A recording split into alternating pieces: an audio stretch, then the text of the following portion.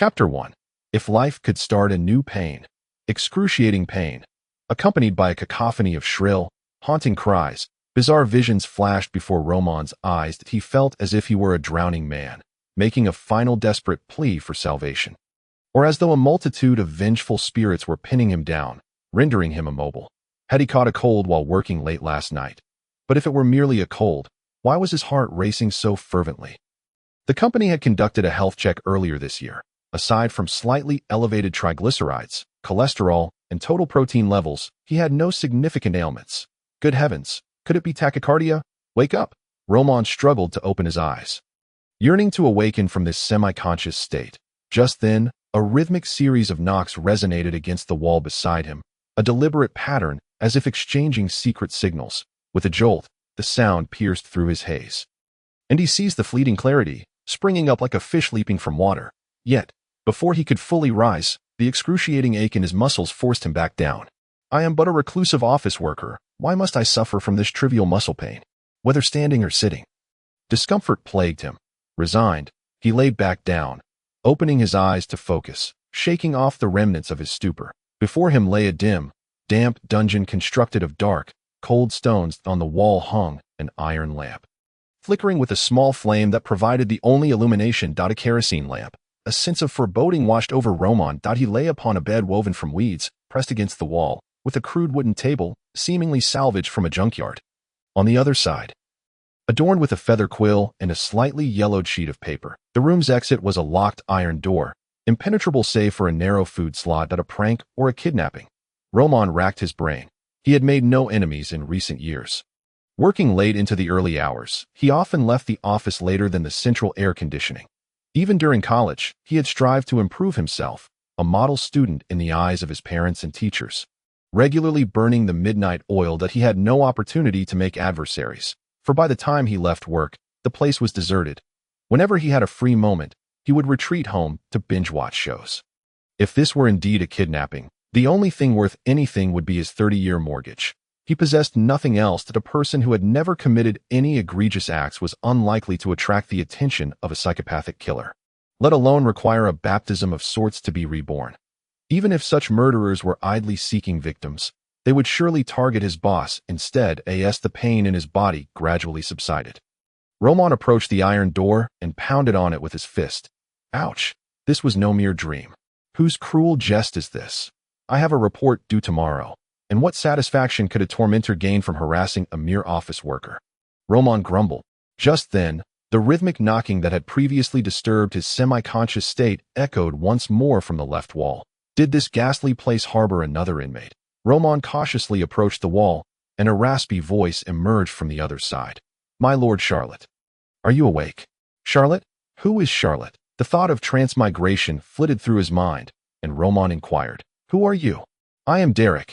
Here to rescue you, came the reply. Roman stood momentarily stunned. An unfamiliar environment, an unfamiliar name, and an unfamiliar identity. After a brief moment of distraction, he hurriedly examined his own body. Not a single familiar feature was discernible, whether on his arms, chest, or abdomen. He truly had transmigrated. My lord Charlotte, we have little time for idle chatter. I managed to get in here with great difficulty. Your spiritual energy should have recovered somewhat. Yes, I will buy you time. You must set up a teleportation array so we can escape together, the voice insisted, seeing the absurdity of the situation. Roman instinctively retorted, Are you out of your mind? I know a good therapist. I can recommend one to you. Silence ensued. The voice coughed awkwardly, its tone trembling.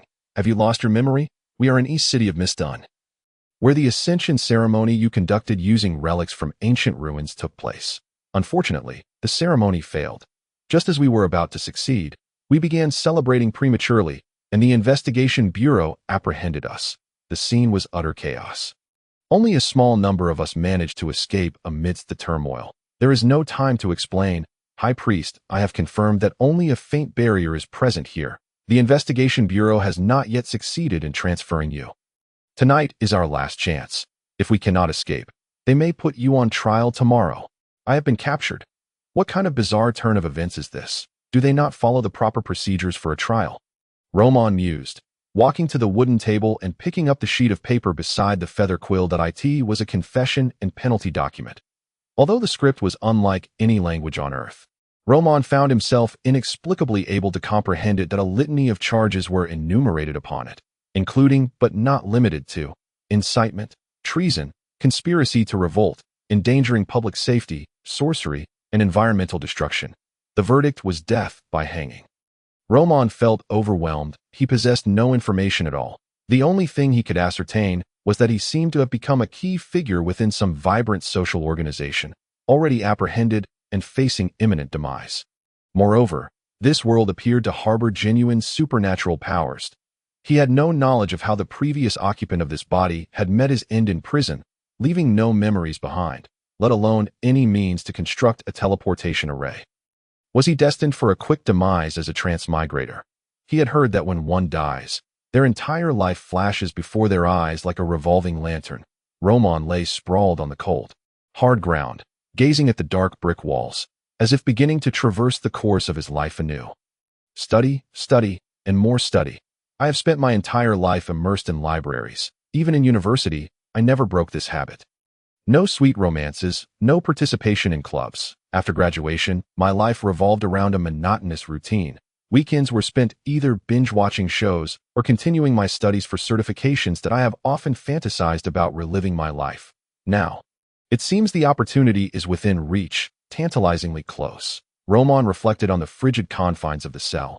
If life could restart, I suppose I would still choose this path. Alas, my mortgage payment is due next month. In that moment, Roman felt his heart race as if something were about to burst forth. My Lord Charlotte. Derek's voice interrupted Roman's reverie, laced with urgency. Have you truly lost your memory? Do you remember nothing at all? Lying on the ground, Roman asked, what is my full name? Charlotte Roman Charlotte. And your full name? Ellen Derek. I am your loyal servant. Ah, so it is Ellen. Can you transform into a giant? A truly colossal one. High Priest, please do not jest. Giants are mythical beings from history. We truly have little time. If you can just draw the teleportation array, I carry a holy artifact, and we will surely escape. Derek began to panic. Ellen, in your lifetime, have you ever risked your life for another? Roman instinctively reached for his pocket, longing for a cigarette, but his hand froze mid-air. Derek quickly replied, My Lord Charlotte, you must gather your strength. My loyalty to you remains unwavering. If you require a sacrifice to draw the array, then let it be me. I am willing to give my life for you. Roman looked at him, taken aback, brushed the dust from his clothing, and sighed.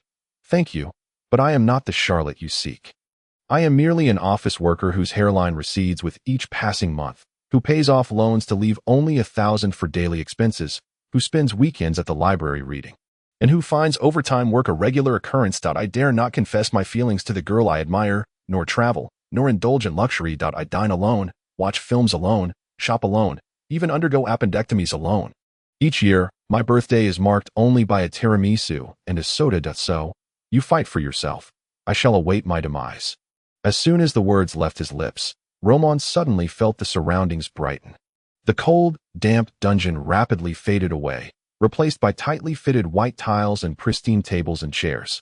Dark pipes were embedded in the freshly painted white walls, and wall sconces illuminated the entire room. Chapter 2. Seagull Sanatorium. In the span of a single second, Roman felt as though he had been transported from hell to paradise. He sat in a chair forged from steel, his limbs bound by restraining straps. Before him loomed a dark wooden desk, flanked by two stern-faced men. One, with graying temples, donned a white lab coat and a white cap, unmistakably a doctor. The other, square-jawed, muscular, and clad in a black coat topped with a black police cap, was evidently a detective. On the desk rested a hand-cranked phonograph, its base adorned with two exposed gears and an exaggerated horn, a strikingly abstract piece. This appeared to be the confinement room of a hospital. And hospitals with confinement rooms were typically psychiatric facilities. Roman could only draw this conclusion.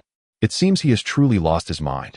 Just then, from behind the wooden partition, Derek's voice emerged. A woman, clad in detective attire yet diminutive in stature, stepped forward. She bore a striking resemblance to Eri Suzuki, her waist adorned with a gleaming silver revolver, her blue eyes fixed on Roman, glimmering with an undeniable defiance. Goodness gracious! In the capital, there are skilled practitioners of ventriloquism. And hence, has the sovereign ceased to hold morning court? It appears to be an instance of entrapment through deception. The darkness of this alternate realm has been prematurely encountered. Fortunately, I am indeed a worthless individual.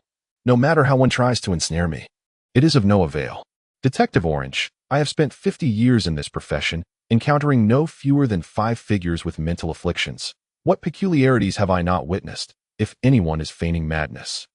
I can discern it with a mere glance. If I declare him insane, then he is undoubtedly insane. This fellow may seem to possess a normal train of thought, yet is, in fact, spouting utter nonsense.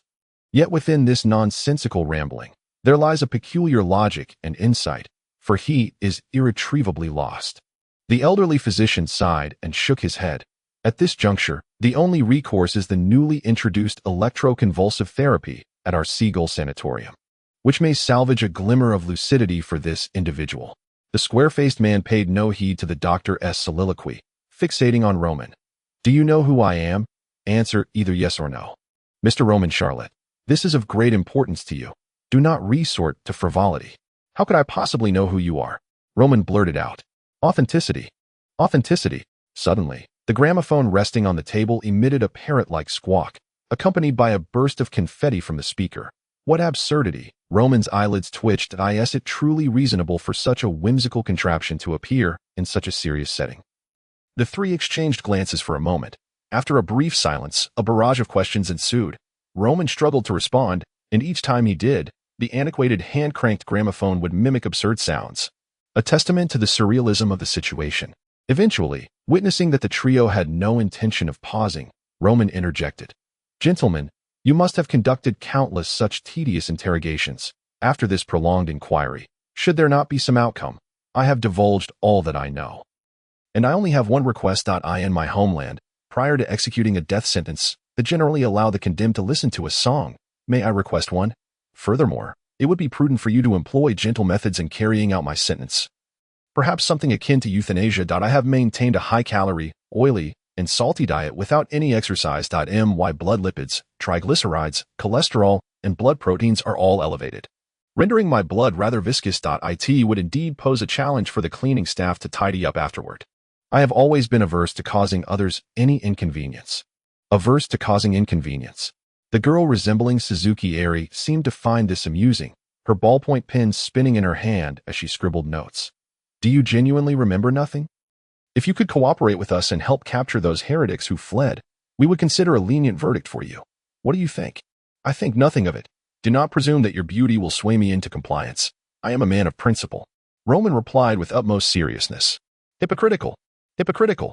Bang. The gramophone emitted a sound akin to a flatulence, devoid of any confetti. The trio ceased their inquiries. The square-faced man rose from his chair, his towering stature of over 6 feet 3 inches creating an imposing presence that made Roman feel as though the space itself had constricted. According to the laws of Wuduan, this is our 30th interrogation that we have employed methods including, but not limited to mental guidance, cognitive dissonance, dream interference, telepathy, and soul purification. All interrogation results indicate that Mr. Roman Charlotte is a pitiable pawn manipulated by the blood cup cultists. An ordinary individual devoid of psychic abilities. Moreover, due to the interference of psychic energies, he has developed a form of mental disorder. Had it not been for Dr. Herman's psychiatric intervention, restoring his consciousness, it would have been exceedingly difficult for him to return to a normal life. Therefore, I hereby declare Mr. Roman Charlotte not guilty. The verdict is rendered. The square-faced man approached Roman.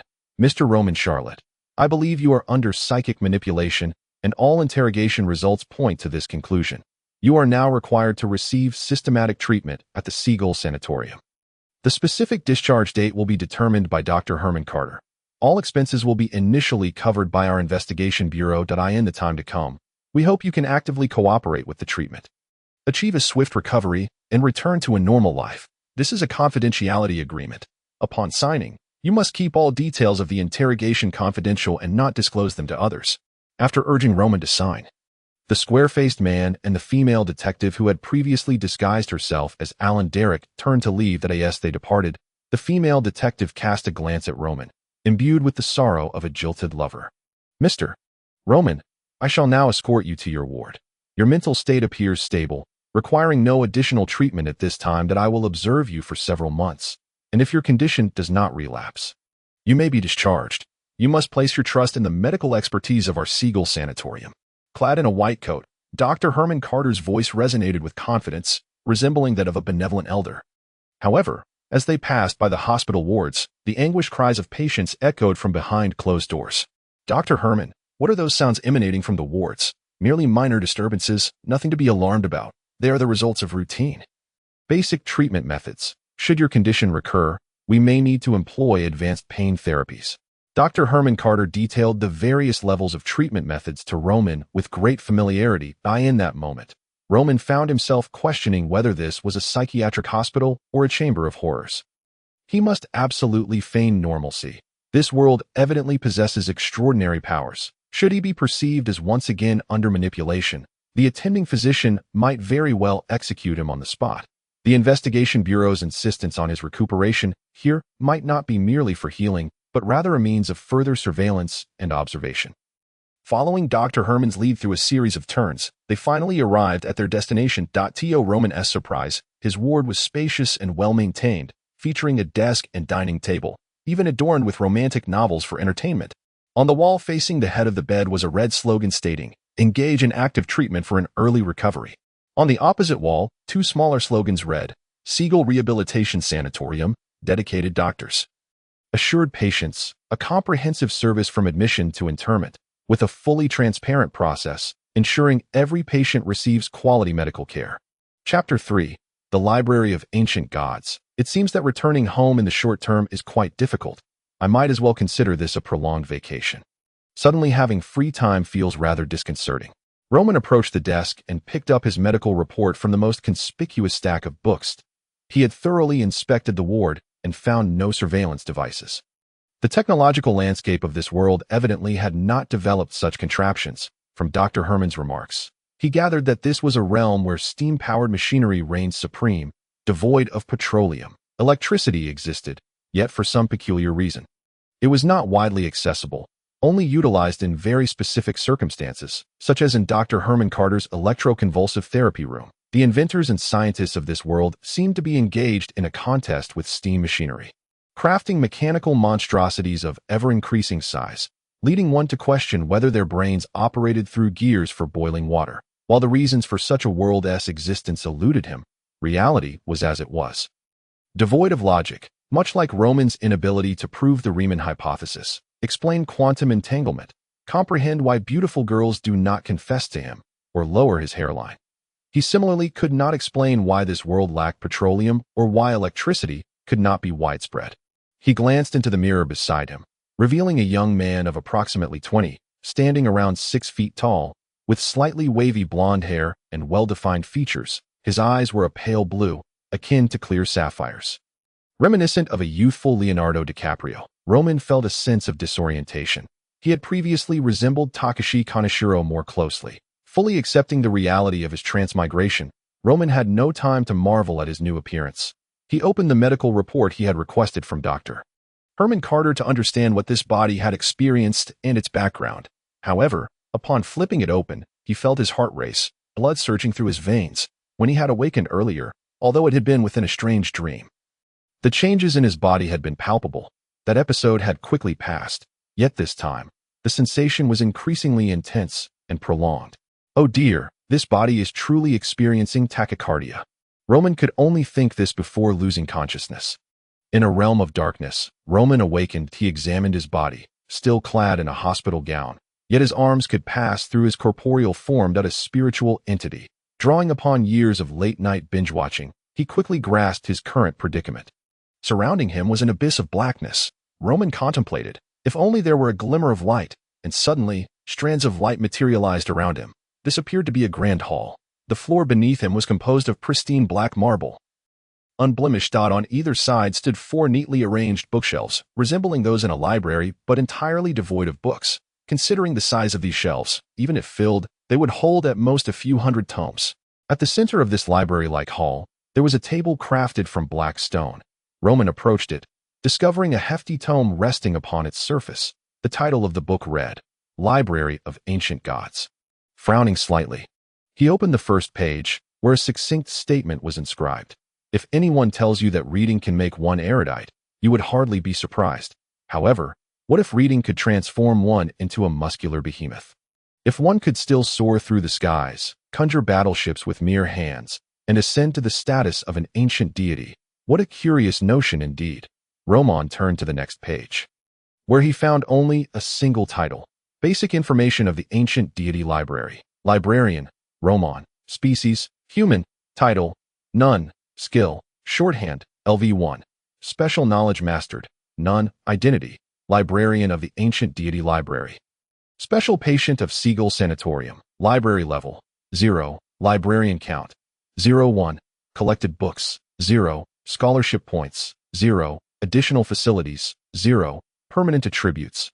Eccentric librarian. As the librarian of the ancient deity library, you possess an extraordinary capacity to absorb and comprehend all knowledge. Comprehension 100, distortion resistance 100, pollution resistance 100, sanity recovery speed 100 for every book collected in the library. All above attributes increase by 1. This seemed akin to a character panel in a game. Roman flipped to the next page, revealing a task interface. Regular task, appetizer, task requirements. Read any 5 books within 3 days. Task rewards 1. Book Muscle Man Away's Fitness Techniques.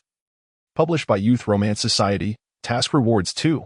100 points in shorthand skill proficiency. Task rewards 3. 100 scholarship points. Failure penalty, none. Remarks. Do you wish to survive in this bizarre and terrifying world? If so, then read. Knowledge is power. Aside from the regular task section, everything else remained blank. Difficult tasks, none. Nightmare tasks, none. It seemed that even in a library, with his talents, he would be insufficient to complete tasks beyond the regular ones. Truly a brother who knows his place. However, having already traversed into this realm, must he really accompany the library for the rest of his life? Roman's fingers brushed against the paper as he turned another page. With a rustle, the third page presented guidelines for library expansion, listing numerous facility names, including but not limited to a borrowing desk, automated beverage vending machine, lockers, and study rooms. Considering the library's peculiar and grotesque nature, the other expansion devices would undoubtedly be anything but ordinary. Roman tapped the borrowing desk icon, only to receive a mental feedback. Insufficient scholarship points, library level too low, blueprints lacking, construction materials deficient. Merely these 4 prompts made Roman's liver ache. Yet, he quickly regained his composure as a wage slave. What could possibly deter him? It was merely a matter of cultivation. Despite his current state of lethargy, it was simply a result of being ground down by bosses and clients, turning him into a docile employee. Reflecting on the time when he was younger and burned the midnight oil playing on my OG, he was quite reckless back then. He continued flipping through the pages, which included the library's catalog of collections and the catalog of accepted works. But all were empty, for the library was devoid of content. This book served as a tool to manipulate the library, akin to an operating manual and central control system. Upon closing ancient deity library, it transformed into a stream of light, merging with Roman's spiritual essence, indistinguishable from one another. With a mere thought, he could access the entire library's operating interface in his mind, remarkably convenient. Following the fusion with the book, his spiritual essence began to dissipate, departing the uncanny library space and returning to his body. Just then, the bell outside his hospital room rang. Chapter 4. Chronicles of the Pine Nut Night. As the bell chimed, a young woman in a nurse's uniform entered, carrying a tray. Hello, I am your nurse, Julie. Why not rest a little longer? Typically, newly admitted patients rest for 12 hours, and considering treatment time, you have only rested for 6. Because every minute of a wage slave's time is precious. Roman glanced at his lunch, a chicken leg, 2 slices of bread, a serving of vegetable salad, and a glass of fresh milk. The food here was surprisingly good. Was this the worth of a special patient? As for my treatment costs, Roman thought anxiously. Julie replied adeptly. Your guarantor, Mr. Kiki, has already prepaid. Rest assured, we will not engage in the practice of charging patients before treatment. Even if a patient arrives at the sanatorium on the verge of death, we will not treat them without prior payment. Such discipline and regulations in your hospital. Moreover, why could a sanatorium provide emergency rescue? Roman silently criticized. Generally, anything free is the most expensive, while he didn't need to pay now. Who knew what price he would eventually have to pay to the square-faced man? Is that man named Kiki? If you need anything, feel free to come to the nurse's station. I must take my leave now. Julie clearly had other matters to attend to and did not linger. After finishing his meal, Roman refocused on his medical report to understand his identity in this world. Roman, a graduate of the history department at Wuduan University, currently unemployed, residing in the industrial district, living off compensation and charitable scholarships, was a qualified aspiring youth, devoutly believing in the goddess of stars. The backdrop of this world, as gleaned from the nearby chronicles of the Crescent Kingdom, bore a resemblance to the post-Steam Revolution world on Earth. Or rather, an enhanced version of it.in Chronicles of the Crescent Kingdom. Roman observed numerous illustrations that should only exist in Earth's literary works, such as a mechanical airship the size of an aircraft carrier, driven by steam, soaring through the skies like a whale. There were also fully mechanized units on the battlefield, featuring mechanical warhorses and gear-driven war vehicles, merely trivialities in comparison. Numerous such marvels captivated Roman, who found himself yearning for the intricate steam-powered machinery, marveling at the ingenuity of those engineers, who seemed to possess gears in their minds. Wait a minute, I usually wouldn't be so earnest. I can only manage to read essential texts if I attempt to read light novels. I am certain to doze off within half an hour unless I indulge in a new episode or engage in an exhilarating game of dodiju. Roman instinctively sensed something was amiss. Moreover, his reading speed was astonishingly quick. In around 2 hours, he had read half of the tome Chronicles of the Crescent Kingdom, which was about the thickness of a dictionary, and he could recall its contents vividly. Could it be that he was an unparalleled genius among millions? Had he possessed such drive, it would have been effortless to attend the world's top university. Upon careful reflection, Roman realized it was likely the effect of the bizarre library's mentioned skill shorthand, combined with the permanent understanding attribute boost provided by his identity as the eccentric librarian, which resulted in his current capabilities. Upon discovering the cause, Roman found himself in a state of inner conflict that on one hand, it seemed he could grow stronger merely through reading, and this enhancement was visible and enticing. From what he understood, this world was home to terrifying mechanical beings and many extraordinary powers, far more dangerous than his previous life. Thus, becoming the librarian of the ancient deity library appeared to be a commendable choice. On the other hand, as a wage slave who had struggled for so many years, having read to the point of nausea, ultimately becoming an ordinary office worker, now he was suddenly free from mortgage and car payments, devoid of other pressures from family and friends, yet he was still expected to read.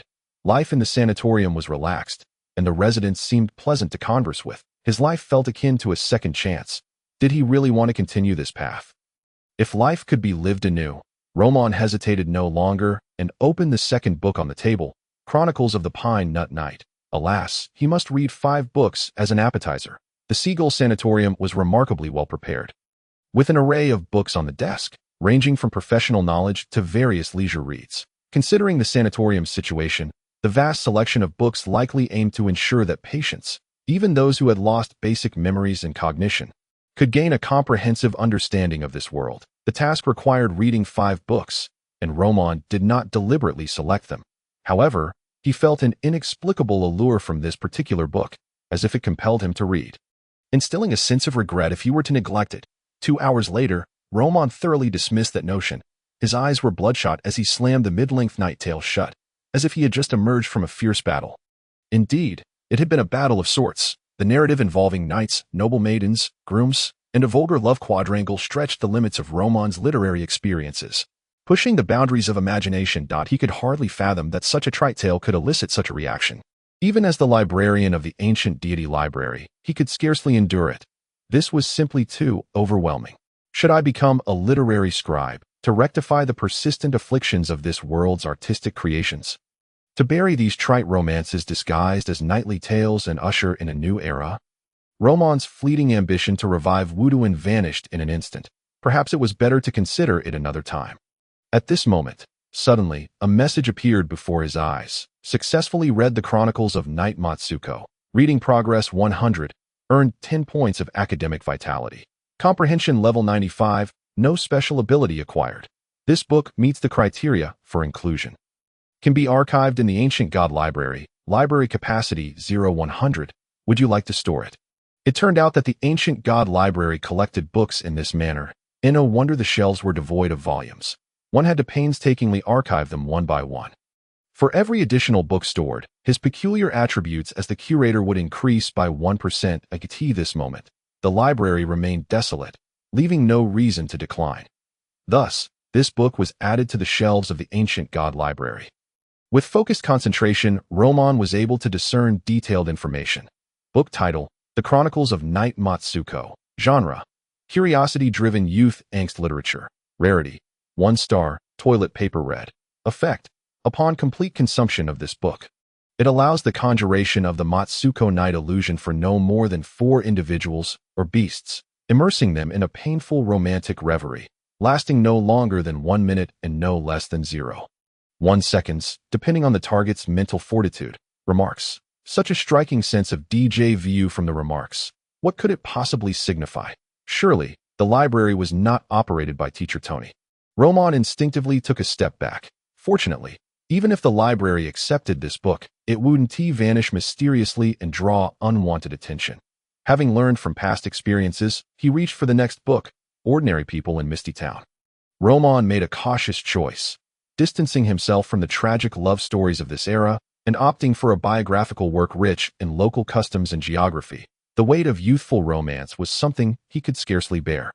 During this time, Julie came in and out multiple times, serving trays and water. Noticing Roman absorbed in reading, she moved quietly, making minimal noise. Chapter 5. The Fitness Regimen of the Mighty Way. Still reading? Herman Carter, upon hearing Julie's report, stroked the sparse hair on his head. It seems the treatment is yielding results. Let him be. As long as he doesn't act out, a few months of confinement will suffice. Who is scheduled for therapy this afternoon? Miss Elise. Ah, I recall her. A detective, isn't she? She voluntarily came to the sanatorium, apparently to investigate a case she was handling. Arrange for her to receive basic pain therapy. Let her understand that a hospital room is akin to a battlefield, not a playground where anyone can wander in and out. Herman Carter stated gravely that he had delved deeply into the realm of mental health over the years and was regarded as one of the foremost experts in Misty Town. Dealing with these young ones was second nature to him, In the room, Roman rubbed his eyes, feeling as if his brain had been pressed against the ground and ground into dust repeatedly. Ordinary People in Misty Town was replete with bizarre and absurd descriptions, much of which Roman could hardly comprehend. The protagonist, a plumber, soared through the vast city of Misty Town, embodying the role of a dark hero. He battled criminals, eradicated gangs, and could even tear lions apart with his bare hands. Could an ordinary person really tear a lion apart? No. Wait. Why would there be lions in a metropolis? Indeed, this was a mental asylum. And even the books appeared to be penned by the deranged. Successfully read Ordinary People in Misty Town, reading progress 100, earned 10 points of academic vitality, comprehension level 50, no special ability acquired. This book is temporarily unable to be archived in the library. It could not be archived in the library. It seemed that not every book read could be included. Certain criteria must be met. Perhaps it was related to comprehension levels, or to the peculiar feelings that arose during reading. Books that could be archived seemed to inspire a strong urge to read. This mechanism remained uncertain for now. Better to complete the task first. Following this, Roman devoted all his time to reading, apart from eating and sleeping. After 2 grueling days, he finally met the task requirement. Having read 5 books and profoundly grasped how abstract and absurd the literary works of this world could be. Fortunately, upon completing these readings, Roman did not leave empty-handed. At the very least, he gained a deeper understanding of the circumstances of this world, making him somewhat of a citizen of the kingdom of the goldfinch. Upon finishing the last book, the text in his task interface suddenly updated. Task: appetizer completed. Reward: The Fitness Regimen of the Mighty Way, published by Youth Romance Society. Reward: Proficiency in Shorthand Skill 100 points. Reward: Academic Vitality 100 points. A finely bound green-covered book abruptly appeared in the ancient god library. The cover featured a figure strikingly reminiscent of Billy Harrington, and gazing at his well-defined muscles, Roman felt an ominous premonition about the content of this book. This had little to do with youth romance. However, since it was a task reward, and his first task at that, it likely wouldn't be too disappointing. With this mindset, Roman recalled the library's appraisal of the book. Book title: The Fitness Regimen of the Mighty Way. Genre: Practical Physical Training Manual. Rarity: 3 stars, innovative. Effect 1. Hardness: This book, like brotherly affection, is fervent as fire and as unyielding as iron, nearly indestructible. Effect 2. Imaging: While studying this book, an image of Wei himself materializes in the mind, providing close guidance. Remarks: reading is for calmly conversing with fools, while fitness is to keep fools calm enough to converse with you. There are a total of 18 forms. They appear to be simple fitness techniques, yet they encompass methods to unlock the ultimate secrets of the human body, aiding individuals in surpassing their limits and performing incredible feats. Roman opened the first page, greeted by a selfie of a muscular man, somewhat jarring to the eyes. With his newfound shorthand skill, he flipped through the pages at a rapid pace. The 18 forms were not complex. They comprised conventional fitness exercises. For instance, the first form, unity of waist and horse, which was essentially a simple horse stance, but required a specific breathing technique. Mastering it to perfection would enable one to land smoothly from a speeding truck without losing composure. The second form, tactical lean back, a comprehensive stretching exercise for the waist, shoulders, spine, and neck, allowing one to evade most frontal assaults. It could also be practiced in conjunction with a special sonic disruption technique to taunt and humiliate adversaries post-evasion. What exactly constitutes international fitness techniques? Just from these two forms, Roman felt the book was absurdly abstract, truly deserving of its innovative rating. Wait, to land smoothly from a speeding truck and evade most attacks. Could the training methods documented in this book possibly harbor extraordinary powers? Previously, Keki had thrust him into an entirely realistic illusion, which must have been a form of special power. Furthermore, the female detective skilled in ventriloquism had mentioned psychic energy and teleportation circles, among other things. With Roman's extensive reading comprehension, it was not difficult to piece together the general style of cultivation in this world. However, he clearly lacked such psychic energy. Regardless, one must practice to know. Roman assumed the stance, lowered his center of gravity, and began training the first form, unity of waist and horse. Time passed swiftly. Life at the sanatorium was notably relaxed.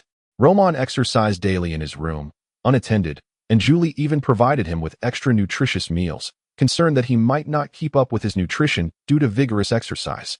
However, after practicing unity of waist and horse and tactical lean back, he found himself struggling to grasp the essence of the third form, the plank point. 3 weeks later, Roman formally requested to be discharged. Remaining in this sanatorium was not a viable option.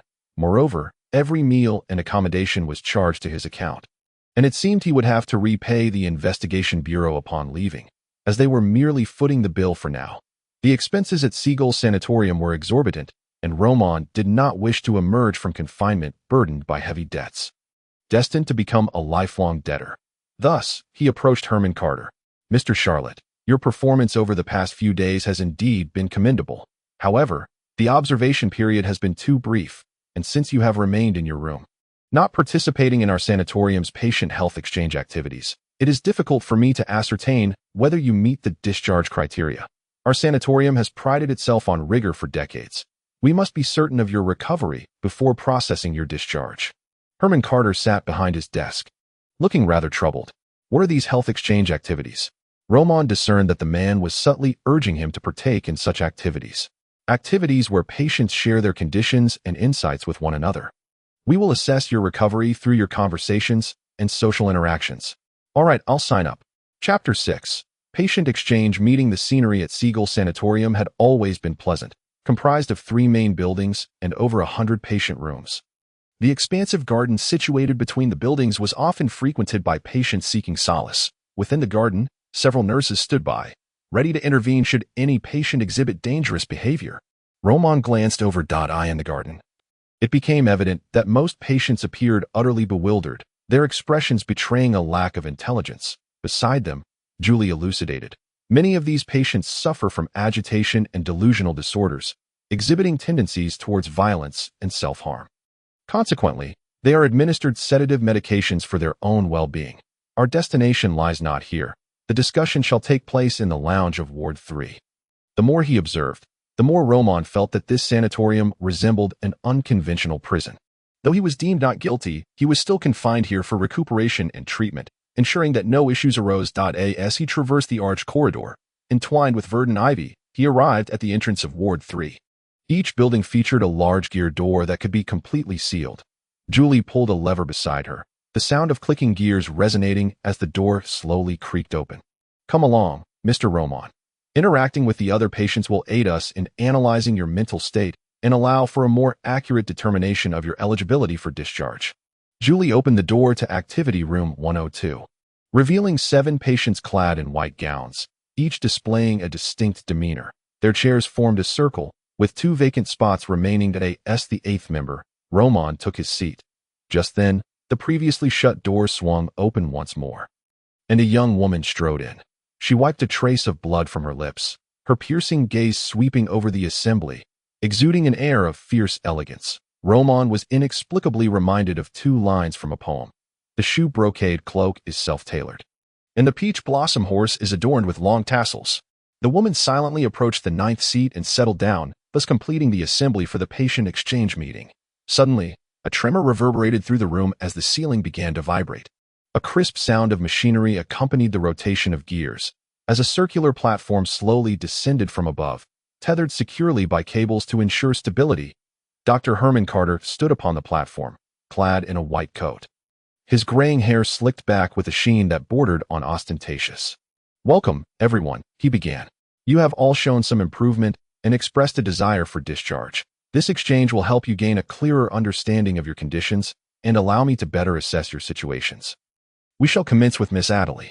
The director maintained a benevolent smile, yet Roman sensed something amiss, for the smile bore an uncanny resemblance to the one he wore when his boss compelled him to work overtime. Miss Adderley appeared to be around 17 or 18, sitting gracefully in the first position, her demeanor suggesting a solid education, an expected trait for patients of the Siegel Sanatorium, which was not inexpensive. Roman found himself in an unexpected predicament. He was currently in a state of financial overextension, akin to relying on credit lines. Uncertain of whether he could ever repay them, he had no genuine desire to recuperate in a mental institution. It felt like forced confinement, a blatant exploitation. "Hello, everyone. My name is Adderley, and I am 20 years old. My ailment is an overwhelming desire for possession and control. From a young age, I have harbored a powerful urge to possess and control my belongings. When I was 12, my brother took my doll, and in a fit of rage, I beat him with a stick, leaving him battered. That was my first episode. Since then, my condition has worsened, despite my family hiring numerous therapists with little success. I was ultimately sent to the Siegel Sanatorium by my parents. The environment here is pleasant, and Dr. Herman's expertise is exceptional. I have completely overcome my affliction. Here, I made some candies in the kitchen. Please, everyone, have a taste." Adderley's radiant smile illuminated her face as she produced a handful of candies from her pocket to share with everyone present. However, the others seemed indifferent to the offerings. Observing this, Roman, seeking to alleviate the awkwardness, politely accepted one candy she offered. "Thank you, sir," Adderley said graciously. Roman returned her smile. "No need for thanks." Witnessing this exchange, Dr. Herman nodded approvingly, even removing his glasses to wipe away a tear of joy. "Adderley, you have finally triumphed over yourself. Excellent. I can arrange your discharge procedures tomorrow." Discharge? It seemed so simple. Roman was left in a state of disbelief. The subsequent introductions from the other patients followed a similar pattern, their narratives punctuated with accounts of their tragedies and struggles, all culminating in expressions of gratitude towards Dr. Herman. On the surface, everything appeared perfectly normal. Finally, it was Roman's turn, but he found himself grappling with the reality that he had no affliction to speak of. "My name is Roman. I am 22 years old, and I am a student." Just as he was organizing his thoughts, he was interrupted by a nurse who burst through the door. Dr. Herman furrowed his brow, preparing to admonish her. But the nurse interjected. "Dr. Herman, 2 more patients have committed suicide."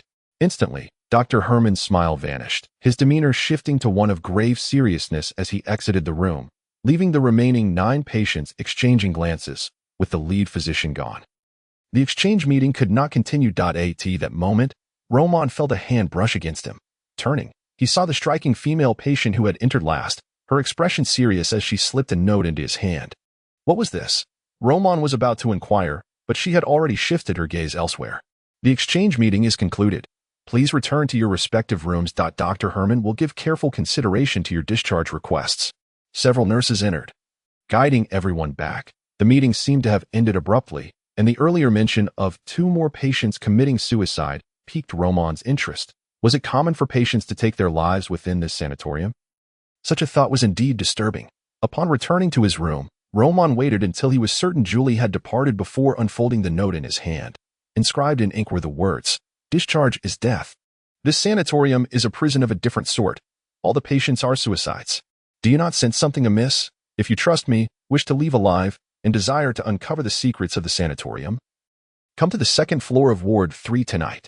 The message left Roman deep in contemplation. By instinct, he understood that, given the gravity of the original incident, even if proven to be manipulated, he would be under close scrutiny.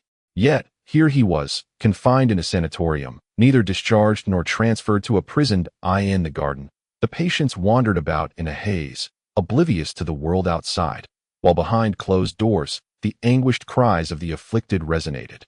Alongside the haunting question of his own demise, due to the traumatic impact of the sacrificial event and the subsequent interrogations, Roman had developed issues with communication, effectively severing his ability to connect with others. Thus, the square-faced man and the silver-tongued orange detective had brought him to the Seagull Sanatorium, placing him under the care of Dr. Herman Carter, an expert in mental health. From the perspectives of the two detectives, Dr. Herman's treatment results were deemed positive. Roman Charlotte had regained his cognitive and communicative faculties.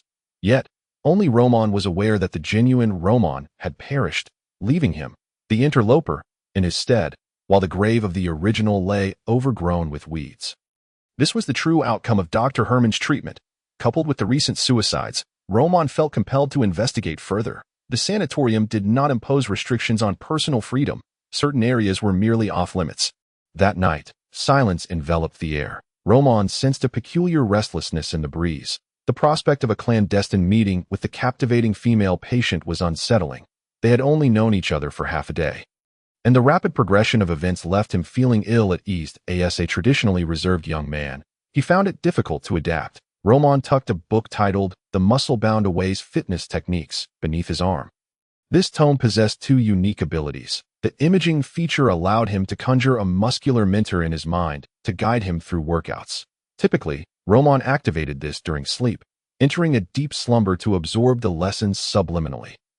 He carried the book with him tonight for its other ability, resilience. This book was as fervent as brotherly love and as unyielding as iron, nearly indestructible, with the book pressed against his chest. It served as an unconventional armor, perhaps offering unforeseen protection. After several weeks in the sanatorium, Roman had become acquainted with its layout. His room was in Ward 2, directly opposite Ward 3, separated by a garden and a few recreational areas. He had yet to visit Ward 1. The three wards were arranged in a triangular formation. Ward 1 housed Dr. Herman, the nurses, and some special patients. Under strict supervision, Roman navigated the dimly lit garden.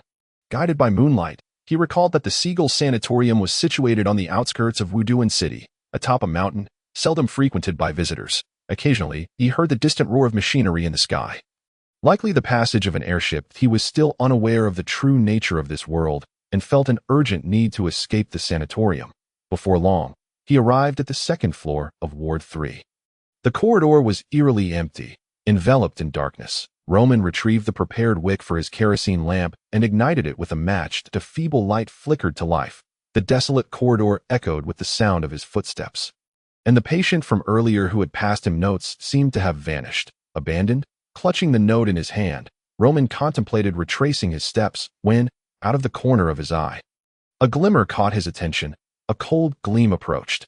Almost instinctively, although his legs remained stationary, Roman's waist tensed, and he arched his upper body backward at an odd angle, narrowly evading the chilling light that sliced through the air above his head. Tactical retreat. Clang. A wooden-handled axe struck the door of the adjacent infirmary, shattering the seemingly sturdy wood into splinters. It was then that Roman recognized the wielder of the axe, Miss Adley, whom he had encountered earlier in the day.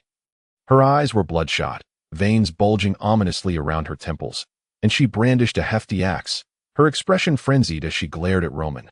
What lunacy! Roman felt a shiver run down his spine. Had he not mastered the art of tactical retreat, that axe would have surely claimed him as its victim. My candy, give me back my candy. Adley's frail arms effortlessly hoisted the axe, preparing to perform a lobotomy on Roman in that critical moment. He retreated once more, deftly dodging Adley's assault. The tactical retreat could be employed continuously. Adley was clearly not in her right mind. Her physical prowess surpassed that of an ordinary 20-year-old woman. Resembling instead a monstrous creature draped in human skin, the axe in her grip seemed weightless, swinging relentlessly. Roman danced left and right, narrowly escaping the fierce gusts of wind generated by her strikes. My candy. Stop swinging. Just pause a moment so I can grab it. Finally, Roman found himself cornered against the wall. Adley licked her parched lips, gripping the axe tightly, poised for one final strike that I end that dire moment. Roman seemed to break through a barrier, pushing off the wall with his hands and propelling himself upward, his feet dangling as he climbed the wall, ultimately suspending himself from the ceiling like a gecko. Retreating swiftly. Even if Adley leaped, she could not reach him.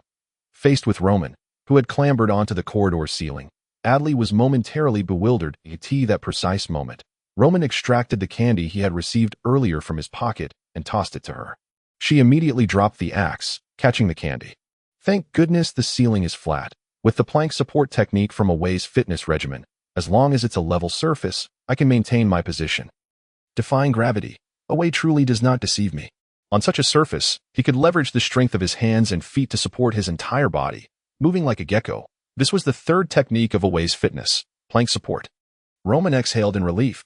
Indeed, humans have no limits. He glanced at Adley, who seemed to have calmed down. Her condition had not improved. In fact, it had worsened. Although he could continue to crawl along the ceiling to escape, Adley would undoubtedly pursue him. And once outside the building, there would be nowhere left to hide in her current state. Even 10 well-trained soldiers would be rendered mere fragments. As Roman pondered this, footsteps resounded. The patient who had passed him notes earlier emerged from one of the infirmaries, holding a kerosene lamp, gazing at Roman and Adley with an expression of intrigue and horror.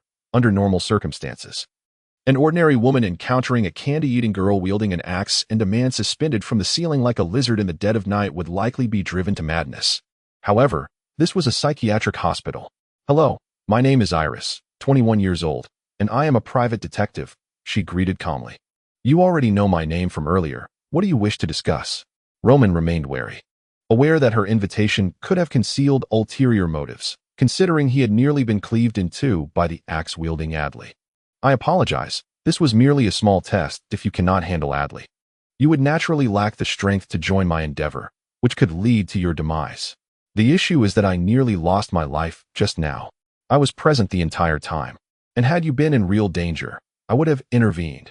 Now that you have passed the test, proving your eligibility, I can divulge the details of my plan. Chapter 8. Personal Guidance. Iris approached Adley from behind and gently patted her head. The crimson in Adley's eyes faded, and she cast a timid glance at Roman, her demeanor now that of a frightened mouse, utterly transformed from her earlier ferocity. Iris placed the kerosene lamp on a small table within the room. Adley does not suffer from any mental illness.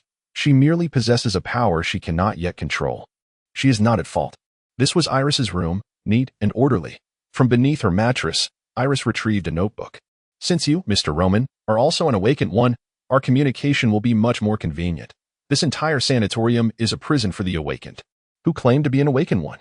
I am merely a corporate worker who has traversed dimensions for half a month, Roman thought bitterly.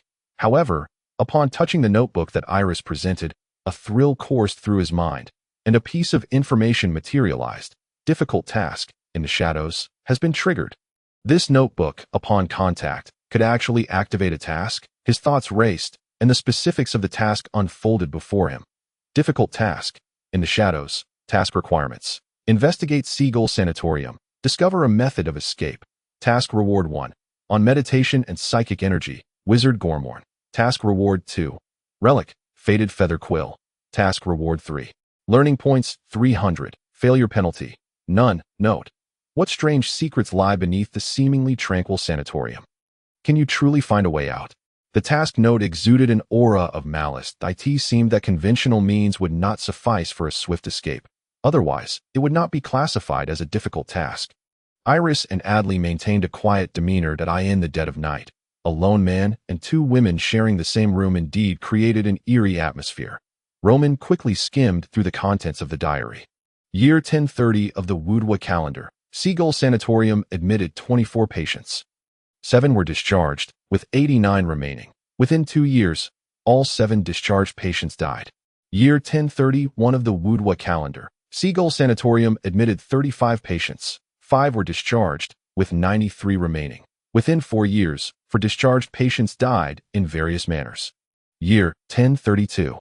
Each entry pertained to the Seagull Sanatorium, and the records seemed too easily fabricated to go unnoticed. The numbers don't add up. Moreover, those who left the institution rarely lived beyond 5 years. Roman discerned a clue. However, there were still aspects he could not fathom. The Investigation Bureau collaborates with the sanatorium. If they uncovered any issues, they should not simply ignore them. Roman fixed his gaze on Iris, who nodded in agreement. Indeed. But without detailed scrutiny of each year's data, it is difficult to uncover the sanatorium's secrets. Additionally, the families of those admitted have never raised complaints, allowing this secluded facility in the mountains to evade external scrutiny. Instead, its reputation has flourished due to its serene environment and the boasts of discharged patients regarding Herman Carter. So what abnormalities exist, Miss Iris? Roman inquired. Iris took a deep breath. The answer should lie within the first ward. Herman Carter has been conducting experiments on the patients. I am not entirely certain what exactly these experiments entail, but they pertain to the mind. At this juncture, Adley interjected, I've been to the first ward. It's terrifying. The patients suffer greatly, and Dr. Herman records data while treating them. I underwent electroshock therapy, but due to my unique constitution, it did not significantly affect my psyche. This axe was taken from Dr. Herman's surgical room. So, are you both planning to escape this place? Roman deftly flipped through the pages. Ignoring the bizarre fact that there was an axe in the surgical room, the notebook contained numerous records of the oddities surrounding the Seagull Sanatorium, concluding with a blueprint of the hospital. Quite thorough indeed. Iris maintained a serious expression. To be precise, I do not wish to escape.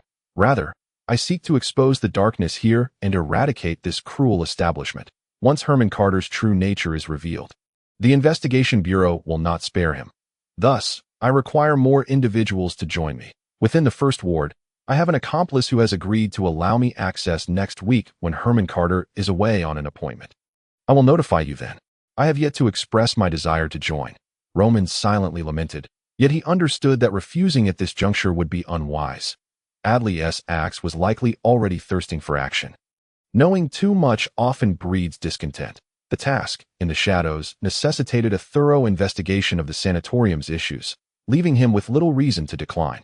Most importantly, his crossing over might be linked to Herman Carter, as the latter had administered the original body's mental treatment.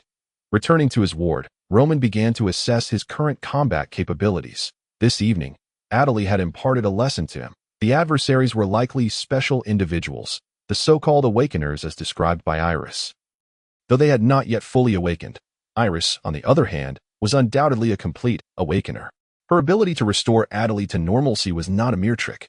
Rather, it involved methods beyond his comprehension, possibly something akin to psychic energy. Unfortunately, to delve into the cultivation of such psychic energy, he would need to wait until the mission was completed and he obtained the book titled On Meditation and Psychic Energy. This was presumably a beginner's guide. As for my current trump cards, besides the book Chronicles of Night Matsuko, which can conjure an illusion encompassing no more than 4 targets, I have only the Awakened Fitness technique. The technique from Chronicles of Night Matsuko would be consumed upon use. Serving only as a last resort to enhance his combat skills, he would have to rely on the fitness technique. With a week's time, if he devoted himself fully, it would be sufficient to master the first 9 forms of the fitness technique. Mixed martial arts, fancy fencing, triathlon, fat-burning gymnastics. With each name of a fitness action flashing through his mind, Roman's expression darkened further. Mastering these movements required not only talent, comprehension, perseverance, but also the right training environment. And that was not the most crucial aspect. The essence of the fitness technique lay in the personal guidance of Teacher Awe. Closing his eyes, Roman's thoughts surged as he utilized another function of the book Muscular Awe Fitness Technique, imagery. Gradually, he descended into slumber. Soon, a towering man adorned with a floral headscarf appeared. His body was a mass of bulging muscles, resembling a veritable muscle-bound demon. Roman clasped his hands into fists, his expression grave and solemn. Please. Teacher Awe. The illusory giant clenched his fists, producing a crackling sound from his form, veins bulging on his rippling muscles. I might be a bit heavy-handed. If it becomes unbearable, do let me know beforehand. I'll cover my ears to spare myself from your painful cries. Chapter 9. The true essence. The endurance of a person is truly formidable, especially for those trapped in the grind of corporate life. It is an instinctive talent. Although the teaching occurred in a dream, the sensation of real muscles at work, each cell unleashing tremendous energy, was undeniably authentic as for why the exercise in the dream could translate to reality. Roman attributed it to quantum mechanics. A week passed swiftly. Roman's physique underwent a dramatic transformation. Even the flab around his abdomen had been replaced by muscle, a sight that would surely elicit envy from countless otaku. Each punch and kick he delivered now wielded several times the strength he had before. The joy of dreaming of fitness. Tonight was to be spent with Iris. Before taking action, Roman decided to practice a bit. Lying on his bed, he merely needed to close his eyes to swiftly enter the realm of dreams. Years of overtime and sleepless nights had honed his biological clock to an adaptable state. In a scene of surreal fantasy, the mountainous fitness coach stood with his hands clasped behind his back. Upon hearing a noise, he turned, his piercing eyes capable of penetrating the soul fixated on Roman. Breaking into a grin. "I never expected you would persist. My fitness technique is one that few can endure to the 9th form. Since you've reached this level, I shall impart to you the true teachings of the muscular fitness technique. Do you know why the fitness technique comprises 18 forms, yet only 9 are taught? Because the latter 9 are enhanced variants of the former. Each practitioner of the muscular fitness technique can cultivate their own unique variant of the latter 9 forms. To achieve this, you must truly grasp the essence of my teachings. Now tell me, why do you engage in fitness?"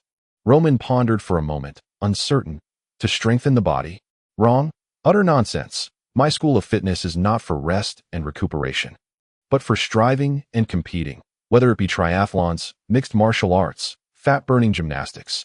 These are lethal techniques honed through countless life and death struggles, stripped to their essence, capable of maximizing the potential of the human body.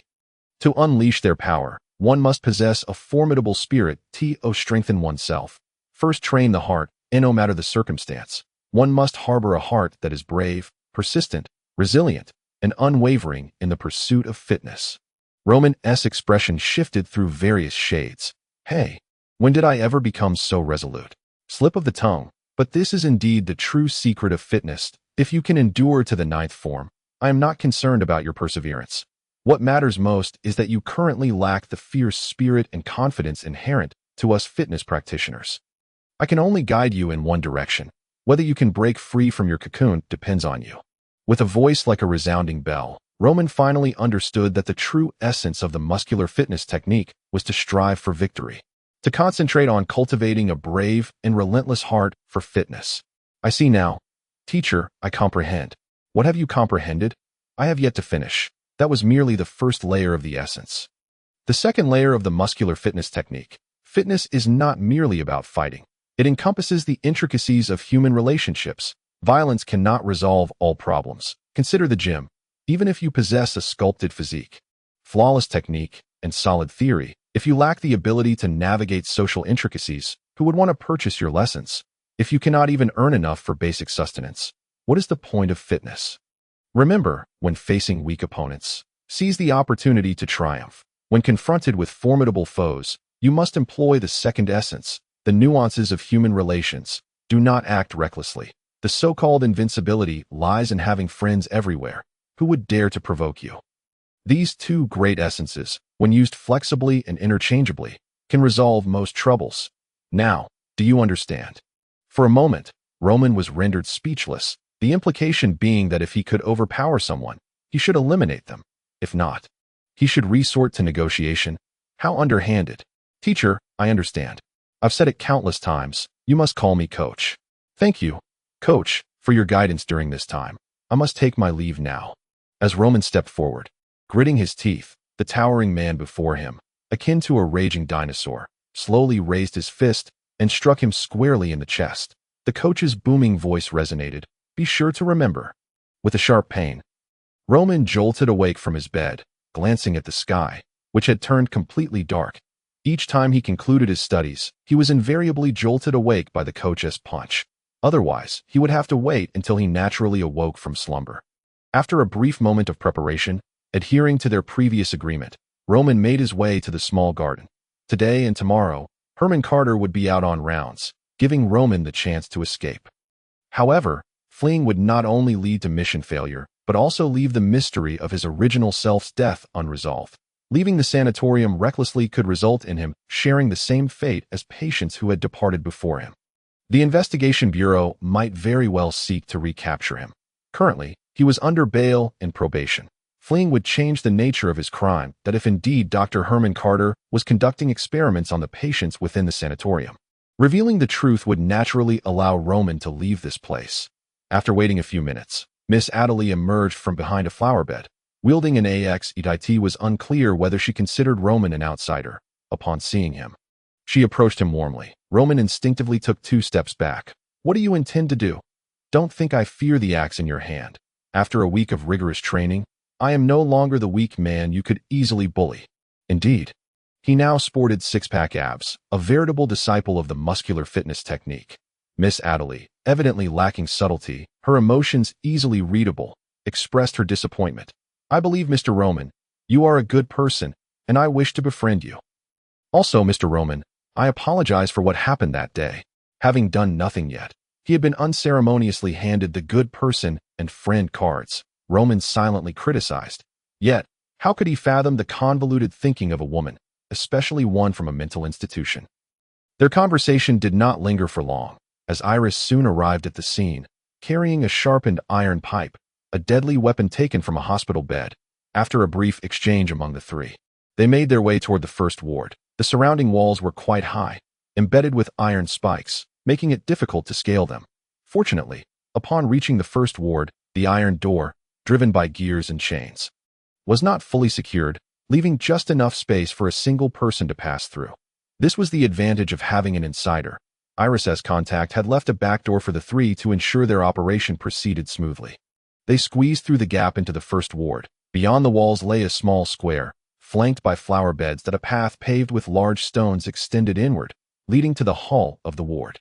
In the darkness, Iris produced a prepared oil lamp and proceeded toward the hall. Chapter 10. The Land of Suffering. A faint scent of blood permeated the entire building. The structure of the ward mirrored that of the other two, making the exploration for the trio considerably easier. To the left on the first floor is the nurse's station, and to the right is the pharmacy. Our objective is the 3rd floor of the hospital, where Herman's treatment room and office are located. As long as we obtain his treatment records or evidence of his experiments on patients, we can ensure he meets his end on the gallows of East Fogtown. Iris spoke in a hushed tone. Upon reaching the hall of the ward, she paused, sniffing the air like a hound, her nose twitching. "Go left, there's a dangerous scent on the right." In the next moment, she resolutely advanced toward the left. Roman gazed intently at Iris, sensing that this deliberately intrusive private detective possessed many hidden cards. With a powerful figure leading the charge, it seemed she merely needed to coast along and reap the benefits.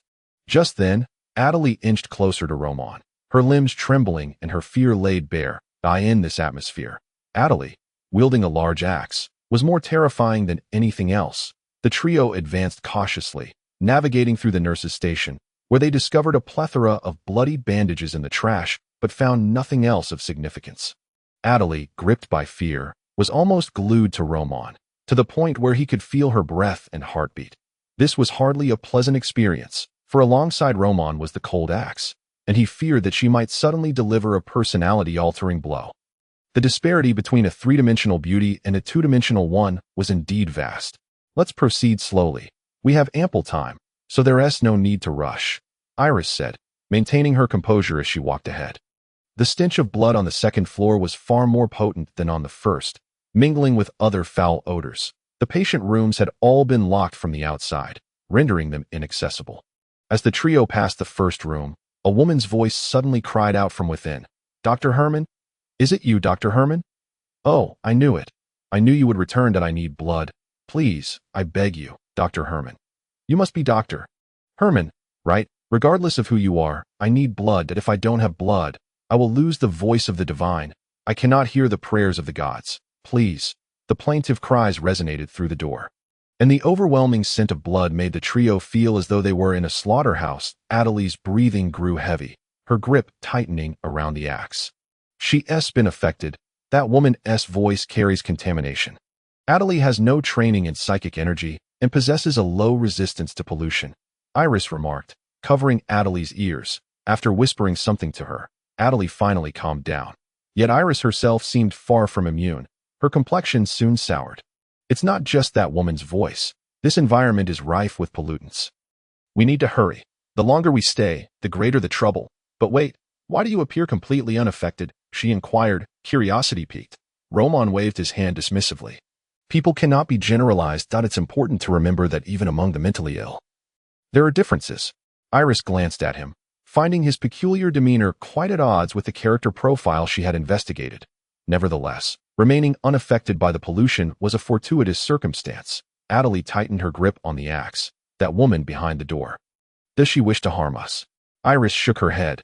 I do not detect lies or hostility. Let us take a look inside. It seemed she could sense everything. If so, her husband was surely in for a rough time. As she would know exactly where his secret stash was hidden, Roman was curious about Iris's abilities but refrained from asking directly. The trio pushed open the door, and Iris retrieved a candle from her pocket, igniting it to dispel the darkness of the room. The stench of blood mingled with the foul odor of decaying flesh assaulted their senses. The door swung open, several flies buzzed out, and cockroaches the size of fingers scuttled across the floor. In the dim light of the candle and oil lamp, numerous bloodstains were visible on the ground, some long dried, others appearing relatively fresh, likely from just a couple of days prior. The hospital bed leaned against the innermost wall, flanked by walls where the slogans of Seagull Sanitarium had peeled away, revealing heavy mold and thick, viscous black slime that looked utterly repulsive. The three approached the bedside. Dr. Herman? Are you Dr. Herman? I need blood. You haven't given me blood for 3 days. I will try my hardest to listen to the voice of the divine. Please do not abandon me. I beg you. Please give me blood. The voices in my head are about to vanish. Please do not leave me. I will behave well, I promise. On the blood-stained and yellow-stained sheets lay a gaunt woman in filthy hospital garb, softly pleading. Her arms and calves were exposed, the withered skin clinging tightly to her bones, devoid of any excess flesh. However, the most horrifying aspect was the woman's head, entirely wrapped in blood-soaked bandages, concealing all skin above her neck. Resembling a red pumpkin perched upon her shoulders, the bandages writhed continuously, expanding and contracting, forming small bulges as though countless insects sought to escape from within. The voice emanated from this bandaged head. Beside the bedside table sat a metal cup, filled with coagulated blood. Witnessing the scene within the patient room, Adelie tightened her grip on the axe, her arm trembling. A surge of anger welled up within Roman. While Iris recorded everything in a peculiar manner, it was another notebook. With pen in hand, she let the pen guide her hand, sketching the room's scene with vivid detail in mere seconds. Do not approach her. She harbors contaminated psychic energy, especially those bandages. It's very troublesome. Iris whispered to Roman. The trio felt immobilized. Should Dr. Herman Carter return to find his special patients tampered with, they would be in grave danger. At Iris's insistence, Roman and Adelie stepped back from the room and closed the door. Adelie, fuming, asked, "What is Dr. Herman doing here? The woman inside looks like she is in so much pain." Despite her strong desire for control and possession, she was otherwise akin to a normal person.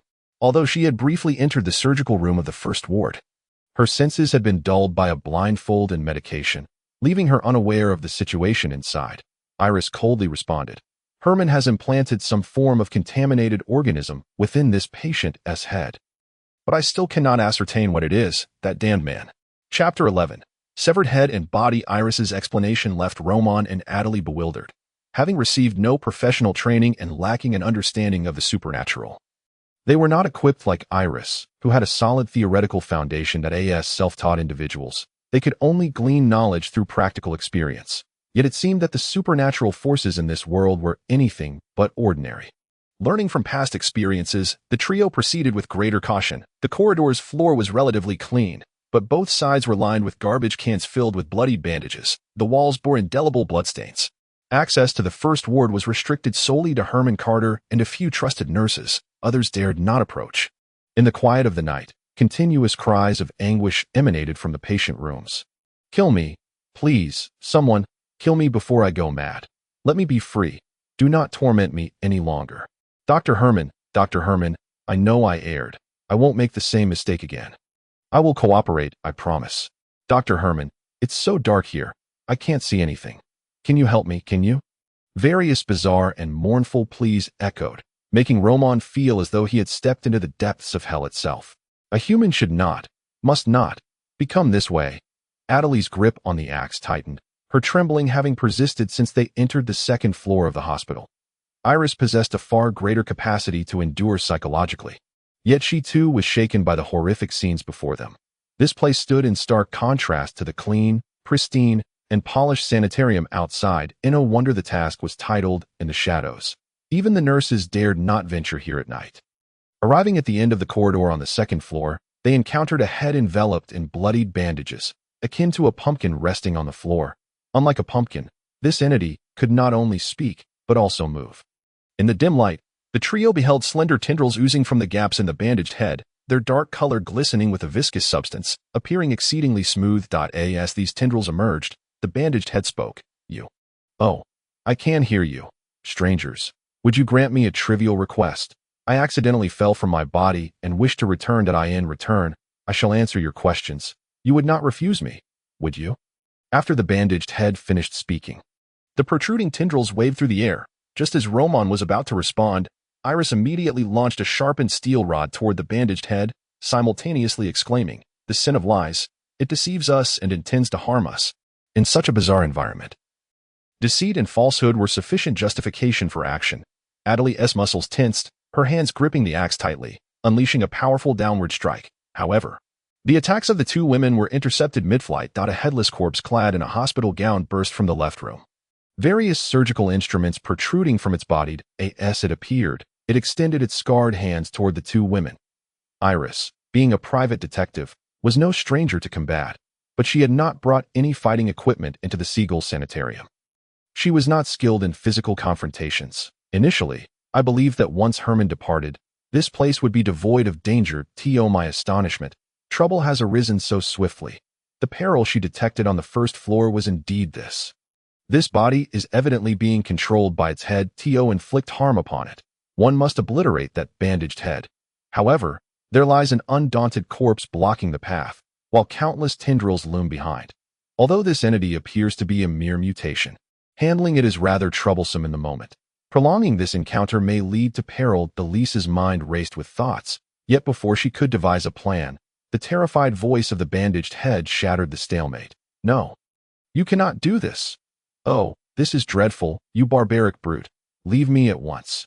Roman seized Elisa's iron rod, declaring, "Oh, little one, upon hearing your pleas, I am tempted to give you a good kick with my boot. Away with you." With a swift kick, the bandaged head was sent flying like a soccer ball, crashing against the wall of the left ward, splattering into a mess. Black ichor spattered forth, and the tendrils that flailed wildly in the air suddenly softened.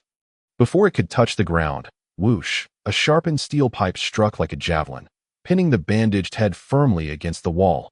Black pus oozed from the head, accompanied by a multitude of tiny insects that perished the moment they flowed out with the ichor. Once the bandaged head was dealt with, the headless corpse collapsed with a thud. The two women, eyes wide with lingering fear, turned to Roman. "No need for words of gratitude. Our time is pressing." Roman strode into the ward. After Roman pierced the bandaged head with his javelin, the true head rolled out.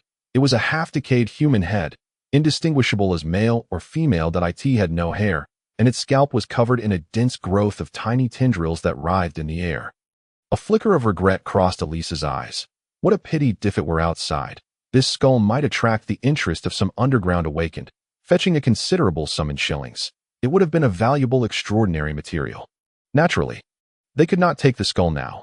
Aside from the lack of a container, they needed to stage the scene to appear as a natural death. According to Elise, such beings could perish at any moment. Their very existence was exceedingly unstable. The fact that Herman Carter could create such a specimen was indeed a stroke of luck.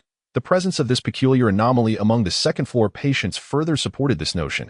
Roman gazed curiously at the writhing tendrils on the skull, finding it oddly charming despite its repulsiveness, perhaps due to the eerie curator. Buff, Elise, and Edrica, however, wore expressions of distaste. Distorted skull can be contained in the library of the old gods. Current locker availability 05. What? Roman was taken aback by the sudden appearance of this information in his mind. He recalled the small lockers beside the bookshelves in the library of the old gods. In a conventional library, lockers are typically used to store umbrellas, phones, wallets, and other small personal items. Yet, in the library of the old gods, the purpose of these lockers was decidedly unconventional. To contain such items, should he contain it or not? Obviously, under these circumstances, containment was out of the question. They were still unaware of what this entity truly was, nor did they know how it would behave once contained. The idea of a skull vanishing into thin air was unsettling indeed. He decided to probe gently for more information about the skull. With that thought, Roman inquired, "Elise, do you know what those tendril-like things on the head are?" Chapter 12. The statue of the goddess Elise snapped back to attention at Roman's question. Just moments ago, when the bandaged head was alive, the extending tendrils emitted a faint taint. She had been distracted, suppressing the agitation within her own body. The beautiful girl had low resistance to such tendrils, and her efforts to suppress it were not easy. Roman's strength had already formed a rough assessment in Elise's mind. His physical prowess and speed were formidable. The ability to drive a steel pipe into the wall with sheer arm strength was no ordinary feat. Such an awakened individual surely must be oblivious to some basic extraordinary beings, indicating a lack of formal training or organization. This aligned with the information I had gathered. Thankfully, I had refrained from acting recklessly. Elise's thoughts raced, and she promptly stated, "That is a bloodthirsty worm that I had my suspicions earlier, and now I can confirm it. This type of parasite burrows into the human body, rapidly consuming the host's blood. However, those whose blood is drained do not die immediately. Instead, they gradually become intertwined with the bloodthirsty worm, a phenomenon referred to as deep parasitism. Over time, the host begins to exhibit the characteristics of the bloodthirsty worm.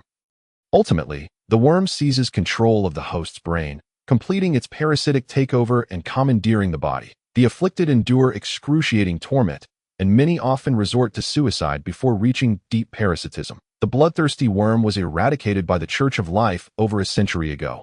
I wonder where Herman obtained it." Upon concluding her explanation, information suddenly surfaced in Roman's mind. Task, in the shadows, completion, 30. The task completion rate had increased. Furthermore, a new entry appeared in the tome of the library of the old gods. Organism, bloodthirsty worm. Category, Hiradinia. Invertebrates. Description, bloodthirsty worms cannot survive independently. They require a host for prolonged existence. They typically infest mammals such as humans, cattle, and sheep, feeding on their blood and slowly reproducing. As the parasitism deepens, the host's consciousness will gradually erode, resulting in physical deformities and an overwhelming thirst for blood. Note 210 academic points required for unlocking. Note 3, 100 academic points required for unlocking goodness. The subsequent notes require payment. It seems they have truly embraced the concept of paid knowledge. In such a case, Roman could hardly be stingy with this small amount of academic points. After successfully completing his first initial task, he had amassed quite a few academic points, and he also gained points from reading regularly. It appeared that as long as he acquired new knowledge from books, his academic points could potentially increase. Presently, obtaining academic points was not overly challenging. After expending 110 academic points, further explanations emerged in his mind. Note 2. The blood cup cult once caused widespread devastation in Yake City with the bloodthirsty worm, resulting in no fewer than 50,000 cases of bloodthirst disease, leading to the transformation of many into bloodthirsty beasts. This event is known as the Yake tragedy. Following this, the previously obscure Church of Life began to extensively heal initial parasitic hosts, hunt down members of the blood cup cult, and eradicate the bloodthirsty worm, thereby becoming one of the foremost churches within the Plantagenet kingdom, with a surge in followers. Note 3. Bloodthirsty worms undergo 3 parasitic stages, with only the first stage of initial parasitism being curable. Those who cultivate bloodthirsty worms will breed a mother worm capable of controlling all offspring worms. All hosts infested with offspring worms will be unable to resist the commands of the mother worm. Yet, the bearer of the mother worm remains a pitiful creature, slowly losing their sense of self and becoming a living corpse controlled by the worms. Indeed, the paid knowledge was far more detailed than the information Elise provided. While Elise cautiously handled the body of the bandaged head, staging the scene to appear as though the head had gone berserk and committed suicide, this was merely a basic skill for a seasoned detective. Adrika stood beside Roman, attempting to alleviate the tense atmosphere. Grateful for Roman's earlier assistance, she retrieved a candy from her pocket. "Mr. Roman, would you like a piece?" This is freely given. No need to worry. Having been fooled once, Roman was not about to fall for the same trick twice. That a saintly warrior would not be ensnared by the same tactic twice. Yet, before Roman could refuse, Adrika placed the candy in his pocket. Her expression remaining unchanged. It seemed her voluntary offerings did not trigger her mental issues. Let us proceed. The true answers await us on the third floor, while the presence of so many patients serves as evidence. We must find the crucial material evidence. What do you think, Roman? Elise, having finished the scene, regained her composure and turned to Roman for his opinion. Let us press on. Having come this far, we cannot turn back now. Their destination lay on the third floor, the treatment room, the operating theater, and the office. These locations were most likely to yield deadly evidence, such as Herman Carter's experimental records. Ascending the stairs and rounding the corner, the three arrived at the corridor of the topmost floor. This level was brighter than the second, with moonlight streaming through the skylight, casting a silvery sheen upon the floor. There was none of the intense stench of blood or decay found on the second floor. Nor was it filthy. A total of 5 rooms lined the corridor, each clearly marked. The 2 rooms on the left were the operating theater and the treatment room, while the 3 on the right comprised the office, bedroom, and washroom. Herman Carter had complete trust in his sanatorium. The core nursing staff permitted to enter and exit this building had been subjected to various means of control. Thus, there was no additional security force deployed within the patient wing. This was also his strategy for maintaining a low profile.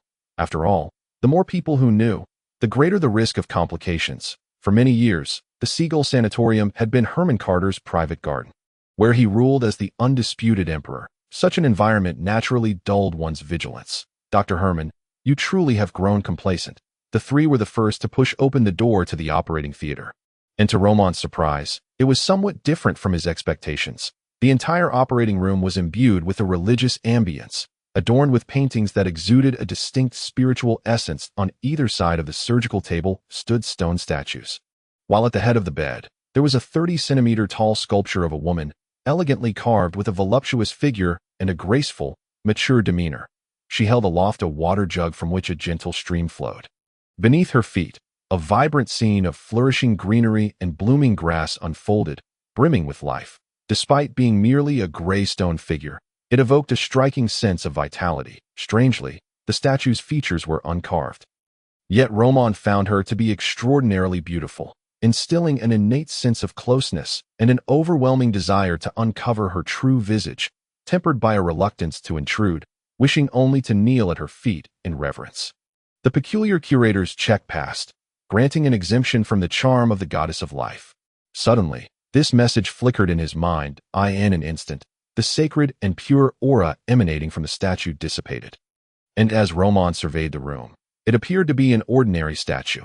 Remarkably, the statue seemed designed to evoke an unconscious reverence and affection for the goddess of life. One could only imagine the fervent devotion of the faithful who worshipped her daily. Fortunately, this ability was quite weak, and his inherent attributes as the curator of the peculiar allowed him to bypass it entirely. A resounding success. In a previous life, his body had been a follower of the goddess of the stars. How could it endure the presence of another goddess of life? The goddess of life, Elise whispered, her expression solemn and grave. Refraining from approaching the statue, at the foot of the bed lay an ugly, beastly statue.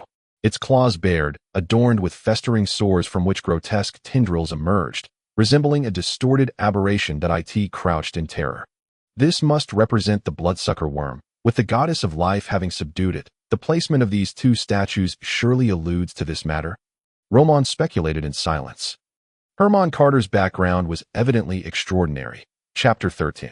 The girl. The trio's gaze lingered only briefly on the statues before being drawn to the figure bound to the operating table, limbs restrained and covered in a myriad of wounds. This corpse was a victim of the bloodsucker worm, afflicted with the parasitic disease. Beside the bed stood 2 4-stands, each bearing desiccated blood bags. Herman had conducted numerous experiments on this body. Yet it appeared he had not achieved success. The scalpel inserted into the corpse seemed to convey a sense of frustration. Not. Adele recognized the body. Roman and Elise had spent little time in the sanatorium, Roman less than a month, while Elise had only been there for about 2 weeks. Adele had been there the longest, thus she recognized the patients best. Adele quickly explained. He was discharged 3 months ago. I thought he had returned home. Not was a kind person, and his condition was not severe. A heavy silence fell upon them. Was discharge synonymous with death? Roman broke the silence. Let's move quickly and investigate the other rooms.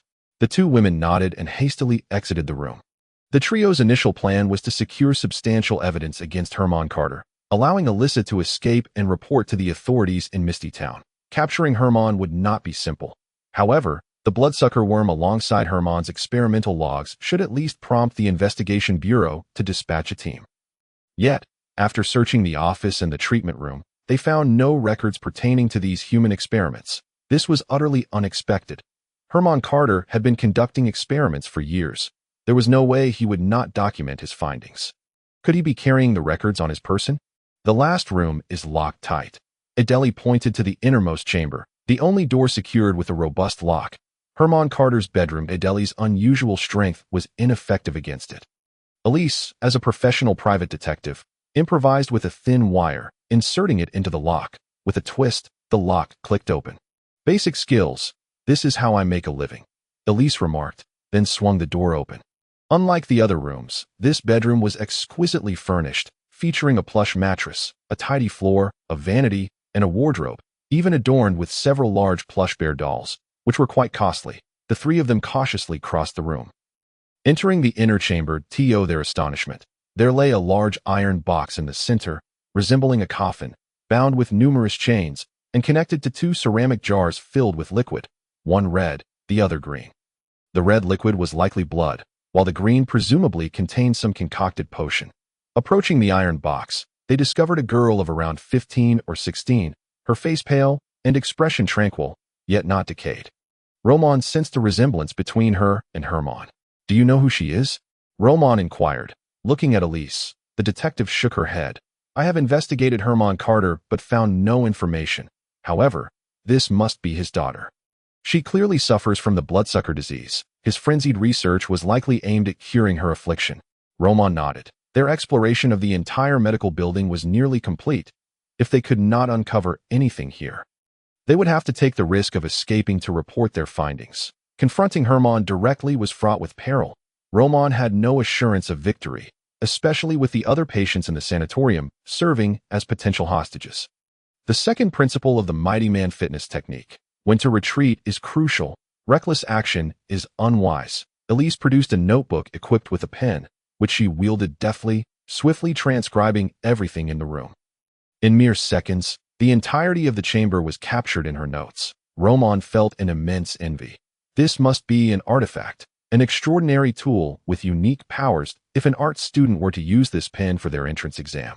Failure would be impossible. At that moment, Adele made another discovery.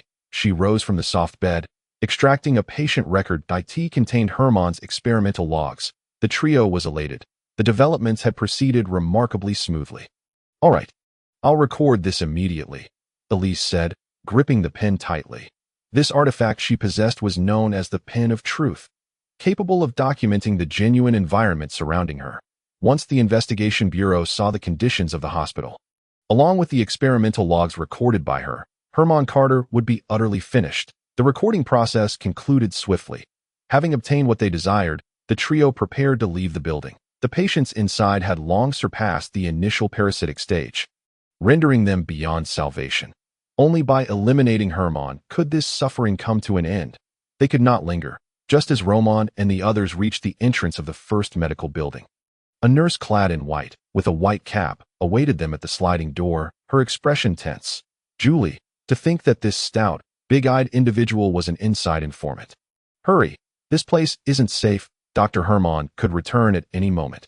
And Nurse Marcia frequently patrols here. You've stayed too long, Julie urged, her demeanor urgent. The trio understood the gravity of the situation and quickly returned to their rooms to plan for Elise to report the dark truths of the sanatorium during the day. Both Roman and Elise felt a twinge of anxiety. None could predict whether Herman Carter might have laced their previous meals with something sinister. That would be troublesome, according to the information about the bloodsucker worm. Once parasitized, the situation could become exceedingly problematic, often undetectable in the early stages. It was said that the investigation bureau possessed a grand purification array capable of cleansing such parasites. Roman found himself reminiscing about Squareface. Morning dawned. Roman awoke from his bed just as Julie entered with breakfast. Has Elise begun her mission? Roman inquired. Julie shook her head. She'll be leaving soon that I've helped distract the nurse. There shouldn't be any issues. Have you also been controlled? Last month, Herman implanted a parasite in me. That was when I learned the true nature of his activities that I sought to save myself, and Elise happened to arrive at the sanatorium. Although I don't know why she chose to collaborate with you. I trust her abilities will resolve this matter with Herman. Julie's hands clenched into fists, a tumult of anger and despair surging within her. She had fought long and hard before deciding to join Elise, risking her life to take such actions, making her feelings all the more complex at that moment. Is Miss Elise quite renowned? Roman asked. Chapter 14. Discharge. Roman was not well acquainted with Elise, only aware that she was a recently arrived private detective at the sanatorium. There to investigate a case she had been entrusted with, he knew nothing of her capabilities, her achievements, or her character. However, Julie was well informed about Elise's reputation. She is a renowned detective in Misty Town, even collaborating with the police on numerous significant cases that I never imagined I would become a participant in one of her investigations. It is truly astonishing. What is this starstruck, fan-like admiration? One must remember that they were currently orchestrating a plan to overthrow a deranged doctor, with the ever-present danger of death looming over them. Moreover, did the police seek her collaboration not solely due to her adept lock-picking skills? A character of her stature would undoubtedly attract significant attention even in ordinary circumstances. However, Julie possessed a wealth of knowledge. Through her, Roman garnered a comprehensive understanding of Iris, concluding that she harbored a robust sense of justice and exceptional capability, unwilling to allow criminals to roam free. Alongside other admirable traits such as baking cookies. In summary, she was a partner of justice. Upon hearing Julie's remarks, Roman felt reassured. Yet, the choice for the other party to collaborate with him stemmed from his recent arrival at the sanatorium, making it improbable for him to be under the influence of Herman Carter.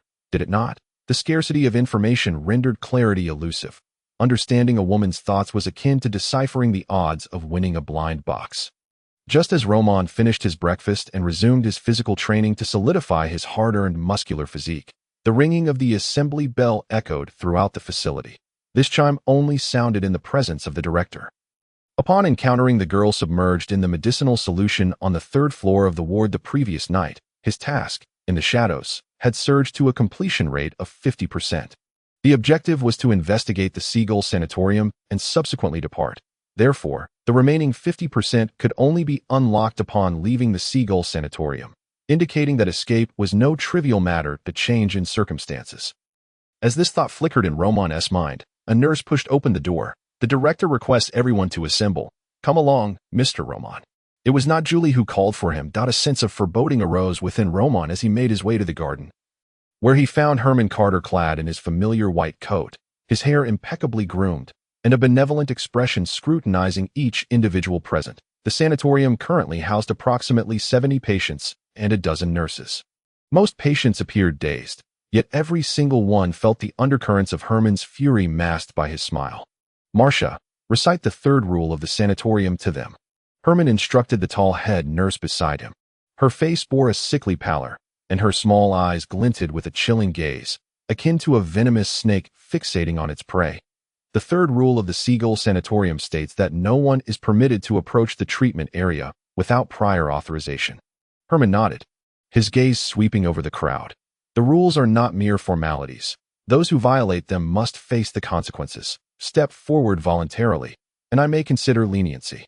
Yet, no one dared to step forth. Herman's eyes scanned each individual. Finding nothing amiss, N01 emerged. He knew that someone had entered his ward, yet the identity of the intruder remained a mystery, causing a slight agitation within him. Nevertheless, everything remained under control for the moment. Herman cleared his throat softly to compose himself and seamlessly shifted the topic. Next, allow me to announce the list of patients who have completed their treatment and are eligible for discharge. The patients diagnosed as cured and fit for release are Roman Charlotte, Adley Eaton, and Gura Marathi. Let us congratulate these three patients for successfully overcoming their ailments and returning to normalcy. Following Herman's proclamation, Nurse Marcia commenced the applause, which soon resonated throughout the square. Roman fell into contemplation. Even if Herman Carter intended to employ the patients for experimentation, It was improbable that he would summon 3 at once. Did he sense that his secret had been exposed? Was he planning something? Yet, if it were indeed exposed, a diversion should have commenced by now. Furthermore, he must have been aware of Iris's escape long ago. Did he not fear the investigation bureau? A muscular man with a square face could undoubtedly crush Herman into dough with a single hand. It was all too peculiar. Herman Carter maintained an air of calmness that seemed utterly bizarre. Roman's musings were abruptly interrupted as the farewell ceremony continued, and Miss Adley Eaton, along with another patient, was escorted by Nurse Marcia to the first ward for their final checkup before discharge. Meanwhile, Roman was personally escorted to the entrance of the sanatorium by Herman. Mr. Roman, while I am somewhat reluctant to see you go, my medical assessment confirms your condition has indeed improved. Alas, you could have generated substantial revenue for the sanatorium. However, as a principled physician, I shall not impose unwarranted charges. Therefore, congratulations, Mr. Roman, on reclaiming your status as an ordinary individual. Herman Carter's smile remained benevolent. At the entrance, Roman gazed at the 3 ominous wards towering amidst the mountains. Perceiving them as terrifying, predatory beasts, Nurse Marcia was leading Adley and another patient into the first ward, with Julie following closely, casting anxious glances towards the entrance. Once he stepped through that door, he could truly escape this wretched place. What is it? Mr. Roman, do you have unresolved issues? Herman Carter inquired with apparent concern. Roman asked, Dr. Herman, how long has the investigation bureau prepaid for my expenses? Herman Carter replied, 2 months. No refunds. Haha. Our sanatorium has never had a precedent for refunds. A smile crept onto Roman's face. Dr. Herman, you may not be aware, but I cannot tolerate losses. Even when shopping at the market, I would haggle over a mere dime for an extended period. Engaging in negotiations for over 10 minutes is quite ordinary for me. Therefore, I shall not depart until I have exhausted my funds. Mr. Roman, are you certain? If you forfeit this opportunity for discharge, it could prove exceedingly difficult to leave thereafter. The sanatorium is not an amusement park. The next evaluation could be months away. Do you comprehend the value of this opportunity? Are you truly willing to relinquish your chance to leave? Herman's tone inadvertently grew serious. Indeed, this is a remarkably precious opportunity. The world is vast, and I yearn to explore it. Roman suddenly adopted a reflective expression. Herman continued, Precisely, should you miss this chance, it may be quite some time before another arises. You are correct, the reasoning is sound. However, I must decline. Roman turned abruptly, his expression morphing into one of fierce defiance. Do not think to swindle a single penny from me, you old wretch. Do you not understand that for workers like us, every cent is hard-earned through toil? Chapter 15. Conflict Crash. A vase shattered violently within the room. This bastard. How dare he? Thinking the investigation bureau is watching him, allowing him to leave directly. Yet he has the audacity to refuse me. He dares to demand a refund. I will kill him, chop him into pieces to feed Gober's hound. Herman Carter's eyes were bloodshot, his chest heaving, rage threatening to burst forth. Moments later, Herman took 2 deep breaths, staring at a basin still bubbling with blood and froth. As he focused, the blood began to clear, gradually revealing the outline of a man. He wore a black hooded cloak, obscuring most of his face, with a vivid red mark tracing down the back of his hand, ultimately forming a blood-red chalice pattern. Have you captured the escaped fly? She must not be allowed to flee. Otherwise, the investigation bureau will come, and everything here will be discovered and destroyed. The research on the blood-draining insect will stagnate, and you will be unable to fulfill your task. Herman Carter spoke with barely contained fury. The man's expression remained unchanged, his voice sharp as a duck's quack. Dr. Herman, our collaboration has always been pleasant, in the past and present, until you develop a variant of the blood-draining insect that can resist life purification. As for other issues, I will resolve them for you. Your sanatorium can continue operating without incident, even if the investigation bureau enters. That is due to my assistance. Thus, your sole responsibility is research. No one will disturb you. However, I must remind you, Dr. Herman, your time is running short. If you fail to make significant progress, we will consider partnering with someone else. Remember, you are not the only one knowledgeable about life purification. Many doctors understand it. This is merely a friendly reminder based on the 2 corpses you sent yesterday. As he finished speaking, the blood in the basin returned to normal. With a grim expression, Herman Carter exited the room and called for Nurse Marcia. Bind those two individuals securely. Tonight, I shall conduct a crucial experiment. Oh, and bring Roman as well. Since he does not wish to leave, he shall stay. This bastard dares to refuse me. Initially, I intended for him to be killed by the lunatics of the Blood Cup cult. But now I shall take matters into my own hands. A person once involved in a sacrifice, now muddled and suspected by the investigation bureau, would cause little trouble even in death. Perhaps his body will possess some peculiar attributes, after all. He endured level 4 mental pain treatment and still managed to regain normal consciousness, even if it may have damaged his mind. With this thought, Herman felt uneasy and instructed the departing Marcia. Increase the dosage of the hypnotic agent to a level sufficient to sedate 10 elephants. Dr. Herman, that is a lethal dose, Marcia cautioned. Herman coldly replied, that is precisely the point. Hasten, bring that fellow to me. Although I am uncertain whether he has ever set foot in the first infirmary, it is better to err on the side of caution than to let him slip away. Marcia nodded. Immediately turning on her heel, Herman proceeded to his chamber. His daughter, still slumbering within the iron box, remained undisturbed. He gently caressed the edge of the box before donning the white lab coat beside him and ascending to the second floor of the infirmary. Dr. Herman, I need blood, fresh blood. Kill me, I beg you, in my life. I realize I have erred. Can you grant me release, please?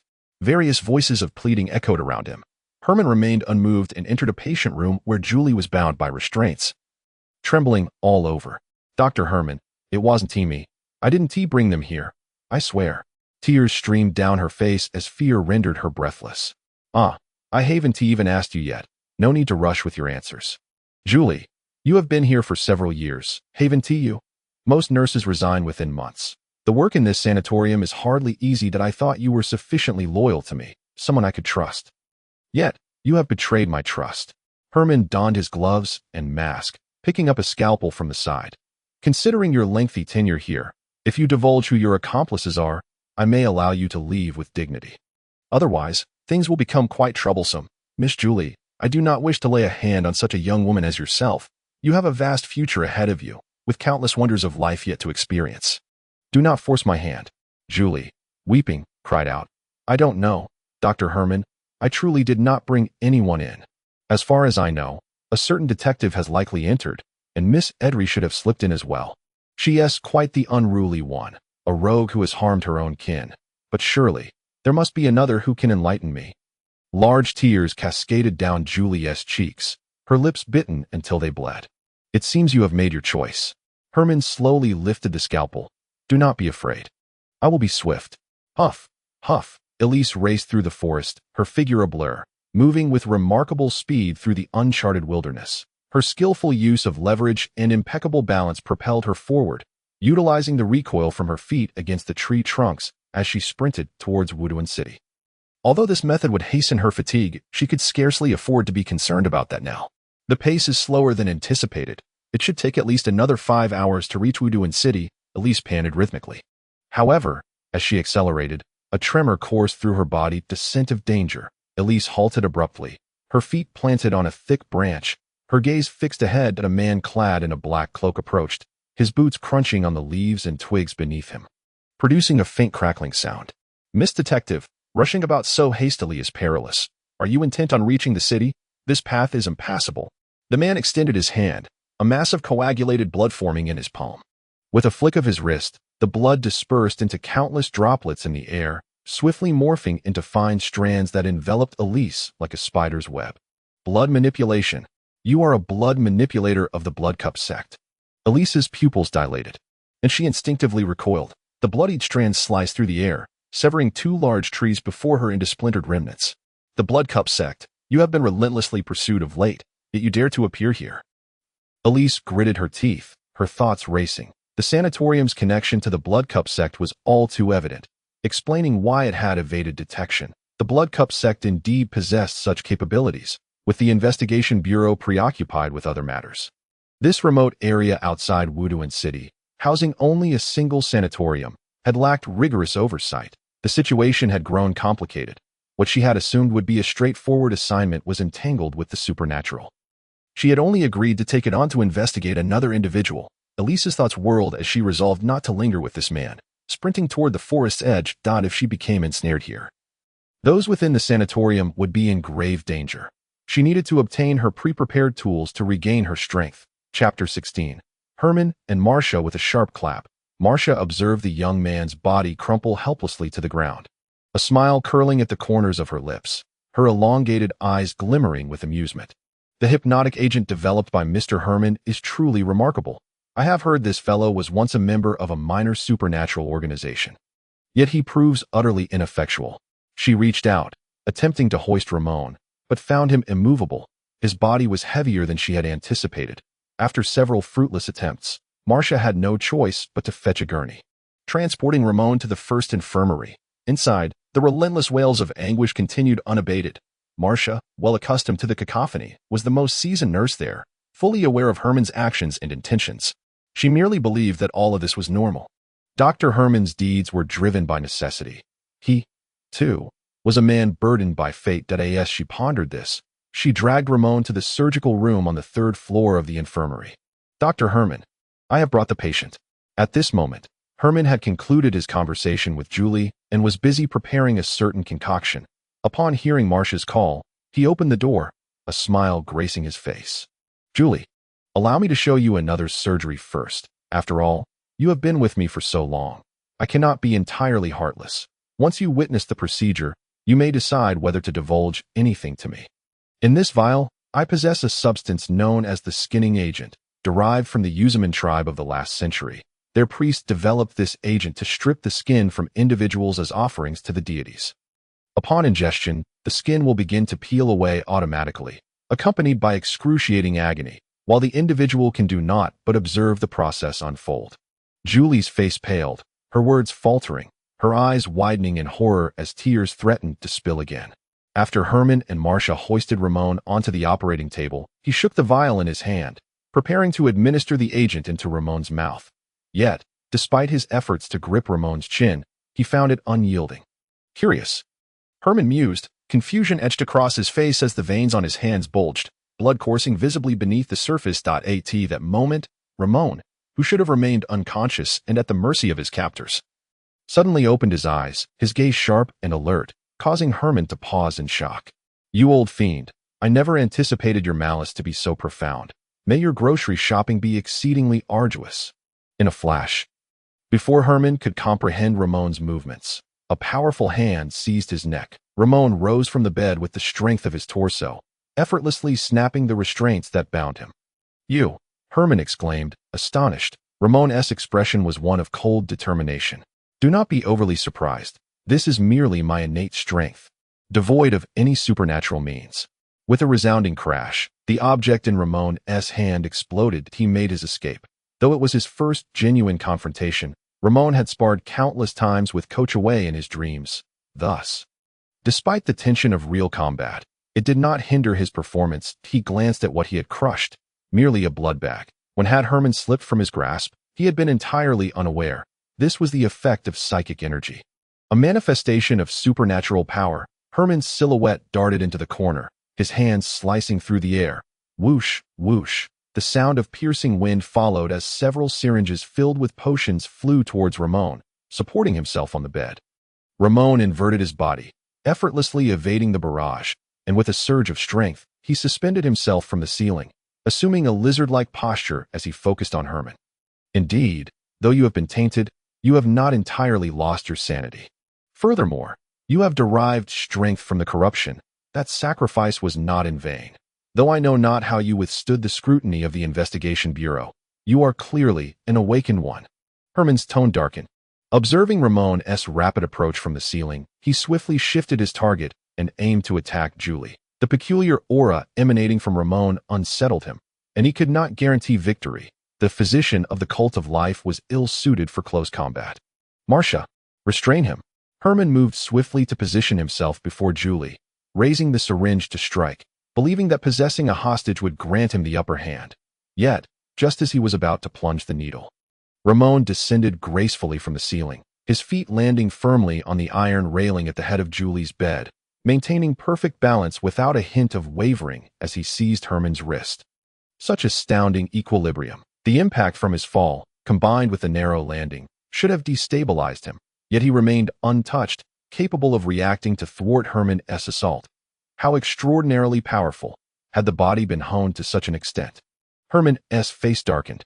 The muscle training technique was devised to counter various extreme combat scenarios, allowing the practitioner to exert their full strength regardless of harsh conditions, be they frigid or sweltering.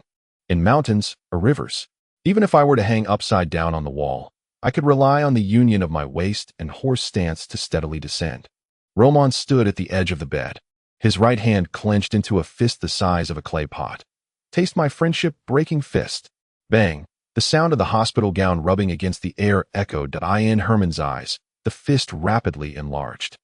However, at that moment, Marcia was also rushing over, her arms transformed into a dark, swollen mass resembling a concrete pillar, sweeping toward Roman. A glimmer of cold light flashed in Herman's eyes.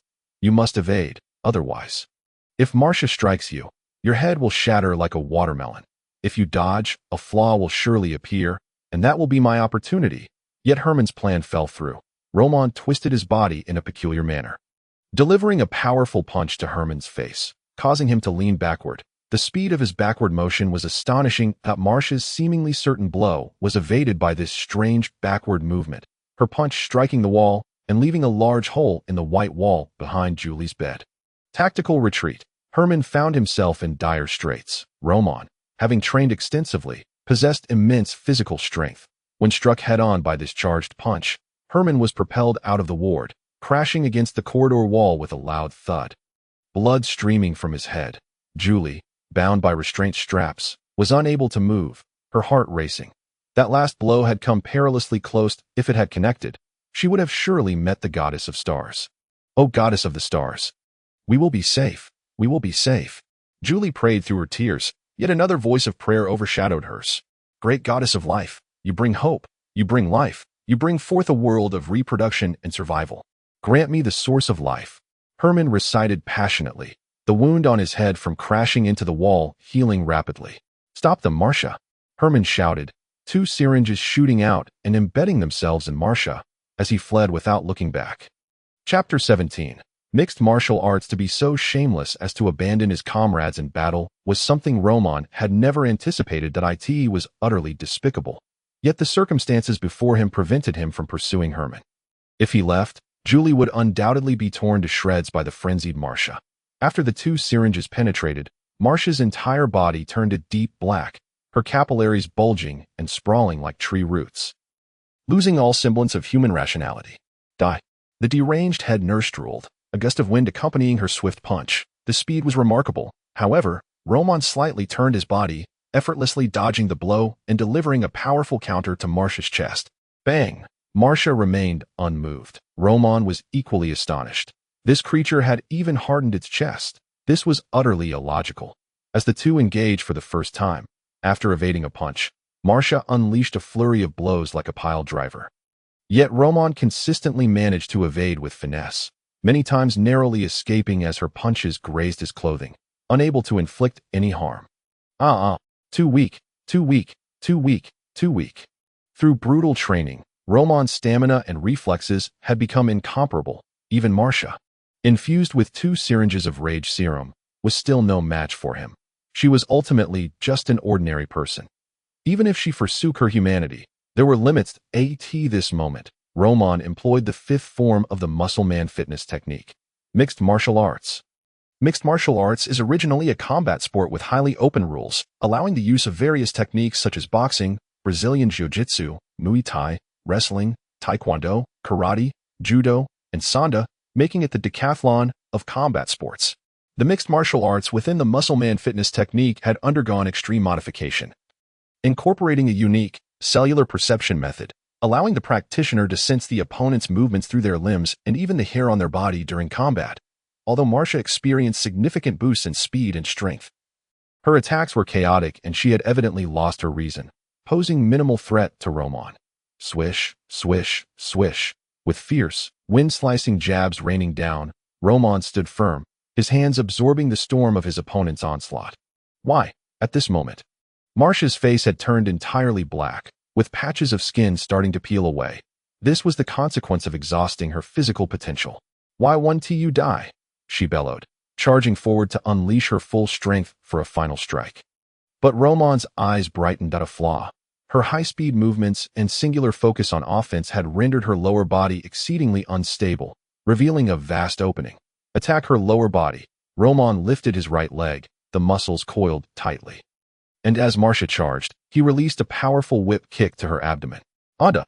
The vicious strike sent Marcia hurtling out of the ward, crashing into the corridor wall, which caved in, leaving cracks in its surface. Marcia coughed up a mouthful of blood. The wall bore the imprint of her body. The frenzy subsided, and the pain coursing through her body rendered her immobile, lacking even the strength to extricate herself from the wall. Why?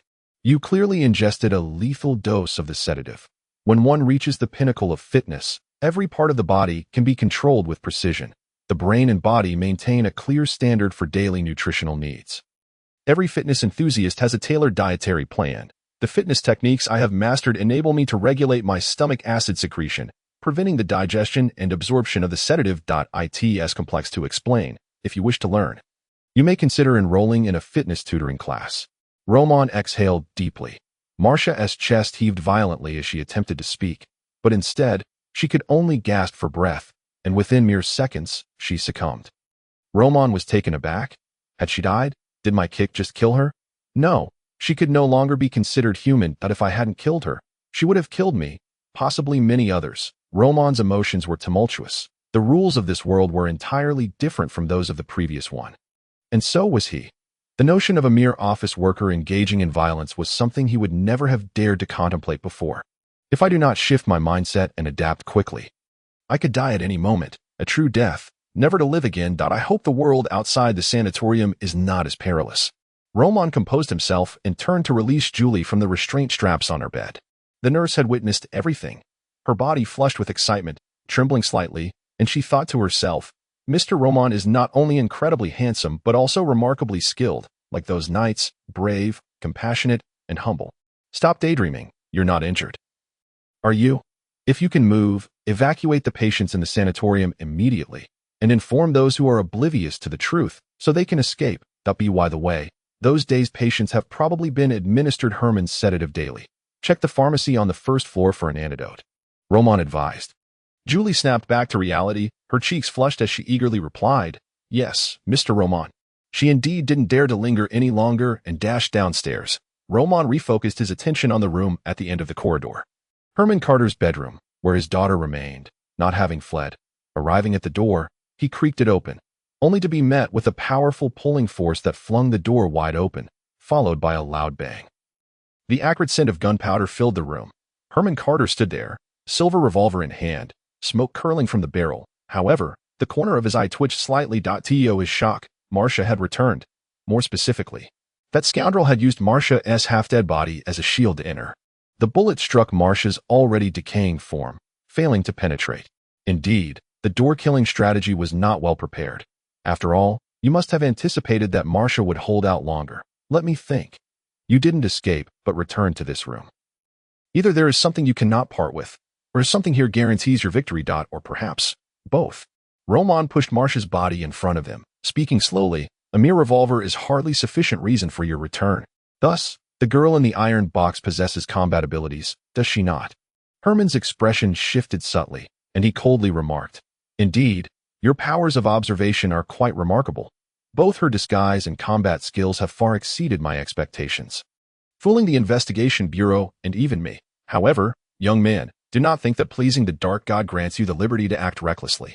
As his words fell, he tossed several marbles to the ground, which began to emit blue electrical sparks, intertwining and forming a web of electricity. Roman found himself ensnared within the electric web. The current surged through him, rendering his muscles weak and feeble. What the hell? He truly is the king of thunder. As his muscles became paralyzed, the Marcia he had been using as a shield fell to the ground, no longer serving its purpose. Goodbye. Herman retargeted his aim at Roman's head and squeezed the trigger. Yet, at that critical moment, Roman's torso bent at an incredibly unnatural angle, his body sinking, evading the bullet. Chapter 18. Aftermath. The posture of Roman now was utterly beyond the capabilities of any mere human. Herman Carter's eyes widened in disbelief, his face contorted in a grimace. He could not fathom how his opponent had evaded the bullet. Yet, Roman had indeed dodged it. Even he himself felt a sense of bewilderment. A glimmer of cold light flashed in Herman's eyes, but he quickly regained his composure, preparing to shoot once more. What did it matter if he had evaded? He could not escape my electric field. A few more shots would suffice.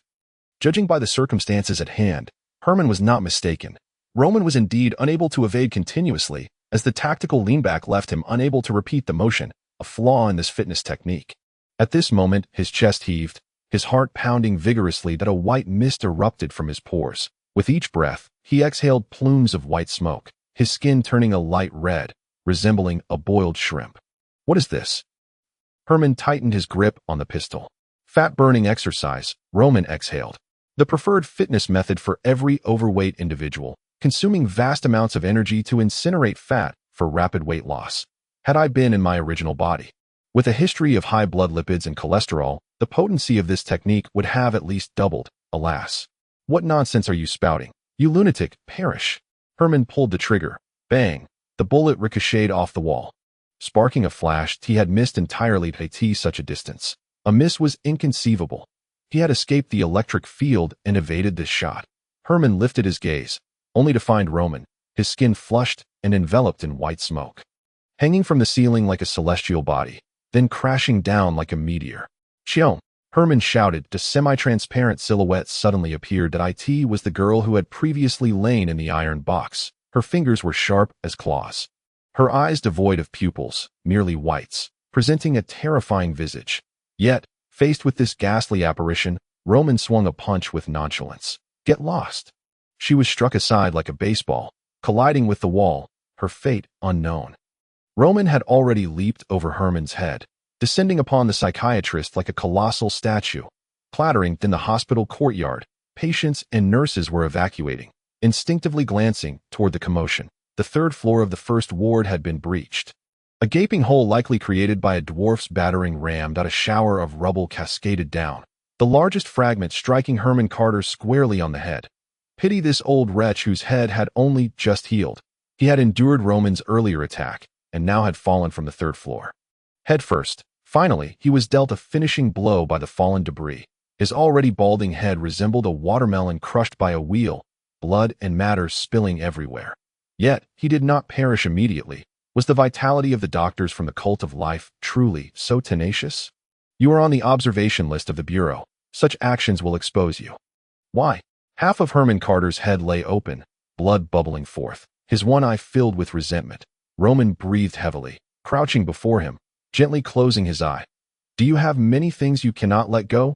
Life should be lived with a bit of grace. Rest easy now. Woo-woo. Herman Carter emitted a sound akin to weeping, as blood and innards pooled, transforming into a mass of flesh. Roman dismissed the fat-burning state. He had little fat to begin with. The exertion was too great. And now he appeared emaciated, skin stretched tightly over bones, the fat-burning effect astonishingly effective. The sedative seems to be beyond control. Fortunately, my physique has improved significantly, coupled with the energy expenditure from fat burning. For a moment, Roman's mind felt as heavy as if lead had been poured into it. The last scene he recalled before losing consciousness was of Julie rushing toward him in a panic. Nurse Julie still looked lovely in her uniform. What was this softness? Detective Ju furrowed her brow, observing the lifeless body of Herman Carter on the ground. The officers beside her were extracting the ghastly patients from the ward, their trained professionalism igniting a deep anger within them. It's all right, Adelie. I will not let you out of my sight again. It was my fault, my negligence. I am an incompetent father. A man clad in formal attire, wielding a gold-tipped cane, gently patted Adelie's back, his eyes glistening with moisture. Father, Sheriff Casey has emerged. I shall go to Sister Iris. You may discuss important matters first. Adelie clutched her father's hand tightly. Mr. Roman saved us. He is my friend and a true gentleman. Father, you must help him. Rest assured. The man nodded and approached Detective Ju, his square face emerging from the entrance of the first ward. Sheriff Casey. Detective Ju, have you clarified the situation? Indeed, Sir Bello. Dr. Herman was indeed in league with the heretics of the Blood Cup cult, conducting some prohibited human experiments. Our failure to investigate here was a lapse on our part. Since Dr. Herman is a cleric of the cult of life, we did not delve deeper. After all, This could easily provoke a conflict between the church and the bureau. This is a serious dereliction of duty. It is my responsibility. Keisai's expression was grave. His fists clenched. Generally, matters related to the church were left for internal handling by the bureau to minimize conflict, which made it more challenging to uncover crimes committed by church members. Sir Bellow's brow furrowed. Lines etched deeply upon his forehead. His voice was slow, yet powerfully steady. I am aware of the current situation. You are short-staffed and have done your utmost. Sheriff Keisai, do not be too hard on yourself. The most pressing task now is to relocate these patients and notify their families, ensuring they suffer no further harm. Detective Ju interjected appropriately. We are proceeding with subsequent rescue and relocation efforts in an orderly fashion. I believe we can resolve the issues here by tomorrow at the latest. That is good to hear. By the way, how is that young man faring? His body is still recuperating. It should take several hours before he awakens, at which point we will conduct an examination. Detective Ju replied. Sir Bellow leaned on his cane. May I be present during his examination? Of course. That is your right. Detective Ju nodded. As time passed, more and more patients were brought out. The bloodthirsty worm could only be transmitted through blood. Many of those infested would die after purification. Those who had been parasitized for too long could no longer be saved. However, this also marked the end of their suffering. The survivors would find it challenging to restore their bodily functions to normalcy. Only those like Julie, with a shallow level of parasitism and an infection duration of less than half a year, could receive effective treatment. The sounds of weeping echoed throughout the scene. Adelie, too, shed tears. Seeking solace from Iris. Sister Iris, were you saying you happened to encounter my father on the mountain? Indeed, the client for my assignment this time is your father. Lady Altov, who brought you here, has already faced punishment from Sir Bellow. Your father was deceived by her regarding your relocation to the sanatorium. Iris informed the girl of her findings. The Golden Broom Rape Empire practiced monogamy, yet many nobles maintained numerous lovers. Lady Altov was one of Sir Bellow's mistresses. Thank you. Miss Detective, could you also tell me the story of your battle with that heretic? Adelie's eyes sparkled with curiosity. Iris organized her thoughts and began. In short, I could not defeat him. However, he was rather unfortunate, as he happened to cross paths with Sheriff Keisai. Oh, you know what title Sheriff Keisai holds. What is it? The Tiger of Wuduan. That heretic from the Blood Cup cult did not last even 2 breaths in his presence, being punched so hard that his head exploded, then reduced to a mass of dough. The subsequent scenes are not suitable for you to hear, so I shall refrain from elaborating. Iris gazed ahead, habitually reaching into her pocket to retrieve a pipe, puffing a couple of times. Yet, it was devoid of tobacco leaves. Chapter 19. Welcome to Wuduan due to Iris's prolonged absence. Sir Bellow grew suspicious and, accompanied by Sheriff Keisai, ventured to the sanatorium. Acting without a search warrant or substantial evidence was an exceedingly perilous endeavor. Even a nobleman would risk considerable danger, should the sanatorium prove to be innocent. The repercussions of this incident would severely tarnish Sir Bellow's reputation.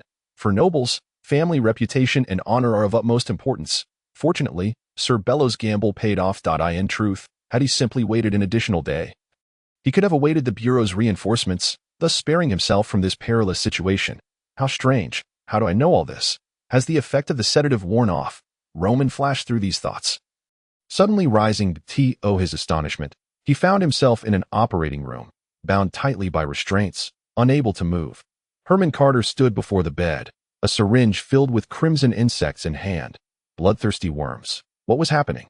One blow from the crow's flight should have incapacitated him. It was certain that Herman, on both a physical and mental level, should have been utterly defeated as he witnessed Herman preparing to inject the bloodthirsty worm into his body. Roman closed his eyes. Why do you not resist? Herman inquired. Roman opened his eyes, responding, I am merely an ordinary mental patient. How could I possibly resist? These restraints could bind even a lion with unyielding strength. Why don't you give it a try? Do not speak as if it were a matter of course. Furthermore, Miss Mimic, is this your sole trick? Can you not exhibit a touch of creativity? If you were to conjure an illusion where I am surrounded by beautiful maidens, I would undoubtedly reveal facets of myself that remain hidden from the world. Herman Carter's form swiftly dissolved. Rinyu, puzzled, seemed to question how her abilities had been discerned. What exactly is going on? Although Herman Carter possesses weak direct combat abilities, it is implausible for someone who knows nothing of psychic energy to have slain him. Moreover, the evidence of battle is not something an ordinary person can inflict. Rinyu mused, stroking her chin. Roman, lying on the hospital bed, interjected. When you talk to yourself, could you not first inquire about my perspective as the party involved? Rinyu snapped her fingers, and the environment transformed into an interrogation room, with dimly lit sconces illuminating the walls. Opposite him sat 3 interrogators that in addition to the familiar square-faced Kiki and Detective Rinyu. There was also a middle-aged man. His attire was meticulously tailored, dressed in a sharp black suit, a gentle smile gracing his features. Mr. Roman, how did you manage to subdue and eliminate Herman Carter? It is difficult for me to comprehend how an ordinary individual could breach a wall. Moreover, your physique is astonishingly robust. Kiki's tone lacked any accusatory inflection. He was genuinely intrigued. Roman sighed. Perhaps it is a gift of innate strength, coupled with the results of diligent training, that I am unfamiliar with the psychic energies you speak of, nor do I employ any of those convoluted techniques. Do you know? An ordinary person can indeed become stronger through training. 100 push-ups, 100 sit-ups, 100 squats, and then a 10-kilometer run. These must be done daily. The true strength of humanity lies in self-transformation. Kiki's serious expression deepened. In fact, it seems we have exhausted our line of inquiry, have we not? At that moment, Sir Bello interjected. You have conducted numerous interrogations already. Pursuing further questions will yield little fruit, from an objective standpoint. Mr. Roman has performed a commendable act for Misty Town. Allowing someone like Herman Carter to continue living would surely leave the deceased patients aggrieved. What do you think? Rinyu had little say in the matter. In the investigation bureau of Misty Town, Kiki held the reins of authority. He nodded, saying, regarding the last sacrificial incident, we have apprehended the mastermind, and Mr. Roman's connection to it is indeed minimal. However, as per procedure, Mr. Roman, you are required to return next week for a final interrogation. Without hesitation, Roman agreed, as it might afford him an opportunity for a couple of meals. Moreover, he bore no memories from his predecessor, leading him to discover post-interrogation that he had nowhere to go to. In his possession were merely 100 shillings as compensation and a dossier pertaining to his case. At this juncture, Roman began to comprehend the nature of his offenses. The investigation bureau had persistently urged him to elucidate the truth, yet they had not divulged the case's progression, leaving him to ponder what truths he could possibly disclose. The sacrificial act that resulted in 5 fatalities targeted the blood chalice. Orchestrated by the cultists of the blood chalice. Roman meticulously perused the document that a total of 12 cultists from the blood chalice participated in the ritual. 7 had been captured, 3 shot on the spot, and 2 had escaped. Among the apprehended was Roman himself. The case records yielded no further insights. Roman stared at the 5 green banknotes in his hand, inhaling their sweet aroma. The front of the banknote bore the visage of the Queen of the Plantagenet Empire, while the back displayed countless blossoms. This was the most valuable currency of the Plantagenet Empire. The gold pound. 1 gold pound equated to 20 shillings, and 1 shilling to 12 pence that a skilled textile worker in a factory earned approximately 5 shillings per week. As for the purchasing power of the shilling, Roman inferred from his readings that if he subsisted solely on black bread, 1 to 2 shillings would suffice for a week. He currently had no place to reside. Lodging in an inn was out of the question due to exorbitant costs. Renting in the slums would require 2 shillings a week, and with haggling, perhaps it could be lower, but the safety would be deplorable.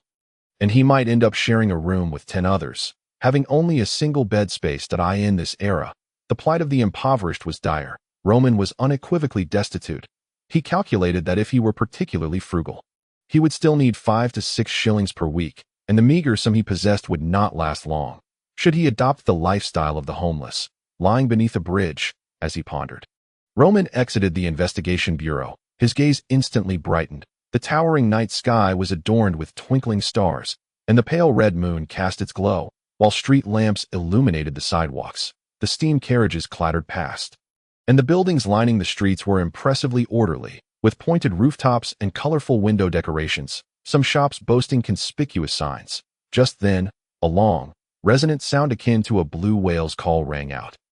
He looked up to see a colossal mechanical beast, over 100 meters long, soaring through the sky. This streamlined monstrosity resembled a flying whale, with numerous mechanical wings rhythmically flapping on either side.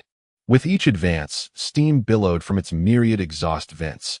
This airborne vessel, constructed from steel and machinery, was akin to an aircraft carrier in the sky.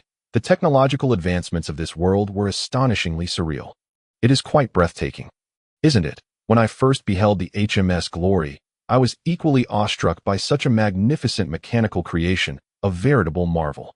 A voice nearby expressed wonder. Roman turned to find Eliza leaning against a lamppost, a light smile gracing her features as she extended her right hand. Welcome to Misty Town, Mr. Roman. Chapter 20. A new abode. The Hero's Tavern, renowned for its affordability on Daffodil Street, was a favorite among laborers, bustling with activity even at 10 in the evening. Boss, 2 pints of South Welsh Stout, please. Eliza navigated the tavern with ease, placing 8 pints on the counter. Soon, 2 large wooden mugs were delivered, each containing at least 500 milliliters. They settled at a window-side table, and Eliza gulped down her beer, some even trickling onto her clothing. Roman took a sip. It was quite agreeable, reminiscent of cherry cola spiked with alcohol, yet lacking in potency. After finishing his pint, Eliza queried, "What are your plans? After everything you have experienced, finding a relaxed job will surely be challenging." This prompted Roman to contemplate how to resolve his financial situation and, most importantly, his need for accommodation. He had yet to claim the rewards from his task in the shadows, as he lacked a secure place to study in peace. Taking another sip of beer, he replied, "I am considering becoming a fitness instructor, teaching others to strengthen their bodies." Eliza rolled her eyes, exasperated. Clearly, that field is unlikely to flourish. There are no such opportunities in Misty Town. With a thud, she set her mug down. "It seems you have not yet decided on your path. I have my eye on a row house that costs 16 shillings per week to rent, and I am in need of a roommate. Living alone is quite expensive, and I cannot possibly utilize all those rooms." Roman too set down his mug, his gaze serious as he fixed it upon her. "Miss Eliza, do you harbor any misconceptions regarding my financial capacity? Do I seem like someone who could afford a 16-shilling-a-week dwelling? Please do not overestimate my earnings." Eliza, having never encountered someone so unabashedly vocal about their poverty, was on the verge of exclaiming, "You might as well declare yourself a worthless individual." Fueled by a bit of liquid courage, she suggested, "I am in need of a detective assistant. Would you consider it? The weekly pay is £1, with potential for raises based on performance and commission from total remuneration for tasks. Additionally, I will reimburse you for travel and dining expenses during assignments. As for your primary concern, the work hours are flexible. You can do as you please when there are no assignments, and only become busy when a task is accepted. A weekly wage of £1, flexible hours, commission, and reimbursements." Roman thought he must have misheard. "Will you accept?" "Goodness, but why do you need an assistant? It seems you've been working solo for quite some time." "Because a competent detective always has an assistant." "Then why choose me? You are cost-effective and high value." "Mrs. Georgia, here is the rent, and this is the leasing contract I have drafted. 48 Daffodil Street. In the living room, Eliza and Roman sat side by side on the same sofa, while across from them was an older woman with golden hair. A warm smile illuminated her face as she quickly scanned the contract before signing her name. She was the landlady of this row house. Unlike in his previous life, the laws of the Plantagenet Empire stipulated that the leasing contract must be drafted by the tenant. This is intended to eliminate certain disputes that in the area of Wuduan. The majority of people rely on renting for their livelihood, as purchasing property is not a viable option. Only a select few can afford to own real estate in the urban center. After accepting her contract, Mrs. Georgia stood up with her bag in hand and said, "I shall take my leave now, Miss Iris. The fish is steaming in the pot, and if I delay my return any longer, there may be nothing left but fish broth. You must come visit me next week." "All right, Mrs. Georgia," Iris replied, rising to see her out. Meanwhile, Roman began to examine the layout of the room. The entire residence comprises 2 stories, with 2 bedrooms, a washroom, and a study on the upper floor. There is even a small flower bed at the entrance. The living environment is quite pleasant. After bidding farewell to the landlady, Iris returned to the living room and said to Roman, "You may choose your bedroom." Finding the prospect of climbing stairs too cumbersome, Roman opted for the bedroom on the first floor. Exiting the room and ascending the stairs led directly to the study, which, though sparsely furnished with books, still held value in its modesty. "Then I shall reside upstairs. During these few days, you can explore your surroundings. That I heard from Detective Jew that you have little recollection of your past, so this is an opportune time to familiarize yourself with the environment. It would be too late to seek understanding when a commission arises." Iris changed into a pair of slippers and ascended the stairs. Roman returned to his room, retrieved a clean set of sleepwear from the wardrobe, and indulged in a soothing hot bath in the washroom. How delightful! Alas, Herman passed away too swiftly, leaving him without the chance to inquire about his previous pain relief therapy. In that moment, Roman could not afford to hesitate. The fat-burning exercises were constantly depleting his body's energy reserves, and he could faint at any moment. Herman Carter's pistol also posed a significant threat to him, potentially claiming his life. When one is killed, death is inevitable. Hesitation leads to defeat. There was no time for interrogation. The Seagull Sanatorium is currently sealed off by the Investigation Bureau, leaving Roman without any opportunity to conduct his inquiries. He pondered how Julie and the other nurses were faring. I can't shake the feeling that I've forgotten something. Roman's mind was a tempest of thoughts, and he felt an inexplicable disquiet. It was that sensation of knowing one must undertake a specific task, yet being unable to recall precisely what that task was, a feeling potent enough to drive an obsessive-compulsive person to despair. Never mind, let's first examine the task rewards. On Meditation and Psychokinesis should be an introductory tome on extraordinary knowledge. If he can grasp the power system of this world, he might just discover a way to return home. Returning home is his ultimate goal. As a longtime enthusiast of indulgent, comfort-driven cuisine, accustomed to modern living, he would undoubtedly struggle to adapt to this place. Moreover, he still has friends and family on Earth. Everything familiar to him. For now, let's set a small goal: to comprehend the power system of this world and develop steadily. With this thought, Roman extinguished the wall lamp beside him and lay down, his entire being slipping into slumber. However, in reality, his spirit entered the ancient god library. Once Roman fully reclined, a petite figure gradually materialized from the shadows of the room. She stood about 1.50 meters tall. With fair skin, clad in a somewhat tattered psychiatric hospital gown, in the darkness, she stood bewildered, gazing at Roman. On the second floor, Iris, seated upon her bed, opened her eyes, a look of confusion crossing her face. What a strange scent. Devoid of malice. Which cat has sneaked out this time? She thought little of it and continued to breathe deeply, adhering to a unique rhythm, her chest producing a sound like thunder. Chapter 21. Psychokinesis. Spirit channels and basic laws. Completion of the difficult task in the shadows. Reward 1. On Meditation and Psychokinesis, Wizard Gormoan. Reward 2. Relic, Faded Feather Quill. Reward 3. Learning Chi value 300. Within the ancient god library, Roman opened the task interface to claim his rewards. On the ebony stone table in the center, a thick tome and a black-gray feather quill appeared as if conjured from thin air.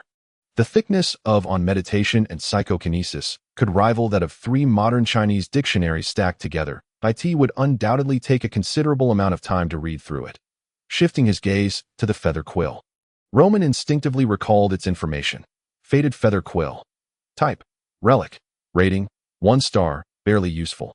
Effect: the writing produced by this quill will not fade. Note: this was originally a standard feather quill, but Wizard Gormoan found it too old and worn, rarely utilizing it. Consequently, the quill grew irate, determined to prove to Wizard Gormoan what a faded feather quill is truly capable of. The ability for the written words to remain unfaded. What utility does that possess? It seems that only inscribing the characters on oneself would yield any special effects. Brother, this is some serious incompetence. Roman could only express his disbelief. After holding such high hopes, this was the outcome. The task rewards had merely yielded a set of items: the quill and the book, both belonging to Wizard Gormoan. Roman wondered how this individual compared to Gul'dan. Without any surprises from the quill, he could only open On Meditation and Psychokinesis to begin unraveling the mysteries of this world's power. With the enduring buff of Eerie Curator and his shorthand skills, Roman found reading this tome to be quite manageable. The title page bore a singular phrase: the essence of all power derives from psychokinesis. All psychokinesis originates from radiance. The cultivation process of all awakened beings striving for psychokinesis is, in essence, the journey toward radiance. Ordinary beings, with their mortal flesh, seeking extraordinary power and proximity to the highest realms, must pay a significant price. For every gain, there must be a loss. Roman read each word carefully, feeling as though silently reciting those convoluted terms drained a considerable amount of his mental energy. What left the most profound impression on him was the statement, "For every gain, there must be a loss."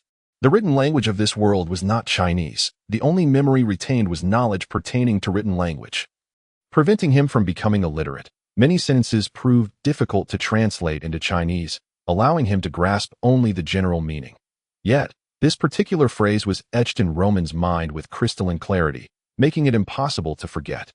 The core message of the title page revolved around this very statement. Roman's mood grew slightly heavy as he continued to peruse the subsequent content. The varying cultivation methods among different factions fundamentally reflect differing approaches to the absorption and application of psychokinesis. To become an awakened being, one must select a foundational law. Sensing psychokinesis and illuminating the spirit channels within oneself are essential. Common foundational laws include breathing techniques and meditation methods, both of which bear minimal side effects and possess greater universality. Special methods such as sacrificial practices, plundering techniques, divine gifts, and enlightenment methods abound, each carrying substantial side effects. Roman continued to leaf through the pages. Upon illuminating the spirit channels within oneself through foundational laws, one takes the first step into the realm of the extraordinary. However, this alone is far from enough to become a first-tier awakened being. The first spirit channel must be fully charged to acquire one's unique abilities. These abilities comprise special psychokinesis and unique condensation methods. The psychokinesis in the world is fundamentally indistinguishable. Yet, when absorbed by each creature, it produces unique transformations, resulting in the diverse effects of psychokinesis that I have traveled across various nations and have even witnessed beings enhancing their lower body functions through psychokinesis.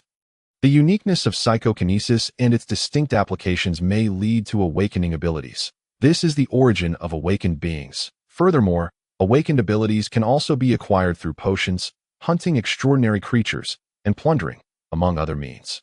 Only upon obtaining one's unique abilities does one qualify as a first-tier awakened being. This was becoming increasingly complex. Despite the apparent simplicity of the text, Roman felt as though a great drum was pounding in his mind as he read. Is all knowledge pertaining to the extraordinary realm thus? Even with the eerie curator, Buff, he found it overwhelming. If an ordinary person were to read this, they would likely struggle to endure even a few minutes. Roman steeled himself and pressed on. Awakened beings are divided into 5 tiers, with the number of spirit channels opened during each ascension varying based on individual physique, spirit, talent, and other factors. The number of spirit channels serves as the most direct gauge of an awakened being's strength. The greater the number of spirit channels, the more abundant the total psychokinesis within the body, leading to an array of abilities. It is noteworthy that spirit channels can be expanded through special means, such as relics, unique potions, and blessings from higher beings. However, such opportunities are rare, precious, and often accompanied by significant risks.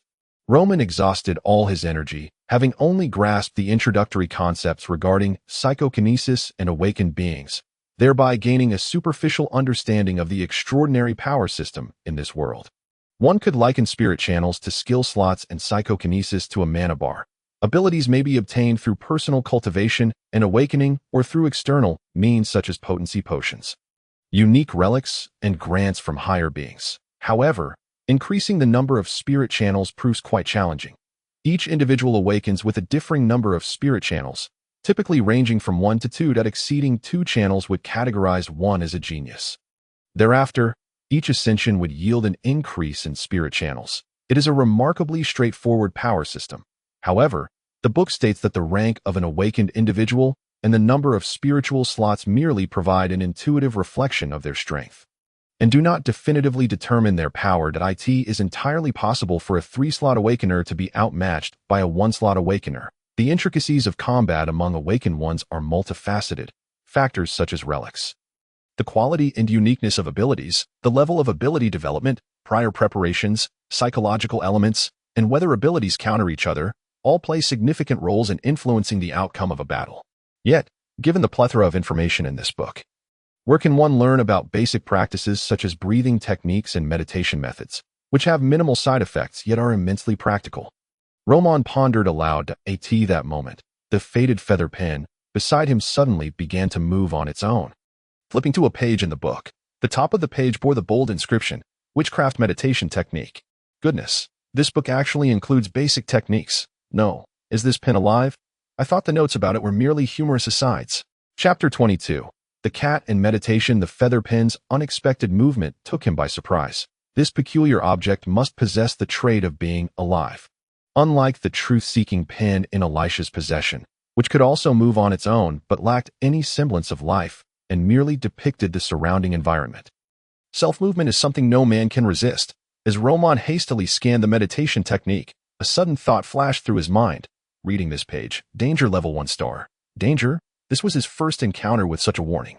According to the library's classification system, 1 star indicates minimal danger, suggesting a slight threat but nothing severe. With this in mind, Roman did not linger any longer and began to read the witchcraft meditation technique.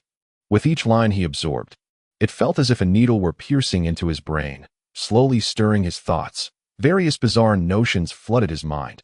At times, he envisioned himself as a fish swimming in a lotus pond.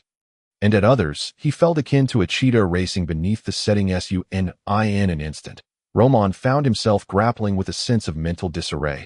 This meditation technique was certainly not intended for the average individual. Fortunately, Roman was anything but ordinary.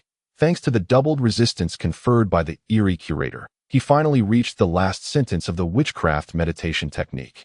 There, a line of twisted text read, "Congratulations, you have mastered the entire witchcraft meditation technique." Suddenly, Roman felt as though he had lost control of his body. An alarming message appeared in his mind. Eerie curator. Resistance activated. Mental invasion repelled by 90%. Mental invasion? Roman barely had time to contemplate this before he sensed a peculiar force seizing control of his body. Moreover, he felt that from an unfathomable distance, someone was casting their gaze upon him. What on earth? An astral possession. Roman could only muster these thoughts before an overwhelming drowsiness enveloped him, akin to the exhaustion of pulling an all-nighter after 24 hours of gaming, followed by a 10-kilometer run. Something felt amiss. If he succumbed to sleep, he truly risked being possessed. Meow. At that moment, a cat's cry resounded from outside the window. Roman suddenly regained a sliver of clarity. His resolve solidified swiftly. The eerie curator's enhancements were not mere decorations.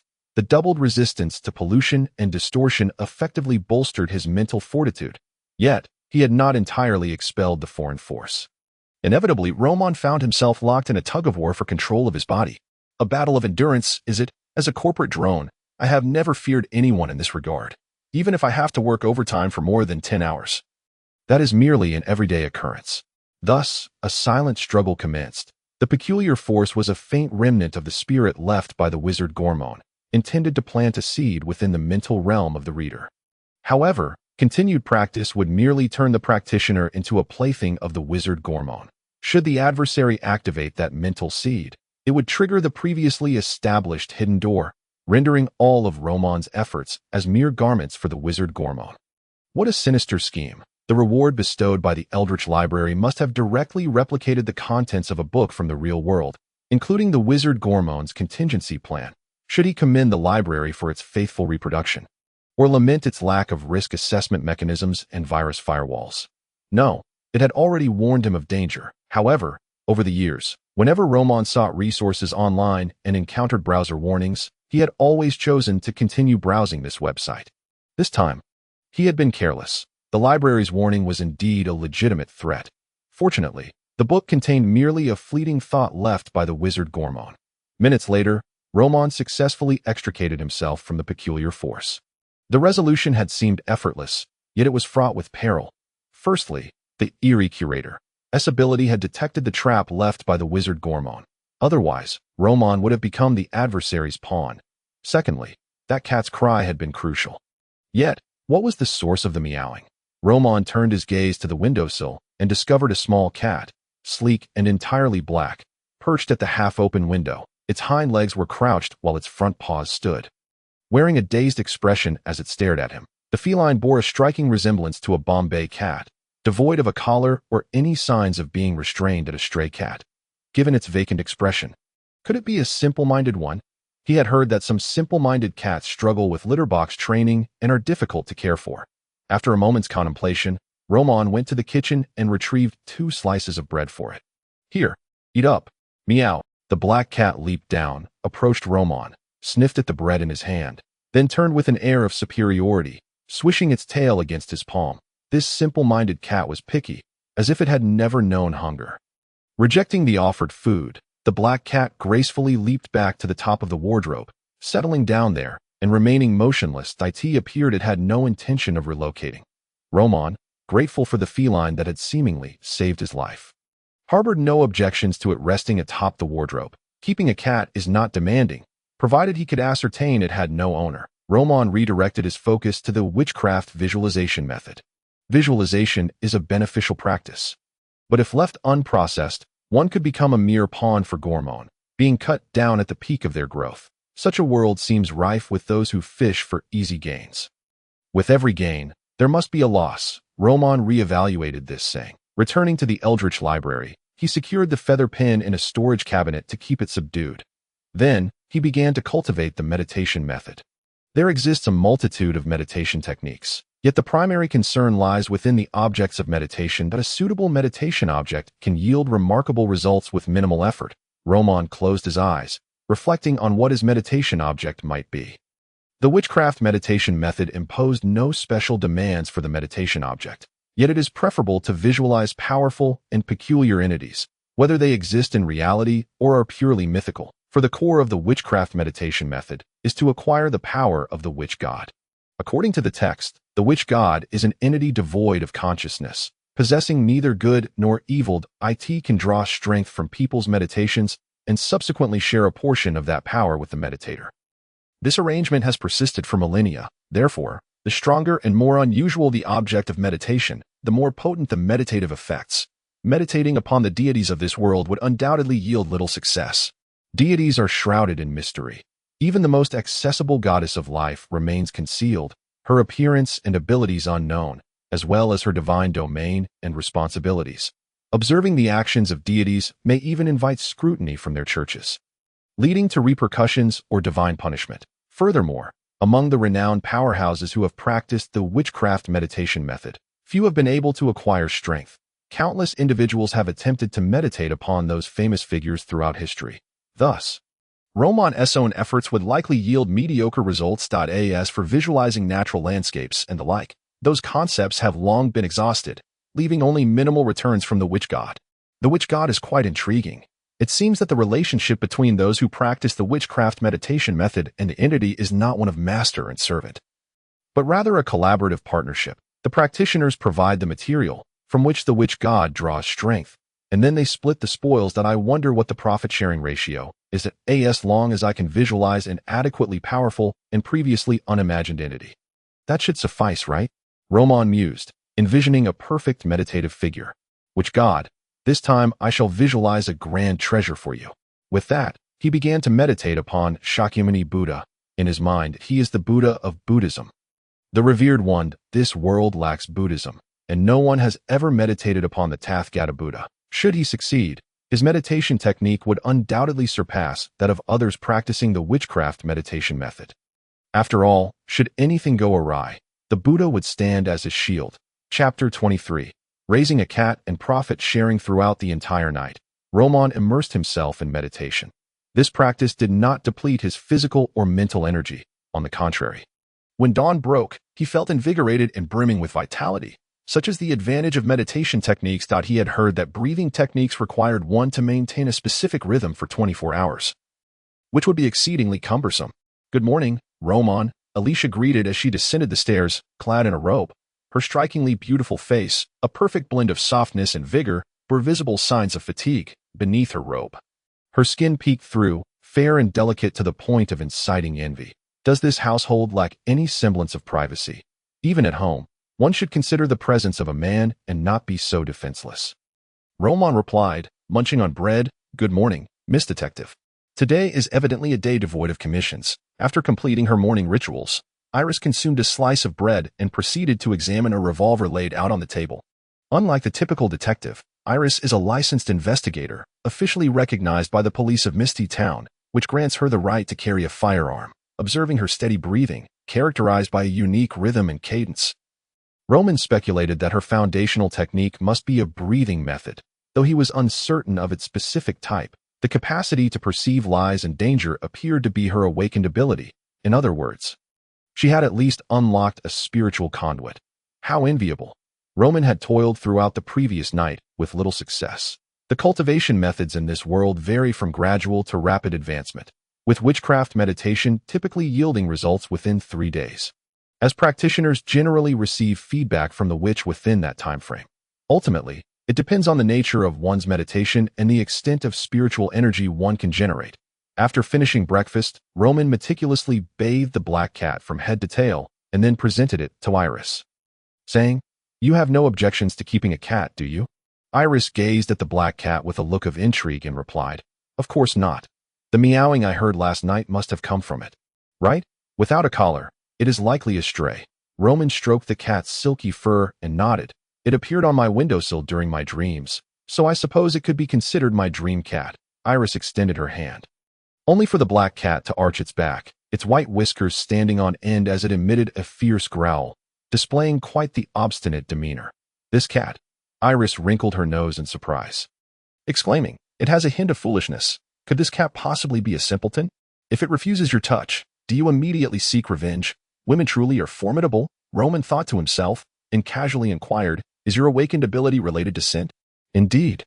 It is quite a practical ability," Iris admitted candidly. "What about you?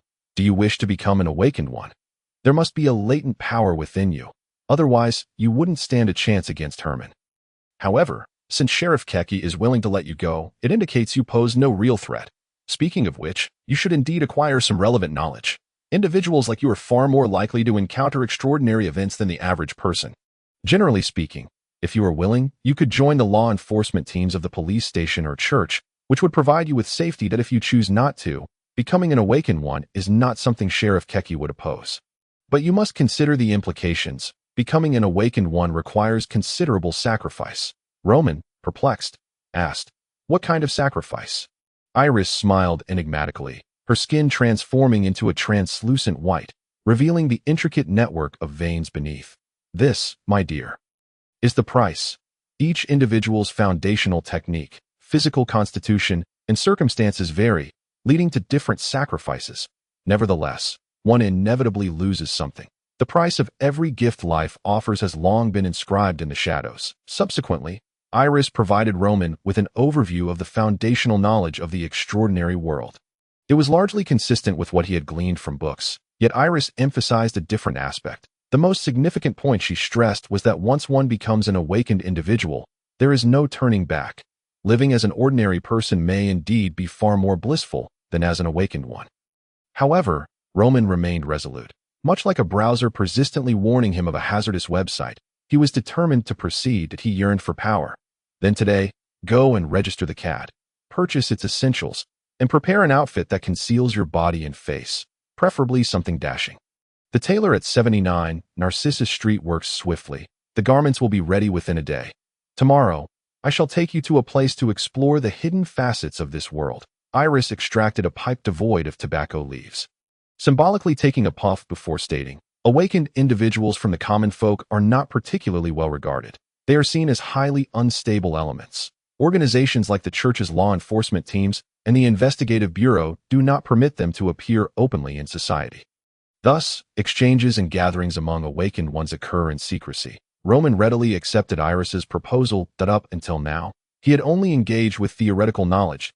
Dr. Herman seemed to be an academic focused solely on perverse research, lacking in combat prowess. Surely, there won't be any deviance among the awakened, right? Rest assured, most common awakened individuals adhere to the rules. The term deviant is more fitting for you than for them. I am rather eager to see what kind of ability you will awaken. What is with that insatiable expression on your face? You are a beauty, after all. Do be mindful of your image. Even if you are my superior, workplace harassment is out of the question. Who is harassing you? Remember to buy some vegetables and meat while you're out. I will reimburse you. Can you cook? I can manage a little, but just the basics. By the way, can the expenses for the cat supplies be reimbursed? You are the one adopting the cat, so don't push it too far. At that moment, Iris's breathing became erratic. Roman hastily scooped up the black cat and fled the house. The reason for bringing the black cat outside was to get it vaccinated. The medical conditions in this world are relatively advanced. The doctors of the Life God Church are skilled in various organ transplants and amputations. Among their standard medical tools is a saw, and their most frequently uttered phrase is, "It's beyond saving. Let's amputate." With such advanced amputation techniques, vaccines for pets have been developed long ago, even surpassing the rabies vaccines available on Earth. Roman pondered aloud, "Should I consider spaying you, Little Black?" Little Black is a female cat, and if she goes into heat, it could become quite troublesome. Raising a litter of kittens is beyond his means, and it would financially drain him. Meow. As Roman mused to himself, the previously docile Little Black suddenly let out a terrified yowl and began to thrash about in his arms. Roman exclaimed in surprise, "You can understand me? Quite the spirited one, aren't you? Then I shall hold off on spaying you for now. Spaying a female cat costs significantly more than a male cat, so saving costs is prudent." Initially, Roman intended to take a steam carriage to the market, but the fare was a staggering 5 shillings per ride, clearly a luxury reserved for the nobility. Instead, he opted for the steam tram, which only cost 3 pennies. After a busy day spent registering Little Black, acquiring a collar, litter box, cat food, and administering vaccinations, Roman found himself 6 shillings poorer. He also inquired about the cost of spaying. It was 10 shillings for a male cat and £1, 20 shillings for a female cat. Quite expensive indeed. This realization thoroughly extinguished any thoughts of spaying. Just as Roman returned home, settled Little Black in, and prepared to cook braised beef, he suddenly felt a surge of power coursing through him. The meditation pattern imprinted in his mind, depicting a radiant golden Buddha, was now overflowing with spiritual energy. The dividends from the witch were arriving. Chapter 24. The Diary of an Enemy. The witch has just surpassed the Buddha? Quite impressive. When it comes to divine power, the witch truly delivers. As Roman entered the room, he felt the unusual, bubbling energy surging within him. Spiritual energy. Intrinsically, spiritual energy possesses no attributes, but once it enters the human body, distinctions arise. There are 5 basic attributes of spiritual energy: wind, fire, water, lightning, and earth, corresponding to the colors white, red, blue, gold, and brown, respectively. There are also special types of spiritual energy, all evolving from these 5 foundational attributes. The spiritual energy within Roman coalesced, surging into his brain. Subsequently, this energy gathered within his spiritual body, forming a shape similar to his own, the spiritual body. This marks the first step into the extraordinary realm, awakening the spiritual body. In the context of mysticism, the body, and spiritual essence represent the ID, ego, and superego, respectively. Most ordinary individuals will never activate their spiritual bodies throughout their lives. Those who awaken are thus recognized as awakened humans. Mystical practices such as divination and prophecy are realized through the connection between the spiritual body and the spiritual realm. The color of the spiritual body signifies the color of the spiritual energy. Roman derived this knowledge from on meditation and spiritual energy. However, as he gazed at his black spiritual body, he fell into contemplation. What on earth? The witch wouldn't be deceiving me, would it? Even the special spiritual bodies seem to lack examples of the color black. Is this some form of retribution for the witch having just surpassed the Buddha? The witch lacks consciousness and does not differentiate between good and evil. It is akin to an emotionless meditation machine. Surely it wouldn't be upset, would it? Roman had no time for further reflection. As a steady stream of spiritual energy continued to pour forth, it was unclear how much benefit the witch had derived from the Buddha's meditation pattern. Utilizing this spiritual energy, Roman began to break through his spiritual conduits as time passed. A small opening suddenly appeared within his black spiritual body, distinct and clear. This marked the first spiritual conduit. After successfully opening the first conduit, the spiritual energy still had not diminished, prompting Roman to press onward to the second conduit. The total amount of spiritual energy required for the second conduit was more than 10 times that of the first. However, after easily breaking through the second conduit, Roman discovered that there was still spiritual energy remaining. Gritting his teeth, he began to assault the third conduit. Before long, the third conduit was opened as well. At this point, the continuous flow of spiritual energy finally ceased, entering a state of exhaustion, signaling the end of the outpour. Even the witch has its limits. It seems that opening 3 conduits is not an insurmountable task. Am I truly a rare talent for martial arts? Roman felt a surge of joy within. However, he now found himself in a void within the 3 slots, devoid of any abilities. This matter could only be approached gradually. With the acquisition of spiritual energy, he would be able to learn some fundamental extraordinary rituals and a few unique, simple spiritual techniques. For instance, the wall of spiritual energy, a skill possessed by every awakened individual, which can create an isolated space, preventing sound and scent from escaping that moment. Roman suddenly felt a pang of hunger. He had forgotten to prepare a meal. What dish is this? Elise awkwardly speared a piece of braised meat with her fork and knife, savoring it slowly as the rich flavor mingled with the juices, melting in her mouth. After enduring hunger for so long, coupled with the novelty of such exquisite cuisine, Elise was nearly moved to tears by the delightful taste. Yet, the utensils were rather inconvenient. Try this, Roman suggested, having anticipated her need, as he produced 2 pairs of chopsticks from the side. Elise, with a puzzled expression, inquired, "What are these?" "A type of eating utensil I came across in a book," Roman explained, demonstrating the usage of the chopsticks. Their simplicity and convenience soon had Elise adapting, and within mere minutes, she became adept. The two of them devoured the large platter of braised meat with the voracity of insatiable gluttons. After their indulgent feast, Elise slumped in her chair, gently caressing her flat stomach, her face alight with lingering satisfaction. "Delicious. I must admit, aside from your good looks, you possess some hidden talents." Roman rolled his eyes. "I have many talents. You simply have yet to discover them. Once we delve deeper into our acquaintance, you shall see. And please, spare me the expression of a beauty enthusiast." Beauty enthusiast? Although Elise had never heard the term, she vaguely grasped its meaning. Could it be that she was a beauty enthusiast? Impossible. After dinner, Elise took on the task of washing the dishes, while Roman filled a bowl with cat food for Xiaohai before returning to his room to continue reading on meditation and spiritual energy. The core of the book lay in the section titled Witchcraft Meditation Techniques. The remaining content was considerably simpler. In the ancient god library, Roman sat meticulously at the table, diligently perusing the hefty tome. Speed reading skill, level up, current level LV2. The speed reading skill had advanced during his reading, yet Roman remained intensely focused. Undeterred by the sudden influx of information in his mind, within the tranquil confines of the ancient god library, his mind settled, and with the aid of the speed reading skill, he easily slipped into a state of deep learning.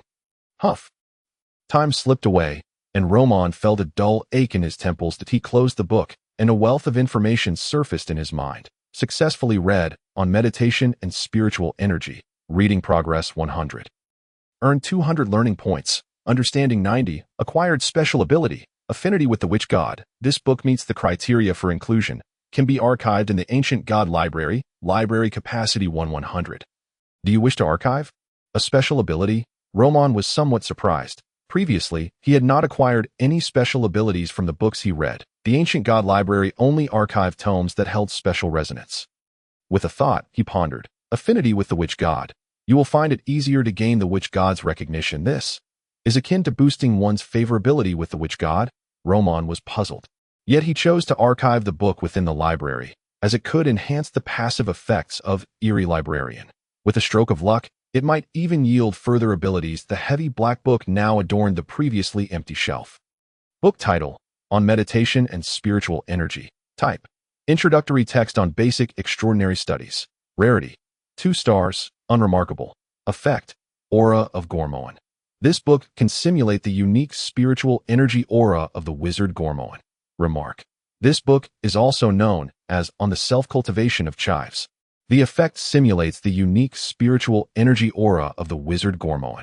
It has no direct combat utility. However, there are no useless effects, only those who cannot utilize them.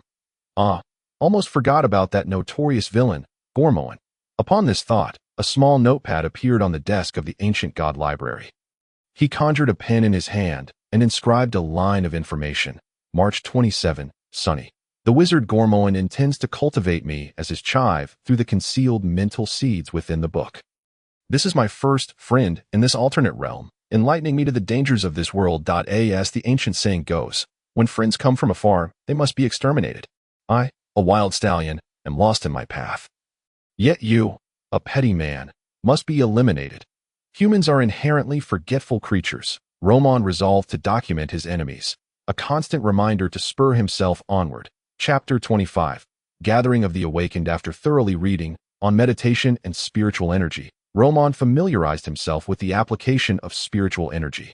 While it would gradually recover on its own, rapid replenishment relied on meditation. This was the inconvenient nature of meditation techniques. The following day, having completely studied the book, Roman shifted his focus to Elise's study. The detective's collection of books was exceedingly vast. However, there were no texts that elicited any peculiar sensations in Roman. Through his exploration over time, he had come to understand the mechanisms of the ancient god library. Any book eligible for archiving would evoke a special resonance, as would items that triggered tasks. For instance, Elise's investigative records had previously done so. Unfortunately, Elise's study contained no books that stirred any special feelings in Roman. As dusk descended, Ms. Mijia from number 79 Narcissus Flower Street delivered the custom clothing Roman had ordered. "Sir, that will be 5 shillings in total." Ms. Mijia was a skilled seamstress, her husband working at the jet mechanical factory, and they had 3 children currently attending school. Thus, Ms. Mijia worked diligently each day. "By the way, Mr. Roman, I brought along some pumpkin cakes I made myself, just a little treat." In the wooden pouch containing the clothing, there was also a plate of pumpkin cakes, still warm from the griddle. Roman quickly accepted them, smiling as he said, "Ms. Mijia, you are too kind. If I ever have the need for custom garments again, I will certainly trouble you once more." Ms. Mijia, wiping her calloused hands on her dress, then took the 5 1-shilling bills from Roman's hand. "All right, sir. If there are any issues with the clothing, do come to my shop. Future repairs and maintenance will be free of charge." Watching Ms. Mijia leave with her wooden pouch, Roman marveled. What a truly gracious shopkeeper. Such thoughtful after-sales service is indeed astonishing. At that moment, Elise happened to descend the stairs and chimed in, "That's precisely why Ms. Mijia's business is so thriving. Are your clothes ready?" Roman turned to Elise and noticed that the detective was clad in a khaki high-neck long coat, with leather boots on her feet and a flat cap atop her head. Her face obscured by a cloth mask that it was impossible to discern her appearance, let alone her gender. The detective's disguise was quite thorough. It seemed that those awakened in the civilian sector must conceal their true identities as much as possible to avoid recognition.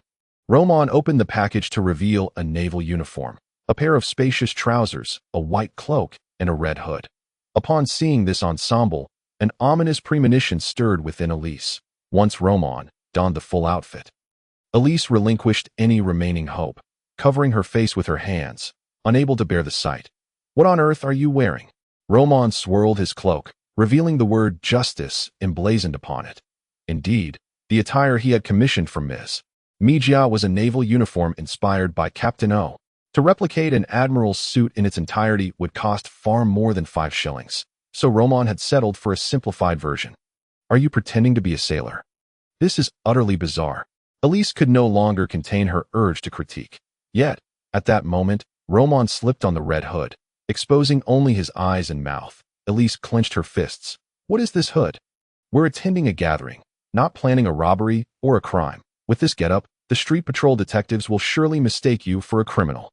Roman solemnly explained, "Safety first. This hood perfectly protects the face while offering superb visibility." Elise suppressed her rising exasperation. Gritting her teeth, "Hurry and change into something more normal." Refusal. The bull warrior shall never remove his mask. In the end, Elise capitulated, for Roman had pulled out the illness report. This ultimate trump card rendered Elise speechless. "Is this the destination?" With a flourish, the cloak billowed as Roman stepped onto the slightly waterlogged cobblestone path. Gazing at the modest establishment before him, 2 kerosene lamps glowed with a dim yellow light at the entrance. In the foyer stood a wooden table, upon which rested a lantern. Bathed in its light, a woman donning a gray hat was engrossed in reading a book. Opposite her stood a wooden counter adorned with a potted orchid and a small statue. The sound of their arrival stirred the woman from her reading. She lifted her head to reveal a face marked by mechanical lines that gleamed metallically in the light. A half-machine? Roman felt a surge of surprise. Elise arranged for pennies on the table and inquired, "Is Miss Yuelon here this evening?" "Yes, she is." The woman opened her mouth, inhaling the 4 pennies, her face displaying a rigid smile. "Thank you." Elise nodded and stepped into the shop, with Roman closely trailing behind. However, as he entered the establishment, the expression beneath his mask underwent a dramatic transformation, a peculiar sensation. It was the same feeling he experienced when he first selected Chronicles of the Pine Nut Knight from the pile of books. In other words, there were books here that could be cataloged by the ancient god library or could trigger quests. Roman gazed in the direction from which the unusual sensation emanated, discovering that this was indeed a bookstore. Numerous places exuded a distinctive aura, yet a few locations were particularly intense. Elise did not pause. Roman followed her to the second floor of the bookstore, where she knocked on the door at the end of the corridor. "Who is it?" A low voice responded from the other side of the door. "A guest of Miss Yuelon," Elise replied calmly. Moments later, the door swung open to reveal another woman, her face adorned with mechanical patterns and a metallic sheen, who welcomed the two with a lantern. Behind the door was not merely a room, but a passage leading downward. The guiding lady accompanied them to an iron door and then ceased to proceed further. Roman pushed the door open. Creak. The instant the door opened, all eyes in the space beyond shifted towards them. Yet, upon seeing Roman's attire, they collectively twitched their lips. Awakeners are an eccentric lot. Their personalities and behaviors deviate from the norm. While they gain extraordinary powers, they are also influenced by these powers, resulting in a myriad of peculiarities. But this individual, could he truly be a patient escaped from a psychiatric hospital? This is the specific trading venue. Many of these individuals are awakeners, though some are not. Still, the majority are connected to them, Elise whispered to Roman. At the counter in the corner. That mechanical puppet is responsible for recording everyone's needs or items for sale. Our goal today is to find you a suitable basic technique. The alchemical automaton Elise referred to resembled the previous doorkeeper and guide, bearing mechanical patterns and a metallic sheen on its face. They were the staff of the entire venue. The area was roughly the size of a basketball court, housing more than 20 individuals, each adorned with various disguises. The least among them, like Elise, wore a mask and high-collared long sleeves. Roman truly wished to inform the detective that he already possessed a basic technique, but the origins of his sorceress meditation method were difficult to explain. Roman was still, in a sense, under conditional release. He needed to pass Kiki's ultimate examination next week to fully regain his freedom. Kiki's actions were not only for the sake of the investigation bureau, but also for Roman's own well-being. Many extraordinary methods are shrouded in secrecy and may not be immediately detectable. If they linger within the human body, they could lead to severe consequences. The incident involving the sorcerer Gurmorn had already taught Roman a lesson. Under Elise's guidance, Roman and she traversed most of the stalls within the room. There were indeed many basic techniques available, but they were all rather mediocre and priced exorbitantly, generally costing dozens of pounds. In addition to the basic techniques, there were numerous spiritual materials, all of which were also quite pricey. Roman observed items priced in the tens, hundreds, and even several hundreds of pounds. His meager wallet could hardly endure such extravagant expenditures. None of these are suitable for you. It seems we must wait a while and seek an opportunity during the transaction with Miss Yuelon, Elise remarked with a hint of disappointment. Is Miss Yuelon the owner here? Indeed, this bookstore is called Yuelon Bookstore. On the surface, it sells books, but in reality, it frequently hosts trading events for awakeners. Is the Investigation Bureau unaware of this? The Investigation Bureau is not omniscient. They typically respond only after danger arises, rather than exerting themselves to eliminate potential hazards, unless it is a significantly threatening extraordinary event. Having collaborated with the Investigation Bureau, Elise was well aware of their approach to issues. The Bureau was severely understaffed, and everyone was quite occupied. If they were to address such potential hazards, they might inadvertently drive those awakeners, who posed no hostility and merely wished to live quietly, into opposition against the Bureau. As Elise explained the operational dynamics of such small-scale trading events, the large door of the room swung open once more and a mechanical automaton entered, announcing, "The trading event is about to commence. Please prepare yourselves." Upon hearing this, the individuals who had been engaged in transactions paused their activities, and those who had set up stalls on the ground hurriedly stowed their items away with remarkable speed, akin to spotting city management officials. Behind the mechanical automaton, a casually dressed woman entered. Her attire was quite relaxed, yet her face was exceptionally refined, with fair skin, a hint of baby fat, long pointed ears, and a pair of pale green eyes surveying the crowd. "I have heard that Miss Yuelon possesses a quarter of elven blood, which explains her elfin features," Elise whispered. The nearby mechanical automaton pulled out a chair, and after Yuelon sat down, someone approached her. The murmurs between the two faded into silence. The wall of psychic energy arose around them. The voices of their conversation naturally could not escape the confines of this barrier. This woman conducted her business 1-on-1. It made sense. Otherwise, there would be no reason for her to previously allow other awakeners to trade freely. The crowd demonstrated a remarkable level of understanding. Soon, it was Roman's turn. Miss Yuelan's rule dictated that the trader must participate in the exchange personally, and only one person could converse with her at a time. Even if Elise wished to be present, she was unable to. Nevertheless, she provided Roman with a reference price. Basic techniques with minimal side effects generally cost around £60. Greetings. Within the psychic barrier, Yuelan gazed at the oddly dressed man before her. A glint of curiosity flashing in her eyes, but her face rapidly adopted a professional smile. What is it that you seek? Or do you have something to sell to me? Roman did not intend to purchase a basic technique. His primary purpose for coming here was to broaden his horizons. Yet, who could have predicted Elise's enthusiasm? It was challenging. Once the first lie was uttered, it often necessitated further deception to conceal it. I require a basic technique, preferably one related to meditation. Roman gazed intently at Yuelan. She nodded professionally and then retrieved a sheet of paper from beside her.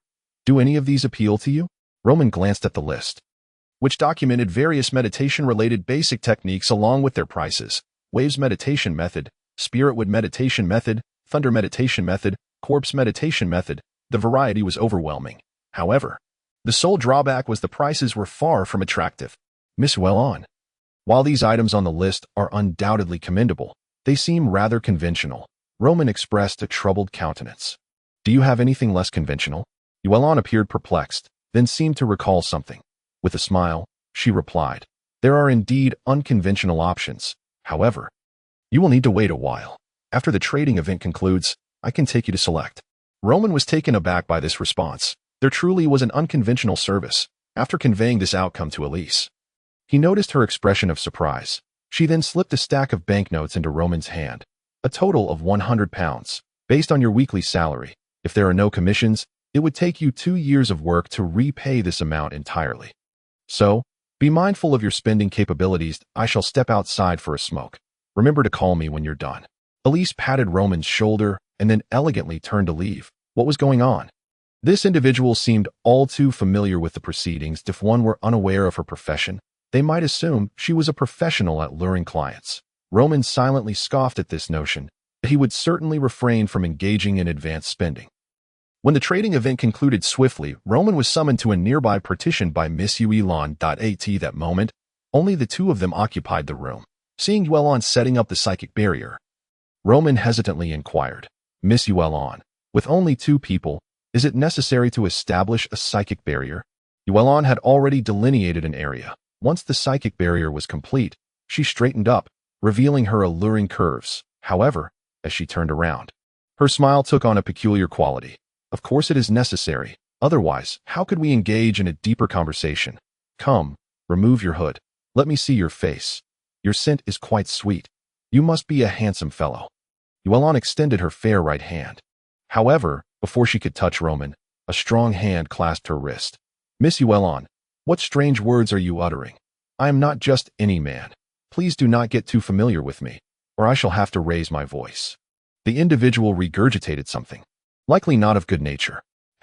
Why be so cautious? I have operated my establishment here for many years without incident. With my elven lineage, the elven folk are rather liberal in such matters. If you would be willing to spend an evening with me, I could generously bestow upon you a meditation technique. Yuelan's delicate nose twitched as she displayed an exceedingly enticing demeanor.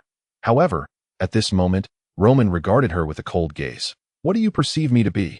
Miss Yuelan, if you are not selling, then I shall take my leave and return another day. With that, he turned to depart. Yet, at that instant, Yuelan furrowed her brow and lunged at him from behind, brandishing a dagger that shimmered with a chilling light, slicing through the air at an alarming speed. Though death may not be preferable to life, in dire circumstances, one must make do. After all, you are the only unfamiliar face here tonight. Not only do you possess little spiritual energy, but your scent is also incredibly tempting. Yuelan licked her lips, her eyes seemingly envisioning the scene of Roman bleeding profusely. The blade would slice through his throat, the sound of blood gushing forth being the most delightful melody, one that an assassin relishes. However, in the next moment, Yuelan felt the world around her begin to spin, as if the room had transformed into a rolling box. No, it was not the room. It was her that was spinning. Coming back to her senses, she found her poisoned dagger embedded in Roman's back, yet no blood flowed. His muscles, as solid as iron, had ensnared the blade deeply, his bronze skin not even marked by a white imprint. He lifted her effortlessly. You must understand, even after emerging from the asylum, I have never ceased my training, from being brutally bested by my coach in dreams to now being evenly matched. My physique has been honed to be hundreds, if not thousands, of times stronger than an ordinary person's. You, with your frail frame, lack even the strength to wield that dagger, do you not?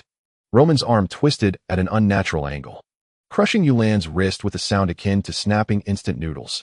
Her wrist bone shattered, causing the dagger to clatter to the ground, which Roman then crushed beneath his foot. Terror and shock crossed Yulan's face. But at that moment, a slender black needle shot forth from beneath her tongue. She had used this strike to kill 17 individuals, 11 of whom were awakened. Awakened individuals, aside from their unique abilities, are not fundamentally different from ordinary people. When killed, they die. Yet, as the poison needle was expelled, Roman evaded with a peculiar backward motion. This tactical retreat was a fail-safe maneuver, reliable time and again. Yulan was momentarily stunned. This attack should have been infallible. After all, her opponent was not even a first-tier awakened. But this physique, this strength, was powerful enough to crush steel. What on earth was happening? Even the Dawn Knights did not possess such muscle. Gritting her teeth, ignoring the excruciating pain from her shattered wrist, her skin felt slick as if coated in fish scales in a moment of distraction. Roman inadvertently allowed her to slip away. She then propelled herself off a nearby sofa, gracefully retreating several meters before producing a luminous powder from her pocket and scattering it over herself. In a single fluid motion, her form vanished, leaving only a trail of clothing and undergarments strewn across the floor. Quite intriguing. Roman surveyed his surroundings, yet found no trace of Yulan, not even a hint. If Elise were present, she would undoubtedly detect Yulan's scent. However, at this moment, Roman had no intention of remaining passive. Although he had yet to attain significant power, the manipulation of spiritual energy was not hindered. A surge of spiritual energy coursed through his body, crashing against the spiritual energy wall of the room. The essence of the spiritual energy wall is to create a sealed space using spiritual energy. Such a space can be breached with a substantial influx of spiritual energy. With a resounding impact, Roman's energy struck the wall, creating a fissure. If Yulan played at invisibility, then he would not engage in such games. He would report her to the investigation bureau. He was unafraid of her remaining hidden. Roman's thoughts were crystal clear. He held the initiative. If she wished to scurry like a rat, then it would be the elder brother of the investigation bureau who would come to have a word with her. Just as Roman was about to step out the door, Yulan abruptly appeared to his left, fully unclothed, her skin radiating an alluring pink hue. The sight momentarily stunned Roman, igniting an uncontrollable impulse within him.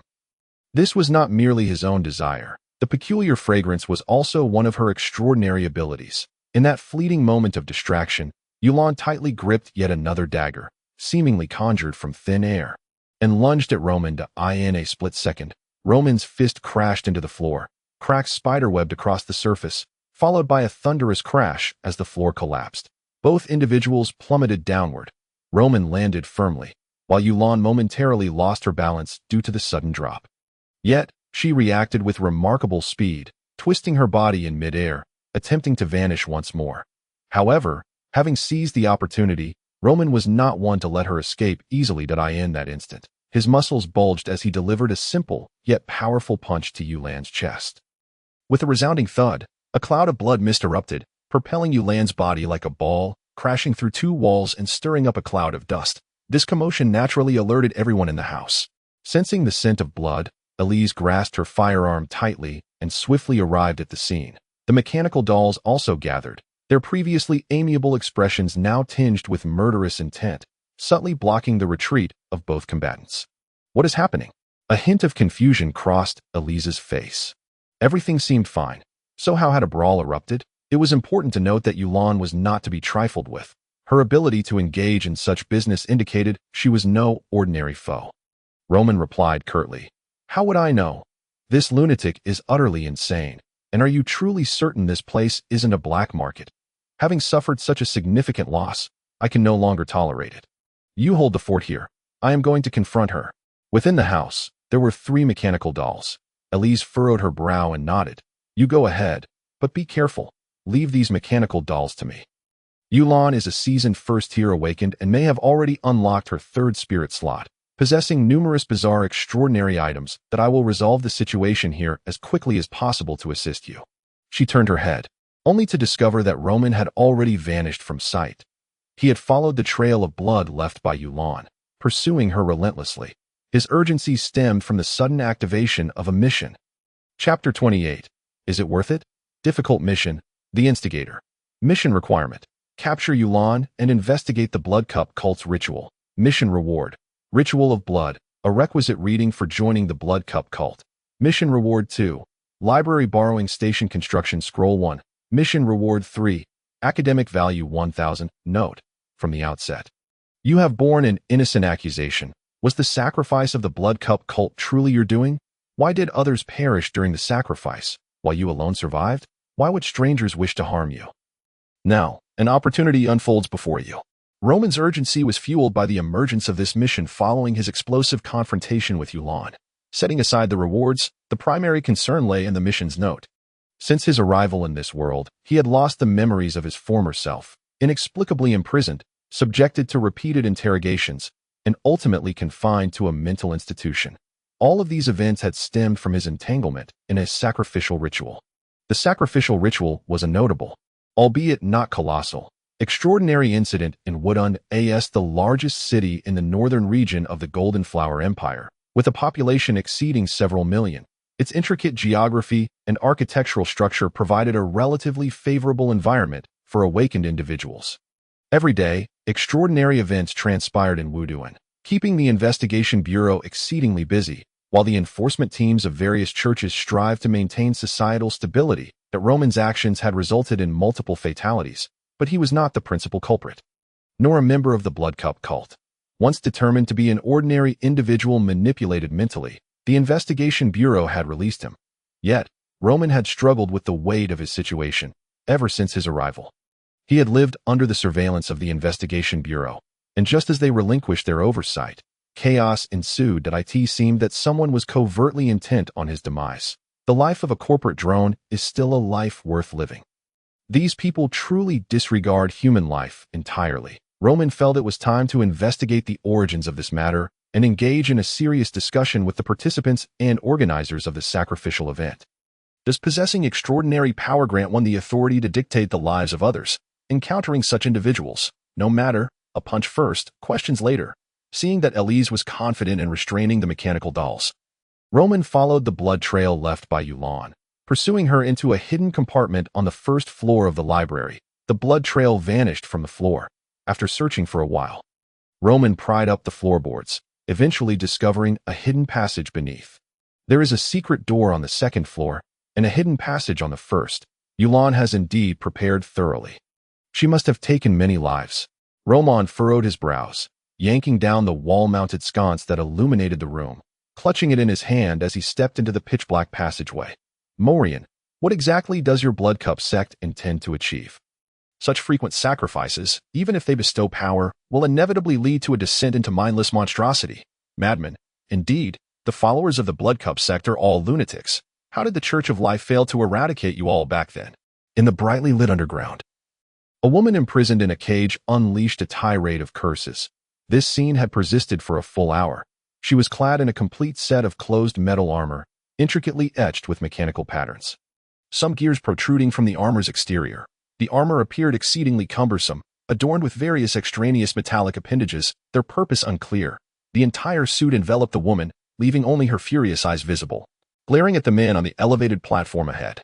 The environment resembled an underground cavern, the space modest, with the walls pockmarked, suggesting they had only recently been excavated. Still bearing the scent of earth, at the center of this space stood a square dais, roughly 2 meters high, constructed from soil.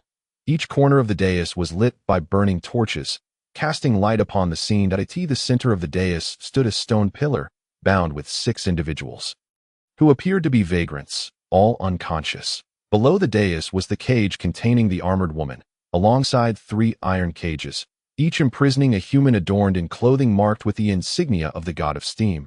a circle enclosing an X, reminiscent of the symbol for a light bulb in physics. The woman in armor bore this same mark, indicating she was evidently part of a law enforcement squad of the steam church. As she vented her anger, the man in the blood-red robe remained unfazed, gripping a staff as he inscribed intricate symbols upon the ground of the dais. These symbols nearly covered the entire surface. Once Morian had completed his drawings, he spoke. The Church of Life harbors a profound hatred for us. Yet throughout the years, the Blood Cup sect has remained unaffected, even thriving. For the Blood Cup we serve truly holds the secrets of life. Mutation is not the demise of life. Within our sect, many God-blessed individuals can freely control their own mutations. They have gained the power of the Blood Cup, achieving rebirth. Only you foolish humans remain entangled in the frailty of your pitiful flesh.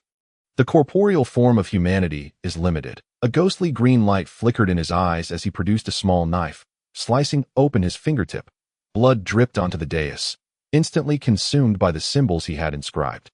Then, lines of light illuminated the dais, igniting blood-red flames beneath the feet of the individuals bound to the stone pillar, yet they remained oblivious in their unconscious state. It's the blood flame technique, if left unchecked. These individuals will be burned to ashes, gritted Bloros from within the caged. He had only joined the law enforcement squad a month ago, following Captain Donna on his first mission, only to encounter the Blood Cup sect and fall into their ambush. He had only heard of such spiritual techniques in passing. Donna felt a surge of anxiety. However, she was afflicted by blood poison, her spiritual energy slow to recover, each breath akin to a knife slicing through her lungs. Upon hearing Bloros's words, Morian's lips curled into a smile. Tisk, truly a competent enforcer. Yet, you have awakened your extraordinary abilities. And now you contemplate sacrificing your life for mere commoners. Do you not feel the slightest bit of resentment? These people are nothing more than vagrants from Wuduan, offering no value. Rather, they spread disease and commit crimes. Mr. Bloros, you have just joined the law enforcement squad of the Steam Church, displaying great aptitude for mastering the steam-breathing technique. With a promising future ahead, is it truly worth sacrificing yourself for such individuals? Chapter 29. Justice. Morian's words reverberated with a peculiar rhythm, echoing in the cavernous underground. The flames blazed bright. Is it worth it? At that moment, not only Bloros but also the two other members of the Steam Church in the iron cages began to ponder this question. They had only recently joined the Steam Church, or were merely followers of the god of steam, having been absorbed into the law enforcement squad upon discovering their extraordinary talents. Is it worth risking their lives for those utterly unrelated? He employed the siren's voice. Do not be deceived by him. Donna interjected sharply. The blood flame technique is not his ability, merely a fundamental spiritual technique. The blood flame technique, one of the spiritual arts of the Blood Cup sect, includes the blood breathing technique, blood river meditation, and blood sacrifice spiritual energy technique. These three fundamental arts generate the special attribute of blood spiritual energy, which is essential for invoking most of the sect's unique spiritual techniques. Every large organization possesses their own distinctive spiritual arts. The blood flame technique typically only proves effective during sacrifices. This flame exists in a realm between reality and illusion, first incinerating the target's spirit, reducing their spiritual world to ashes before further eroding their physical form. Against awakened individuals, the blood flame technique holds no power. Thus, those enveloped in the blood-red flames remain physically unharmed for the time being. Nevertheless, Morian remained unperturbed. Patience is the finest quality of a hunter. He was eager to toy with these three awakened members of the Steam Church. The thought of an awakened member of the Orthodox Church becoming a part of the Blood Cup sect was utterly absurd. The filthy, useless souls of the vagrants could hardly please the great Blood Cup. Yet the souls of these awakened individuals were another matter entirely. Perhaps he could indeed receive the Blood Cup's favor and achieve a transcendence of life. Within the sect, to earn the Blood Cup's favor, one must attain the position of blood giver.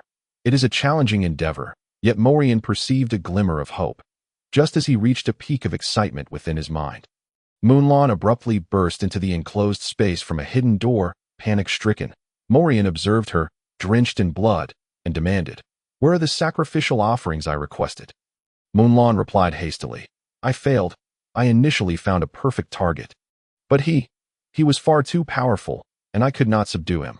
Morian glanced at Moonlawn's chest, which was a bloody mess, featuring a massive dent and fractured ribs. Was it a brute from the Dawn Knights? This is your second mistake. I will not tolerate useless individuals. This is your final chance. Morian extended his left hand, its skin suddenly bursting open, fragmenting into pieces of flesh that adhered to Munlan's chest, swiftly sealing her wound.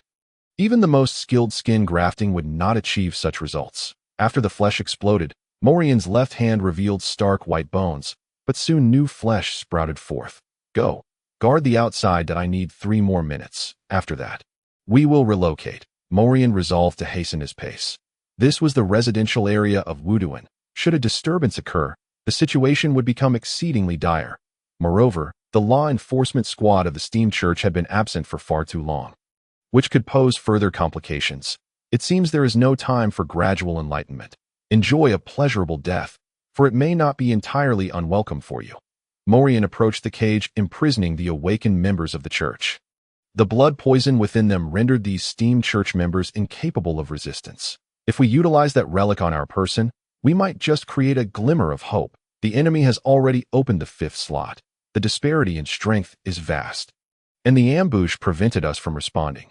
Now, we can only gamble. Donna mused inwardly. Their mission this time was not to confront Morian, but to apprehend another uncontrollable civilian awakened individual. This member of the Blood Cup sect had appeared on the Investigation Bureau's wanted list a month prior. Having committed multiple murders, the Bureau had been pursuing the Blood Cup sect, and the Steam Church bore no responsibility for the matter. However, trouble had sought them out unbidden. Had she been able to prepare meticulously, she might have stood a chance against this member of the Blood Cup sect. Alas, there were no what-ifs. Gritting her teeth, Donna was about to activate her hidden contingency plan when a thunderous crash resounded overhead, followed by a cascade of rubble. The previously recovered Moonlawn plummeted like a meteor to the earth, crushed beneath a figure whose life or death remained uncertain. As the dust settled, Donna, Bloros, and the other members of the Steam Church finally discerned the situation. With a dramatic flourish, the gray-white cloak bore the exaggerated, oversized inscription of justice. The oddly clad man turned, revealing beneath the cloak a sailor's outfit, reminiscent of the maritime craze that swept through the northern continent following the discovery of the Elven continent by Maelduin a century ago.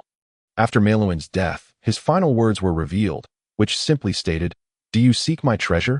Do you wish to uncover the secrets of the deep sea? Then set sail." Since then, the maritime craze has only intensified, showing no signs of abating to this day. Many adolescents harbor dreams of venturing out to sea and becoming skilled navigators. However, most ultimately find themselves either as sailors or meeting a grim fate beneath the waves. Thus, when they behold the set of nautical attire, it is hardly surprising. They merely regard themselves as fervent admirers of Maerlon. Yet, atop the head of the newcomer rests an exceedingly abstract red hood. Strange cloak, nautical garb, and the red hood. These 3 elements converge. Donna cannot help but think that this individual must have escaped from a psychiatric facility. However, the sheer strength displayed by this figure is astonishing. Although the top of his head is merely a layer of slate, the power he wields could easily shatter it. He resembles a humanoid Tyrannosaurus Rex when his foot lands upon Yuelon. One can only surmise that the latter's internal organs have been reduced to a pulp. Neither the awakened of the church nor those from the Investigation Bureau could possibly be adorned in such a manner. A peculiar civilian awakener, perhaps. Indeed, there are many odd individuals among them. Yet, Morion is not merely a first-tier awakener. He is of the second tier. Upon recognizing Roman's silhouette, Morion squints his eyes and strikes without hesitation. He draws a pistol from his underarm holster and pulls the trigger. In such circumstances, there is no need for idle chatter. Damn, this fellow clearly isn't someone to take lightly, and his decisiveness lacks any semblance of villainy. At the very least, he could have exchanged a few words to let me brace myself. Roman muses inwardly. The moment Morion draws his weapon, Roman instinctively employs a tactical retreat. However, the bullets do not pass over him. Instead, they impact the earth beside him. It is inconceivable that he could be hit even without dodging. Such marksmanship is abysmal. A pistol, without rigorous training, renders many unable to hit their target, often resulting in injury from the recoil. Clearly, this adversary does not rely on firearms to kill. This notion crosses Roman's mind. Morion's arms erupt, unleashing a torrent of crimson mist that manifests into 2 colossal blood mist tentacles. Striking forth. Be cautious, This is one of his abilities. The mist is toxic. Furthermore, the tentacles formed from the mist possess striking power akin to that of a solid object. Donna promptly warns. The two tentacles lash out with astonishing speed. But Roman deftly sidesteps, avoiding the rapid strikes with ease. Even Moryong is momentarily taken aback. In his estimation, Roman should have been unable to evade. After the initial failure, Moryong regards the individual before him. His voice raspy yet magnetic. Who are you? Such skill should not belong to an obscure underground awakener. Roman takes 2 steps back, glancing at the 4 individuals confined within an iron cage, and then at the humans bound and ablaze upon the altar. Suddenly, he adopts a fervent, melodramatic tone. I am justice. Chapter 30. The misty prison. Moryong squints, scrutinizing the figure in the red hood. Yuelon, among first-tier awakeners, possesses considerable ability, having elven blood and being a natural assassin.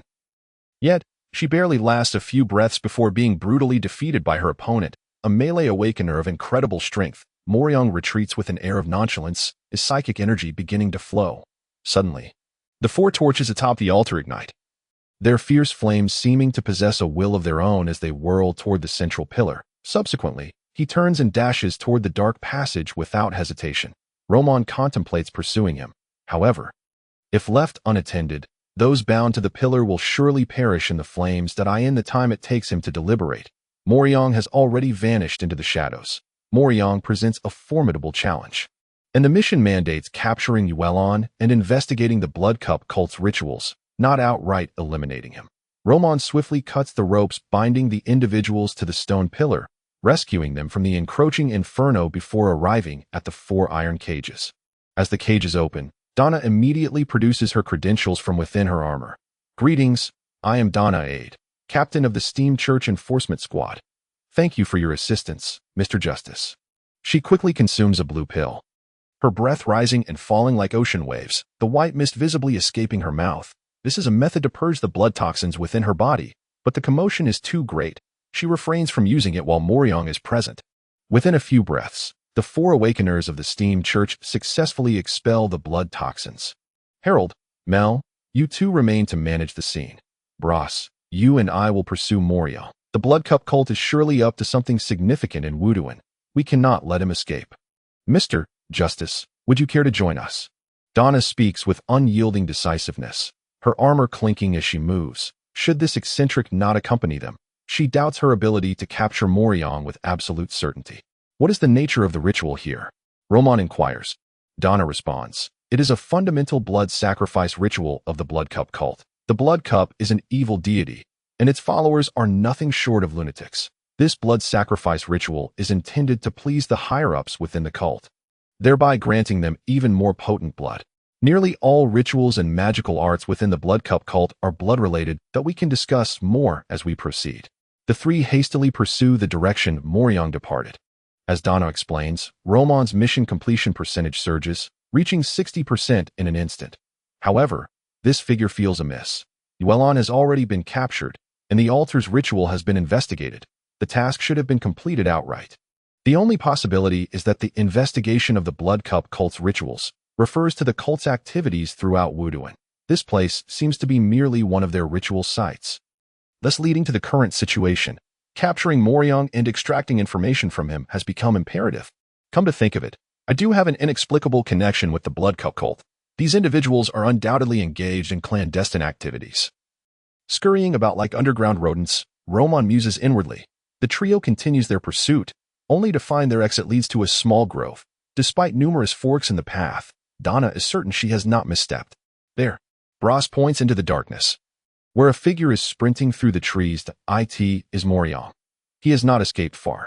Donna raises her right hand, and the armor she dons emits a series of mechanical clicks, followed by a loud bang, as a harpoon-like iron spike shoots forth from the dark barrel. Tethered by a long iron chain, though silent, the steel spike firmly embeds itself in Moryong's torso. A direct hit. An expression of exhilaration crosses Donna's face as she grits her teeth to stabilize her body. This fellow possesses immense strength. I must secure the ceiling spike. Her physical prowess surpasses that of ordinary individuals, yet it pales in comparison to Moryong's. Just as she intends to wrap the chain around a nearby tree to prevent his escape, a large hand seizes the chain on her wrist. No need for such complexity. Are you certain that harpoon won't be dislodged? Donna nods. Indeed. It is a sealing spike crafted by a mechanist, capable of temporarily locking one's psychic energy. He must wait until the spike's effect wanes before removing it. Otherwise, it could inflict a grievous wound that may not heal, leading to rapid blood loss. A person who is killed will die. Members of the Blood Cup cult excel in blood and flesh magic. However, once their psychic energy is sealed, even the most grotesque of blood and flesh magic becomes impossible to wield. With this assurance, Roman nods, gripping the chain with both hands and pulling with all his might. Bras and Donna stare in disbelief. The sealing spike of the steam-powered exosuit is intended to delay an enemy's escape. The awakened squad operates as a cohesive unit. The one in powered armor would launch the sealing spike, allowing other team members to apprehend or eliminate the target. Yet, to simply seize the chain of the sealing spike and pull the individual back, can it truly be employed in such a manner? Despite their astonishment, Roman's approach proves remarkably effective. After a vigorous tug, Moriong is indeed pulled back. Act now. Donna barks sharply, urging Bras while activating her ability that a grayish-white mist envelopes Moriong before he even realizes what is happening. Donna stands firm, eyes closed, declaring, "My misty prison is now in effect." The misty prison appears to be an awakened ability. Roman reflects inwardly. As Bras, Donna's teammate, understands this presents an exceptional offensive opportunity. He retrieves a pistol from his pocket. He channels his psychic energy into the firearm, which possesses 2 energy slots. His first energy slot ability is Empower, allowing him to imbue ordinary weapons with psychic energy, transforming them into special psychic weapons that amplify their destructive power. The bullets within his pistol have been blessed with holy water, granting them formidable potency against evil and dark entities. Once empowered, he steadies his grip on the pistol, aims for Moriang's head, and fires.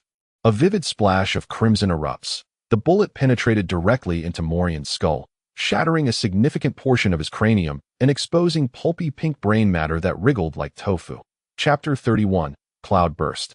A single shot had obliterated Moriang's skull. Roman felt a twinge of surprise. Moriang, a second-tier awakened being, was still vulnerable to the lethal threat of a handgun that it seemed that after this encounter, he would need to practice his marksmanship. Awakened beings were not as invulnerable as he had previously imagined.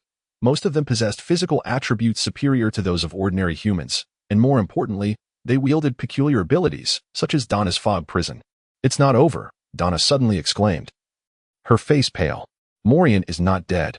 In that moment, Donna's foggy prison was abruptly shattered. Moriang's limbs grotesquely began to grow, soon transforming his 2 arms into dark brown appendages, flesh sprouting over them like ancient tree roots. Then, more arms emerged from his body, his chest, sides, and back. Good heavens, in a mere 2 or 3 breaths, Moriang's upper body was completely covered in arms, and their numbers continued to multiply.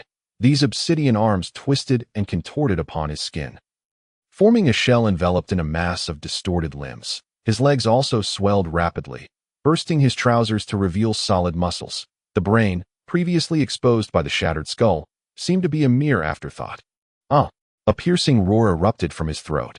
Roman felt as if his brain were being scraped by countless steel needles, his body going limp, and his legs collapsing uncontrollably to the ground. He supported himself with his hands, gasping for air.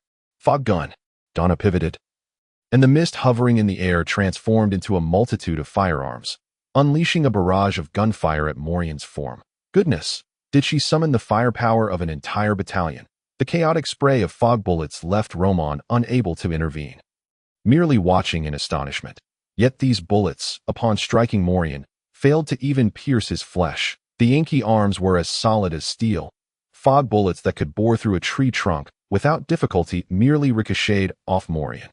He stomped his feet, leaving a clear imprint in the ground, and in an instant, lunged toward Donna. The steam-powered armor she wore hampered her movements. It was cumbersome, ill-suited for agile awakened beings. She donned the steam armor primarily for its defensive capabilities, as her role was more supportive, with few opportunities for direct combat.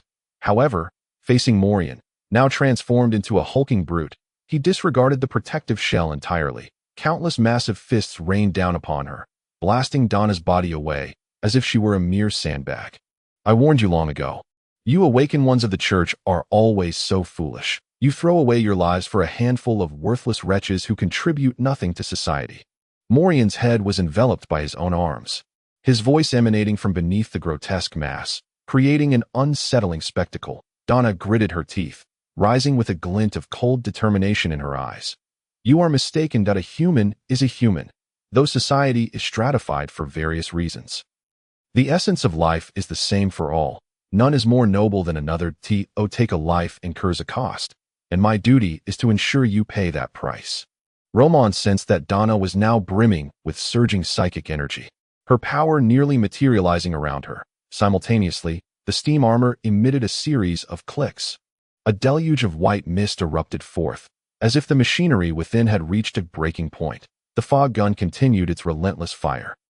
Yet Morian paid no heed to the fog bullets that could not even breach his skin. At that moment, he stood just 5 meters in front of the incapacitated Blaros. Donna's words seemed to enrage him, driving him into a frenzy, his multitude of arms flailing wildly like a colossal sea urchin.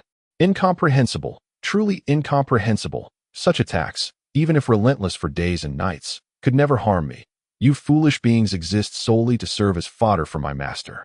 For of his arms stretched forth like arrows, targeting the immobile Blaros. Roman's brow furrowed, and he dashed forward. Yet at that moment, Donna wore a triumphant smile. Indeed, the Blood Cup cultists are nothing but dim-witted fools. Farewell, cloud burst. The core of her armor suddenly emitted a whirring sound. Donna's psychic energy surged to its zenith, a capability of the armor that amplified the user's psychic power to its peak, though this came at the cost of depleting the core's hidden reserves. Once utilized, the mechanical core would be rendered utterly inoperative, inflicting considerable harm on the user's body. This was a steep price, and Donna would not employ it unless in dire circumstances as her psychic energy peaked. She finally activated her last psychic slot, the ability from the third slot, Cloud Burst. Although her previous fog prison and fog gun had been dismantled by Morian, the accumulated fog did not dissipate.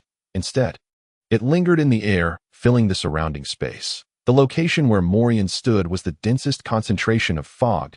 He resembled the eye of a storm, with the mist swirling toward him before erupting with a thunderous explosion. The fog detonated around Morian like volatile explosives, creating a 360-degree, all-encompassing blast. The prior fog prison and fog gun had merely set the stage for this final move. Was this the essence of awakened combat? All three of Donna's abilities were interlinked with fog, with the first two establishing the perfect conditions for the third. A seamless chain. Those unaware would find it impossible to evade this third awakened ability, Cloud Burst. Roman thought to himself, the power of Cloud Burst was terrifying. Had he been within its radius, he would likely have been obliterated.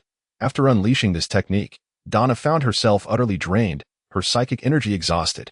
She fixed her gaze on the explosion's epicenter, where the mist dissipated to reveal a ground strewn with severed limbs. The bloodied, limbless monstrosity had completely lost its human form. Yet, he was not dead. Chapter 32, Spiritual Materials. The resilience of the Blood Cup cultists was truly astonishing. Roman understood that this was tied to their strength. If it had been someone like Blockface Keki, the battle might have been resolved in mere seconds. Previously, outside Seagull Sanatorium, that blood-controlling cultist had been thoroughly outmatched by Keki. As the detective had informed him, the creature named Morian was undoubtedly more formidable than the one encountered outside the sanatorium. However, after sustaining such grievous injuries, he was nearing his limit. Quick, kill him, otherwise he will become completely deformed. Donna urged that Morian's appearance had strayed far from any semblance of humanity, be it his multitude of arms or his feet. Grotesquely covered in black, fleshy lumps that oozed foul liquid, his head had twisted off, with blood vessels gushing from the severed stump. It was Roman's first encounter with such a bizarre creature, but there was no time for astonishment or contemplation. Morian, having succumbed to his injuries and transformed into a monster, had nearly lost all semblance of reason. Yet his speed and strength were significantly augmented, posing an even greater challenge. More troubling was Roman's uncertainty regarding Morian's weaknesses. Who could say where to strike to definitively eliminate a being that had decapitated itself? The evasive maneuvers of mixed martial arts afforded Roman the time to strategize during combat. Though his physique had grown robust, he deftly dodged the creature's numerous flailing arms, proving himself far from cumbersome. As the fifth form of fitness training, Mixed martial arts compensated for its predecessor's shortcomings in combat. In this state, Roman's senses were heightened, and his agility markedly improved. Yet, this was merely relative.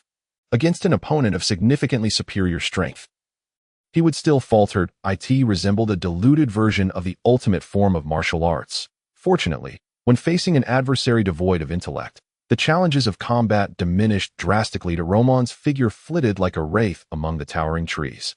And as time passed, the monstrosity's ferocity waned. Power cannot be conjured from thin air. After venting his fury for so long without inflicting any meaningful harm on Roman, Morian had finally passed his peak. During this interval, Donna and Bloros had both been employing breathing techniques to rapidly restore their psychic energy and heal their injuries.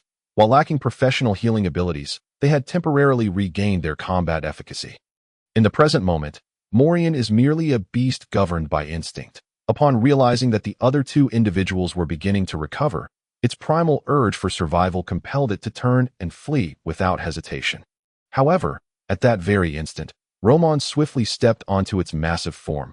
Seizing its arms with great force and yanking them outward, the colossal creature stumbled and crashed to the ground with a thunderous thud. At this juncture, while Roman possessed immense strength, he lacked any effective means of inflicting harm. Nevertheless, his gaze was fixated on the head Morian cradled in its remaining arms. Logically, since this creature had voluntarily severed its own head, it ought to have discarded it. Although it had numerous limbs, the division of two to grasp the head would undoubtedly distract it. Such an encumbrance served no beneficial purpose. Yet, instead of relinquishing the head, it was instead well protected. Understanding this, Roman clenched his right fist, the muscles in his arm bulging as he swung toward Morian's head with the force of a war drum. Thud! This strike sent the already damaged head flying. Akin to a football propelled by great force, it collided with a large stone, shattering upon impact with a resounding crack. Having already sustained damage from Bullrose's bullets, the head could withstand no further punishment. Following its destruction, the massive form of Morian suddenly went stiff, collapsing to the ground like a small mountain. Its vast body rapidly lost all vitality. The arms and the mass of flesh began to dissolve swiftly. Vanishing like melting snow, such a gargantuan figure, in its final moments, continued to melt away, transforming into a pool of blood, leaving behind a trail of dead trees and withered grass in its wake. Polluting the environment. As its remains dissolved, a blood-like crystal emerged from the very center of its skeletal remains, reminiscent of a ruby, no larger than a thumb.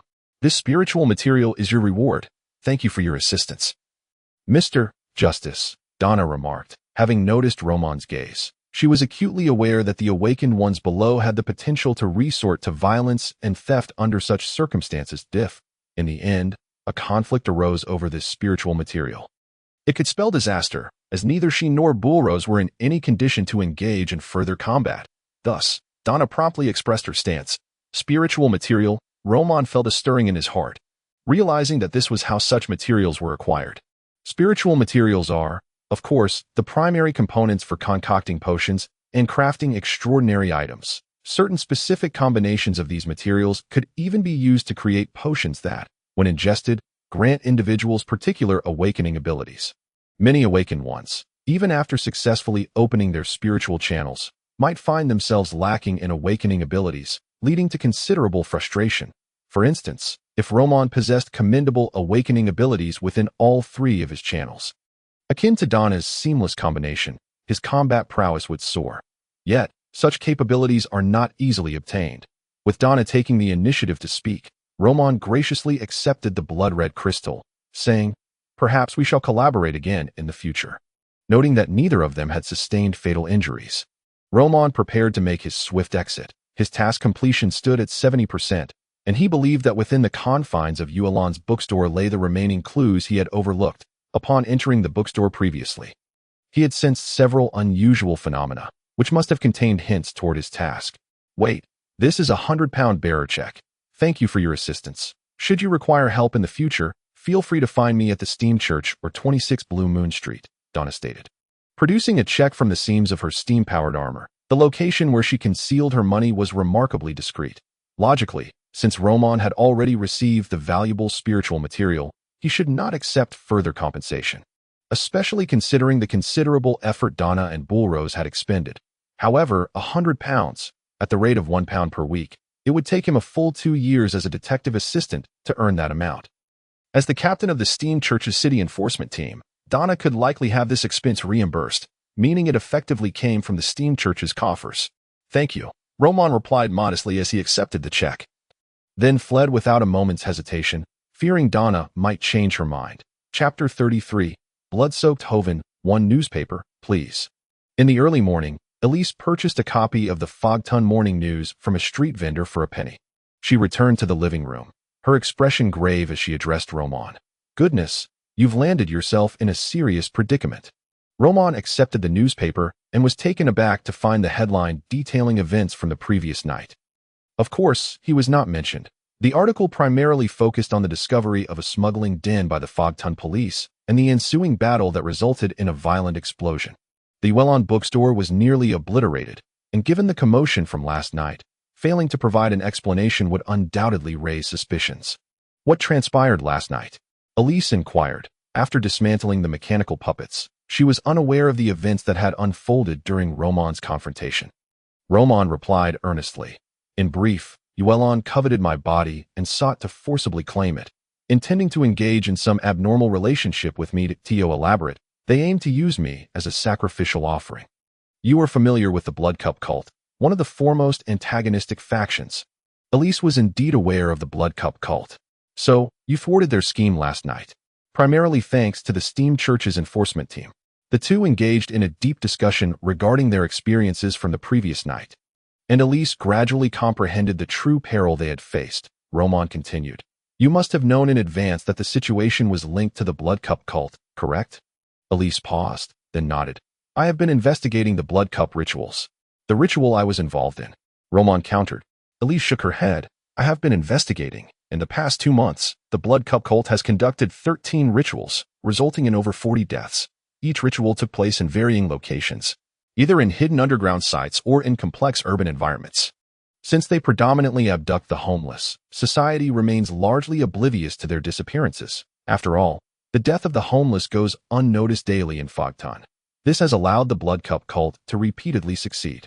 I apologize for my earlier approach at the asylum. I was drawn to you because of your connection to the Blood Cup sacrifices, and as one of the few survivors, I mistakenly assumed you were a member of the cult. However, I later realized I had misjudged the situation. I have been following this matter closely. Last night, aside from assisting you with the basic law, I had intentions in that regard that I never anticipated that you would clash with Llewellyn and stumble upon their sacrificial site. I regret keeping this from you and placing you in danger. You need not involve yourself in my investigation of the Blood Cup cult going forward." Elise sincerely apologized. "Do you harbor a grudge against the Blood Cup cult?" Roman asked. Even if one were to despise evil, it seemed unlikely they would seek out trouble with such a terrifying faction. Elise nodded. "My parents perished at the hands of the Blood Cup cult. So that was the case." Roman expressed his understanding and added, "My current state is also a result of the Blood Cup cult. Thus, our objectives align." Elise clenched her teeth, realizing that her apologies were ultimately futile. Her misdeeds necessitated future opportunities for restitution. Last night, they had concealed their identities. Many awakened ones had attended the gathering. Furthermore, in this era, street cameras had yet to proliferate. Both had disguised their appearances, and even with divination techniques, only their altered features would be revealed. Naturally, Elise speculated that such methods could yield information related to the Blood Cup cult, rather than their true identities. "Have you located your basic law?" Elise inquired. "Would you like me to assist you in reviewing it?" Upon his return the previous night, Roman had surreptitiously taken a large bag of books from Llewellyn's bookstore, which included the basic law. A mysterious smile spread across Roman's face. "Indeed, I have found it." In the room, Roman meticulously arranged the spiritual energy wall. Elise had gone out to attend a detective experience exchange meeting. Such meetings were infrequent, yet they typically attracted numerous professionals from the same field, while touted as an opportunity to share experiences. The primary aim was to expand one's network in the detective profession. Having more friends facilitates smoother operations. Although the room was currently empty, Roman remained cautious as he set up the spiritual energy wall. For he was about to enter the ancient god library, where his greatest secrets lay, an endeavor not to be taken lightly. Once prepared, Roman reclined on the bed, appearing to the outside world as if he were merely asleep. While his spiritual essence had already entered the ancient god library. On the table within the library lay several books, alongside a letter placed prominently in the center. Roman hesitated to open it, as it had been discovered in Yuelon's private cabinet, and it exuded a particularly potent aura. Having learned from the previous incident with the witchcraft meditation method, Roman instinctively sensed that any letter evoking such a strong and unique feeling might harbor danger. Only within the confines of the ancient god library did he feel emboldened to unfold its contents. The books, letters, and even journals that evoke a unique sentiment in him can all be housed within Roman's library. This realization was the result of his persistent experimentation. Seated at his desk, he approached the envelope with a grave demeanor and began to open it. Instantly, prompts emerged in his mind. Mental shock exemption granted. From Ghost Blood, Hoffen. Mental control exemption granted. From Ghost Blood, Hoffen. Distortion contamination exemption granted. From Ghost Blood, Hoffen. A series of notifications flashed before him, leaving Roman astounded. In a wonder, Muiran and Morian did not destroy this letter. Had it fallen into the hands of another, would they not have been rendered a fool on the spot? Or worse, transformed into a monstrous aberration? Fortunately, I am composed, and I chose to read it within the safety of the library. This world harbors too many insidious individuals. Roman then began to scrutinize the entirety of the letter. Morian, this time you must complete a 6-person sacrifice. During the last ritual, Eugene failed, allowing one of the offerings to escape, resulting in catastrophic losses. He also paid with his life. It was his actions that prompted the Investigation Bureau to take this matter seriously. You cannot afford to err this time. The final ritual is nearly complete. A drop of my blood resides within you, bestowing upon you formidable power. However, you must act discreetly.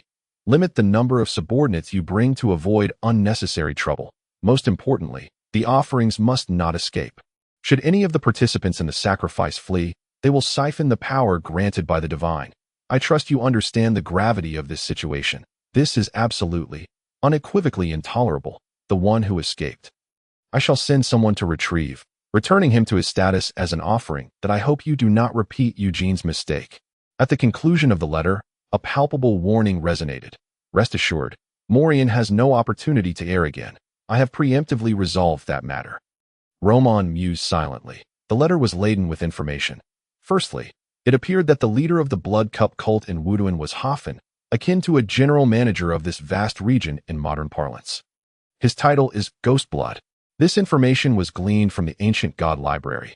Hoffen had employed numerous measures within the letter to prevent theft, and the fact that it had not been destroyed suggested a deliberate act by Muiran and Morian. For had it been someone else, even if Morian and Muiran were killed, the discovery of this letter would have resulted in Hoffen's wrath, leading to serious repercussions. Then there was Eugene, who seemed to be of the same rank as Morian. Having received a drop of Hoffen's blood, the sacrifice he presided over was the very one in which Roman Charlotte's original self participated. Alan Derrick was Eugene's subordinate, and both were slain by Keki at that time. Yet, within the letter, he was clearly the victim, the one who was to be sacrificed. However, within the Investigation Bureau, his record indicated he was the organizer of the sacrifice, subject to extensive scrutiny. There is something amiss.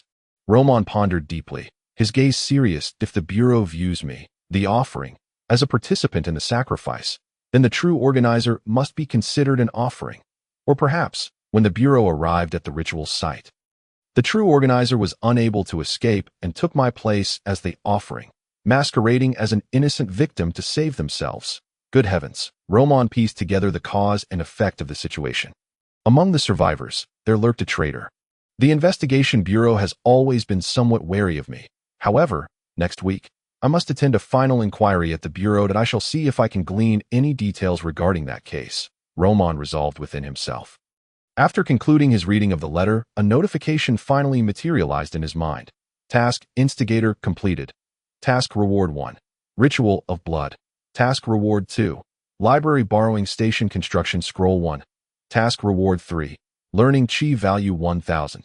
In the blink of an eye, a large tome with a blood-red cover and a shimmering golden construction scroll appeared on the desk of the ancient god library. That tome was Ritual of Blood, a requisite text for initiation into the Blood Cup cult. Naturally, Roman had no intention of practicing the extraordinary techniques detailed within. However, considering that he would inevitably confront the Blood Cup cult in the future, he recognized the necessity of studying this book meticulously. To know oneself and one's adversary is the key to invincibility. But there was no urgency at present. His gaze turned to the library borrowing station construction scroll that a message flashed in his mind. Can construct the ancient god library borrowing station. The borrowing station will automatically appear in locations where needed. Lending out books from the ancient god library. Those who read the library's books will gain favor with the library's master, and while practicing or studying the knowledge within, will provide a portion of their power to the library's master. Any cultivation or learning derived from the library's books can be revoked by the library's master at will. The understanding and learning capacity of any individual reading borrowed books cannot exceed that of the library's master. To construct the borrowing station, it requires 3,000 learning chi value, 3 pounds of eternal wood, 2 spatial magic stones, and 1 wish fruit. But using the library borrowing station construction scroll will waive all material costs. Roman contemplated the requirements for constructing this borrowing station. Feeling tempted, this station seemed to operate autonomously, and if others were to learn the extraordinary knowledge contained within the borrowed books, cultivating the techniques therein, they would be forever bound to him. He could revoke their powers at a thought. Was this not akin to wielding divine authority over them? Furthermore, their practice would also endow him, the master of the library, with strength. How wicked! Roman began to grasp why this library was dubbed Ancient God, though it might be more aptly named the Leak Library. Such a nefarious creation spurred him to commence construction immediately. Although the materials required were undeniably precious, with the construction scroll in hand, he could forego all costs, needing only to expend learning chi value. 3,000 points of learning chi value is no small sum. However, Roman had refrained from using his accrued value thus far, and now it was nearly sufficient, especially since reading would yield more. Coincidentally, he had recently gathered a collection of books from Murin's library. Once he finished reading them, it should suffice. As night fell, the leaves of the trees rustled in the wind. 3 days had passed since the incident at Murin's library. Yet traces of the struggle lingered. The enforcement team of the Steam Church had combed through the area, but it was impossible to eliminate all evidence. The burly man clad in black slowly approached. A palm-sized humanoid puppet perched upon his broad left shoulder. Upon reaching the scene, the puppet suddenly spoke. In addition to the steam energy of the Steam Church, there remains a trace of magical energy. This essence is familiar to me. Let me circle around, and I may remember. Yes, Lord Hoffen. The stout man stepped forward with a steady gait, meticulously surveying the small grove, gradually expanding his search radius. Stop. At that moment, the puppet's voice carried an edge of fury. I remember now. This essence, this scent, it belongs to Gurmorn. There is no mistaking it. That bastard dared to kill my people, the scoundrel. The puppet's tone shifted dramatically. Revealing its agitation, the man's expression also shifted subtly. The sorcerer Gurmorn was no weaker than Lord Hofton, having practiced a plethora of peculiar sorcery, making him exceedingly troublesome. Moreover, his core awakening capabilities were exceptionally formidable. Yet, for decades, there had been no word of Gurmorn. Were it not for the widespread circulation of his sorcerous meditation, and the recurrent reports of practitioners of this method suffering catastrophic failures, becoming Gurmorn's mental sustenance, many would assume the old monster had perished. Lord Hoffen, if Gurmorn is here, having killed Morian and released the awakened members of the Steam Church at the scene, what could his motive be? The burly man inquired. Bewildered, Gurmorn was a regular on the wanted list, infamous among both the Investigation Bureau and the 10 Gods Church. It was inconceivable that he would let a member of the Steam Church escape. Furthermore, he had no particular enmity with the Blood Cup cult. They were merely fellow denizens of the darkness, often exchanging insights on sacrifices and murder when they crossed paths, yet never would they strike without provocation. Unclear. Who can fathom his state of mind? He may have been deranged at that moment, drawn in by the scent of my blood within Morian, and sought him out. This scent is unmistakable. No one else could mimic it. The puppet declared vehemently. Once the Wuduan affair concludes, I will ensure he pays the price. You need to keep a close watch on the other sacrifice rituals. There must not be any mistakes. Next month, I will transport the blood seed here, commencing the final step. Chapter 35. Clearing suspicion, let the construction begin.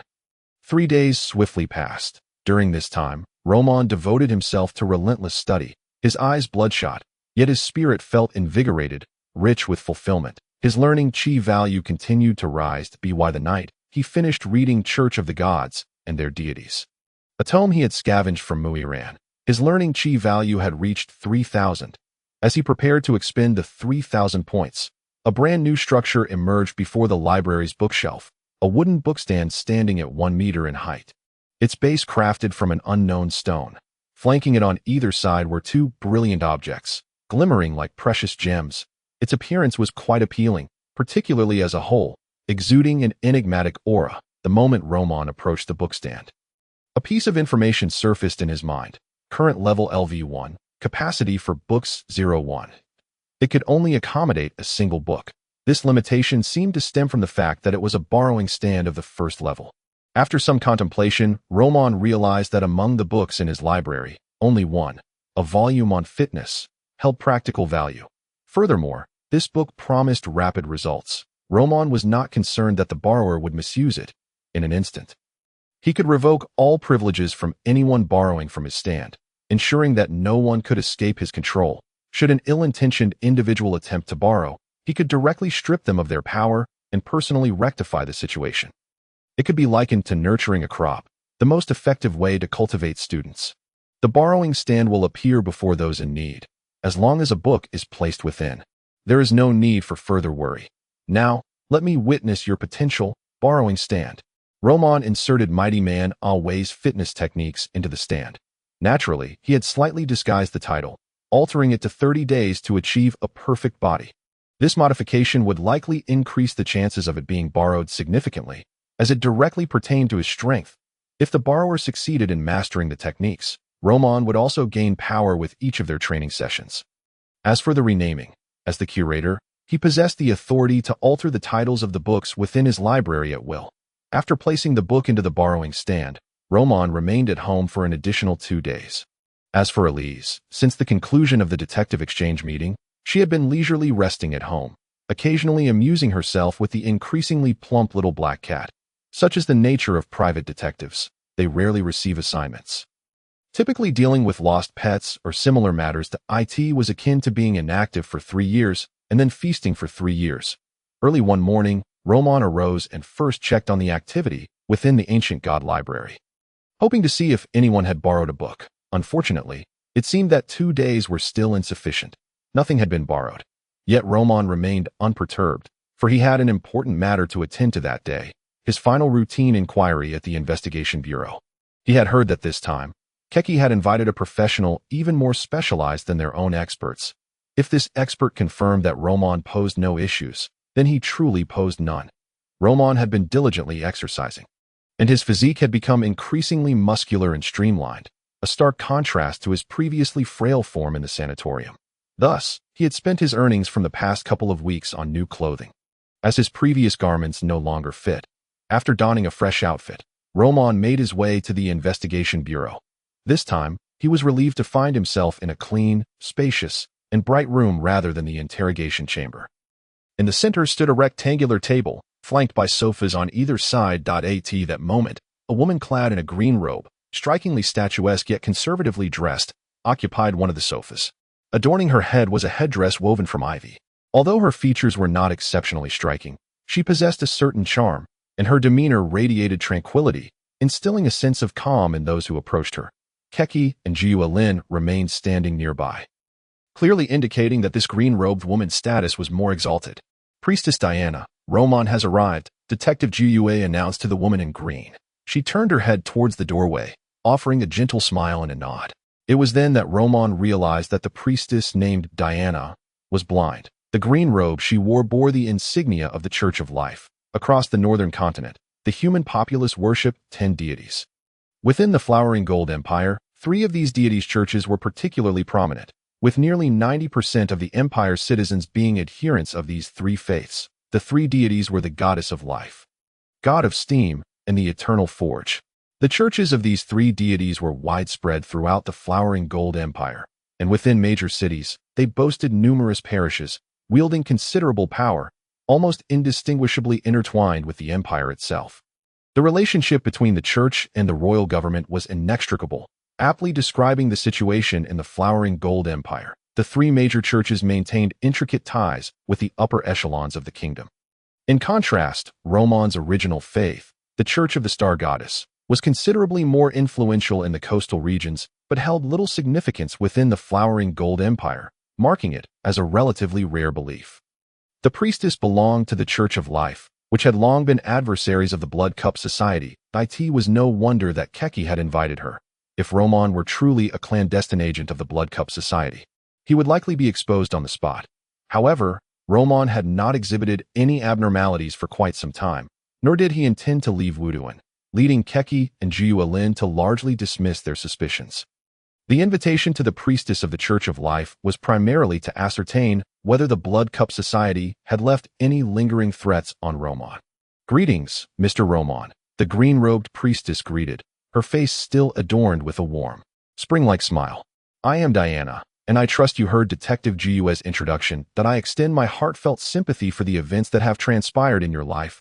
My purpose in coming here today is to determine whether the Blood Cup Society has left any potential threats upon you." Upon concluding her statement, a green glow emanated from Diana's hands, rapidly enveloping her entire being and subsequently enveloping Roman as well. The light felt entirely benign. Roman even sensed a warmth spreading throughout his body. After a brief span of 10 seconds, Diana withdrew the green luminescence, taking a deep breath, beads of perspiration forming on her forehead, clearly indicating the toll this exertion had taken on her. "All is well, Mr. Roman," she announced after regaining her composure. Upon hearing this outcome, both Keki and Jiu-Lin were unsurprised, as their prior examinations had been exceedingly rigorous, leaving no room for error. Roman finally cleared himself of the last vestiges of suspicion. He could only be thankful for the extraordinary means in this world that allowed for the scrutiny of such matters. Otherwise, he would have been unable to clear his name no matter how hard he tried. However, having been ensnared by the Blood Cup Society for such an extended period, he naturally had no intention of letting them off easily. Without hesitation, Roman shared the details regarding the ghostly Bloodhofen. Along with all the information he possessed about the Blood Cup Society and his speculations, with Keki, the latter took this seriously. After all, Roman was a survivor and had undergone extensive scrutiny to confirm he was not affiliated with the Blood Cup Society. Chapter 36. Word.as for how Roman acquired this information. Keki did not press further. He was well aware of Roman's close association with the private detective Elise, who had ties to the Dawn Knights. It was not surprising that Roman would possess such knowledge. Moreover, what Roman relayed aligned perfectly with the details Keki had recently uncovered in his own investigations. "Mr. Roman, I work at the Investigation Bureau, so you should be quite familiar with this place," Keki began slowly. Roman felt somewhat incredulous at this statement. Wasn't it obvious? He had visited numerous times. "In the future, should you encounter any situations, you may come directly to us. You know that your exposure to extraordinary forces makes you more susceptible to extraordinary events than the average person. Additionally, you have now awakened, so should danger arise, you can seek assistance from the Bureau without hesitation," Keki stated solemnly. The surge of spiritual energy within him was unmistakable, as this could not be concealed from a seasoned awakener's discerning gaze. Awakeners and ordinary folk were inherently different. Roman was not surprised to have been called out. He responded to Keki. "Is there anything else you wish to convey, Sheriff?"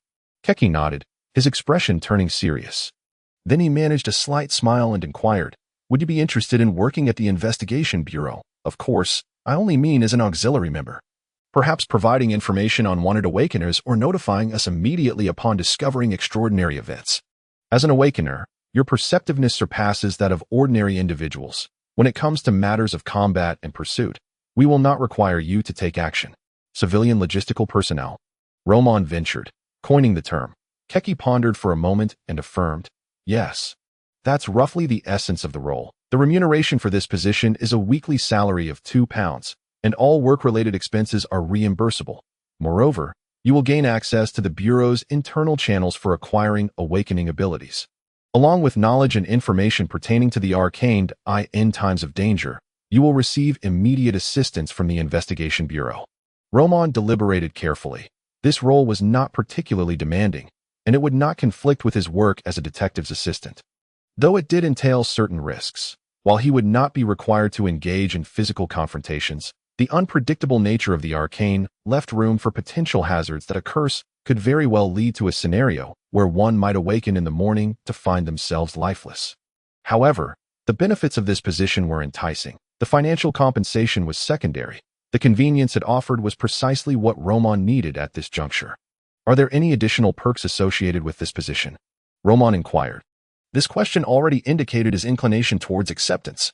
Sheriff Keki's smile faded, and he retrieved bullets designed for practice from the drawer of his desk, which would also be reimbursable each month. One could obtain 10 special bullets from the Investigation Bureau. Most individuals with experiences akin to Roman's would opt to accept this role, and after a period of service, they would have the option to transition to a permanent position. Special bullets. It is not merely a cheap commodity. Rather, it is a bullet imbued with extraordinary power capable of posing a significant threat to the awakened. Indeed, the remuneration provided by Keki is extraordinarily generous. Deal. Without hesitation, Roman agreed. Upon exiting the Investigation Bureau, he collected his firearm license, holster, and a card certifying his status as an outer intelligence member of the Bureau. Now, his weekly income had surged to £3, coupled with the previous £100 bestowed by Donna. Roman found himself unexpectedly affluent, no longer burdened by financial constraints. It seems it is time to consider my awakening abilities, he mused, although Roman initially contemplated a lavish return via the steam carriage. The hefty fare of £1 swiftly tempered his enthusiasm. After all, £1 is a considerable sum. He decided instead to take the steam tram back to Daffodil Street, arriving at number 51, Daffodil Street. He found Mrs. Burnison's establishment, which operated a bakery. Given the hour, Roman had no intention of returning home to prepare a meal. It would be too late for that. The nights in this world, compared to Earth, were decidedly less convenient. Thus, he approached Mrs. Burnison's shop and produced a 4-shilling note. "Mr. Harmon, I would like 2 pounds of wheat bread, please." In front of the shop stood a middle-aged man, the son of Mrs. Burnison, Harmon Burnison. He worked as a minor manager in the industrial district, while his elderly mother, now over 60, assisted his wife in running the bakery.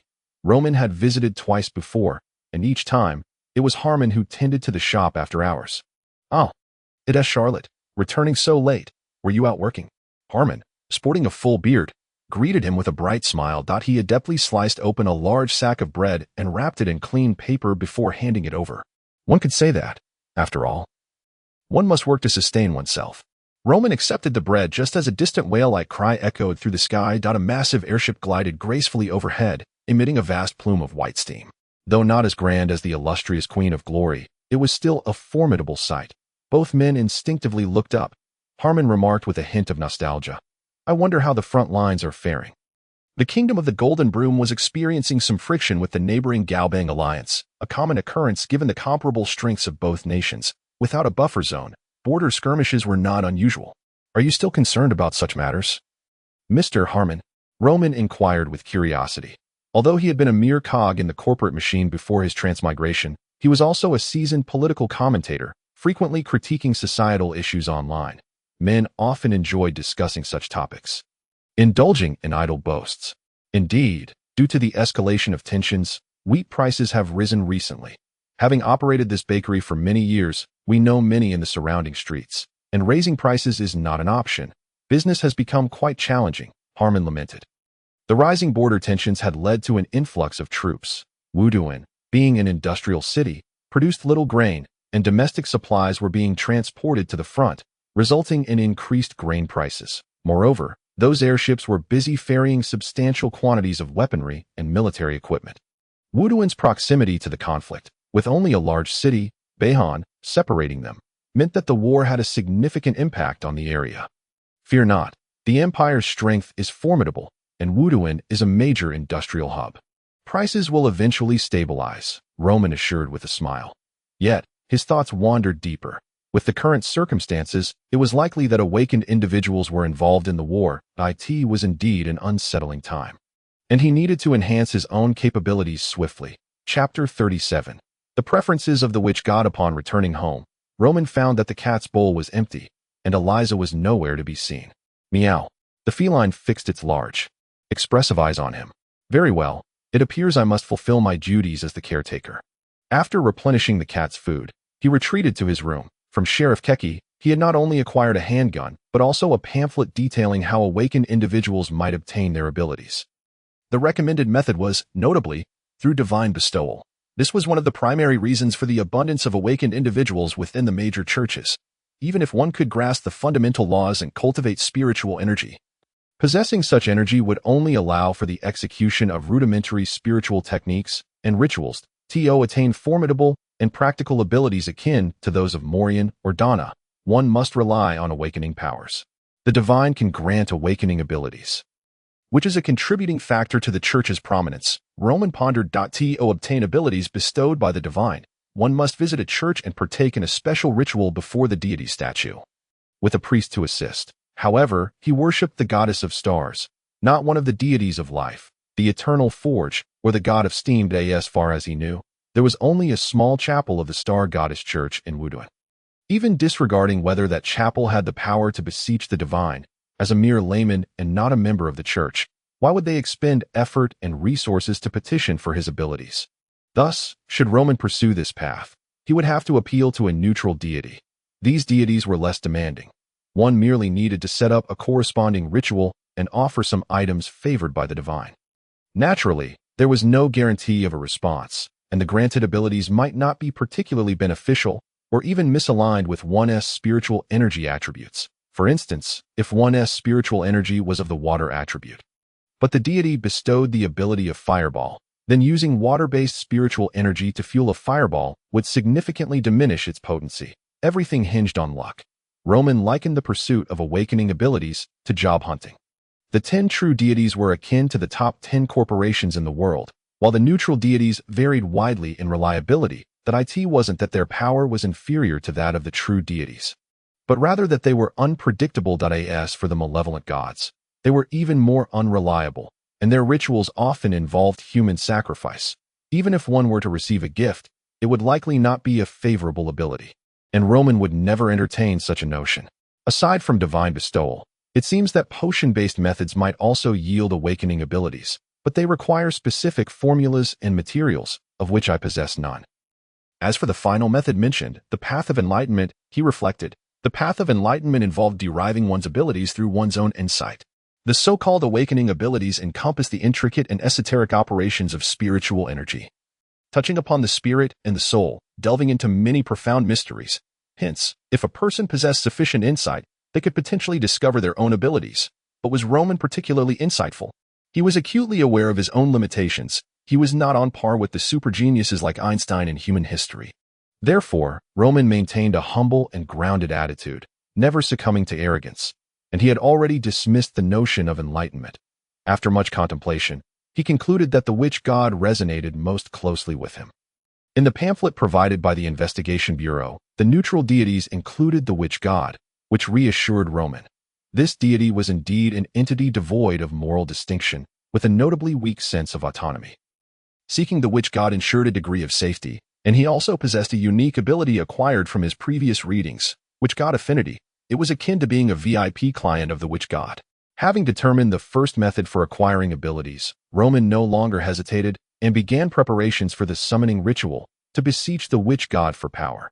Using his own spiritual energy, he would employ pigments favored by the deity to create the ritual's specific symbols. After sketching the designs on paper and familiarizing himself with the process, he began to consult the materials provided by the Investigation Bureau to ascertain what offerings the witch god preferred. Poison. Upon encountering these words, Roman was taken aback. He continued to read and found a small note stating, any poison would suffice. The higher the quality of the poison, the greater the likelihood of receiving abilities from the witch god. The witch god had rather peculiar tastes, quite bizarre. However, the realms of witchcraft and poison are inextricably linked. Those known as witches in this world are experts in chemistry and biology, delving into various lethal poisons. Any one of them could easily become a professor or academic in the fields of biology or chemistry on Earth. As Roman had learned from his readings, awakened individuals, depending on their foundational practices, could be roughly categorized into various professions, such as witches, alchemists, engineers, and so forth. However, these professions lacked clear demarcations.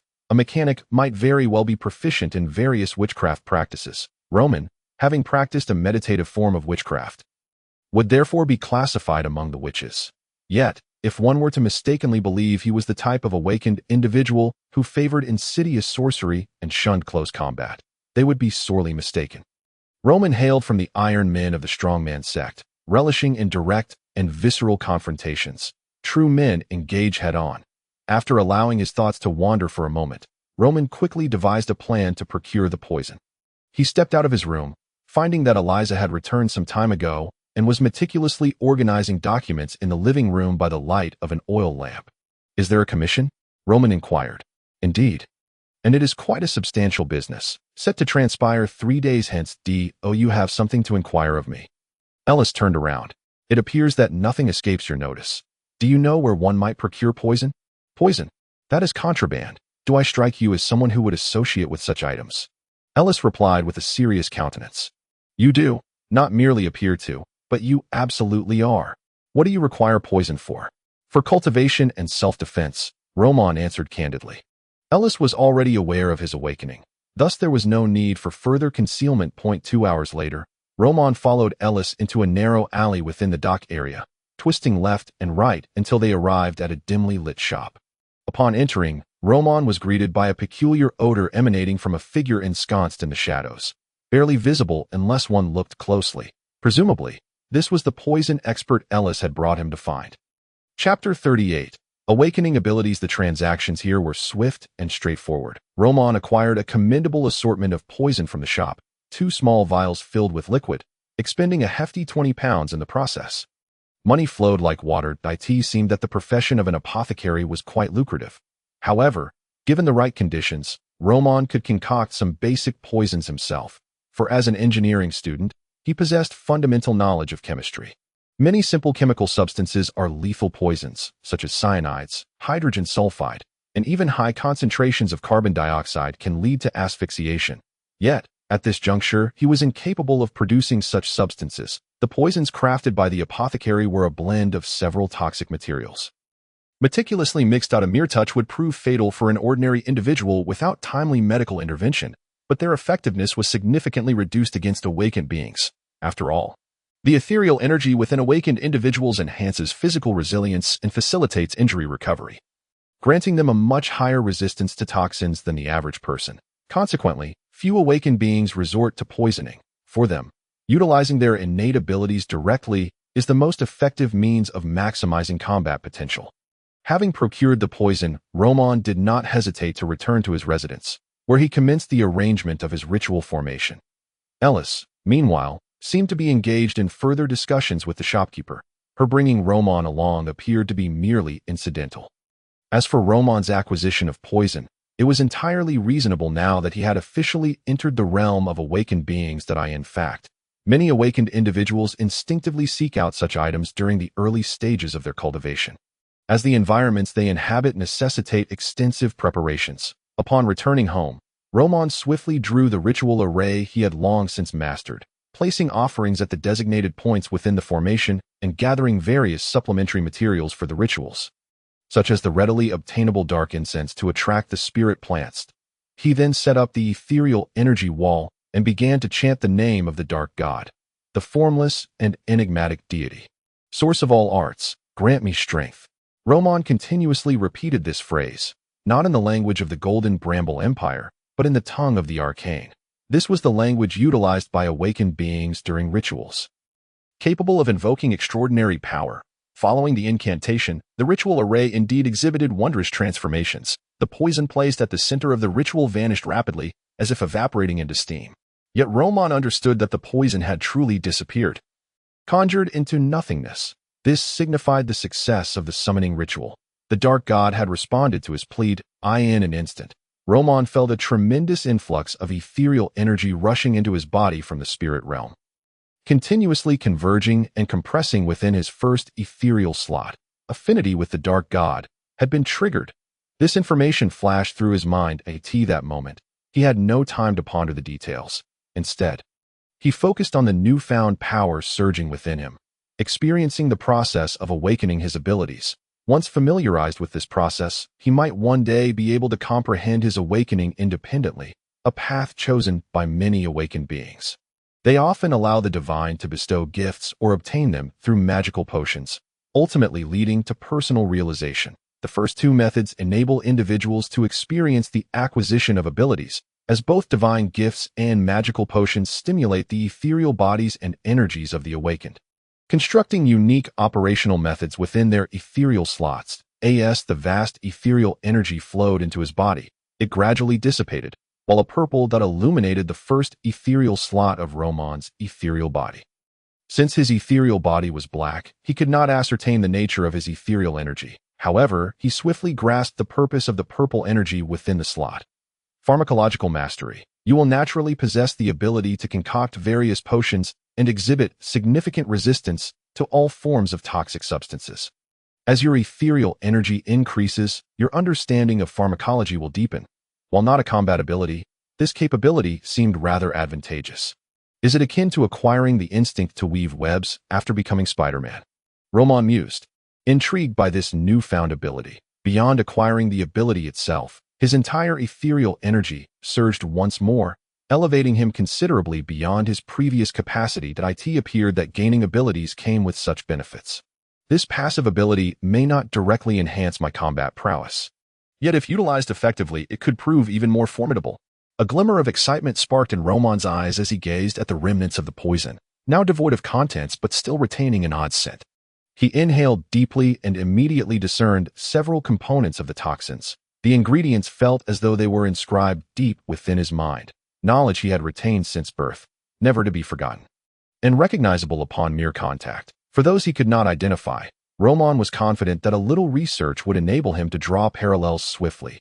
Not only could he uncover the names of these herbs, but he could also investigate their various applications and employ them adeptly. This was the marvel of awakening abilities. Just moments ago, Roman had been entirely oblivious to this knowledge, yet in the next instant, he comprehended it as if he were a seasoned physician, seamlessly integrating the information into his mind. Truly remarkable. Thus, having acquired my first awakened ability, it is time I prepare myself with some means of defense, Roman contemplated.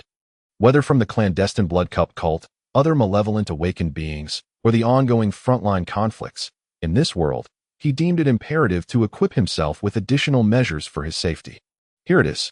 Akatsuki Tsukiri, clad in black military boots, halted her steps at the outskirts of the East District of Wuduan. Ahead lay a solitary manor. Though modest in size, it was certainly beyond the means of the average person. With monthly expenses exceeding £100, leaving most to gaze in envy, Keki stood behind Akatsuki, donning a beret and a gray trench coat, maintaining his customary serious expression. Besides these two, several seasoned awakened agents from the Investigation Bureau accompanied them, each possessing extensive combat experience and carrying various relics to secure the manor. Observing Keki's subtle nod, Akatsuki activated her ability, transforming the environment into a monochromatic realm centered around her. The transformation extended 20 meters before coming to a halt. Keki calmly surveyed the room and slowly spoke. Come forth, Blood Cultivator Park. Chapter 39. Borrowing books in the subsequent 2 days, Roman dedicated himself solely to studying his first ability, aside from eating and sleeping. However, due to limited tools and materials, he could concoct only a meager amount. Ellis often returned home late, appearing exhausted, which did not affect Roman's research in the slightest. She made no request for Roman to accompany her on her outings, leaving him feeling somewhat guilty for enjoying free meals at home. While Roman delved into his studies, a tremor reverberated through the ancient god library. Someone had borrowed a book. Borrower, Anarchy Meyer. 19 years old, ordinary person, devout of the star goddess. A vivid and realistic image materialized in Roman's mind, akin to a cinematic scene. A woman clad in a black divine robe, adorned with countless stars, was withdrawing one of Roman's books from the borrowing desk that had appeared before her. What on earth? This attire clearly indicated a member of the clergy. Instead of seeking the deity, she had come to beseech him. Roman found himself utterly bewildered. In the West District of Wuduan, within a modest chapel that lacked opulence, Anarchy anxiously stared at the borrowing desk that had unexpectedly appeared in her room, her eyes filled with a complex mix of fear and excitement. It was hard to believe that despite her daily prayers to the star goddess, she had never received any response. Yet just moments ago, she had glimpsed a phrase inscribed on the chapel table, a prayer and the revered name of an unknown entity.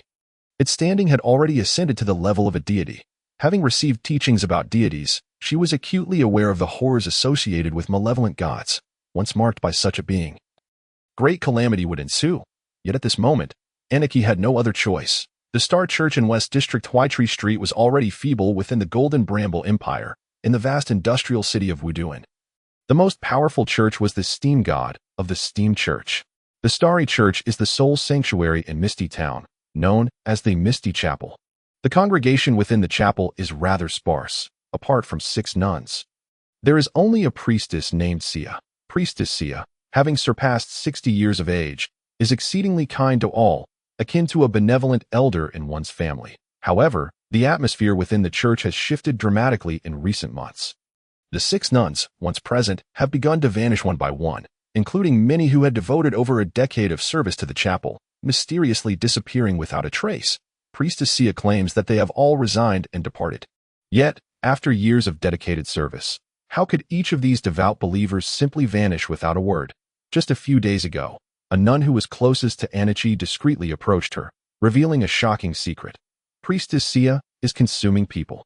Naturally, Anichi found this hard to believe. However, mere days later, that nun too vanished without a trace. Overwhelmed by fear, Anichi stealthily positioned herself outside Priestess Sia's door. What she witnessed was an indelible scene that would haunt her for a lifetime. Priestess Sia truly was consuming people. She wished to flee, yet any sign of unusual behavior would not be overlooked by Priestess Sia. Now, only 2 nuns remain within the entire chapel. Moreover, every time Anichi contemplated leaving the church, Priestess Sia would appear before her, ever wearing that same smile that I in the past. Such a smile would have brought her comfort, but now it only instilled terror, a terror she felt compelled to bury deep within her heart. She longed to report the matter, yet found it utterly impossible. Visitors to the chapel were exceedingly rare, rendering it a secluded world unto itself. The nuns seldom ventured outside. That I in this state of despair, Anichi resorted to reciting the prayer and revered name that had so abruptly appeared before her.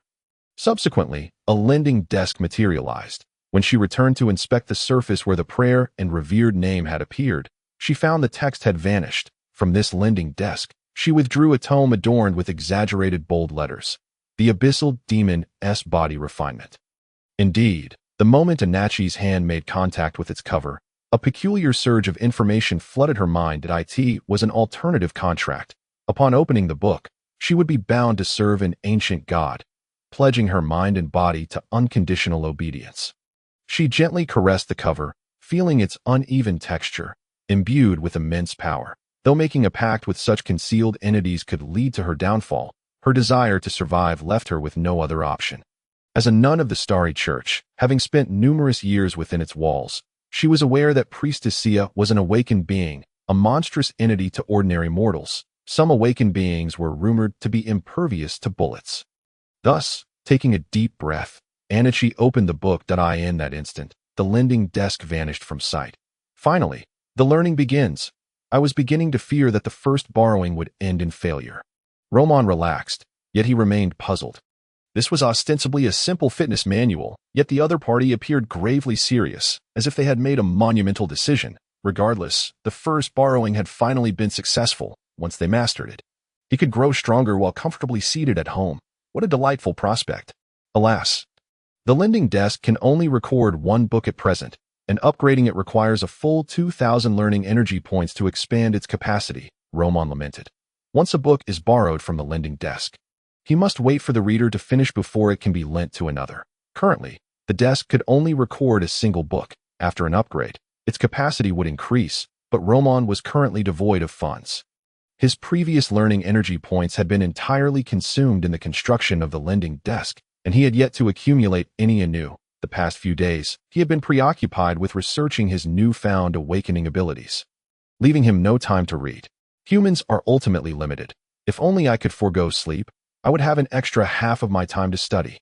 Roman mused quietly, though he understood this was an impossibility. Just right. I can take the time to study the blood ritual, which will not only enlighten me regarding the blood cup cult, but also earn me learning energy points. Thus, he resolved to delve into the blood ritual, an essential read for anyone entering the blood cup cult, packed with foundational knowledge of the extraordinary realm and descriptions of the blood cup. A genuine malevolent deity. Point 3 hurried days passed. As the morning sun streamed in, Iris knocked on Roman's door. She donned her trench coat, concealing a pistol within her armpit holster, and clutched a pipe devoid of tobacco. Let us go. Today we embark on our official business. The so-called official business referred to the commission she had accepted. While Roman relished solitary exploration of arcane knowledge and mysteries, he recognized the necessity of fulfilling paid work. Joyous moments are always fleeting. Now, Roman, the technician of 48 Daffodil Street, was called to duty. Chapter 40, Black Fish Poison. The task we have been assigned is to protect a merchant from Baran City. Acting as bodyguards that I've conducted thorough investigations, and this merchant likely harbors secrets that MY Extraordinary Organization also has a mission concerning him, which is why I accepted the assignment. Iris whispered to Roman aboard the steam train. How long must we provide protection? Roman inquired. Iris extended a finger. For 1 month that we must reside in his estate, and each of us will earn £2 per day. £60 for a month, inclusive of board and lodging. Seemingly quite generous indeed. This was an exceedingly high income. The steam train emitted a clattering sound akin to tracks colliding as it traveled, and the exhaust vents released copious amounts of mist, easily condensing on the glass windows to form a thick veil of white fog. Passers-by wrapped themselves tightly in their coats, hurrying along, while the sounds of vendors filled the air. The streets were not dry. Countless steam engines operated daily, their plumes of white mist merging with the city's atmosphere. Misty Town is a city of steam. A month had swiftly elapsed since their arrival in this city. The two engaged in hushed conversation as the train glided away from the East District. Misty Town comprises 6 districts: the Industrial District, the Dock District, and the 4 Cardinal Districts. These constitute the city's main expanse. Among them, the Dock District is the largest, a melting pot of diverse elements. Beyond these districts, numerous estates at the outskirts of Misty Town, home to the affluent. However, employing servants, chefs, butlers, and bodyguards incurs monthly expenses that can reach hundreds of pounds, with additional costs for the estate's maintenance. Such expenditures are astronomical for the average person. The target of Iris's current employment is precisely such a wealthy individual, a merchant fleeing from Baran due to the encroaching war affecting the city, prompting many affluent individuals to discreetly depart in search of safety. An instinctual aspect of human nature. Mr. Ernest, good day, Iris greeted as they entered the grand hall of the estate. A golden chandelier dangled from the ceiling, lit by numerous white candles. The walls on either side adorned exquisite oil paintings, accompanied by fine antiques. The walls shimmered in a golden hue, and the floor was covered with a plush carpet. Such opulent decor was something Roman had only ever seen in television dramas and films. Before them stood Mr. Ernest Carter, the estate's middle-aged owner, whose face bore deep wrinkles. He was impeccably dressed and warmly welcomed Iris and Roman. After instructing a nearby servant to bring forth 3 cups of tea, he smiled and said, "Miss Detective, thank you for accepting my commission. Over the next month, I will need your assistance in ensuring the safety of this estate. My family remains in Baran, unable to join me. Although this estate is secluded, there may still be vagrants or thieves. Thus, I require your help in setting up some basic security measures, as well as safeguarding my family during this month." Iris, being a licensed detective without any dark history, was entrusted with this task. Moreover, she was not the only detective assigned to this commission. Several other professionals were also involved. After a brief discussion, Roman and Iris proceeded to their appointed living quarters within the estate. The estate was quite expansive, featuring not only the main building, but also several auxiliary structures. Roman and Iris were accommodated in one of the auxiliary buildings behind the estate's garden. It was somewhat astonishing to realize that even this auxiliary building was more luxurious than the room they shared. Truly, what a wealthy establishment. Their mission was to assist in securing the estate for a month. Without the obligation to shadow Mr. Ernest constantly, he likely had more formidable bodyguards at his side. Well then, our assigned task essentially consists of wandering about the estate daily, watering the plants, and strolling on the lawn. Roman questioned. Astonished within their quarters, Iris remained composed. While such commissions are not overly common, they do occur. Wealthy individuals prefer to spend extra for peace of mind. If nothing happens, it's easy money, but should an incident occur, we bear the responsibility. Roman nodded in agreement. He immediately unwrapped the package on his back and began to extract the various bottles and jars contained within. Observing this scene, Eliza remarked with an odd expression. You haven't been studying these items for the past few days, have you? She could easily discern that among these vessels were some containing poison, while others held substances she could not identify. It appeared that this fellow had embarked on a peculiar path after acquiring toxins. It's merely a personal hobby, Roman replied with a serious demeanor. Eliza paid little mind to this, stating, there should be a gathering later. Ernest will introduce us hired bodyguards to one another. Am I expected to attend? It would be prudent to do so, lest you find yourself unfamiliar with the others and inadvertently cause misunderstandings or conflicts. Eliza advised. As the afternoon unfolded, Mr. Ernest indeed hosted a small gathering. There were 10 bodyguards in total, comprising detectives as well as members from professional security firms. Roman felt an inkling that Mr. Ernest was far from an ordinary businessman. Why would a typical merchant require such a substantial entourage of bodyguards, including the servants, stable hands, chefs, and butlers within the estate? There were dozens of individuals, more akin to the retinue of a minor noble. Roman's momentary curiosity was eclipsed by his greater concern for the development of his own abilities. After awakening his powers, he realized further research was necessary. Abilities, after all, could evolve. His proficiency in pharmacology seemed to suggest that as long as he possessed relevant knowledge, he could continue to enhance his skills for the next 5 days. Roman did not leave Mr. Ernest's estate. At last, the research is complete, Roman declared, gazing at the small vial of grayish-white powder in his hand. This was his own concoction, the first poison he had developed that did not evaporate immediately and could affect those with awakened powers. He had already experimented on himself. Although his spiritual energy was remarkably robust, he found himself unable to resist the poison's effects. Naturally, he had first devised an antidote before daring to test the toxin. This poison can render a person powerless to a certain extent, and it is derived from blackfish oil, that I shall name it blackfish toxin, Roman mused inwardly. His physique, having been enhanced through physical training, was already formidable, and with the ability to consume the antidote beforehand. This blackfish toxin would serve as his trump card in practical scenarios. At that moment, a sudden knock at the door interrupted him, and Eliza's voice called out, something has happened. In the grand hall of the estate, as elegant candelabras flickered to life, Ernest surveyed the floor, where a corpse swathed in white cloth laid out a laundry maid had perished in the laundry room. Frowning, he rubbed his temples and asked, has anyone uncovered anything yet? 8 individuals were present, all detectives and security personnel hired by Ernest at that moment. A middle-aged man with brown hair and a long beard spoke up. Mr. Ernest, if we lack complete information, it will be challenging to uncover useful leads.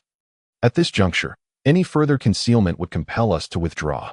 This man, named Mahalo, bore a faded scar on his face, giving him a somewhat intimidating appearance. Compared to the youthful Eliza, he had achieved renown in the detective community over many years, enjoying considerable respect and authority. After Mahalo's declaration, Ernest replied gravely, I engaged your services to ensure my safety.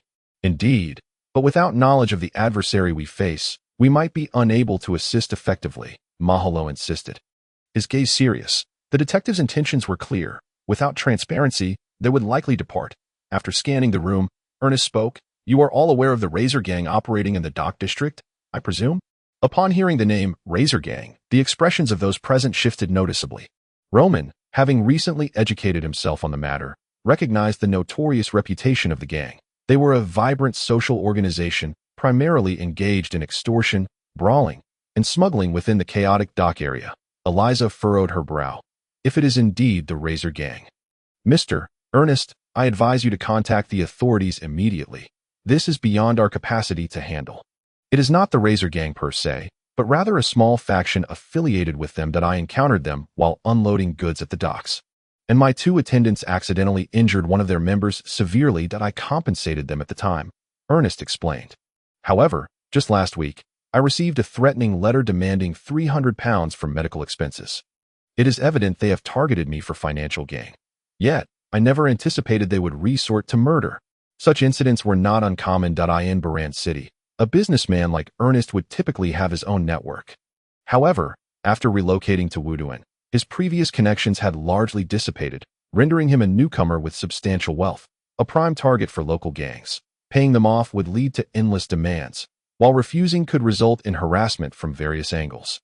But murder was a radical departure from the usual tactics of such small gangs. Mr. Ernest, are you certain they are gang members? Mahalo inquired again. Ernest nodded affirmatively. Yes, the gang is called the Baldies, affiliated with the Razor Gang. Regardless, we must report this incident to the authorities, Eliza suggested. Half an hour later, 3 detectives arrived at the estate and cordoned off the scene. The coroner examined the body and remarked in confusion, she died of natural causes. I will need further examinations to ascertain the specifics.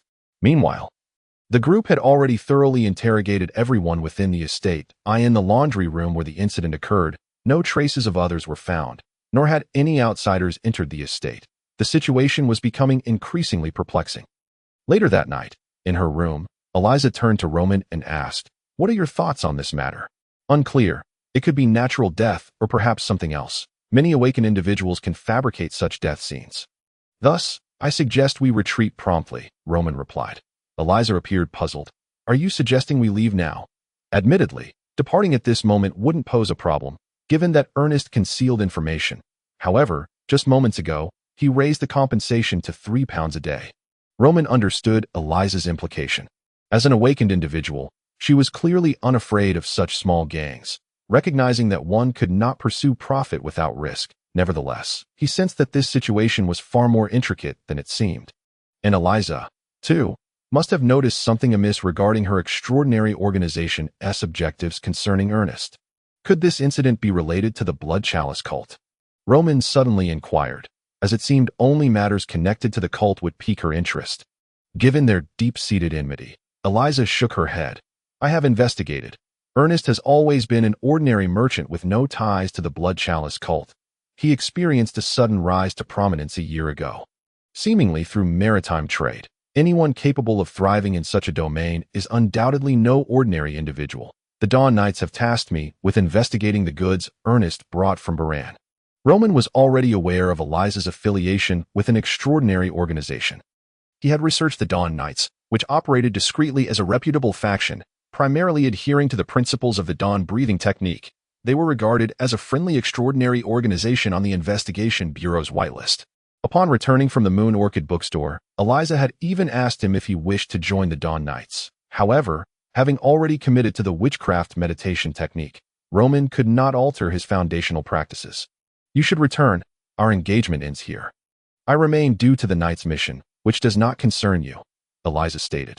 After the previous incident, she did not wish to entangle Roman unnecessarily. If all remained well, he could earn additional wages, but given the current circumstances, it was no longer necessary for him to stay. Their contractual relationship had yet to deepen to that extent. Very well, take care. Should anything arise, contact me immediately, and I will alert the authorities, Roman readily agreed. Then began to tidy up the various bottles and jars in the room, his movements fluid and practiced, as though he had rehearsed them countless times. Hey, aren't you going to at least pretend to be surprised? Such proficiency suggests you've already considered how to make a quick escape. Why the surprise? Safety must always come first when venturing out, Roman retorted with a roll of his eyes. Chapter 42. Crisis. Roman felt it was time to dissolve his employment relationship with Eliza. Merely accepting payment without contributing felt rather improper. Having yet to reach the level of living off others, Roman returned after feeding the cat food to Xiaowei, and then made his way to the apothecary. Although it was referred to as a poison shop, it had originally been a potion store. Selling poisons was merely a side venture for the proprietor. The individual, known as Anti, was an experienced apothecary. As usual, she sat in the shadows of the shop, illuminating only a kerosene lamp, the dim yellow light insufficient to brighten the entire space. Prolonged exposure to darkness can significantly impair vision, Roman remarked as he approached the counter. Anti shifted slightly, her expression revealing a hint of curiosity. What brings you here? The commission concluded early, Roman replied. I've come to discuss the formulation of a new poison I've developed. I would like your opinion. Very well, Anti responded in a low tone. Over the past few days, Roman had visited multiple times, and their interactions had grown less formal. Though Anti appeared somewhat aloof, in reality, she was simply not very talkative. As an apothecary, she engaged daily with vials and various herbs. Rarely conversing with others, the shop's secluded location contributed to this aspect. One could describe it in earthly terms as social anxiety. However, once the conversation turned to her area of expertise, her enthusiasm shone through. Upon entering the inner chamber, Anti lit a candlestick, allowing Roman to better observe her attire. She donned black leather boots, revealing her long, fair legs, her figure commendable with striking curves, coupled with her light golden hair and slightly blue-hued eyes. She exuded an exotic charm.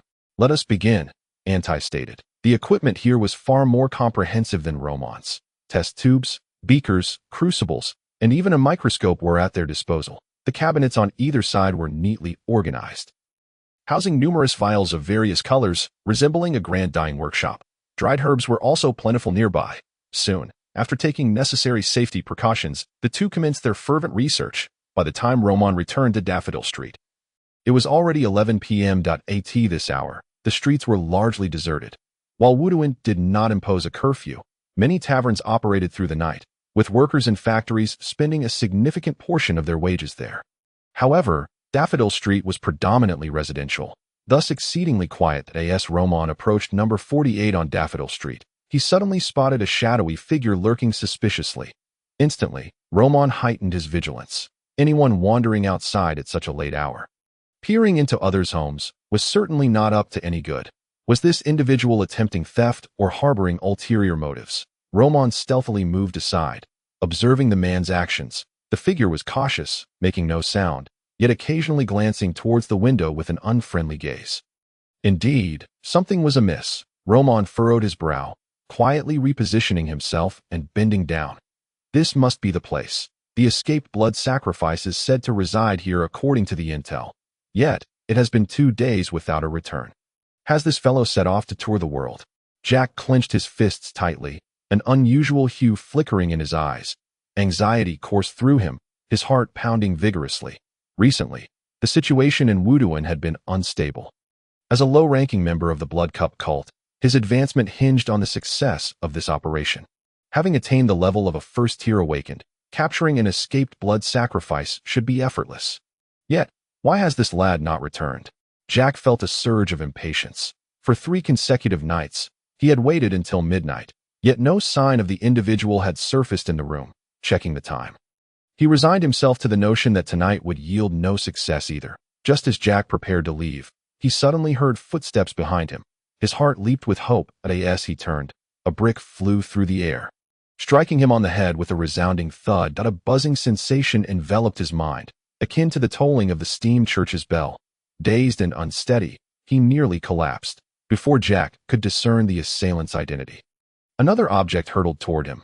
Instinctively, he raised his hand to punch, but it felt as though he were striking a sponge. A cloud of white powder erupted before him. Lime? No, the scent was off. Who could it be? Had he encountered a robbery? After inhaling a bit of the white powder, Jack found it increasingly difficult to breathe. Realizing the dire situation he was in, he immediately attempted to flee. However, as he turned, the back of his head was struck heavily by another brick. A sack was then thrown over his head. With a few more blows from the bricks, Jack's robust form crumpled to the ground, blood staining the surface. The bricks were discarded into a nearby drainage ditch. Cloaked in a black mask, Roman swiftly rifled through Jack's belongings.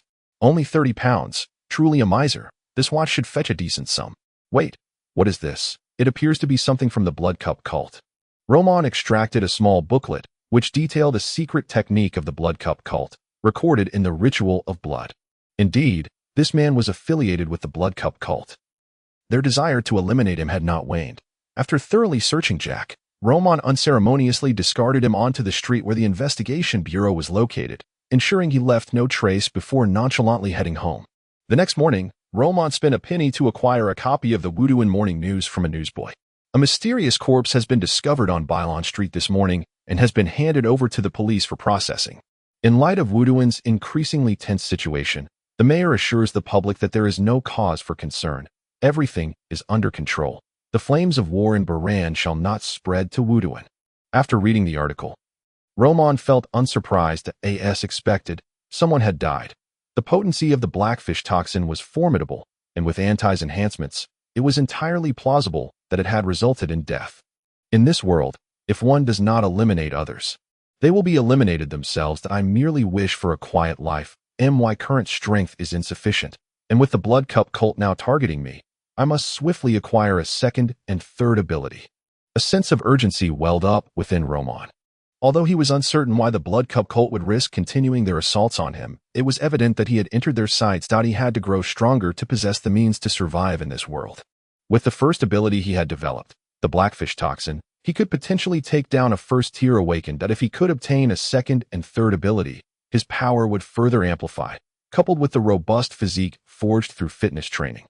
He would possess a measure of self-defense in this perilous world.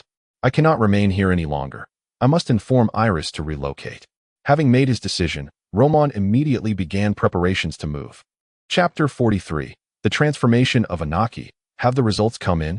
In the infirmary, Keki inquired of the coroner. It appears to be a case of poisoning, but the toxin is quite peculiar. We cannot detect its composition. It seems to have evaporated. The coroner wore a perplexed expression. After years in the medical field, he had never encountered such an unusual poison. After causing death, traces of the toxin should remain within the body. Yet, this individual clearly exhibited signs consistent with poisoning. Yet no evidence of poison could be found. Keki furrowed his brow that he had already ascertained that this individual was a member of the Blood Cup cult, following the capture of the blood donor Parker. Many members of the Blood Cup cult had begun to lie low, no longer as overt as before. Someone is clashing with the Blood Cup cult at this critical juncture, Keki thought rapidly. Aside from this corpse, there were several others nearby, victims of murders from the previous days. Ernest Manor Incident, Nanshan Street Incident, Industrial District Textile Street Incident. Names of locations flashed through Keki's mind. Kyan, first, freeze these corpses until their families come to claim them. After issuing his instructions, Keki exited the infirmary and returned to his office. Besides the already waiting Orange Moon Rin, there were also a man and a woman present. They were the leader of the Steam Church's enforcement team, Steel Esnet, and the priestess of the Church of Life, Diana. These two were the spokespersons for the two major churches in Wuduan. Various security issues within the churches were primarily handled by them. Esnet was of a similar build to Keki, but faint mechanical patterns adorned his face and body, and his musculature was not as pronounced as Keki's. That he furrowed his brows, stating, "The situation in Wuduan has become precarious. Many ruthless individuals have escaped from Baran. The war there is beginning to affect Wuduan. Underground awakened beings have become more active. I have already detected traces of several extraordinary organizations." What does the mayor say? Keki's expression turned grave. The mayor is busy mitigating the impacts of the war in Baran and is preparing food supplies to reassure the populace. Matters concerning the awakened must be handled by us. Currently, the primary concern is the Blood Cup Church. They seem to have taken advantage of the chaos, sending in more than one mid to high-ranking member, with Blood Sorcerer Hofen plotting a special ceremony. However, aside from the elimination of a blood donor, our investigation into the Blood Cup cult has reached an impasse. Blood donors are those bestowed with special blood by upper echelons of the Blood Cup cult, their strength surpassing that of ordinary members, the elite belonging to the cult. When the blood-borne individuals realize their inescapable fate, they invariably opt for self-destruction, rendering it exceedingly difficult to capture them alive for interrogation. In reference to the Blood Cup cult, Diana remarked, "We must remain vigilant regarding the movements of the Blood Cup cult. The current turmoil in Wuduan necessitates that we maintain stability. Internal chaos must be avoided." In Baran, with Wuduan's continuous military support and the provision of sustenance from other imperial cities, it is inconceivable that the Gaobang Alliance could conquer it. Our task is to unearth the spies of the Gaobang Alliance to prevent them from instigating greater issues. Keki nodded. Then let us impose a curfew starting soon. We shall apprehend a batch of criminals and execute them at the city gates as a warning to those who might seize the chaos to incite rebellion. While the Gaobang Alliance is not without strength, capturing a grand city like Baran is indeed a formidable challenge. The three gathered here deliberated on how to address the current unrest in Wuduan, particularly concerning the awakened ones, should chaos ensue. It would pose the gravest complications. Great and ancient deity, please gaze upon your devout servant and grant me strength and courage. In the nun's chamber, Anichi knelt upon a soft cushion, her eyes tightly shut in earnest supplication. Uncertain of the appropriate gestures to represent her prayer to the ancient god who had bestowed upon her the physical training of the abyssal demon, she resorted to this manner of devotion.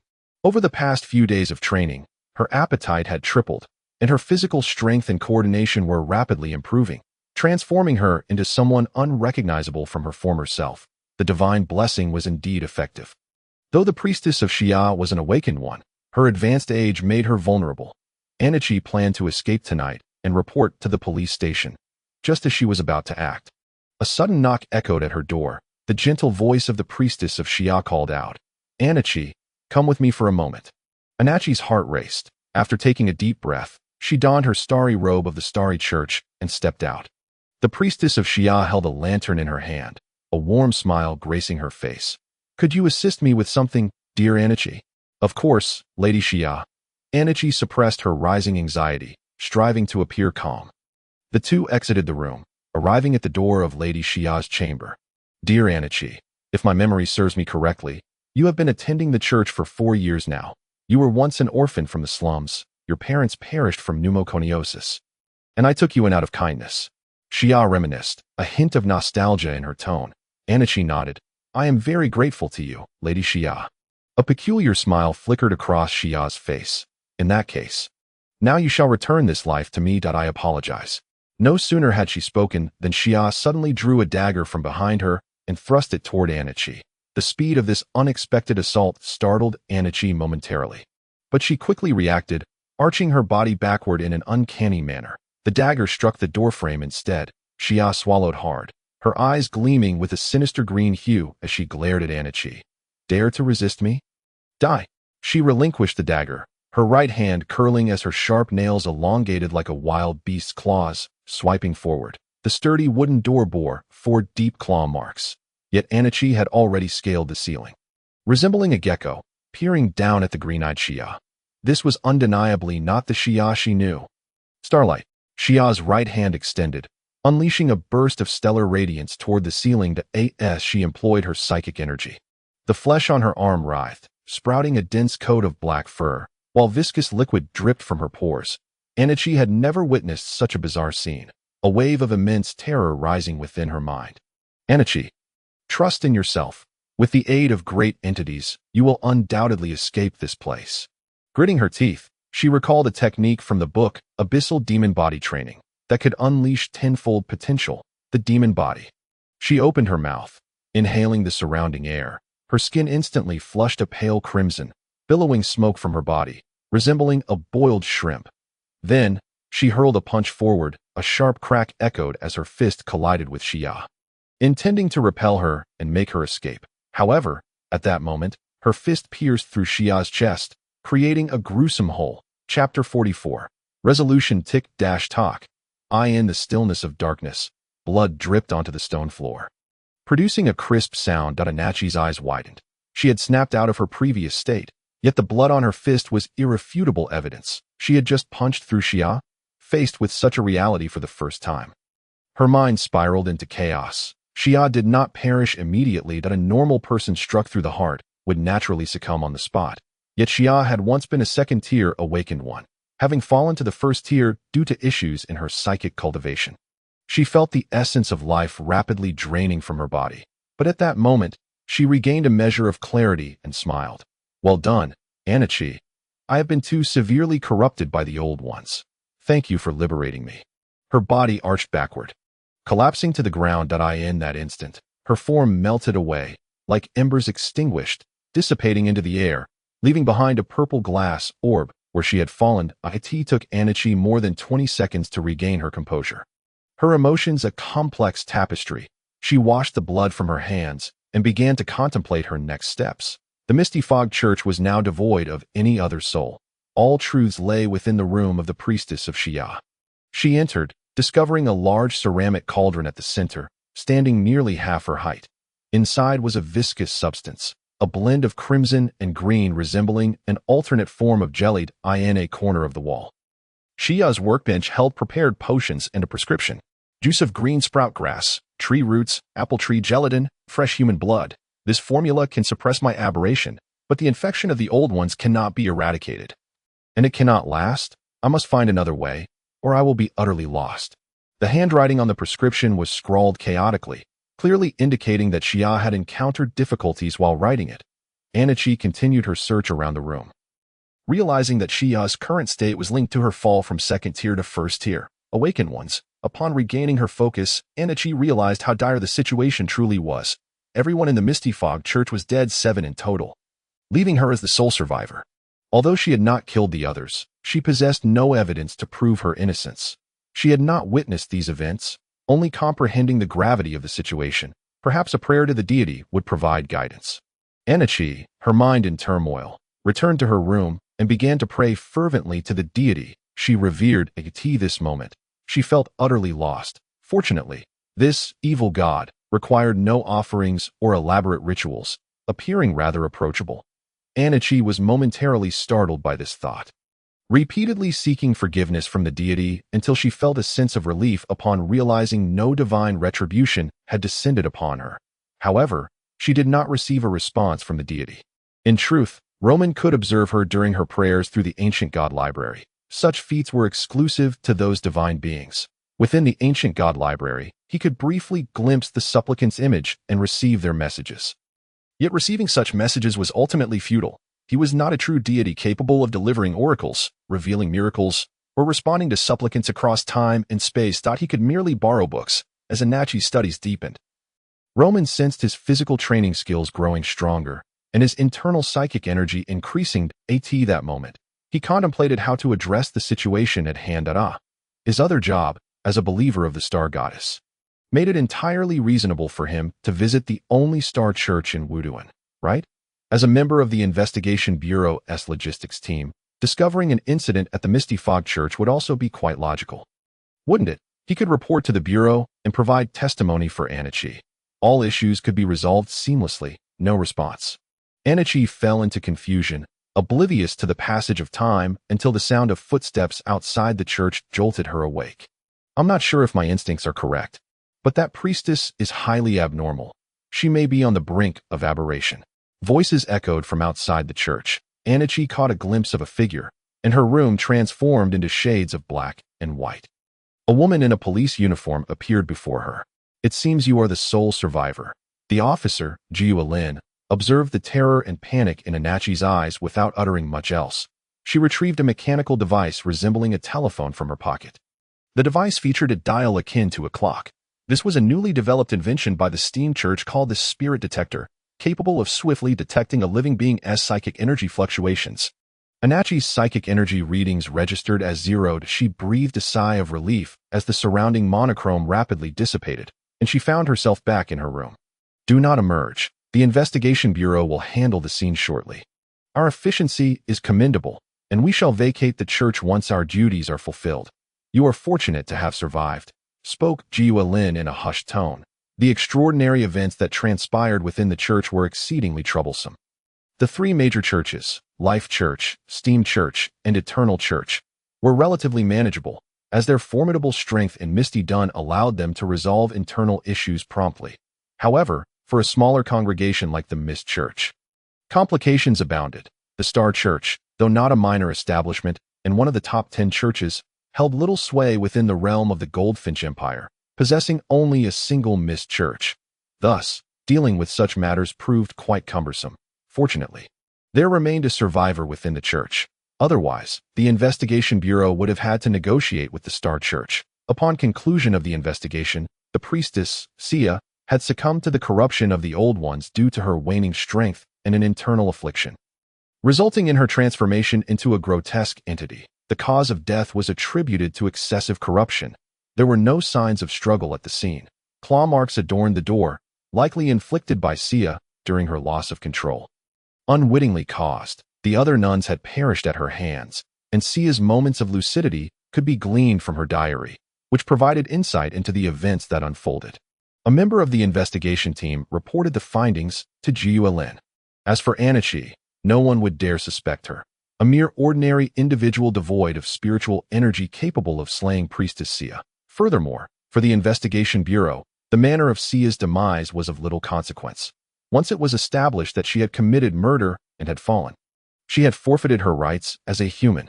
Succumbing to the corruption of the Old Ones was, comparatively, a rather favorable conclusion. Jiu Lin rubbed her temples. Notify the victim's family.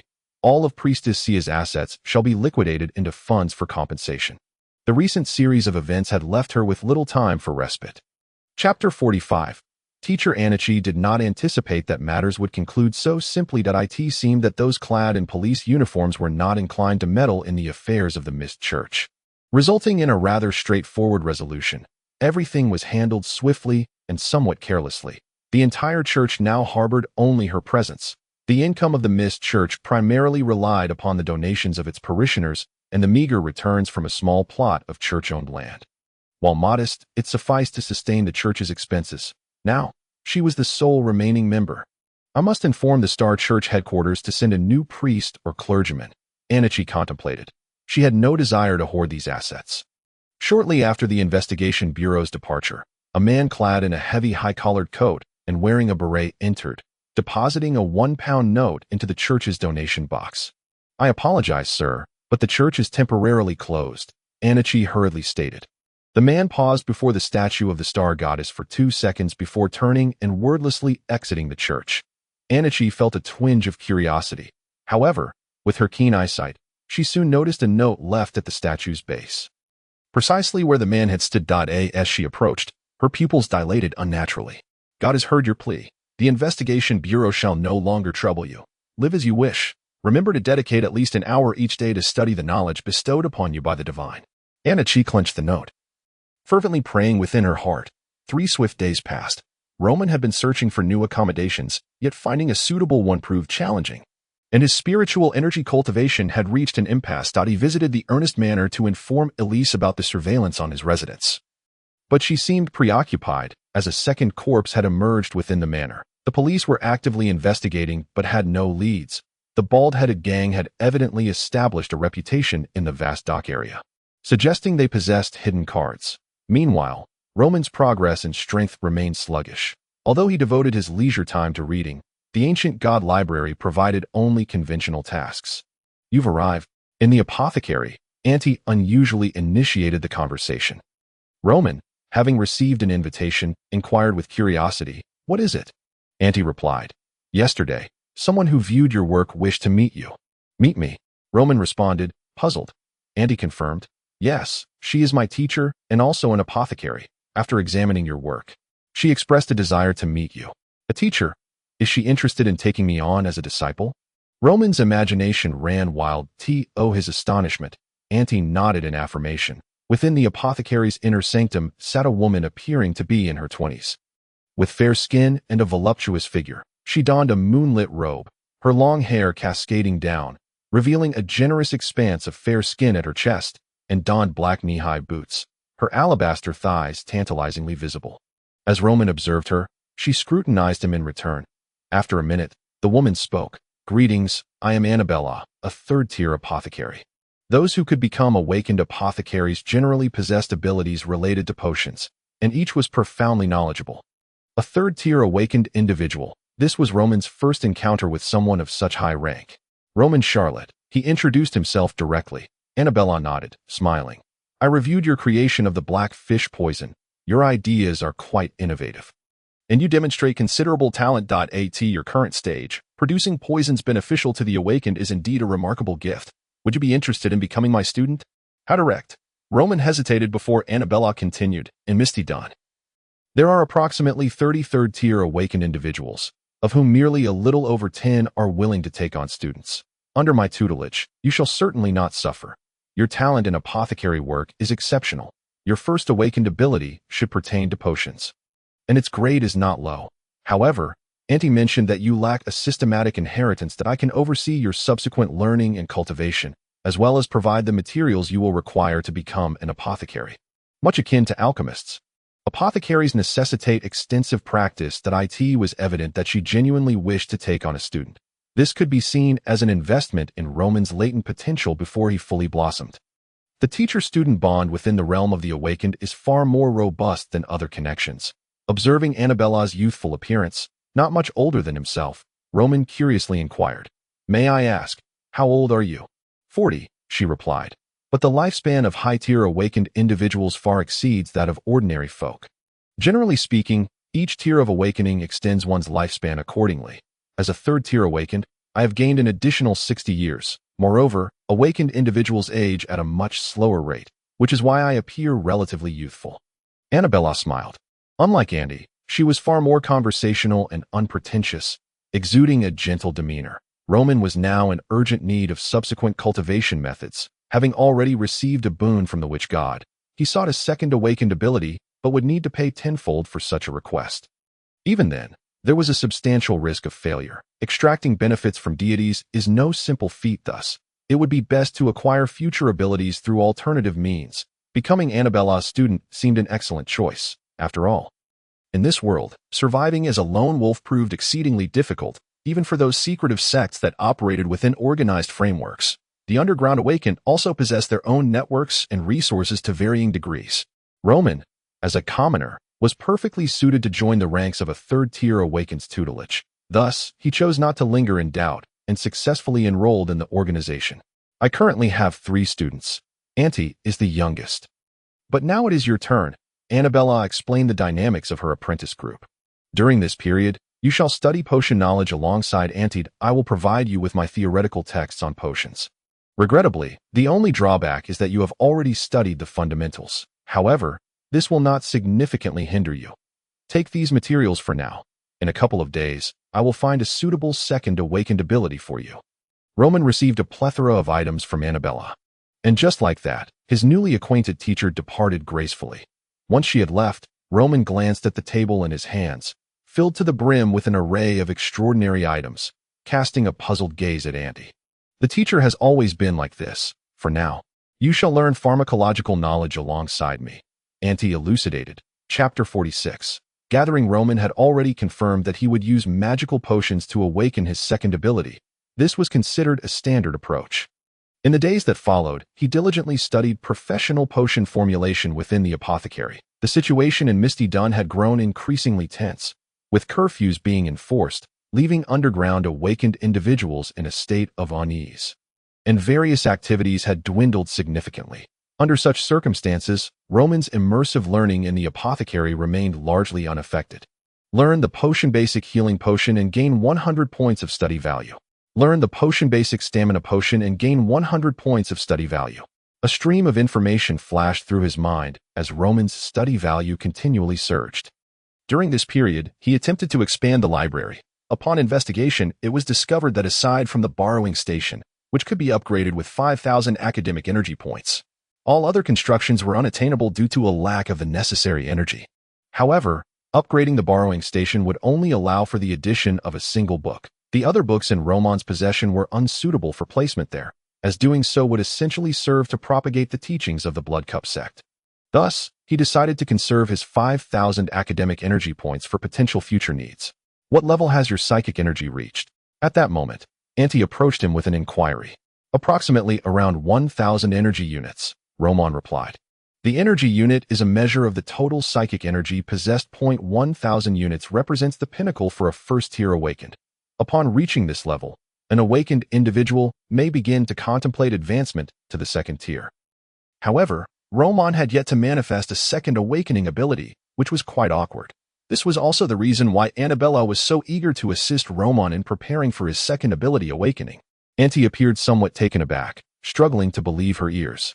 1,000 energy units? I heard from Elise that your time as an awakened has not even reached a month, has it? Well, it's been close to a month, Roman modestly replied. I merely had the advantage of a significantly higher initial psychic energy than others. Of course, it may also relate to my innate talent. After all, genius is 1% perspiration combined with 99% inspiration. Auntie remained silent. Although she typically spoke little, it was evident that she was somewhat disheartened. Feeling a twinge of inadequacy, it had taken her a full year to progress from the beginning of her training to reach the first energy unit, which was considered rapid. Many individuals took 3 to 4 years to achieve 1,000 energy units. Well then, Auntie, I must be on my way, Roman declared as he donned a sleek black suit, grasping a silver-inlaid cane and placing a hat atop his head. This ensemble had cost him 2 gold pounds. A painful expenditure indeed. Nonetheless, Annabella insisted that as her student, he should present himself with dignity, as such attire would mitigate numerous inconveniences. Off to the Misty Church. Indeed, a devotee of the Goddess of Stars. I must attend church once a week to extol the light of the stars. Roman tapped his chest 6 times, invoking the sacred name of the Goddess of Stars. During this time, he had diligently studied the intricacies of the Star Church, adequately masquerading himself as a follower. Auntie, being a non-believer, never frequented the church, Upon boarding the steam rail train, Roman arrived at the Misty Church, where Anichi had recently been promoted to priest, a decision made by the Star Church. They had not dispatched a new priest or cleric to take over, primarily due to the Star Church's feeble influence within the Golden Gorse Empire, rendering them nearly ineffectual in spreading their teachings. Additionally, the current situation in Wuduan was not conducive to meddling in turbulent waters. Roman, being one of the few regular visitors to the church, had become acquainted with Anichi over time. Of course, Roman often visited to ensure that this borrower was diligently studying. After exchanging a few words with Anichi, Roman exited the church and made his way towards Ernest's estate. However, the estate was already cordoned off by the police, forbidding entry or exit, and there had been no news from Elise. The means of communication in this era were still lacking, unable to match the immediacy of a simple phone call in his previous life. The other party is from the Dawn Knights, and their strength is not insignificant. There should not be any problems, Roman thought to himself. After meandering through the streets, he arrived at the Blackwater Tavern in the industrial district. This establishment was renowned for its unique black ale, priced affordably at 5 pence per glass, making it a favorite among the workers. Roman proceeded to the innermost private room, where 5 individuals awaited him, each radiating distinct psychic energy fluctuations. These 5 were the awakened he had come to know during this time. The apothecary's business was thriving, yet previously, due to Auntie's reserved nature, they had seldom interacted with these patrons. However, after Roman's arrival, everything had changed. These connections were invaluable. Despite the peculiarities of many awakened individuals, knowing a few and exchanging intelligence and items proved to be quite beneficial. Akin to a miniature trading fair, this gathering convened once a week, with Roman publishing the meeting location in various small newspapers, all of which were encrypted. The other awakened were willing to attend and allow Roman to be the initiator of the gathering primarily due to his profession. This was the advantage of being an apothecary. The potions they concocted were often in high demand, and in the heat of battle, a single vial could turn the tide. Annabella, possessing formidable strength and having long transcended the first and second tiers of awakened, had her own social circle, thus she did not need to cultivate these connections. Auntie, on the other hand, was introverted and suffered from social anxiety. Hence, this arduous task fell solely upon Roman's shoulders. Mr. Roman, it's good to see you again. The blackfish poison you provided me with was highly effective. I finally managed to eliminate those mutated rats in the sewers. You cannot imagine how revolting they were, as if they had grown fat on durian, exclaimed a slender man clad in a long trench coat. Roman replied with a smile. If it resolves your troubles, Carol, that is indeed splendid. After greeting each individual, the gathering commenced in earnest. According to the rules, each participant would share information about the extraordinary realm of Wuduan. Fostering a collective understanding of the current situation, the awakened often immersed themselves in training, easily losing track of time, and being out of the loop could lead to considerable complications in tumultuous times. Individual power was remarkably limited. I have heard that the warfare in Baran City has reached a stalemate, and the mayor here in Wuduan has decided to send troops, a woman seated to the left stated. Her words were not a secret. Baran City and Wuduan City were not far apart, and shared numerous interactions, akin to a symbiotic relationship. Developments in Baran City garnered the attention of many in Wuduan, particularly the awakened. If troops are dispatched, Wuduan will undoubtedly feel the repercussions of the war. The situation in Baran City is dire. Although domestic newspapers continuously claim that the Galbang Alliance struggles to make headway, the increasing supply of military equipment and resources to the front lines suggests that Baran City may be in peril. The woman concluded, eliciting a collective sigh among the group. The power of the Galbang Alliance was not inferior to that of the Golden Gorse Empire, and none wished to witness the outbreak of conflict. Next, an individual seated beside her spoke up. The Investigation Bureau has recently focused its efforts on a clandestine organization that it seems they intend to undertake something in Wuduan. Roman shot a glance at this man, who appeared to be aware of the Bureau's movements. The organization being pursued by the Bureau was, of course, the Blood Cup sect. The recent substantial losses suffered by the sect had greatly pleased Roman. These scoundrels deserved to be eradicated entirely. However, it was evidently improbable. After several strikes by the Bureau, the Blood Cup sect had wised up and ceased their ostentation. All members had gone underground, prioritizing their safety and operating discreetly, with a population of over 1 million in Wuduan. Hiding a few individuals was akin to dropping drops of water into the ocean. The exchange of information continued until it was Roman's turn. He solemnly stated, "Recently, a merchant from Baran City named Ernest has experienced several fatalities at his estate. And even the awakened could not uncover any clues. It appears that another awakened is involved. You all must exercise caution." A sense of vigilance enveloped the group. The actions of an awakened were a matter of great concern, as such occurrences could significantly disrupt their lives. Previously, there had been a malevolent underground awakened who had committed heinous acts, prompting a massive crackdown led by the Investigation Bureau in conjunction with the 3 major churches against the underground awakened in Wuduan, resulting in many innocent individuals suffering unwarrantedly. Furthermore, an awakened capable of multiple homicides was likely tainted. Should they cross paths with such an individual, they too would be in jeopardy. After detailing the matter, the attendees expressed their intent to maintain a distance from the estate to avoid being caught in the crossfire. Ultimately, the gathering concluded successfully. Roman was the first to exit the room, making his way back to the apothecary. However, along the way, a man intercepted him. Observing the individual before him, Roman inquired with a smile, "Mr. Carroll, is there something else you wish to discuss?" This was the same individual who had previously purchased a substantial quantity of blackfish poison from him. Having engaged in a battle of wits against those mutated rats for nearly a week, Carroll smiled and replied, "I have come to propose a business collaboration regarding the Ernest estate you mentioned earlier." "Oh, let us discuss it as we walk," Roman said, intrigued. "So, the situation at Ernest's estate is rather complex." Roman's brow furrowed. Carroll nodded. "Indeed. Although Ernest is merely an ordinary man, he has the backing of an awakened individual. Otherwise, his business would not be thriving. His arrival in Wuduan is to assist this awakened by escorting a certain item. It is said to pertain to the relics of that awakened's breakthrough.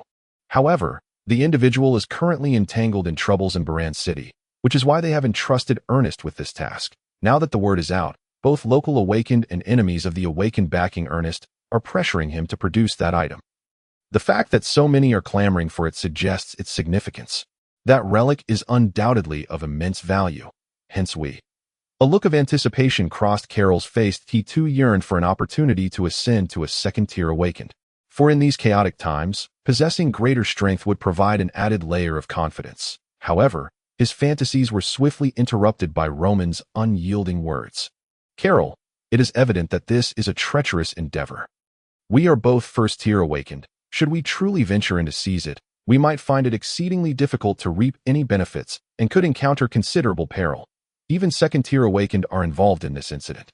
With so many eyes upon us, I doubt we possess the leverage to not only procure the relic but also to escape unscathed."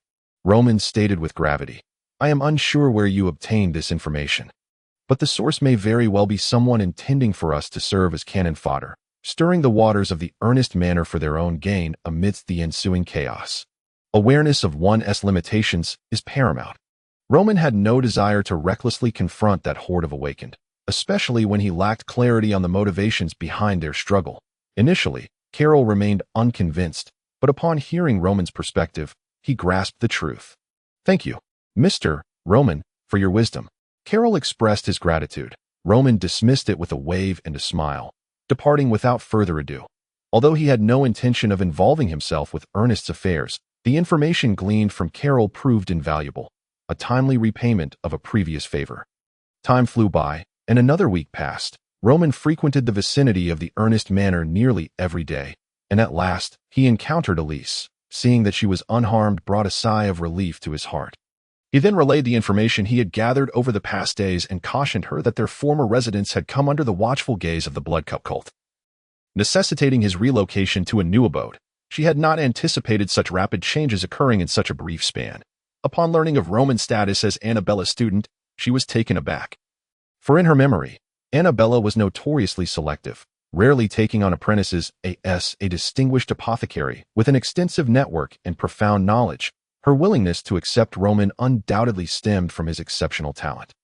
After a brief exchange, Roman departed the Ernest Manor, returning to the apothecary shop to immerse himself in the study of various potion-making techniques and pharmacological principles. These concepts were vast and profound, not easily mastered in a day. Under the intensity of his studies, Roman's rapid recall skill proficiency surged to LV3 now. With but a glance at ordinary texts, He could commit their contents to memory, exhibiting an extraordinary ability to retain information. He could also peruse books containing extraordinary knowledge at a significantly accelerated pace, achieving remarkable efficiency. During this period, Anti had grown somewhat desensitized to Roman's prodigious aptitude. This fellow was nothing short of a marvel. Effortlessly grasping whatever was taught to him, and even enlightening her as a senior, spending time with him often left her feeling a sense of defeat, and in just a month, she felt she had little left to impart. Chapter 48. The Second Awakening Ability. A month later, Roman's spiritual energy reached its peak at 1,500 units. No amount of meditation could elevate it further. He began to discern certain patterns. Realizing that the total amount of spiritual energy was linked to the number of spiritual slots. Each slot could contain 500 units of energy, implying that the more slots one possessed, the higher the potential limit of spiritual energy. It was said that high-tier awakened could manipulate objects using their spiritual energy, a terrifying prospect. However, the ascent to higher tiers was fraught with difficulty. Each awakened faced the old ones during their promotion. Roman had inquired with Anti about the promotion and the old ones, and as a second-tier awakened who had undergone the ascension, she revealed that, aside from the necessity of filling each spiritual slot with energy, there seemed to be additional requirements. However, Anti spoke of the ascension with deep trepidation, merely cautioning Roman about its dangers and indicating that prior knowledge would significantly increase the challenges faced during the ascension. After receiving such a response, Roman refrained from further questioning. He still had a considerable distance to cover before ascension. Recently, both medicinal herbs and food prices have risen again, Anti remarked with concern while they were preparing potions at the counter. Roman recalled the wars he had observed in his past life, where once true conflict erupted, even procuring food could become a challenge. Though Wuduan had not yet reached that dire state, his heightened sense of foreboding prompted him to suggest, while food prices remain relatively stable, we should stock up a bit, as well as on other daily necessities. Anti was not one to inquire about reasons. She nodded. I will go buy some tomorrow to store away. Food is still quite easy to acquire at present. At this moment, the majority of Wuduan's populace did not believe that war could truly impact their lives. A major industrial hub in the northern region of the Golden Rose Empire, coupled with the protection of Bohong City. The flames of war were unlikely to spread to Wuduan. Thus, the prices of food and daily necessities had not skyrocketed. While they conversed, Annabella suddenly appeared in the shop, without using the front door. She materialized in the hall, causing Roman, who was behind the counter, to startle. Anti, accustomed to her sudden appearances, calmly greeted. Good day, teacher. Good day, teacher, Roman echoed. Annabella nodded, a smile gracing her face as she addressed Roman. Here are the current magical potion formulas for abilities. Choose one, and we shall commence the awakening of your second ability immediately. With that, Annabella produced a tome. Roman began to peruse it. The booklet was not thick, yet each page contained a description of an ability potion. Though it lacked the formulas and preparation methods, I have made special annotations for several abilities that are particularly suitable for you, Annabella noted. After a swift examination, Roman found 3 abilities particularly intriguing. The first allowed one to store toxins within their body, releasing them in crucial moments to create a terrifying toxic cloud. This ability could synergize well with his first ability, albeit it required a high resistance to poison. The second ability was spiritual vision, enhancing one's intuition and allowing for the observation of others through this lens. This was invaluable in both combat and daily life, essential for professions like diviners, prophets, and healers. The third ability was a passive healing capability, significantly enhancing the body's self-recovery and, to some degree, extending lifespan and vitality. After much contemplation, Roman ultimately selected the third option. Is it the Spirit Turtle Potion? Annabella remarked. Somewhat surprised by Roman's choice, she had anticipated he would opt for the first ability. Nonetheless, the third potion ability was commendable. All that she offered were among her finest treasures accumulated over the years. The Spirit Turtle ability, compared to others, could add an extra decade to one's lifespan. For an awakened, survival was paramount. Living longer meant surpassing the majority of awakened. Having made your selection, what about your third ability? You may begin choosing now. I assure you, these are excellent capabilities worth contention among countless individuals. Annabella asserted with confidence a collection of a skilled apothecary. Her offerings far surpassed those of ordinary third-tier awakened. With Roman's current spiritual energy level, he could directly attain both the second and third abilities simultaneously. Thus, he chose spiritual vision for his third ability, ensuring he would not possess any glaring shortcomings among the awakened. Once the abilities were chosen, Annabella commenced the preparation of the ability potion as a teacher. She would not interfere with her students' choices, but would provide recommendations. Each individual's path to the extraordinary should be guided by their own convictions. Following someone else's plan could lead to significant complications during the awakened's ascension, greatly increasing the failure rate. In the past, one of Annabella's students had failed their ascension for this very reason, transforming into a monster. Thus, she would not repeat past mistakes. In the potion room, the fire blazed brightly. A ceramic crucible was placed over the flames, containing boiling water. The process of preparing an ability potion is somewhat intricate, requiring constant use of spiritual energy to monitor the harmonization of the medicinal properties within the spiritual herbs. Strange issues may arise during the preparation of certain potions, and your task is to use your spiritual energy to fully extract the medicinal properties of these herbs, Annabella instructed methodically, tossing ingredients into the pot. The primary ingredient of the spirit turtle potion is the desiccated corpse of a spirit turtle, a rare beast that has been nearly extinct for almost a century. It is now practically unobtainable. The corpse I possess was collected 2 decades ago. She gestured towards the simmering contents of the crucible. To Roman's eyes, it resembled nothing more than a palm-sized turtle. After boiling, Annabella added supplementary materials such as vitality grass and shimmering stone. Each supplementary ingredient had strict proportions and sequencing. Roman quickly observed that the water in the crucible was rapidly diminishing, with the turtle's shell entirely vanishing after the intense heat of 30 minutes. Annabella carefully poured the remaining liquid from the crucible into a small vial. "Success," she said with a slight smile. "Drink it while it's warm. The potency will only last for 10 minutes. If it dissipates, it would be a waste, and I do not possess a second turtle corpse." Roman picked up the vial containing the blue liquid. Was this turtle soup?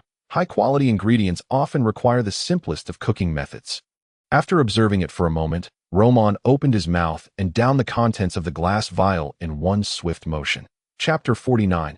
Spirit Sight. As the potion coursed through his system, Roman's initial sensation was one of bitterness. The turtle soup bore no hint of fragrance. It was overwhelmingly bitter. Shortly thereafter, he felt the spiritual energy within him begin to boil, gathering towards the second spiritual chamber, ultimately coalescing into a green orb that perfectly filled the chamber. This represented his second ability. Unlike the powers bestowed by the divine, this ability gained through potion had no name. Thus, awakeners typically name their abilities based on the potion's title or effect. For instance, the turtle potion was thus named the turtle ability. The name turtle ability is rather peculiar. It would be better referred to as the rock ability, Roman decided, renaming it on the spot. Annabella watched in astonishment as Roman swiftly condensed his ability and digested the potion, her eyes sparkling with satisfaction. Truly, he was a rare talent. Perhaps her wish might indeed come to fruition. With this thought, Annabella gazed at Roman with an even softer expression. "Have you finished digesting it?" Half an hour later, Annabella sensed the fluctuations of Roman's spiritual energy gradually settling, her face reflecting unabashed surprise that it was much faster than she had anticipated. "Yes, I may have taken a bit longer," Roman replied, sensing a shift in Annabella's demeanor that he recalled how he had effortlessly digested his first ability in the blink of an eye, and wondered if perhaps his pace of absorbing the potion was too slow. Upon hearing this, Annabella seemed momentarily taken aback. Once she confirmed that Roman was not jesting, she replied slowly, "Do not be impatient. Your speed is not particularly slow. It is actually above average." Completing the digestion of a potion in half an hour was indeed an extraordinary feat. Typically, the preliminary digestion of a potion would require about a month. Since I have already partially digested the potion, I might as well prepare the potion for my third ability and drink it simultaneously for prompt absorption, Annabella suggested. Aiming for efficiency. In Roman's case, he was capable of consuming 2 potions at once, provided the first was initially digested. However, most awakeners needed around a month for the preliminary digestion of ability potions and thus could not drink consecutively. Roman observed Annabella's potion-making technique once more streamlined, delicate, and fluid. It was clear she was a seasoned alchemist. The third vial of potion was transparent, akin to water. After consuming it, Roman felt the familiar sensation of energy coalescing within him. In just over 10 minutes, he manifested the ability known as spirit sight within his third spiritual chamber. This time, Annabella was utterly astounded. The speed of her student was simply extraordinary. Even those who had fallen from higher ranks would struggle to achieve such rapid progress. When spirit sight is activated, it consumes spiritual energy. Therefore, it generally remains in a dormant state when not in use. You can train yourself to perform a specific action, subtly reminding yourself that this action serves as the switch for spirit sight. This will facilitate both its activation and deactivation. Spirit sight allows you to observe a person's health and the state of their spiritual energy, provided the energy levels are not too disparate. It is an exceptionally useful ability. Annabella imparted her knowledge of spiritual energy usage. Roman ultimately decided that the motion for activating and deactivating spirit sight would be a light tap on his forehead with his finger, akin to a discreet gesture of massaging his brow. Annabella took a deep breath and smiled. Now, you are considered a fully realized first-tier awakener. The next step is to advance to the second tier.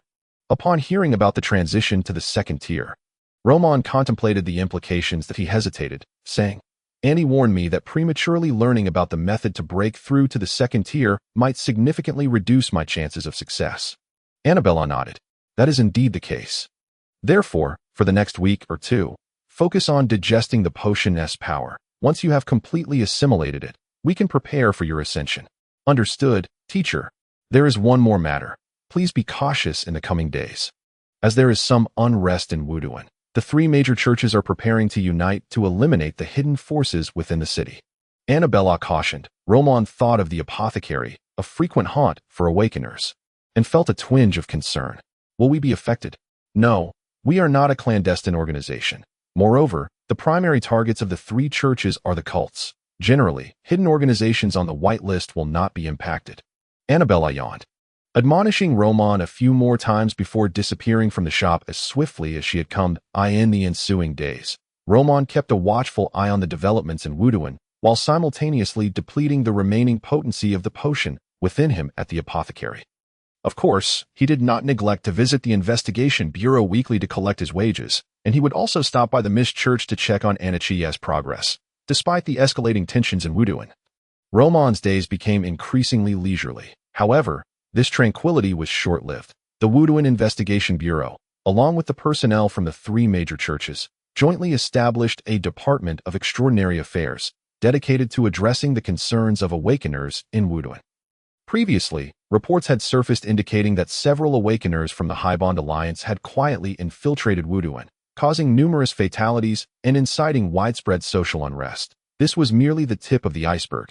Some awakeners possessed the ability to manipulate the hearts of others, covertly influencing ordinary citizens to engage in various acts of destruction, including protests. This presented a far greater challenge. Under immense pressure, the Investigation Bureau and the three churches were compelled to form such a department. Alas, even the number of customers has dwindled significantly lately. Outside the shop, Auntie, unusually concerned, lamented the current state of business. Fortunately, they had stocked up on provisions. Roman donned his attire and approached the counter, reassuring her, "There is no need for undue worry. At least we remain safe for now. And the teacher has not notified us of a need to evacuate." Auntie nodded, confident in their teacher's reliability. If the situation truly escalated, she was certain they would be informed to evacuate in advance. "I shall step out for a moment to gather news from the outside," Roman said to Auntie before exiting the apothecary. On the surface, Wuduan appeared largely unaffected, yet reports suggested that in the industrial district, over a dozen strikes had been organized, nearly bringing the factories to a standstill within a month. Clearly, someone was orchestrating these events from behind the scenes. Roman was venturing out today because the Investigation Bureau had finally made progress regarding the Blood Cup cult, and he intended to visit in person. The Bureau's address remained unchanged, but the interior was bustling with new faces, all diligently sorting through documents. Chapter 50. The Ogre. Upon arriving at the director's office, Roman found Keki savoring a cup of strong black coffee. The director, who perpetually wore a serious demeanor and exuded an aura of ironclad composure, now bore signs of fatigue and anxiety. "Mr. Roman, it is good to see you again," Keki said, setting down his coffee. His voice was low and grave. "We have thoroughly investigated the previous ritual conducted by the Blood Cup cult. Indeed, there was a survivor, a member of the cult, who substituted for your sacrificial position and cleverly evaded capture at that time. This was my oversight. Roman pressed further. What is his current situation? Tonight, we will attempt to apprehend him. The Blood Cup cult has been exceedingly discreet of late, and this survivor has changed residences multiple times that we have expended considerable resources to locate him. Keki replied, his fingers tapping rhythmically on the desk. Mr. Roman, would you care to join us in this operation? You were one of the witnesses, and your presence would greatly aid our efforts. Keki's proposal was indeed enticing. Roman too longed to witness the capture of the Blood Cup cult members firsthand and had many questions he wished to pose. Nonetheless, he felt hesitant to participate. Furthermore, the investigation bureau was not aiming to completely eradicate the cult, merely to apprehend a few members. His involvement would likely have little impact. I believe my participation in this operation would not be particularly beneficial. In fact, it may hinder progress. Therefore, Roman made his intentions clear. Keki nodded, not pressuring him further as Roman departed. Keki cautioned him to remain vigilant, for the extraordinary realm of Wuduan was not entirely secure. After exiting the investigation bureau, Roman made his way to the Mist Church to offer a prayer to the goddess of stars, a customary ritual. By the time he completed these tasks, evening had fallen. The sunset filtered through the hazy mist, casting a beautiful glow upon the ground. As Roman strolled through the streets, observing the passers-by, he found himself lost in thought. Gradually acclimating to life here, I am becoming familiar with everything around me. However, I still need to find a way back. I wonder how my parents would react upon learning of my demise on Earth. Roman pondered helplessly. These thoughts occupied his mind. The sky unknowingly dimmed. The once bustling marketplace, filled with human voices, gradually faded into silence, as if he had stepped from the clamor of the city into a tranquil, secluded valley, with a gentle tap of his fingers. Roman suddenly activated his spiritual sight. To his astonishment, he found himself surrounded by an ethereal white energy, which was arranged in a peculiar manner, pulsating with an eerie rhythm. This very energy had ensnared Roman within a unique space. Routine task. Ogre. Task requirements. Survive. Do not perish at their hands. Task reward 1. Manual of Corpse-Eating Cult. Task reward 2. 1,000 chi points. Task notes.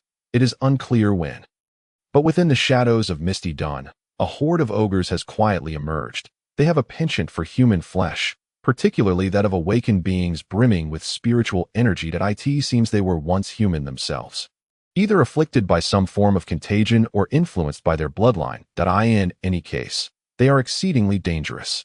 The sudden appearance of this task in his mind made Roman realize that he had become the target of the ogres.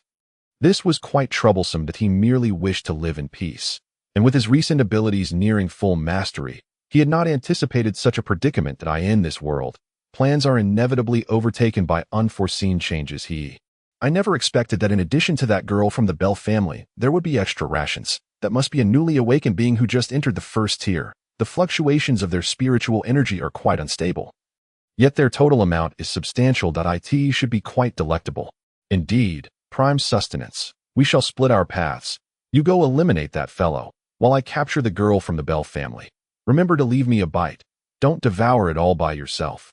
On either side of the street, atop a building, two individuals clad in formal attire with pale complexions conversed in hushed tones. One was male, the other female. As they spoke, they continuously swallowed, seemingly enduring an intense hunger and an insatiable craving swelling within their throats. Dressed impeccably, the man was handsome, and the woman strikingly beautiful. No one would suspect that these two were, in fact, ogres. Let us commence our actions swiftly. Your realm of spiritual energy won't hold for long, said the male ogre before leaping from the rooftop.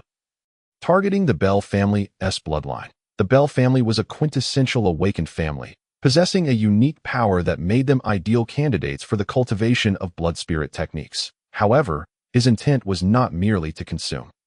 Observing the male ogre's movements, the female ogre licked her lips, shifting her gaze towards her prey, only to discover that Roman had already entered a narrow alleyway.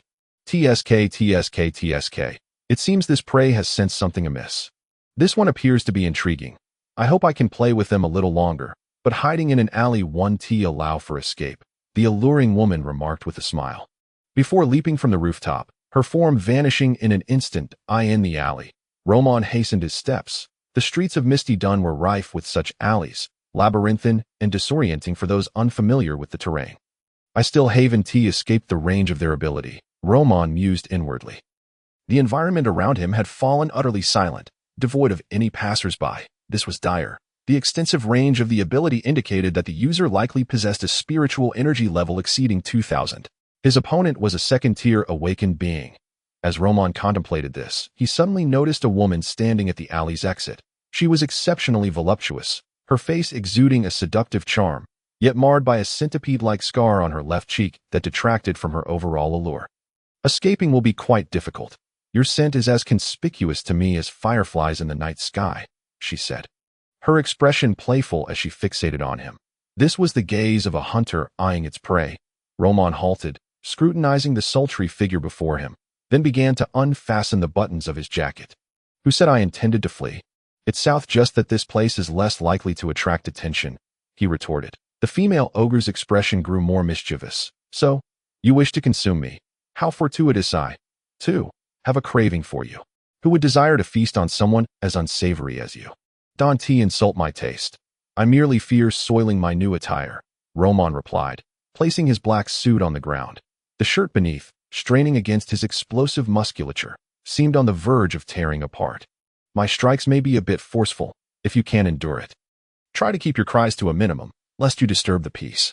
Chapter 51. A single punch. The female ogre's eyes remained fixed on Roman, who now stood towering at 2 meters, emanating an aura reminiscent of abyssal demons. Though she had never encountered an abyssal demon, she had been fortunate enough to see a demon horn before.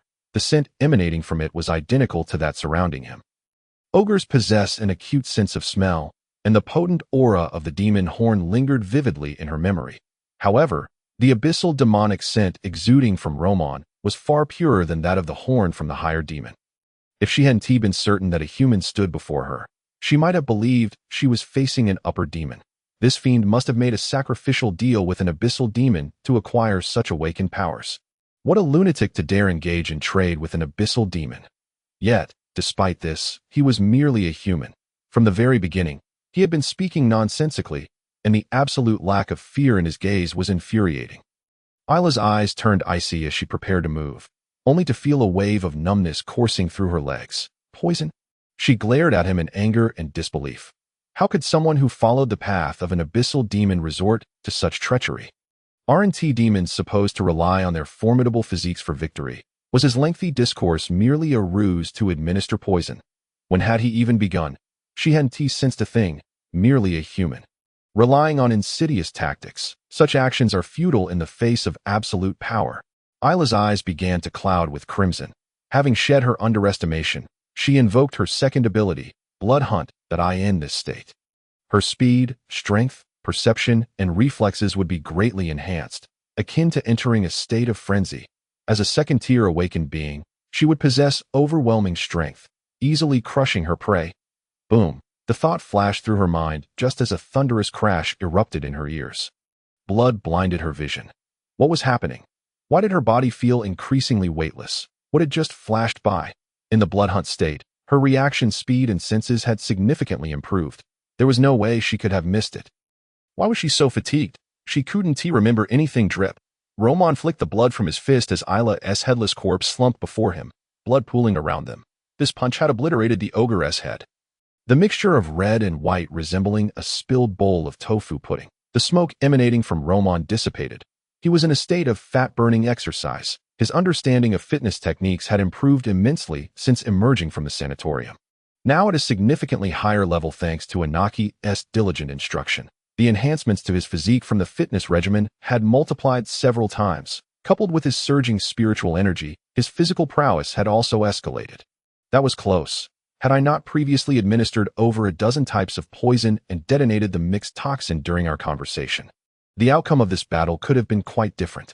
Uncertain of his opponent's capabilities, Roman had gone all out from the beginning. The methods of awakened beings are often unpredictable, without a decisive strike. Who could know what tricks lay hidden in their arsenal? As a second-tier awakened being, even with mediocre talent, they would undoubtedly possess at least 3 abilities. This time, he had been fortunate, catching her off guard. Such luck is not something one can rely upon consistently. His strength remained insufficient. In this bizarre world, he must possess ample trump cards to ensure his basic safety. The ogre had fallen victim to his myriad poisons, and only after unleashing all his might had he managed to slay her. That was not enough. Roman steadied his mind, using his spiritual sight to observe the peculiar, eerie energy that had enveloped him earlier, now slowly dissipating, that he sprang into action, rummaging through Isla's corpse, whatever he found. He stuffed into his pockets without hesitation.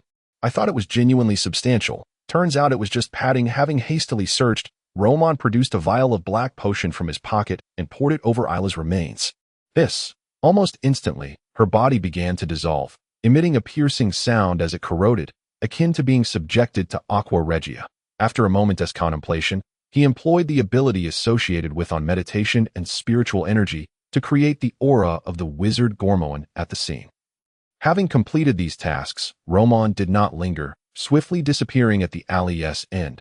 Approximately 1 minute later, another male ogre, with a grim expression, hastened to the scene as soon as the energy domain began to dissipate. He immediately abandoned the pursuit of his target. Without the cover of the energy domain, his movements would soon be detected, and the target would vanish into the vast crowd.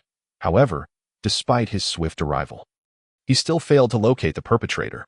Anyone capable of swiftly dispatching a second-tier awakened being must themselves be a second-tier awakened individual. The surrounding crowd gradually grew tumultuous, having been previously shielded from abilities. He returned to the realm of reality, surrounded by passing pedestrians. Gritting his teeth, he begrudgingly disappeared into the throng. A few seconds later, a pedestrian let out a blood-curdling scream. The nearly corroded corpse of Alina was discovered. Did you have a confrontation with someone? Do you need my assistance? Inside the apothecary, Antia caught a faint whiff of blood. Although Roman had already dealt with it, it was still quite difficult to conceal from her. Yes, it was merely a minor dispute that has been resolved, Roman replied. Not wanting to overly concern her, Antia nodded, refraining from further inquiries, and simply stated, if you encounter trouble, do not hesitate to inform me. Oftentimes, violence is not the only solution, and it can lead to a multitude of complications. Then what should be done? Use poison, Antia replied calmly. For a moment, Roman was left speechless. He had not anticipated his senior sister to be so formidable.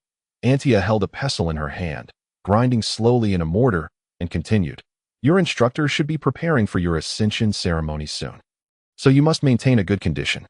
Roman nodded, understanding the gravity of her words. Once he returned to his room, he finally had the opportunity to tally his gains. From Alina's corpse, he had not found anything of value. Only over 20 pounds in cash. The real rewards lay in the task itself. This was merely a routine assignment, and aside from the rewards of learning energy, Roman placed greater emphasis on another tome. The Cannibal Cult Manual. This appeared to be the second esoteric group he had encountered, the first being the Blood Chalice Cult. The name of this cannibal cult did not suggest anything benign. However, the books awarded by the library could be directly deposited into the library, thereby enhancing the buff provided by the enigmatic librarian, making it a useful tome nonetheless. Having learned from the experience of being deceived by the wizard Gormoan, Roman directly entered the ancient god library and opened the Cannibal Cult Manual. Only within the library did he feel secure enough to read, unafraid of any peculiar methods contained within. Chapter 52. Investigation inside the ancient god library.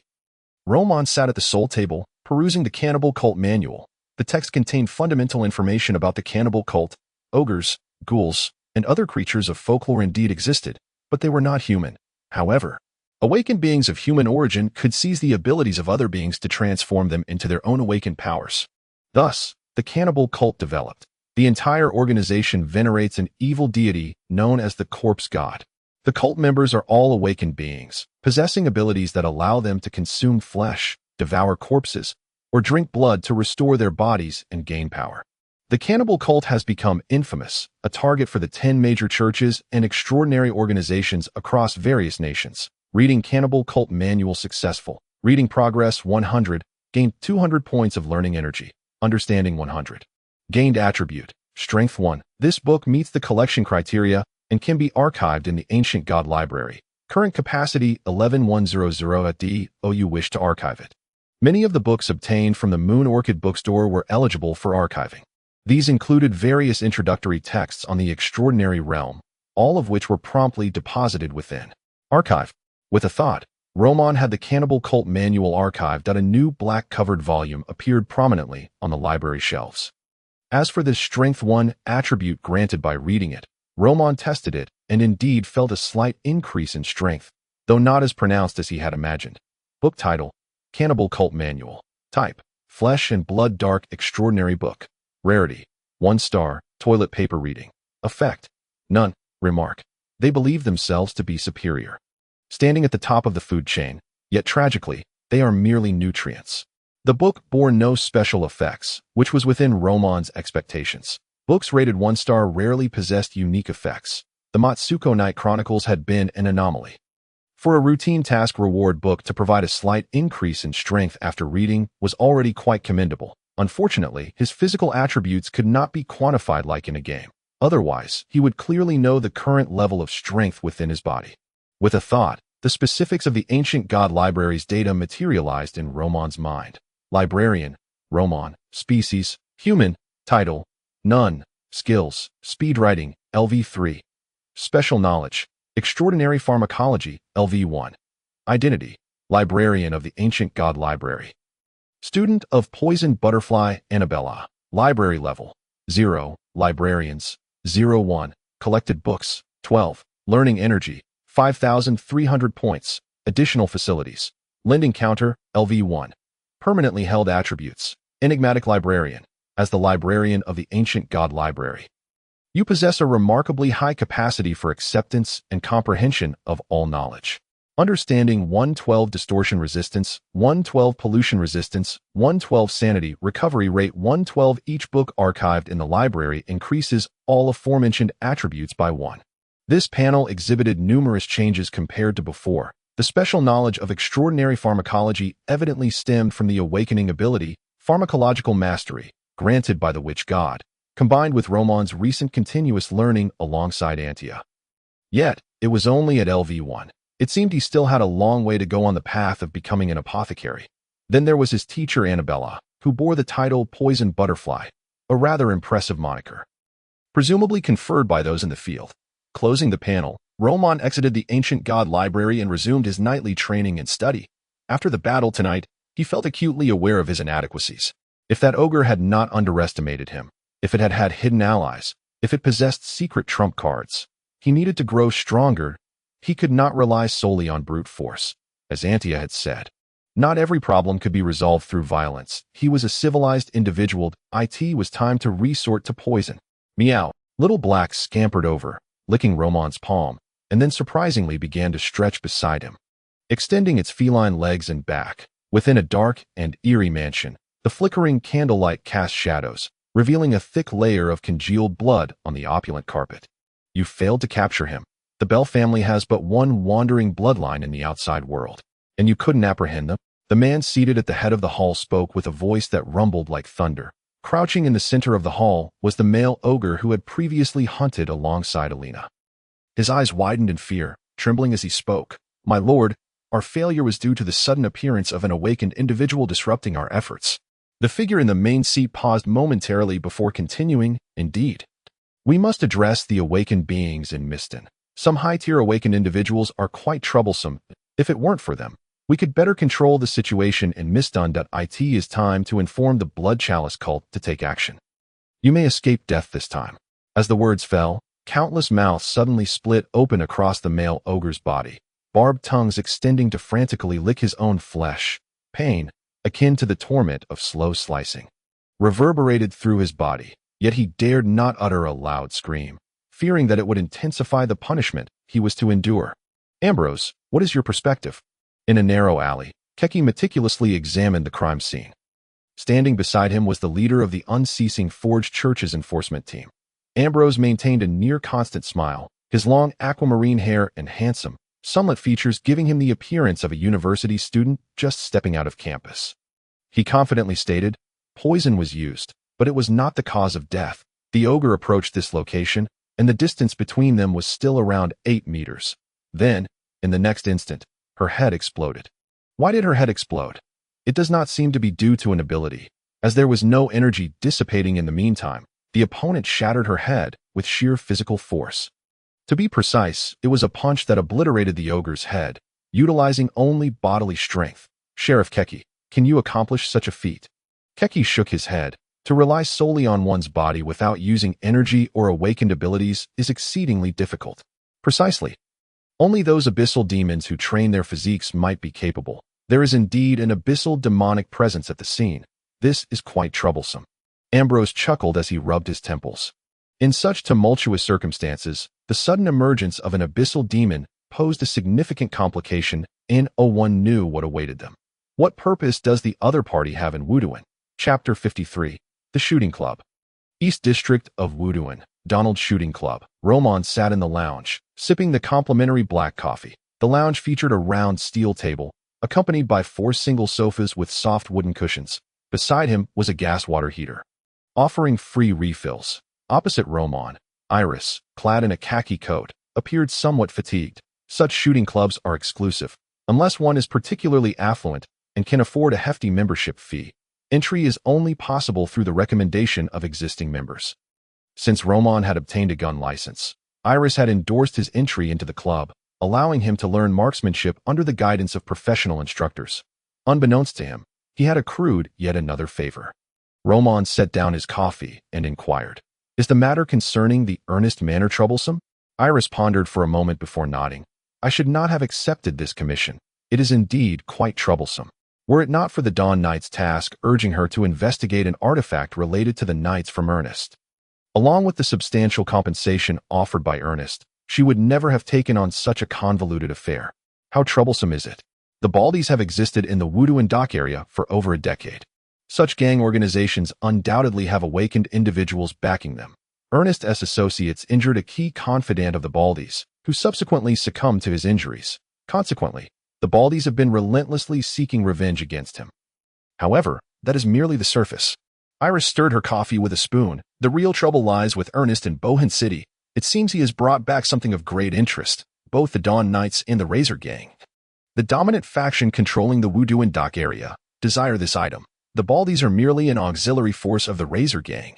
The deaths occurring in his manor serve as a warning from the Razor Gang. Yet, I have yet to ascertain precisely what this item is." This left Iris feeling somewhat distressed. Listening to her woes, Roman realized just how leisurely his own days had become. He suddenly recalled that Iris was also an awakened individual of the first tier. Had he unwittingly caught up to this esteemed predecessor? "Mr. Charlotte, Coach Buddy requests your presence for continued training." A club server interrupted Roman and Iris's conversation. Roman nodded and told Iris, "If you need anything, do not hesitate to seek me out. I shall assist to the best of my ability." "All right," Iris replied somewhat absent-mindedly. Roman wished to say more, but seeing her prepare to leave, he refrained. At the shooting range of Donald's Shooting Club, Coach Buddy instructed Roman in marksmanship training. This coach had been a soldier in his youth.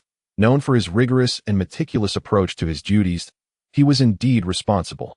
Under his guidance, Roman had gained a clear understanding of how to hold and stabilize a firearm, coordinate breathing, and align body movements while shooting. The only thing lacking was accuracy, which required persistent practice. Beyond firearms knowledge, Roman also gleaned insights about the armies of the Golden Flower Empire from Buddy, who had military experience. Upon concluding the training, the two engaged in boastful banter, discussing everything under the sun the Golden Flower Empire. Every city had its own guard force. The jurisdiction of a city was vast, encompassing suburban areas, smaller towns, and villages. The empire was divided into 22 regions, each housing a principal city, with Wuduan district corresponding to Wuduan City. The army of Bohan City seems to be besieged by the Gaobang Alliance, now trapped in a solitary stronghold, uncertain of when it will fall. After training, the two resumed their lively banter in the lounge. Men, it seemed, enjoyed discussing matters of state and nation when gathered. Roman pondered aloud, is the Gaobang Alliance not concerned about the 3 great churches? The Church of Life, the Everlasting Furnace Church, and the Steam Church had long been allied with the Golden Flower Empire. Infringing upon the empire also threatened the interests of these churches. The Gaobang Alliance has its own War God Church and Winter Church.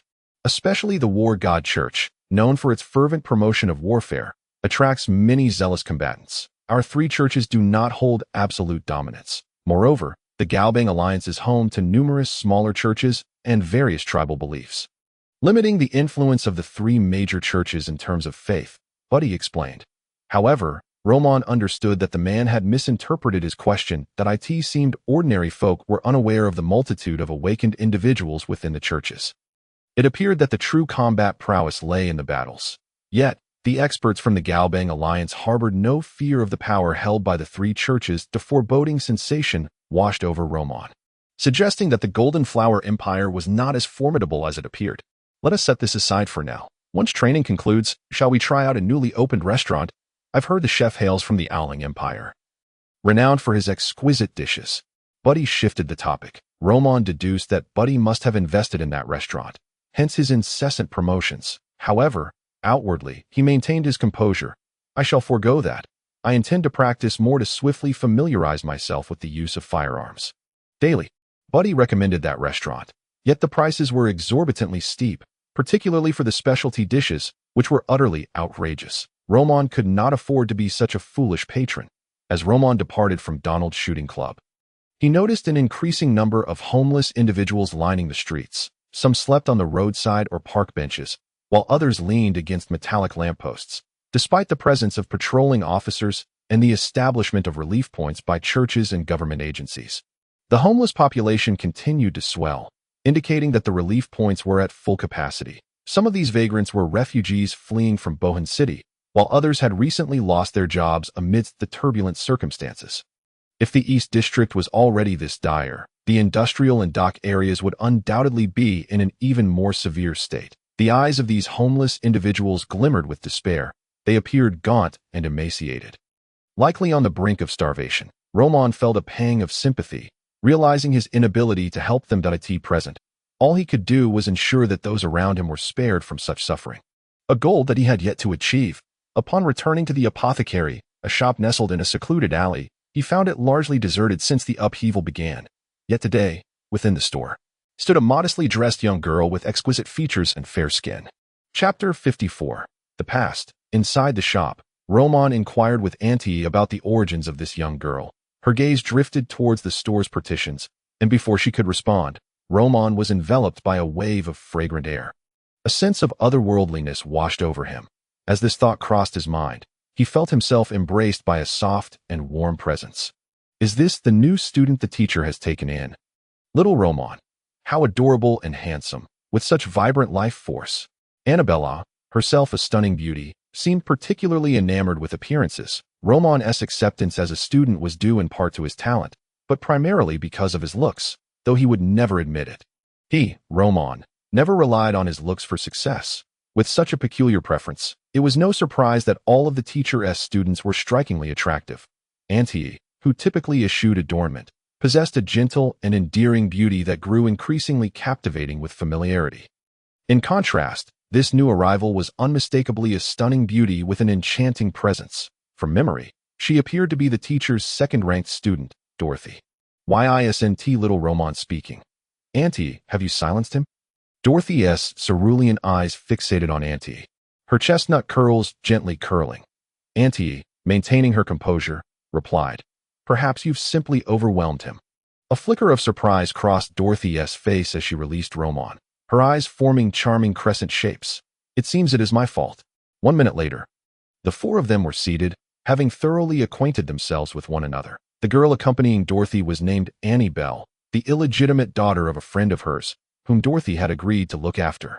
Of course, Dorothy's primary reason for coming to Wuduan was to assist Roman, specifically for his ascension ceremony. This seemingly exuberant and whimsical senior sister turned out to be a third-tier awakened individual. Roman inquired, what exactly is required for the ascension ceremony? Is the teacher not sufficient on her own? Dorothy's peach blossom eyes twinkled with amusement. The teacher had an unexpected matter arise, which is why I was sent in her stead. To avoid any mishaps, both Auntie and I will accompany you during the ceremony. Typically, ordinary awakened individuals manage to endure it alone, often resulting in poor foundational skills, making subsequent ascensions to the third and fourth tiers exceedingly challenging. When shall we commence? Roman asked. Without delay. We can begin tonight. Once you ascend to the second tier, your strength will significantly increase, granting you at least the ability to protect yourself. Dorothy had come well prepared this time. As night fell, She immediately set up the psychic barrier and various arrangements within the shop, isolating everything that could possibly disturb them. She then began to draw the ritual's spiritual array. The place we are heading to is called the Old Days. Dorothy's voice was charming yet magnetic. It is a forsaken realm, a place forgotten by the deities. All of its history, everything, has long been buried by time. Yet, it is only within the old days that the awakened can ascend. She did not elaborate further, merely providing Roman with the basics, the destination. Upon hearing the words old days, Roman instinctively thought of the great old ones, yet it was evident that this world's old days differed significantly from the mythos on Earth. In 10 minutes, Dorothy completed the Ascension Ritual's spiritual array. In the center of the array, she lit a white candle the size of an arm and used a calming incense known as Ningshin Xiang to soothe the mind. Are you ready? Dorothy's demeanor shifted from frivolous to serious. Roman nodded at that moment. The ritual array beneath their feet began to activate, emanating a dreamlike, hazy glow. The three figures vanished from the apothecary into a gray, misty world. Here, only black, white, and gray colors existed. The sky resembled a snowfall. Yet it was not snow, but rather a substance akin to ash falling from paper that had been completely consumed by flames. As if the world itself were ablaze, the blood-red moon hung high in the night sky. Devoid of stars, Roman opened his eyes, surveying everything around him. Enveloped in the warm light of the white candle, the surrounding world was silent, lifeless. This was Wuduan. Although the architectural style had changed somewhat, he could still tell that he was indeed in Wuduan. Just outside the apothecary, a glance to the side revealed the iconic structure at the center of Wuduan, the towering mechanical clock tower built by the steam church, standing at a height of over 100 meters. Each morning and evening, the chimes of the clock could be heard resonating throughout much of Wuduan. Roman glanced beside him. Auntie remained as silent and composed as ever, her expression unchanged despite their sudden arrival in this special Wuduan. Dorothy smiled and explained, "This is the world of the old days. The first layer, the old days and the real world, are of the same size. In other words, we can enter the old days from any location in the real world, and the buildings and landscapes within are quite similar to those in reality." The first layer? Are there many layers like this? According to existing records, some have ventured into the seventh layer, but that is far beyond our reach. Those who can access the second layer of the old days are exceedingly rare. We must act quickly. We cannot linger here too long, or we will be eroded and infected. Allow me to briefly outline the dangers of this place. First, there are aberrant beasts. Any kind of monster could appear here. But since this is the first layer, the beasts encountered will not be overly powerful. Then there is the ever-present erosion, a characteristic of the old days that we cannot evade and must resist with our psychic energy. Dorothy extended her delicate, fair fingers into the candlelight without any protection, and soon her fingers began to turn black. Delicate pink fuzz sprouted from them, growing longer by the moment.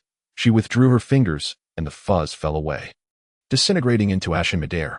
Only when the psychic energy surged and did her fingers return to normal. Dorothy stated seriously, "Entering the old days without any protection will subject you to this strange force of erosion. Ascension requires your spiritual body to adapt to this erosion. During this process, you must maintain 1/5 of your spiritual body to withstand this bizarre force of erosion. Once you have adapted, you will ascend to the second tier, significantly increasing the capacity for psychic energy within your body and enabling the opening of new spiritual slots." Chapter 55, Ascension, Adapting One's Spiritual Body to the Erosion of the Old Days. Wait, are you sure this isn't a form of self-destruction? Is this how all you awakened operate? I just want to lie back and enjoy a peaceful daily life. Little Roman, don't be afraid. If you succeed in your ascension, I have a gift for you. Dorothy's enchanting voice chimed in his ear as she leaned in closer to Roman. Calm down, and don't overthink it. How can I calm down with you like this? Roman thought to himself. There was no escape now. With two beautiful seniors flanking him like sentinels, Roman felt that if he even suggested halting the ascension, the two would likely take drastic measures. Why not give it a try? A man cannot simply concede defeat. Roman stepped out of the candlelit area, a gust of chilling wind sweeping past him. He could hear the laughter of a little girl ringing in his ears. It wasn't just a feeling. It was real. Auntie's voice suddenly called out, "Steady your mind. No matter what you see or hear, do not trust it." Roman began to gradually channel his psychic energy, enveloping his body. Without this protective energy, his physical form would rapidly distort and erode within the old days. However, The consumption of psychic energy in this realm was exceedingly swift that Roman's 1,500 energy units would only last a few minutes.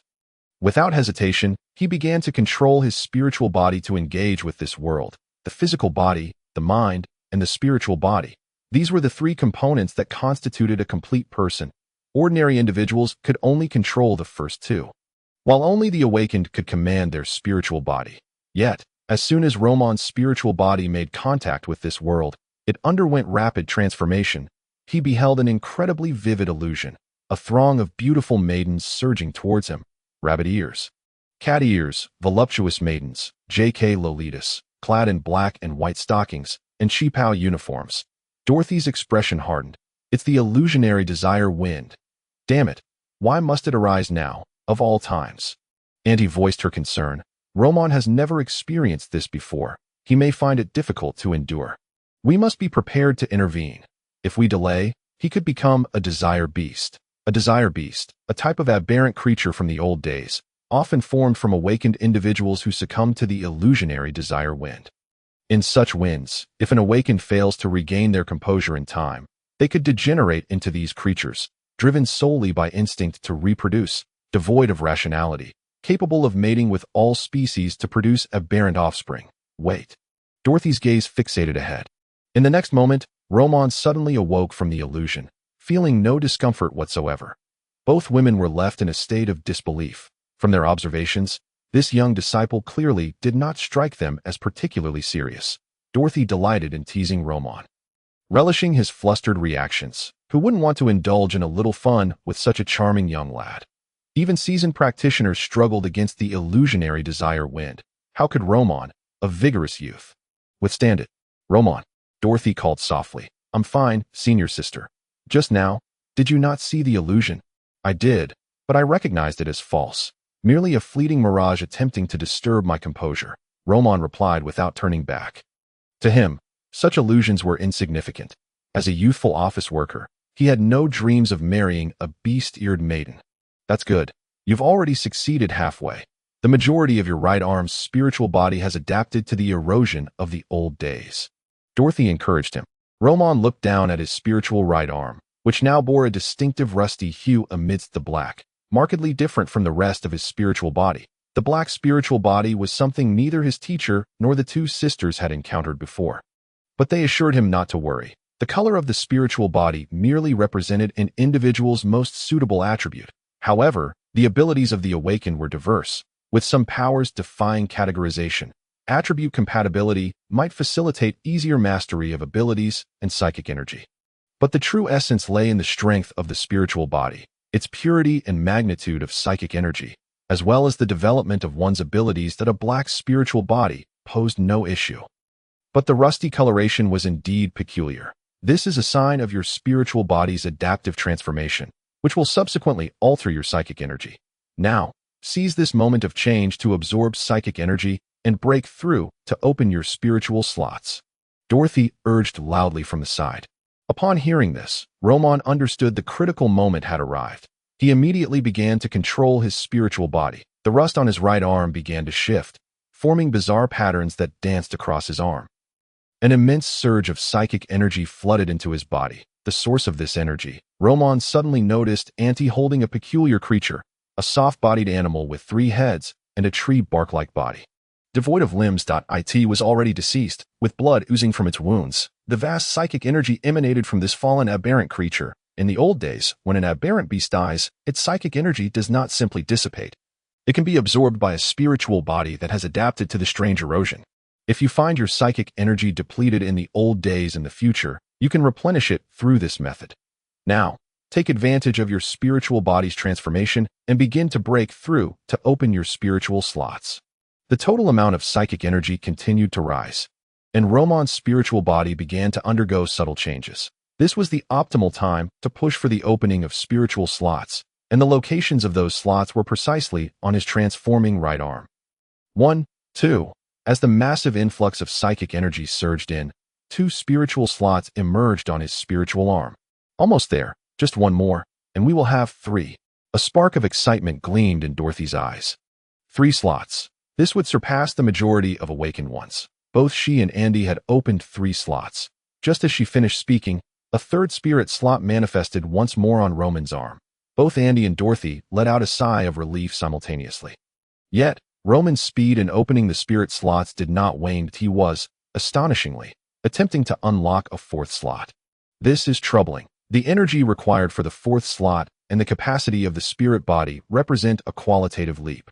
My junior is being reckless, Dorothy thought to herself. The number of spirit slots a person's spirit body can endure is limited. The slots of a first-tier awakened individual are located within the main trunk of their spirit body, which has the largest surface area and the greatest capacity for endurance. Even the most talented individuals can generally only achieve 3 slots, as for the arms. 3 slots are nearly the limit. Forcing the opening of more slots would only lead to failure in advancement and damage to the spirit body. As the two were about to intervene, a surge of immense spiritual energy suddenly swept in, extinguishing the glow of the white candle in an instant. Andy and Dorothy found themselves exposed to the encroachment of the old world, the entity capable of snuffing out Dorothy's protective measures. Whether human or beast, was undoubtedly at the 3rd tier.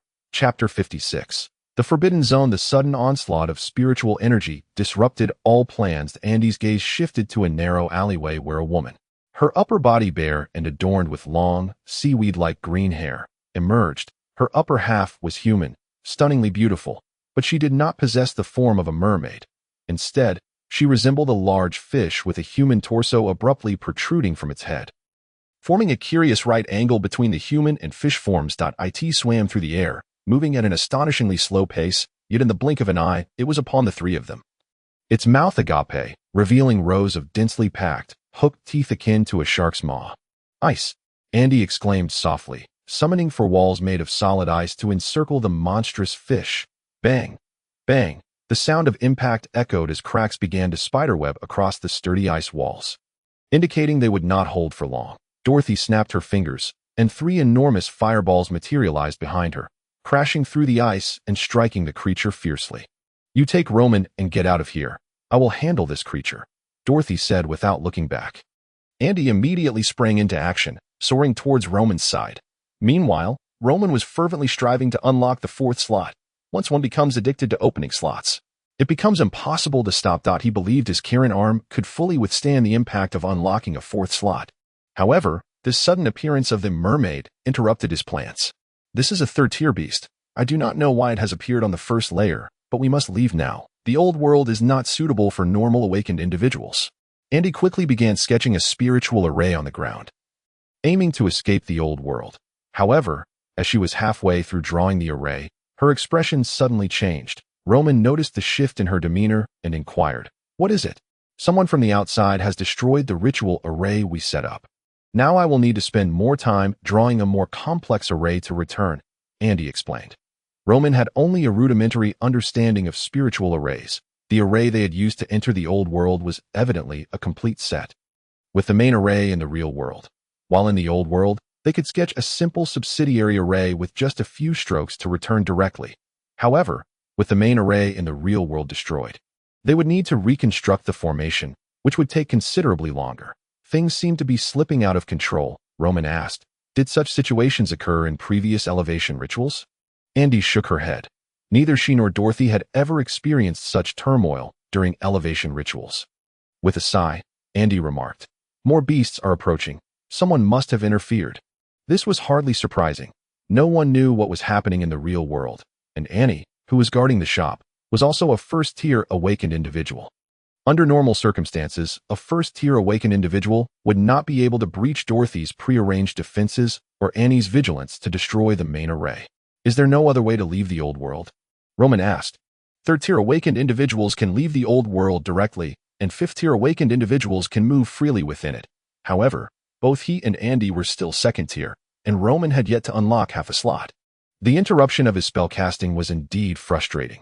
Andy glanced towards a nearby building, pulsating with spiritual energy, yet exuding an unusual aura. This building did not exist on the street where the apothecary was located. The old world and the real world share an almost 99% similarity in architecture, yet occasionally, the old world features additional structures. These extra buildings are referred to as forbidden zones by awakened individuals. Andy quickly explained the concept of forbidden zones to Roman. Within a forbidden zone, dangers exceed those of the ordinary old world. It is more bizarre and terrifying. However, if one can successfully navigate through a forbidden zone, they can return to the real world and even gain benefits. Roman nodded. So we must traverse the forbidden zone now? Yes, for third-tier beasts have already appeared nearby. Our only option is to enter the forbidden zone. After we leave, Dorothy will be able to extricate herself. Without hesitation, Andy strode toward the building radiating unique spiritual energy. Even without the aid of spiritual energy, one could easily discern the forbidden zone. For this building's architectural style was entirely distinct from the rest of the street. Moreover, outside the building stood a lamppost crafted from white bones, emitting a ghostly green light akin to will-o'-the-wisps. The interior of the house was also illuminated. Among the entire street, this building stood out. Roman followed closely behind Andy, his current spiritual energy level having surged to at least 6,000. This was the stark contrast between first tier and second tier. The disparity in energy levels was several-fold. Thus, even within the old world, where spiritual energy rapidly dissipated in the face of encroachment, Roman could still endure. He had a solid foundation and could withstand the strain. Sister, have you ever entered a forbidden zone before? I have. What is inside a forbidden zone? Each forbidden zone is unique. There is no pattern.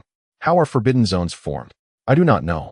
Roman bombarded her with questions like a child full of curiosity. Andy answered patiently, her expression remaining calm. Yet, internally, she felt quite flustered. Being both socially anxious and introverted, she felt her toes curling at the barrage of inquiries. Fortunately, Roman did not press further. The wooden door of the house was somewhat dilapidated. Upon entering, the beast outside, which had been restless, dared not follow. The forbidden zone was an absolute no-go for beasts, although no one knew why beasts refrained from entering forbidden zones. It was an ironclad rule validated by countless awakened individuals over time. Not only beasts, but once inside a forbidden zone, all dangers of the old world would cease to threaten those within. Awakened individuals would only need to confront the dangers present in the forbidden zone. The two entered the interior. The room's floor was made of yellow clay, uneven and riddled with ditches. The walls surrounding them were also constructed of yellow earth, starkly bare and exceedingly simple. The entire room spanned approximately 20 square meters. With only a wooden long table placed at its center, the table was already decaying, revealing numerous wood shavings and tiny insect holes. On the other side of the table sat a puppet, also showing signs of decay, seemingly crafted from the same material as the table. Aside from this, there was a thick wooden deck on the table, which constituted all the furnishings of the room. Is this the Conquer card? Roman asked uncertainly. The Conquer card was the most renowned form of entertainment in this world, played by everyone from nobles and kings down to commoners and even vagrants. Andy's face turned pale at the sight of the Conquer card. Yes, it is the Conquer card. Chapter 57. Conquer card duel. Upon seeing the Conquer card, Andy's expression soured considerably. The reason was simple. She had played this immensely popular game before, but had never won against anyone. After numerous losses that made her question her existence, she had come to the profound realization that gambling was folly, even going so far as to resolve to burn her expensive deck to ashes. Clap, clap. The puppet seated across from them began to tap its hands rhythmically on the table, and a set of wooden Conquer cards flew towards them. Each received 20 cards. Andy perused her hand and immediately breathed a sigh of relief. There were no special or rare cards among them. They were all standard cards from the Golden Flower Empire. As a widely popular game, Conquer cards not only featured the basic cards but also included many special cards. These special cards were printed in limited quantities and often only released in single editions, making them incredibly rare and valuable. Many individuals frequently spend exorbitant sums to acquire such precious cards. It appears that this Forbidden Zone challenge is a Conquer card game. If we win, we can leave here. Roman drew 4 cards from his hand of 20. That should be the case, Andy replied, drawing 4 cards of her own. Their faction identities were slaves, while the puppet's identity was emperor. The gameplay of Conquer cards generally allowed for any number of players. A minimum of 2 players can engage in the game, with the maximum number reaching upwards of 10 or even 20 participants. The 3-player version of the Conquer card game serves as a fusion of Do Di Ju, Landlord, and Yu-Gi-Oh! The objective for the slaves is to vanquish the emperor. Conversely, should even a single slave be defeated, the emperor triumphs. The foundational decks for the emperor and the slaves differ significantly. The slave may draw only 4 initial cards. whereas the emperor is entitled to 6 ante. Gripping her cards with trembling hands, mustered her courage and declared, "Fear not, we shall emerge victorious. I am a master of Kunkka cards." However, Roman couldn't help but internally scoff at her bravado, recognizing her self-proclaimed prowess as indicative of her inexperience. He had merely researched the Kunkka game without ever having faced an opponent. 3 wooden dice materialized before the trio. The first turn and each subsequent action point are determined by the roll of the dice, with action points not carrying over to the next round. Typically, in a 3-player match, the slaves take the first turn. With a flourish, Auntie cast her dice, yielding a significant result of 5. "Battle commences," she exclaimed, surveying her 4 cards before playing her most powerful event card, which required 5 action points, an event field card. Within the environment of battle, the slave faction's minions receive substantial boosts. "It is now my turn," Roman announced, rolling his dice to reveal a modest 2 points. With Auntie having played her field card, he summoned a slave faction minion, the Miner, which only consumed 1 action point. With his remaining action point, he laid down a special card, much like the magic and trap cards in Yu-Gi-Oh! Kunkka cards can be covered, but only special cards may be placed face down. The puppet, twisting its wrist, rolled the dice, producing a resounding 6. Expressionless, it placed a knight card on the table, expending 3 action points. Subsequently, it activated a special card, Infighting. This card's effect rendered all of Auntie's benefits inapplicable to Roman's minions. Thus, Roman's Miner could not benefit from the battle card's enhancements, allowing the puppet's knight to obliterate it, costing Roman a precious point of life. Each slave possesses 4 life points, while the emperor has 5. Whenever a minion is defeated, 1 to 2 life points are deducted. However, the puppet chose not to launch an attack. Roman's gaze remained unwavering. Devoid of panic, seemingly inviting the puppet to attack, on his field lay a covered special card. "Ah, quite the strategy. It seems the puppet possesses intelligence and is susceptible to psychological tactics," Auntie observed, her eyes gleaming with newfound respect. With Roman exhibiting considerable skill in Kunkka, she resolved to avoid hindering his progress. She cast her dice again, but a paltry point emerged. Instantly, her lips twitched in disappointment. "My luck has yet to change. My previous fortune was merely a fluke. And now I am doomed," Annie lamented. Noticing her flustered demeanor, Roman offered gentle encouragement. "Do not fret, senior sister. Steady and methodical is the way. Until the final moment, the outcome remains uncertain." "How do you seem to understand so well?" she inquired. "Because a true duelist must trust in their deck. Even the weakest cards, when combined, can create miracles." Roman donned a serious expression, momentarily startling Auntie. She glanced at her 4 cards, realizing only the bandit could be played, as the others required more action points. Gritting her teeth, she played the bandit. Soon, it was Roman's turn again. He rolled a 3 and opted for a 3 action point musket card. The combination of the Miner and the musket resulted in the swift demise of the opposing knight. "The age of knights has long since passed. The remnants of a bygone era should have vanished from history," he declared. "Why are you narrating the game?" And he found the unusual commentary rather strange. "It has become a habit." "Nevertheless, we have secured the first blood," Roman replied with a smile. The puppet's knight card shattered, but Roman's Miner and musket also began to disintegrate.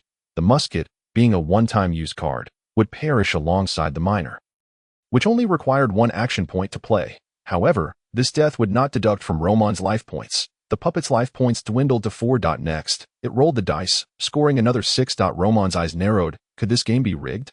Of course, luck could also be a contributing factor. The game progressed, with Auntie's bandit falling to Roman's successive plays of the Lumberjack Bear and Lumberjack 2 Bear, both of which were swiftly eliminated. The puppet consistently rolled 6s, deploying a powerful 6 action point monster each turn. Efforts to counter it demanded considerable resources, often requiring 2 or 3 cards to neutralize just one of its cards. With the game in its critical phase, the puppet possessed 3 life points, Roman 2, and Annie merely 1. Clutching her wooden card, Annie contemplated a desperate measure. Should she lose, she would act swiftly, providing Roman the chance to flee. She sensed that should a player's life points reach 0, their real-life existence would also be extinguished. In this scenario, only one person needed to perish for the others to escape. Her death would enable Roman to survive. 1 life lost was preferable to 2. Roman held the potential to fulfill their teacher's wishes, while she did not. Chapter 58. Slaves and Emperor. With but a single life point remaining, Auntie was already pondering her fate. The enigmatic power of the Forbidden Zone lay in its unassailable rules, if the test was a card game. Then a life point of 0 would inevitably lead to death at that moment. Roman, with a light-hearted tone, declared, "Is that all you've got? Even if you're cheating, it seems this tedious match must come to an end." With a resounding smash, he struck his wooden dice, shattering it and revealing a small lead weight within that Auntie's eyes widened in shock. Had the puppet been cheating? While its consistent 6-point rolls raised suspicions, she had never truly believed it would resort to such deception. Using lead-filled dice is a tired, old trick. How long have you been detached from reality? Roman retorted, clutching his dice. A true duelist requires no such tricks to achieve the desired outcome. The dice rolled to a stop, revealing a vivid 6 facing up, and he gasped. How did you accomplish that? Utilizing telekinetic power could indeed manipulate the outcome. But such an act would surely expose them as cheaters. While the puppet could cheat, their discovery could lead to instant defeat. From the outset, this was never a fair match. It's quite simple. One must simply believe oneself to be a genuine duelist to achieve it. I shall teach you upon our escape, Roman replied with ease. A duelist. In my homeland, card players are known as duelists, for they gamble their lives in every game, akin to a duel between gunmen. Roman played a 6-point action card, Eternal Night. This card's ability forces all minions on the field into a covered state, obscuring their identities. The match transforms from an open play to a hidden one. Only when a minion attacks will it be revealed. However, if the attacking minion is weaker than the covered minion card, the attacker will perish. All information was obscured, with each player's minions concealed. Yet, it was evident that their minions were significantly weaker than the puppets. Andy noted this event card's disadvantageous nature, despite her poor luck and skills. She could still grasp the basic situation. However, witnessing Roman's confident demeanor instilled doubt in her judgment. After Roman's turn concluded, it was once again the puppet's turn that IT retrieved a lead-filled die, effortlessly rolling another 6. Then covered a minion card. Without any minions on her side, it could directly attack Annie without revealing its card information. It's over, she thought, clenching her teeth. Yet in that instant, Roman swiftly activated the special card he had covered in the first round, Swap. This card could only be played while the event card, Eternal Night, was active, allowing one player of the same faction to become immune to damage for one turn while sharing life points. However, the shared life points would equate to that of the player with the lower total. Currently, Roman had 2 life points, and Andy had 1 to be. While using this card to shield Annie from damage this turn, Roman's life points would also reduce to 1 due to the effect of swap. Furthermore, from that point forward, should either suffer damage, both would lose their life points simultaneously. In many cases, this card could prove to be quite detrimental. What are you doing? Auntie exclaimed in frustration. By using this card, the next attack will result in both of our deaths. Indeed, but there is no next round for us. Our turn together is certain to result in victory. It has 3 health points left. Achieving 3 damage in a single turn is exceedingly difficult. Even if Roman possesses the faction leader card Slave, which can inflict 2 damage, victory remains elusive. Moreover, neither she nor Roman has any cards in hand. Yet, reality offers no remedy for regrets. Auntie can only continue to roll the dice, draw cards, and then pass her turn.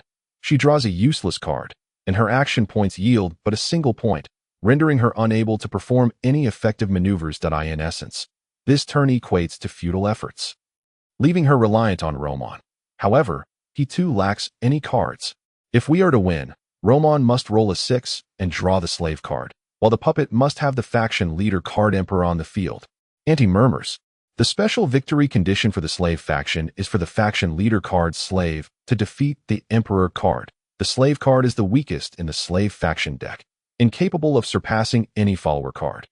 In contrast, the Emperor card is the strongest in the Emperor faction deck, capable of defeating all follower cards. Yet, the slave card can vanquish the Emperor card. Annie shakes her head, preparing to take action. The probability of such a scenario is exceedingly low. Nevertheless, Roman resolutely picks up the dice and rolls them. Indeed, I may have overstated, but we shall undoubtedly win this turn. Probability is inconsequential. In the duel of the strongest duelists, everything is predetermined. Even the act of drawing cards is orchestrated by the duelist. He slams his palm down on the wooden deck. With a crack, the 8 wooden cards are crushed into tiny splinters by his immense force, and Roman's fingers deftly extract the last card from the deck. Is that even allowed? You must be cheating. You scoundrel! Auntie exclaims, startled. Even lead dice can be utilized.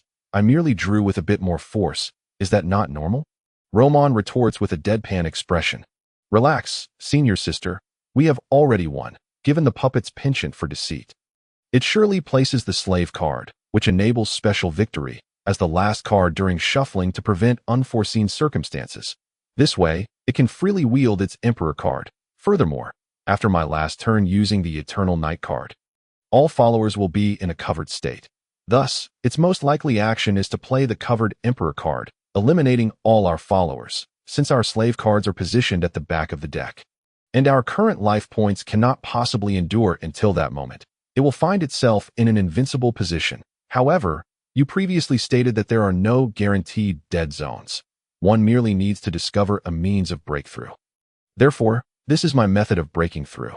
With a clap, a card depicting a slender, shackled follower, scarred and emaciated, is slammed onto the table. It is indeed the slave card, which requires 6 action points to deploy as the faction leader card.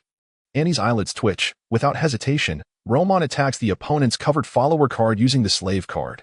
With a crack, the 2 cards collide, and the puppet's card flips over, revealing a majestic card adorned with a crown and wielding a golden scepter, which shatters into a cloud of dust. The slave triumphs over the emperor. Chapter 59.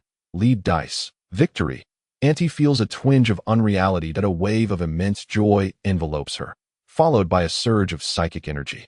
The psychic energy that had stagnated within her for years surges forth, flooding into her spiritual form. Her peak psychic energy is 6,000. The disparity between each tier of awakeners is substantial. For a first-tier awakener possessing 3 psychic slots, the maximum capacity for each slot is 500. Upon reaching the second tier and opening an additional 3 slots, each can accommodate 1,000. Thus, the peak energy level for a first-tier awakener is 1,500, whereas a second-tier awakener peaks at 6,000, and a third-tier awakener reaches 27,000. This value varies from person to person, but the difference is not significant. This is an exponential growth process. Challenging beyond one's tier is exceedingly difficult, unless one possesses an extraordinary number of psychic slots, while others may have only 3 as first-tier awakeners. One might possess 5 or 6. However, such cases are exceedingly rare, with many unable to even reach 3 as a second-tier awakener. Auntie possesses a total of 6 abilities, with a peak psychic energy of 6,000. Having reached her limit, any further enhancement would necessitate ascending to the 3rd tier. Yet, at this moment, she has not ascended, and her psychic energy level continues to rise. This is the advantage of the dead zone. Having received such immense benefits herself, Roman's gains will undoubtedly be even greater at this moment. Roman also feels a torrent of psychic energy flooding into his body, not only unlocking a previously unopened psychic slot, but also breaking through to his 8th slot.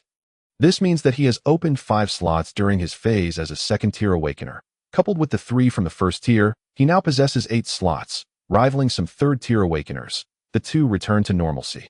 Across the table, the puppet, with button-like black eyes, fixates on Roman before tossing the lead dice into the air. Roman picks up the lead dice. This is an additional reward. Clearly, it acknowledges your method of traversing the dead zone, Auntie immediately remarks. After tossing the lead dice, the puppet's form swiftly disintegrates, transforming into a cloud of black ash. Let us return. There must be issues in the real world. Auntie does not hesitate, directly constructing a spiritual array to leave the old world within this dilapidated setting. After neutralizing the dangers of the dead zone, the interior becomes absolutely secure, granting her ample time to draw the spiritual array. A flash of light ensues, and the 2 find themselves back in the apothecary shop. Dorothy has returned first and subdued 2-inch intruders. She brings with her the young girl, Annabelle, who has sustained minor injuries, which have already been promptly addressed. In another corner, the 2 intruders groan softly, bound by thorny black brambles that render their limbs immobile. With each struggle, the thorns constrict tighter, mercilessly lacerating their skin. Ghouls, why are they here? Auntie immediately recognizes these humanoid entities. Dorothy coldly replies, for Annie, those ghouls have entangled themselves with the Blood Cup cult that I do not know their intentions. But they have provoked me. As she speaks, her gaze shifts to Roman. Are you all right?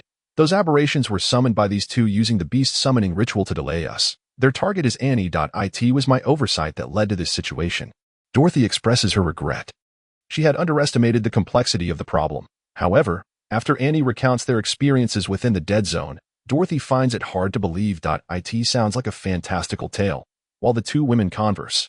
Roman observes the two ghouls, which, though similar to ogres, are distinctly different. They are tightly bound, and as the black brambles slowly constrict, their sounds gradually weaken until they become lifeless corpses. Such a ruthless ability. Any creature ensnared by the black brambles, upon struggling, becomes ensnared in a vicious cycle, ultimately leading to death.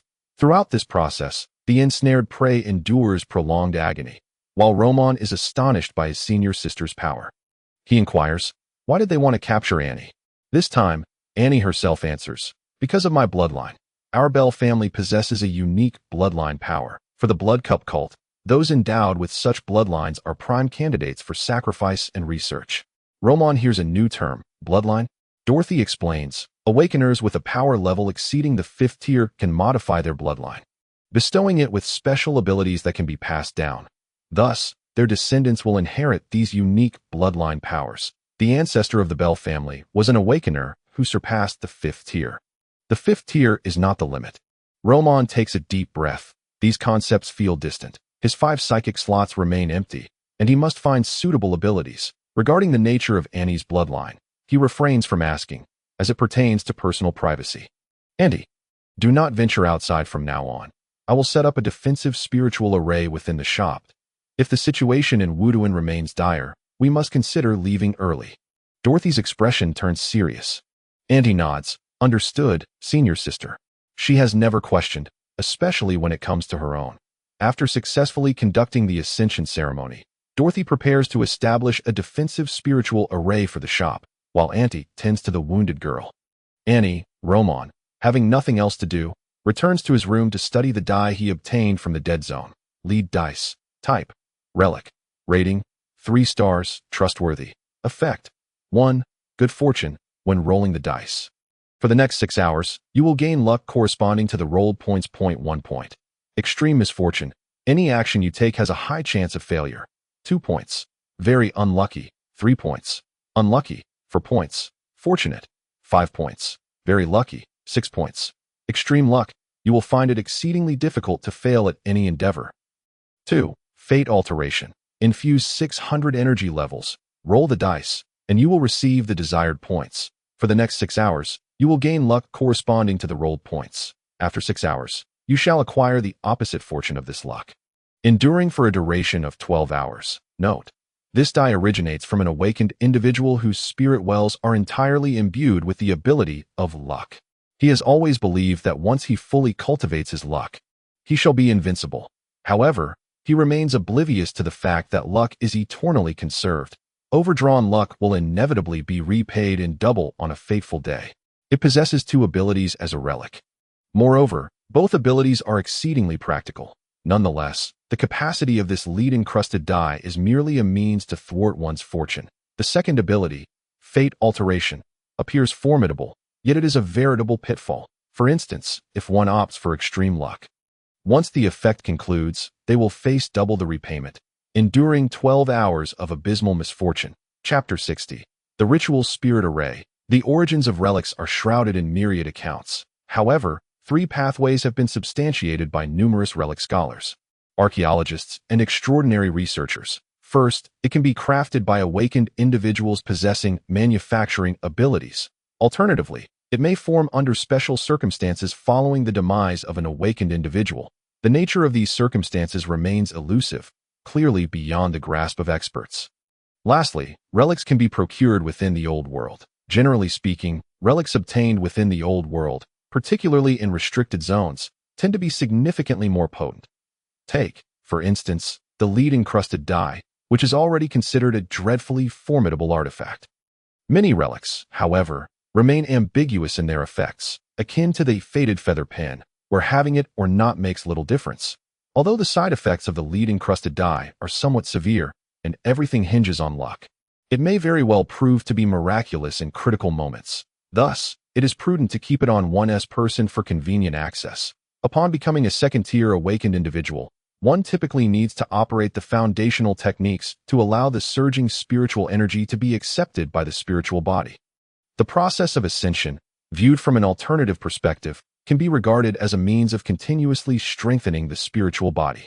At present, the right arm of my spiritual body has activated 5 spirit wells, and the arm is marked with traces of rust. The spiritual energy coursing through the arm is tainted with a corrosive force. Roman meticulously sensed the changes within his body. The spiritual energy, imbued with a hint of rust-like corrosiveness, indicated a mutation that enhanced his spiritual energy. He had inquired with his senior sister, who assured him that this was a positive development rather than a detrimental one. Currently, this corrosive force is quite feeble. Once the entire spiritual body acclimates to the old world, it should transform into a considerable power at this moment. Only his right hand possesses formidable strength, truly embodying the essence of a Chilan arm. The next consideration lies in the 5 abilities. However, finding suitable abilities within a short time frame is challenging. Roman pondered to no avail. Unlike the first-tier, second-tier awakened individuals like Roman, who is an ordinary person, can no longer acquire abilities through divine grants. As they are not devout followers of the deities, the abilities bestowed are exceedingly weak and likely unsuitable for oneself. Seeking favor from malevolent deities would incur unspeakable costs for witchcraft. That was a naive endeavor from his youth. He learned from Annabella that the abilities granted by witchcraft are entirely reliant on luck. Often unsuitable, that it is rare to encounter abilities that both resonate with oneself and are practical, leading to a waste of hard-earned spirit wells. Therefore, the choices available to second-tier awakened individuals are limited to 2 paths. One is to consume ability potions, and the other is to venture into the old world to hunt aberrant beasts for abilities. The latter choice is favored by most awakened individuals, as it allows for the pursuit of the most suitable abilities while keeping costs manageable. However, hunting aberrant beasts is no simple feat and requires considerable preparation. To obtain abilities, one must independently slay these creatures. Currently, Roman is still uncertain about how to enter the old world. Take it slow. Stabilizing the spiritual energy within my body is the most crucial task at hand. At least far better than when I first traversed here. Roman closed his eyes, beginning to meditate on the figure of the Shakyamuni Buddha in his mind. In the early morning, in the backyard of the apothecary, Annabelle, clad in a cotton short-sleeve shirt, was engaging in physical training.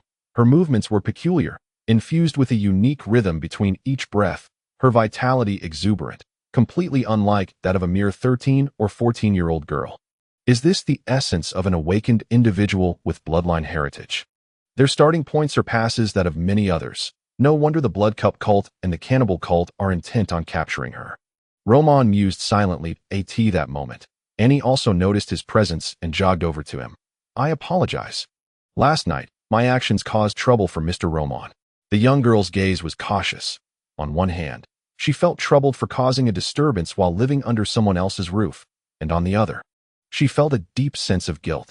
Despite her tender age, her sensitivity was remarkable. Roman shook his head. It is not your fault.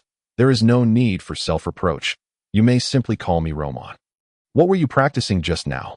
It is a combat technique my father taught me during his childhood, but Sister Dorothy informed me that its true purpose is to train my bloodline within, awakening my powers at an earlier stage. Annie replied. It appears the bloodline possesses its unique training methods. Very well, I must go find Sister Andy to learn about the ritual spirit array. Would you care to join me? I will practice a bit longer before tending to Little Black. So I shall not accompany you. Since being adopted by Roman, Little Black the cat has been free range, with Roman merely adding cat food to its bowl upon returning home. However, both Sister Auntie and Annie take great pleasure in caring for Little Black, attending to it with utmost diligence. Women, after all, possess little resistance to such adorable creatures. Upon entering the room, Auntie formally commenced her instruction to Roman on the spiritual ritual for entering and exiting the old world. Unlike the ascension ritual, the method for entering the old world is comparatively simpler, yet it necessitates a tranquil mind, free from excessive distractions during the drawing of the ritual. Then, using specially formulated ink, one must infuse spiritual energy. Meticulously sketching each line, Auntie retrieved a bottle of black ink from a wooden box, stating, "The black ink is derived from the juice of the aberrant beast known as black ink fish. combined with other auxiliary spiritual materials. The cost for a bottle is approximately 20 pounds and lasts a considerable time. This ink is not prone to fading and is resilient against the influence of other spiritual materials, making it the mainstream choice for drawing ritual arrays. Roman inquired, "Is it crucial that the ink does not fade?" Auntie nodded. "Indeed, it is of utmost importance if the ink fades after infusing spiritual energy into the ritual array.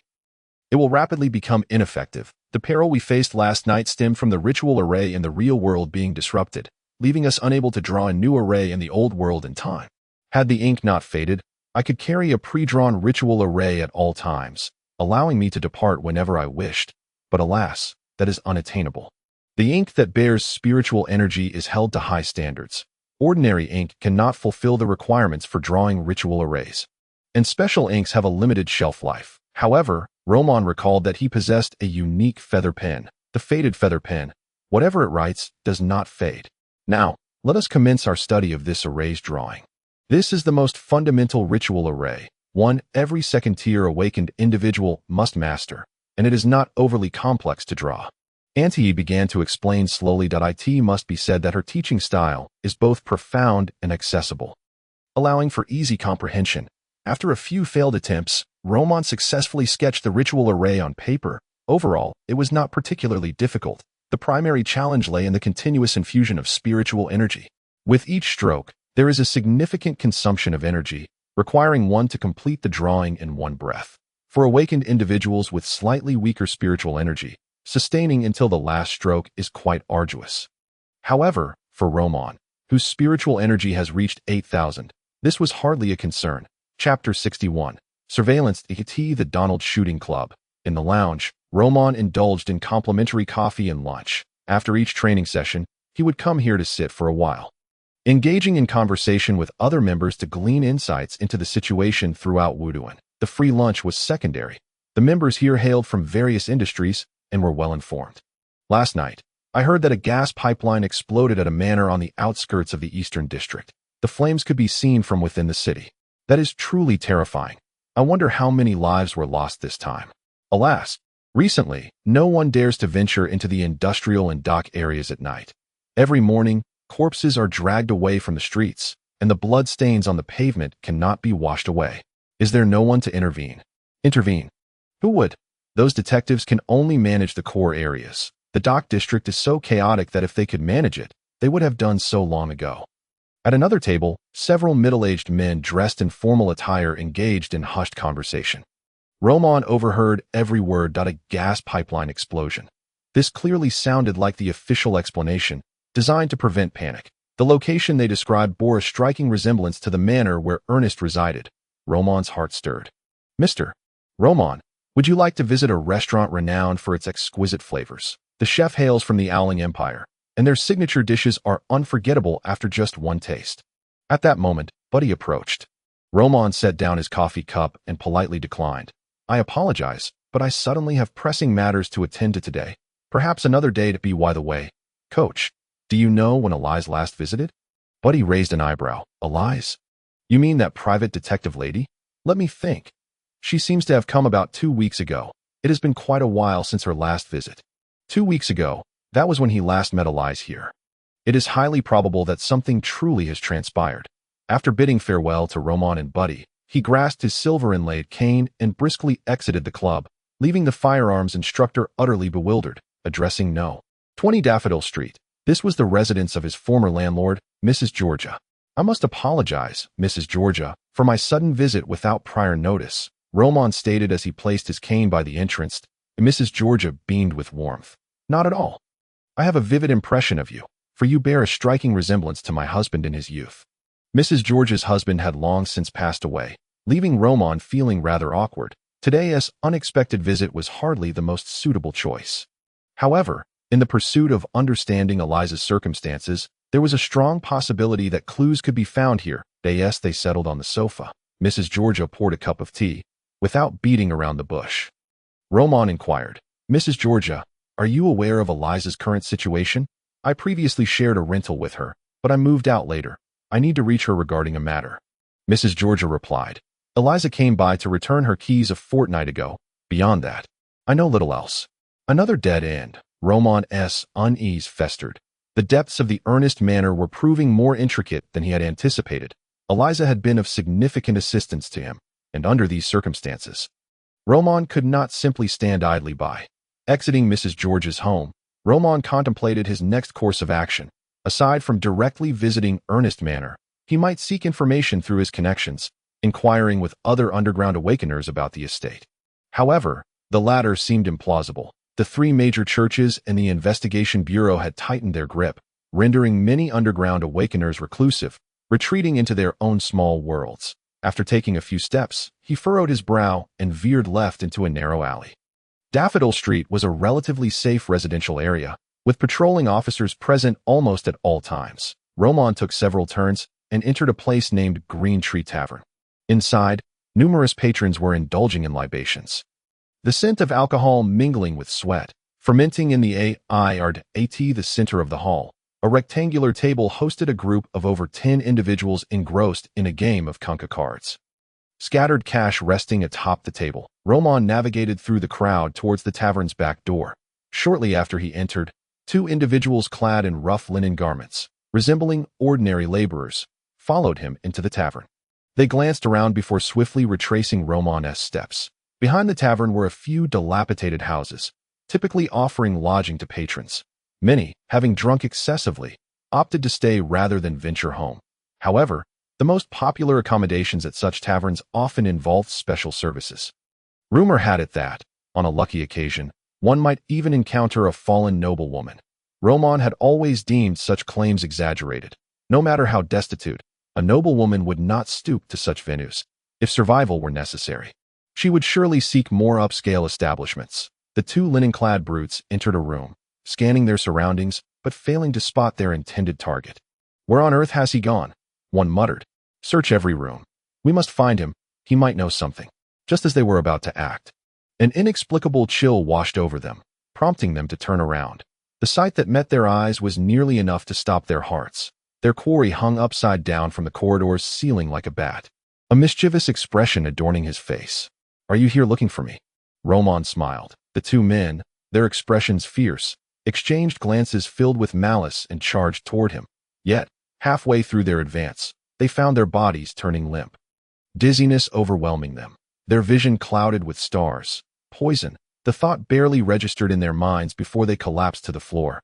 Inside the room, the two men were bound to the bed legs, their bodies reduced to mere undergarments. Roman had confirmed they were ordinary men, not awakeners. The only piece of equipment capable of posing a threat was a handgun, but the poison had rendered them incapable of utilizing it. This exemplified the helplessness of ordinary individuals in the face of an awakener. Not only was there a disparity in physical capabilities, but even if an ordinary person possessed means to threaten an awakener, executing such measures would prove exceedingly difficult. Roman roused one of the men and coldly inquired, "Who do you work for? Why have you been following me? What brings you to Daffodil Street?" His greatest concern was the Blood Cup cult. Thus, any hint of their involvement must be eradicated if these two were indeed spies for the Blood Cup cult. It would spell trouble. "I will not divulge anything," the man retorted, his gaze fixed coldly upon him. Roman spoke slowly. "You must consider carefully. You are not the only one privy to this information. While your lives may be controlled by another, should you choose silence, death awaits you, and it will be one of torment. However, should you speak, your demise may come swiftly." Chapter 62. An unexpected visit. Roman's threat bore no fruit. As anticipated, the audacity of the two men to follow him suggested their families were likely under the control of some hidden master, rendering them true death warriors. Yet, humans often overestimate their willpower and endurance. Roman refrained from further questioning, opting instead to administer a variety of torturous poisons. The man soon became engulfed in an unbearable itch, yet his condition prevented him from scratching, forcing him to endure the torment. This was merely the beginning. The toxin, devised by Andy, would proliferate and mutate within the host over time, qualifying it as a biological weapon. Initially, it was merely itchy, but it soon escalated to pain. Akin to 1,000 knives slicing through his flesh, ordinary individuals could not withstand such torture. After losing consciousness several times from the excruciating agony, the man finally divulged the truth. "We are from the Razor Gang." The detective residing on Daffodil Street stole something from our boss, so our boss sent us to keep watch here. The man spoke rapidly, divulging everything without reservation. He dared not fabricate any details. Aware that his companion lay unconscious nearby, given the ruthless nature of this individual, he would surely interrogate his comrade. Once the man finished speaking, Roman swiftly rendered him unconscious and awakened his companion. Repeating the process of inquiry, the information gleaned from both men was largely consistent. They were merely ordinary henchmen, privy to little information. They knew only to surveil this location due to a resident having stolen from their boss. As for the nature of the item or the manner of its theft, they were entirely in the dark. They were waiting to see if the detective would return. Upon his return, they would promptly report back. However, upon observing Roman linger at number 48 Daffodil Street, knocking on the door, they had grown curious and decided to follow him. This curiosity had led to their misfortune, having acquired the desired information. Roman efficiently snapped both men's necks before departing with grace. As time passed, Roman's disposition underwent subtle changes. For instance, killing became increasingly effortless. If I do not eliminate them, they will surely seek to kill me. If I desire a tranquil existence, I cannot leave any trace of danger. Since arriving in this world, Roman had consistently lacked a sense of security, with crises looming over him. Although his senior sister and mentors were formidable, the feeling of impending danger had not dissipated, primarily due to his own perceived weakness. Thus, he recognized the necessity of continuously neutralizing potential threats without a moment's hesitation. The Razor Gang. It appears that Eliza is currently safe. That item must have been acquired from Ernest Manor, Roman mused. The Dawn Knights and the Razor Gang both sought to obtain something from Ernest Manor. Given the current circumstances, it seemed that the Dawn Knights had succeeded. The Razor Gang was an established gang in the Misty Dock district. Undoubtedly with their own awakeners, the fact that such a large force could wrestle something from them spoke volumes about the prowess of the Dawn Knights. Roman was intrigued to discover what they were vying for. If I were to involve myself, I might lose my life in an instant. Eliza has the protection of the Dawn Knights. I need not concern myself with her safety.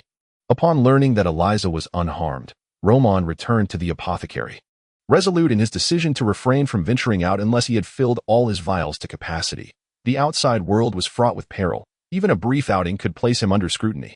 Upon returning to the apothecary, he found that Dorothy had yet to arrive. According to Andy, she had gone off to seek revenge, for Dorothy had a fiery temperament and never allowed herself to be wronged. Roman felt a twinge of worry. This was not a time for recklessness. That evening, Andy prepared a pot of chicken soup. With recent hikes in food prices, the store's savings were still substantial.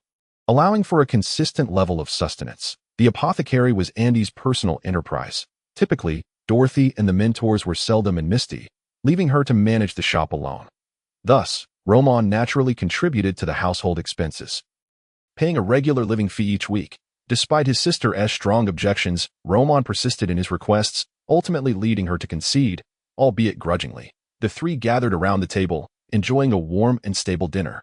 Occasionally, Annie would toss a morsel of meat to the little black cat meowing beside her. If this tranquil life could continue indefinitely, it would indeed be delightful. However, following their meal, an unexpected visitor entered the shop. Clad in a thick black cloak and a mask obscuring her face, revealing only her eyes, it was Eliza. "Are you well lately?" Roman exhaled a sigh of relief. Inferring her well-being was one thing, but witnessing her presence allowed him to finally set aside his worries. Eliza shook her head. "I'm fine.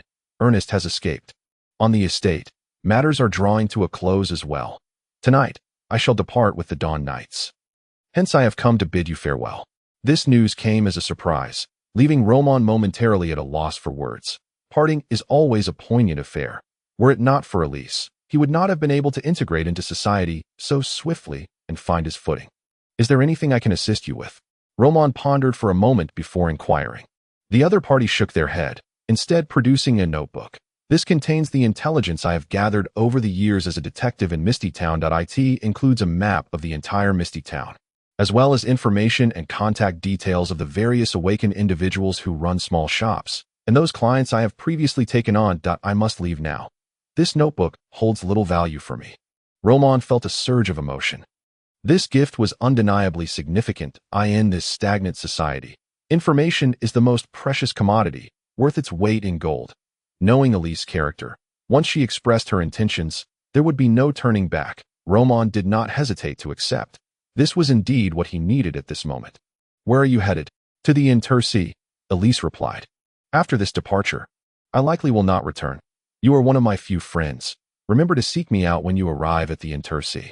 The Intercy, the heart of the Golden Blossom Empire, located at the convergence of the four cities, is lauded as the gem city of the empire and the residence of the royal family. That it is the most prosperous region in the empire, thriving in commerce and development that in modern terms. It is akin to the imperial capital. Antioe, who had remained expressionless nearby, inquired, "Is the situation in Misty Town so dire that even the Dawn Knights must retreat?" Elise did not deny it. "Yes, the Knights have decided to withdraw to their headquarters. Primarily, it is due to our recent confrontation with the Blood Cup sect, which left many injured. Remaining would pose significant danger. The conflict near Baran City is nearing its conclusion. The armies of the Gaobang Alliance have breached the city, and urban warfare is currently unfolding. The Blood Cup sect likely has an alliance with the Gaobang Alliance. Ernest is a mole sent in by the Blood Cup sect, and more members of the sect are expected to infiltrate Misty Town to assist the Gaobang Alliance in their assault. If you wish, you may leave with me. Misty Town will only grow more perilous." Hearing Elise's revelations, Roman found himself struggling to comprehend. Ernest was indeed a member of the Blood Cup sect. The image of the nouveau riche businessman was merely a facade. The true purpose behind their arrival in Misty Town was likely connected to what Elise sought to acquire. However, Roman refrained from probing further. Knowing too much could lead to unhappiness, Elise's silence indicated she did not wish to entangle herself and Antioe in this whirlpool. Chapter 63. The first hunt. Roman promptly declined Elise's proposal to leave together. Even if he were to depart, it could not be so hasty. Dorothea had yet to return. The apothecary, a considerable enterprise, also required finding a buyer before he could sell it off. Otherwise, upon reaching the Intercy, he would have no means of sustaining himself, let alone meeting the needs of the awakened. After a prolonged exchange, Roman discovered that Elise would be leaving tomorrow night, and he felt a wave of sadness wash over him. After bidding her farewell, he sighed and returned to the shop. "What's the matter? Are you reluctant to part?" Antioe, perched behind the counter, maintained her usual posture, revealing her smooth, fair thighs. Roman shook his head. "I am merely feeling a bit nostalgic. After all, she was my companion in the mental asylum, and her sudden departure is quite unexpected." The statement grew increasingly awkward to hear. Antioe, slightly peculiar, offered a faint nod. "This place is safe. There is no need to leave for now." With that, she fell silent, reclining in her chair to rest her eyes. "Sister, aren't you going to say more? Perhaps take me to seek out abilities or the like." "Never mind. The path of cultivation must ultimately rely on oneself." Roman rose, preparing to enter the room to begin hunting aberrant beasts, but Antioe suddenly spoke again. "Once an awakened individual reaches the second tier, the acquisition and combination of abilities must be undertaken alone. Hunting aberrant beasts cannot involve others. Otherwise, you will be unable to absorb their abilities. As for potions, you should have reviewed the potion records provided by the teacher. If you require any, feel free to let me know. We have the necessary materials in the shop." Potion concoction was indeed a viable option, yet it did not align with his intentions. Dorothea had informed him that the abilities he hunted for himself would be the best, with the potential for growth and mutation. As a first-tier awakened individual, he had been unable to hunt in the old world. Upon upgrading to the second tier, he must learn to fend for himself. Tonight marks the beginning of his first hunt. In the chamber, Roman grasped the faded feathered pen, diligently sketching the ritual spirit array upon the paper. The drawing must be completed in one breath. As the pen tip made contact, his spiritual energy rapidly depleted. Merely inscribing the ritual spirit array for entry into the old world consumed a staggering 1,000 energy units. Spiritual energy naturally regenerates slowly. He must rely on fundamental methods for swift recovery. Once he had completed the ritual spirit array, Roman did not immediately activate the ritual to enter the old world. On one hand, he wished to regain his peak condition in the real world. On the other, he sought to test the limits of this faded feathered pen. Would it truly not fade? Even if it required the consumption of spiritual energy for the array, would it remain unchanged once the energy within the array was exhausted? What would become of it? From Antioe, he learned that the ink used to construct spirit arrays gradually dissipates with the consumption of spiritual energy. No ink is exempt from this. However, as moments passed, Roman meditated to recover his energy, and the ritual spirit array on the paper showed no signs of fading or diminishing. The ink remained unchanged. Inspecting the feathered pen in his hand, Roman deemed it an extraordinarily powerful relic. It exhibited no adverse effects whatsoever. Yet, one must remain vigilant of the sorcerer Gormoan. One can never be too cautious of his artifacts, Roman mused internally. One must always be wary of that old schemer. After carefully storing the feathered pen back into the storage cabinet of the Great Old One's library, Roman scrutinized the ritual spirit array on the paper, noting that the energy within it continued to flow away. Energy will dissipate from the ritual spirit array drawn with an ordinary feathered pen. But the array created with the faded feathered pen does indeed not fade or diminish, nor vanish. This means that each time I enter or exit the old world, I merely need to inject energy into the pre-drawn array. Roman thought to himself. This was a convenience that most awakened individuals could scarcely imagine. The ability to swiftly and safely traverse the old world serves as a life-saving trump card in many situations. For instance, during his previous encounter with danger alongside Antioe, he could have completely avoided peril. After sketching 2 ritual spirit array diagrams, Roman retrieved a large protective spirit candle and ignited it within the ritual spirit array. Then, he set up a wall of spiritual energy around the room. In an instant, he vanished from his location in the old world. On the first layer, the blood moon hung high in the sky, casting a bleak light. In this grayish world, no colors could be seen. In the air, tiny black particles resembling floating ash drifted up and down, rising from the ground to the sky and then falling back into the earth. No matter how many times he witnessed it, Roman felt that this phenomenon closely resembled the ashes of a fire burnt down. This world truly resembles one engulfed in flames, it due to the absence of the Ember King. Roman internally lamented, suppressing his curiosity and confusion about the old world. His purpose for coming today was to locate a suitable first ability for himself, which could only be acquired by hunting aberrant beasts. He rummaged through his pockets and produced a small booklet. This was the bestiary of aberrant beasts that Dorothea had given him, documenting the known aberrant beasts, yet it represented only a fraction of the myriad creatures. The true value was in the methods of assessing the tier of aberrant beasts listed within the booklet. Roman's hunting range encompassed first-tier and second-tier aberrant beasts. Should he encounter anything above tier 3, he could only make a hasty retreat. Before coming, Antioe had imparted various precautions for navigating the old world, but this hunt had to be undertaken by himself. A fledgling must learn to hunt one day. Although Roman, this fledgling, might be somewhat large, with his energy level surpassing Antioe's, his experience remained insufficient, placing him firmly in the fledgling category. At most, he could be considered a large fledgling for his first hunt of aberrant beasts. Roman did not employ any spiritual items like beast-attracting incense. He moved cautiously through the old world, attentively observing the myriad monsters that were everywhere, each exhibiting various forms. Some appeared semi-transparent, while others possessed solid forms. Soon, a wild boar, towering 3 meters high and stretching 6 meters long, captured his attention. This wild boar had 2 heads, its bristles resembling sharp steel needles, glossy and black. Hot gusts of breath erupted from its 2 nostrils as it feasted upon a white python lying on the ground, its smooth body punctured by numerous glossy black bristles. This is quite troublesome. This wild boar is akin to a hedgehog, its bristles seemingly lethal weapons. Being pierced by them would not be a pleasant experience, Roman mused as he assessed the situation. Activating his spiritual vision, he observed that the wild boar's body radiated a crimson hue, signifying its formidable vitality. Yet within that crimson lay streaks of dark purple. Scattered across its form, it had engaged in combat with the deceased white snake and had been poisoned. It had yet to recover. An injured second-tier aberrant beast. This is a prime opportunity. Chapter 64.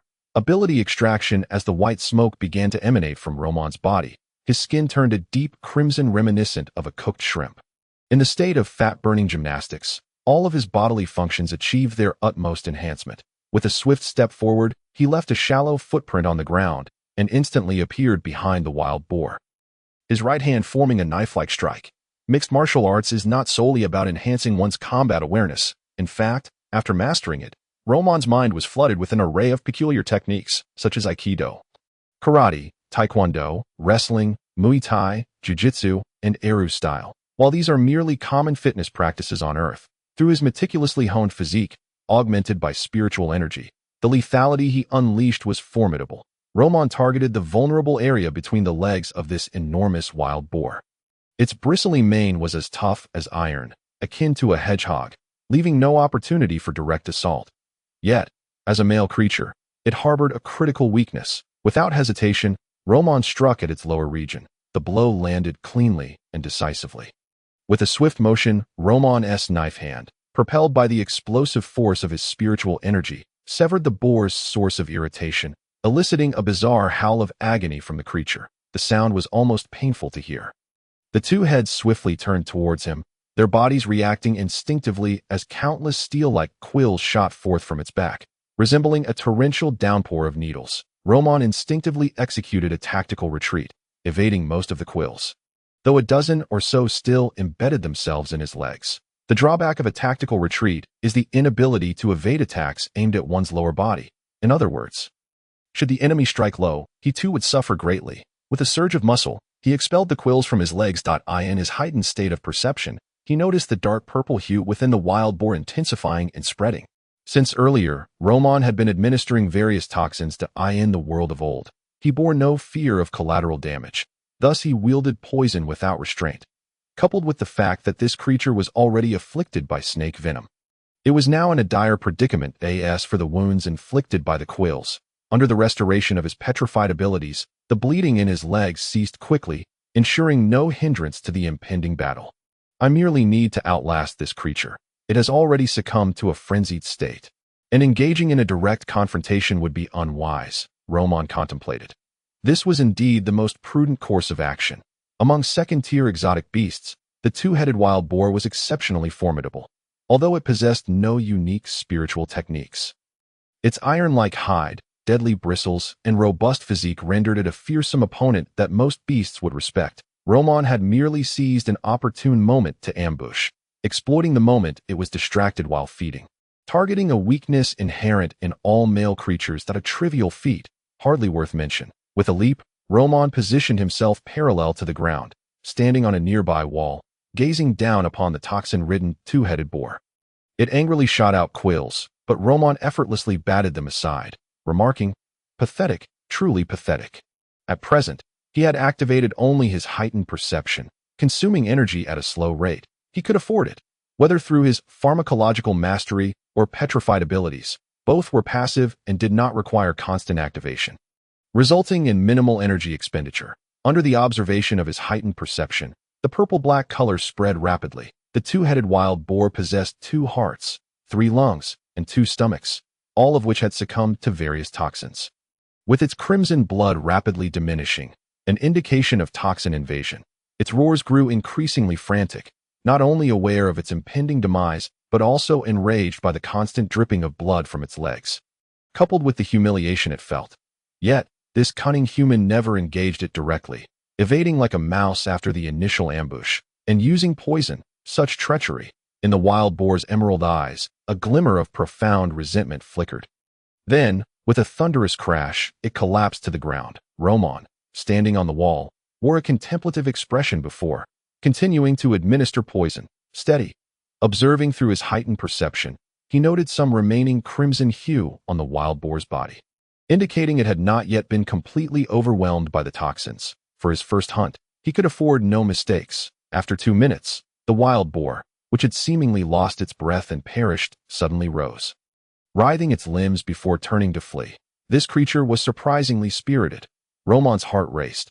Was it truly this intelligent for a second-tier exotic beast? Had he acted rashly and approached the corpse too soon, he would have undoubtedly faced a devastating counterattack from the boar. Seeing the two-headed wild boar escape, Roman remained unperturbed, leisurely following it until the toxins took their toll, ultimately leading to its demise at the threshold of a room. Confirming its death through his heightened perception, Roman retrieved a crystalline gem resembling a glass orb from his pocket. The gem was remarkably translucent. He made an incision on the wild boar's body and pressed the gem directly against the wound. In an instant, upon contact with the boar's blood, the surface of the gem sprouted tendril-like filaments akin to blood vessels, intricately intertwining with the boar's flesh and sinew. much like a parasite voraciously siphoning its lifeblood. How sinister! As he employed the ability capture gem for the first time, Roman was momentarily taken aback by the scene. Soon, the gem lost its previous clarity, revealing a minuscule image of the two-headed wild boar within. The tendril-like filaments rapidly detached, returning to normal, signifying the completion of the ability capture. This is akin to opening a blind box. I wonder what kind of abilities I can capture from a two-headed wild boar. Roman infused the gem with spiritual energy, and a surge of information flooded his mind. Duality. Effect. Splits into another spiritual entity, which will possess independent thought and knowledge of all your secrets. Roman's expression darkened. This ability was evidently derived from the two heads of the boar. Aside from inducing a state of split personality, it bore no utility. What terrible luck! Whether it be the quills that can be shot like weapons, or the robust vitality that withstands numerous toxins. Both are commendable abilities.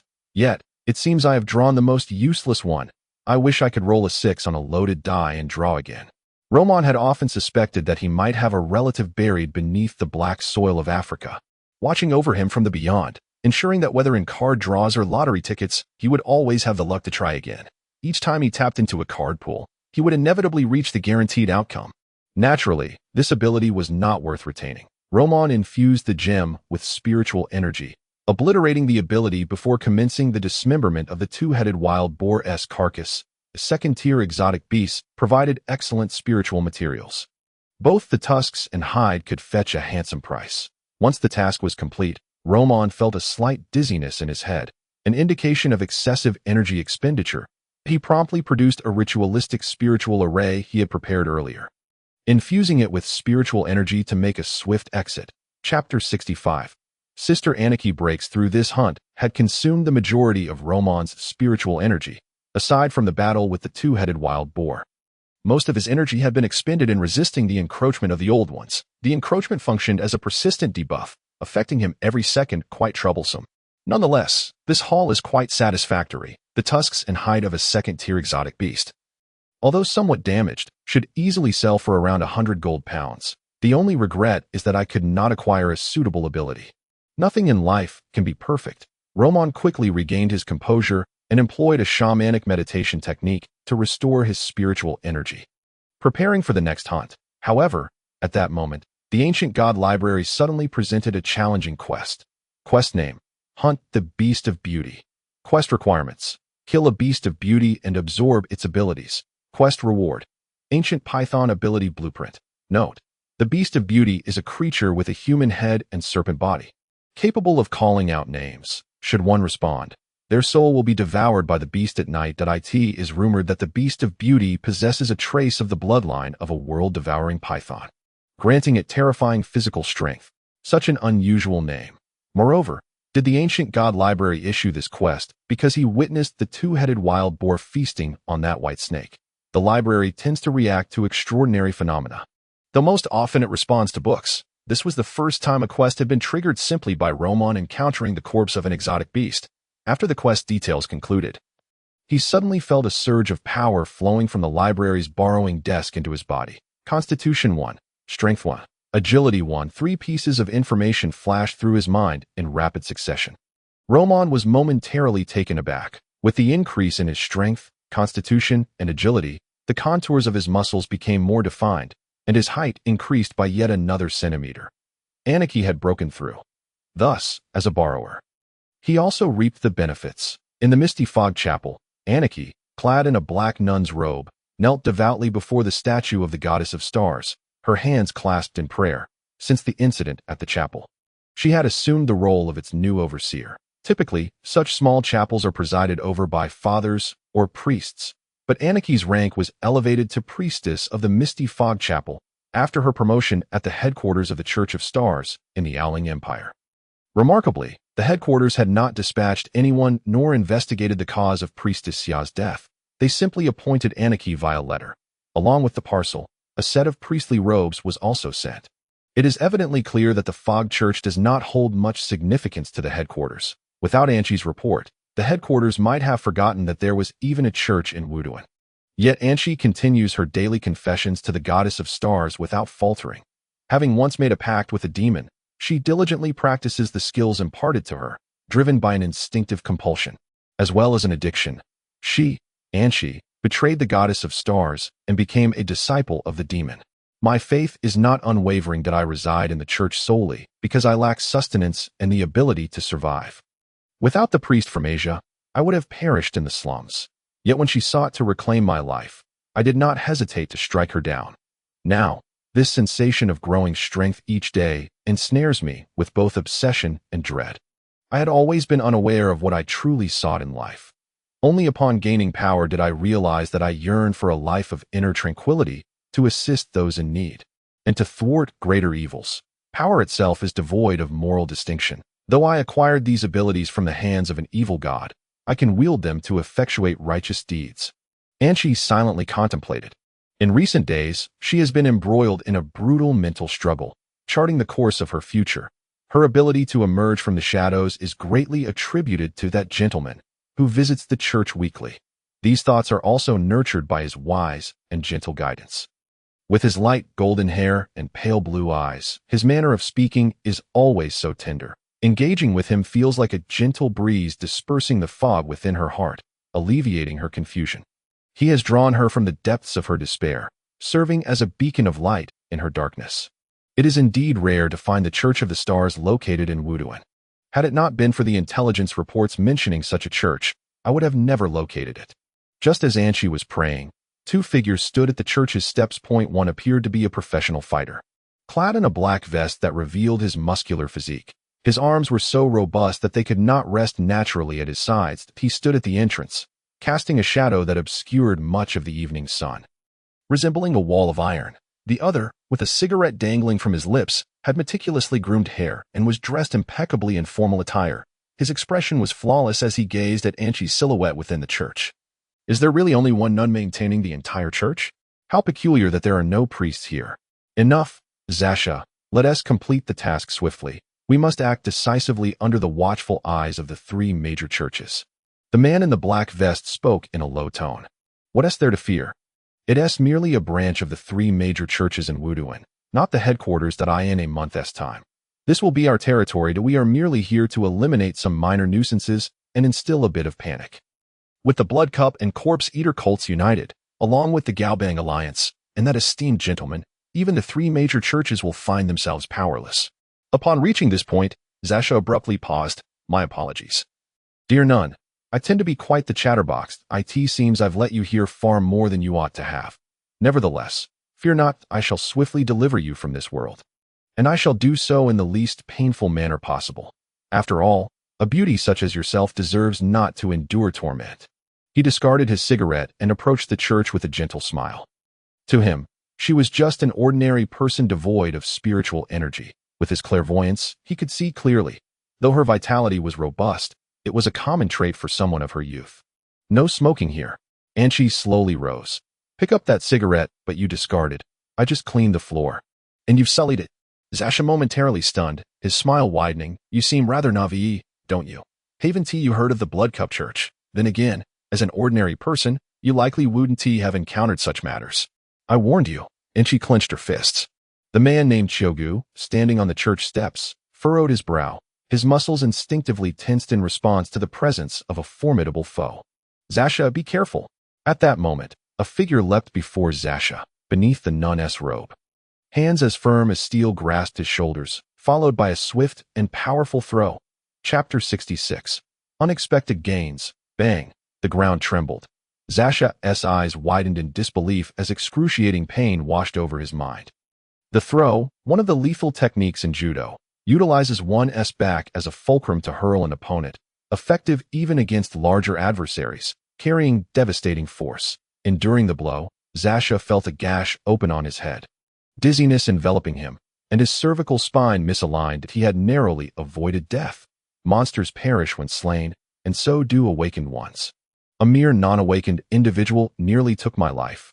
Zasha's calm smile vanished. Through his clairvoyant sight, he clearly perceived that the nun exhibited no trace of spiritual energy. Regardless of what you are, perish, blade of the wind. He roared internally, his hands sweeping through the air. The pews lining the sides of the church appeared as though sliced by razor-sharp blades. their edges impeccably smooth. This was one of his abilities, to manifest wind blades as sharp as blades in the air, killing silently. Yet, in his eyes, the frail nun was surely incapable of evading this strike. But where had she gone? Not to the left or right. Above him. The moment he looked up, his neck was seized once more. Those hands were as unyielding as iron, imbued with an unmatched strength.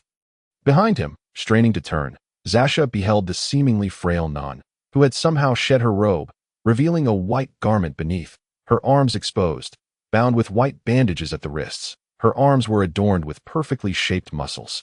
Yet these muscles did not detract from her feminine allure. Indeed, paired with her exquisite features reminiscent of a neighborly girl, she possessed an inexplicable, primal charm at that moment. Was this truly a nun? Even Chogu lacked such finely honed, powerful musculature. This was a body forged through relentless training. This monster, right, Chogu. Why hadn't he intervened? Zasha glanced towards the church entrance, where the towering man had mysteriously vanished.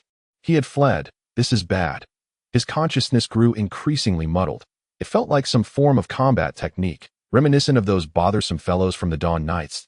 He was about to be strangled. He must activate his abilities. As Zasha's consciousness began to blur, he attempted to summon his third ability, but before the thought fully formed, his neck was completely twisted, and she released her grip. Yet another oddity with peculiar abilities. I nearly sustained an injury. What exactly are awakened beings? She contemplated the corpse before her mind reflecting on the prior fate of the priest from Asia, which had instilled in her a certain aversion to the term awakened. Yet now, she must understand this group of awakened beings. Why had they come to the Fog Church? Why did they seek to kill her?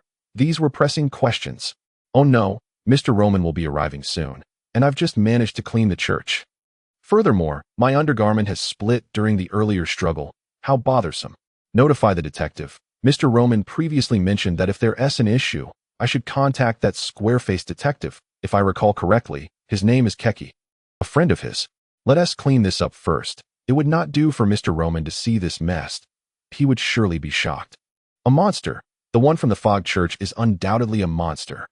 No wonder the Church of the Stars felt secure allowing this individual to preach alone in Wuduan. The Empire of Golden Glow is far beyond the reach of the Church of the Stars' influence.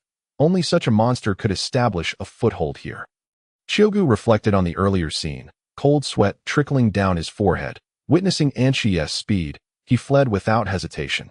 Being assigned to handle such a minor locale, their strengths were not particularly formidable within the Blood Cup sect. They were not even qualified to be blooded. Thus, fleeing was not a shameful act. He must relay this news that tonight's hunt against the Awakened Ones in Wuduan is a joint operation orchestrated by the Corpse Eater sect and the Blood Cup sect. Besides weakening the extraordinary forces within Wuduan, it also aims to execute a surprise attack and instill fear once again. The flames of conflict ignited by Bohan have already stirred the situation in Wuduan. Once the ordinary populace begins to panic, the three major churches and the investigative bureau will inevitably be affected, leading to a gradual collapse of Wuduan.by then, with the arrival of the Gaobang Alliance's forces. The city of Wuduan will be rendered defenseless. This is the erosion plan devised by the Blood Cup sect, the Corpse Eater sect, and the Gaobang Alliance. My speed is slowing, and my mind feels hazy. Why? As Chogu ran, his eyes sharpened. Poison. He had been poisoned. Who? Show yourself. Chogu shouted sternly. The surroundings fell into silence. He found himself at the junction between the industrial district and the eastern district, having chosen a secluded path to better reach the industrial base. Taking a deep breath, Chogu swiftly retrieved a blue pill from his pocket and swallowed it.A an antidote. Essentially, the fundamental medications that are typically equipped during field missions. It seems the toxins have been somewhat subdued. Chogu's gaze flitted about, scanning the surroundings. The adversary, unwilling to reveal themselves, dared only to clandestinely administer poison, engaging in these petty maneuvers, which suggests their prowess in direct confrontation is likely lacking. If only he could be located and eliminated. It matters not whether he is an accomplice of that monstrous nun or another. Escaping now appears quite improbable. Perception. Chogu squinted, and all the sounds around him sharpened to several times their usual clarity. This ability was acquired from a broad-eared bat, and hunting down this cunning otherworldly beast had required considerable effort on his part. The effect of the ability significantly heightened his auditory sensitivity. enabling him to hear even the faintest breath of his foe. Found you. Chiogu's arm surged with spiritual energy as he launched himself toward the adjacent wall like a cannonball. The poisoner was lurking just behind it. With a crash, the solid wall was breached, and dark, ink-like mist billowed from his arm. This dark mist considerably enhanced his muscular strength. Someone who skulks behind the scenes to poison others could hardly withstand such force. However, Chiogu's fist felt as if it were striking an iron vise. Unable to budge, Roman emerged with a grimace, his fists clenched in frustration. You are a second-tier awakener, aren't you? It appears you are the type who has only unlocked a minimal number of spiritual slots. Which explains your feeble strength. The Blood Cup cult has taken down another one. You are that escaped blood sacrifice. Chiogu's eyes widened as Roman's expression shifted, and a smile broke forth. It seems there is an unexpected gain after all. Mr. Roman, shall we not take a moment to rest? In the fog church, Anichi, having just completed her prayers, beamed at Roman. Roman shook his head, offering a wry smile. I must head home early. The city of Wuduan has begun its curfew. You should exercise caution as well. Until we meet again, may the starlight guide your path. Praise the goddess. Praise the goddess. Anichi traced a starry holy symbol over her chest, once Roman had fully departed. The girl sighed in relief. Fortunately, I was not discovered by Mr. Roman that I cleaned up all the blood meticulously. Despite choosing the method of combat that minimized bleeding, I still ended up in this predicament. Chapter 67. The Roll of the Dice. A heinous murder case has erupted in the Eastern District. Is it the infiltration of spies from the Gabon Alliance? Or does the Eastern District truly harbor a deranged killer? A violent clash occurred between the Razor Gang and the Black Skull Gang at the docks, resulting in numerous casualties. 12 individuals have gone missing in the Western District. Their whereabouts unknown. In the apothecary, Roman meticulously perused the Wuduan morning news, which was rife with reports of bloodshed. However, having experienced the events of the previous night, he understood that these incidents were orchestrated by the two malevolent cults. Whether it was the Blood Cup cult or the Cannibal cult, both had unleashed their operations last night, targeting either awakeners or wreaking havoc in places like the Fog Church. Aside from the Fog Church, several smaller chapels had also suffered attacks, but lacking Anachi's strength, their outcomes were dire. Following the events of the previous night, the situation in Wuduan had descended into utter chaos, with some areas witnessing looting of food and supplies out of sheer terror from the bloodshed. The blood sacrifice and the offering are two distinct concepts. I am merely the escaped blood sacrifice. Roman gained a deeper understanding of the ritual that had led to his capture. He was the blood sacrifice of that ceremony, the most prominent figure of the sacrificial rite. Judging by Chiogu's expression, the blood sacrifice was akin to the SVIP among offerings, the very core of the entire ritual. The Blood Cup cult conducted sacrifices to summon something that as for what that something was, Chiogu lacked the clarity to discern. But as the blood sacrifice, Roman would undoubtedly not be overlooked by the Blood Cup cult. Am I truly of such significance that they must place such importance upon me? Merely a mundane office worker yearning for a tranquil daily life. Roman grumbled in exasperation. Thus, after extracting the location of the Blood Cup cult's stronghold from Chiogu, he promptly reported it to the Investigation Bureau under his real name. Good morning, Roman. Auntie emerged from her room, her eyes still heavy with sleep, clutching two black bags. Last night, 2 mice entered the shop. I dealt with them, and now I must dispose of the remnants. Keep an eye on the shop. I'll be back shortly. Last night, during the attack on the Fog Church, Auntie's apothecary had not escaped unscathed. However, thanks to Dorothy's prior arrangements before her departure, it had not sustained significant damage. Auntie's figure gradually faded from view as this homebody ventured out. Only Roman and Annie remained in the shop. Since that day when Sister Dorothy had rushed out, she had not returned, leaving Roman quite concerned. Never mind. I must complete my task. That beautiful beast seems quite formidable, and I am currently unaware of its habitat. Roman clutched the lead dice in his hand. This time, he resolved to utilize the first ability of the lead dice, Fortune, which was a passive ability of the dice. Upon rolling, depending on the number, the thrower could gain varying degrees of luck. Should he roll a 4 or higher, he would enter the old world for hunting, and with enhanced luck, he would have a significant chance of encountering the beautiful beast. Conversely, he would remain cooped up in the shop, biding his time through a streak of bad luck. When one is down on their luck, even a sip of water can be a challenge. Just as Roman contemplated turning misfortune into fortune, transforming a bicycle into an aircraft carrier, a knock sounded at the door. "Who is it?" "It's me, Kiki." A square-faced man stood outside, bearing an expression akin to someone whose relatives had borrowed a substantial sum and failed to repay it. "Oh, it's Director Kiki." Roman opened the door, pouring a cup of tea for him. "How did last night's operation fare? Any discoveries regarding the Blood Cup cult's hideout?" "The information you provided was remarkably accurate. We uprooted the hideout. However, the Blood Cup cult's rats are quite cunning. We did not capture any significant figures, only a few minor players." Kiki's face bore a hint of menace. The adversaries were like rats scuttling in the sewers. Exceedingly troublesome. "A few captures are better than none. By the way, the Blood Cup cult seems to be conducting a ritual to summon something. It surely cannot be an evil god or something of that ilk." Roman set the kettle aside and inquired tentatively. Kiki shook his head. "No. Summoning an evil god requires far more than mere blood sacrifices. The conditions are exceedingly stringent and difficult to meet. Regardless, you must remain vigilant. I plan to assign personnel for your protection and arrange for you to reside within the church." Through interrogating the captured members of the Blood Cup cult, Kiki had learned of Roman, the fortunate blood sacrifice who had narrowly escaped. The Blood Cup cult held him in high regard. "Director Kiki, I appreciate your good intentions, but I am a follower of the Star Church. Residing in another church would contradict my faith." Roman rejected Kiki's proposal, using his belief as a rationale that he harbored too many secrets. Visiting the churches of the three major cults could lead to unforeseen complications. Kiki's expression turned contemplative. "Very well. I shall assign 2 officers to ensure your safety. I am aware you have some awakened friends, but the officers from the Investigation Bureau are professionally trained, adept in surveillance and counter-surveillance, and they can promptly alert me should they sense danger." Roman did not continue to refuse this proposal. The 2 officers would reside approximately 60 to 70 meters away in the alley where the apothecary was located, ensuring it would not disrupt Roman's life. "Lastly, Mr. Roman, would you be interested in formally joining the Investigation Bureau? We are currently short-staffed and could use someone of your caliber." Kiki extended a serious invitation. He did not pry into how Roman acquired information about the Blood Cup cult.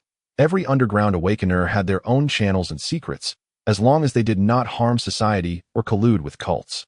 In these tumultuous times, it was crucial to rally all available forces. I'm afraid I'm rather accustomed to a free and easy life. I have no desire to take on a job." Roman chuckled wryly. Shaking his head, Kiki sighed, choosing not to pursue the matter further, and stepped out of the shop. "If there are any new findings, do not hesitate to reach out, and be sure to stay safe." After Kiki departed, Roman immediately returned to his room, setting up a barrier of spiritual energy, and solemnly took out the lead dice. Everything fell silent. With his mind and body relaxed, Roman cast the lead dice. Miracles unfolded. The dice rolled across the floor, and Roman's heart raced in anticipation. At last, the dice gradually came to a stop, revealing a red 5 facing upward. 5 points corresponded to a fortune of very lucky. "It appears today is a fortuitous day for hunting. I must act swiftly, for I still need to visit the dock area tonight." Roman mentally drafted a schedule for himself. This evening marked the departure of Iris and her companions. The Knights of Dawn had chosen to traverse the waterways from the dock area to the Intersea, and Roman intended to send Iris, his sick friend, off on her final journey.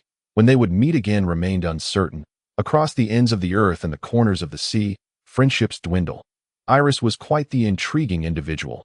He still owed her a favor. Chapter 68. The Merchant of Spiritual Materials. In the dim, gray-hued old world, the sky rained down black ash like a deluge. Roman, clad in casual attire, donned a cloak emblazoned with the word justice and a black hood over his head. Entered the old world. To say there have been no predecessors would be an exaggeration. However, one could certainly assert that there are none who will follow. The reason for his disguise lies in the knowledge Roman acquired from Andy that, within the old world, he might encounter other awakened beings. Thus, Roman deemed it prudent to conceal his identity. Otherwise, the brilliance of his personality, akin to that of a firefly, might easily attract unwanted attention. What if the Blood Chalice sect were hunting in the old world? What if the bloodthirsty Hofen were vacationing there? What if Hofen and Gormoen were engaged in a game of Conquer? The possibilities are endless, and one must always be wary of the unexpected. If I am to hunt the beautiful beast, I must first locate it. Roman surveyed his surroundings. The last time he encountered the two-headed wild boar was on a neighboring street. And this time he resolved to explore a different direction. That two-headed wild boar had attempted to flee into a room just before its demise in the old world. The doors to such rooms were firmly shut. Roman was uncertain whether monstrous creatures lurked within. Before long, perhaps due to an extraordinary stroke of luck, he perceived faint sounds of a struggle emanating from a nearby block. He approached cautiously and beheld three distinctly styled awakened beings engaged in a fierce battle against a rat the size of a buffalo. The rat sported 8 legs, its back devoid of fur, exposing raw, crimson muscle fascia. It resembled a muscular rodent. Roman had encountered it in the Beast Compendium. It was known as the claw hunter rat, a particularly ferocious second-tier beast, possessing venomous fangs and immense strength, surpassing even that of a two-headed wild boar. The trio was struggling immensely.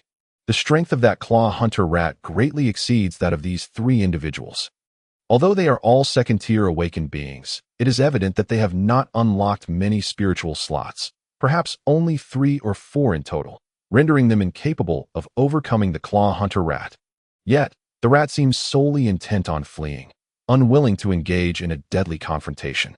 Roman mused that in the old world, awakened beings constantly expend spiritual energy during combat, while beasts do not share this burden. It is exceedingly challenging for similarly ranked awakened beings to prevail against their beastly counterparts. The claw hunter rat's prowess far exceeds that of these 3, yet its singular focus on escape suggests that a lurking threat, perhaps a natural enemy, is nearby. With this speed-riding skill, Roman instantly recalled that the claw hunter rat's nemesis was a second-tier beast known as the coiling serpent. At that very moment of contemplation, the claw hunter rat broke through the trio's encirclement and charged directly towards Roman. The 3 were taken aback, only then noticing a figure cloaked in a black hood and white cape perched atop a nearby rooftop. "Be careful," the middle-aged man among them cautioned in a low voice. The young man and woman also rushed towards Roman, seemingly intent on intercepting the claw hunter or aid in a moment of crisis. Roman cast aside his concealment and delivered a powerful punch to the oncoming rat's head. Producing a resounding thud akin to a watermelon bursting upon impact, the cloud of blood mist enveloped the area. The 2 approaching figures froze in their tracks.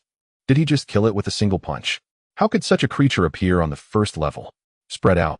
There is more than one beast in this vicinity. Acknowledging their earlier warning, Roman kindly advised the 3, then, with a nimble leap akin to a cat, he positioned himself in the area where the trio had been battling. 2 intricately patterned large snakes emerged from the shadows. The coiling serpents. The 3 were petrified that it dawned on them that these 2 coiling serpents had been biding their time, waiting for the claw hunter rat and the awakened beings to engage in a deadly struggle before they swooped in to eliminate all. Fortunately, this mysterious individual had intervened. "Dad, he's incredible. He must be a 3rd-tier awakened being. And his attire is so peculiar. Is this the style of a true powerhouse?" Ian's eyes sparkled with excitement. Their family had ventured out to hunt the claw hunter rat to obtain its spiritual materials for concocting ability potions for his sister, Agnes. She had just advanced to the 2nd tier, having unlocked only 3 spiritual slots, which was commendable in its own right. When Ian was a 1st-tier awakened being, he had unlocked just 1 slot, and upon ascending to the 2nd tier, he had managed to unlock another.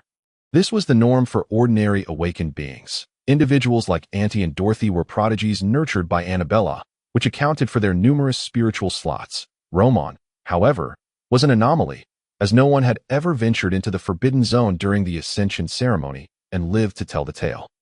Angelo Moody, with his slightly clouded eyes, fixed his gaze intently on the battlefield. Unlike his 2 children, he felt no exhilaration. The nature of the opponent remained uncertain, even if they repelled the coiling serpents. The trio's situation would still be precarious in the old world. The only restraint on the powerful was morality. "Ian, Agnes, if anything goes awry, you 2 must retreat first. I have taught you how to draw the ritual array. I will buy you time." Angelo's expression turned grave. At that moment, Roman twisted the 2 coiling serpents into a knot, extinguishing their life force entirely. It is essential to possess a reliable weapon. Otherwise, confronting such agile opponents with mere fists is truly troublesome, Roman mused. Turning around to find the 2 young individuals regarding him with palpable tension, the middle-aged man approached with a demeanor akin to one walking towards death. Thank you for saving us. We shall offer you all our spoils from this encounter. And I am willing to pay a reward of 200 pounds upon leaving the old world. Roman felt somewhat speechless. Did he truly come across as a villain? There is no need. I am merely in search of a particular beast and happened upon you. Roman declined any reward. The more pressing matter was to seek out traces of the beautiful beast. It be why the sheer luck he had experienced. It was improbable that he would uncover no clues at all. Agilo, sensing that Roman genuinely harbored no murderous intentions, felt a weight lift from his heart. Benefactor, what manner of beast are you seeking? I am a merchant of spiritual materials and possess extensive knowledge of the beasts in this mist-laden region. I hope to assist you. Roman raised an eyebrow, immediately conveying the characteristics of the beautiful beast to him. Are you referring to the siren serpent? I have not heard of a beast by that name. But your description closely resembles that of the third-tier siren serpent, one of the most formidable beasts in this area. Agilo replied with certainty. I see. Could you take me there? Roman inquired. The flicker of hesitation crossed Agilo's face before he gritted his teeth and nodded. I can. But I cannot venture too close to that area, and I must first escort my children out. Very well. Roman agreed with a nod. Soon after, having sent the two children away through the ritual array, Agilo turned back with a resolute expression.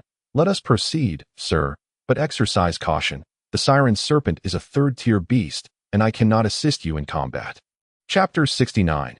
The hunt for the beautiful beast. Agilo was a merchant of spiritual materials, previously not required to personally venture into the wild for hunting.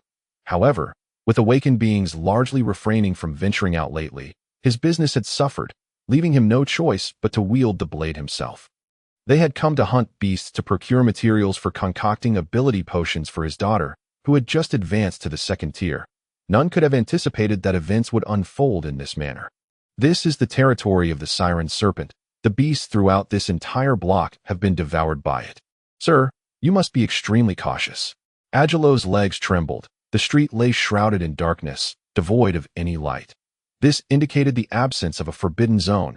Should danger arise, there would be no place to flee.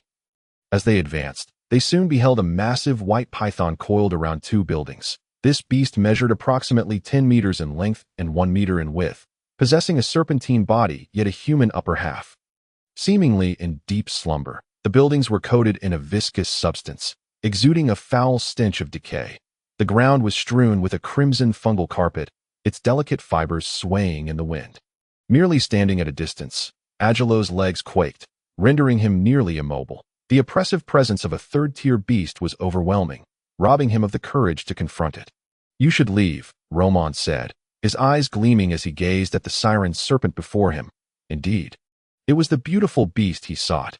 Agilo could not be of assistance here, and Roman needed to hunt solo to absorb the abilities of the beautiful beast. Understood, sir. Please exercise utmost caution. The siren serpent is one of the most powerful beasts in this area and likely dominates the other beasts. Agilo warned. Roman nodded, producing a blue pill from his possession. Consume this. It will neutralize any poison in your body. Agilo was taken aback. Had he been poisoned? When did that happen? He hadn't even sensed a trace of it.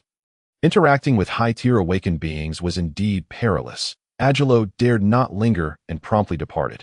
Roman observed the beautiful beast before him. Its belly was notably swollen, indicating it had recently fed, and it lay in a deep slumber. Various toxins wafted through the air. As the beast itself was a master of poison, Roman believed that while the toxins may not be significantly effective, they could slow the creature's movements and reactions enough to achieve his purpose. After administering the toxins, Roman began to stretch his arms and legs, feeling his body temperature gradually rise. Fitness training, a warm-up routine.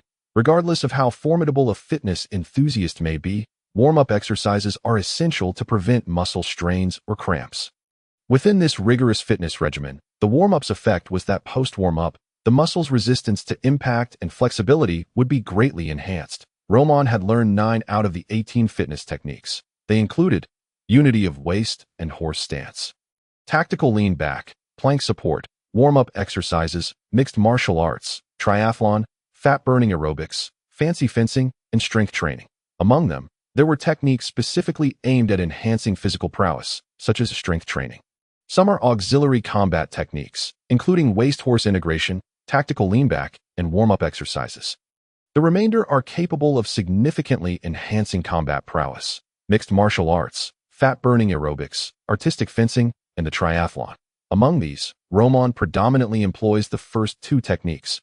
Artistic fencing necessitates the possession of a long, sharp weapon, while he finds no opportunity to utilize the triathlon. This technique dramatically augments physical endurance, impact resistance, and overall body hardness, liberating the latent strength of his muscles that it serves as a powerful trump card, but leads to a subsequent period of fatigue. Surpassing the side effects of fat-burning aerobics, as Roman opens his mouth, he inhales the frigid air, and waves of heat begin to emanate from his body. The fat-burning aerobics rapidly deplete energy. Through recent experiments, he has discovered that if fat-burning aerobics lacks energy from fat decomposition, it will instead consume the body's spiritual energy. The essence of fat-burning aerobics is energy decomposition, greatly enhancing physical attributes. With a firm step forward, Roman intends to test the prowess of the beautiful serpent. Even if he cannot prevail, he can activate the ritual spirit formation he has meticulously prepared and inject spiritual energy to escape, fully embodying the true essence of the fitness adage, if you cannot win, flee. Upon activating his spiritual vision, he observes the beautiful beast, its entire body of vivid crimson, devoid of signs of poisoning. Indeed, it is immune to toxins. However, it has just fed and is currently in a deep slumber, which is fortuitous news. Striking at the serpent's weak point is crucial. Although the upper body of the beautiful beast resembles that of a human, its vulnerable point might very well be located at the chest area. Focusing all his strength, Roman's right arm reveals a pattern resembling rusted iron, an adaptation of his spiritual arm to the ancient corrosion it has endured, marking a form of mutation. When he channels his full power, these rust-like patterns manifest upon his arm. With the velocity of fat-burning aerobics, Roman unleashes a spectral punch that strikes the beautiful beast's pale, delicate and prominent chest that a spray of blood erupts. The sleeping, beautiful beast, suddenly jolted awake, emits a haunting wail. As its pristine chest is punctured, the iron rust patterns frantically spreading from the wound. Having landed a successful hit, Roman immediately retreats. Initially, he believed his punch could pierce the beautiful beast's chest, but upon contact with its skin, he found it smooth and slippery, resulting in most of his force gliding off its sides, thus failing to penetrate. The enraged, beautiful beast lashes out with its serpent tail that moment. Roman comprehends the terror of a third-tier aberration, where the steel-like tail sweeps, buildings collapse, and the ground is fissured. The beautiful beast's cold eyes fixate on Roman, and he instantaneously feels his mind dulling, on the verge of losing consciousness at a mental attack. The beast opens its maw, expelling a jet of black, viscous liquid akin to a high-pressure water gun. Roman narrowly evades these assaults. Approaching is impossible.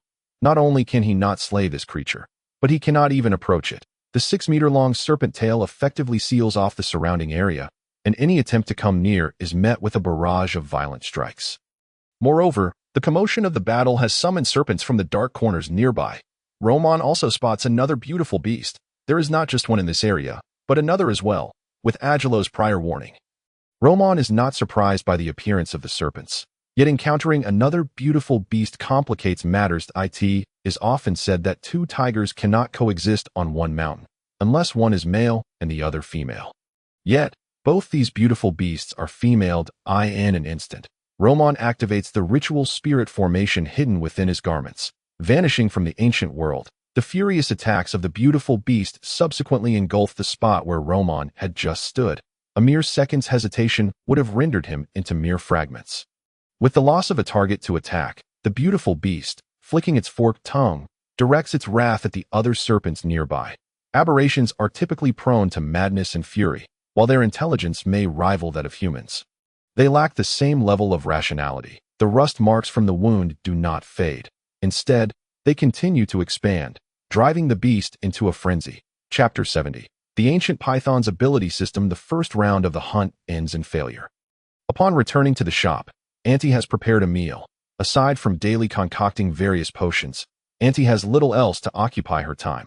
After replenishing his strength, Roman does not squander the extraordinarily fortunate 6 hours following meditation to restore his spiritual energy.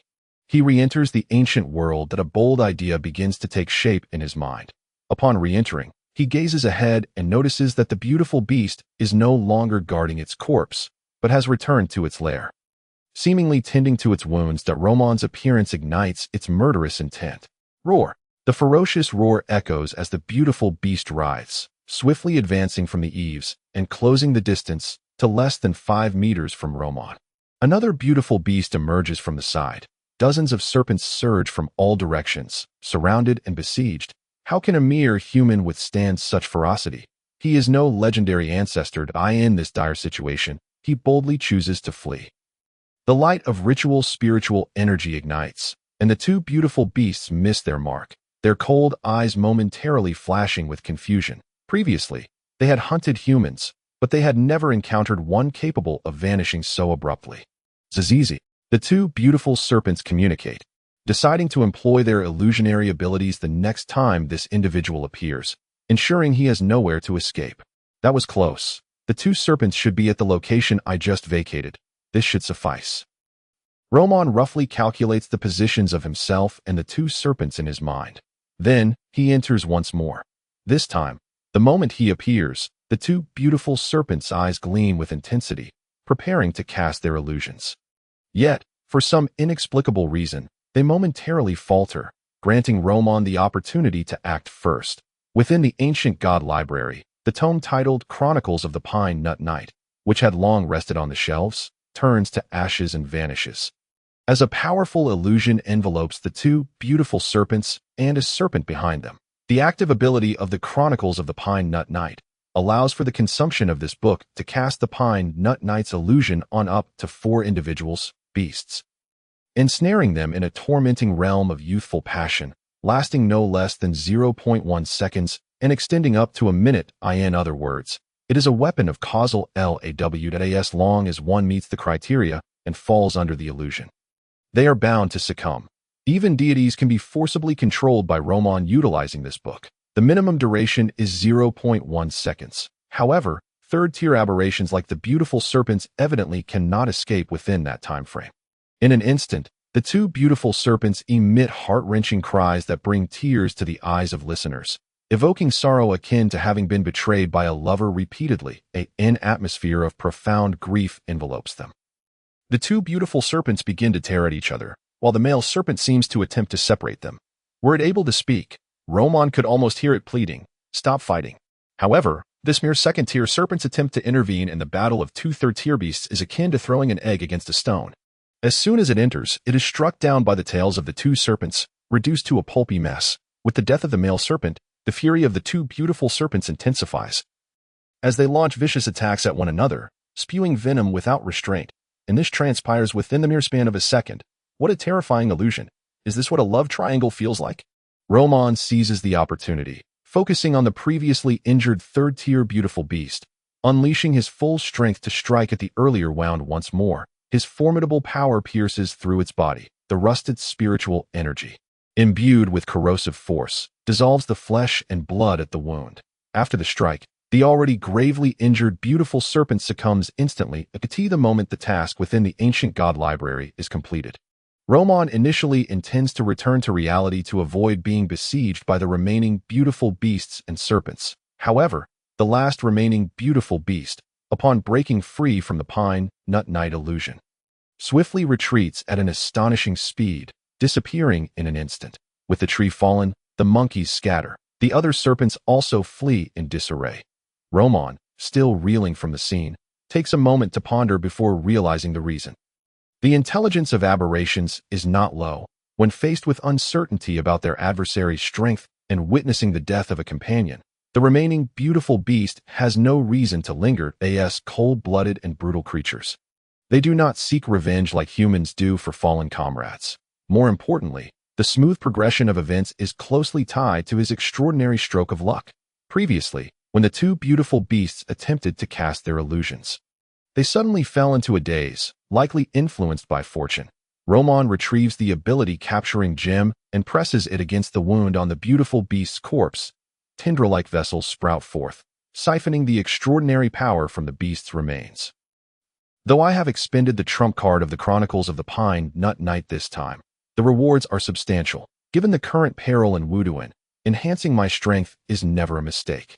With a thought, vast amounts of information flood his mind. Task: hunt the beautiful beast completed. Reward: ancient python ability diagram. Note: the ancient python, an ancient aberration, is a descendant of the endless serpent of the Dark Age, possessing unimaginable power. Ancient aberration, descendant of the deities of the Dark Age. Historians in this world categorize human history since its inception into 4 eras: the Dark Age, the Chaotic Age, the Silver Age, and the current Steam Age, each spanning a considerable duration. The Dark Age represents the most ancient chapter of human history, a time when the primordial beasts that roamed the earth possessed terrifying powers. Humanity could only struggle for survival in that epoch. Thus it is aptly referred to as the Dark Era. Upon claiming the reward, the tome titled Ancient Python Ability Compendium materialized on the central table of the library. Roman, his spirit entering the library, opened the book. The cover exuded a chilling touch. Adorned with scales resembling those of a serpent, the front depicted a colossal python, its gaping maw agape, with cunning and sinister expressions reflected in its cold vertical pupils. Though merely an illustration, it appeared vividly lifelike. As Roman delved into the main content of the book, he was momentarily taken aback by the title, Ancient Python Ability System.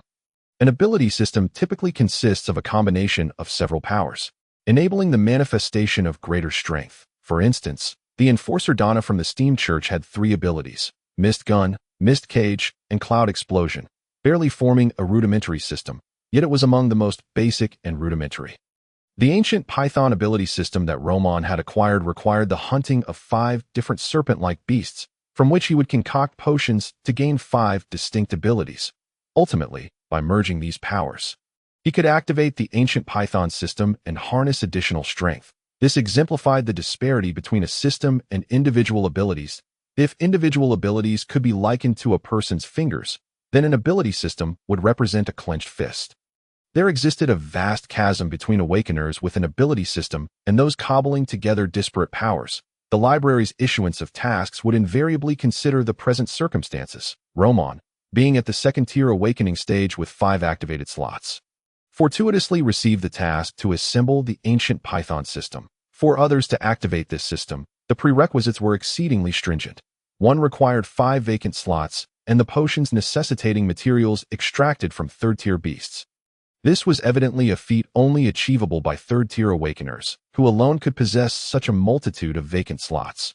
Who could have anticipated the existence of an anomaly like Roman, who, despite being a second-tier awakener, could already boast 5 vacant slots? Chapter 71. Mental shriek as Roman read the tome, Ancient Python Ability Compendium. He found the text inscribed in the cryptic language, demanding a considerable expenditure of mental energy to comprehend. This language, capable of unlocking extraordinary powers, was commonly employed in various rituals. It was the first time Roman had encountered a book written in such a manner. The entire volume was divided into 5 sections. Upon completing the first section, Roman felt an unsettling chill enveloping him, as though something in the void were watching him. This was still within the confines of the ancient god library. Had he been in the real world, the repercussions would have been far more severe. It was not uncommon for extraordinary scholars to succumb to madness and delusions after perusing ancient, extraordinary texts, with newspapers frequently reporting such incidents. For instance, Professor So-and-so was found raving in the streets at midnight.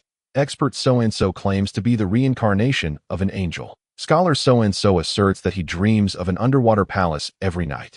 These occurrences stemmed from their exposure to extraordinary powers during their reading and research. Many pieces of knowledge posed perilous risks merely by being understood. Humanity is inherently fragile. Even with the support of the ancient god library, Roman found reading to be a strenuous endeavor. After finishing the first section on beastly potion, he paused, feeling mentally fatigued. Continuing further could potentially lead to complications. Successful reading of Ancient Python Ability Compendium. Reading progress, 20. Earned 300 scholarly points. Understanding level, 20. Gained. Method for concocting beastly potion. As Roman's consciousness departed from the ancient god library and returned to his physical form, he discovered a patch of icy frost, condensed from a chilling moisture. Upon the seat he occupied. What on earth was this? Was the cold sensation he had just felt real? Had he not been reading within the library, he would likely have found himself in grave trouble. Overall, He was fortunate, for the ancient Python ability system required the concoction of 5 potions, and he had already acquired the recipe for the first ability potion. The primary ingredient was any one ability from a beastly creature, a requirement Roman had never encountered before. Perhaps this was the unique nature of the ancient beast ability system. Within the gem of ability he possessed lay the essence of a beast's ability. He moved the cauldron and fire into his room, filled it with water, and brought it to a boil. Placing the gem of ability within, he gathered the other auxiliary materials. The remaining supplementary ingredients were not particularly precious and could be easily found in the ante shop. Although the potion concocting process was somewhat intricate, Roman was no novice. Following the specified quantities and order, he controlled the heat, and after 10 minutes of baking, a pale blue liquid emerged. High-quality ingredients often required the simplest of culinary methods.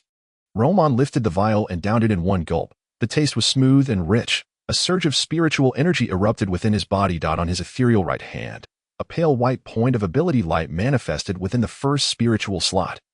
And with a mere thought, the specific function of the ability unveiled itself. Mental shriek, capable of absorbing, condensing, and compressing mental energy, releasing it in a sonic explosion to attack the enemy's spiritual body. This ability was the very mental assault that had nearly rendered him unconscious previously. In that moment, Roman was overwhelmed with emotion, nearly brought to tears. At last, he had acquired a 4th ability, one meant for direct combat, and it was the most insidious form of attack. Mental assault. Was this the true essence of extraordinary luck? The body, the spiritual body, the ethereal body.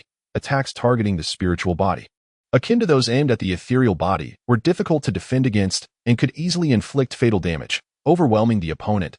With the acquisition of this ability, Roman sensed his vocal apparatus undergoing a series of transformations, with peculiar new tissues and structures emerging. Though minuscule and nearly imperceptible, their presence was undeniable. Given Roman's sensitivity and control over his muscle structure, he could not be mistaken. The alterations in his vocal apparatus were likely to accommodate the newly developed ability.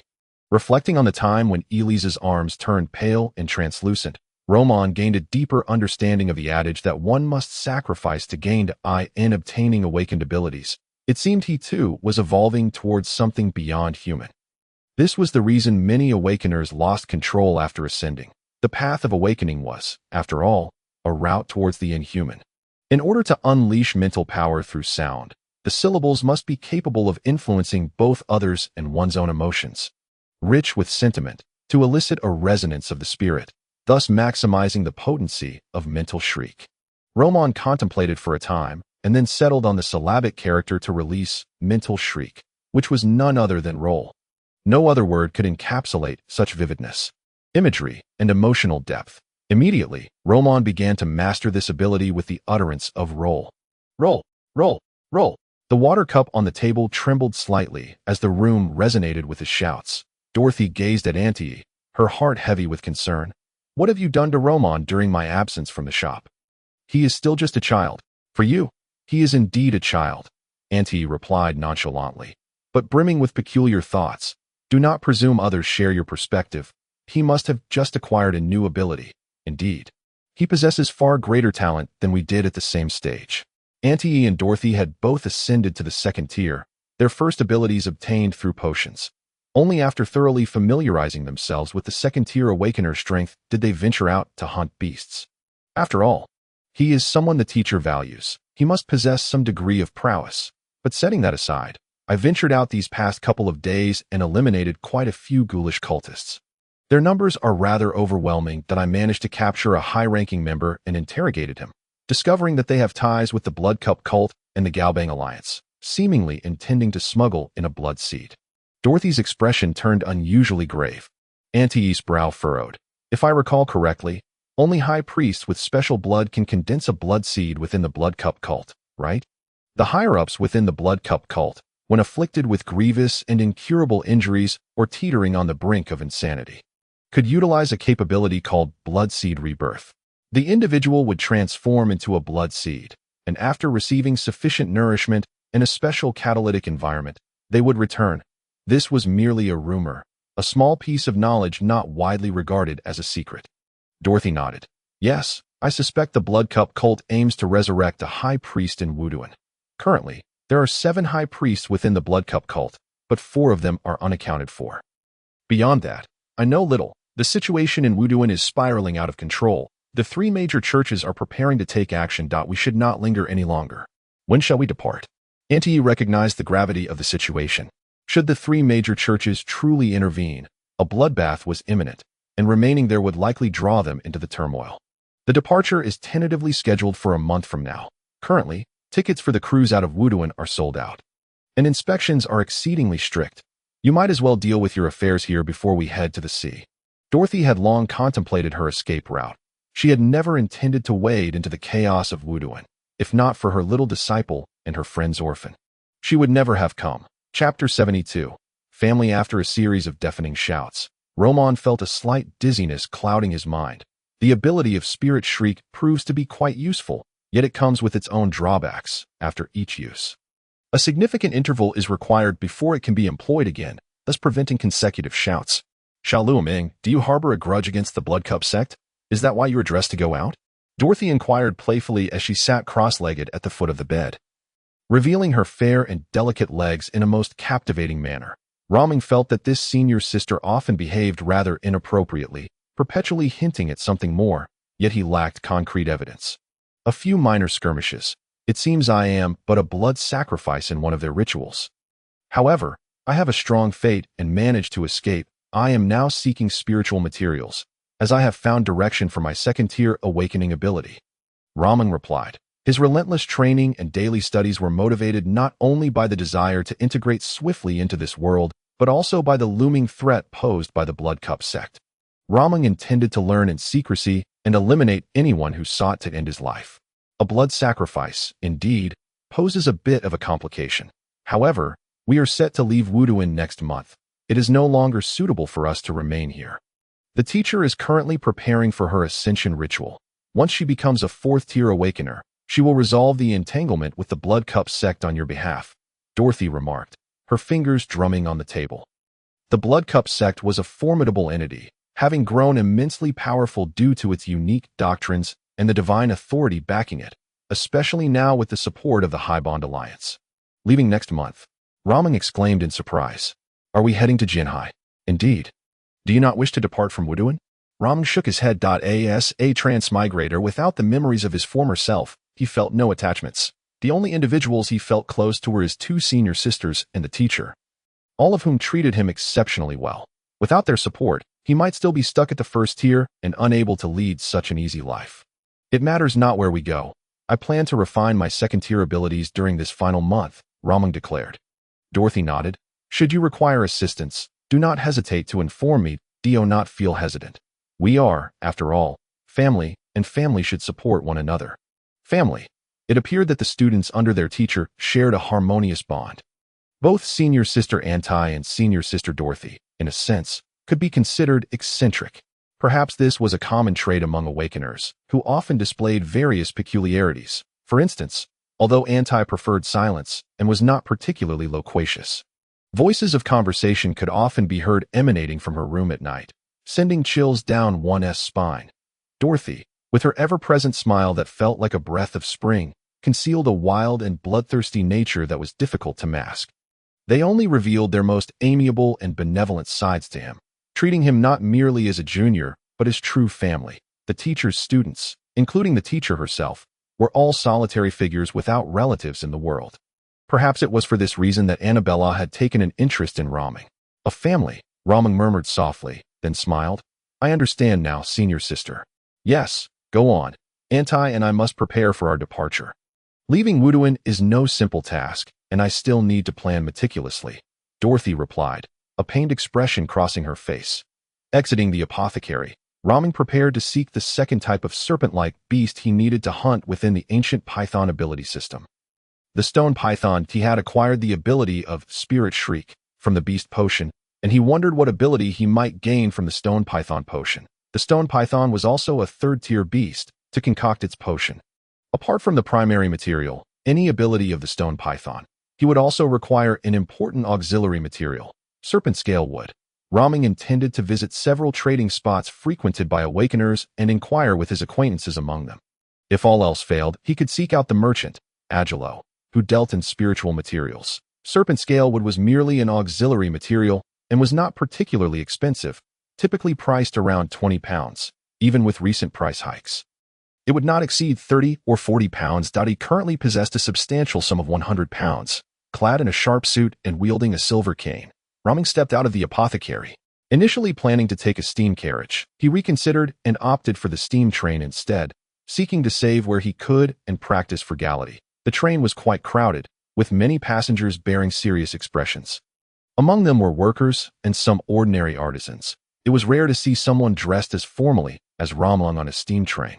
Today, there was another strike at our factory. That unscrupulous boss doesn't even care about our meals anymore.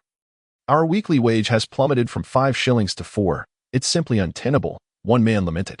Wages have dropped while prices keep soaring. Black bread has now risen to 1 shilling and 3 pence, another chimed in. Why stay at such a wretched factory? Friend, there are plenty of good jobs in Jianhai. Run? Where would one run to? There is a plague in the suburbs that has already infected several villages, leaving few survivors. Escaping the city would mean certain death. Even if one wanted to take a boat, tickets from Wuduan are impossible to obtain for any amount of money. Why must there be war at all? The Haibond Alliance and our nation are sworn enemies. Engaged in hostilities for centuries, the new king of the Haibond Alliance is a fervent warmonger. This battlefield will surely be brutal. As Ramung listened to their discussions on the steam train, he couldn't help but reflect. Better to be a dog in peaceful times than a man in chaos. When true conflict arises, it is the common folk who suffer the most. Before long, Ramung arrived at the first underground trading point for awakeners. Located in the dock area, a ship was anchored at the port, comprising 3 levels above and below. Its exterior entirely clad in iron sheets. 2 large black smokestacks rose from the ship's hold, and cold cannon barrels lined the sides of the deck. The steam cargo ship sat quietly at the dock while a group of tall men in black coats busily unloaded cargo onto the vessel. Among them was Elise. Jasper, I have a foreboding feeling that tonight's operation may encounter problems. I sense danger looming, she remarked, frowning at the burly man beside her, who resembled a bear. He wore a black tank top, his muscles bulging and his unkempt beard giving him a rugged appearance. In his hand, he clutched a bottle of high-proof liquor. Jasper Dillon, the Knight Commander of the Dawn Knights, was also the leader of their operation in Wuduan. A 3rd-tier awaken, and exceptionally powerful. A sense of danger, you say? Jasper chuckled heartily. It is inherently risky. We have seized the key material, the resurrection flower, from the Blood Cup sect that can restore beast blood Reinhardt. They will not let us go easily. Yet you remain so relaxed, Elise observed. Her eyes filled with concern as she watched the Dawn Knights members board the ship. Chapter 73. Ambush. The Dawn Knights' retreat was ongoing. As cargo was loaded onto the ship, Jasper, with his bottle in hand, turned to gaze at the smoke-stacked city, where white steam filled the air. The Haibond Alliance has been preparing for this offensive for many years. Since the Lionheart King Richard I's victory over the Haibond Alliance forces at the Twin Rivers Plain a century ago, the entire nation has let down its guard, shifting focus to overseas expansion. Alas, during this time, the Haibond Alliance has diligently strengthened its power, and it is now vastly different from before. Jasper took a swig of liquor, his expression heavy with nostalgia. Elise rolled her eyes. Stop boasting just because you've had a drink. Let us go. The ship is about to set sail. Jasper shook his head, downing the rest of the liquor in one go. Elise, the Dawn Knights have been at odds with the Blood Cup sect for decades. Most of the members here hold grudges against them. This is precisely why we are here to disrupt their operations. However, the Knight's strength ultimately pales in comparison to that of those lunatics. Securing the resurrection flower is already our limit. It can help you attain the realm of a 3rd-tier awakener. This journey has not been in vain. Among the Dawn Knights, there are very few who can think as calmly as you do. Although your current strength is lacking, you will undoubtedly become one of the core members in the future. Now, let us go. You cannot perish here. Elise's expression changed as she sensed a wave of sorrow creeping into the air, suddenly realizing many things. The Blood Cup sect has arrived? Indeed, they will not relinquish the resurrection flower so easily. Jasper's gaze was fixed on the dimly lit street behind the dock. A man with crimson eyes strode forth, his towering figure resembling an iron tower, with an odd puppet perched upon his shoulder. The mere presence of this individual bore down on Elise like an entire army. Hoffen student, known as the Beast of Giants, Augusta, a third-tier awakener. I never expected you to be in charge here in Wuduan. Despite the words, Jasper's expression remained unfazed. Augusta twisted his arms, muttering a secret incantation. Boil.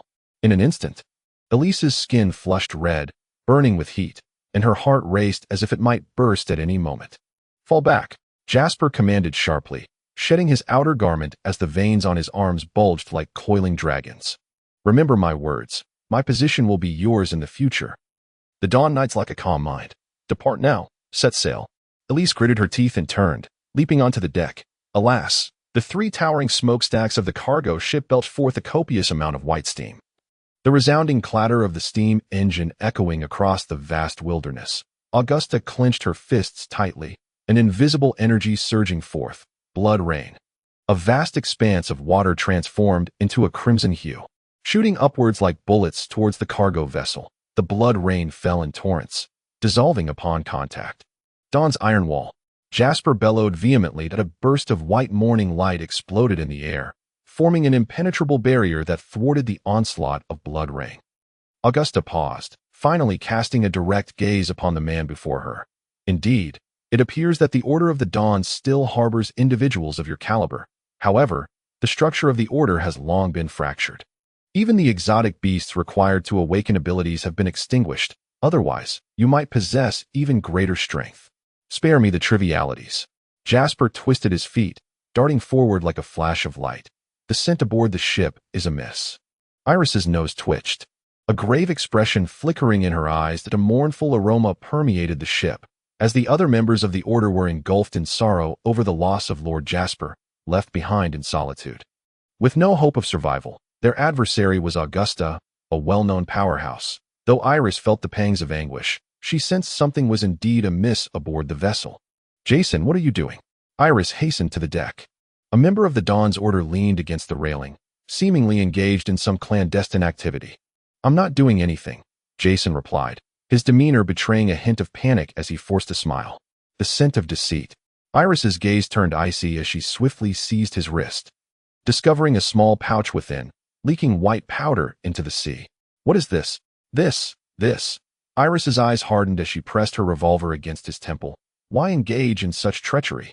Before he could respond, the ship collided with a reef, coming to an abrupt halt with a thunderous crash. Beneath the surface, shadows of fish flickered, then erupted from the water. Enormous grotesque fish shattered midair, as one by one, blood cup cultists descended upon the deck, launching an immediate assault on the members of the Dawn's Order.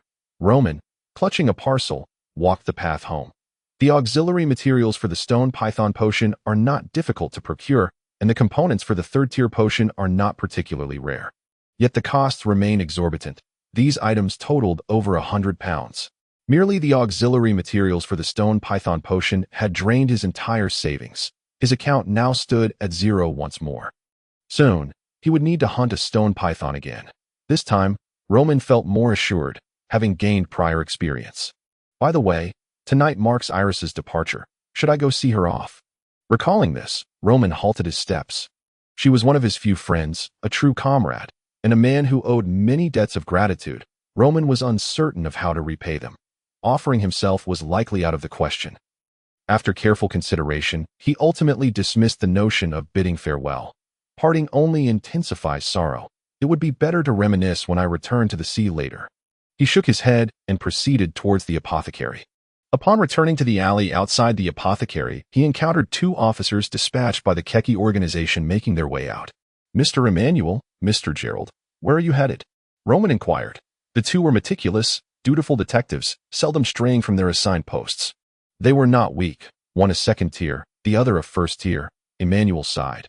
We received sudden orders. We have a mission tonight, seemingly targeting the Blood Cup cult. It's only been a day of respite. Both were well aware of the conflict between Roman and the Blood Cup cult, and there was no longer any need for concealment. The Roman's involvement would bolster their combat strength, as Keki had indicated that Roman was capable in battle, and it would be ideal for him to officially join the Extermination Bureau. I see.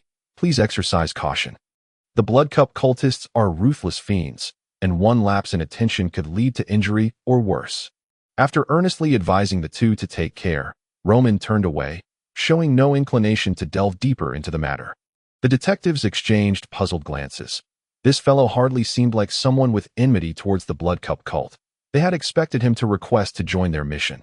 Nonetheless, they had no time to linger, as the battle in the dock area had already commenced, and they needed to get there to potentially capture a significant figure from the Blood Cup cult. Chapter 74. Pursuit Splash. The water rippled as Iris emerged from beneath the surface.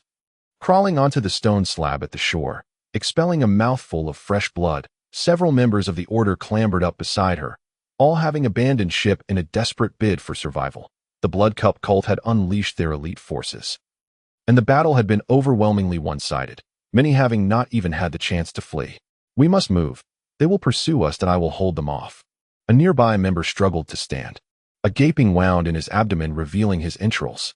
"Hanfu, can you still go on?" "Ha. Do I look capable? It's futile. I have begun to mutate. Hurry, do not squander the last moments of my life."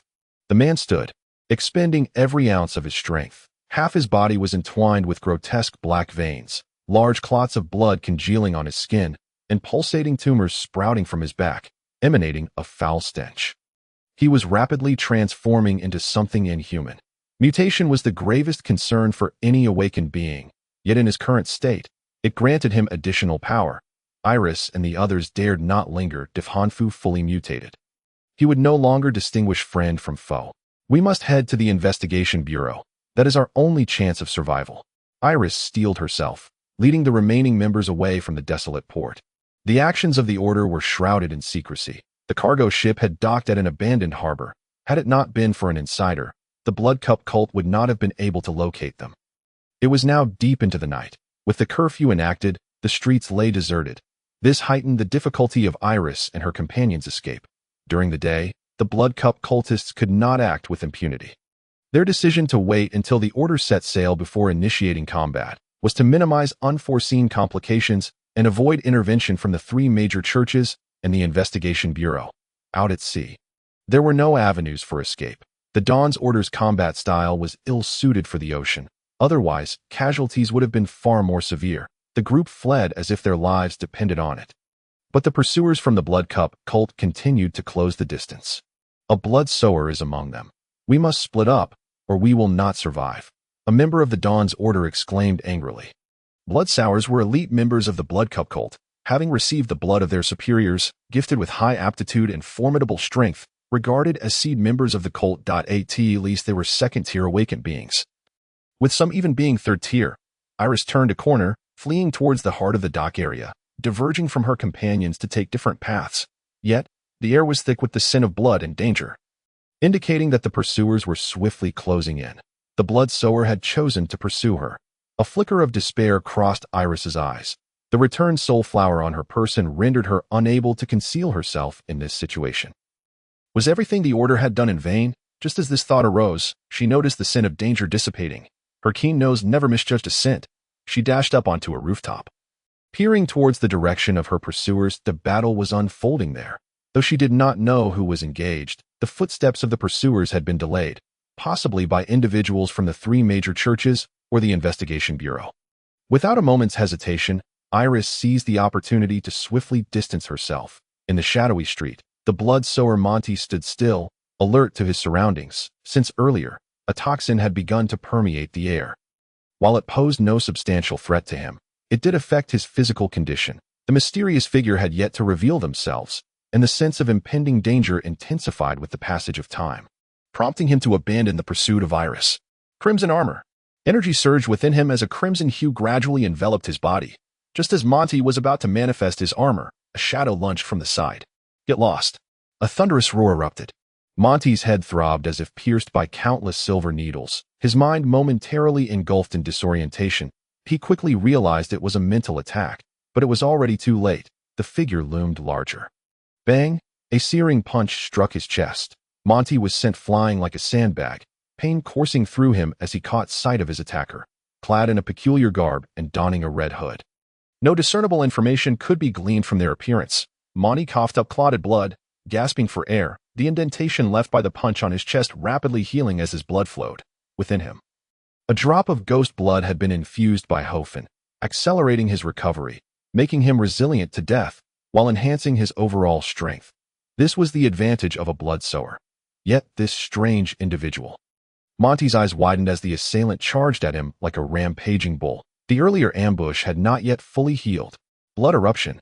His blood boiled, veins swelling as he forced himself upright, launching an assault against this strange being. His fists, capable of penetrating rock, struck the figure yet yielded no effect, as if he were striking solid steel. The blood sours don't seem so impressive after all. I had prepared numerous tricks for you. Roman effortlessly swatted away his feeble fist, his arms bulging with muscles, and the pent-up power that had been accumulating to its zenith erupted forth. I've long found you to be an eyesore. Perish. His fists fell like a torrential downpour. Monty gritted his teeth, relying on the formidable regenerative powers bestowed by the blood of the supernatural, engaging Roman in a direct confrontation, exchanging injury for injury. You are not using the dawn breathing technique. In the midst of their battle, Monty roared in astonishment and fury, only to be smashed into the adjacent wall, his body marked with varying depths of bruises that lie in stark contrast, while Roman's clothing lay in tatters. His iron-like muscles remained unscathed. The density of his opponent's muscles was several times greater than his own. Even in a state of bloodlust, he found himself unable to contend with this foe directly. Healing light. A pale green radiance enveloped him. Monty seized this moment to catch his breath and recover from his injuries. Awakeners who primarily engaged in close combat typically equipped themselves with healing abilities, yet before Monty could catch more than a few breaths, the monstrosity charged at him again. Die, die, die.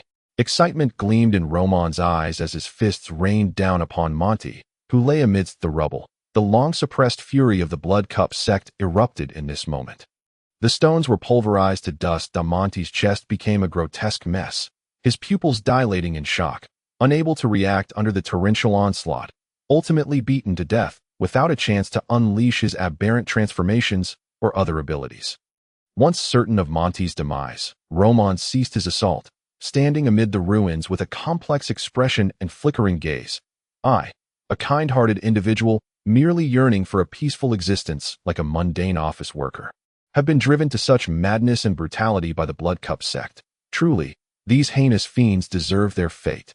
He mentally noted the Blood Cup sect's transgressions. Roman lifted his gaze to the homeowner standing before the door, trembling with fear and clutching a lantern, and offered an apologetic smile. I am sorry, I didn't mean to cause damage here. Here is a gold note, redeemable at any major bank. The homeowner stared at the gold note in his hand, still reeling from shock, only to find that the creature had vanished without a trace. By the way, you didn't see my face, did you? Suddenly, Roman's voice echoed from behind him. No, I absolutely did not see you. I saw nothing. I know nothing. I remember nothing. The man bowed his head, his voice trembling as he spoke in rapid succession. After a long while, he dared to look up again, finding the courtyard empty save for a grotesque corpse. Chapter 75. The diviner. My current strength should be comparable to a third-tier awakener, though I cannot rule out the presence of monsters among the second tier. The blood cultivators must be elites, yet they do not seem overly formidable. After eliminating this blood cultivator, the Blood Cup sect will surely become vigilant, making it more challenging to find similar solitary opportunities in the future. Roman mused to himself. Through his battle with Monty, he gained a clear understanding of his own abilities and became familiar with the practical application of the mental shriek. After circling around the dark streets and dispatching another group of Blood Cup sect pursuers, Roman ensured that Alice had safely escaped before gracefully departing. His previously depleted wallet swelled anew. As the saying goes, a horse cannot thrive without grass, and a person cannot prosper without windfall. From Monty and several other Blood Cup sect corpses, Roman had amassed a total of 200 gold pounds. Despite a recent rise in prices, this was still a considerable sum. The members of the Blood Cup sect were quite affluent. Roman did not return to the apothecary, but instead made his way to the core area of the dock district, settling at 23 Crystal Street. This was a room he had arranged long ago, prepared for various unexpected situations, just like the current one. After washing away the bloodstains in the lavatory and enjoying a sound night's sleep, Roman ventured to the market the following morning to purchase 10 pounds of beef, 2 fish, and an assortment of seasonings. The beef and fish were not particularly expensive, but the seasonings came at a high cost. Whether it was fine salt or other condiments, they were all quite pricey, totaling 2 gold pounds. No wonder Annie rarely uses spices or seasonings when cooking. They're so expensive, Roman remarked, the apothecary. Annie was still practicing in the backyard during the morning hours. The blood energy within her was growing increasingly vigorous. Her cheeks flushed with vitality. Dorothy and Auntie were in the front hall. One was reading the newspaper while the other concocted potions. "You can cook?" Dorothy exclaimed. Noticing the ingredients Roman carried, Roman offered a shy smile. "I know a little. Let me prepare the meal today." Dorothy nodded skeptically. As for where Roman had been the previous night, no one inquired. His safe return was sufficient. In the dimly lit hall, the flickering candlelight danced. The air in the enclosed environment felt stifling, yet the people within the hall sensed no discomfort whatsoever. 3 peculiar individuals sat huddled together, with Augusta occupying the most prominent position. "Last night, 2 blood cultivators under my command perished. 1 fell to the hands of Ambrose, the captain of the Endless Furnace Enforcement Squad. The other was killed while pursuing the remnants of the Dawn Knights.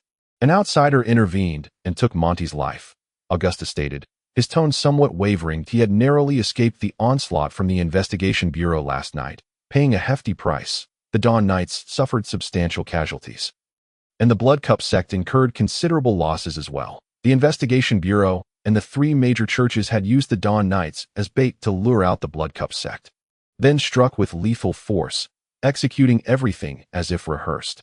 Augusta even suspected that the Knights and the Investigation Bureau had orchestrated this ambush. However, the near-total annihilation of the Knights dispelled that notion. It was evident that the Knights had been used as bait. The significant events occurring in Wuduan remained under the Investigation Bureau's control. The High Priest of the Life Church, Green Branch Eunice, is en route from the Intercy and is expected to arrive in about a month. If we cannot complete our operations within the next month, the Corpse Eaters will withdraw, rasped the man with a face full of decay on the left. Augusta shifted his gaze to the other side. "What about your Highbond alliance?" The gaunt man being scrutinized had a glimmer of green light in his eyes, resembling a starving ghost. "We will naturally mobilize all our forces to cooperate with you.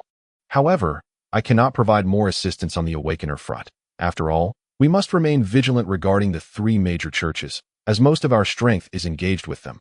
Wuduan is but a small battlefield. Our ambitions extend across the entire Golden Pheasant Empire." Augusta maintained a stoic expression. "You need not dispatch Awakener forces.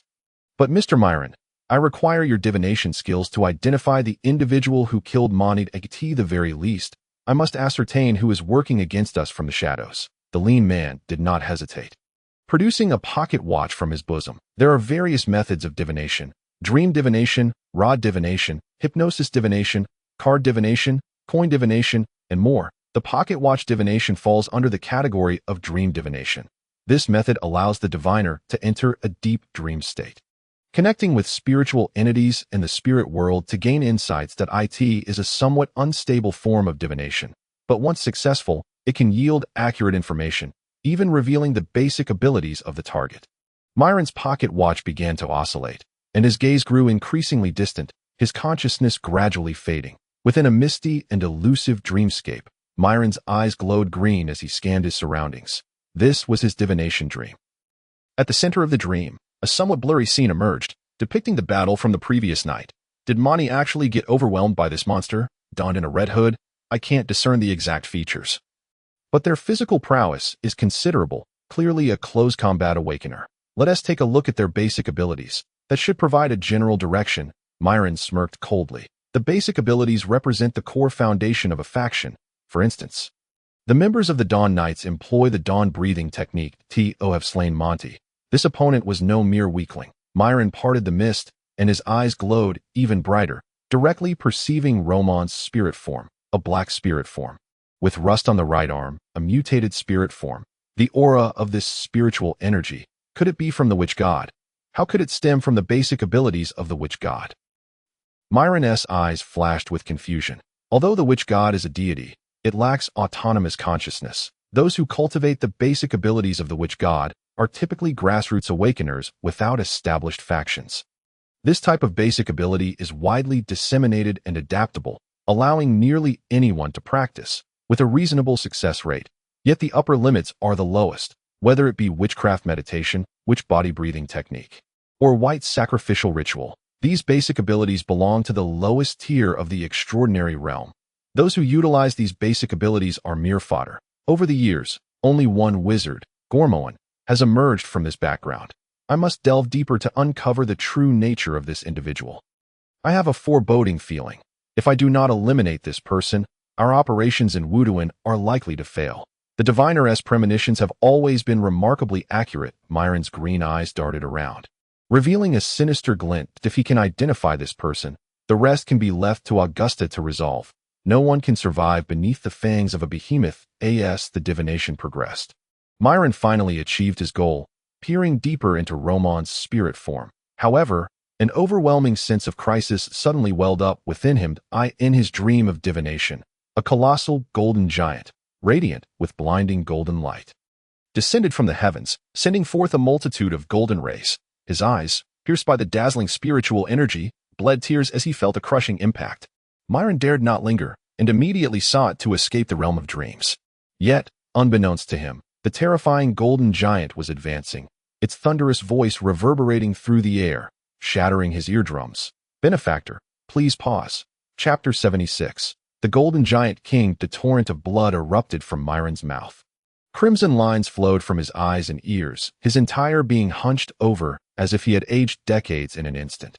Neither Augusta nor the ghastly, decayed figure of the cannibalistic cultist Hurst Kane anticipated that a mere divination could inflict such a devastating backlash on Myron. A professional diviner should never suffer such a blunder. What did you see?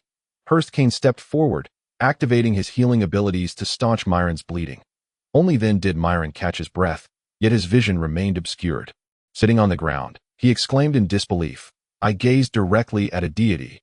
Deities cannot be looked upon or probed. This is a caution imparted to every awakened individual by their elders upon entry into their path." Are you suggesting that the one who attacked Mani was a god? How could that be? If a deity had intervened, everything we experienced in Misty Dun would have been obliterated. We are in an age of divine demise. Deities cannot manifest on this earth. Hurst Kane's tone was fervent. Myron gritted his teeth, insisting it was not a deity that struck. That individual merely envisioned a god, not one of the 10 great deities, but perhaps a nascent, aberrant god. To envision a god, that notion was utterly preposterous. Even a fleeting glance at a god could blind one with their overwhelming spiritual radiance, just as it had done to Myron, let alone the audacity to envision them. The realm of deities transcends that of mortals. Their immense power is such that even a single speck of dust cast upon another would become an insurmountable mountain. Human reasoning and intellect cannot fathom their existence. Throughout the endless expanse of peculiar time, dynasties rise and fall, lives wither, and even death itself finds an end. Yet deities endure eternally. Thus, to envision a god is likely to result in immediate death. If one is fortunate, they may only devolve into a monstrous aberration. Augusta urged Myron to articulate his divination's findings in detail. This seasoned cultist, through Myron's descriptions, finally remarked coldly, "The lineage of the Golden Giants. That individual may possess the bloodline of the Golden Giant King."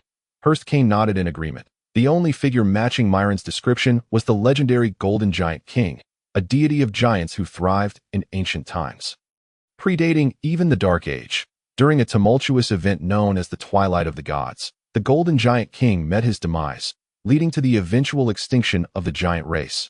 Not only that, but elves, dwarves, dragons, goblins, and fishfolk. These races once flourished, yet now leave no trace behind. The age of turmoil. The Golden Giant lineage still holds remnants, which explains why that individual is aware of the Golden Giant King's visage. Hurst Kane's decayed flesh twitched. Augusta's expression turned icy. "Myron, can you divine his whereabouts?"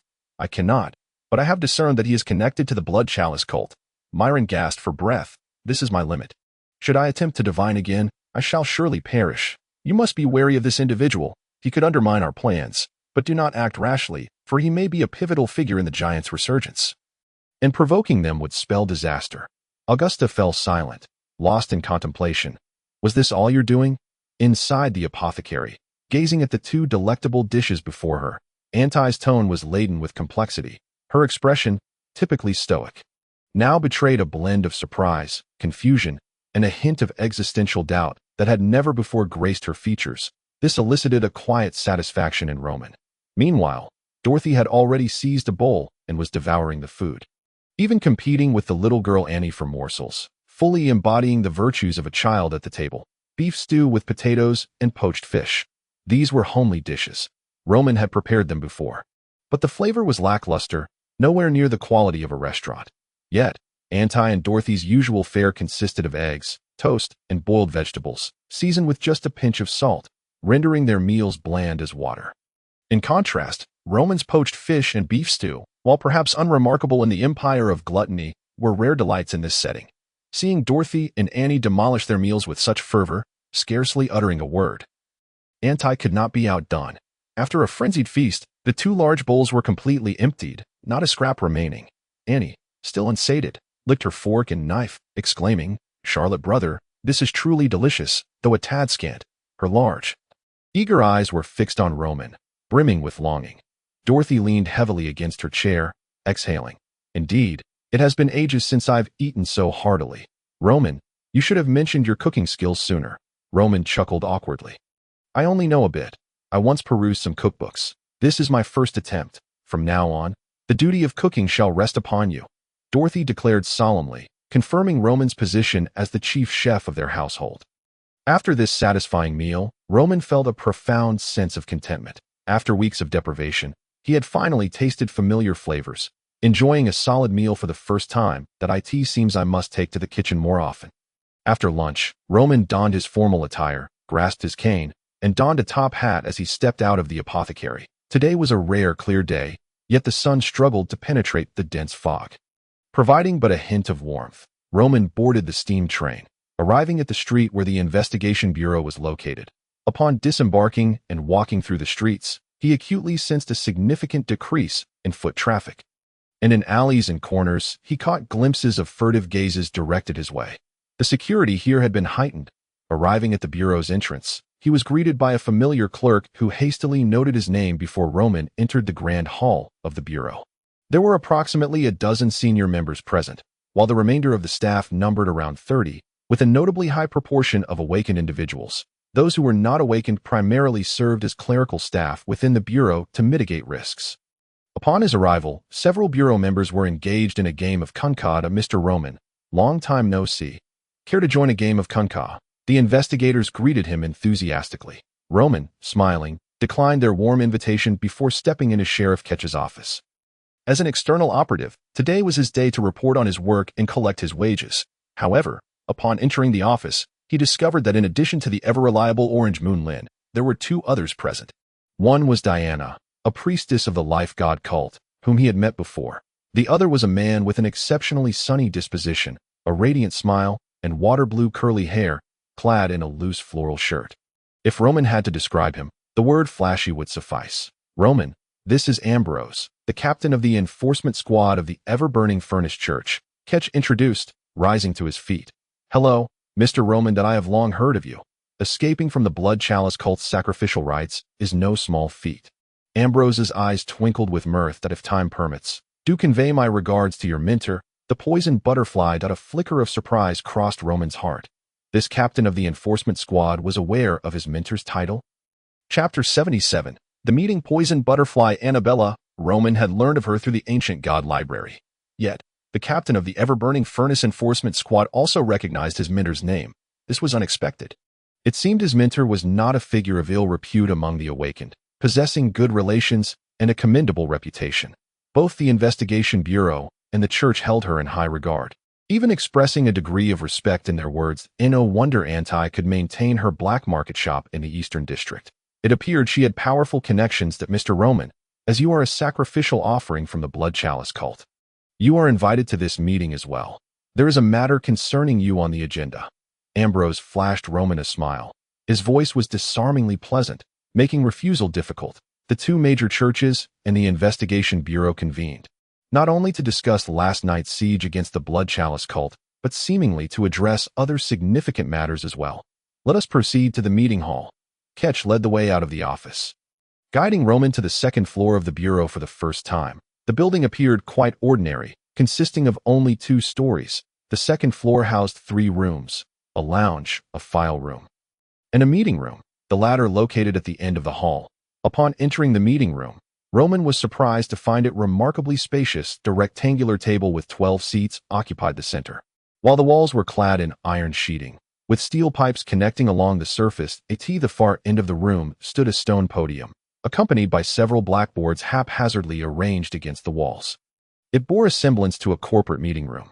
Not long after Roman settled in, someone pushed the door open and entered.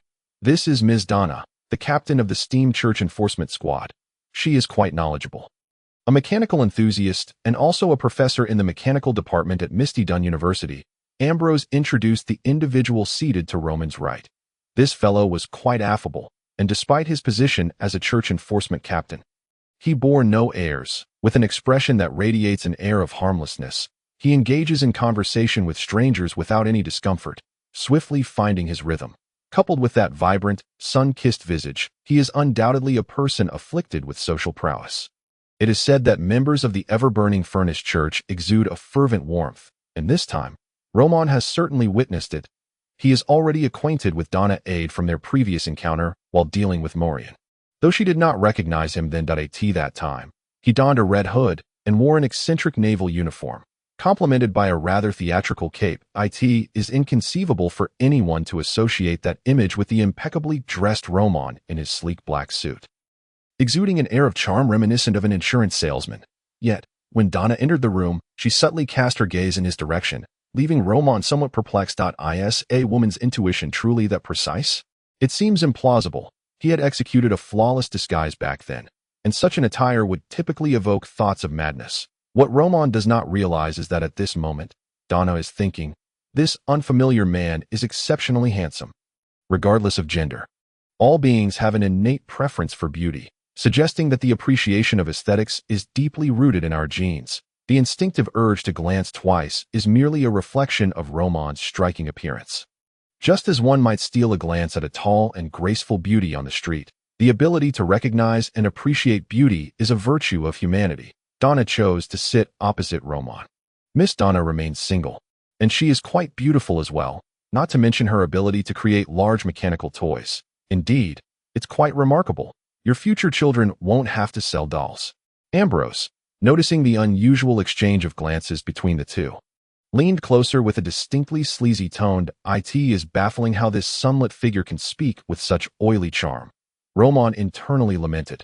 The leaders of the 3 church enforcement teams have all arrived, indicating the meeting's paramount importance. However, Roman did not anticipate that the conference would be even more consequential than he had imagined. As time passed, numerous celebrities frequently seen in the Misty City Daily, Misty City Evening News, and Misty City Business Journal began to arrive. To Roman's surprise, even Mr. Harry Morgan, the mayor of Misty City, who often graced the front-page headlines and was rumored to have several romantic entanglements, made an appearance. He was the last to arrive, accompanied by 2 personal awakened bodyguards. Harry Morgan, a man in his 50s with graying temples, bore a serious expression yet did not appear stern. As the mayor of Misty City, he holds the title of Count and is a prominent figure in the Morgan family.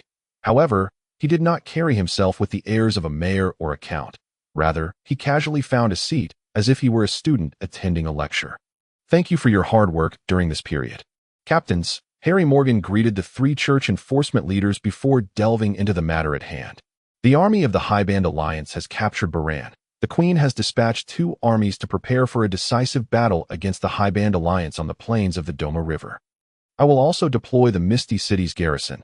Next week, I will set out, and at that time, the order within Misty City will rely on your maintenance. The Morgan family is a grand, noble lineage, having resided in Misty City for generations, belonging to the landowning aristocracy with their own private military. The Golden Flower Empire operates on a system of voluntary enlistment rather than conscription. During peacetime, the number of standing troops is minimal, and only when war looms do they fund civilians to enlist. Conscription poses a significant burden on the nation, while voluntary enlistment can easily foster local warlords.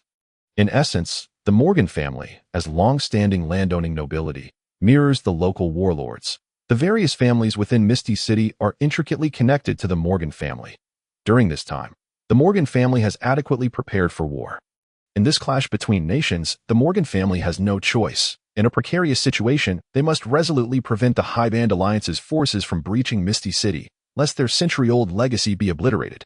Upon hearing Harry Morgan's words, The three captains from different churches were not surprised. This was a foregone conclusion. Roman, however, was taken aback. He had been aware of the escalating tensions in Bahrain, but he did not realize the situation had deteriorated so severely. Harry Morgan's presence today was evidently to discuss specific matters with the three major churches, and other influential figures in politics and business were also involved. Yet, for Roman, an outsider standing there, it felt rather out of place. He was merely there to report information to Keki and to subtly remind the Blood Cup Church of its presence, ensuring that the investigation bureau would maintain a vigorous approach toward the Blood Cup Church. Without slackening. Ultimately, he was there to collect his bi-weekly stipend of £2. For someone like Roman, who possessed a fortune of £200, £2 may not seem substantial. Yet, even the smallest amounts are still legitimate income. Unlike the other funds he had borrowed from the generous members of the Blood Cup Church, however, the unfolding events seemed to exceed Roman's expectations. He was not eager to listen to the discussions of these influential figures. The more he knew, the less joyful he felt. As time progressed, after the various dignitaries of Misty City and the churches had deliberated on matters of city defense and public order, they began to depart. Harry Morgan was the last to leave. After exchanging pleasantries with the three enforcement team captains, he initially proceeded to exit directly. However, passing by Roman's seat, a sudden benevolent smile broke through his otherwise serious demeanor. "Mr. Roman, I must trouble you with the safety of Misty City." With that, he departed the conference room, flanked by his two bodyguards, leaving Roman in a state of bewilderment. "Trouble me? With what? I am merely a patient who has just emerged from a mental institution.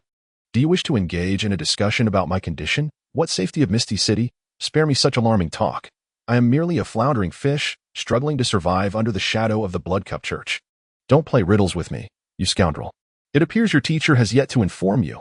Ambrose's social prowess flared up once more as he elaborated. "The plague in Misty City has become quite severe. Priest Diana has likely felt its impact in recent times. The Church of Life has mobilized nearly all its resources in Misty City to combat the epidemic. The Blood Cup Church and the cannibal cult have managed to survive in Misty City not only due to their clandestine nature and special evasion techniques, but also because of the war's repercussions, which have hampered the three major churches' efforts in the city. The Church of Life has been focused on treating the plague in the outskirts of Misty City. This epidemic struck suddenly, catching everyone off guard, and its complex composition has made developing a cure exceedingly difficult. The church of this size in such a vast diocese has a considerable number of clergy, priests, and nuns, yet most are ordinary individuals or low-tier, awakened ones, merely maintaining the church's presence. Figures like Diana are the backbone of the church, but their numbers are limited. Within the Church of Life in Misty City, the number of awakened ones barely reaches a few dozen. While these awakened individuals excel in healing, the rapid and ferocious spread of the plague has overwhelmed them, leading to several large towns in the outskirts succumbing to its grasp, leaving the Church of Life in a state of disarray. Meanwhile, the Steam Church, home to the most mechanical engineers, designers, and builders, has been tirelessly repairing airships, developing weaponry, and researching war machines since the onset of the conflict. The Steam Church has a collaborative relationship with the military of the Golden Flower Empire. Their awakened members are the weakest, as evidenced by Donna, whose abilities fall short compared to Ambrose and Diana. However, the Steam Church endures for a reason. They rely on their formidable mechanical creations. The members of the Steam Church harbor a severe fear of insufficient firepower, and the increasing size of their mechanical monstrosities is a testament to this. That a classic saying circulates within the church: "Within range lies truth, and the caliber signifies justice." For the Steam Church, bombardment is a routine operation, and they prefer to fire a shot first when faced with any issue, earning them the title of Cannon Kings. Once adequately prepared, they become formidable adversaries.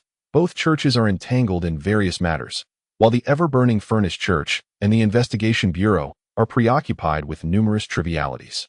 Consequently, despite their vigorous efforts to obliterate the Blood Cup Church and the cannibal cult, they have yet to achieve substantial results. Last night, it was only through the bait of the Dawn Knights that they managed to deal a significant blow to the Blood Cup Church. Ambrose relayed the current predicament of the three major churches in Misty City to Roman. However, what relevance does this hold for him? Of course, it bears significance. "Mr. Roman, your teacher Alabina is a biology professor at the Ocean University and also serves as the vice president of the Golden Flower Empire's Potion Research Association," Diana explained at that moment. We sought her assistance regarding the plague in Misty City, but she indicated that you are more than capable of addressing this issue. Roman was momentarily taken aback. His teacher possesses such remarkable credentials. Why was he entirely unaware? She had always portrayed herself as an unremarkable third-tier, awakened individual. Merely an ordinary beauty with a penchant for researching poisons. In that instant, Roman felt as if he had latched onto a long, fair, and soft limb. However, it appears that his teacher has presented him with a daunting challenge. The level of concern his teacher has for her students seems rather low.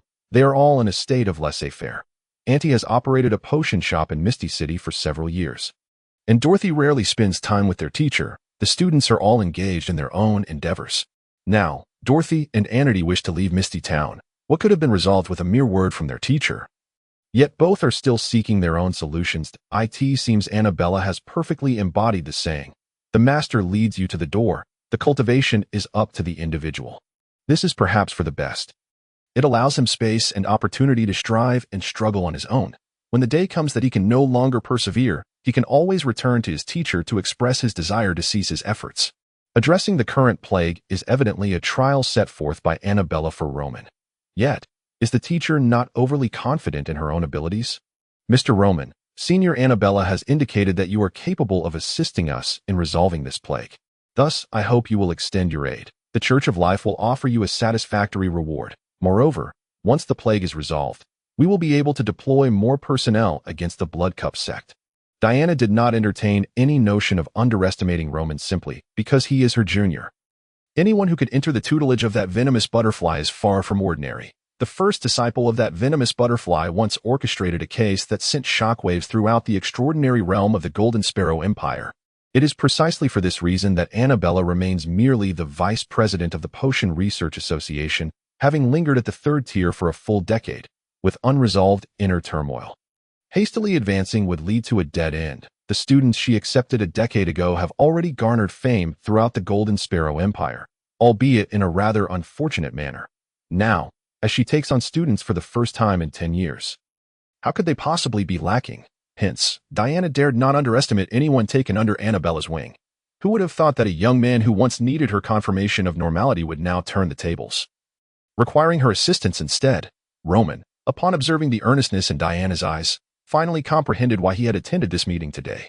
I need to first examine those afflicted by the plague, and then I will devise a solution. Roman did not refuse. This was a test from his teacher, as well as an opportunity to broaden his connections. Furthermore, if the Church of Life could muster personnel to confront the Blood Cup sect, it would enhance his safety. Naturally, there was another reason. The task panel in the library had revealed a new quest, Expansion of Knowledge in Biology and Pharmacology. The title of this quest was rather lengthy, which took Roman by surprise. Moreover, this quest was designated as a nightmare quest. With even the title displayed in blood red, Roman could only gasp at the notion that expanding knowledge could be deemed a challenge of nightmare proportions. Upon further inspection, it became evident that this nightmare quest was directly connected to the rampant plague outside Misty Town. Chapter 79, The Healing Church, Nightmare Quest. Expansion of Knowledge in Biology and Pharmacology. Quest requirements. Accept and assimilate the lost knowledge. Cure the infected and eliminate the plague. Quest Reward 1. Gain 10 scholarly points for each plague-infected individual cured. Quest Reward 2. Gain 1 random attribute point for every 200 plague-infected individuals cured. Quest Reward 3. Cure over 1,000 infected individuals to unlock a special skill. Quest Reward 4. Completely eradicate the spread of the plague to unlock the title Plague Doctor and receive the special book, The Healing Insights of the God of Medicine. Failure Penalty. None. Note. Vast quantities of knowledge have been left behind in the river of time. Akin to shells washed ashore by the sea, awaiting the discovery of scavengers, Roman meticulously read through the quest details, ensuring no information was overlooked. Nightmare quests are exceptionally unique. The assistance offered and the tiered rewards were unlike anything he had encountered before. While certain pay-to-win mobile games often feature systems where spending a certain amount yields tiered rewards, he never expected such a system to manifest within the ancient god library. Truly, it is a testament to my good fortune. Recognizing my lack of resistance to such enticements, however, this time, Roman's intention is to save lives. After Roman agreed, whether it was Ambrose, Donna, or Kiki, their expressions visibly relaxed. and they formally expressed their gratitude. This reaction underscored the severity and complexity of the current plague. They were at their wits' end. The Church of Life was nearing a point of losing control, and reinforcements in the form of Green Branch Eunice were still en route, requiring considerable time. They needed to hold out until Eunice arrived. Otherwise, if the plague spiraled out of control and spread within Misty Town, even Eunice would be unable to rectify the situation. Thus, they sought assistance from Jianhai, a decision made out of necessity as a result. The vice president of the Potion Association strongly recommended Roman. Now, their hopes rested solely on him. Roman hurriedly departed from the investigation bureau. While Donna's flirtation was manageable, at least she was visually appealing. Possessing a striking figure and beauty that left little to be desired, embodying the essence of a spirited beauty with a melodious voice. However, Ambrose and Kiki were another story. One appeared effeminate, while the other exuded a rough masculinity. Their gaze was laden with an unsettling admiration that made Roman's toes curl. Before their words of thanks could escape their lips, he promptly retreated. "Mr. Roman, over here. Let us proceed to the church. There are several critically ill patients inside." Diana's eyes turned toward Roman as she gestured to the steam carriage beside them. Could he truly not see? Those lively, expressive eyes bore no resemblance to blindness. In fact, they reminded him of the husky he once owned. As Roman approached, he waved his hand in front of Diana's face. "My blindness is a result of receiving divine enlightenment. Mr. Roman, so there is no need for concern. After losing my sight, my other senses have become increasingly acute, allowing me to live as normally as anyone else. Moreover," Diana pointed to her chest, "I have awakened my third eye, which allows me to perceive more clearly than with mere sight. For instance, Mr. Roman, I can see that you are a very kind person." Roman instinctively glanced over. He could not perceive this third eye, only the valleys and peaks of the landscape before him. However, in the presence of this priestess from the Church of Life, Roman felt no particular inclination. Despite her beauty, she evoked no improper thoughts, only a sense of admiration. Soon, Roman was astonished by the comfort of the steam carriage. It was leagues ahead of the steam train. The disparity was akin to the difference between a hard-seat green train and a first-class high-speed train. Inside the carriage, Diana meticulously detailed the situation regarding the plague, speaking at a steady pace. Roman absorbed every word, quickly realizing the gravity of the challenge presented by Annabella. During this period, the church had not been idle. They had developed numerous antidotes, yet none had proven effective. Most remedies offered initial relief but ultimately failed, while others were entirely useless. The plague's transmissibility was exceptionally potent. If not effectively contained, the entirety of Misty Town could succumb. In an instant, Roman felt a weighty pressure, even his head feeling as if it had expanded. The two arrived at the healing church in Misty Town. The church itself was quite spacious, with colorful stained glass windows casting fragmented sunlight onto the tiled floor, creating scattered patches of light. The nuns moving about the church wore visibly weary expressions, clearly burdened by the arduous task of combating the plague and treating patients, yet still unable to halt its advance. "Mr. Roman, please put this on." Diana handed Roman a vibrant green talisman. It radiated with a pulsating life force, and merely holding it in his palm felt cool and calming. A remarkable item. "This is a life talisman. It can ward off the plague's encroachment and also alleviate the fatigue of the wearer," Diana explained. Clearly, this item was not mass-producible and held great value. After donning the life talisman and sensing the continuous flow of life energy forming a protective barrier around him, Roman followed Diana into the room of the healing church where patients were housed. Proper self-protection was essential. Otherwise, if the patients succumbed to their afflictions, it would be the attending physician who would face defeat, leading to disastrous consequences. The wards of the healing church were not particularly professional. In truth, the medical standards of this world were far from the advanced practices on Earth. Concepts like sterile rooms or dynamic electrocardiograms were unthinkable. Even antibiotics did not exist. The physicians of this era were most adept at amputations and bloodletting. Many barbers also moonlighted as doctors, excelling in these rudimentary practices. In such an environment, qualified and reliable doctors were exceedingly rare. It may be hard to believe, but Herman Carter's Siegel Sanitarium was, in fact, the most prestigious and authoritative medical institution in Misty Town. However, it is known that wealthy individuals rarely succumb to injuries or illnesses, as they often had access to mysterious remedies. The Church of Life gained its reputation through healing.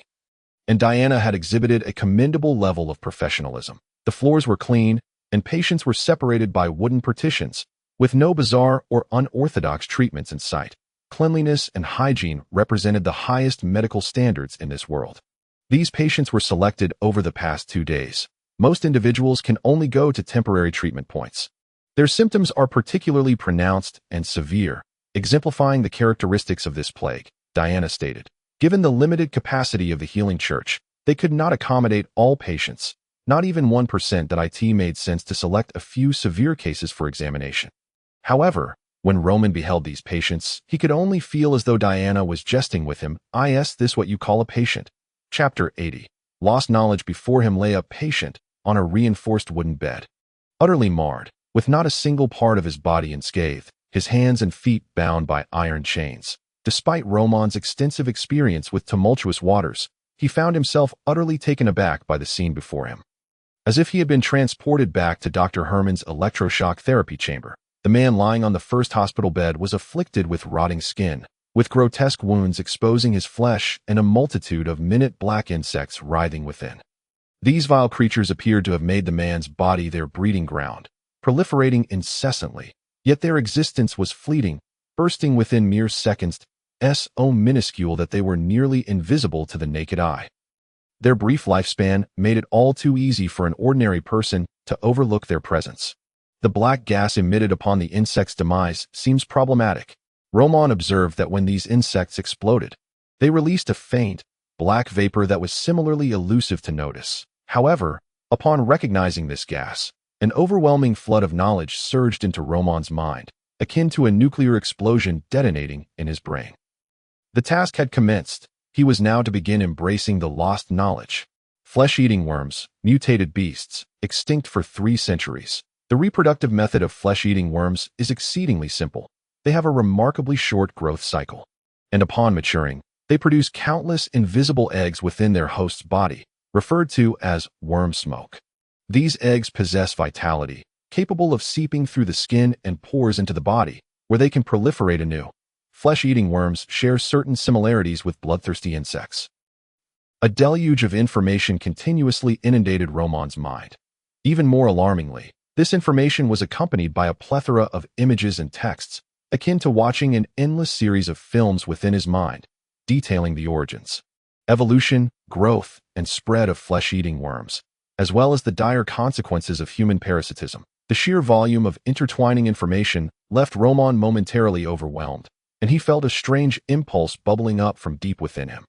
As if he were a flesh-eating worm himself, compelled to self-destruct and spawn countless offspring. This impulse seized his heart, resembling a biological instinct. At that moment, Roman felt his spiritual energy surging and transforming.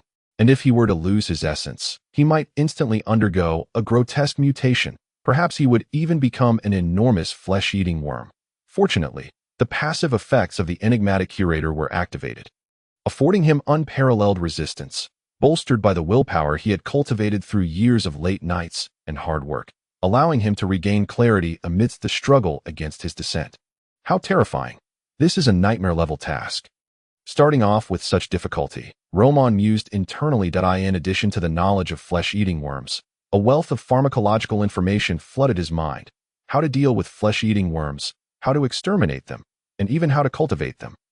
Merely absorbing and comprehending this knowledge nearly had a profound effect on him. Knowledge comes at a price. The task's requirement was embrace the ancient knowledge, heal the plague infected. Clearly, acceptance of knowledge was merely the first step. The subsequent treatment was of paramount importance. However, upon examining the second and third patients nearby, Roman discovered that they exhibited not only the symptoms of being parasitized by flesh-eating worms but also other abnormalities. The conspicuous manifestation of the flesh-eating worms overshadowed the emergence of other symptoms, which were easily overlooked. Roman dared not scrutinize the second and third patients closely, fearing yet another inundation of lost knowledge that might render him a fool. The previous wave of knowledge had already left his mind slightly dazed, and if he were to endure it again, he might very well cease to exist. "Mr. Roman, do you have any leads?" Diana had just spoken when a man burst into the church, exclaiming excitedly, I found it! I found it! Priest Diana, I know how to solve it." A disheveled man, with tousled hair and speckles of dirt covering him, hurried towards them, clutching a vial of reagent. Although Diana was blind, she recognized the newcomer and introduced him to Roman, saying, "This is Dr. Just, the vice president of the Medical Society of the Church of Life." In the Church of Life, doctors held a unique position. They were not considered internal members of the church, and some even did not believe in the goddess of life. However, they had a passion for medicine and dedicated themselves to its study. The Church of Life established this medical society to accommodate these individuals, providing them with salaries and research environments, while they were expected to treat patients for the church. Hospitals were scarce in this world, most medical care being provided by private clinics that often resorted to amputations or bloodletting, deterring the general populace from seeking treatment. The medical department of the Church of Life evolved into a semblance of a hospital, with each church and parish housing such a department, staffed by skilled doctors who charged reasonable fees, gradually becoming the preferred choice for the public and greatly enhancing the church's reputation. The recent plague had consumed Dr. Just's every waking moment. His eyes were bloodshot, brimming with excitement as he approached the two.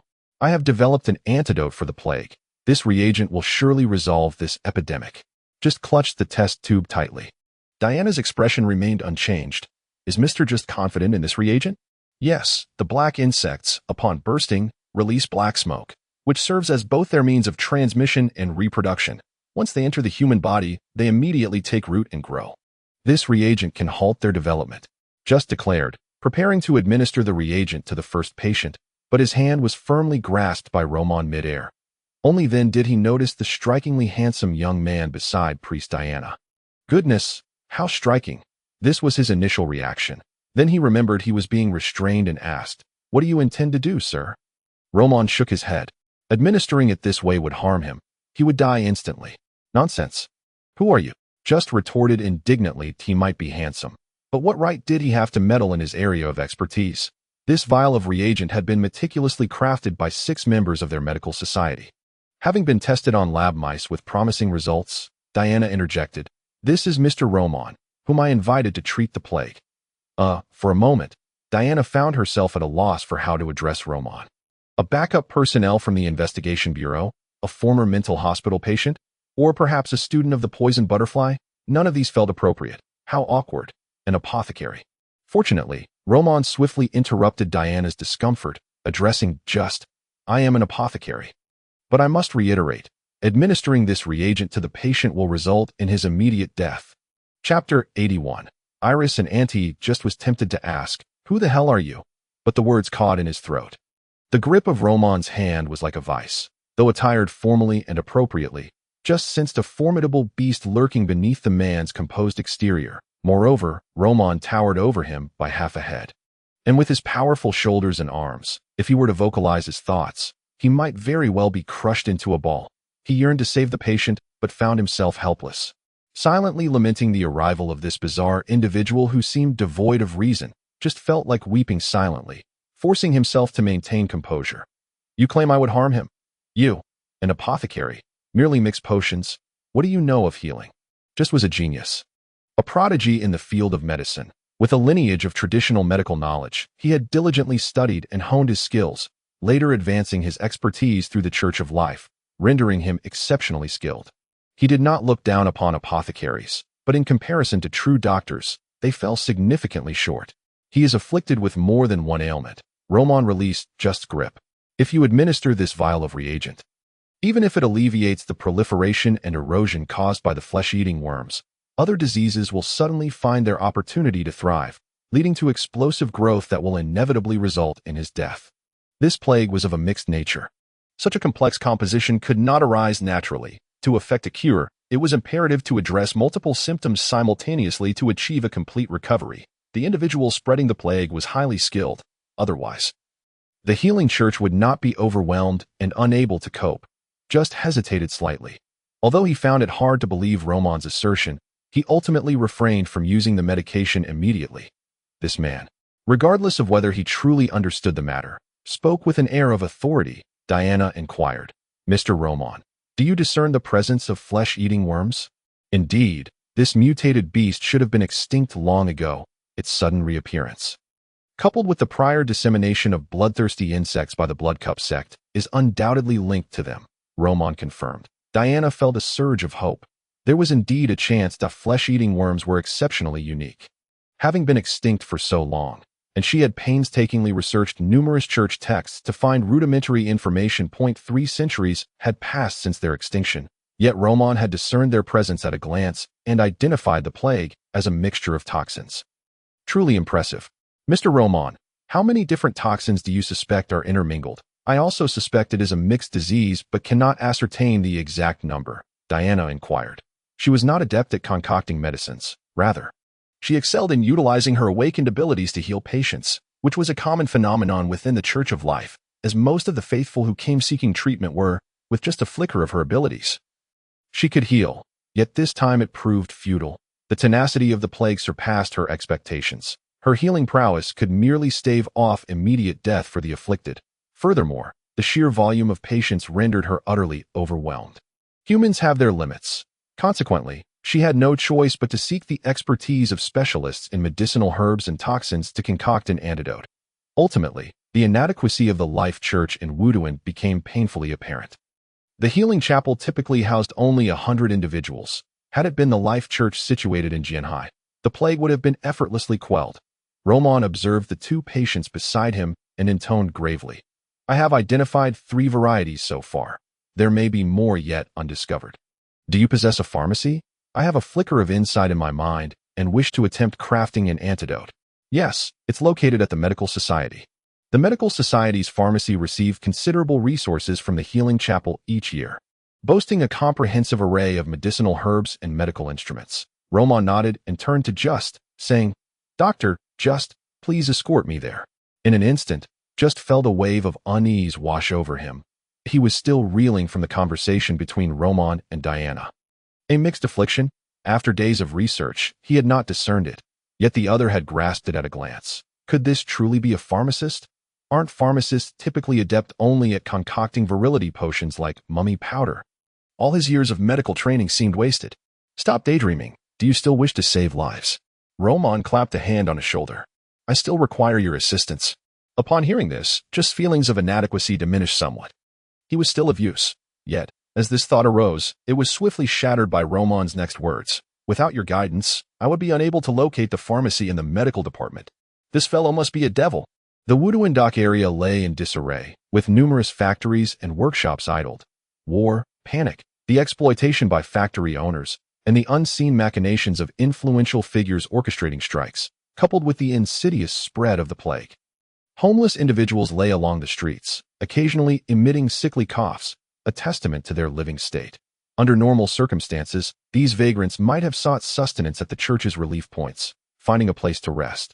Yet the relief centers had become overcrowded. Elise traversed the streets, her breath steady and imbued with a unique rhythm. Her spiritual energy enveloped her visage at all times, serving as a barrier against the contagion.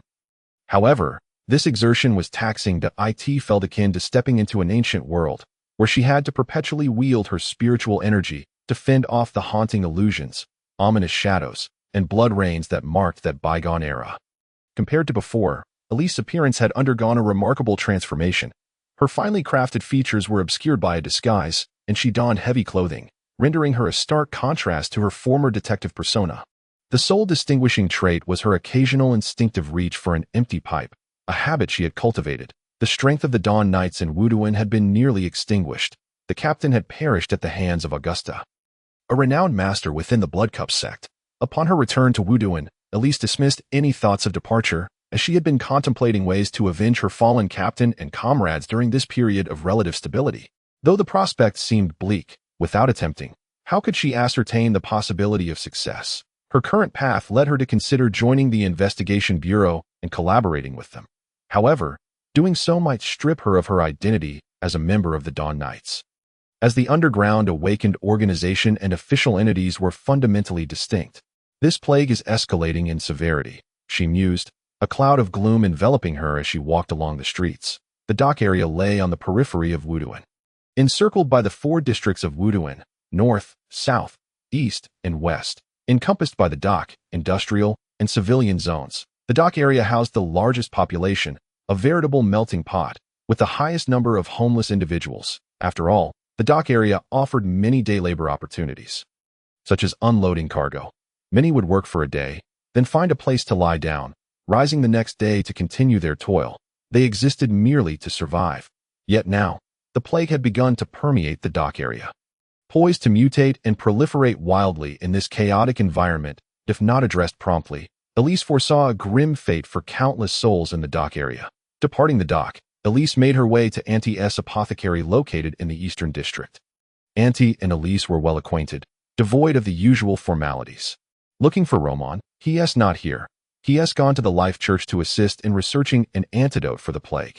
I sympathize with the plight of the Dawn Knights, but if you seek revenge for them, I advise you to lay low for a while and avoid futile confrontations, Auntie remarked, her tone consistently unembellished and forthright. Regardless of whom she addressed, even when conversing with her mentor, Aunt Labina, Elise understood her friend's demeanor well. She appeared aloof, quiet, and direct, yet her heart was warm and compassionate. Should someone manage to peel away her faade and delve into her true self, they would discover a genuinely kind and caring individual. Elise said little more, retrieving a bottle the size of a cup from her belongings. This contains resurrection flower. If I do not return within a month to collect it, please give it to Roman and thank him for his assistance that night. Upon hearing the phrase that night, Auntie's expression lit up with intrigue, recalling a particular evening when Roman had indeed not returned. She cast a curious glance at Elise, her interest piqued. Sister Elise, what transpired that night? Elise was taken aback by this sudden shift. Was this truly the Annie she knew? Had she forgotten her close friendship upon gaining a younger apprentice? Roman was introduced to her. After all, she was the intermediary. Chapter 82. The healing method. Seeing Auntie's change in expression, Elise found it rather amusing and chose not to clarify, though she had been solely focused on escaping that night. Her heightened senses had still detected a hint of Roman's presence. A woman's intuition can be remarkably acute. Even an ordinary woman can sense the scent of your perfume, let alone someone like Elise. An awakened individual, she was well acquainted with Roman's scent. At that moment, she felt a twinge of nostalgia. In the span of just 1 month, the guide who had introduced Roman to the extraordinary world had been surpassed by him, now requiring his rescue. Noticing Elise's silence, Auntie, though curious, refrained from further probing and instead shifted her gaze to the sealed vial. Is this the price you paid to obtain the resurrection flower from the Blood Cup sect? Truly, it is a remarkable substance. Indeed, is it worth it? The Dawn Knights were founded as a response to the Blood Cup sect. The members of the Knights harbor grievances that can never be resolved with the sect. There is no question of worth. It is simply a matter of action or inaction. Initially, I considered inducting Roman into the Dawn Knights as well, but later abandoned that notion. Elise expressed a hint of regret. However, the current trajectory was ultimately for the best for Roman. The Dawn Knights were not suited to him. After their conversation, as Elise prepared to take her leave, Auntie inquired, "Is there any way I can assist you?" No. You need not involve yourselves in this turmoil. The 3 major churches and the Investigation Bureau will likely intensify their efforts to locate the Blood Cup sect and seek out the bloodline."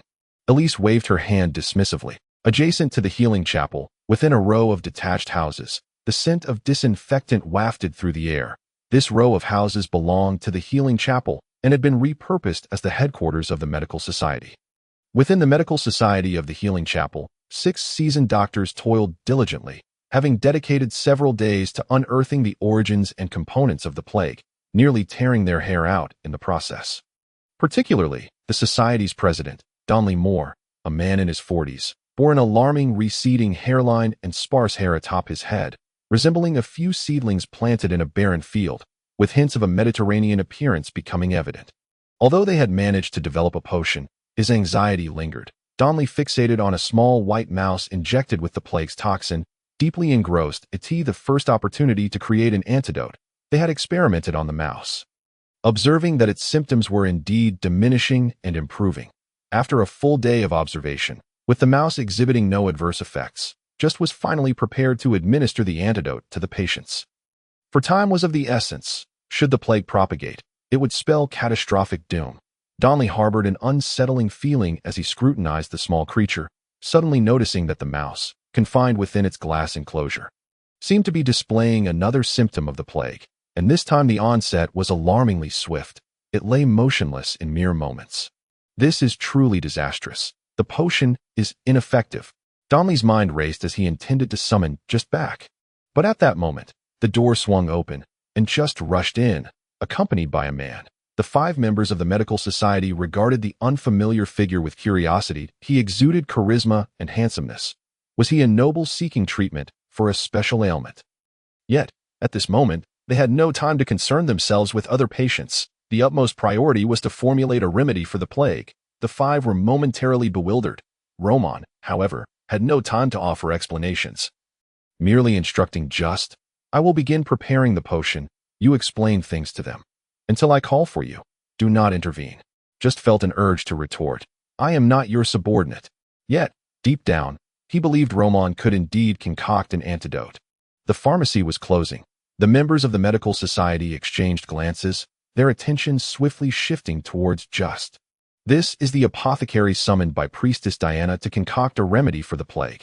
Just's voice wavered slightly, as his colleagues, much like himself before, harbored deep skepticism regarding the capability of a mere apothecary to address such a dire affliction. That in their traditional views, apothecaries were often perceived as unscrupulous individuals, preoccupied with mixing mummy powder and other dubious concoctions, their appearances unkempt and oily.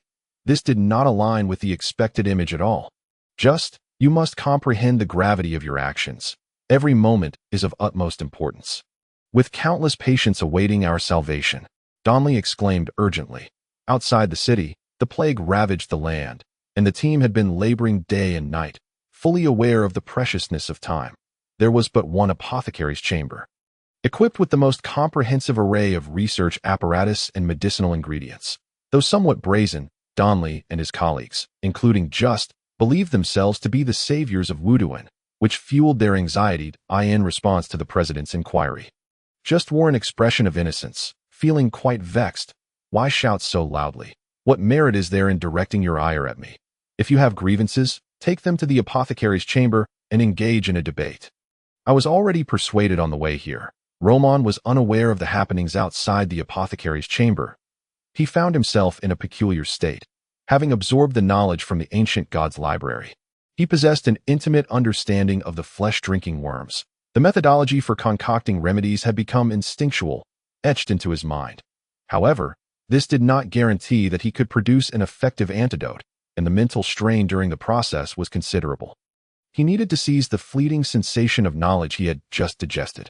Observing Roman busily preparing within the expansive apothecary's chamber, deftly crushing various ingredients and placing them into a nearby crucible, Donley and the others felt a surreal sensation. Were they truly concocting a remedy and not merely preparing swine feed? An hour later, Roman concluded his preparations. The group gazed at the black concoction within the crucible, hesitant to speak. "The formula is on the table. These ingredients are not rare, and I will instruct Priestess Diana to gather them in abundance. Your task is to assist me in brewing the potion here. Tomorrow, we commence our efforts to combat the plague." After delivering this directive to Just and Donley, Roman hurriedly departed. He needed to observe the second and third symptoms and lacked the time to brew potions. From the outset, Roman had intended for the 6 individuals to assist him in the brewing process. Although they were not particularly proficient, they could certainly manage this task with ease. Inside the apothecary's chamber, the 6 individuals stared at the black potion in the crucible, enveloped in silence. It was Just who finally broke the stillness. "Shall we give it a try? Perhaps this apothecary's concoction truly possesses efficacy?" Along the way, he had conversed with Roman and felt that the man was not as inept as he appeared. The 6 of them promptly began testing the potion's effects. This time, the unfortunate test subject, though not entirely rid of the flesh-drinking worms, seemed to have fallen into a deep slumber, ceasing their proliferation. "This doesn't cure the affliction. I thought he truly had the ability," one physician from the society lamented. However, Donley and Just exchanged glances, their eyes alight with realization. Precisely. Instead of directly exterminating these parasites, it induces a state of dormancy, halting their reproduction. Consequently, the other toxins within the infected individual's body remain dormant, ensuring that toxicity levels stay within normal parameters. Donley exclaimed with enthusiasm at that moment. They comprehended that the apothecary indeed possessed remarkable skill. Chapter 83. The Stone Python Potion. The following day, Roman rose early. The 6 members of the medical society, along with staff from the healing church, had toiled through the night, successfully brewing over a dozen vats of healing potions. Sister Anti, are you truly joining me? Roman asked. Surprised, Dai was astonishing that Anti, the quintessential recluse, would accompany him. She is compassionate and cannot bear to witness others in suffering. Dorothy chimed in with a smile. Anti disregarded her teasing, stepping outside the shop to address Roman. Here is a protective talisman I crafted for you. Though you possess a life talisman, caution is still warranted. By the way, Elise visited me yesterday.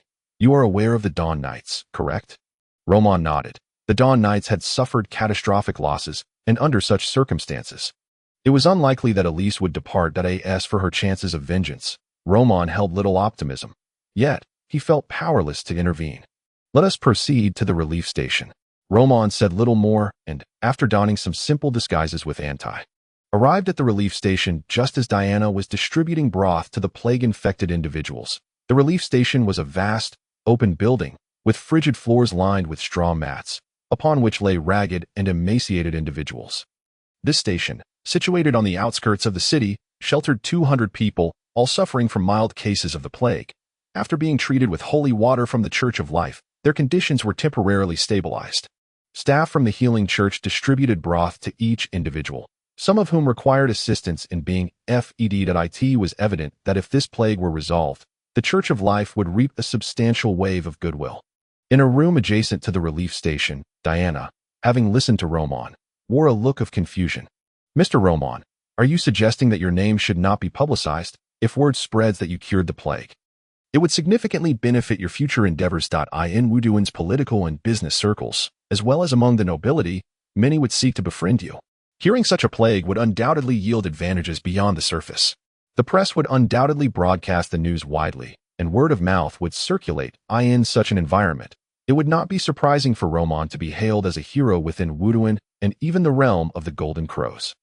He might even receive an honorary medal from the Queen herself. This was, without a doubt, an opportunity to enter the upper echelons of the Golden Crows nobility, not to mention that with such exceptional medical skills. Once his fame grew, countless nobles would undoubtedly seek his remedies. All of this would translate into valuable connections and resources. I wish to live a bit longer, Roman replied, shaking his head. The emergence of this plague was suspiciously tied to the blood chalice cult, which had not yet been apprehended, and he had no desire to become a target for that group of lunatics. After careful consideration, Diana understood Roman's perspective. That makes sense. I shall keep your secret. The Church of Life will not forget your kindness and will reward you handsomely. She appreciated such straightforwardness. Roman inquired, may I request my own compensation? Of course, she replied without hesitation. Roman wasted no time, promptly drafting a list of the necessary potion materials for the ancient Python ability system, incorporating numerous other herbs as well. After all, the Church of Life was not lacking in various spiritual materials. The church should have a portion of these materials in stock. I will ensure they are prepared. Diana readily agreed. After observing the patients at the relief station, Roman did not linger and returned to the medical society to begin researching the second antidote. The plague was composed of 3 distinct toxins, and any attempt to neutralize one would trigger the explosive resurgence of the other 2. Yesterday, he had focused on developing a suppressant for the flesh-drinking worms. Today, he aimed to create a complete antidote for the plague. The society had allocated a private room for Roman, where a special patient was being treated, exhibiting symptoms of all 3 afflictions. Truly a pitiful sight. Standing at the bedside, Roman examined the patient's ailments. In an instant, a vast expanse of knowledge surged into his mind. Secrets lost to the annals of time resurfaced, and the familiar sensation of prickling overwhelmed him once more. The experience of absorbing knowledge was far from pleasant, particularly when it pertained to the arcane. Roman inhaled deeply. Having undergone this once before, he quickly regained his composure. Soul-sucking beasts, blood lice. The remaining 2 toxins were, astonishingly, also unique aberrant creatures. They should have long been extinct. Yet at this moment, they proliferated in large numbers, and the healing church was unaware of these long-forgotten beasts, which contributed to the spread of the plague. Now, let us commence the formal preparation of the antidote. Inside the hall of the medical society, Just and Donley stared at the tightly sealed apothecary's chamber, their emotions complex. The plague that had tormented them for so long finally held the promise of a cure. The potion concocted by Roman had proven remarkably effective. stabilizing the conditions of most patients and curbing the plague spread. Today, this individual was determined to develop a complete antidote. Had it been anyone else, they might have scoffed, but Roman compelled them to believe. 2 hours later, Roman produced a vial of green reagent and handed it to Just. This potion can completely cure the plague. You should give it a try. I have documented the preparation method on the paper. I trust you can comprehend it? Both Donnelly and Just felt a profound sense of humiliation. This man was truly merciless. Is it finished? Dorothy inquired upon seeing the two return to the apothecary. Indeed, the remaining matters no longer concern me. The antidote has been prepared, and the subsequent processes will be the responsibility of the healing church. Roman replied nonchalantly. As long as the antidote was crafted from his written formula, all cured individuals would be credited to him. Roman had no need to supervise the process continuously. If all went well, he would easily fulfill the task's requirements. The apothecary has recently stocked an abundance of ethereal materials. Following a discussion at the relief point, Diana promptly arranged for the items Roman required to be brought here, exhibiting remarkable efficiency that Roman's spirits were instantly lifted. The primary ingredient for the stone python potion is the corpse of the stone python, thus he need not personally hunt one down, with the materials provided by Diana. He can concoct the potion tonight and gain the second ability from the ancient python system. The flames in the cauldron blazed fiercely. The adult stone python's body was not particularly large, measuring approximately 1 meter in length and about 10 centimeters in width, presenting a grayish-white hue overall. Most notably, its scales stood out.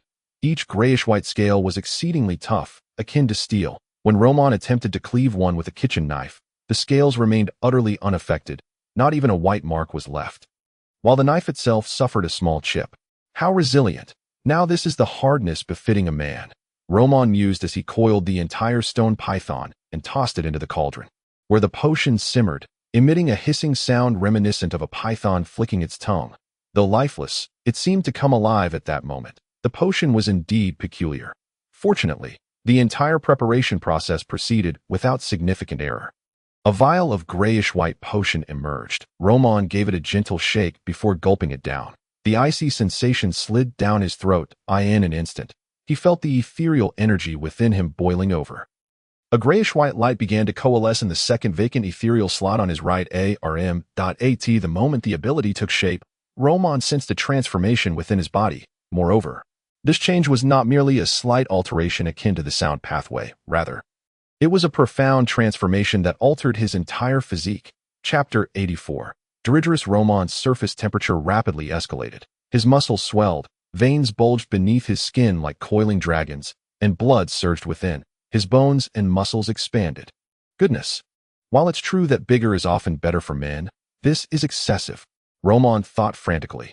Previously, he stood around 175 centimeters tall, but now, conservatively estimating, he had gained at least 5 centimeters, if not more. Furthermore, his physique had doubled in width, resembling a veritable human bear. His once form-fitting clothing was now torn asunder, and patches of grayish-blue, scale-like carapace emerged on his smooth skin, exhibiting astonishing hardness. For a fleeting moment, Roman felt a sense of disarray. After all, anyone would experience turmoil upon discovering such a transformation. That it was precisely this moment of panic that caused the ethereal energy within him to surge uncontrollably. Roman's expression shifted as he hurriedly sought to stabilize the boiling energy within. That was close. Just a momentary lapse of focus nearly led to chaos. Roman silently gritted his teeth. The ethereal body is crucial for humanity's transcendence. It is powerful yet fragile. Like awakeners, it is formidable and enigmatic. Yet it can easily devolve into aberration, loss of control, and even death. Once the ethereal energy within him settled, Roman sat in a chair, savoring the newfound ability bestowed upon him by the stone python potion. Aptly named rock python scale armor, this referred to the scale-like carapace that had recently manifested on his skin's surface. Upon fully acquiring the ability, the aberration in his body began to dissipate, and his height and size returned to normal. This transformation was manageable. When the ability was not in effect, his body remained unaffected. The power of rock scale allowed him to condense scale armor on his surface, hardening his muscles. Though maintaining this ability would continually consume energy, his physical strength had increased several-fold, seemingly an additional effect. I have grown stronger again. The ability may be commonplace, yet its efficacy surpassed expectations. The tangible sensation of continuous empowerment was intoxicating. Next up are the giant horn snake potion and the venomous belly snake potion. While Diana provided ample auxiliary materials, she did not supply the primary ingredients. Having calmed his mind, Roman wasted no time and immediately began planning for the next 2 potions to unleash the true power of the 5 abilities within the ancient Python system. He needed to gather them all. Even a sequence in a game of Do de Jeu would be incomplete without one. Just then, a message suddenly flashed in Roman's mind. Healed 2 plague-infected individuals. Gained 20 points of academic energy. Following that, a stream of notifications continued to appear. Healed 1 plague-infected individual. Gained 10 points of academic energy. Healed 4 plague-infected individuals. Gained 40 points of academic energy.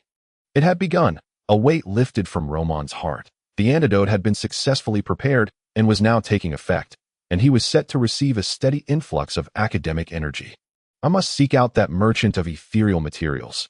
He should know where to find the giant horned snake and the venomous belly snake. Roman noticed the torn fabric of his clothing and sighed. It seemed he would need to wear a larger size in the future. Otherwise, when his body hardened, his clothes would inevitably tear again. In the dock district, within a concealed underground casino, the air was thick with the mingled scents of sweat and alcohol.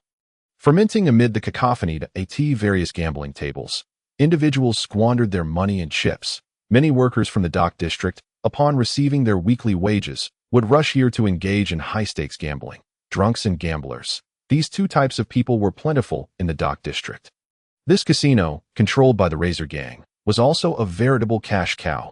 Deep within the establishment, in an upscale private room, Leo Monroe, the Razor Gang's leader, along with several heads of other gangs, engaged in a game of kunka. Their version of kunka was far more intense than that played by ordinary folk, with stakes considerably higher. However, these gang leaders were all affluent, each commanding 100 or more underlings, and they were certainly not lacking in funds. Haven't you found that person yet? As the game progressed, Leo Monroe, who had drawn a poor hand, grimaced and tossed his cards aside, cold eyes scanning the room. Under Leo's piercing gaze, the usually boisterous gang leaders dared not utter a word. A burly man with a beard revealed a bitter expression. "Boss, you know we've been searching for that kid's whereabouts, but he has vanished from Water Lily Street, as though he evaporated from existence, leaving no trace behind. The plague has erupted again, although we have the antidote you provided. The plague can overwhelm even those with a remedy. Several of my brothers have already perished. So you mean to say you have no leads during this time?" Leo's tone grew increasingly ominous, causing the others to lower their heads in silence. With a population exceeding 1 million in Wuduan, locating a single individual was akin to searching for a needle in a haystack, even with numerous informants and well-connected sources. Finding him in a short time would be exceedingly challenging. "Boss, over a dozen of my brothers have died in the East District without a sound, and not even their bodies remain. They were likely cleaned up. And it seems the assailant was an awakener." One of the gang leaders spoke up. "The East District, you say? Water Lily Street is indeed in that area. Search in places frequented by awakeners, but remember to keep a low profile. By next week, I want news of him. Let's call it a day for now. Everyone disperse." Leo rose first, exiting the room. The other gang leaders dared to stand only after he left, slinking away like thieves. Once outside the private room, Leo descended to the second underground level of the casino. The first level was designated for guest entertainment, while the second housed numerous Razor Gang members, around 20 in total. Ready to respond to any emergencies within the casino, Leo entered his room and closed the door. He collapsed onto the floor, feeling as though his body were falling apart. His skin and cheeks rapidly stiffened, and his joints emitted cracking sounds as they moved. Transparent threads descended from above, connecting to his body, controlling his every motion. He resembled a puppet on strings. "Dird, stop playing. I still have use for him." A muffled voice echoed from the dark corner of the room. In the flickering candlelight, a woman with exaggerated gothic makeup sat in a chair, her fingers curling and flexing nimbly. The transparent threads extended from her fingertips. "Is that blood sacrifice truly so important?" Deridus's voice was sharp. "You didn't act when he was captured by the Investigation Bureau and taken to the sanatorium. Now you wish to find him. Quite curious. However, we can start with those he interacted with in the sanatorium. I have already obtained his file.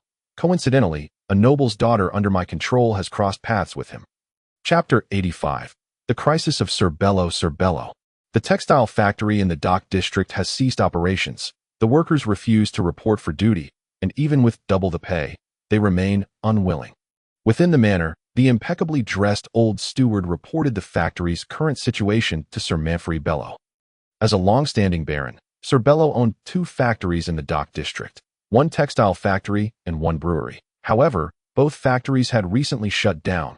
The ongoing strike in the dock district had not only persisted but escalated, leaving many in a state of frantic disarray. Moreover, the entire Golden Blossom Empire was currently in turmoil, with various issues arising across numerous regions. Sir Bello's side, the compensation he offered was already quite generous, and compared to other factory owners, he was at least reasonably fair. He had also been advocating with the Wuduan government for better measures for the workers. However, amidst this wave of strikes, his factories were not spared. The situation at the factory is not urgent. Sir Bello inquired further, "What is the status of the plague outside the city?" The old steward responded, "The healing church has developed an antidote and is currently treating the infected. It is believed that it won't be long before the plague can be contained." The strength of the healing church is indeed commendable. Sir Bello felt a sense of relief. The plague was being curbed, and the 300,000 troops of the Golden Flower Empire were gathered on the plains of Baran City, poised to intercept the advance of the Gaobang alliance. The dire situation in Wuduan was gradually alleviating.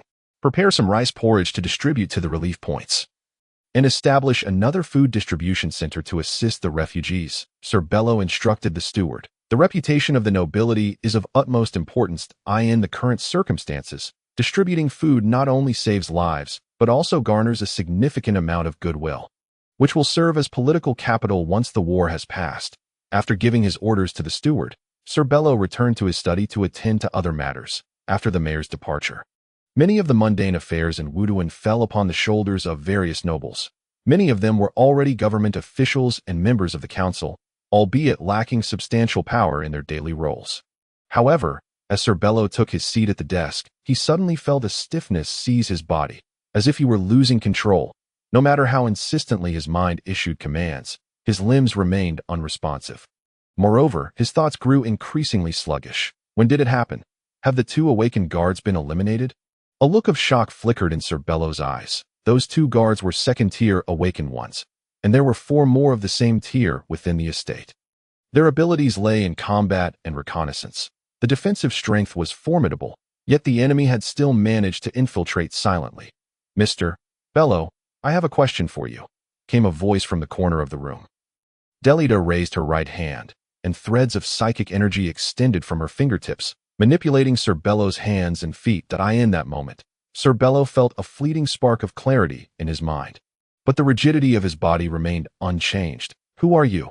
Isn't it clear from the documents on your desk?" Delita pointed to a report about the Blood Chalice sect lying on the table. "The Blood Chalice sect? What do you intend to do?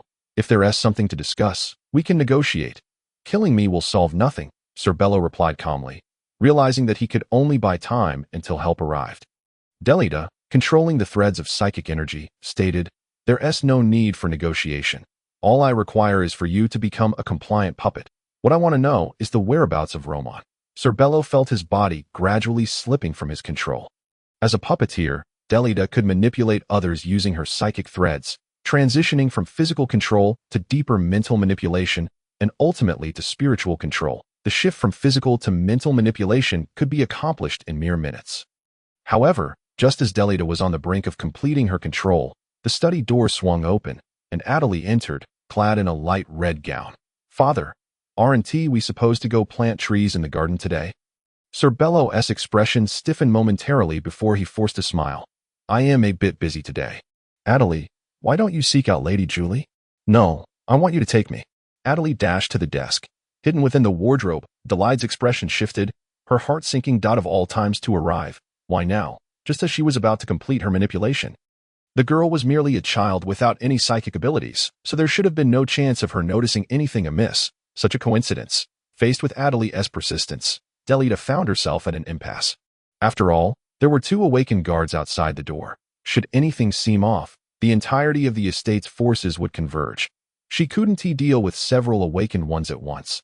And if the experts from the 3 major churches and the investigation bureau arrived, It would spell trouble. Very well, I shall accompany you. Delita had no choice but to manipulate Sir Bello into acquiescing to Adeli's request that a series of knocks echoed on the wooden door, the flame of the oil lamp flickering. Agilo furrowed his brow. Someone seeking him out at this time was not a good omen. The outside was in chaos, with awakened ones hiding away, leaving him unable to conduct business, and he hadn't been able to contact any of his old friends. Now, with someone at his door, it could only mean a special circumstance. The knocking persisted. Reluctantly, Agilo opened the door to a burly man, nearly blocking the doorway, stood silently before him, emanating an overwhelming sense of pressure. Long time no see. Agilo.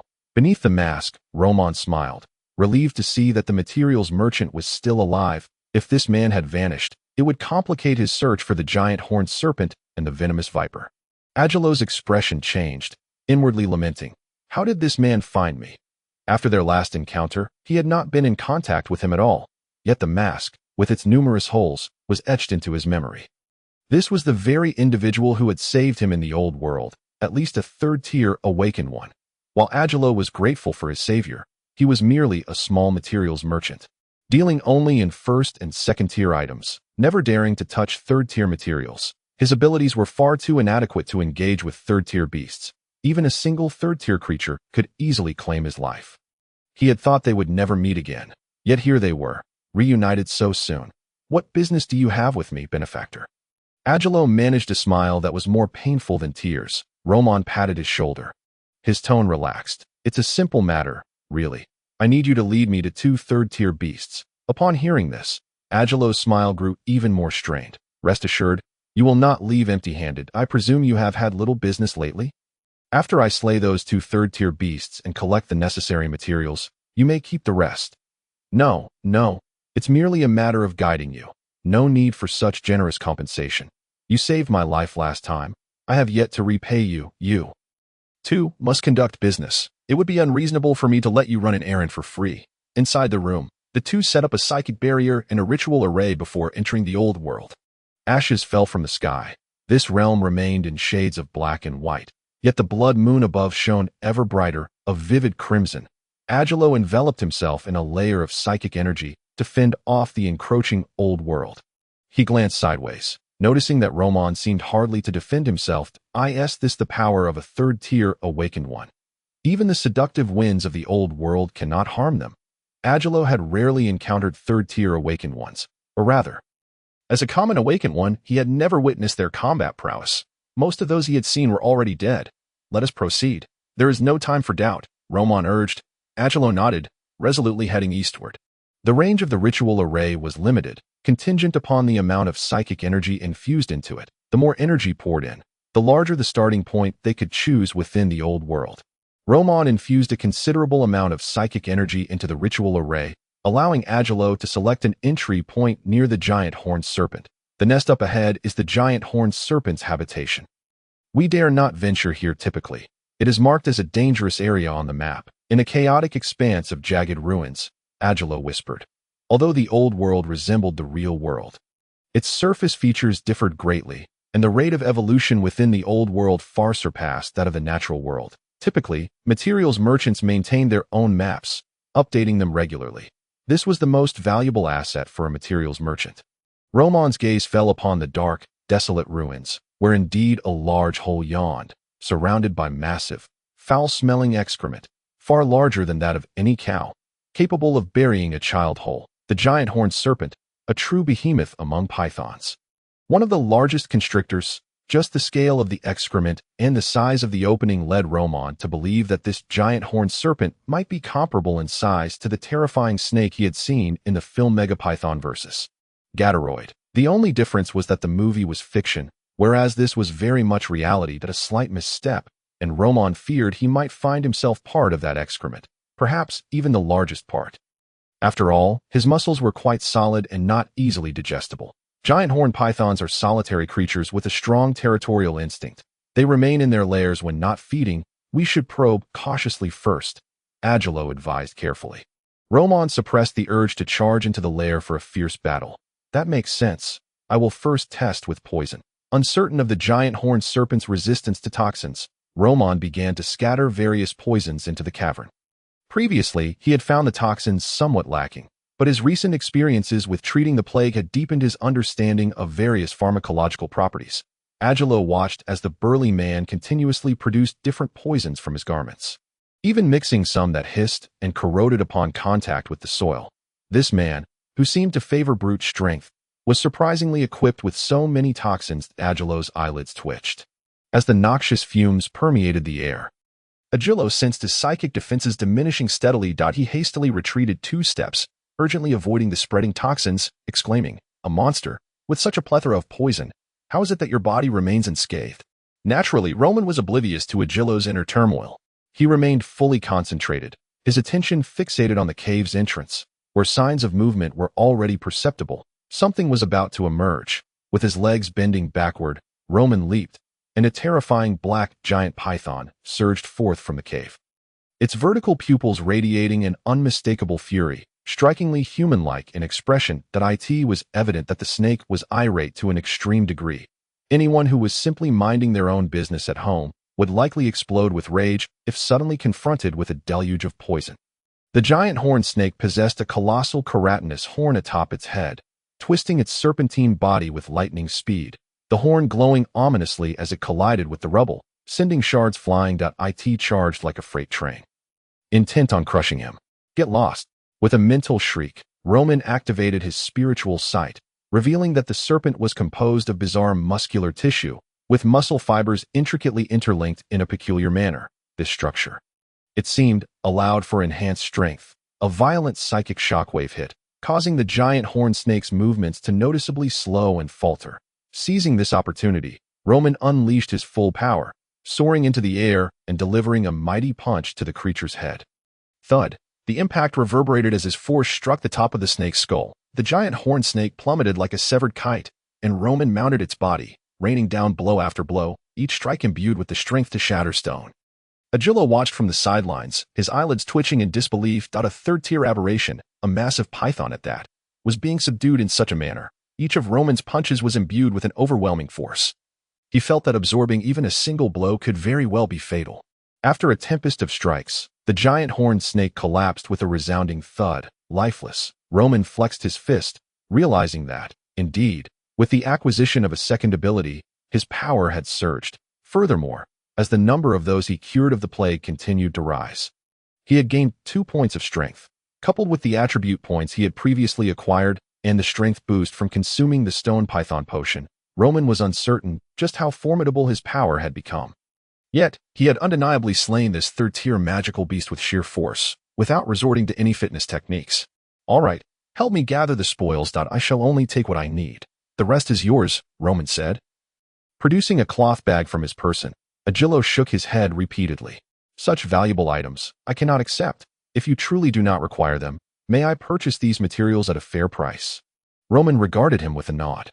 The two quickly processed the spiritual materials from the giant horned snake before heading directly to the territory of the toxic-bellied snake. The toxic-bellied snake was far easier to handle. Although this creature bore potent venom, Roman himself was an expert in toxins, and with his mastery of pharmacology, the snake's poison posed little threat. Chapter 87. The Blood Moon Night. The hunt for these two aberrations proceeded exceptionally smoothly. Ordinary third-tier beasts stood little chance against Roman.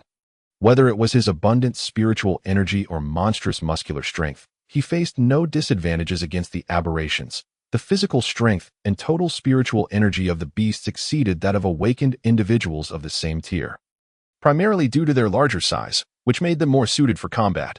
Yet, in both aspects, Roman did not find himself at a disadvantage. "My spiritual energy is comparable to that of a third-tier awakener, and coupled with my grotesquely enhanced physical strength, I can easily dispatch third-tier aberrations," Roman mused, sighing internally. His awakening abilities included 2 that were related to physical strength, along with the enhancement from attribute points. His muscle and skin strength had reached an alarming level. Of course, the primary reason was his unwavering dedication to daily training. The fitness technique was one that allowed individuals to grow stronger through sheer sweat and effort. As a former wage slave, Roman was not lacking in perseverance. The primary materials for the giant horned snake potion and the toxic-bellied snake potion are secured, and I have the auxiliary materials as well. Now, I simply need to return and concoct 2 vials of potions at that point. The ancient python's ability system will only be missing the final rose-red python. Roman felt a sense of satisfaction within. The gradual ascent in strength was truly exhilarating. Let us depart. The old world is perilous. Having slain 2 third-tier beasts, I may not be able to guarantee your safety should we encounter another. Roman prepared to leave immediately. In this realm, one had to constantly expend spiritual energy. It was not a domain suited for awakened humans. Agillo had long wished to depart, and upon hearing this, his heart swelled with joy.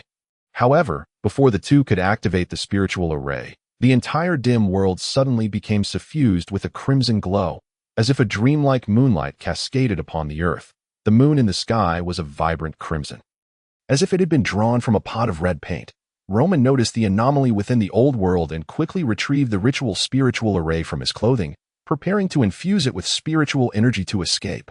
Yet, although the array illuminated, Roman discovered he had not departed. He remained in the old world, still in the same spot. Had it failed? The ritual array on paper was intact. It should not have malfunctioned. Roman looked at Agillo, only to see him ashen-faced, trembling uncontrollably as if he had just escaped from a horror film. What is happening? Roman inquired swiftly. Agillo steadied his emotions, his voice quavering. The blood moon tides. We are unfortunate.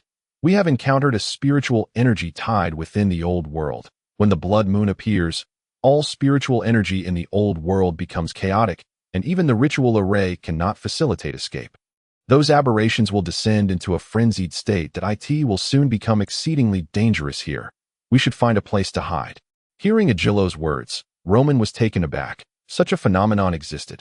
Had he simply not heard of it due to his limited experience in the mysterious realm over the past month? However, the old world had indeed changed. He could distinctly feel the accelerated depletion of spiritual energy. Bathed in the blood-red moonlight, one felt increasingly unsettled. The two made their way to a low stone house constructed of mud and stone. Its door firmly shut. From within, a rustling sound occasionally echoed, as if some creature were clawing at the walls. Yet they had no other options. They had scoured the surrounding rooms, and only this one appeared relatively normal, with minimal fluctuations in spiritual energy, suggesting a lower risk. Remaining outside would only invite greater danger in the distance. The aberrations had begun to stir.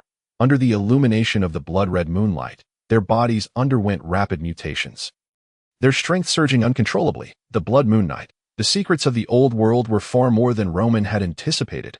Bang! The wooden door swung open as the two entered. A chill wind swept into the dark room, which was surprisingly spacious and devoid of aberrations. The rustling sound emanated from the wind filtering through gaps in the roof. The uneven floor was littered with large swathes of white eggshells, smeared with red and green viscous fluids. Can you identify what kind of aberration these eggs belong to? Roman inquired to a materials merchant. Agillo undoubtedly possessed greater knowledge of aberrations than someone like Roman, who had only entered the mysterious world a month ago. I cannot say. The patterns on these eggshells are quite strange. I have never encountered such designs before, and there is a human scent in this room, Agillo replied gravely. Roman was astonished. You have eaten human flesh. The taste of human blood is vastly different from that of aberration blood. The distinctions are significant. Agillo explained earnestly. All right, just say it tastes of human blood. I thought you were some kind of deranged killer. If there's human blood here, then perhaps an aberration was lucky enough to hunt down 1 or 2 unfortunate souls while hatching in this room. Roman surveyed the area, finding nothing aside from the eggshells and the mixture of viscous fluids. As Agillo was about to speak, Roman suddenly clamped a hand over his mouth, signaling for silence. Outside the room, a cacophony of hurried footsteps could be heard. Hurry up! Why are you so slow? The blood moon's time is limited. A rare opportunity. This nest has already been harvested, but there are several more nests in the 4th district that remain unharvested. The quality of the seeds harvested during the blood moon is the highest. We encountered 5 second-tier aberrations earlier, which delayed us. No more chatter. Avoid the 3rd-tier aberrations and head to the 4th district. If we succeed, we may all earn the qualification for seed blood. The disordered footsteps gradually faded away, revealing that others were indeed present. Who were they just now? It's nothing. They have already moved on, Roman reassured, shaking his head, while Agillo, understanding the situation, fell silent. From their conversation, It was clear that these individuals belonged to the Blood Cup cult, even without hearing their dialogue. Roman could discern the foul stench emanating from them from a distance. The two refrained from further activities, choosing instead to wait until the blood moon tide concluded before returning to the real world. A pleasant collaboration. I shall take my leave first. I will seek you out again should the opportunity arise. Upon returning to reality, Roman did not linger, bidding farewell immediately. Agillo, with a wry smile, saw Roman off, contemplating that next time, he might not be so fortunate. Oh, but I truly did not come away empty-handed. Though this man is domineering, he at least abides by some rules. Agillo mused internally that if Roman had wished to monopolize the spoils, he could have simply slain him in the old world, disposing of his body without a trace and claiming his assets upon return. Thus, he found no aversion in collaborating with someone like Roman, who, despite his strength, adhered to principles. By the way, do not speak of tonight's events. At this moment, Roman suddenly departed and then returned, appearing at the window, startling Agillo into a shudder. Chapter 88. Practical Combat. In the early morning, sunlight streamed across the apothecary's entrance point. 4 days had elapsed since Roman hunted 2 third-tier aberrations. During these 4 days, Roman visited the investigation bureau, relaying the conversations he had overheard regarding the Blood Cup cult to Kiki. The rest of the time was spent concocting and assimilating potions. His spiritual arm had filled 4 out of 5 spiritual slots. The ability obtained from the giant horned serpent potion was called Inch Kill, which concentrated all his strength and spiritual energy into a single point, unleashing a terrifying lethality. Moreover, the spiritual energy he emitted would permeate the enemy's body and explode, inflicting secondary damage. It was a direct offensive capability. Although it was impressive, Roman found it somewhat lacking in the mysteriousness he had anticipated. Before stepping into the extraordinary realm, he had imagined that the beings within were adept at unseen killings, curses, witchcraft, poisons, mental assaults, ghostly attacks, and the like. Yet, as he trained more, his abilities seemed to evolve into a more brute force approach. Akin to ripping apart his foes, the purity of his mysterious power was continuously increasing, and he found it far from enigmatic. Another piece of good news was that the giant horned serpent potion had further transformed his body, steering him increasingly toward an inhuman state. Previously, Roman had discerned through his spiritual vision that the muscle structure of the giant horned serpent was flawed. Its muscle fibers were tightly interwoven, compressed to an extraordinary degree, significantly enhancing muscular strength and explosiveness. After consuming the potion, his body adopted this structure as well. Due to this newfound power, he had accidentally crushed 2 cups earlier that morning, still struggling to adapt to the sudden surge of strength within him. Fortunately, with this muscular transformation, Roman's control over his body became more nimble and precise. After 4 days of practice, he managed to compress his muscle fibers, restoring his physique to a nearly original state. As for the ability offered by the venomous serpent potion, it was called Toxin Smear. Its function was straightforward.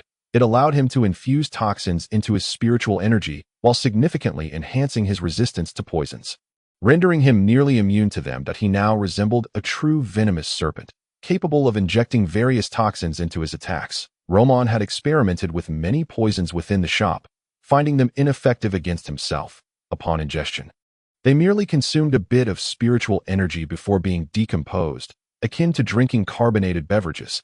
This enabled him to recklessly incorporate lethal toxins into his spiritual assaults.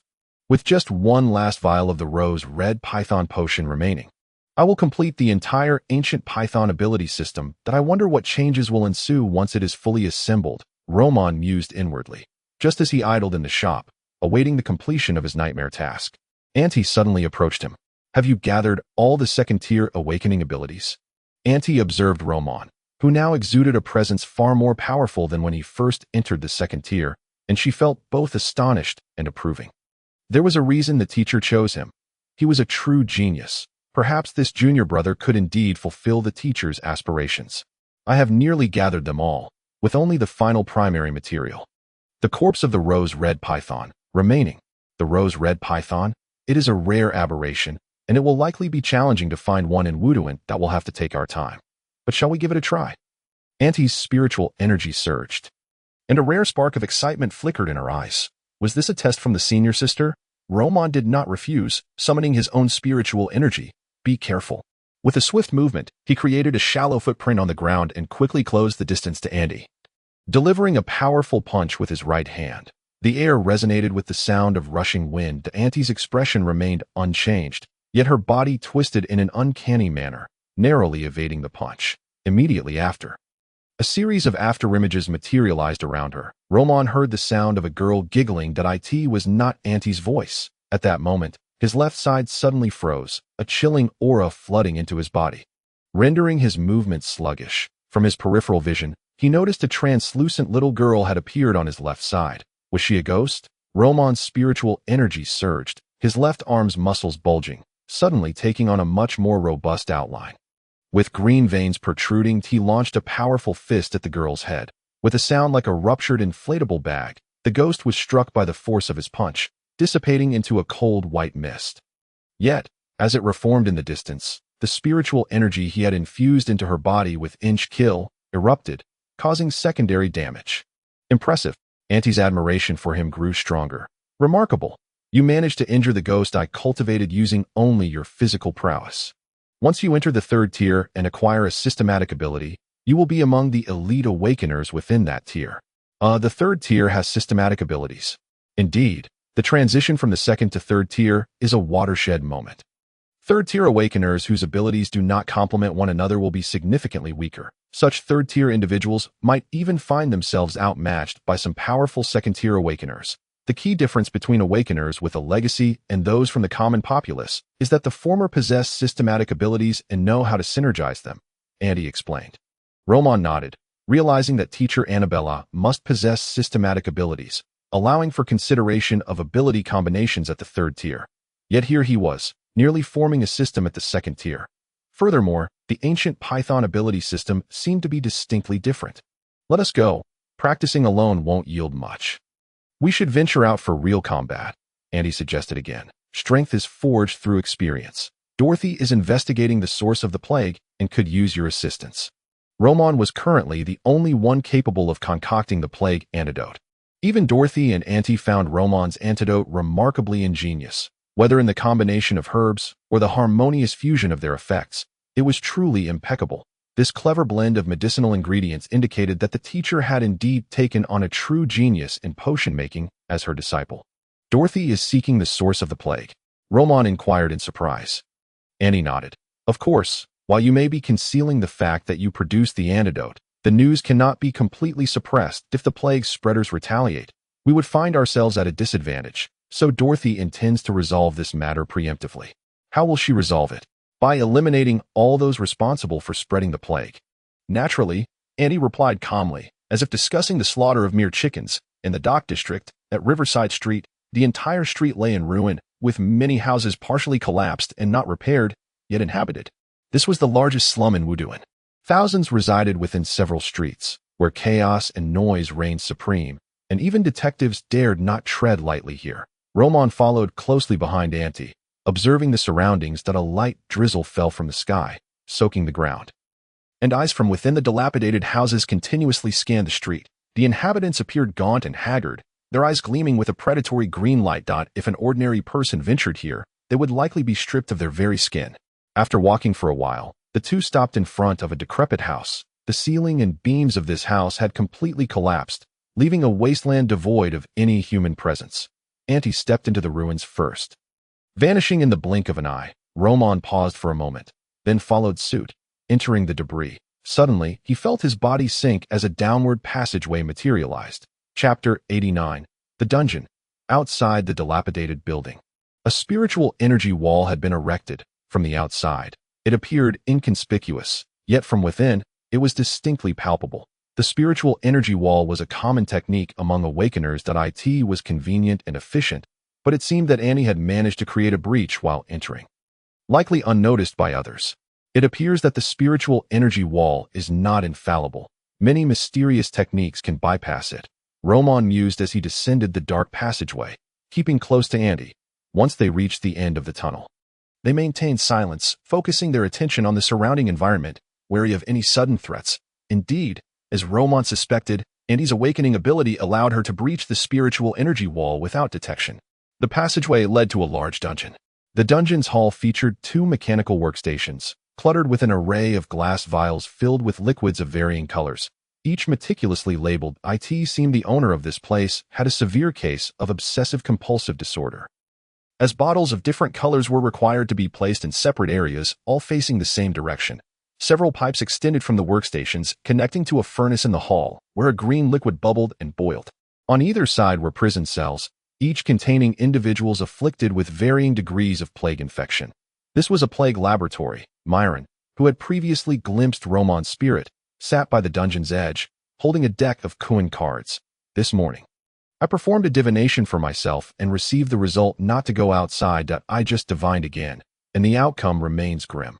Archibald, have you made any progress on your improved pestilence research? I lack the time to waste. Myron's eyes had yet to recover, necessitating the use of a cane when he ventured out. The last experience of divination had left a profound impression on him, causing lingering apprehension. This plague laboratory was established by the Gabon Federation and the Flesh Eaters cult. The Gabon Federation was a federal state comprised of numerous tribes, small kingdoms, and various factions, forming a vast alliance. However, such a nation lacks a unified culture and cohesive ideology, relying solely on the external exportation of warfare and incessant invasions to maintain domestic stability. In matters of war, they spare no effort. When the High Alliance proposed the propagation of plagues, the Blood Cup cult and the Corpse Eater sect found common ground with them. The Blood Cup cult provided invaluable materials, while the Corpse Eater sect contributed their expertise in the creation of plagues, with the High Alliance supplying the necessary research environment and facilitating the subsequent dissemination. Their roles were distinctly delineated. Archibald, an expert in poisons and potions within the Corpse Eater sect, was a seasoned veteran who spent most of his time in the laboratory, a perfect amalgamation of theory and practice. Many individuals possess a multitude of ideas, yet it is indeed rare to find one who can translate those ideas into action, demonstrating decades of unwavering effort and strict self-discipline to realize their visions through their own hands.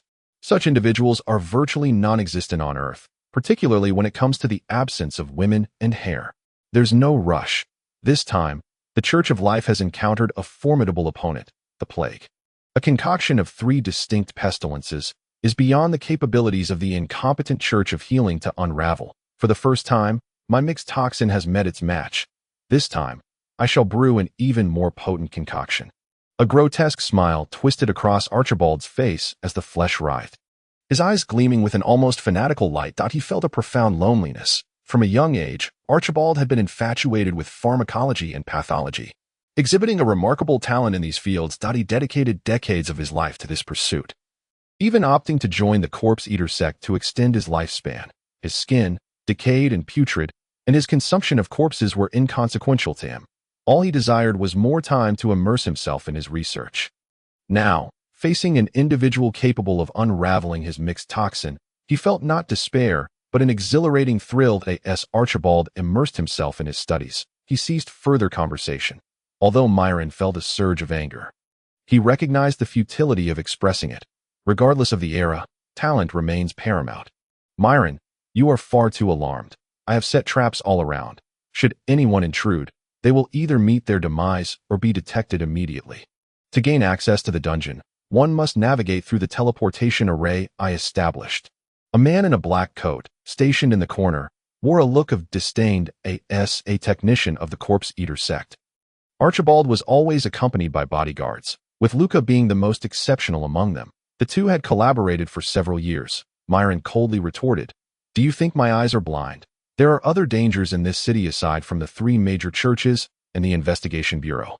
He refrained from arguing with the Corpse Eater sect, recognizing their insidious nature, distinct from the reckless madness of the Blood Cup cult. If not for the task at hand, he would prefer to avoid dealing with such lunatics altogether. He longed to procure the modified plague and return home, as the day's divination results left him in a constant state of anxiety. Ever since his eyes were blinded, he had retreated from the front lines, leaving the maniacs and perverts to be dealt with by individuals like Augusta.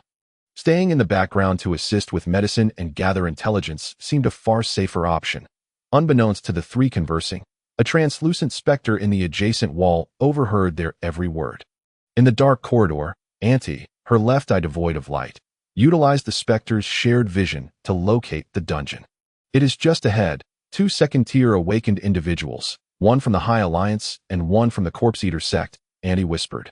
The Corpse Eater sect. Roman was taken aback by their involvement, having assumed it was solely the Blood Cup cult. However, given the mutual collusion of these two cults, the presence of the Corpse Eater sect was not surprising. Let us proceed. We must eliminate them. A hint of crimson flickered in Auntie's eyes, her face bearing a sickly expression. You have yet to confront the Blood Cup cult directly. Do not interfere. Leave it to me. Roman pondered this, deeming it unwise to involve his senior sisters. Yet Auntie shook her head. It is inevitable that we will clash with the Blood Cup cult sooner or later. You are the blood sacrifice, and they will not let you go easily. We must eliminate a few now to prevent them from perceiving us as easy prey. Besides, the fewer enemies we have, the better. This was a side of Auntie Roman had never witnessed before. Were all his senior sisters afflicted with such a twisted mindset? Chapter 90, Bounty Hunter Luca. Under Annie's direction, the two swiftly approached the dungeon. The specter enveloped them, emanating a frigid aura that concealed their movements, rendering their actions silent. Annie's core ability appeared to stem from this specter, which took the form of a little girl. It could effortlessly pass through obstacles, possess, and attack both mental and spiritual entities, boasting terrifying abilities of rapid movement and recovery. Annie was a standard awakened individual, unlike Roman, whose purity was soaring as he barreled down the path of physical enhancement. Frequently, Roman wondered if his fitness regimen had any bearing on his transformation. With the specter's concealment, they reached the dungeon entrance swiftly. In the nightmare task, over 700 individuals had already been healed. This translated to more than 7,000 points of learning value accrued, making the goal of healing 1,000 individuals an attainable reality. However, the fourth condition of the nightmare task required the complete eradication of the plague spread. A special book and a title awaited as rewards, certainly not something to be relinquished. Roman had been contemplating how to entirely eliminate the plague when the opportunity arrived sooner than expected. If they could eradicate the source, the complete solution would soon follow. During their time lingering at the dungeon's entrance, Roman had discreetly disseminated 7 types of poison within, each a carefully crafted treasure of his. The poison had no effect, and he suddenly remarked. Roman realized that his senior sister had also been poisoning the area, albeit with far superior technique, using the specter to infiltrate and deliver the toxins, a truly invisible method of assassination. The versatility of the specter was astounding. He resolved to acquire one for himself when the opportunity arose. Since the poison is ineffective, let us proceed directly. I will utilize my ability to pass through walls for a stealthy attack. Adapt as necessary, Auntie declared, her body becoming semi-transparent as the specter merged with her, becoming indistinct. In an instant, she vanished into thin AS. This was Roman's first experience fighting alongside other awakened individuals. He struggled to adjust to this new combat style. Witnessing Auntie's disappearance, he hesitated not a moment longer. Adapt. Then, Roman unleashed a powerful punch, shattering the wooden door into countless splinters. However, following the attack, a surge of spiritual energy erupted from the door. There is a spiritual energy trap on the door. Roman's brow furrowed as he gazed into the expansive dungeon hall behind the door. Quickly realizing he had been teleported away, the door had been rigged with a teleportation array. Opening it incorrectly triggered the array, sending him to another location. The farther the teleportation, the greater the energy consumption. So Roman found himself in a branching passage of the dungeon rather than being expelled from the underground tunnel. Upon descending, they had encountered 8 branching paths. Who could ascertain if those paths held further branches? Such a nesting doll scenario was not beyond the realm of possibility that he needed to hasten back. Otherwise, Auntie would be in peril. Inside the dungeon, Auntie gripped a poisoned dagger, her half-visible form confronting 3 individuals. Myron's expression was exceedingly grim. Although his vision was impaired, he sensed that something was amiss. He had discreetly released several messenger bugs, yet none had returned after leaving the dungeon. A sense of crisis rapidly spread within him. He had known he should not have ventured out today. Luca was the first to react, roaring as he charged forward, hurling an oval bag from his waist, which exploded into a mass of muck upon hitting the ground. The sludge spread at Annie's feet, rapidly softening the ground. Clumps of black mire emerged beneath her, attempting to ensnare her in place. Annie furrowed her brow, retreating from the contaminated area, her body swiftly melding into the wall. To the right, Myron pointed toward the adjacent wall. Luca followed his gaze and spat out a fireball the size of a basin, crashing against the wall and igniting flames. The bricks were scorched black, forcing Auntie to abandon her stealth. She cast a glance at Luca. A bounty hunter system. It is indeed rare to encounter such awakened individuals within the Corpse Eater sect. However, at only second tier, how much of the bounty system's capabilities can you truly wield? Killing you will suffice. Lucas sneered, tossing a coin into the AIR.I in an instant. Auntie felt herself locked by a strange force. Bounty ability? Auntie narrowed her eyes. Once the bounty was activated, her specter form became less effective. Bounty hunters could target bounty objectives. They were not mere fodder. It seemed Dorothy had indeed chosen her target wisely. Scatter. Auntie dissolved into a cloud of smoke, drifting through the AIR.AT that moment. Luca drew a double-barreled pistol from his waist and pulled the trigger. Bang! The shot echoed, scattering pellets in all directions. The energized projectiles pierced through the smoke formed by Auntie, yet failed to inflict any harm upon her. Diane Myron's hand dangled a silver pocket watch, infused with psychic energy, and suddenly, a multitude of grotesque illusions manifested before Auntie. Archibald, who had remained inactive until now, opened his mouth and expelled a mass of highly corrosive black liquid, which emitted a hissing sound. Under the combined assault of the three, Annie had no choice but to transform into smoke and swiftly drift away, reconstituting herself before the door. With an expressionless glance to the side, she remarked, a cleverly devised teleportation array. A moment's negligence could lead to being whisked away. Is this the bounty hunter's trap ability? You seem overly confident. Do you truly believe you can escape from here? Lucas retorted, unleashing a larger fireball that collided with the wall, flames raging incessantly and preventing Auntie from phasing through. After expelling the fireball, he charged forward, drawing a silver sword from his left hip while producing a small porcelain vial from which he poured a black liquid to coat the blade. Having completed this in a flash, Lucas smirked coldly. Though I know not your origins, you shall meet your end here. Daring to come alone. Do you think yourself some grand figure? Yet, as he finished speaking, the adjacent wall suddenly exploded, countless fragments scattering, and a massive rock crashed down upon Lucas's back, causing him to stagger.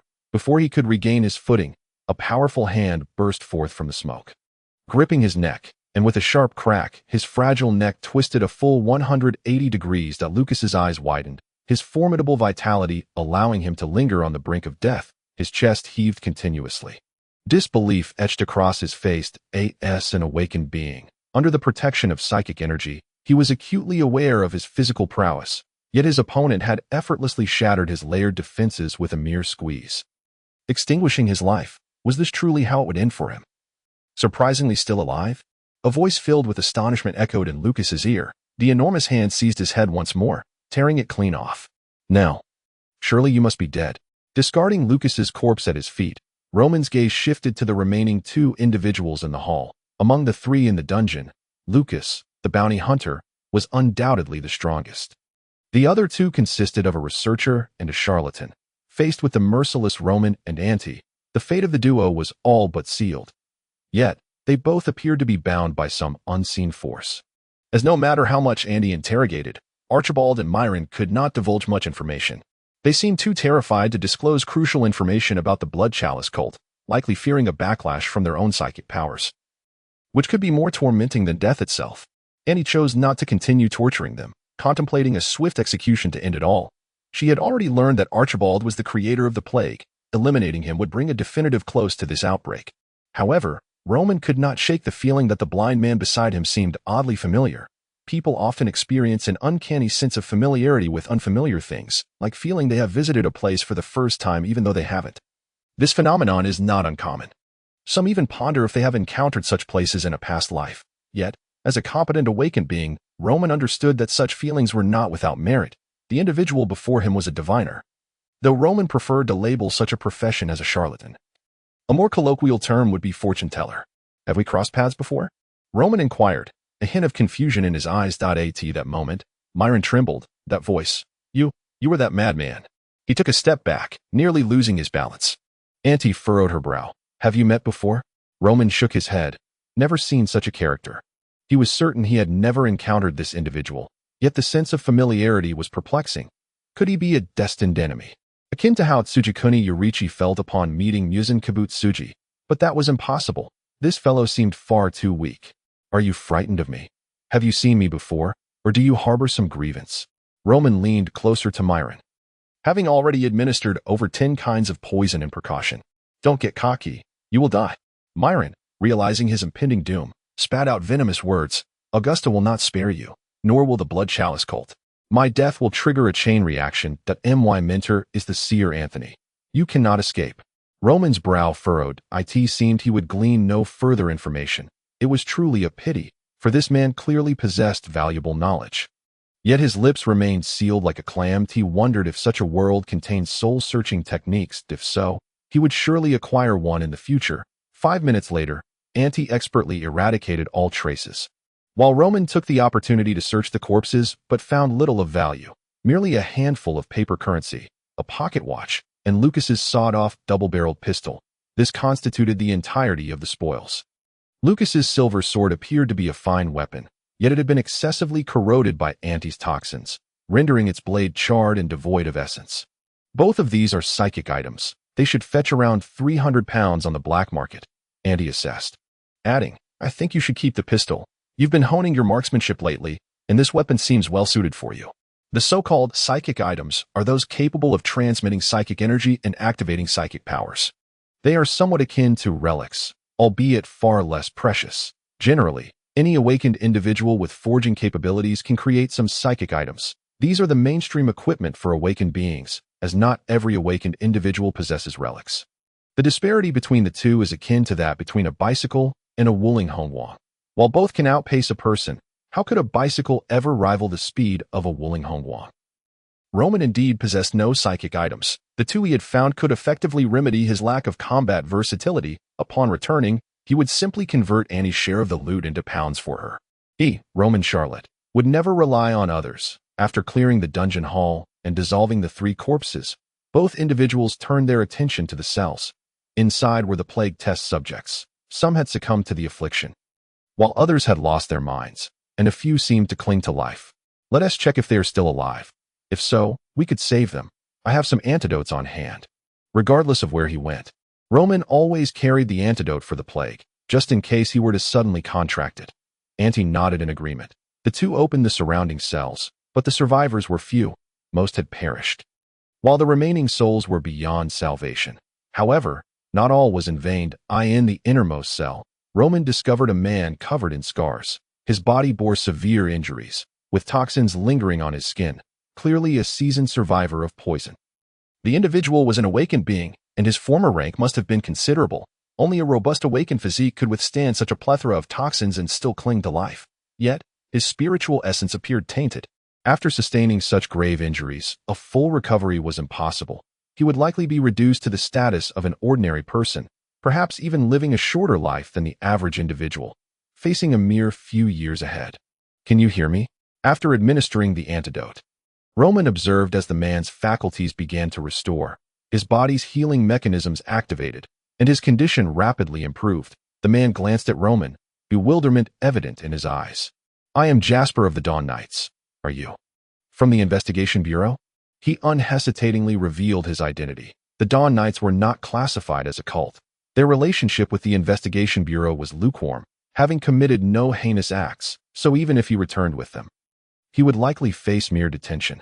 Furthermore, he was now devoid of all psychic energy, having been reduced to an ordinary man. The Investigation Bureau would not mistreat him. The Dawn Knights, you say? I am not part of the Investigation Bureau, but I do have a friend who is acquainted with you. Do you know Elise? Roman was taken aback to discover such an unexpected lead. Upon hearing Elise's name, Jasper's confusion began to fade. Do you know where Elise is? Roman shook his head. Jasper continued. Could you provide me with a place to stay? I need time to recuperate. This fellow seemed quite familiar, did he not? Was he attempting to climb the ranks? Roman sat firmly in the dungeon. I can. But first, we need to discuss terms. I rescue you, then provide the antidote, and help you find a place to stay. After an intense negotiation, 5 minutes later, Roman emerged from the dungeon, satisfied, carrying Jasper with him.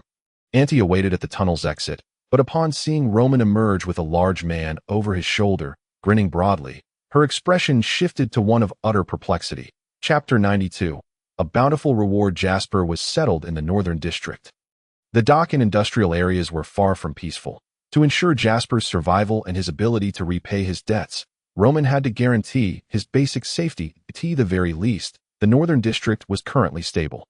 and he considered it a sufficient act of kindness. From Jasper, Roman gleaned further information.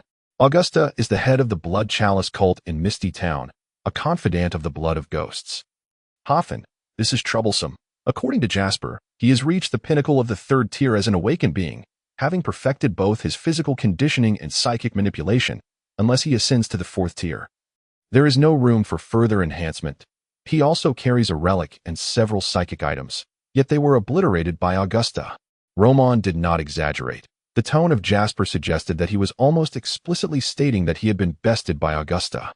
Throughout the entire battle, he scarcely retaliated, merely engaging in passive defense to buy time. Although Augusta was also a third tier, there exists a disparity even among those of the same tier. Roman pondered in his mind. His current strength was insufficient.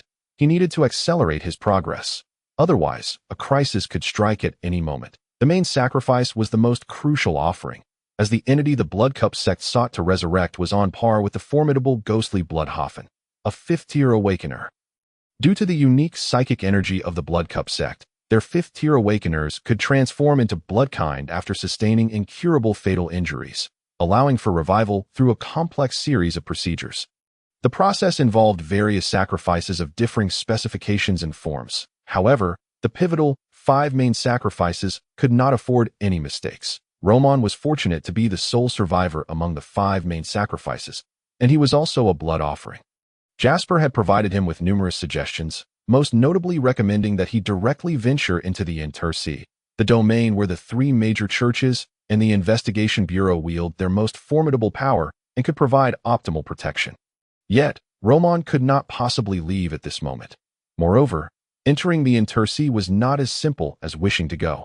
After ensuring Jasper was settled, Roman returned to the apothecary. The outcome of this trial had been quite favorable. He had gleaned that few awakeners relied solely on physical combat.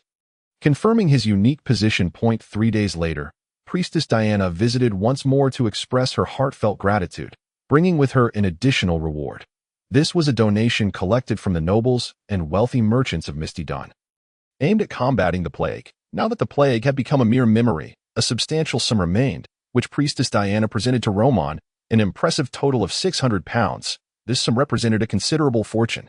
If Roman chose to squander it and live a leisurely life, it would sustain him for quite some time that he need not worry about financial troubles in the near future. Diana's arrival also signified that the plague had been thoroughly cured. Yet, what weighed most heavily on Roman's mind was his nightmare task. The initial nightmare task was not particularly daunting. The primary challenge lay in enduring 3 instances of knowledge infusion. As long as one did not succumb to madness, success was attainable. Subsequently, he would need to eliminate the plague's creator. Of course, Roman's collaboration with the Healing Church had facilitated such favorable results. Otherwise, convincing others of his antidote would have required considerable effort. In his room, Roman's consciousness plunged into the ancient god's library. On the task panel, the 4 rewards for the nightmare task had all been checked off. Nightmare task completed. Reward obtained. 15,600 learning points. Reward 2. 3 points in strength, 2 points in stamina, 2 points in spirit. Reward 3. Unlock special skill, power learning. Reward 4. Unlock title, Plague Doctor. Receive special book, Insights of the Healing God. The rewards for the task were exceedingly generous, from the value of the learning points. It could be inferred that his antidote had saved 1,560 individuals, far exceeding his expectations, as he had initially believed the number to be just over 1,000. This was merely the early stage of the plague. Beneath the learning points reward lay the attribute rewards. During this period, Roman had discerned the specific effects of the attribute values granted by the ancient god's library: strength, stamina, spirit, agility. He had thus far only enhanced these 4 attributes and was unaware if others existed. Each point in an attribute provided a boost to his physique. A sudden increase of 7 points was no small advantage for Roman at present. He quickly glanced over the first 2 rewards and focused his attention on the third. His only existing special skill was speed reading, which he had mastered to its maximum level, LV5. Its effect was remarkably potent. He could memorize ordinary text with a mere glance and retain that knowledge for an extended period. What, then, was the effect of this new skill? Roman concentrated on power learning, and information unfurled before him. Power learning, LV1. one that you can learn and comprehend knowledge that transcends human limitations, and you are exempt from the costs of learning. The higher the level, the greater the success rate and the exemption capacity that A.S. Roman's thoughts shifted to this skill. An image materialized, a scene of him in the healing church's apothecary, engaged in the process of concocting the antidote. However, from this observational perspective, Roman noticed that his expression at that time was one of extreme agony, constantly enduring the torment brought about by lost knowledge. Next comes the title of Plague Doctor, along with that special book. Roman glanced at the title section, where two bold black characters appeared. Plague Doctor. Title: Plague Doctor. Title: Ability: instantly heal all bodily injuries, restoring to peak condition for 1 hour. After 1 hour, the body will endure 50 of the inflicted damage. Usable once every 24 hours. Note: you are the doctor that the plague cannot defeat. This ability implies that he can resurrect to full health when gravely injured and on the brink of death. Even if the injuries resurface an hour later, they will only manifest at half effect. Clearly, the Plague Doctor's ability is extraordinarily practical, if not downright overpowered, effectively granting him an additional life in many situations. The rewards for the nightmare task are indeed impressive, Roman mused. Picking up the final book with a green cover, Insights of the Healing God. This was the special book denoted by the library, a guaranteed masterpiece. However, in his current haste, he had no time to peruse it. Such a tome was best savored in solitude during the evening. Time was limited. With over 10,000 learning points at his disposal, Roman naturally entertained other thoughts. The remaining facilities in the library, such as the vending machine in the reading room, required special materials for construction. Learning points alone would not suffice. However, the borrowing station he had already established could indeed be upgraded with learning points. Upgrading the station from level 1 to level 2 required 5,000 learning points. With over 20,000 in hand, this expenditure posed no dilemma. The 5,000 points vanished in the blink of an eye. And the wooden borrowing station in the library corner suddenly transformed into an exquisite piece of craftsmanship. Borrowing station. Level: LV2. Books allowed: 1-2. Current number of borrowers: 1-2. Leveling up to 2 was sufficient for now. Further upgrades would necessitate 10,000 learning points, which Roman did not possess in terms of available books. Ordinary text would yield no effect when placed inside, and tomes such as Witchcraft and Psychic Energy or Manual of the Flesh-Eating Cult would only bring harm, thus making it utterly inadvisable. However, Roman now had a new option: Insights of the Healing God. After placing the book properly, his spiritual entity swiftly exited the ancient god's library. Roman reflected on his current abilities: Pharmacological Mastery, Rock Solid, Spirit Vision, Mental Whale, Rock Serpent Scale Armor, Instant Kill, Poison Erasure. In total, he possessed 7 abilities. His spiritual essence had 8 slots, 3 in the body, 5 in the right arm. Only the last slot in his right arm remained unfilled. However, regarding the clues about the rose-red python, Roman had inquired with Agilio, as well as with Anti and Dorothy, but had gleaned no fruitful information. Wait, why has my spiritual entity changed? While inspecting his abilities, Roman noticed a peculiar transformation in his spiritual essence. At the center of this essence sat a golden Buddha, eyes closed, representing the Buddha image he had previously meditated upon. He was an atheist, initially unaware of the depths of witchcraft, which had led him to send the Buddha on an exploratory mission. The object of meditation was entirely the creation of the meditator, a fabrication of the mind. Yet now, this Buddha's visage had morphed to mirror his own. Had he become a Buddha? Furthermore, the patterns on his right arm, previously marred by the corrosion of the old ones, had grown denser, seemingly on the verge of forming a specific design. On both these matters, Roman casually sought insight from Anti during lunch. This is a normal occurrence. Whether it's the meditation object resembling your appearance or the changes in your spiritual essence, both signify positive developments, indicating a deeper mastery over psychic energy. Your foundational method is meditation. Should you be fortunate enough to reach the 5th tier, your meditative object may undergo even more remarkable transformations, serving as a significant boon. This is merely hearsay, and I cannot ascertain what the changes might entail. After all, 5th tier awakeners are still a distant aspiration. By the way, do you have any friends in Misty Dun? You should bid them farewell in the coming days, as we may need to leave the Intercy next week. Anti's words revealed a rare sentiment of reluctance. Having lived in Misty Dun for several years, she had gradually become accustomed to this stable life. and the prospect of suddenly departing surely tugged at her heartstrings. Are we really leaving? Has the army of the Gorse Empire been defeated at the front? Roman raised the bowl of food in his hand. His current appetite had swelled to consume 4 to 5 times his previous intake. As his physical strength increased, so too did his energy demands. Roman could only replenish his energy through copious amounts of food, becoming a veritable glutton. No, the war over there will not conclude so swiftly. However, the Blood Cup sect and the flesh-eating cult have deployed extensive manpower here. They undoubtedly have significant plans, and it has become unsuitable for us to remain. Although we are unafraid, there is no necessity for us to remain any longer, and the teacher has also instructed us to head to Jinhai, explained Anti.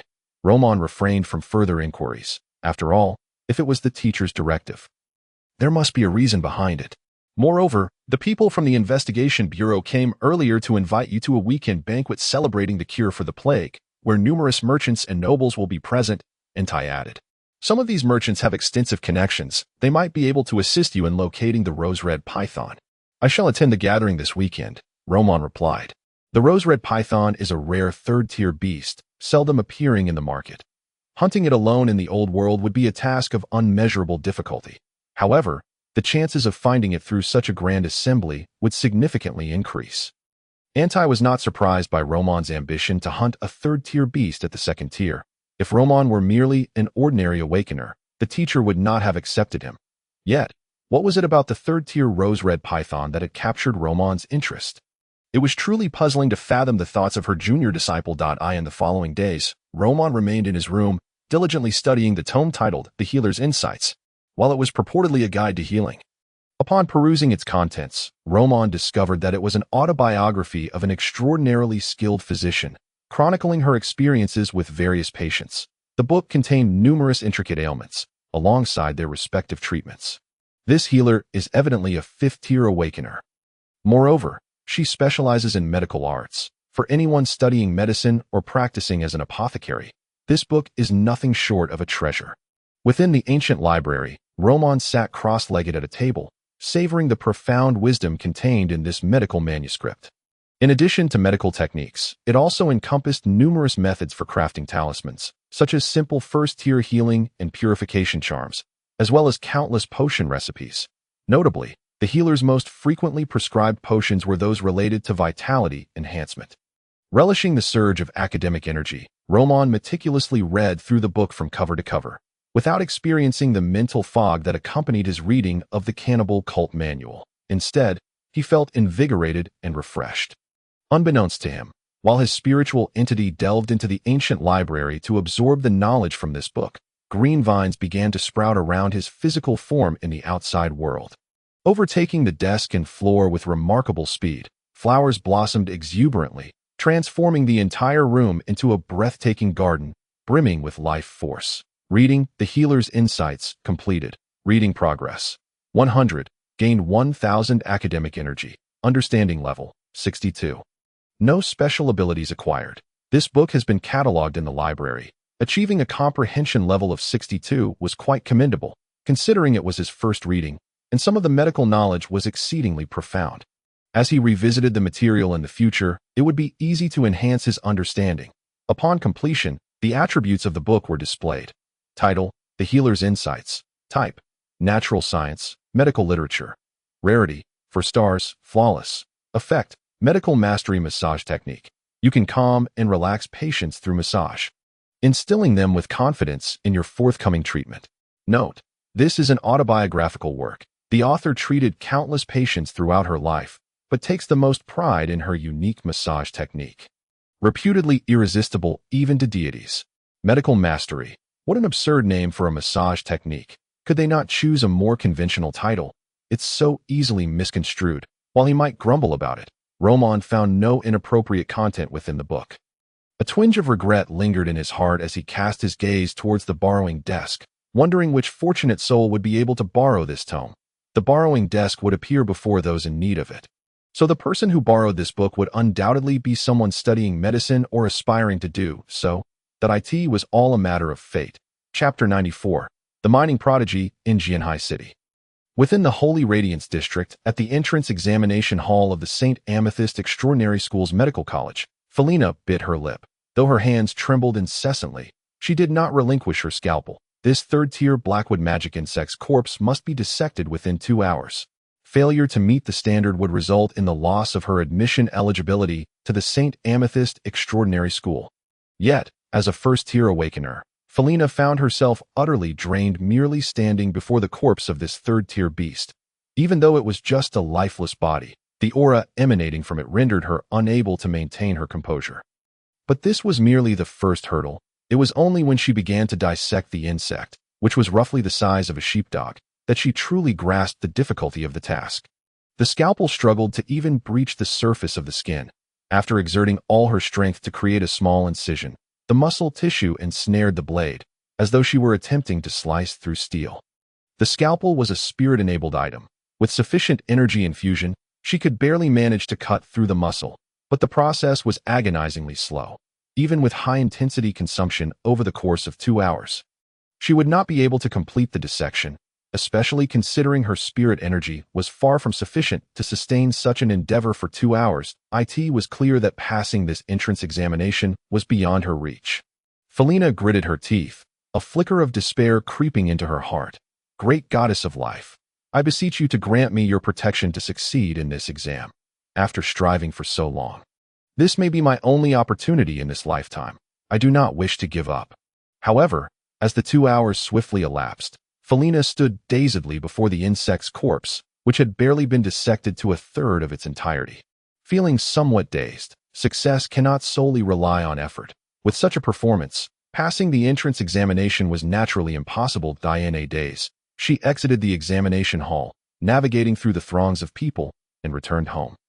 Felina's father operated 3 distilleries and 2 cigarette factories, making him a local magnate. Their financial stability was the only reason Felina could pursue her medical studies. Upon returning to the villa, her mother, Isla, was about to inquire about her exam results, but upon seeing her daughter's vacant expression, she could surmise the gist of it. After exchanging a brief greeting with her mother, Felina locked her room. Gazing at the collection of medical books on her desk, she longed to weep. Without admission to the St. Amethyst Academy, her dreams of pursuing medicine would be irrevocably dashed. Her aspiration to become an extraordinary doctor was ignited by the memory of her grandfather, who succumbed to a dreadful illness during her childhood. At his funeral, the entire family wept inconsolably. That image remained etched in her mind forever. From that moment on, she vowed to become the most exceptional doctor. Yet, after so many years of effort, it all seemed in vain. Dejected, Felina rested her head on the desk and sobbed for a time, only to suddenly notice a peculiar item in the corner of her room. It was a wooden pedestal, half her height, upon which rested a thick, green-covered book. Under normal circumstances, she would have likely screamed in fright. Yet, perhaps due to her melancholic state or the aftermath of her sobbing, she found herself unable to flee her room immediately. Instead, she was drawn to the inscription on the front of the pedestal. Do you wish to change the course of your life? Do you seek to understand the meaning of existence? Do you yearn to truly live? Then take this book. For a moment, Felina forgot her tears. What was this? Compelled by an inexplicable force, she approached the borrowing desk. The autobiography of Ganaza. Felina's elegant brows furrowed slightly. She felt as though she had encountered the name Ganaza before. A flash of recognition illuminated her mind as she hurried to her desk, rummaging through her collection of medical books until she unearthed one titled, A History of the Church of Life. Every aspiring medical practitioner must confront the Church of Life. And the most convenient way to understand it was to purchase the Church's own historically published book at a steep price. As a medical student and a faithful devotee of the Goddess of Life, Felina naturally possessed this volume. Not only did she have the book, but she also never overlooked any publications, periodicals, or memorabilia released by the Church of Life. Buy with fervor. What was money, after all? Not only did she buy for herself, but she also frequently encouraged her friends and acquaintances to make purchases. She was the Church of Life's most ardent supporter. Found it. Ganaza, the cardinal of the Church of Life, who defected 50 years ago and instigated a brutal war against the Church of Life in the Western continent, resulting in countless deaths among its members, ultimately leading to her own demise. Since then, the Church of Life has retreated from the Western continent. Felina's face was a picture of shock. Was this the autobiography of Ganaza? Hadn't she been killed? Why had such a book suddenly appeared in her room?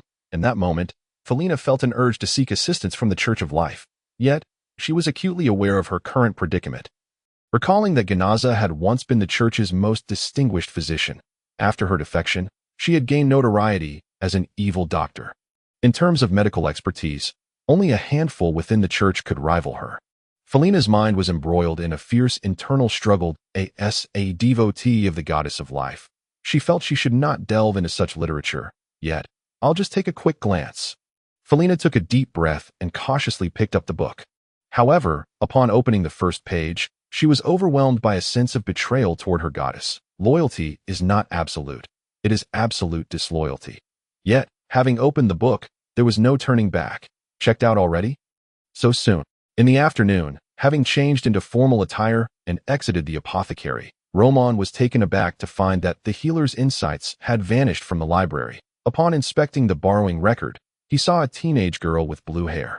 Dressed in meticulously tailored attire, immaculate and tidy, he appeared markedly distinct from the cheap garments that weighed scarcely a pound. It seemed that this book borrower possessed considerable financial means, as the books were lent out. The corresponding information about the borrower surfaced in my mind. Felina, a devotee of the goddess of life. No wonder she was so excited earlier. She is indeed a follower of the goddess of life, Roman remarked with a contented smile. Reminiscent of a seasoned farmer, the Church of Life boasts many skilled physicians.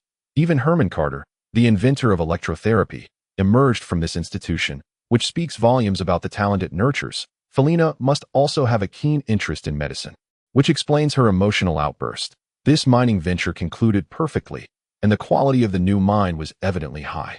Blue hair, I implore you to assist me in my cultivation. Felina's new mine could surely enhance her medical skills. As long as she learns, the two of them would be bound together in mutual growth, a true win-win situation. With a light heart, Roman called to the passing steam coachman. To Picard Manor, please. Thank you. Certainly. Sir. Once settled upon the plush cushions, the coachman swiftly activated the steam engine, engaging the gears as the three wheels rolled forward. The banquet to which the Bureau of Investigation had invited him was to be held at Picard Manor, where he would attend as a special envoy of the Bureau. In truth, this gathering was co-hosted by Count Picard and the Church of Healing, and it was the priestess Diana who had extended the invitation to Roman. However, it was deemed inappropriate for the church to appear as the organizer of such a social event, hence the invitation was relayed through the Bureau. As for Roman's identity as the creator of the plague antidote, Priestess Diana kept that information under wraps. This banquet has drawn numerous prominent merchants and nobles. It seems the Church of Healing is seeking further donations, considering the substantial expenses incurred in combating the plague, Roman surmised regarding the purpose of the gathering. Chapter 95. The banquet. Picard Manor is situated at the heart of Wuduan City. Count Picard, a traditional land aristocrat, holds significant influence in Wuduan and is a leading figure within the upper echelons of society.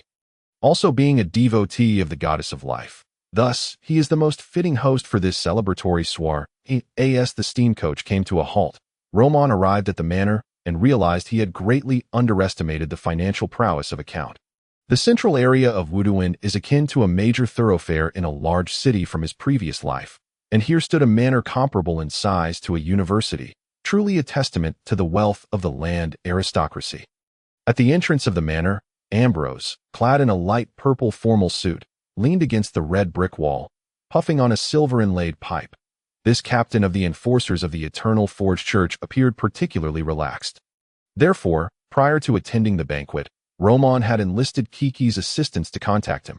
Knowing that the outside world was currently fraught with danger, Sister Dorothy had mentioned that remaining within the apothecary was entirely safe.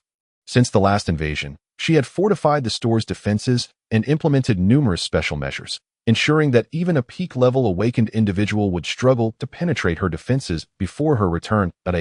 For who was stronger between Dorothy and Augusta? That remained a mystery. Roman leaned more towards Sister Dorothy, as she was one of his own. Moreover, Auntie had revealed that Dorothy operated within the witch's power system, which is considered a superior capability within the vast array of abilities possessed by third-tier awakened individuals. Indeed, ability systems can vary in quality, and they are pivotal in determining the strength of third-tier awakeners. The more formidable the ability system, the greater the number of spiritual slots required, and the more challenging it becomes to assemble them. Thus, within the confines of the apothecary where Sister Dorothy could return at any time, Roman felt utterly secure. However, once outside, the situation changed dramatically. Who could say whether the Blood Cup cult had diviners or seers among their ranks? Capable of predicting his whereabouts, for safety's sake, he had invited Ambrose along, who readily agreed. Based on their reactions, it seemed that these two might even be plotting to use him as bait to lure out the Blood Cup cult. Long time no see. Mr. Roman, I am genuinely pleased to see you alive and well. Ambrose extinguished his pipe, a smile gracing his face. Roman, hearing these words, found himself momentarily uncertain whether Ambrose was genuinely pleased or subtly mocking him. Some individuals possess an inexplicable talent for inciting a desire to reprimand them. What are you wearing? Upon approaching, Roman caught a whiff of the cologne Ambrose had applied. How flamboyant. Ha ha, it seems you lack experience. You must know that at such banquets, many noble ladies and young maidens are present. If you engage them in enjoyable conversation, who knows what might blossom, perhaps even overnight exchanges. Ambrose wore the expression of a seasoned veteran. Roman instantly understood. In his previous life, he had encountered many beautiful women and was quite familiar with various romantic pursuits, but he was more of a theorist, having only explored such matters online without ever having practical experience. After his transmigration, although both of his sisters were beautiful, they were still his sisters.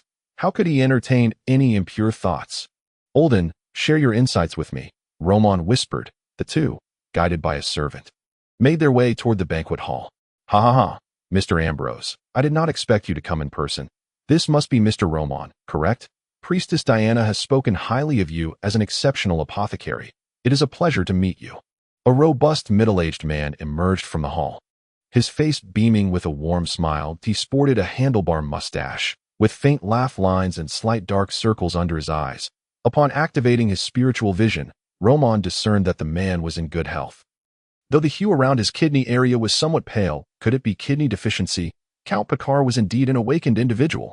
Although his spiritual energy fluctuations were subtle, they were nonetheless evident. It is a pleasure to meet you, Count Picard, Ambrose replied politely. Roman engaged in brief conversation with the esteemed Count, discovering that he appeared significantly younger than anticipated, being merely in his 30s. Clearly one of those individuals who had matured rather quickly. After welcoming the two, Count Picard turned to attend to other matters. The organizer of the banquet. He had many guests to greet and arrange, and such gatherings serve as prime opportunities for cultivating relationships and discussing various matters among the nobility. Feel free to wander. I just spotted an old acquaintance and will go chat with her.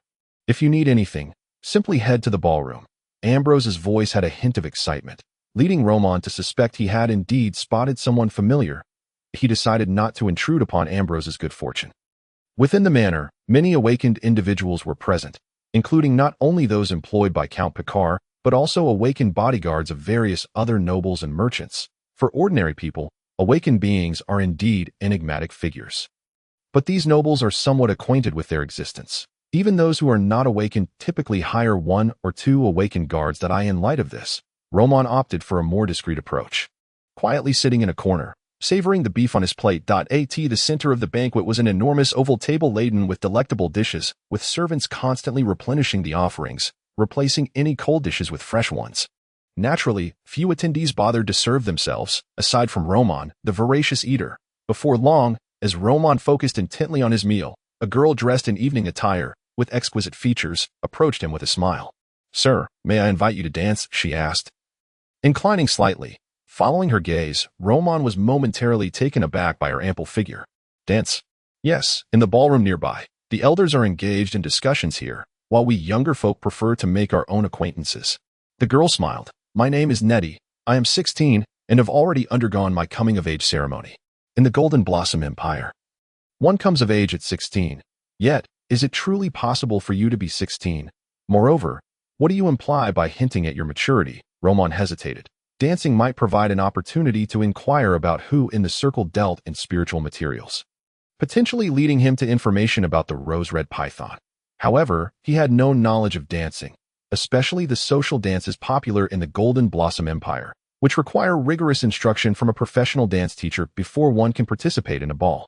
Failing to adhere to the proper etiquette, such as stepping on a lady's foot or touching where one ought not, would be exceedingly disrespectful. Just as Roman pondered whether to accept the invitation, An unexpected ally came to his rescue, his long-lost fellow patient, Adderley. Chapter 96. Fellow patient Wuduin is vast, a city with a population exceeding 1 million, sprawling over a considerable area, making it likely that two individuals could go a lifetime without encountering each other. Yet, Wuduin is also small enough that Roman encountered his fellow patient once again. Could it be that proxies attract one another? Nettie, you arrived late. He is my friend, Adderley declared as she settled beside Roman. Resembling a young leopard asserting her territory against intruders, the well-developed girl recognized Adderley and, aware of her temperament, promptly huffed in disappointment and turned to leave. Having dispatched the rival, Adderley comfortably linked her arm with Roman's. I never imagined I would find you here. Mr. Roman. Indeed, it's quite a coincidence. You seem to be doing well lately, Roman replied with a smile. Adderley's demeanor contrasted starkly with her previous state at the asylum. Not only has she transformed into a person brimming with enthusiasm and cheerfulness, but a confident smile now adorns her face. Roman surmised that Adderley's previous struggles with mental illness could very well stem from the influence of Sir Bello's mistress. Adderley's mother passed away at a tender age, and the mistress essentially assumed the role of her stepmother. Under prolonged covert abuse, it would be astonishing if she did not develop mental health issues. All of this was divulged to him by Iris. Sir Bello has never remarried. However, he has had numerous lovers, leaving Roman perplexed about this man's intentions, seeking to uphold a reputation for fidelity while simultaneously indulging in his desires. Nevertheless, he treats Adderley with a modicum of kindness. Roman, I must share something with you, Adderley said, sipping a glass of fruit wine. Her cheeks slightly flushed. Roman swiftly took the glass from her hand, preventing her from continuing to drink. Though the fruit wine is low in alcohol, excess consumption could still lead to inebriation. What is it? Speak. I am listening, he replied, contemplating whether to ask Adderley for information regarding the rose-red python. My father has been acting strangely of late. It appears he has quietly taken on a mistress, Adderley whispered, lowering her voice. Upon hearing this, Roman immediately responded, Isn't that rather ordinary? What is so unusual about it? Your father has had several mistresses in the past. Adderley shook her head, her small face grave. No, this is different. She is living in the house. The previous mistresses never stayed long-term. Moreover, this woman is shrouded in mystery. To this day, I have yet to lay eyes on her. How could you be aware of her existence if you have never seen her? Roman suddenly recalled that Iris had mentioned Adderley possessed the talent to become an awakened one, yet she seemed not to have studied the foundational laws. This indicated that she might be akin to the young girl, Annie, whom Sister Dorothy accompanied, a natural bloodline awakened one. Is it merely your intuition? Do you sense the presence of a woman despite never having encountered her? Roman's first thought was that she might be Sir Bello's awakened bodyguard. However, he quickly dismissed this notion. No bodyguard would need to hide from Adderley, and she had previously stated she was acquainted with all the awakened in the manor. I have never seen her, but I know there is an additional woman in the household. Furthermore, my father has been behaving quite unusually lately, Adderley continued. For the next few minutes, Roman listened attentively as Adderley recounted her observations. The more he heard, the more he felt that something was amiss. Where is your father now? He inquired. He was just upstairs. There is a lounge there, and he mentioned feeling unwell and needing to rest alone, Adderley replied. Roman nodded and, without hesitation, made his way to the adjacent ballroom, where he found Ambrose dancing with a tall, sophisticated woman exuding a captivating charm. Their demeanor was exceedingly intimate, bordering on inappropriate. Ahem, I apologize for interrupting at such a moment, but I have a matter to discuss, Roman awkwardly called out to Ambrose. After stepping out of the ballroom and relaying Adderley's concerns, Ambrose's expression turned serious. This is indeed peculiar. Sir Bello is a traditional aristocrat. We should avoid alarming others for now and investigate the situation further. He briskly sought out Viscount Pecker, whispering a few words into the Viscount's ear, which also rendered the Viscount's demeanor solemn. Let us proceed, Ambrose said, returning to Roman's side. What did you discuss with the Viscount? I advised him to be prepared to evacuate the others if necessary, and to secure the premises. Now, let us see what is transpiring above, hopefully. It is nothing grave. By the way, what is your combat style? Ambrose did not inquire about Roman's abilities, for such secrets are held closely by every awakened one, and even knowledge of them would not prove particularly beneficial. The nuances of verbal description and direct experience are vastly different. Combat among awakened ones is exceedingly intricate, and having never fought alongside Roman, even knowing his capabilities would not facilitate cooperation. It might even lead to adverse consequences. The ability of members within the Enforcers team to work in tandem arises from years of rigorous training. I have only recently entered the second tier. I generally prefer close combat and possess few mystical techniques. However, I have been honing my marksmanship lately and possess an energy pistol, Roman replied. That energy pistol was a relic from the bounty hunter, Lucas. Ambrose nodded. Then act accordingly. If combat ensues, try to provide distant support with your firearm. My abilities are fire-related, so maintain a safe distance from me to avoid accidental harm. Roman nodded in agreement. Many awakened ones in the eternal furnace possessed powers associated with fire, while steam symbolizes the might of machinery and technology. The furnace embodies the primal, savage power of flame. It is through fire that humanity established a civilization amid the darkness and wilderness of the world. Upon reaching the second floor, they found themselves in a series of private lounges. As Roman and Ambrose passed by some of these lounges, they could even hear the faint sounds of labored breathing from within. Truly, these aristocrats know how to indulge. Placing the lounges on the second floor of the banquet hall must have been for their convenience. This is the place, Ambrose declared before the door to the leftmost lounge. He produced a glass shard the size of a fingernail from his possession and affixed it to the door. Yet, nothing seemed to transpire. Roman knew this must be a special energy artifact. Yet it appeared to be encountering difficulties. There is an energy barrier. We cannot see what is happening inside.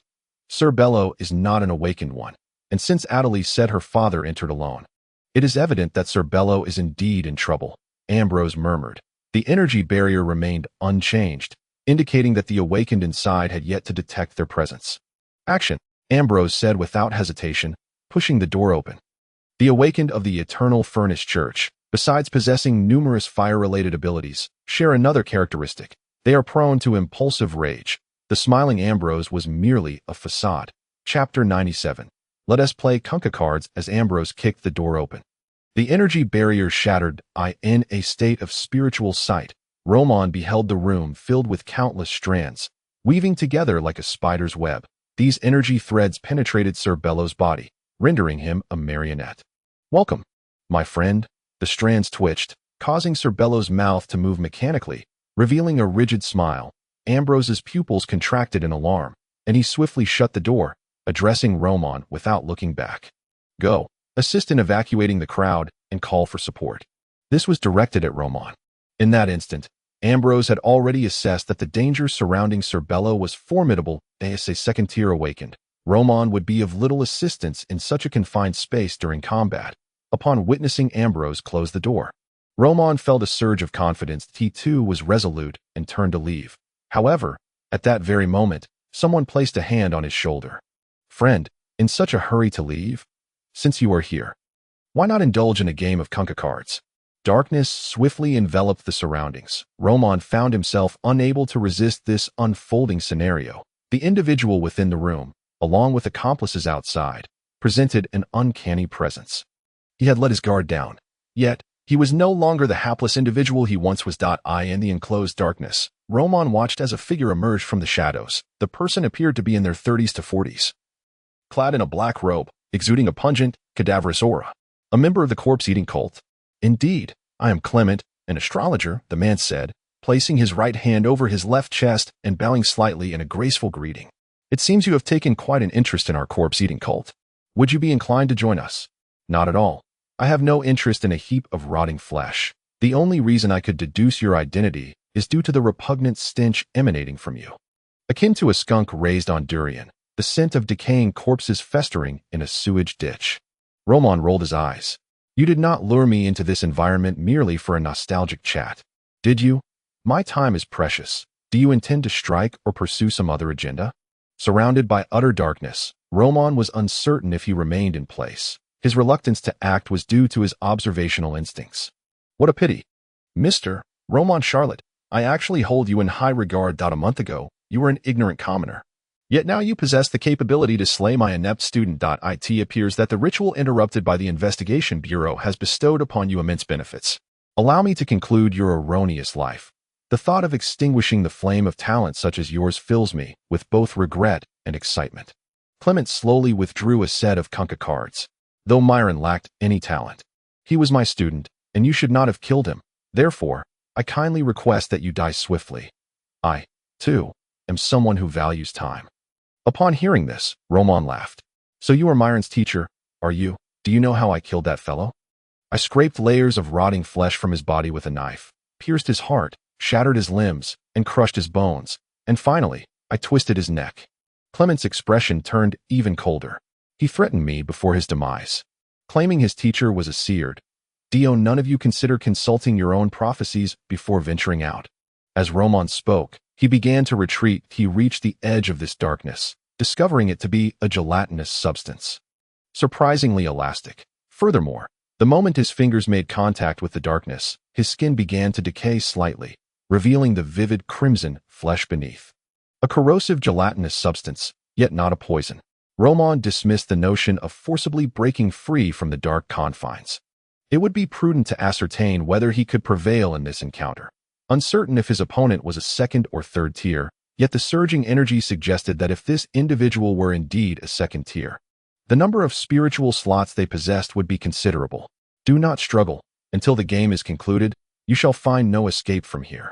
Clementi shuffled the Kunkka cards in his hands. It appears you do not possess a deck. I am fond of fair contests, hence I can provide you with a complimentary set. No need, Roman replied, observing Clementi's card shuffling with a sense of gravity. It was evident he was not jesting, but genuinely wished to engage him in a game of Kunkka. The maintenance of this environment evidently required a significant expenditure of spiritual energy. Roman felt no discomfort, as both poison and disease require time to manifest. It seemed the opportune moment had arrived. He extracted his own meticulously acquired deck from his pocket, filled with numerous forbidden cards. Since his last encounter with the peculiar Kunkka game in the Forbidden Zone, he had adopted the habit of carrying his deck to avoid unforeseen circumstances.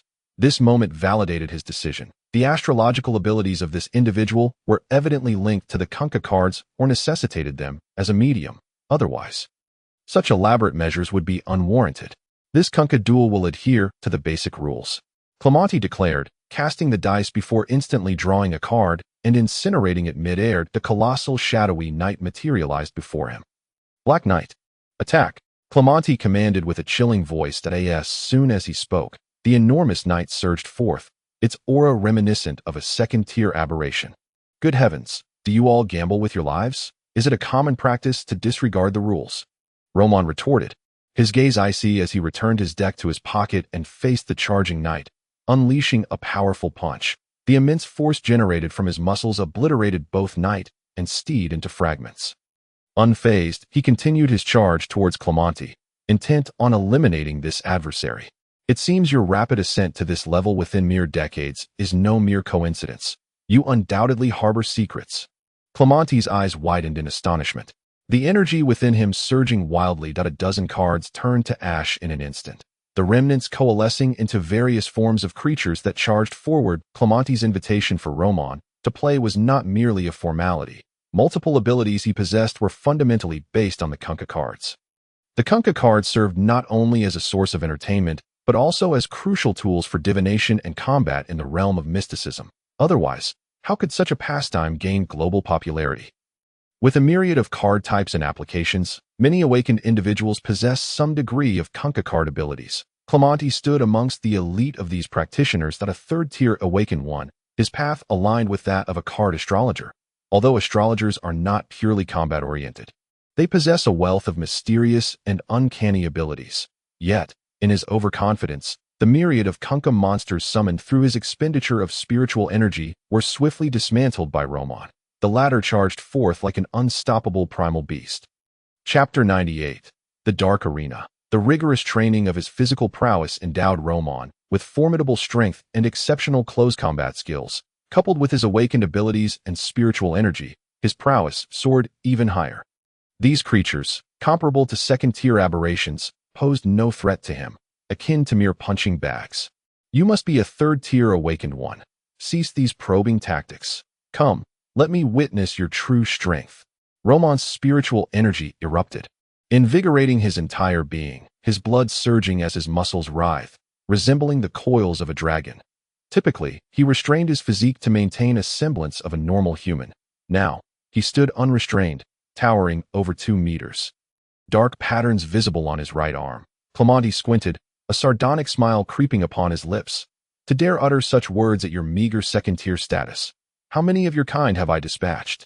He crushed his last card, summoning a monstrous entity with 6 heads and 8 arms, radiating a menacing aura. Each arm wielded a different weapon: dagger, sword, gun, staff. This is Anlura, a deity revered by a tribe within the High Alliance. It took me 5 years, utilizing the blood of my entire tribe, to forge this card. Prepare to meet your demise. Madness flickered in Clementi's eyes. An awakened individual must constantly maintain their composure, for losing one's rationality invites the insidious encroachment of the old ones. Indeed, even outside the realms of the old world, the presence of spiritual energy within one's body makes them susceptible to such corruption. However, the old world primarily affects the spiritual essence, leading cults such as the Ghoul cult and the Blood Cup cult, already teetering on the brink of madness, further down the path of insanity. Their actions often defy conventional reasoning, for cultists are inherently unstable. Clementi was consumed by profound rage. The encroaching darkness surrounding him emanated from a consumable relic, the Dark Arena. It could be invoked 5 times. He had already utilized it thrice. And tonight marked the 4th. The relic's effect was to ensnare 2 individuals within a sealed Dark Arena. Any attempt to escape would result in backlash from the arena itself. Only upon the expiration of the arena's duration or the demise of one participant could the other exit unscathed. Within this realm, he could impose a rule. The more outrageous the rule, the greater the expenditure of spiritual energy. For instance, declaring that one's opponent could not breathe within the arena could lead to suffocation before the opponent perished, leaving him drained and rendered a husk by the arena's own machinations. Conversely, enacting frivolous rules, such as prohibiting scratching or yawning within the arena, would yield no tactical advantage. Thus, he established a rule that all abilities, save for those pertaining to Kunkka cards, would be diminished to a degree within the arena. This rule did not overtly target either party. Although it consumed considerable spiritual energy, it remained within his acceptable limits. Rules are unyielding. Human beings are not. Under this stipulation, should his opponent refrain from employing Kunkka cards, their other awakened abilities would be weakened by 30%. This exemplifies the formidable nature of the Dark Arena. Deploying such a powerful relic at the outset underscored Clementi's regard for Roman. He was not as nonchalant as his words implied, preferring decisive action devoid of uncertainties. Yet, even under such debilitating conditions, a mere second-tier awakened individual had managed to obliterate over a dozen of his card spirits. At this juncture, Clementi summoned forth his ultimate trump card, and lured as the 6-headed, 8-armed monstrosity emerged. It charged with an unrivaled ferocity towards Roman, whose imposing form was dwarfed in comparison. Clementi's face contorted with madness. Yet, he continued to muster the remaining spiritual energy within, preparing for a final strike against Roman. Suddenly, he began to tremble. The energy he had gathered began to dissipate. Poisoned. When did this happen? What kind of toxin is this? He was taken aback, and Lura had already launched its assault, all 8 arms swinging, each weapon unleashing horrific lethality. Clementi had no time to address the toxin. His focus laser-focused on the fray. He could sense Roman's spiritual energy waning rapidly, life flickering like a candle in the wind, on the brink of extinguishment. And Lura was more fearsome than the average 3rd-tier aberration. A mere 2nd-tier awakened individual stood no chance against it. Cough, cough. As Clementi pondered this, he suddenly coughed up a torrent of blood, his heart ablaze with agony, as if a lump of burning coal resided within. In addition to the poison, an unknown affliction has emerged in my cardiac region, and its severity is alarming. Is this the result of that individual's abilities? A close combat awakened one possessing such powers. Clementi's mind raced with urgency. However, Enlura's assault persisted. He dared not recall it haphazardly, for should his opponent remain alive, it would spell trouble.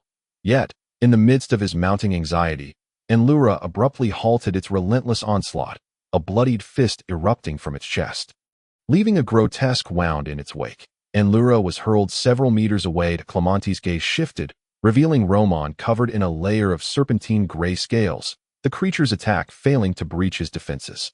If this is your full might, then it is truly feeble. A 3rd-tier awakened one. You are merely a pretender. Roman advanced, his immense figure towering over Clemente, as Anlura was obliterated with a single punch to its 6 heads before Clemente could evade. Another punch connected with his skull. The impact was akin to shattering a watermelon. Clemente's headless form collapsed to the ground, rapidly transforming into a diminutive puppet. As he fled, Roman clenched his fists, gazing intently at the shattered figure on the ground. His brow furrowed. However, Clement had been struck by his poison, and under the influence of his plague doctor ability, he was undoubtedly severely injured at this moment.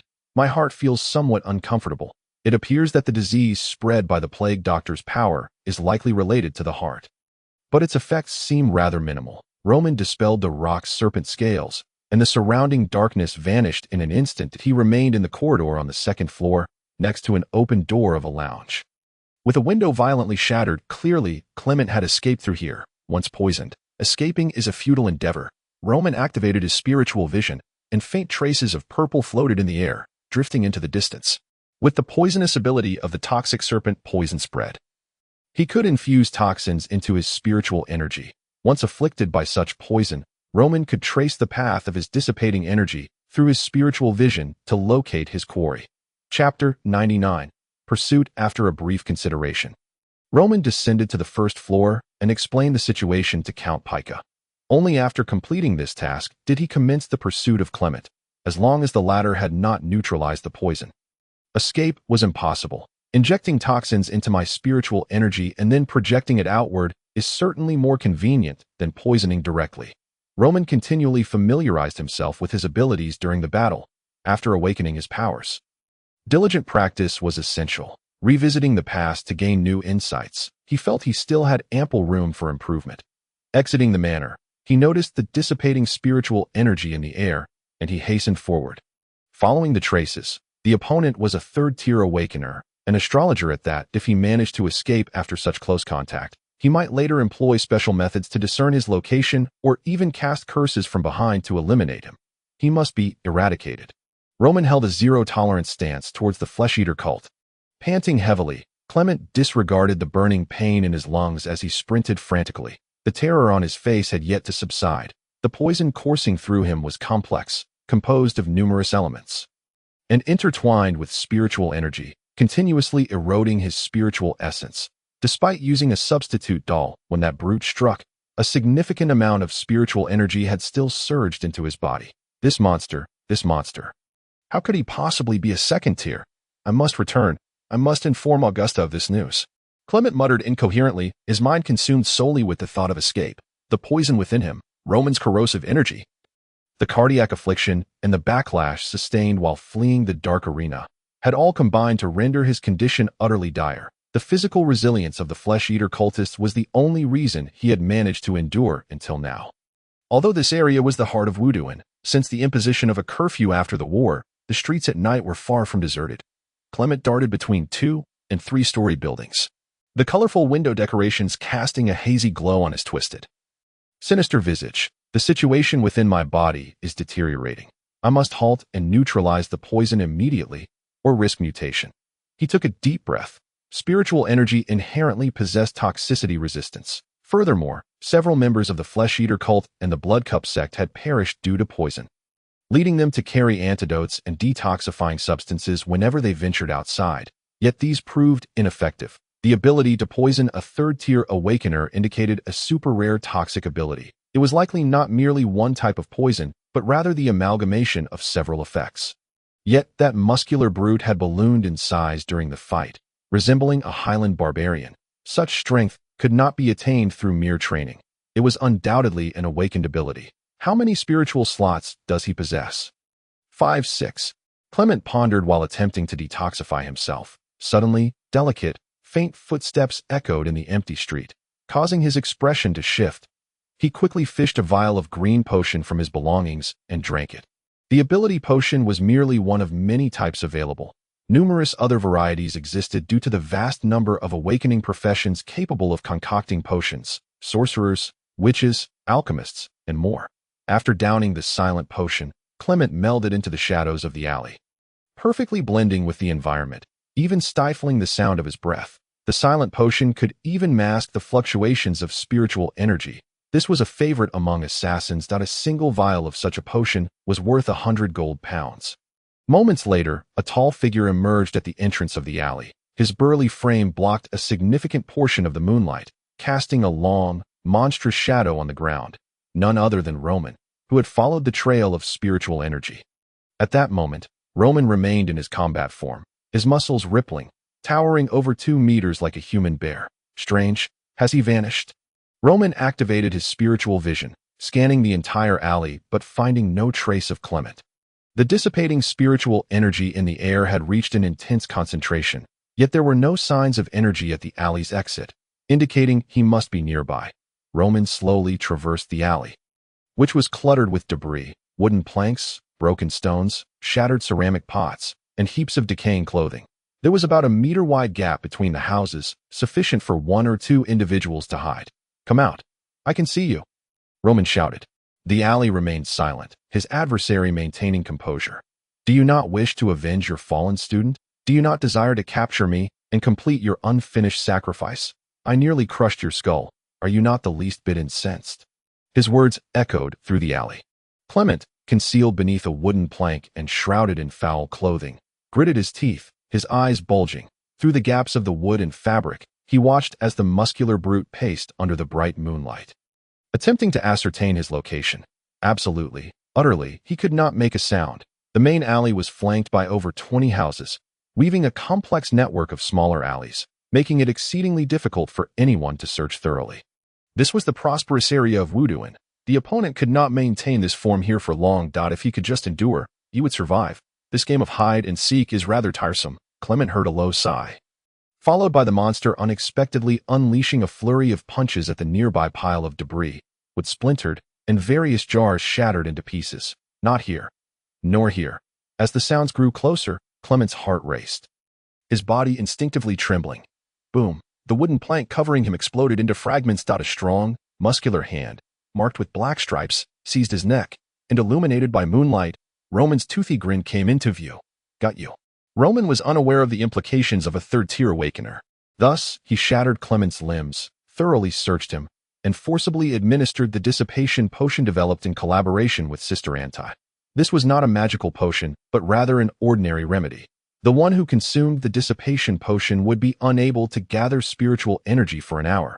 Without spiritual energy, an awakener was scarcely superior to an ordinary person. After completing these tasks, he planted 6 different toxins within Clement's body, kindly suppressing his injuries to prevent any sudden mutations. Such measures ensured absolute safety. Becoming a third-tier awakener is no easy feat. Is it? If you divulge what I wish to know, I shall spare your life. Roman found a shard of stone to sit upon, awaiting his response. Chapter 100. Reward. To be frank, these cultists were deranged. Roman had expected them to be fearless warriors, requiring significant effort to extract information from them. However, this particular one, lacking in fortitude, was likely terrified into submission, promptly revealing. A companion in the manor is named Delidice. She is also a third-tier awakener and has completed her training within the puppeteer system. She intends to manipulate the nobility to facilitate the final sacrifice. Meanwhile, the Blood Cup sect is also searching for your whereabouts. Additionally, they are operating a nest, seemingly with ulterior motives. However, the Flesh-Eater cult is only assisting and remains unaware of the main plan. My level is insufficient, and my time with them has been too brief.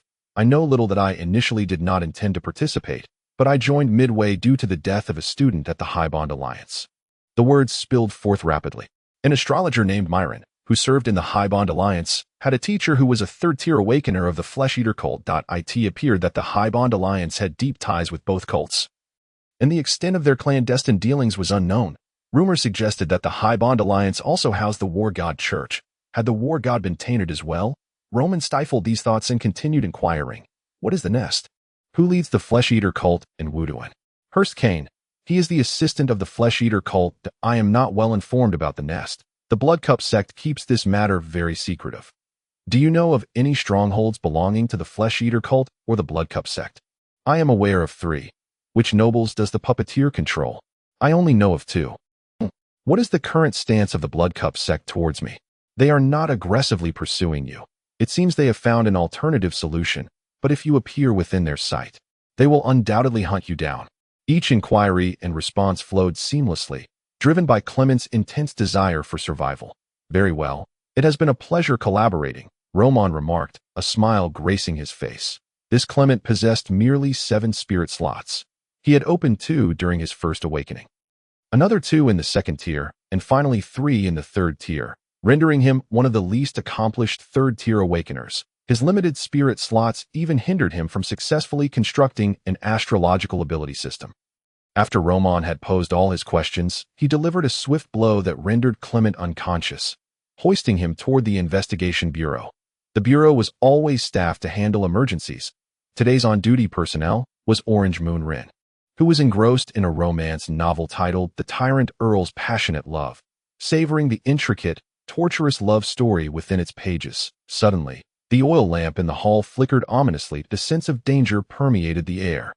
Upon raising her gaze, Orange Moon Rin was taken aback to see Roman, clad in a tattered black suit, standing at the entrance of the investigation bureau, his exposed skin radiating a perfect bronze hue.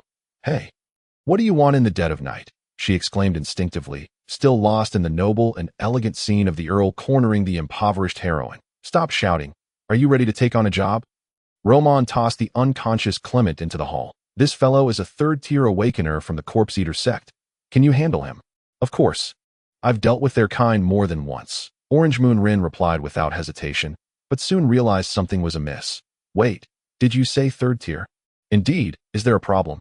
This was indeed a significant issue. Approaching Roman, she scrutinized the lifeless Clement on the ground. "Isn't this the astrologer Clement? Do you know him? An old acquaintance? He's on the bounty list. How did you capture him?" "I caught him with my own hands." "How? How did you manage that?" The experienced investigator felt her intellect faltering. Her capacity for thought had never been particularly abundant, and the saying big-chested but empty-headed was no mere glitch. Roman observed the slight parting of her lips and the rise and fall of her chest, a smile playing on his lips as he remained largely silent. He recalled how she had interrogated him with such an air of superiority before.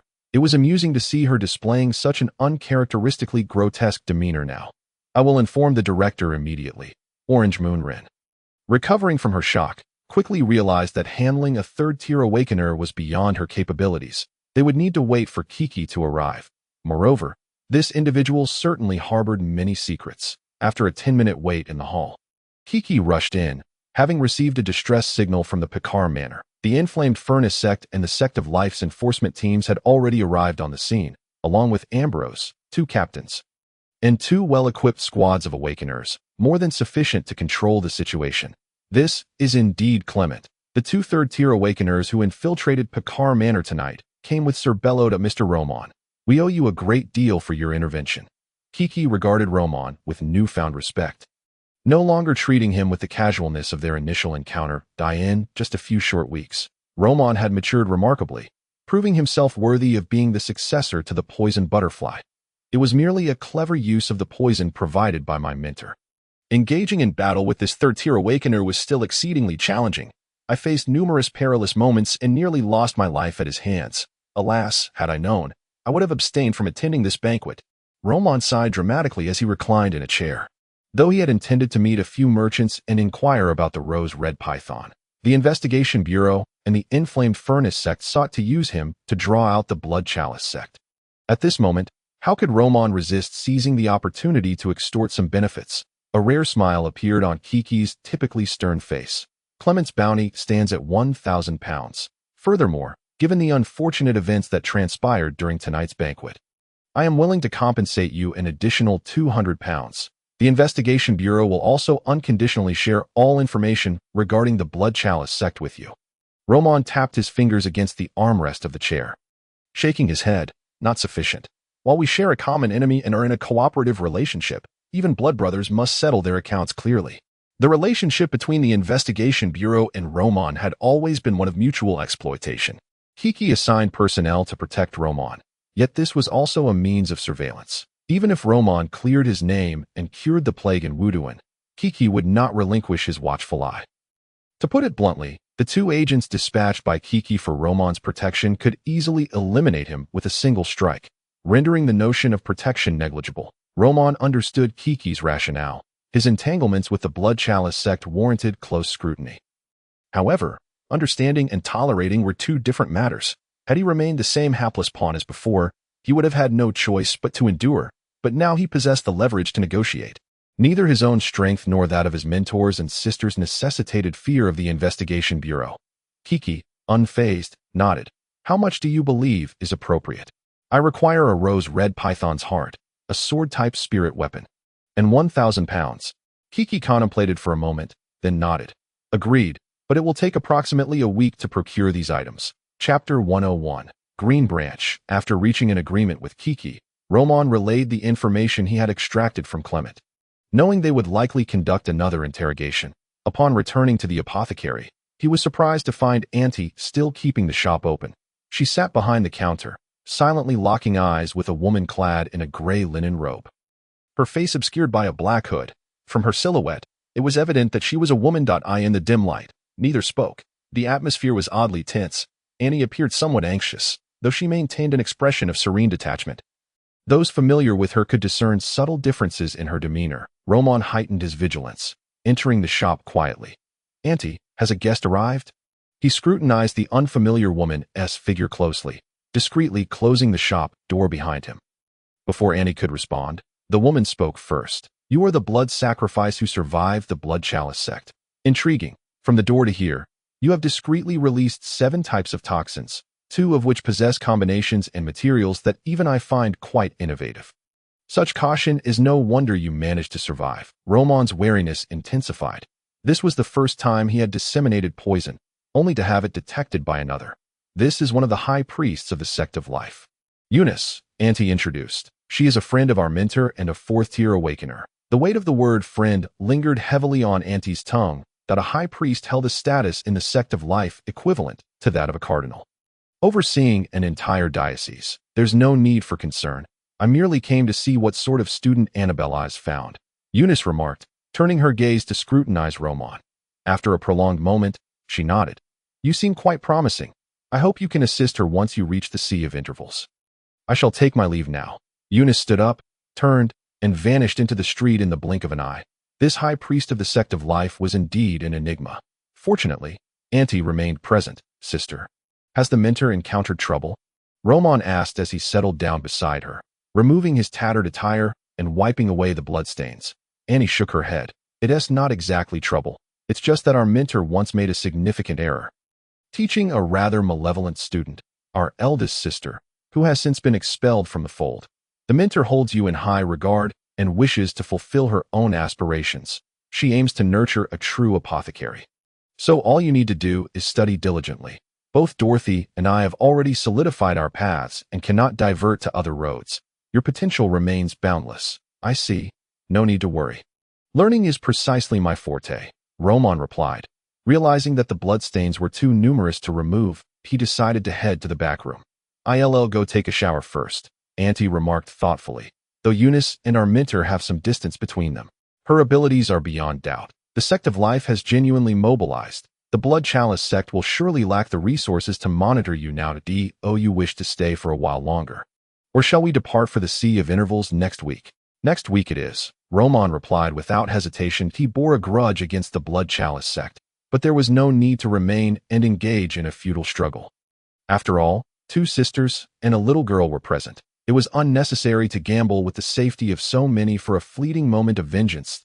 He could always return to exact his revenge once he ascended to 5th-tier status, which would be far more satisfying. Moreover, who could predict the future situation in Wuduan?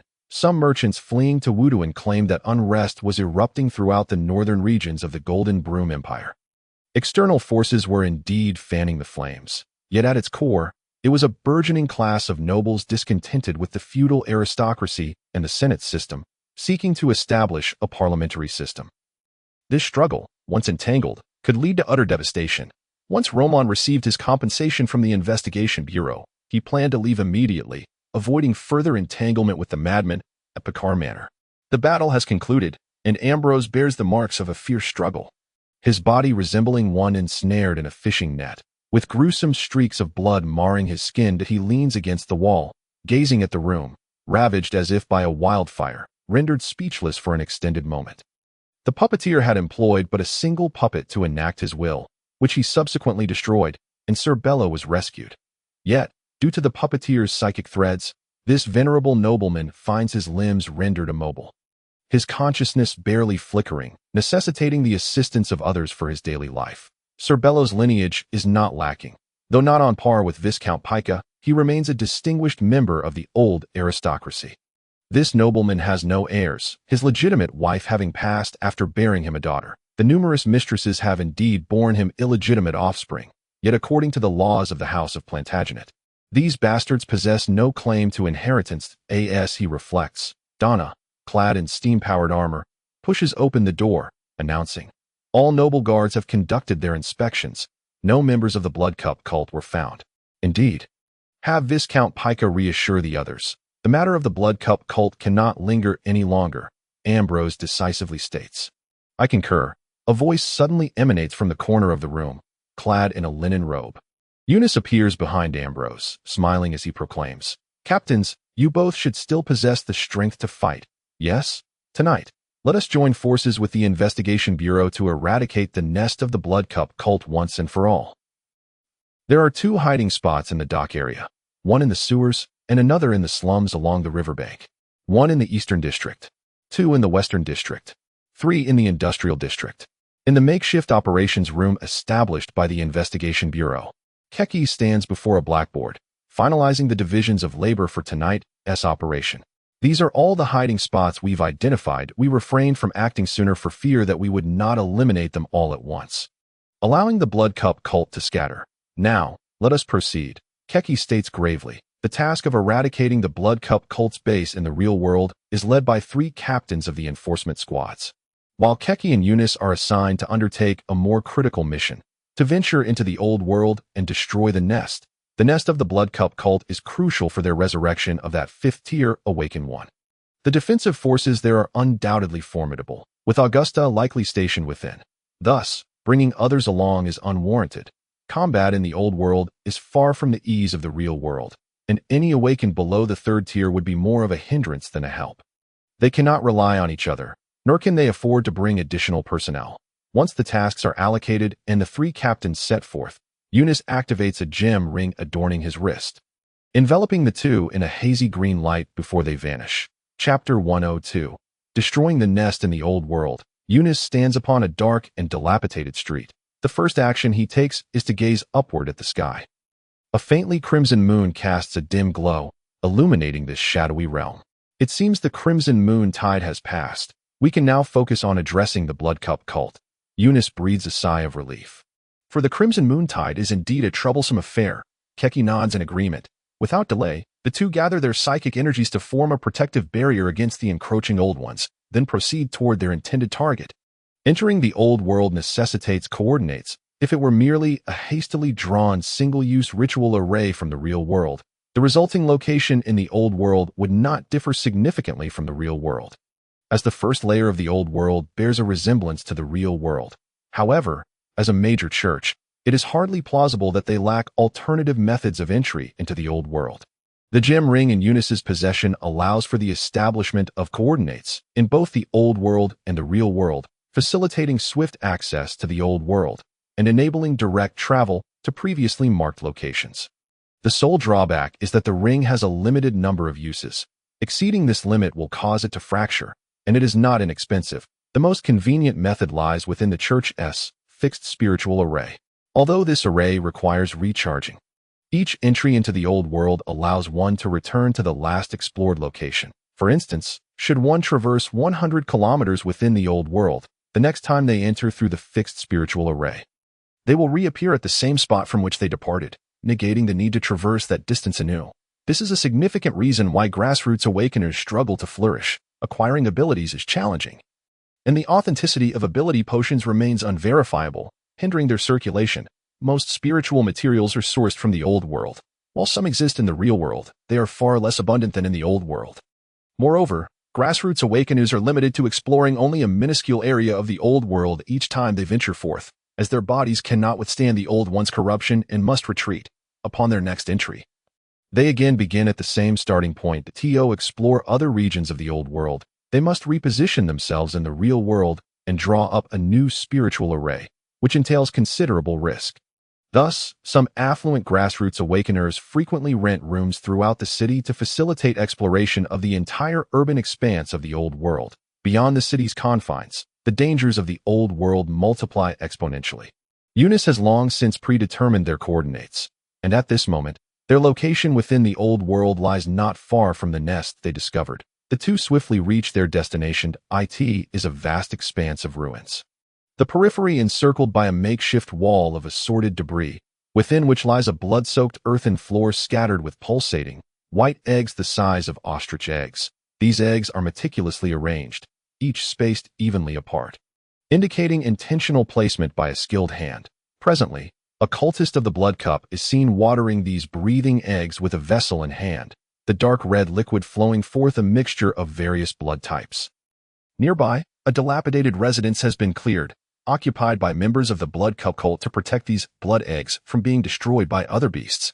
After watering the eggs with blood, the cultist retrieves a large ceramic jar, extracting fine meat paste to spread upon the earth. One must concede that this cultist fertilization technique is quite sophisticated, suggesting a wealth of experience in agriculture. Eunice's brow furrows. Indeed, they are nurturing blood eggs. It seems they undoubtedly wish to resurrect beast blood Reinhardt, as only he would require such an immense supply of blood energy. Let us prepare for action.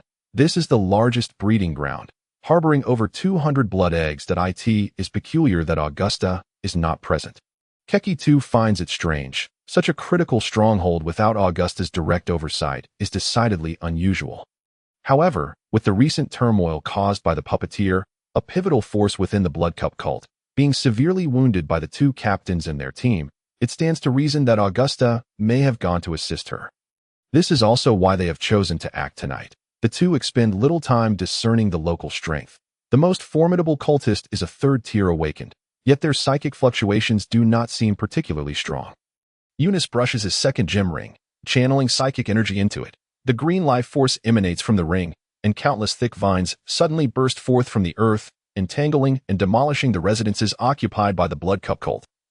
Debris mingling with numerous severed limbs and dismembered bodies. The only survivor, the third-tier awakened, is struck with shock, instinctively attempting to flee.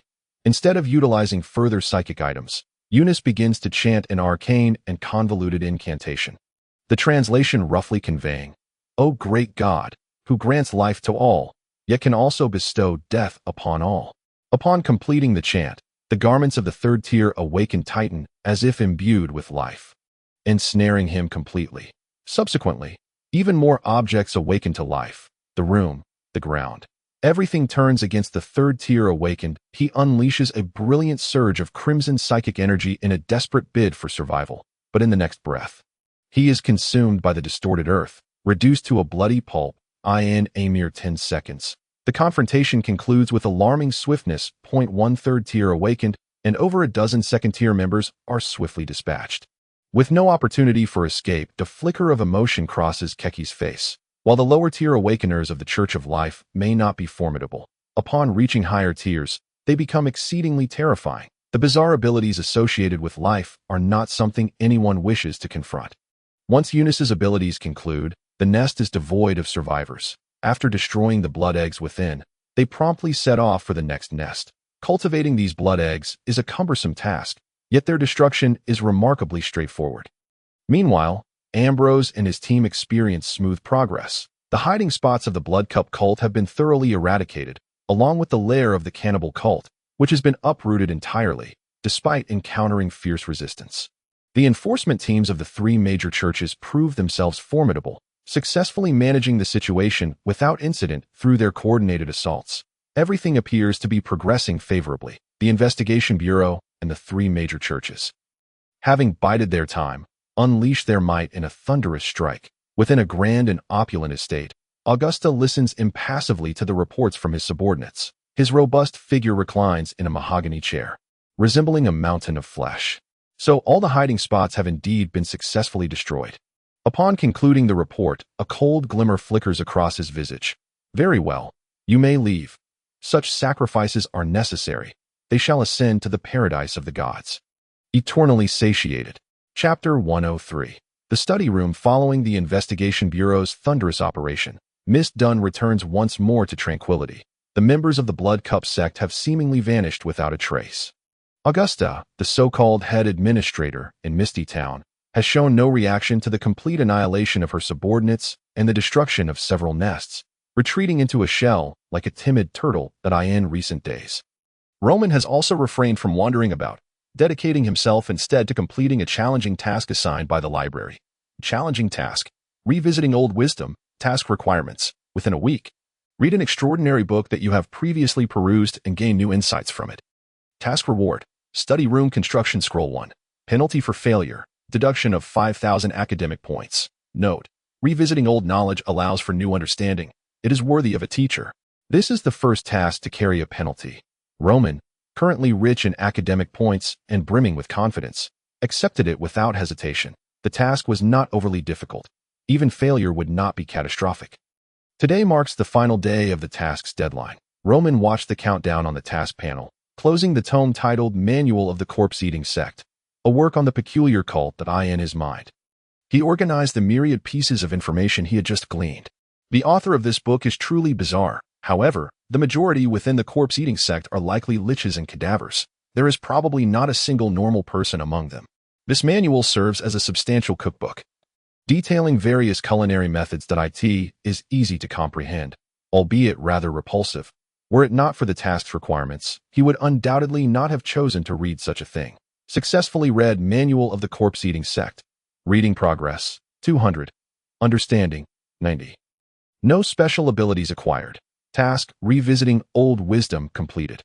A cascade of information flooded his mind. Roman closed the book, eagerly claiming the reward for this challenging task, the study room construction scroll. Such rewards from construction tasks are rarely obtained. Typically, he would engage in minor tasks like running or answering questions, which only yield academic points, and even attribute points are seldom granted, leading him to ignore them entirely. I recall that constructing a study room requires a significant amount of materials. But with this construction scroll, I only need academic points. Having obtained the scroll, Roman opened the library's comprehensive operations manual in his mind, selecting the building facilities, study room, build. At the library table, a swirling portal of light suddenly appeared, reminiscent of a teleportation gate in a game. Stepping inside, Roman discovered a vast, empty space, the ground beneath him a roiling sea of clouds. As if he were in the heavens, he ventured in one direction. He soon realized that this space had its limits. After walking approximately 100 meters, he found himself unable to proceed, as if blocked by an invisible wall. It appears to span about a square kilometer. But where is the study room? Roman pondered. Suddenly, the clouds churned, and a magnificent edifice emerged from the mist, that once familiar place materializing once more. The university library's study room. During countless lonely nights, he had buried himself in study within this quiet and tidy space, accompanied only by his beloved soda and the chair, worn from use. Approaching, he noticed a table with the inscription, Zhang Haoqing, I love you. And he recalled that the girl who carved those words had incurred a fine of 2,000 from the school. All these memories stirred a bittersweet nostalgia within him. It seems to have been restored to perfection based on my recollections.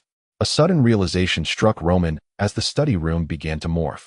The overall structure remained a closed interior, yet the walls were adorned with dragon and phoenix carvings, for dragon columns rising majestically in the center, and a red carpet laid upon the floor, leading to a high platform with a golden dragon thrown atop it.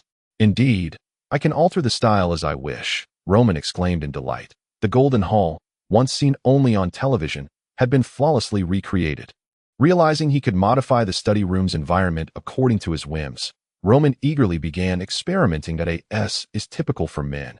Once they discover something enjoyable, it is hard to resist indulging in it thoroughly.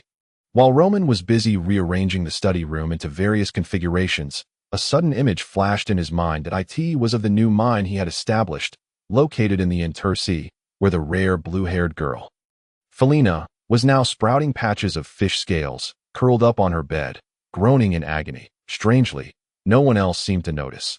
This was a transformation. Roman furrowed his brow, his expression grave if she was undergoing this transformation due to his book. Then he would be the root cause. Acquiring extraordinary knowledge could indeed lead to such a situation.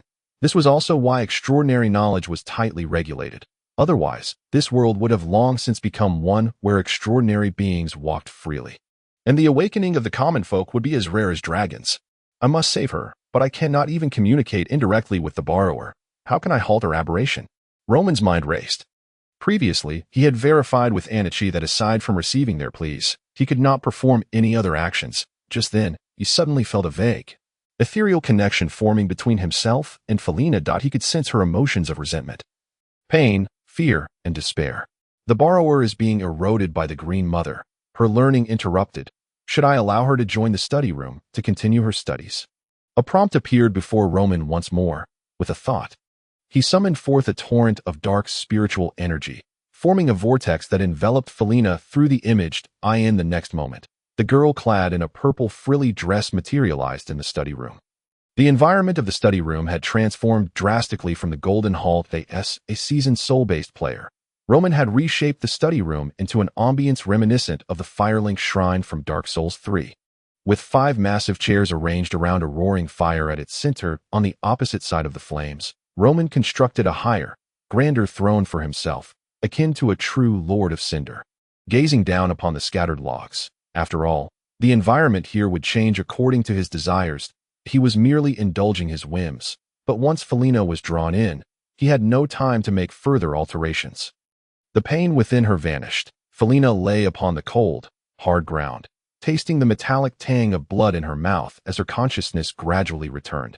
She first glanced at her legs, noting that the scales that had covered them had entirely disappeared, revealing smooth, unblemished skin. Physical injuries were easily healed. For an awakened individual, the true challenge lay in overcoming mental contamination. Yet, the mental taint that had plagued Felina had also been eradicated, confirming her life was intact. She was taken aback, daring to survey her surroundings, her gaze landing on the man standing beside the flickering flames. She could not discern his features. A wave of anxiety gripped her, prompting her to lower her head. Too fearful to look further. This sense of pity and helplessness encapsulated her current feelings. Chapter 104. Will the girl ignite the fire? To be frank, the situation was quite awkward. Roman was at a loss for words. Unsure of what to say to Felina. Should he encourage her to study diligently, refrain from slacking off, and strive for both of them to become high-tier awakened beings soon? That would be far too capitalist.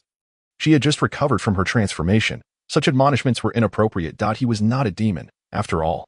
Who are you? Felina asked cautiously. Since he had saved her, he surely did not intend to harm her. Given the circumstances, it was better to inquire directly and understand the situation. Roman did not respond directly, instead posing a question. This is a place for learning and exchange. You must also be one of those chosen by my master. Correct? Are you referring to the one who bestowed the medical tome upon me? Indeed, he delights in imparting knowledge to others and wishes for them to learn from it. Felina had greatly underestimated her fortunate encounter. To be referred to as he, one could only assume the presence of divine beings or ancient, enigmatic entities, beings not inferior to the gods. Yes, you may refer to him as. Roman contemplated how to fabricate an impressive identity for this entity, hoping to inspire Felina to study earnestly. The ancient god, the most ancient of gods. His eyes lit up. The most ancient of gods. Felina murmured those 4 words, somewhat awestruck. The title of a deity should not be taken lightly. Even the mere term most ancient conferred a status not less than that of the 10 principal gods. Among the current 10 principal gods, as chronicled in the historical records of various churches, the one with the longest existence is the Dawn Radiance, who had already been profoundly active in the prehistorical era before the Age of Darkness. Most of the other principal gods emerged during the Age of Darkness. However, even the Dawn Radiance would not dare to claim the title of the most ancient god. Felina's mind was a whirlwind. A tumult of emotions surging forth, and she cautiously inquired. So, it was you who saved me just now? She resolved to establish a rapport with this individual, who obviously possessed far more knowledge than herself. Roman smiled.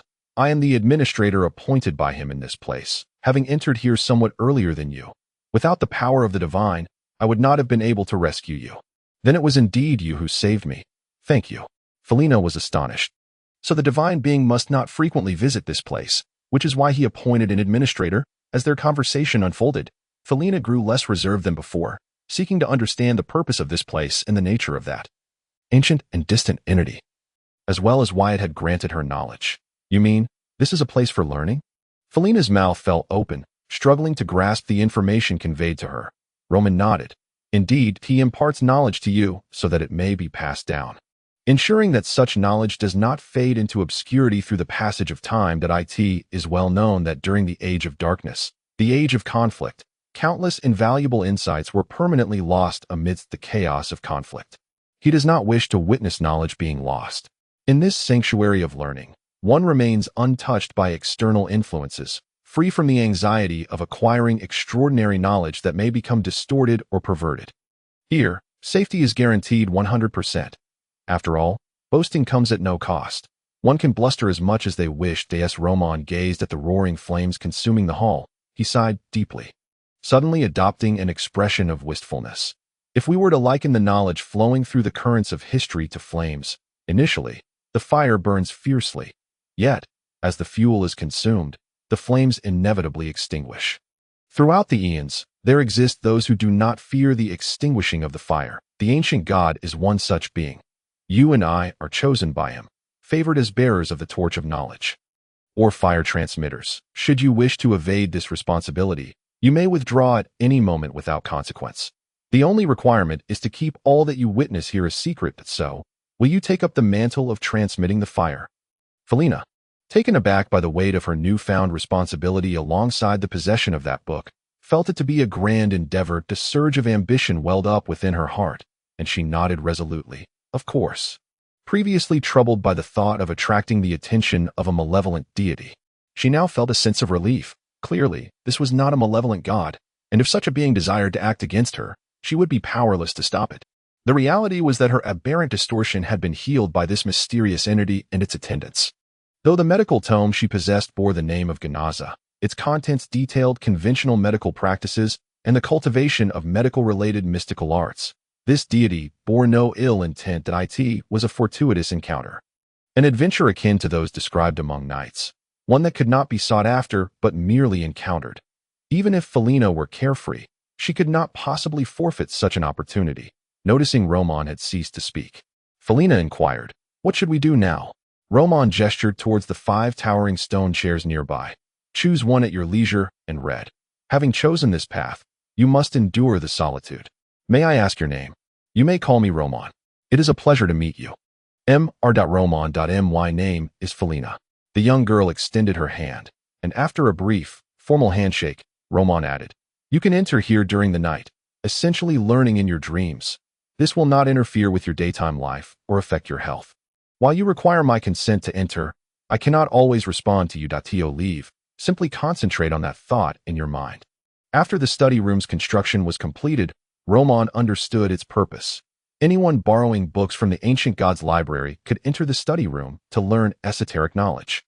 Free from the worry of aberrant distortion, Felina soon accepted her role as a fire transmitter. After selecting a seat, she took out the medical book and resumed her studies. Observing her intense focus, Roman felt a wave of satisfaction wash over him, akin to the fulfillment one experiences when straightening a crooked sapling, much like a seasoned farmer watching over the tender shoots of his labor.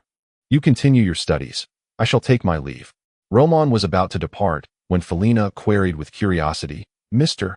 Roman, you are also a fire transmitter, are you not? Do you not study?" Roman hesitated briefly before replying with a smile, "I have been here longer than you, and I have acquired the necessary knowledge. Now, I am accumulating contributions to exchange for more knowledge from the ancient god. For the time being, I cannot study." With that, he donned an appropriately envious expression. "I truly envy those like you who can learn at all times." It turned out that the exchange of knowledge from the ancient god required the accumulation of contributions, and Roman felt a twinge of embarrassment at having contributed nothing. She wished to inquire more about this place and the ancient god, yet with Roman preparing to leave, she refrained, instead offering a sweet smile. "Until next time, Mr. Roman. Until we meet again." With that, Roman vanished from the hall. Felina exhaled heavily, her gaze resolutely fixed on the medical book in her hands. "I must not disappoint the ancient god's expectations. With such a splendid opportunity and environment, I can surely succeed. I will pass the re-examination at St. Amethyst Academy next month." Felina. Chapter 105. Outing after a restful slumber, Roman awoke to find Felina still quietly engrossed in her studies within the study room. And he felt a sense of surprise. Truly, she was a diligent student, in high spirits. Roman seized the opportunity to cradle the sleeping black cat, employing a special technique to stroke its fur. Having learned massage techniques from the tome, Insights of the Medical Deity, Roman had been using the little black cat as his practice subject. For he could hardly pursue a career in massage therapy. Overall, it was a skill that brought comfort. Massage, after all, was simply that. However, this particular technique stimulated over 100 acupoints, inducing an exhilarating sensation while alleviating resistance, thereby strengthening the bond between the massager and the recipient. Roman had yet to practice on a human, uncertain of the method's true efficacy, but the ability claimed as such that he could tell that the little black cat enjoyed the massage immensely. The feline had been well cared for by his senior sister, and it had grown considerably since Roman had found it, now nearing 20 pounds. Girls have an innate affection for cats. Annie, who seldom ventured outside, spent her days either training or tending to the plump feline. Speaking of which, I have yet to craft any talismans. Despite knowing many methods of creating mystical talismans, I have not translated this knowledge into combat power. Roman had reached a plateau in his abilities. Awakeners, provided with resources, could swiftly improve their strength without fear of distortion or aberration. Yet, a ceiling existed that he could only await the investigation bureau to deliver the body of the rose-red python before he could complete the final step of the ancient python system. Other methods would not directly enhance his spiritual energy levels. The quantity of spiritual slots determined the limits of one's spiritual energy. An awakener wishing to elevate their strength could only rely on external objects aside from ascending in rank. Relics, spiritual items, extraordinary talismans. These were all external. Roman was aware of roughly a dozen methods for crafting talismans in his mind that if he did not convert these talismans into timely combat power, it would be a tremendous waste. Recently, with the Blood Cup cult having been nearly eradicated, the outside world had become significantly more stable, allowing for a collection of spiritual materials, perhaps due to the shifting tides of the situation. Those civilian awakeners were now daring to surface, selling various materials at remarkably low prices, clearly reflecting their prolonged financial strain. The impact of the Blood Cup cult's near extinction was now apparent.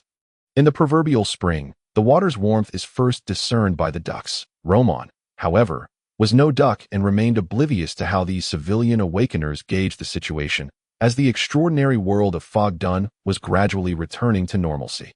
As Roman prepared to venture out, he fortuitously encountered senior sister Anti and Annie at his door. With her unique bloodline, Annie harbored enmity towards the flesh-eating cult. However, in the wake of the Blood Cup cult's downfall, the flesh-eating cult had suffered even greater losses, and the little girl was evidently permitted to venture outside, her eyes sparkling with excitement.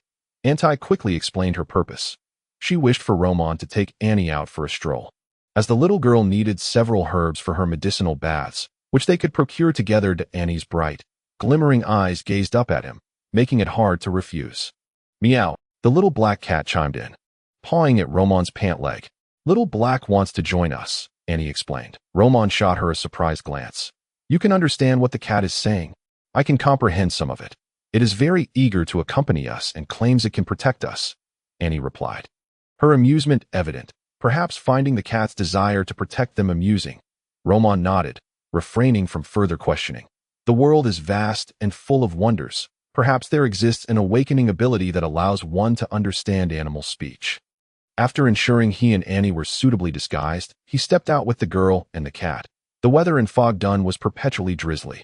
Annie donned a sun hat, with raindrops trickling down its brim, sparing her clothes from getting wet. She wore a pale long dress, adorned with white satin transparent gloves, and a thin black veil graced her face, exuding an air of mysterious beauty. This was the fashionable attire of women in the Golden Broom Empire.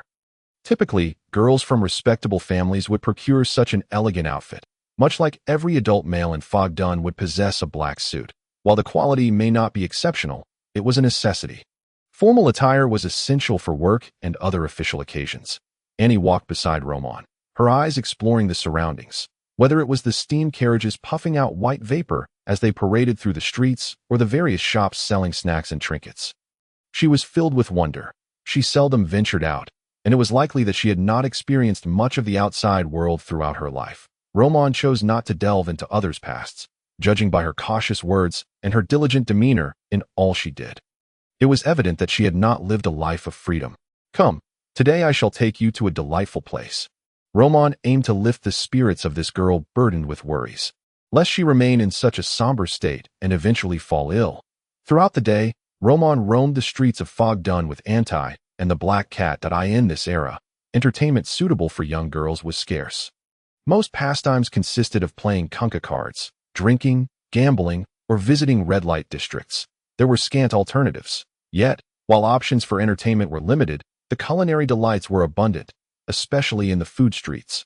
There is a multitude of merchants from the Owling Empire here, offering a variety of delectable snacks. While these delicacies may not appeal to the middle class, they are quite favored by ordinary workers and families of modest means. Fried skewers, glutinous rice balls, and grilled meats abound, and is so engrossed in her feast that she hardly pauses to speak, her face alight with satisfaction. Happiness and joy can sometimes be so beautifully simple. Subsequently, Roman took the opportunity to visit Jasper. Within the Dawn Knights, Jasper occupies a middle-class position, possessing a robust ability to repay debts. Naturally, Roman, as his primary creditor, is concerned for his well-being. Fortunately, this old friend seems to be recovering well. Moreover, he has managed to reach out to Iris through the special communication channels of the Dawn Knights. Planning to leave Misty Town soon to return to his homeland and enjoy a tranquil life surrounded by peach blossoms. Although he has lost his identity as an awakened, the Blood Cup sect has suffered significant setbacks, and the actions of the Dawn Knights have not been in vain. Roman does not entirely agree with the Dawn Knights' approach of direct confrontation, yet it is their doctrine. The Knights and the Blood Cup sect stand in unwavering opposition. After exchanging pleasantries with Jasper, Roman made his way to the Dragon Slayer Tavern. Guided by the tavern's front desk, he entered a semi-enclosed alley behind the tavern. Upon entering, Roman could distinctly sense the fluctuations of spiritual energy. The alley was well kept, lined with numerous stalls, all run by awakened individuals selling spiritual materials. After the eradication of the Blood Cup sect and the Corpse Eater sect, the Investigation Bureau has finally breathed a sigh of relief and is currently busy pursuing the remnants of these forces. Consequently, these grassroots awakened have re-emerged. They have little choice. After being stifled for so long, they must earn a living. Chapter 106. Crafting Talismans. The alley is dotted with stalls, and after meandering through several of them, Roman and successfully acquired all the materials needed for Anne's medicinal bath. However, the exorbitant prices of these materials left Roman inwardly astonished. Watching and continuously pull out pound notes from her little elephant purse, he realized that this unassuming girl was, in fact, a hidden little heiress. It seemed utterly unreasonable. He has toiled endlessly, yet only possesses a few £100, and the promised £1,000 from the Investigation Bureau has yet to materialize. The bounty for eliminating a third-tier awakened is only £1,000. Just moments ago, and had spent over £600 on medicine, displaying a lavishness that left him in disbelief. After securing the necessary medicinal ingredients for Anne, Roman began to take note of the talisman-like items available at various stalls, as he sought to learn the art of talisman crafting and needed to observe and dissect finished products. The life talisman he received from Diana was merely infused with holy water, possessing some spiritual properties, yet it was rudimentary in its construction, merely a tool to swindle the nobility. How much do you sell these talismans for? Roman inquired of the vendor, gazing at the array of talismans on display. £100 each, all of them highly practical and offered at a fair price. You won't find such affordable second-tier talismans anywhere else in the market, replied the vendor, a somewhat balding young man whose premature aging bore testament to the passage of time. Roman scrutinized the talismans on display. So expensive. £100 each. Why not just rob someone? I previously saw second-tier talismans at the Blackstone Tavern for only £70 each. All of these are meticulously crafted talismans, quite different from those cheap imitations. If you think my prices are high, I find them rather steep myself. How about this? I can see you genuinely want one, so I'll let you have them for £80 each.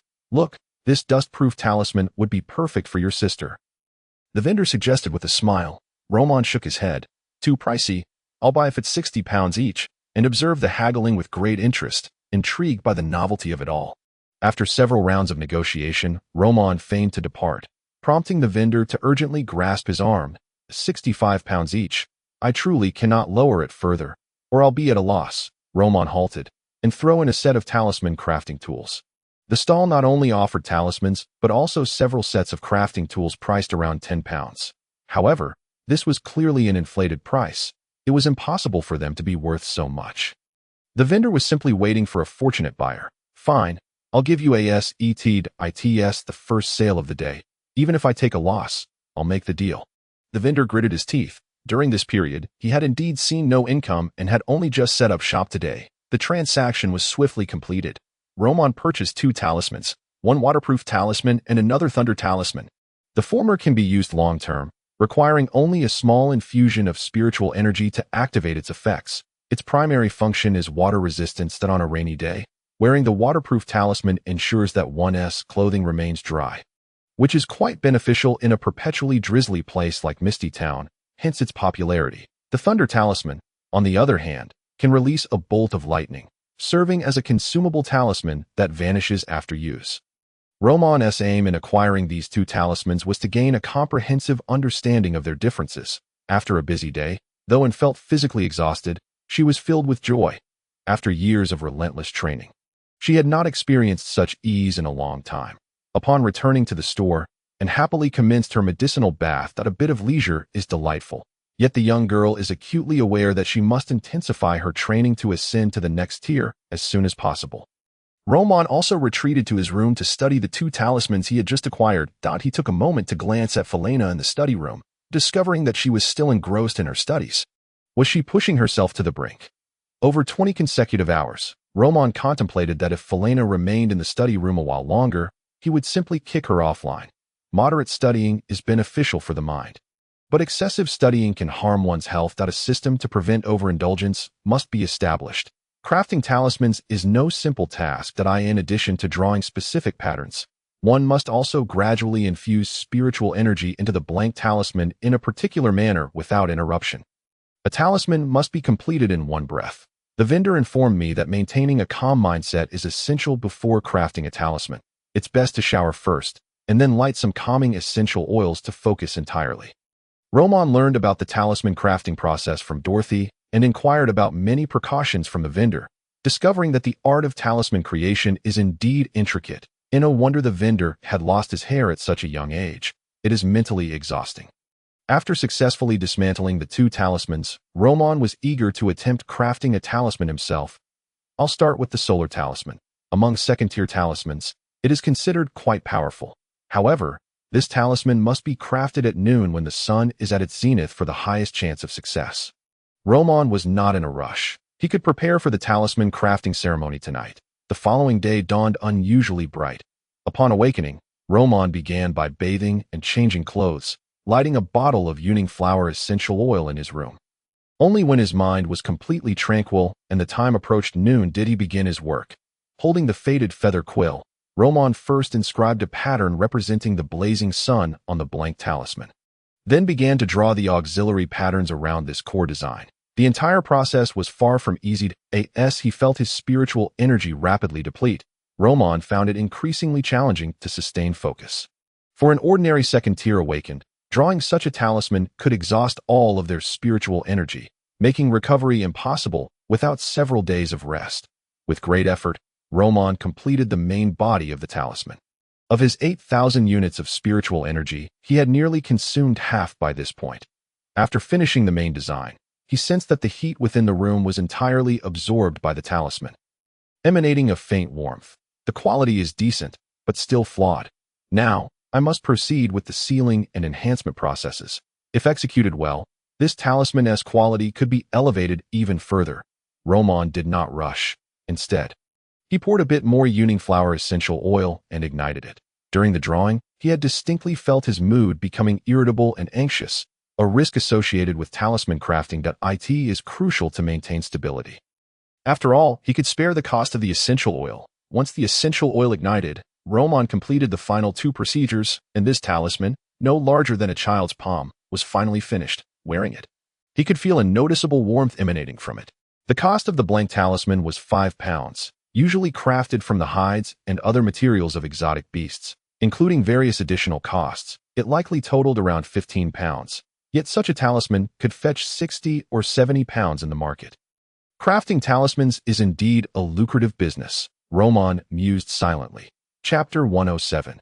Rose Red Python Potion. Emboldened by the success of crafting his first talisman, Roman immediately set about creating a second. The solar talisman is undoubtedly more advantageous in greater quantities in future encounters with foes. He could simply use talismans to vanquish them without lifting a finger. After all, the cost is minimal. Only the blank talismans are quite pricey, costing several pounds due to the need for the hides and flesh of second-tier exotic beasts and the intricate crafting process. Yet, the endeavor did not proceed as smoothly as anticipated. The crafting of the second talisman ended in failure. During the drawing, the quill's tip quivered slightly, causing the flow of spiritual energy to falter, and the entire talisman disintegrated into ash. Reluctantly, after regaining some spiritual energy, he embarked on a third attempt. However, midway through, the talisman exploded into a fireball the size of a basin, scattering sparks and leaving several large scorch marks on the wooden chair and table. Fortunately, Roman acted quickly, tossing the talisman aside just as it detonated. Was my initial success merely a stroke of luck? The solar talisman is among the elite of second-tier talismans. As a novice, I should commence my practice with simpler talismans to hone my skills. Roman did not feel disheartened. He opted for a more fundamental healing talisman from the second-tier amulets, capable of mending wounds and swiftly staunching bleeding, proving to be quite practical. True to his expectations, success came swiftly this time.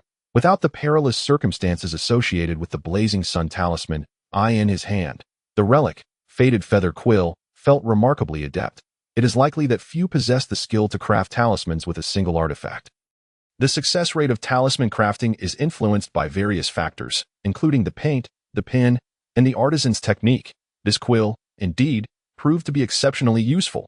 While marveling at its efficacy, Roman also grew increasingly wary of its former owner, the wizard Gurmorn.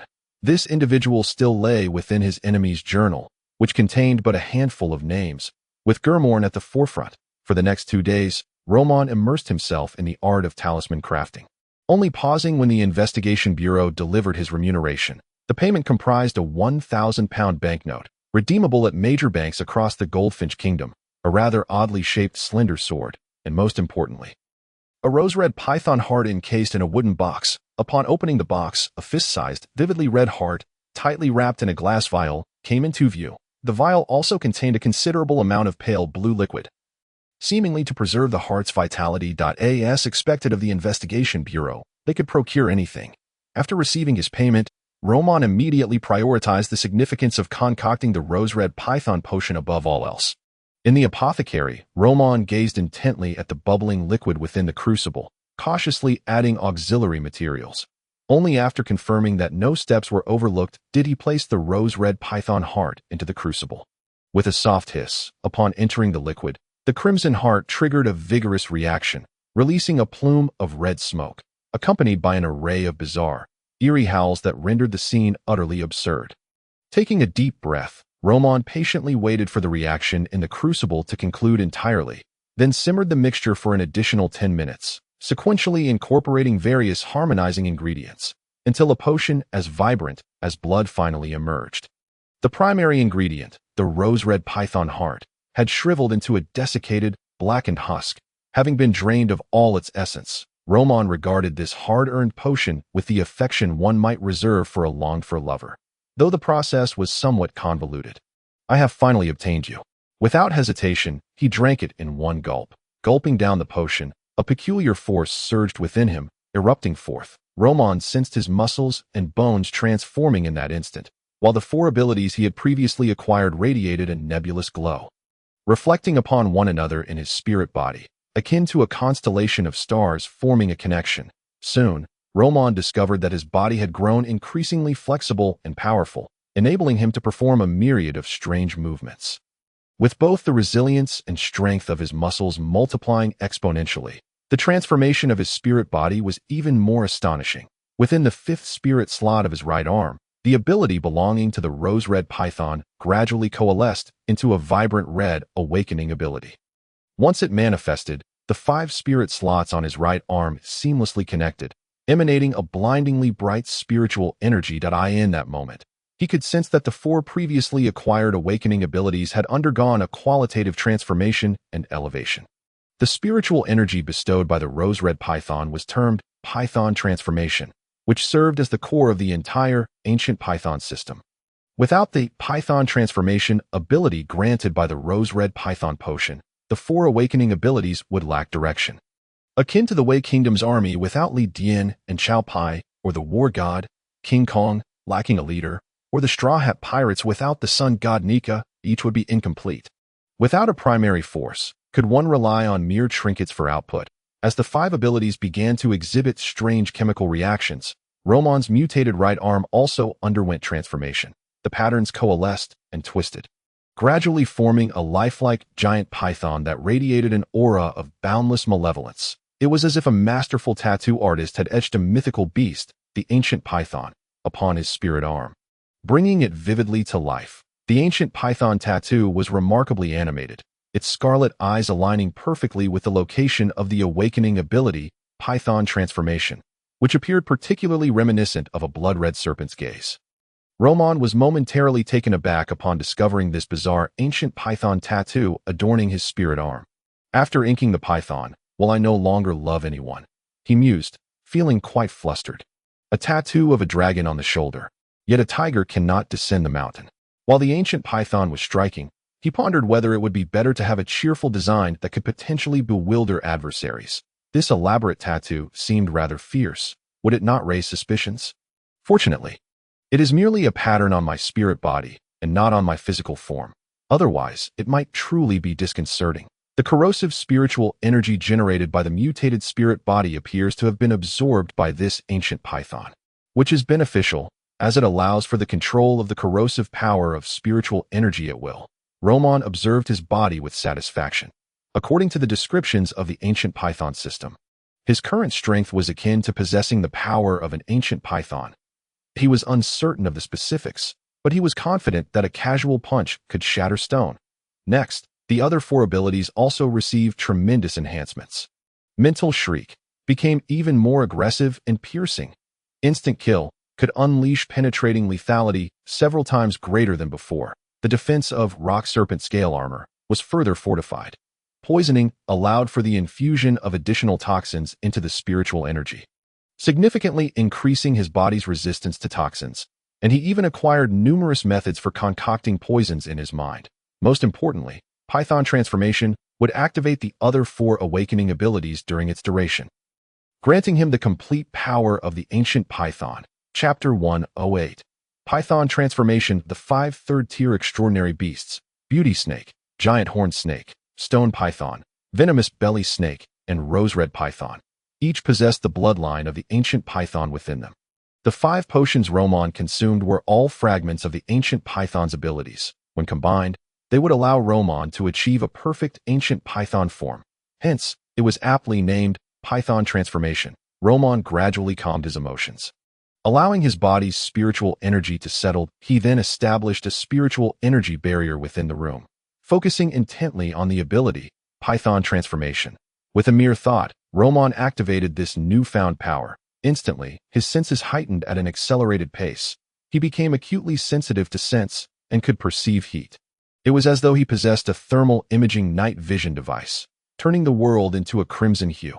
Outside the room, he could see Annie's silhouette practicing in the yard, albeit as merely a red figure twisting about. This was the most immediate transformation. Subsequently, scales began to sprout from his body, forming a tightly woven suit of armor, far more resilient than the previous rock serpent scale armor, completely enveloping his head like a fully armored knight. His muscle fibers transitioned from a twisted state to a bulging one, resulting in a height of approximately 2.5 meters. Veins bulged beneath his skin, and every movement of his iron-like muscles possessed the potential for tremendous destruction. Roman even sensed that the room had grown considerably narrower. My reflexes have accelerated several-fold. In this state, I should be at my peak, both physically and mentally, in a state of absolute perfection.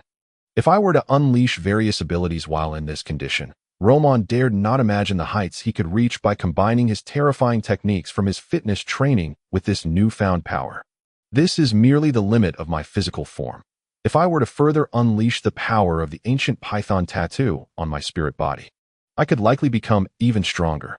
Roman was still unaware of how to harness the powers encapsulated within that ancient python tattoo, but it undoubtedly harbored special abilities to fully grasp the ancient python system. He would need to invest time in research. For now, let us designate this form achieved under Python transformation as the ancient Python state.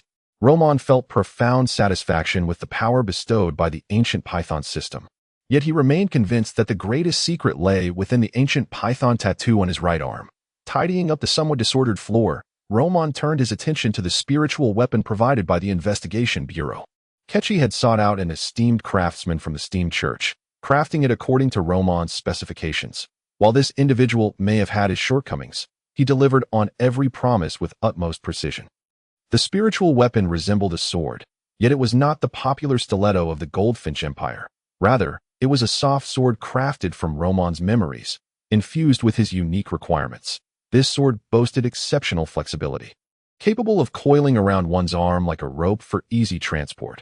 When donned in looser clothing, it could be entirely wrapped around his arm, allowing for a sudden and unexpected strike that could sever an opponent's neck at an advantageous angle.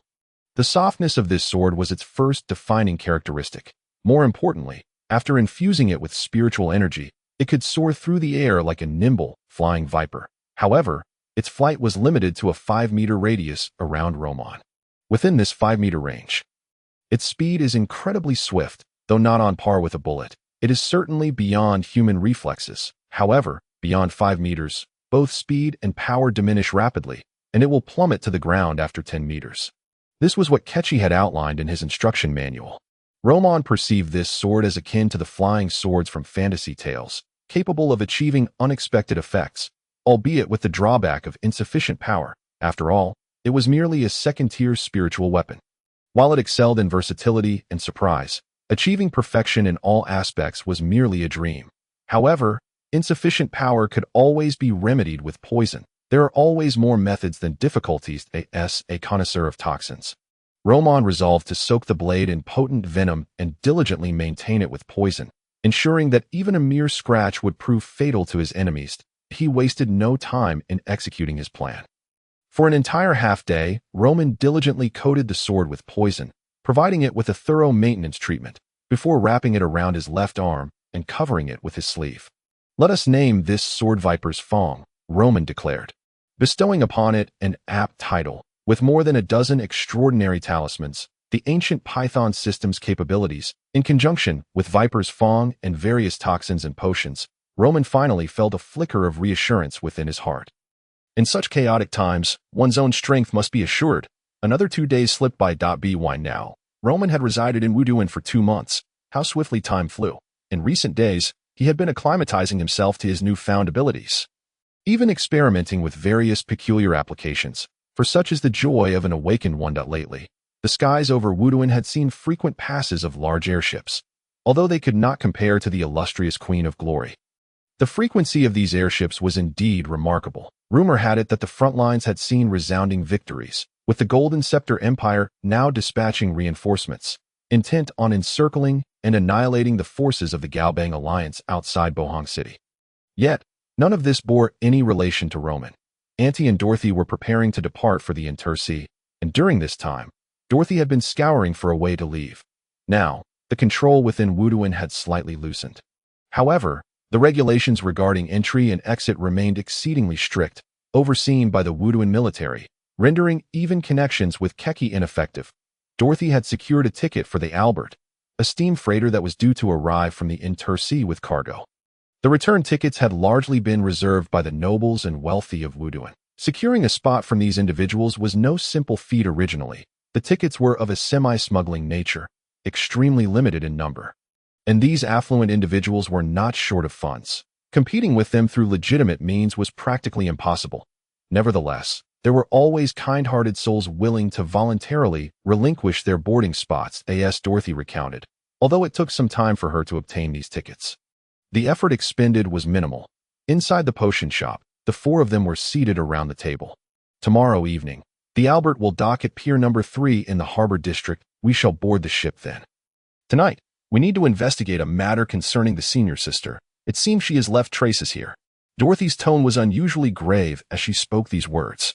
Roman nodded, aware that he could not partake in this matter just yet, as he lacked information about the traitorous senior sister under that mentor, and his presence might complicate things. Annie needs you to keep an eye on her. Auntie and I should not take long to return. Dorothy resolved to complete this final task before their departure.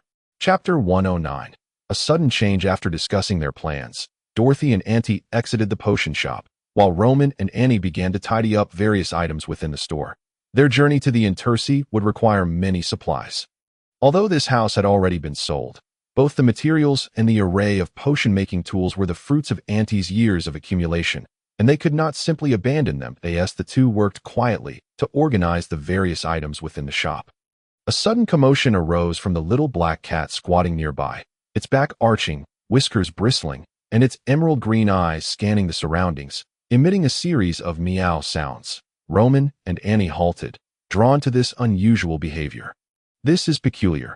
Dorothy has set up a spiritual array in the shop, and ordinary beings cannot approach unnoticed, Roman remarked, heightening his vigilance. He soon sensed something amiss. The air was permeated with spiritual energy and a unique scent, having often lingered in the old world. Roman recognized this odor as that of the air from the old world. His mind raced, and he turned to Annie, saying, "Stay here and do not move. I will check outside." The little girl nodded obediently, her astute and mature mind already sensing the strangeness. Roman first inspected the core of the spiritual array within the shop, finding it intact and operational, which eased his concerns. He then swiftly approached the door, peering through the crack to observe the outside. The potion shop lay deep within a narrow alley, typically deserted. Outside, all was eerily quiet. However, Roman noticed a crimson moonlight casting its glow upon the street, rendering everything it touched bizarre and uncanny. What was happening? This scarlet moonlight resembled that which appeared in the old world. No, it wasn't merely similar. It was identical. A faint scent of blood lingered in the air.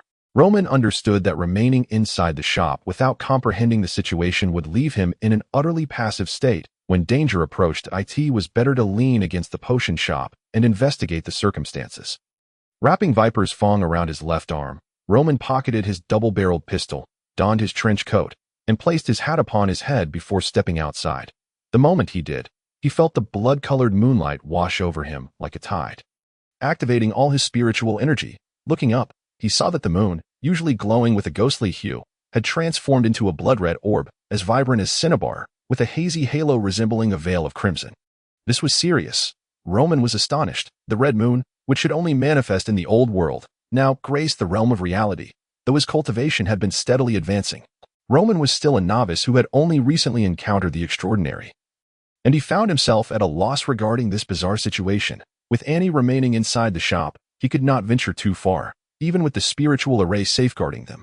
Roman attempted to employ the special method left by senior sister Dorothy to contact her, but he soon discovered that the spiritual energy in the air was too chaotic. The influence of the red moon rendered the special communication method ineffective. Seeking death. At that moment, Roman's gaze sharpened, and a glint of cold light flashed across his left arm as Viper's fang shot forth like a spear, piercing through a fleshy shell, initially thinking it was an awakened being attempting to ambush him. Roman turned to see, to his astonishment, that it was merely a first-tier burrowing beast, a relatively weak category among first-tier extraordinary creatures, roughly the size of a wolfhound, its body covered in a layer of not particularly sturdy scales. The only commendable trait of this creature was its exceptionally sharp claws, ideal for digging and burrowing. Awakened individuals skilled in beast manipulation often employed burrowing beasts for constructing large-scale edifices and laying foundations. Extraordinary creatures could indeed manifest in the realm of reality. Many awakened beings possessed special methods to bring living extraordinary beasts forth. However, such actions invariably demanded considerable effort, and the beasts brought forth were typically under the control of their handlers. Yet this burrowing beast was clearly a wild creature, its ferocity intact, lurking in the shadows and attempting to ambush him. The severity of the situation weighed heavily on Roman's mind. He refrained from acting rashly, dragging the burrowing beast's corpse back into the shop and discarding it into a barrel before locating Annie. There may be unusual occurrences outside. You and I will act together to clear the area surrounding the potion shop. If there is no danger, we shall return inside. Annie nodded, unhesitatingly agreeing. The two prepared themselves and stepped outside, commencing their exploration. To their dismay, They soon discovered that several extraordinary beasts lurked nearby, 5 or 6 in total. With his mastery of the ancient Python system, Roman found it effortless to deal with these first- and second-tier extraordinary creatures, swiftly dispatching them without difficulty. However, his concern did not lie with these creatures themselves. Rather, he was troubled by how they had entered the realm of reality. The number of extraordinary beasts in the old world was countless. Who could know how many had emerged? People still roamed the streets, engaged in conversation and merriment. While steam-powered carriages and trains continued their operations without pause, it was now 7 o'clock in the evening, and the nightlife of Wuduan was just beginning within the taverns. The streets of song and dance, and the red light district. The atmosphere was vibrant with life. Many inebriated souls could easily spend an entire night in such places. If extraordinary beasts truly began to pour into the realm of reality from the old world, one could only imagine how many lives would be lost to them. Ordinary folk cannot perceive the existence of extraordinary beasts, nor do they seem to sense the transformation of the red moon in the sky.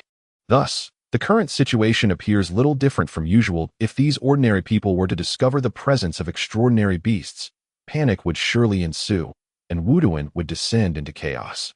A cold glint flashed in Roman's eyes. He had just witnessed a passerby from the alley being followed by a first-tier wraith. For awakened beings, this posed no significant threat. A surge of spiritual energy would suffice to scare off the wraith. However, for ordinary folk, facing a first-tier extraordinary creature left them with no means of resistance. The wraith was gradually consuming the man's spiritual essence. Roman saw this but could do nothing, although he wished to help. The individual merely passed through the alley and soon vanished into the crowd.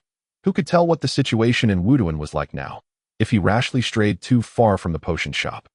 He could easily place both himself and Annie in a perilous situation. The prerequisite for aiding others is the assurance of one's own safety. One should extend a helping hand only within the limits of one's capacity, without jeopardizing oneself. A principle of a rational person. At this moment, to ascertain the situation, it would likely be necessary to visit the investigation bureau. However, they would undoubtedly have noticed the anomaly and would be preoccupied with it. Roman was not one to hesitate. Dorothy had stated before leaving that they would return shortly after departing. Therefore, he resolved to wait in the shop for 4 hours. If they had not returned by then, Roman would leave a message within the shop and proceed to the investigation bureau to uncover the true state of affairs in Wuduan City. Allowing for early preparations to remain confined in one place was not a wise choice. Chapter 110. The God of Desire in command. 4 hours passed in the blink of an eye. Auntie and Dorothy have yet to return, and it seems that the sudden upheaval in Wuduan City has also affected them. Although Roman harbors some concern, Dorothy is a third-tier awakened, following a particularly mysterious and powerful witch's path. Annie ranks among the strongest of the second-tier awakened.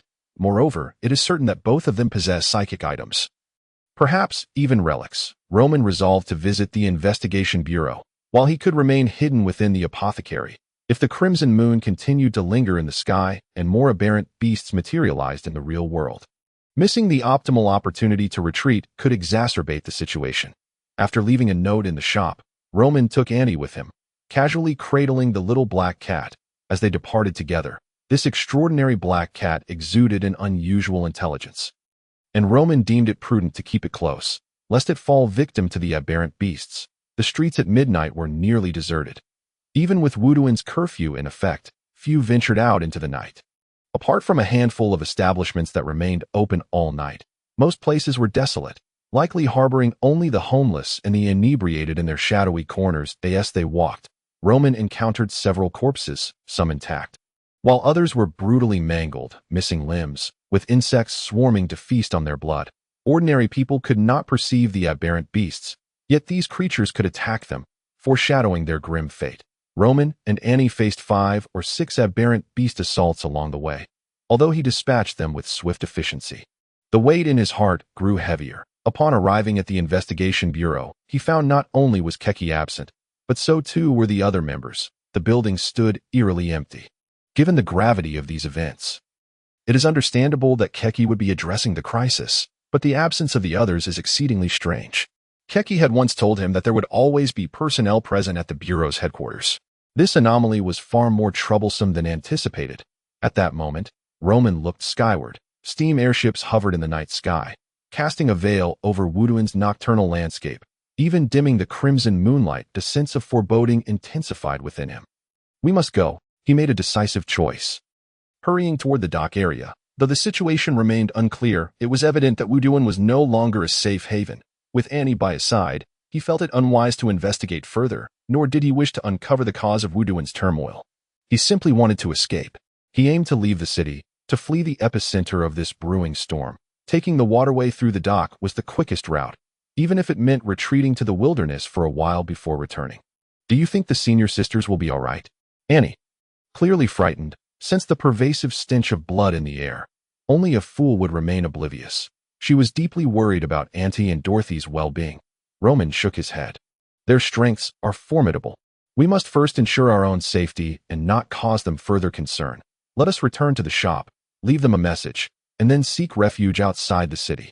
While pursuing his training, Roman had also familiarized himself with the conditions beyond Wuduan. Numerous towns and villages offered viable places to reside.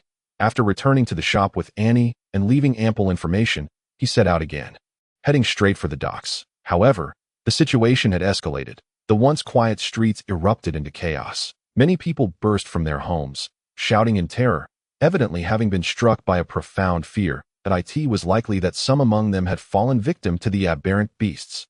As the unrest spread, the entire street teemed with panicked individuals, resembling a pot of boiling broth. This turmoil was not confined to the street housing the apothecary. It was echoed throughout Wuduan. As if the entire city had become a barrel of gunpowder primed for ignition. Squads of guards flooded the streets to maintain order, yet their efforts proved largely ineffective. The number of aberrant beasts entering the real world was substantial.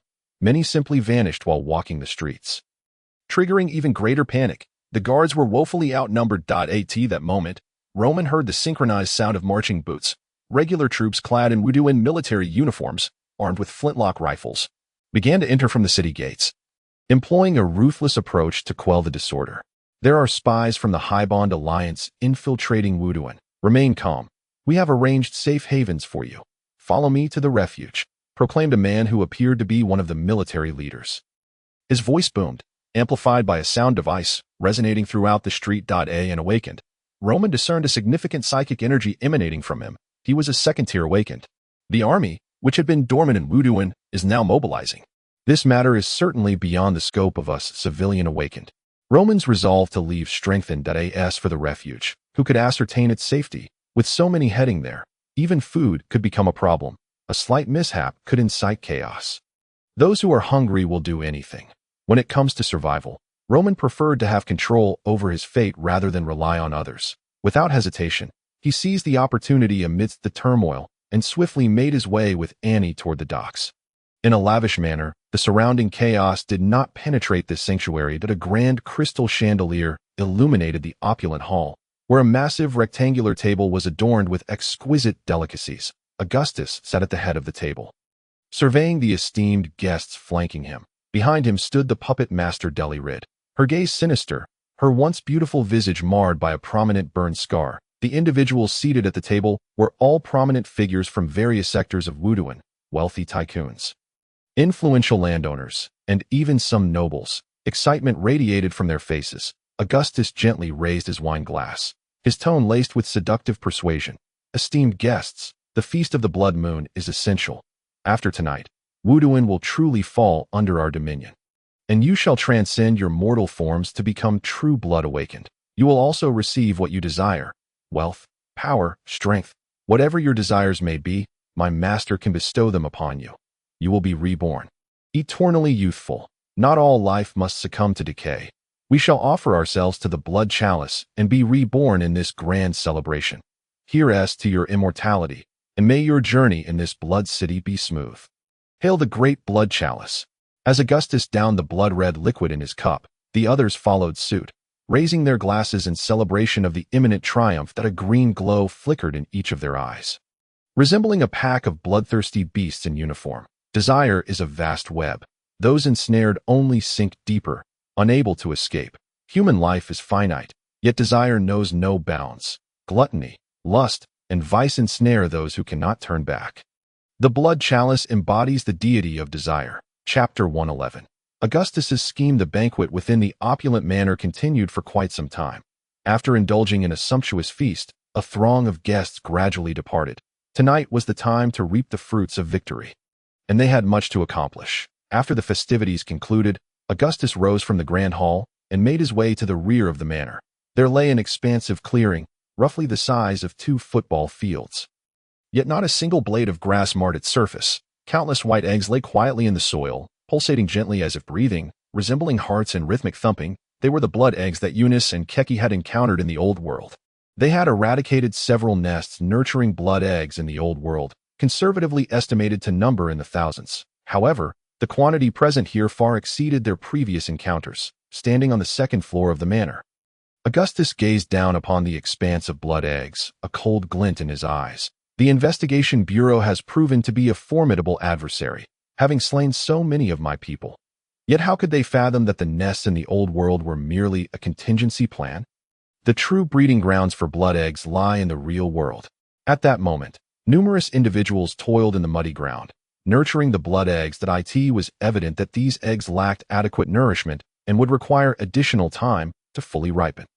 Beside Augustus stood Viscount Pica. The blood chalice cult's ability to operate brazenly in Wuduan was largely due to the support of these controlled nobles and wealthy merchants, with Delirid, the puppet master, and the cult's inherent aptitude for manipulating human emotions and desires. They had clandestinely recruited a significant number of influential figures in Wuduan. Nonetheless, the cult had suffered considerable losses. Nearly all the blood chalice members who had accompanied Augustus had perished. Augustus, is it not time? These blood eggs have been nurtured for 2 full months. If we delay the sacrifice any longer, we may encounter unforeseen complications, remarked Viscount Pica, his eyes gleaming with fervor. The greater the power and wealth, the more insatiable the desires and ambitions. The collaboration between Viscount Pica and the blood chalice cult had spanned several years, and this uprising was precipitated by the internal strife among the old and new nobility within the Golden Crest Empire. Coupled with the external threat of the Highbond Alliance, a prime opportunity for upheaval. Soon, the entire empire would descend into chaos, presenting the perfect moment to act. Augustus nodded in agreement. Indeed, it is time to commence. His gaze shifted towards Derides. The latter understood immediately, and threads of ethereal energy sprouted from her fingers, shooting forth like bullets, instantaneously claiming the lives of everyone within the blood egg cultivation ground.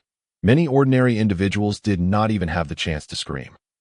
Upon witnessing this scene, Count Pica found himself momentarily stunned, for those working inside were all his trusted confidants, now brutally slain. My lord, the blood eggs still require a bit more nourishment. Please do not take offense, Augusta remarked, patting his shoulder. The entire Wuduan is now thrown into chaos due to the aberrations that have emerged from the ancient rifts. We cannot afford to miss this carefully orchestrated opportunity.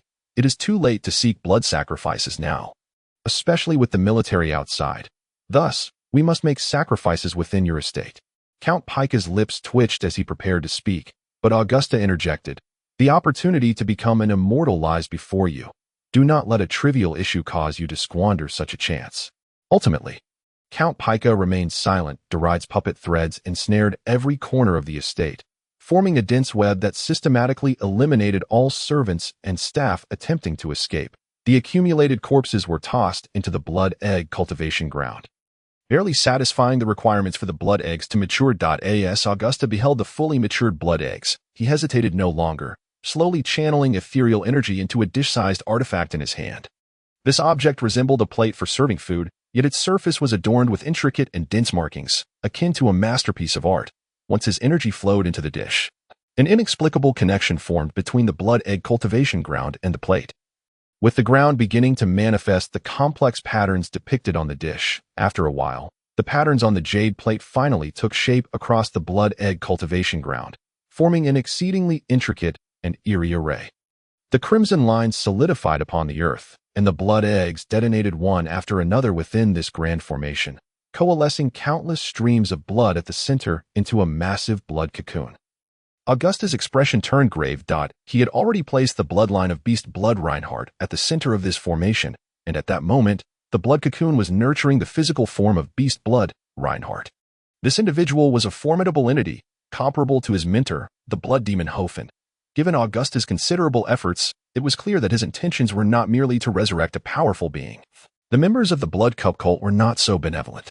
Although they were all part of the same sinister sect, worshipping a common deity, the Blood Cup cult was rife with factions.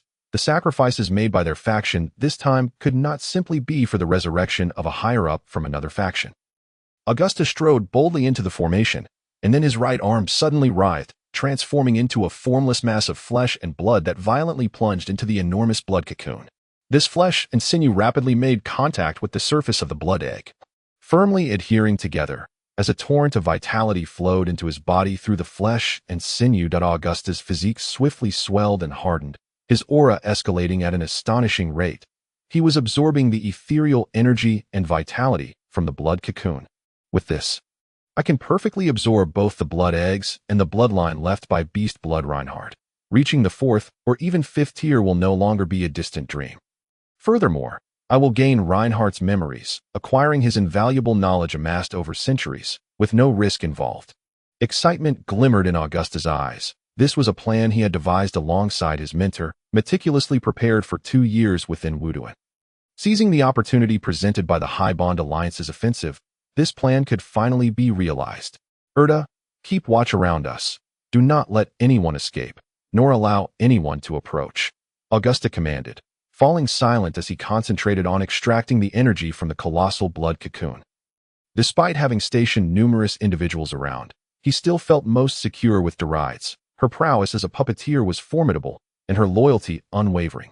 Meanwhile, the situation in Wuduan had descended into utter chaos, with nearly everyone scattering in a desperate bid for survival.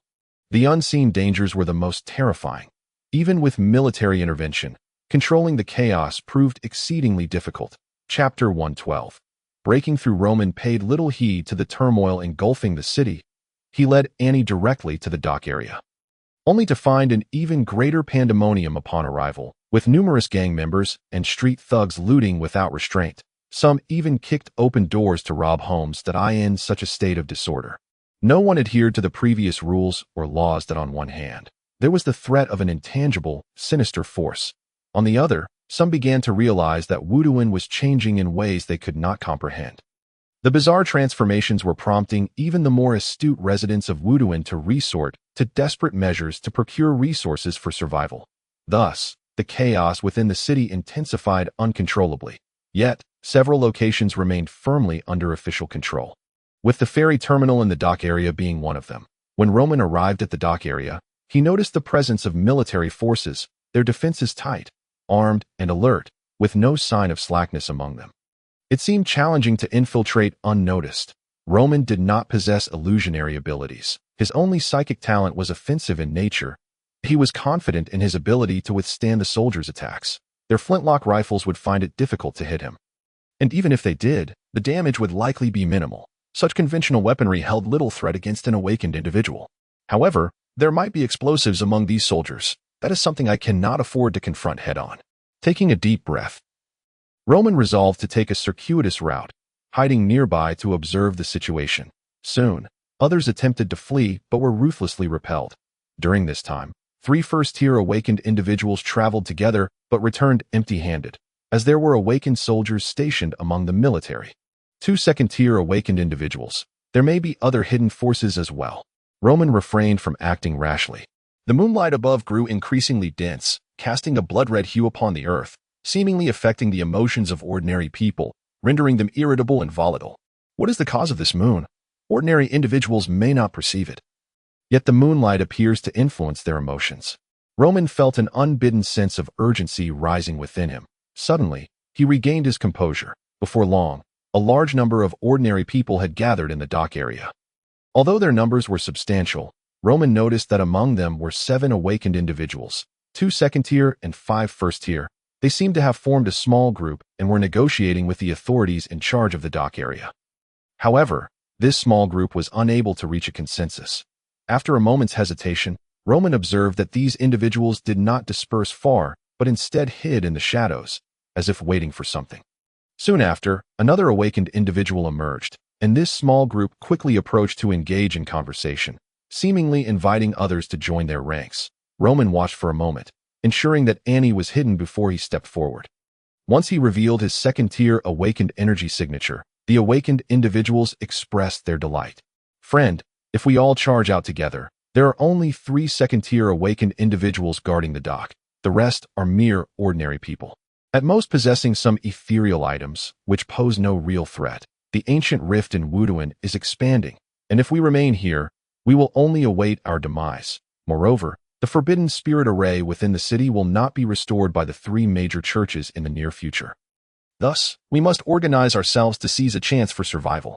An elder among the group spoke up. He was also a second-tier awakened individual, brimming with ethereal energy, making him the strongest among them.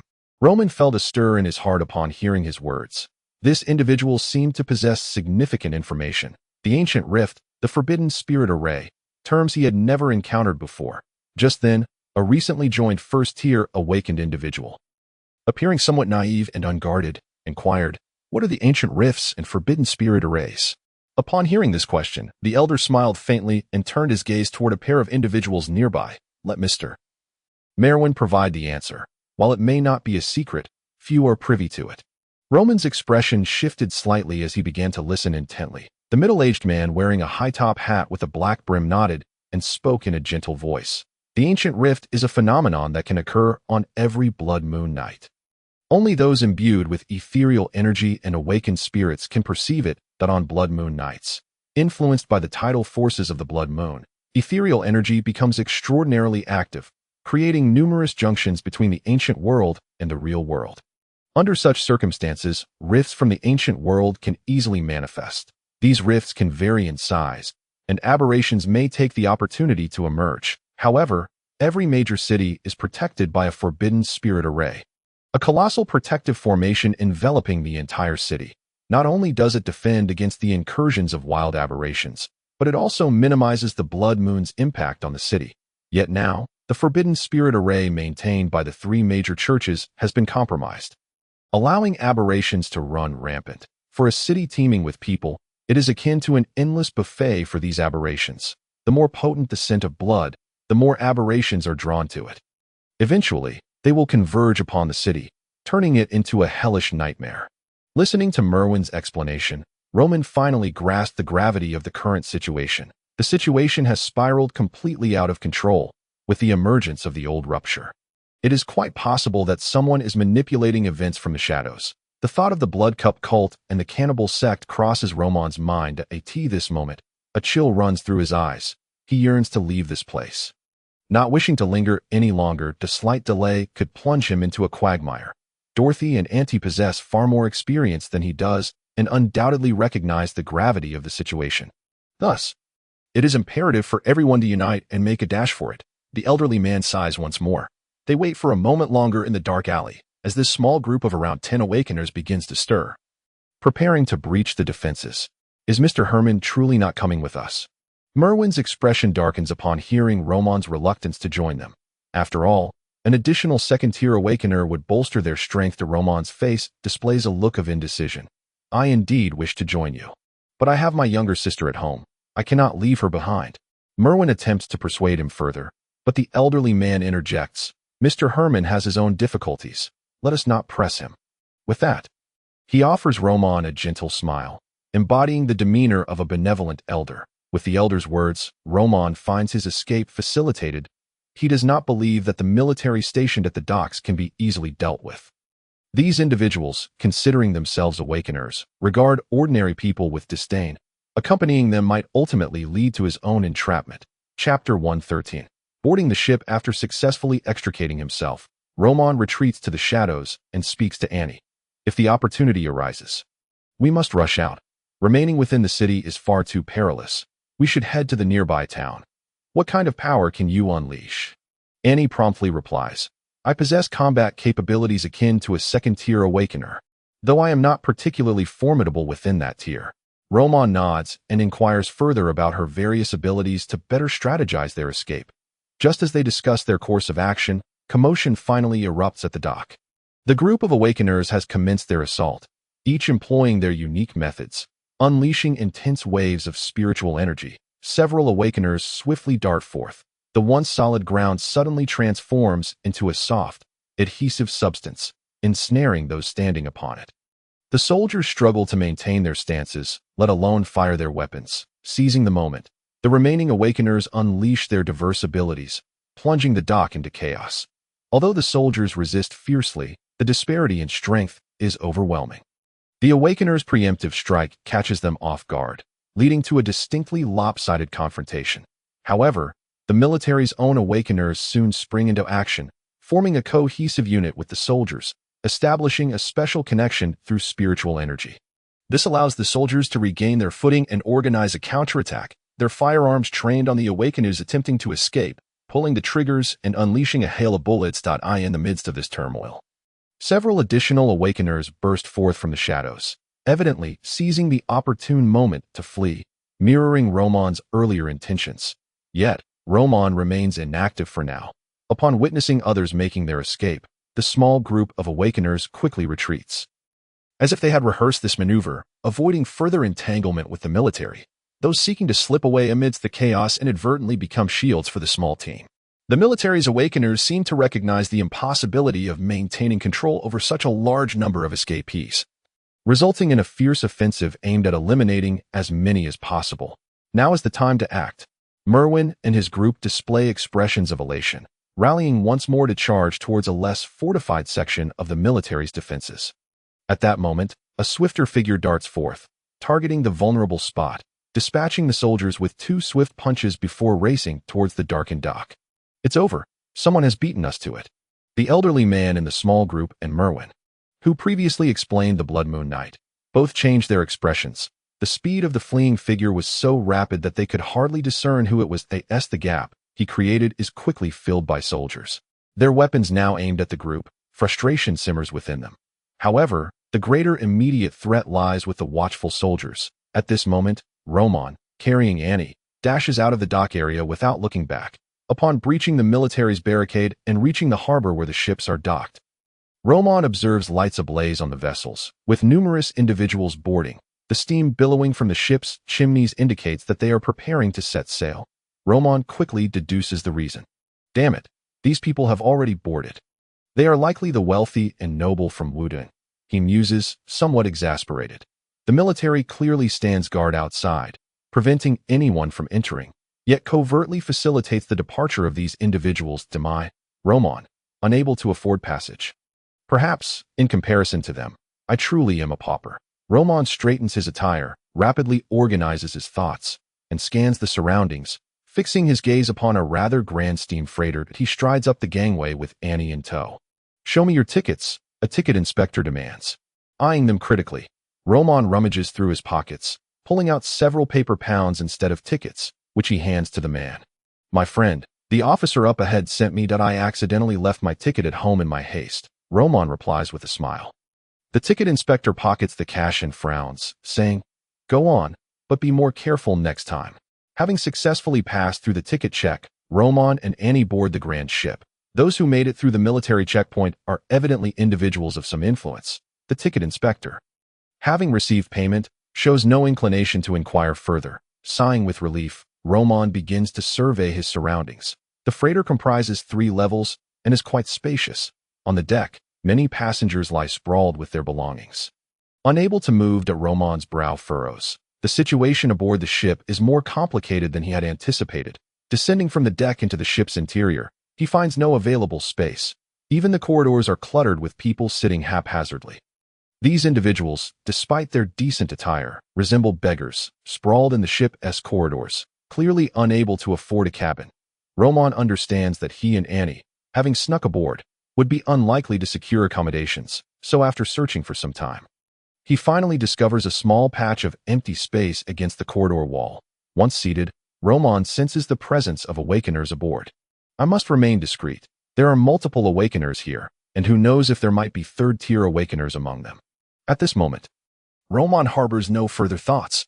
After all, on such a large freighter, the absence of awakeners would be truly abnormal. Soon, he strikes up a conversation with a nearby passenger, revealing that the individual is a lawyer, which surprises Roman. Lawyers belong to the high-income demographic, and in Wudun, such individuals are considered the Sar Mi de la Sar Mi of the middle class. Through this lawyer, Roman subtly inquires and learns that this ship is indeed bound for the Intersea, and it is already at full capacity. Only those with pre-reserved tickets, namely nobles or certain special individuals, are afforded private rooms. Everyone else must make do with makeshift sleeping arrangements on the deck or in the corridors. Special individuals? Roman's brow arches. Just how special are we talking? The lawyer cryptically responds, those with unique abilities, as indicated in the documentation. I know it sounds absurd, but there was someone aboard who could conjure flames in his hand. He is one of the special individuals. And everyone refrains from causing trouble due to his prior warnings. Chapter 114. Reunion. The lawyer's face bears an expression of astonishment, clearly shaken by the fire-wielding individual. Roman chooses not to delve further into the conversation, but instead reflects carefully. The person the lawyer described is undeniably an awakener, yet given the ambiguity of the situation aboard the ship, even if he were to reveal his own identity as an awakener, he may not receive preferential treatment. Rather, it could lead to danger. The ship bound for the Intersea continues to take on passengers at this moment. Roman's expression shifts slightly as a talisman within his clothing begins to tremble gently. The communication talisman left for me by Dorothy is vibrating, indicating that she and the others must have returned to the inn, seen the message I left behind, and are now attempting to contact me through the talisman. Without hesitation, Roman channels spiritual energy into the talisman. This is a third-tier talisman, crafted in pairs. When two individuals holding a pair of communication talismans infuse them with energy, the closer they are to one another, the more pronounced the talisman's vibrations become. Roman patiently waits. During this time, a ship's crew member comes around to serve a meal, which is exorbitantly priced. Merely 2 pieces of white bread cost several pounds. If one desires meat, it would be even more expensive. Roman only purchases 2 pieces of bread, hastily sharing them with Annie before continuing to infuse energy into the talisman, ensuring its continued operation. The contact talisman quivered more violently. Roman found his focus intensifying. Before long, he spotted the fully clad figures of Dorothy and Auntie entering through the cabin entrance, both concealing their identities. They circled the corridor and then sat down beside Roman. Dorothy erected a remarkably delicate psychic barrier, enveloping the 4 of them. The somewhat bloodied senior sister then remarked, "We did not anticipate the turmoil in Wuduin.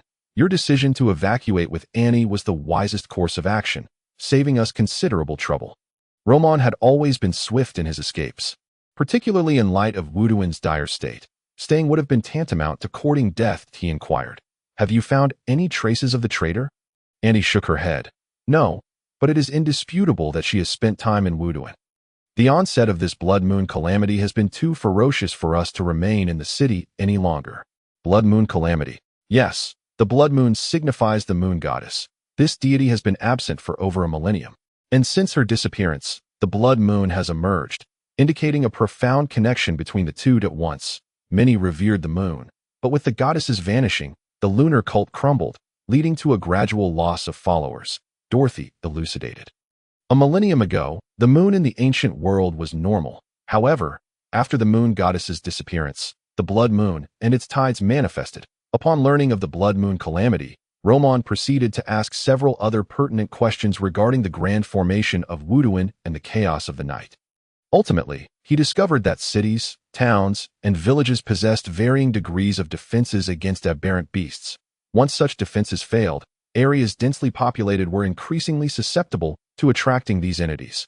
Although civilian steamships lacked protective formations, they undoubtedly had accompanying awakeners to address various issues, primarily to defend against beast attacks. The 4 continued their discussion. Dorothy speculated that the current predicament in Wuduin was likely linked to the Blood Cup cult. However, this was not an appropriate venue for extended conversation. After a while, they dismantled the psychic barrier to avoid arousing suspicion among the awakeners aboard. Due to the abruptness of the incident, they could not carry much from the apothecary. Only the most valuable items, which left Andy feeling somewhat regretful. After all, leaving a place where one had resided for several years was not a simple matter. The steamship waited until the dead of night. And as the situation in Wuduin grew increasingly chaotic, even the military seemed unable to withstand the turmoil. That moment, the vessel emitted a prolonged horn and began to set sail. Everyone who needed to board had already done so, and further delay would yield no benefit. As the ship moved, its hull began to sway. Thanks to his meditation practices, Roman felt invigorated even without sleep, while Auntie preferred to avoid sunlight. Annie had already drifted off against the wall. Shortly after the ship's departure, Dorothy set out to ascertain the overall situation aboard, a habit she had cultivated over the years to prevent any unforeseen dangers. As dawn's light began to rise, Roman found himself alone on the deck, momentarily taken aback. Unlike the scene from the previous night, this area appeared tidied up. Many people's belongings had been stowed in the cargo hold, making the once crowded deck appear significantly cleaner. Numerous individuals occupied the deck, yet each face bore expressions of confusion and sorrow. The hasty departure from their homeland, perhaps without even the chance to gather their families, was undoubtedly a source of profound distress. The abrupt upheaval in Wuduan had left them unprepared, rendering them paralyzed with fear in the face of imminent peril. Now, in a semblance of calm, their hearts were heavy with grief, a sense of loss, and uncertainty about the path ahead. Roman, however, felt little attachment to Wuduan. Leaning against the railing, he turned to gaze at the once thriving city. The steamship had been sailing for quite some time. Wuduan's silhouette was already obscured. Yet a blood-red cloud loomed over the city, preventing sunlight from penetrating. This blood cloud was no natural phenomenon, but rather the result of extraordinary forces at play. Roman's expression grew grave, although he was unaware of the exact happenings within Wuduan. It seemed increasingly unlikely that anyone inside would escape. Just then, Dorothy appeared beside him, smiling as she said, feeling a bit reluctant, "The entire Wuduan has been drawn into the realm of blood sacrifice. If you return, you might very well become a victim." "The entire Wuduan?" Roman asked, incredulous. "The birth of an evil god requires a special environment and sufficient energy. Offering flesh and blood is the simplest means to invoke the presence of such a deity. And the Blood Cup cult has been preparing here for quite some time. Now is the time for them to act," Dorothy stated casually, her eyes fixed on the enormous blood cloud. "Is no one doing anything about this?" Roman furrowed his brow. Puzzled, such a large city seemed too fragile, Dorothy replied. "Most of Wuduan's forces, including the Awakeners within the military, have been dispatched to the front lines to engage the Gaobang Alliance. Even the Church's power has been significantly drawn down. Furthermore, Wuduan had already been heavily infiltrated and eroded prior to this situation. The Blood Cup cult has likely gained control over many high-ranking officials in Wuduan. Their Awakeners are adept at seducing others into moral decline." Chapter 115. Combat-type mechanical vehicles. Dorothy maintained a cold expression. She had little concern for the lives of others in Wuduan. Her prior conflicts with the Blood Cup cult and the flesh-eating cult stemmed solely from matters involving Annie and Roman. This time, Dorothy's purpose in coming was to escort Roman and Annie back to Jinhai and to search for information regarding the senior sister. Now that all matters were settled, she had no interest in the fate of Wuduan. As for Roman, he was willing to offer assistance if it fell within his means and did not jeopardize his safety, but he would not take reckless risks without certainty, a principle he held dear. In times of adversity, one should prioritize self-preservation. In times of prosperity, one could extend a helping hand to others. At present, Roman felt quite impoverished. After explaining the situation in Wuduan, Dorothy relayed some good news to Roman. After discussions with the Awakeners guarding the ship, they had agreed to allocate quarters for the four of them. Judging by the lingering aura of malice surrounding her, Roman deduced that the group had little choice but to comply. Though they had secured housing and better treatment, Dorothy had also agreed to the terms set forth by the others. Should the ship encounter danger, they would be obligated to lend assistance. For anything could happen on the vast sea. Descending from the deck, Roman was quickly led to his room by a crew member. The space was modest yet tidy, featuring a bed, a table, and a small window offering a view of the vast, rolling sea outside. After setting up a psychic barrier within the room, Roman lay back on the bed, allowing himself to unwind after the tension of recent days. The pressure exerted by the Blood Cup cult had been considerable. After all, this sinister organization possessed formidable strength, and should he face off against the elite members of the Augusta sect, his fate would be dire. Had he delayed his escape even slightly last night, he might not have made it out at all, but there were no ifs. As Roman lay in bed contemplating these matters, a smile gradually spread across his face. The Blood Cup cult, the flesh-eating cult, Hofen, Gurman, they all sought to bring about my demise. Yet here I am, still alive. Moving forward, I must remain vigilant. He rose, preparing to practice his fitness techniques. The regimen consisted of 18 forms, of which he had only mastered 9. Since embarking on the path of an awakener, he had been unable to dedicate time to proper training. But now that he finally had some free time, he intended to delve deeply into the fitness techniques. Now I should develop the subsequent techniques to serve as my trump card. But fitness techniques cannot simply be conjured out of thin air. Although Anichi has been providing me with insights into the techniques, my own understanding has not markedly improved. Additionally, I wonder how Anichi is faring in Wuduan, and whether Eliza managed to leave safely. Roman sighed inwardly. He held a fond regard for both Eliza and Anachi. As a man in his prime, with no functional impairments, he had never considered such matters before. As he had always been preoccupied with the sword of uncertainty looming overhead, he had even arrived in this world with his life hanging in the balance, leaving little room for such contemplations. Shaking his head, Roman dismissed these chaotic thoughts and focused on the book in his hands. What is the most crucial aspect of learning fitness techniques? It is neither talent, diligence, nor resources and comprehension. These factors are of little importance. Fitness techniques are not so easily grasped. The most vital element is the personal guidance of a coach. The book, Mighty Man Away's Fitness Techniques, had automatically returned to the library after Anichi finished reading it. Yet it now appeared in shades of gray and white. Roman had previously attempted to activate its imaging ability after completing his studies, only to discover that the book could no longer perform this function. Ultimately, he identified the cause. By infusing the book with a sufficient amount of psychic energy, he could reactivate its capabilities, akin to charging a dead phone. This book's imaging ability was reusable, unlike the consumable abilities of Matsuko's Night Chronicles. Holding the book in his hands, Roman rapidly expended psychic energy. However, this book resembles an abyss, voraciously consuming until it has drained half of Roman's spiritual energy. Only then does it regain its original hue. Does it require even more spiritual energy than before? Each time this book is utilized, does it not result in a more terrifying depletion of spiritual energy? Roman took note of this, then immediately activated his imagery ability to enter a dream and meet with Teacher Away. He had no inkling regarding the latter 9 forms and naturally required the guidance of a mentor. In Wuduan City, the sky was shrouded in a gloomy, unyielding blood mist that obscured the sunlight. The fine drizzle mingled with the scent of blood and industrial dust, the damp ground marred by mottled bloodstains. With every few dozen or 100 steps, one could encounter a dismembered corpse in the dark corners and ruins.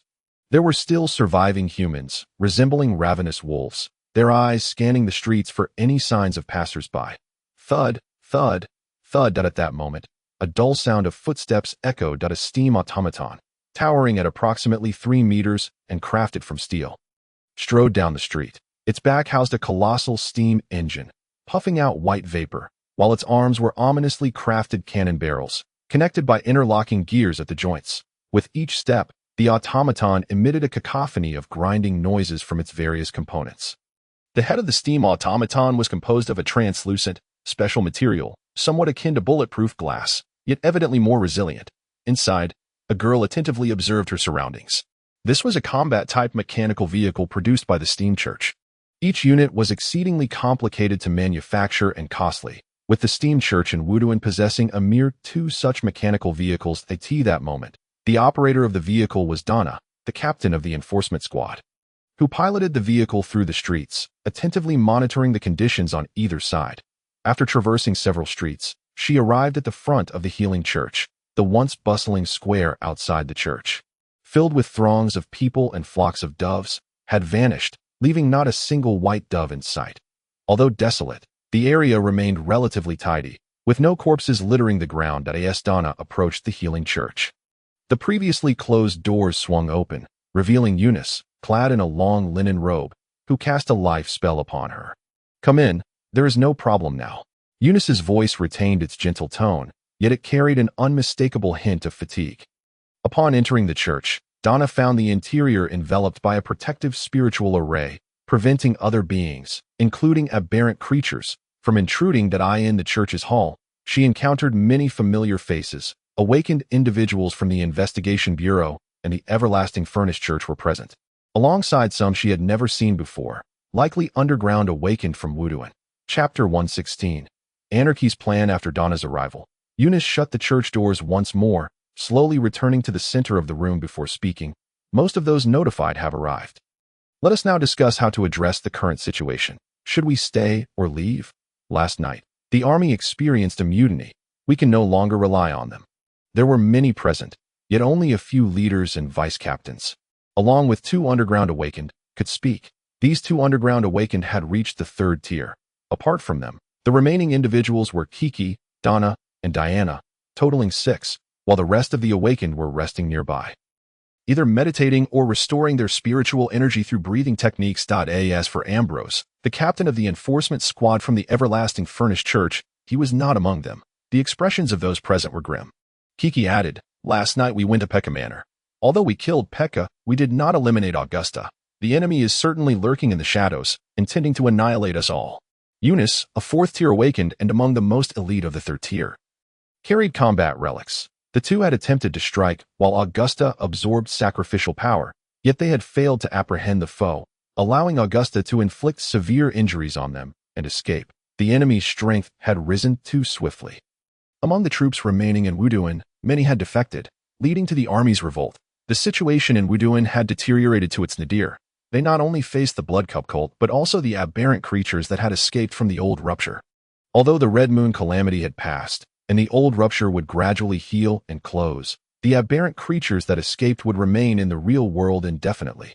This was also the source of the wild aberrant creatures.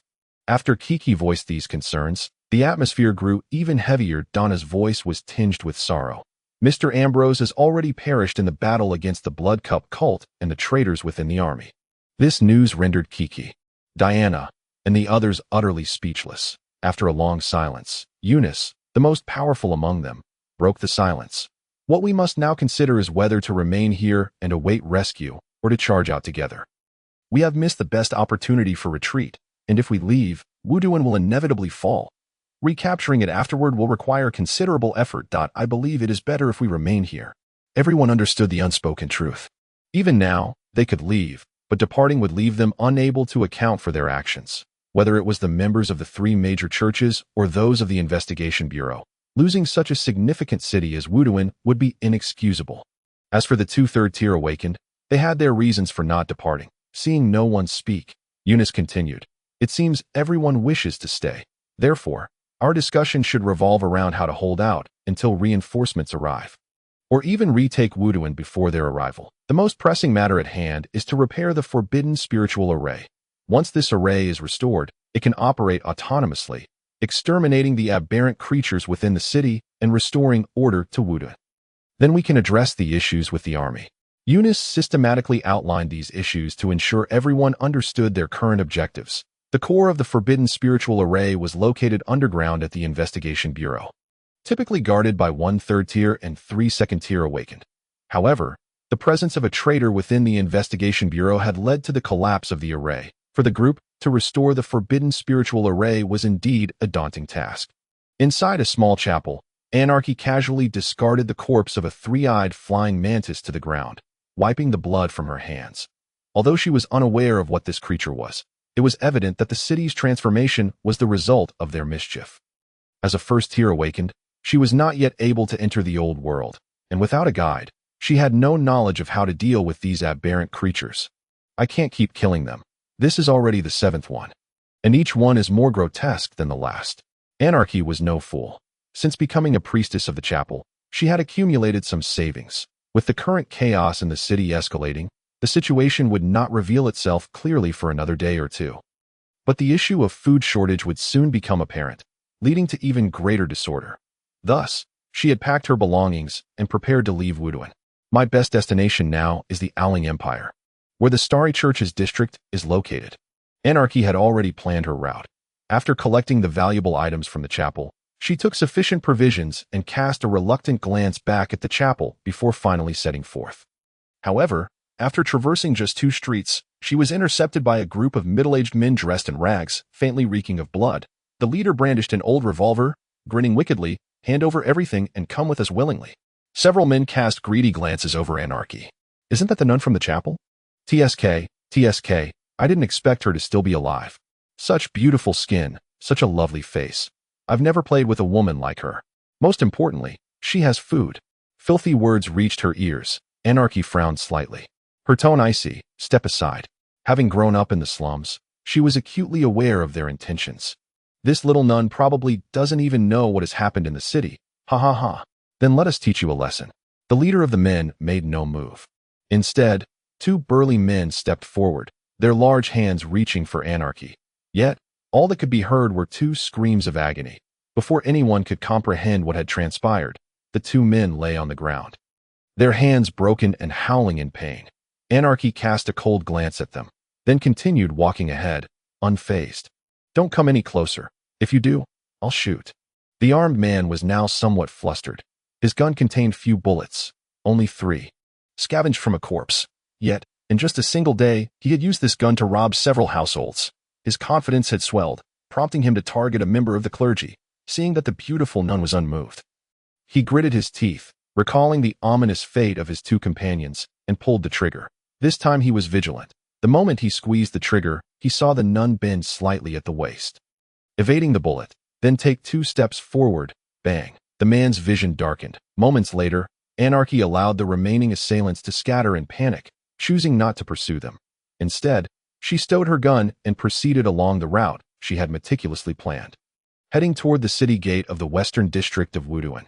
Chapter 117. The windless harbor in the hazy dreamscape.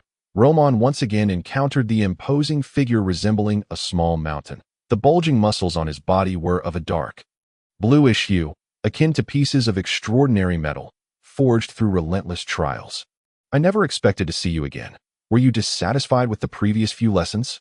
Coach Away turned around, a smile gracing his face. Roman sighed. "Although the fitness techniques are quite effective, my current circumstances are somewhat complicated. Relying solely on the first 9 forms feels rather inadequate that I traverse the world, and I do not wish to diminish your esteemed reputation." "Coach." The mountain-like coach's gaze was peculiar as he slowly replied, "Did I not inform you? The latter 9 forms must be comprehended on your own. Only what you truly understand can be deemed yours. In this context, I am powerless." Though he vehemently denied it, Roman discerned the truth. There indeed seemed to be a latter 9 forms. Comprehend on my own. During this period, he had attempted various methods and even practiced every known exercise. Yet he had gained no insights. Clearly, this set of fitness techniques was unique, entirely distinct from ordinary workouts, rendering self-discovery nearly impossible. Roman immediately countered, "But I recall that the essence of mastering fitness techniques lies in the guidance of a coach. Does it not? Training alone without a coach's supervision can easily lead to errors." Upon hearing this, the mountain-like coach displayed a look of approval. "Indeed, I am pleasantly surprised that you remember my words. Well done." He repeated his praise, clearly in high spirits. Seizing the moment, Roman continued, "Naturally, Coach, your teachings are etched in my heart, and I wish to seek your guidance once more." "Very well, you have proven to be the best student I have had in many years." With a resounding thud, he stood, his muscles crackling. "The latter 9 forms are, in fact, a method of transcendence, not meant for study at this juncture. However, I can teach you one of the forms without issue. Yet remember, you must compensate me for the tuition later. Moreover, since you will be learning the techniques from the latter 9 forms, you may also learn my true name that I am called Agavius, hailing from. Well, it is of no consequence now. I shall disclose it to you at a later time. For now, let us commence with the 10th form of the fitness technique. Though many refer to my fitness techniques as body tempering methods, they are essentially the same. Only those with sufficient resilience in body, spirit, and soul can cultivate to the highest realms of this practice. The 10th form is called strength training, and it will depend on your endurance." Time passed swiftly, and a month had elapsed. Life aboard the ship was monotonous and dreary. During the day, Roman had little to occupy his time aside from strolling on deck to admire the scenery that he found it impossible to read, as his current pace meant he had thoroughly understood the mere 10 books available in the library. The task panel had yet to refresh with new assignments. Each night, Roman would delve into dreams to continue learning the 10th form of fitness techniques from Coach Away. Although he learned that the coach's true name was Agavius, Roman still preferred to address him as Coach Away, as it rolled off the tongue more easily. The difficulty of the 10th form represented a qualitative leap. It required complete mastery over one's muscle control, pushing the limits to their utmost.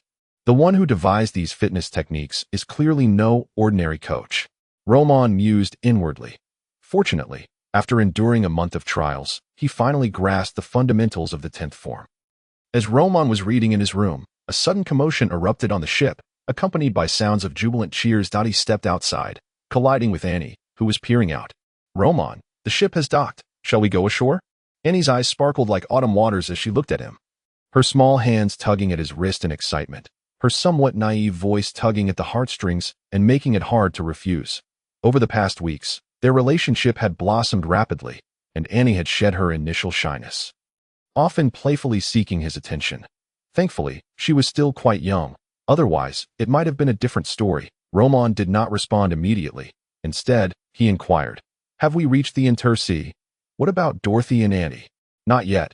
This is an island port, apparently called Windless Harbor. Everyone is preparing to stop here to replenish supplies. Moreover, some people are clamoring to disembark," Annie quickly informed him, having grasped the situation thoroughly. A midway stopover, perhaps, that made sense. The distance between the Intersea and Wuduan was substantial, so there must be ports along the way for ships to replenish supplies.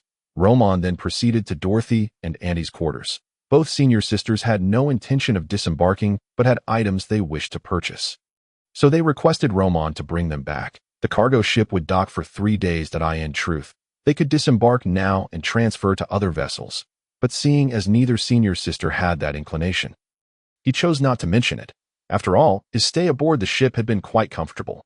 Navigating through the crowd with Annie, they descended the deck, and Roman finally beheld the island before him. The island was of moderate size, with numerous vessels anchored at the port, both large and small. At the island's center stood a towering mountain, around which the entire town was established, truly earning the title of a mountain city. Observing the throngs disembarking, Roman surmised that these individuals likely lacked accommodations on the cargo ship, but were not short on funds, seeking to transfer to other vessels here. As they stepped onto the cobblestone port, the bustling crowd ignited Annie's excitement, causing her to chatter incessantly like a little bird flitting around Roman. "Sir, would you like a guide? Just 1 shilling. I am a local from Windless Harbor and can quickly help you navigate this place," approached a burly man wearing a black beret and clad in coarse clothing. This man was likely a porter or laborer at the port, seizing opportunities when ships entered harbor to find suitable work. Roman hesitated for a moment, noticing Annie about to retrieve money from her small purse. He hurriedly pressed down on her tiny hand and stated sternly, "1 shilling is too steep. 5 pence. The robust man appeared taken aback, observing Roman's attire. It was apparent he was a gentleman. Such individuals rarely haggled, even when funds were tight, as they would not stoop to quarrel over a few pennies for the sake of dignity. "Will you take it or not? If not, I shall leave," Roman urged. The man quickly regained his composure and flashed a smile. 5 pence it is. "As you say, may I ask where you wish to go?" "The commercial street for shopping." Roman's purpose for disembarking was not only to stretch his legs, but also to procure medicinal herbs for Auntie and sweet treats for Dorothy. Chapter 118.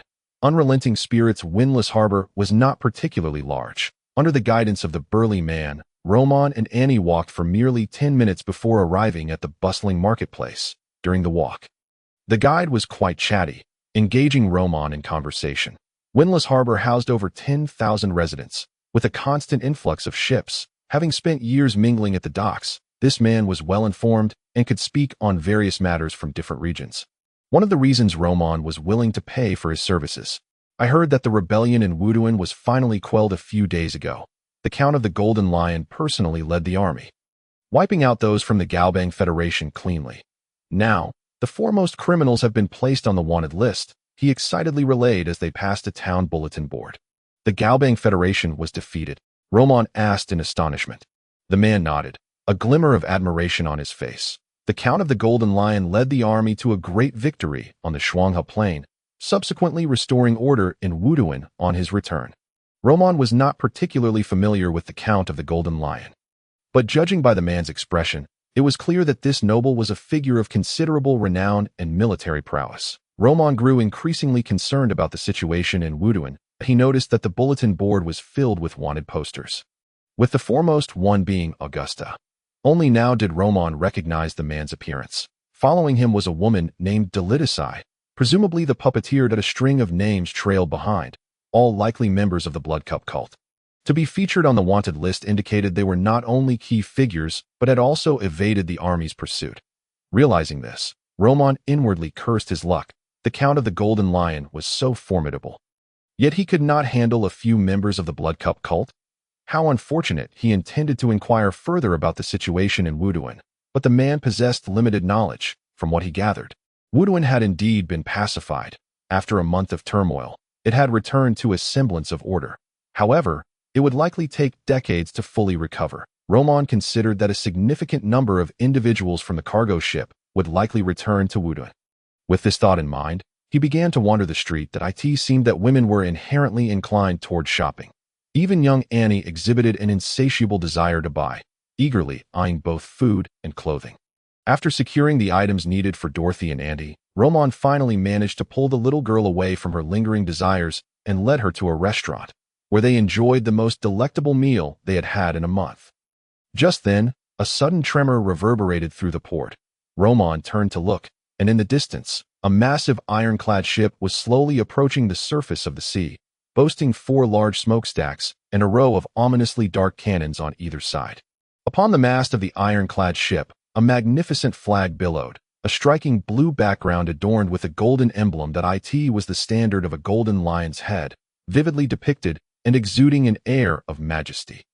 Roman furrowed his brow and turned to the guide, inquiring, "Could this family's emblem be?" "The golden lion. This is the heraldic crest of the Audel family, belonging to the Count of the Golden Lion," the burly man exclaimed with excitement. Roman's brow knitted further. Why had the ironclad ship of the Count of the Golden Lion suddenly docked here? Logically, the Count had just reclaimed Wuduan and would surely be presiding over local affairs.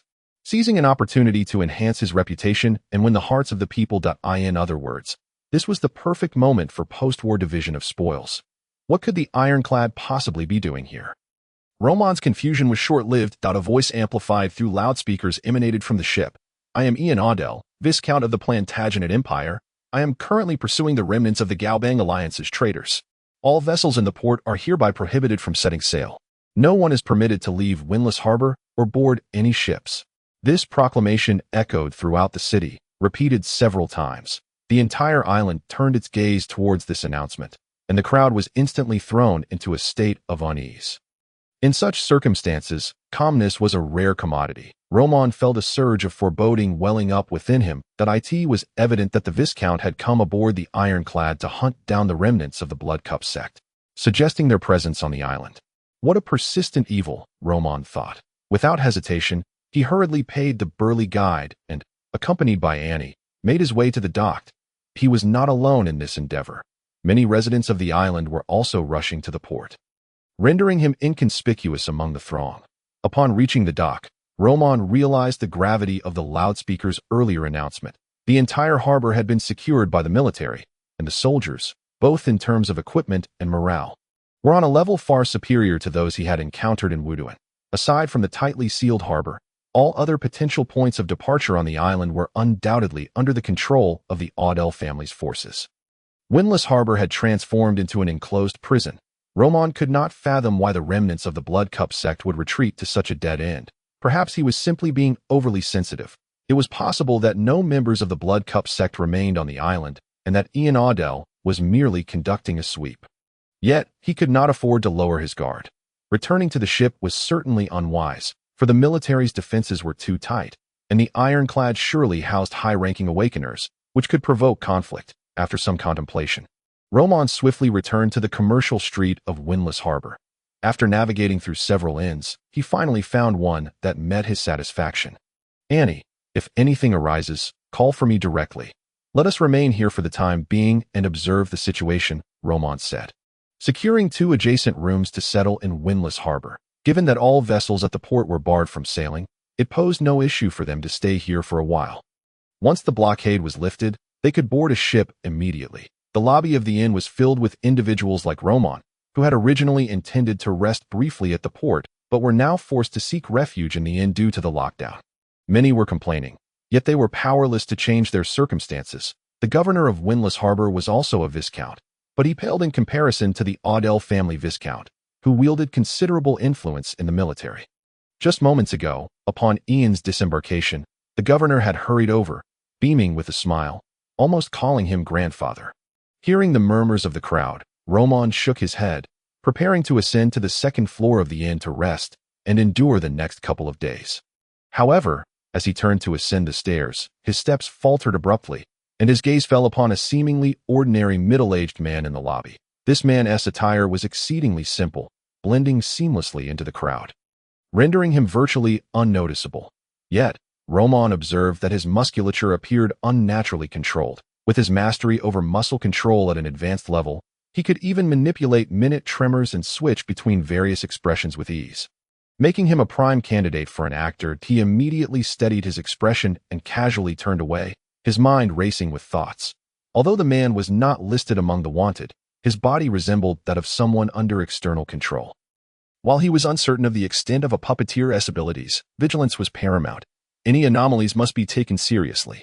Find a way to notify that fellow, Roman quickly resolved.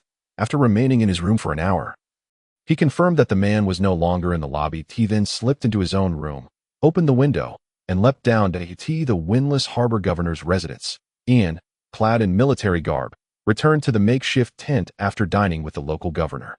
Beginning to review the plans in his hands, the remnants of the Blood Cup sect were most likely not hiding here. Alas, it seems I shall not gain credit for this endeavor. It will likely fall to my two younger brothers, Ian mused with a rueful smile. The Odell Count had 3 sons. He was the eldest and most capable, but had always been overshadowed by his legitimate siblings due to his status as a bastard. This lineage offered him no advantage in the competition for succession. Even his title of Viscount was earned through valor on the battlefield rather than bestowed by the Odell name. It was only after he achieved the rank of Imperial Viscount that his father permitted him to adopt the Odell surname. With a sigh, Ian prepared to rest when suddenly, a wooden shard pierced through the tent. Striking the table beside him, Ian's expression shifted as he realized that, despite having several awakened guards outside, none had detected the disturbance. He steadied his nerves, enveloping his hand in spiritual energy, and inspected the shard. A line of ink scrawled upon it caused his pupils to constrict. He could no longer afford to rest. Gather the men, we move out. Mobilizing his forces, Ian arrived at the inn where Roman had previously stayed. A battalion of solemn soldiers surrounded the establishment, leaving no room for escape. Meanwhile, Roman and Annie had already relocated, fully aware of the danger and unwilling to remain in such a precarious position. From a second-floor window of an inn diagonally across the street, Roman observed as the military encircled the opposite establishment, continually searching the premises. At that moment, a figure suddenly leaped from the window. Panic evident as they dashed into the street. Noticing the person's remarkable speed, Roman's brow furrowed, and he seized a nearby cup of water, aiming carefully before hurling it towards the target. With a resounding thud, the cup struck Deridrus's head, causing her to stagger, disoriented, nearly severing her mental control. What is happening? A deep, ominous voice echoed from within a shadowy basement. Augusta appeared markedly different from a month prior. Half of his face was grotesquely marred, and his presence had diminished to a shadow of its former self. Yet the crimson glint in his eyes remained undiminished. Deridrus, her eyes tightly shut, struggled to articulate. We've been exposed. Someone has attacked my puppet. And they are not from the Odell family. The two had concealed themselves in this locale, requiring ample sustenance and blood to survive, relying on Deridrus to manipulate the governor's steward for provisions. Days had passed without incident, only for them to be revealed as pursuers closed in. Augusta's expression darkened menacingly. During his time in Wuduan, he had been on the cusp of becoming a 4th-tier awakener. Had he fully assimilated the beast blood left by Reinhardt, ascending to the 5th tier would have been within reach. Yet now, with the Gaobang Alliance's defeat, the War God Church, the Blood Cup sect, and the Corpse Devourers had succumbed to the Life Church. The Unending Forge and the Steam Church. This catastrophic failure on the battlefield forced him to abandon Wuduan, only to be intercepted mid-escape by the Odell family, who, in conjunction with Eunice and others, decimated his forces and severely weakened him. The nobles and merchants under his sway were all ruthlessly eliminated by Anton Odell, the Iron Blood Count. Augusta, having sustained grave injuries, had regressed to a 3rd-tier awakener, left with only Deridrus by his side. While all others had either scattered or perished during their retreat, the two could only rely on the tamed aquatic beasts to escape to this hideout, hoping to stabilize their injuries and resupply before departing the Plantagenet Empire. Immediately sever the mental connection. Do they have the means to locate you through the puppet? Augusta inquired. Deridrus, uncertain, replied. I'm not sure. The Odell family's awakeners are quite peculiar, and they likely have skilled trackers among them. Augusta's gaze flickered before he firmly declared, prepare to move. We cannot linger here any longer. Deridrus nodded. promptly severing her connection with the puppet. In the street, Ian surveyed the lifeless body sprawled on the ground, his brow furrowing that a lean man beside him remarked, "It is indeed a puppet controlled by a puppeteer. I can pinpoint their location based on this." Ian's eyes glimmered with intensity. "Excellent. Proceed with the spell and issue orders to strictly guard all ports. No one is permitted to set sail." He had not anticipated encountering the remnants of the Blood Cup sect in this place. The goddess has truly bestowed upon him a magnificent gift. Should he succeed in subduing these individuals, his arsenal will undoubtedly be adorned with a vibrant stroke of distinction that is for the one covertly providing information. Ian found him somewhat peculiar, yet he was not particularly concerned. At most, he was merely an underground awakener harboring a grudge against the Blood Cup cult, seeking to exploit him to eliminate the cult. A notion he found rather agreeable. "I have found it." At this moment, the lean man's eyes sparkled with excitement as he gazed towards the governor's mansion at the heart of Windless Port. Ian, noticing the location, furrowed his brow slightly. Inside the governor's mansion, mobilize the troops and seal off the area. No one is to enter or exit. His decisive nature was evident, and without hesitation, he led the group towards the governor's mansion. Observing the troops departing, Roman cautiously disguised himself before contemplating for a moment, then followed suit. The Blood Cup cult was notoriously persistent. He could not rest easy until he witnessed these foes eradicated. The formidable army marched through the streets, surrounding the governor's mansion completely.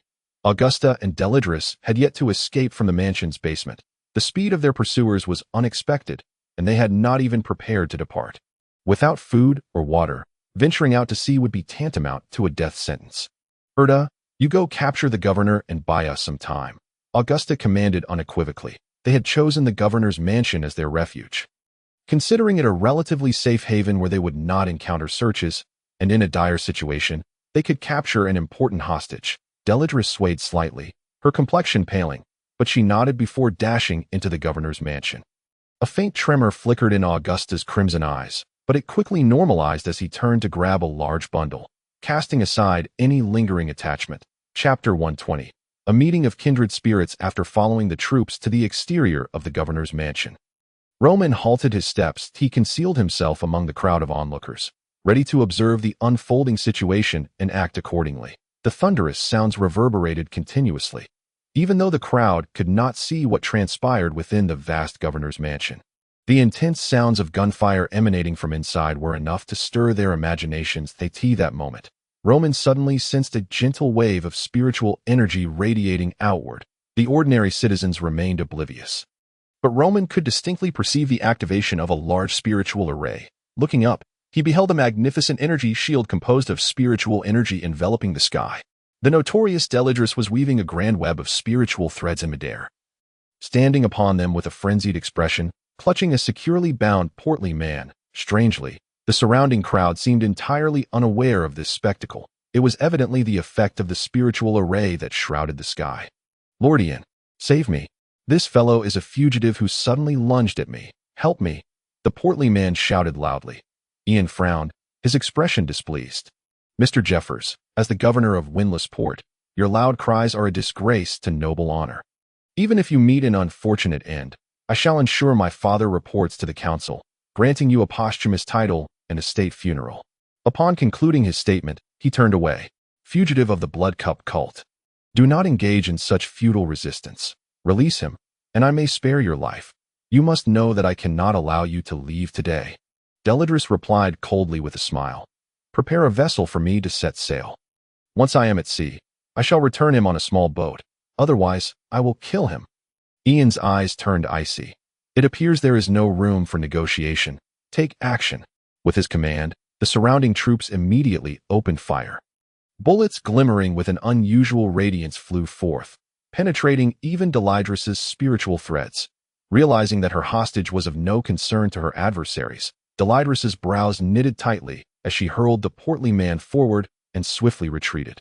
Spiritual threads sprouted beneath her feet, allowing her to glide through the air with astonishing speed. Roman, standing among the crowd, swiftly maneuvered closer, prepared to strike in the shadows, should Ian fail to detain this puppet master. He would have to intervene to eliminate potential threats. The battle escalated rapidly. Just as Delidris was about to escape, two awakens beside Ian finally took action simultaneously. the lean man summoned surging spiritual energy, forming a chain-like appendage of darkness in his hands, which he flung towards the fleeing Delidris. The chain pursued her relentlessly, moving with lightning speed, ensnaring her limbs. Another individual, equally peculiar, extended his arms, revealing a magnificent bow of emerald light in his grasp. Adorned with arrows composed of starlight, the man strained to draw the bowstring, light gathering upon it. While the dark chain lacked significant offensive power, Delidris struggled to move, each slight shift demanding immense effort. A cold glint flickered across her face. Driven by a fierce will to survive, she unleashed a surge of power, extending spiritual threads towards the ordinary citizens within the governor's mansion who had yet to evacuate. However, at that moment, the archer released the bowstring, and a dazzling arrow pierced through Delidris's chest, erupting in a spray of crimson blossoms in the sky. Roman inhaled sharply. This archer was clearly a third-tier awakener. After being struck by the arrow, Delidris plummeted, blood gushing from her gaping wound as her insides were reduced to a gruesome pulp, indicating her imminent demise. Yet, Roman remained vigilant, continuing to search for any other traces of the Blood Cup cult amidst the throng. It was improbable that Delidris was the sole presence here.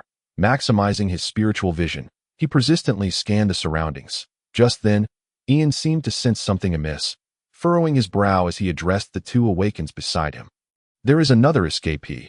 It must be Augusta of the Blood Cup cult. This puppet master is merely a diversion. You two remain here to maintain control. I will pursue him. With those words, Ian transformed into a blaze of red flames, swiftly vanishing from sight on the opposite side of Windlassport Island. Beyond two hills lay an undeveloped forest, a place seldom trodden by humans, teeming with wildlife. The island's front half had evolved into a town by the port, while the rear remained largely untouched. That Augusta's tamed aquatic beast resided in a cove within this mountainous terrain.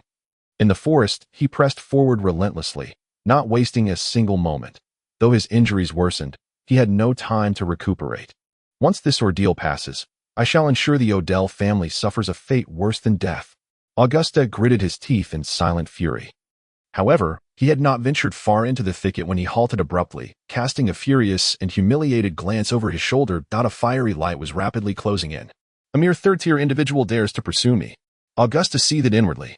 Had it not been for his prior battle with Eunice of the Church of Life, coupled with the disruption of his blood absorption process that left him weakened, he would never have tolerated such indignity.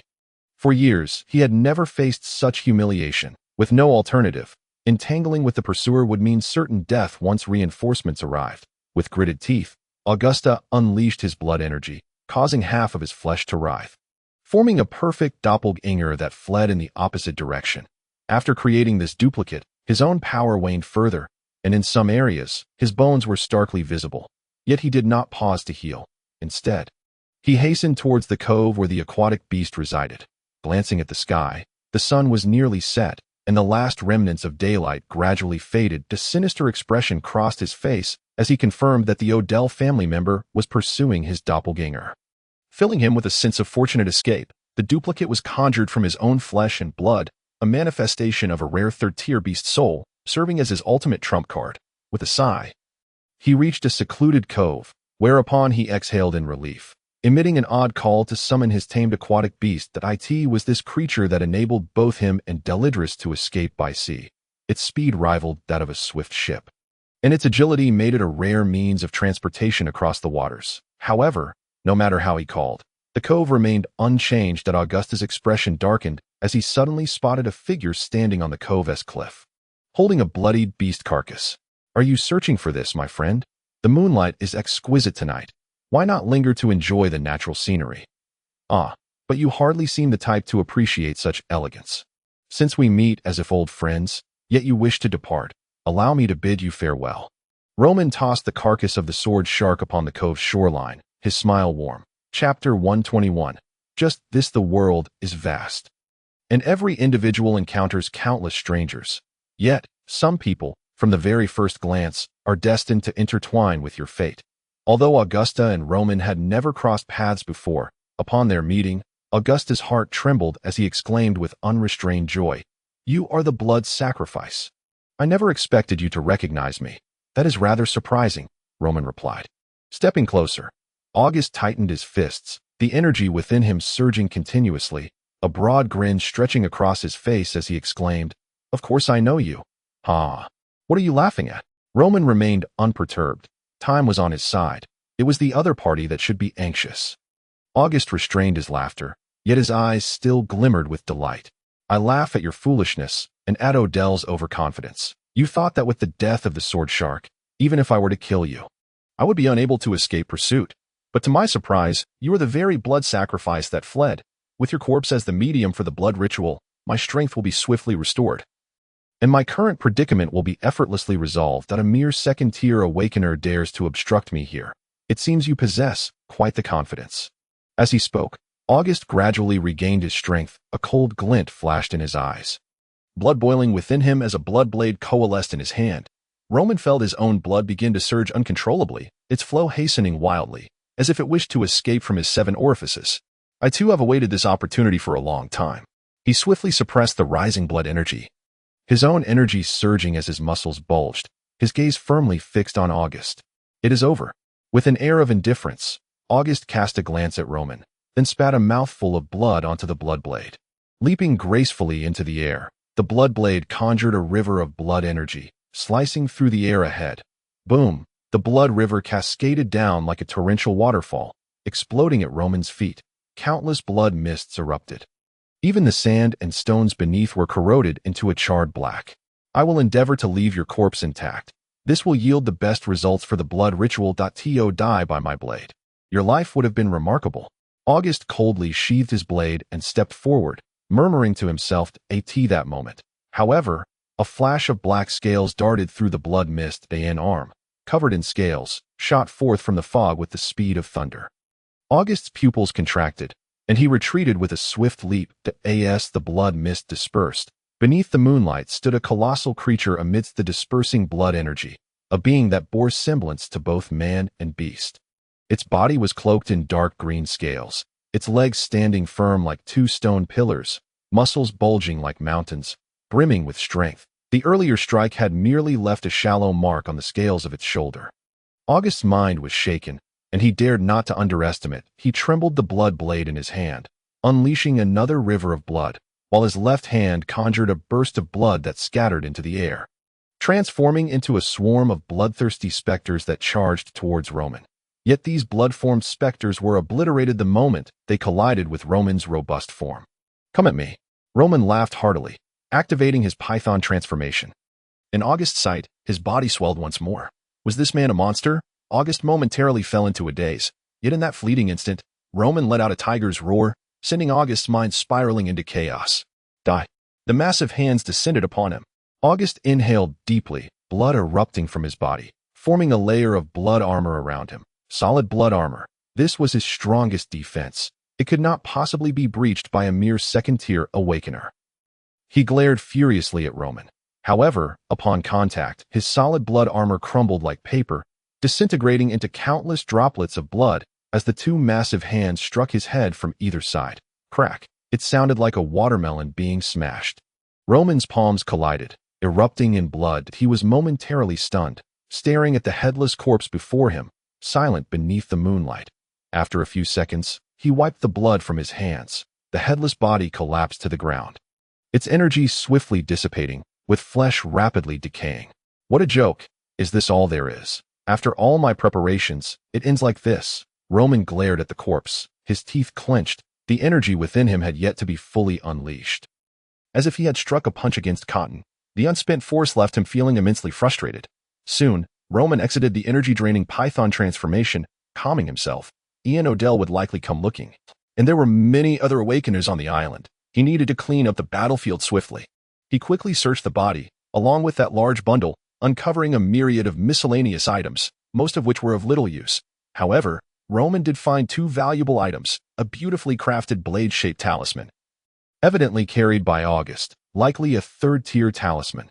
In addition, he acquired 2 blood pearls. These appeared to be one-time consumables, akin to grenades, but August had evidently not had the chance to use them, possibly not anticipating the battle to conclude so swiftly. Even Roman himself had not foreseen such a rapid end to the conflict. Is this all that remains? Not even a gold pound? What a miser! It seems all his means and trump cards were exhausted while fleeing. And he was heavily injured. which is why he was so easily slain by me. Roman mused. After gathering all the items, he proceeded to obliterate everything in the vicinity, preparing to leave when suddenly a heart-like object emerged from the corpse. His gaze turned inquisitive. Though he did not know what this object was, it certainly did not appear to be ordinary, so he decided to take it with him. Wrapping the heart-like red meatball in cloth, he discovered it was surprisingly hard, akin to a keratinous shell, rather than the soft orb he had imagined. After securing it, he surveyed the surroundings, ensuring no one lurked nearby. Before scattering poison around the corpse and the battlefield, then departing gracefully. Just over 10 minutes after his departure, a firelight approached rapidly from the horizon. Ian frowned, observing the decapitated and decaying corpse on the ground. A complex array of emotions swirling within him. Well, it's better that this fellow is dead. It saves me a great deal of trouble. Shaking his head, he refrained from investigating who had disposed of August. As long as it did not interfere with him, his gaze flickered as he prepared to leave, only to be startled by a sudden tremor in his step, noticing a patch of black spots on his skin. Feeling an urge to spit blood in frustration, the murderer had laid poison all around. Upon returning to the inn, Roman first checked on Annie, finding her resting in her room, which reassured him as he retreated to his own quarters to examine his spoils. How to put it, had this fellow not been severely injured, he surely would have had more valuable items. This talisman seems to be the very blade he conjured, looking quite impressive, yet its power is rather lacking. Roman scrutinized the blade-shaped talisman on the table. It was a consumable. It would likely be exhausted after 2 or 3 more uses. His gaze shifted to the 2 blood-red pearls, energy swirling within, containing immense destructive potential. After studying them for a while, he set them down with satisfaction. These pearls could explode with a mere infusion of energy, their use being straightforward, and their power likely terrifying. Roman dubbed these 2 pearls explosive blood pearls. As for the heart-like crystal extracted from August's corpse, Roman observed it for quite some time with no reaction. Regardless of whether he infused it with energy or employed other methods, even striking it with a hard object yielded no success. This item was horrifically tough. Were it not for the special energy he sensed within, he might have attempted to smash it open with all his might, for sometimes sheer force does not yield miraculous results. Having organized all these items, Roman soon laid down and fell into a deep slumber. In the ancient god library, Roman entered the study room. For the past few days, Anichi had not appeared in the study. Yet Roman was well aware that she had not encountered danger in Misty Dun City. He and the borrower shared a faint connection, and with the study room now available, they could even communicate. Farina, however, was diligent, entering the study almost every night to study. Had Roman not forcibly removed her last time, she would have insisted on staying. Moderation in study sharpens the mind, but excessive study is detrimental to health. Thanks to Farina's industriousness, Roman's proficiency in medicine and massage techniques had been steadily increasing, though he remained unclear on the actual utility of the massage skill. That Farina's studies would not grant him additional attribute points, which was quite frustrating. Mr. Roman, good to see you again. In the center of the study room, illuminated by the brilliance of a bonfire, Farina greeted him warmly. Roman nodded, responding with a smile. Indeed. Good evening. Studying diligently, I see. Farina nodded. The knowledge within these texts is profoundly intricate, even with day and night devoted to study. It is difficult to grasp the content that I can only learn gradually. However, during this period, I have made significant progress with this medical book. I even hope to pass the second entrance examination for the Sacred Amethyst Academy. The Sacred Amethyst Academy was an institution that nurtured awakeners. Roman was initially surprised upon hearing this, but later learned that the situation in the Mid-Sea was somewhat different. Awakeners seemed to possess their own living space, unlike in Misty Dawn. Thus, hearing that Farina could enter the academy naturally prompted him to extend his congratulations. The two quickly engaged in conversation, with Roman seeking to understand more about the Missy situation. After the matters concerning the Blood Cup cult reached a conclusion, he found himself relieved of one of his greatest adversaries. As they were soon to arrive at the Intercy, it was prudent to familiarize himself with the situation in advance. Philoni, somewhat perplexed, inquired, "Is Mr. Roman coming to the Intercy?" Yes, I have some matters to attend to there. And I may need your assistance," Roman replied, a hint of embarrassment crossing his face. Philoni then had a sudden realization. "It seems you are coming to fulfill his task, isn't it? Only by doing so can you acquire knowledge from the Great One." After all, Roman had never studied in the self-study room, and it had likely been quite some time since he received knowledge from the ancient god. Each time, Philonae felt a bit awkward. Thus, without waiting for Roman's response, she quickly assured him, "Rest assured, Mr. Roman, I will do my utmost to assist you. If you require anything in the Intercy, you can find me on Queen Street." Seeing her earnest expression, Roman chose not to explain further, merely smiling and nodding. After emerging from the library, Roman, having awakened from his slumber, spent 2 days at Windless Harbor with Annie. Following the complete demise of Augusta and Delidris, Ian's control over Windless Harbor had loosened considerably. Once 2 days had elapsed, Ian's forces conducted a thorough search of Windless Harbor and, finding no remnants of the Blood Cup cult, departed aboard their ironclad ship. Windless Harbor was finally liberated. Roman promptly returned to the ship with Annie, just in time to encounter Auntie and Dorothy. Upon seeing that the two were unharmed, Annie resumed her studies in pharmacology, while Dorothy remarked with a smile, "I thought you two were in trouble. Annie wanted to come to the island to find you." But I stopped her.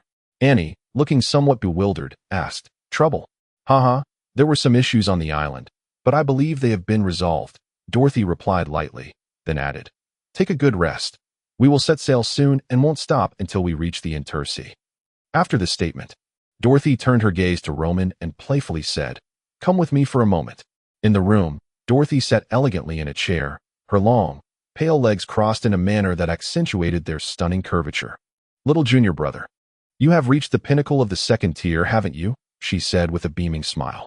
"I didn't expect you to grow so quickly, quite impressive. Indeed, I have reached the peak of the second tier. But I am uncertain how to advance to the third tier." Roman admitted honestly, he was unsure of how to achieve the third tier and was contemplating asking, but Dorothy brought it up herself. Advancing to the third tier is quite complex. It requires enduring the old one's corruption further, allowing your body to acclimate to it. Once you open your spiritual slots, you will have progressed. However, this process is fraught with danger. Even I faced significant risks during my own advancement. The third tier necessitates a journey to the second level of the old world. So we must prepare many items and follow a specific ritual with special protective measures. This is why you must go to the Intersea. It is difficult to advance to the third tier in Misty Dawn. Additionally, there are many considerations regarding the ritual for advancing to the third tier, which I will explain to you gradually. Dorothy shifted her legs into another crossed position. "I want to ask you, have you decided which system you wish to pursue? After reaching the third tier, you will be able to preliminarily choose your path. You must contemplate this carefully. My teacher possesses numerous systems. Once a system is chosen, it becomes challenging to change it. And the chosen path will directly determine the strength of the awakened. Even among those who are all at the third tier, there can be vast differences." She spoke earnestly. Chapter 123. Daily life on the ship. Dorothy allowed Roman ample time to ponder and did not press him for an immediate decision. Advancing to the third tier was a significant matter. The first and second tiers were foundational, while the third tier formally established one's path, which would be difficult to alter once set. She shared this information with Roman to ensure he was well prepared and did not find himself caught off guard later. Roman currently had no clear direction regarding the ability systems he could pursue after reaching the third tier. He primarily wished to see if any tasks related to the ability systems would emerge in the ancient god library. That a system pathway entails several methods for concocting special ability potions. Based on the current circumstances, the potential of the ancient Python system obtained from the library appeared immense. He had yet to fully develop it, and it was already formidable, leaving considerable room for improvement. Thus, he was not in a hurry to finalize his future path. Upon receiving the names of all the systems possessed by his teacher from Dorothy, Roman gained a comprehensive understanding of the systems available to third-tier awakened individuals. Even among those at the same tier, disparities existed, largely stemming from differences in system pathways, with the remainder attributable to the number of spiritual slots. The more spiritual slots one possessed, the more systems and pathways they could choose from. The strong grow stronger, while the weak remain weak. Such is the reality of the awakened world. Unless one could endure greater corruption from the old ones, altering one's innate qualities would prove challenging. However, what relevance did all this have to Roman? Back in his room, he opened a brownish-yellow booklet, which roughly documented the ability systems collected by his teacher, Annabella. The teacher's nickname is Poison Butterfly. I didn't expect the name of the system pathway to be Poison Butterfly as well. And upon reaching the fourth tier, it is called the bewitching moth, while the fifth tier is known as the dream-weaving butterfly. Sounds intriguing, but the side effects seem quite severe.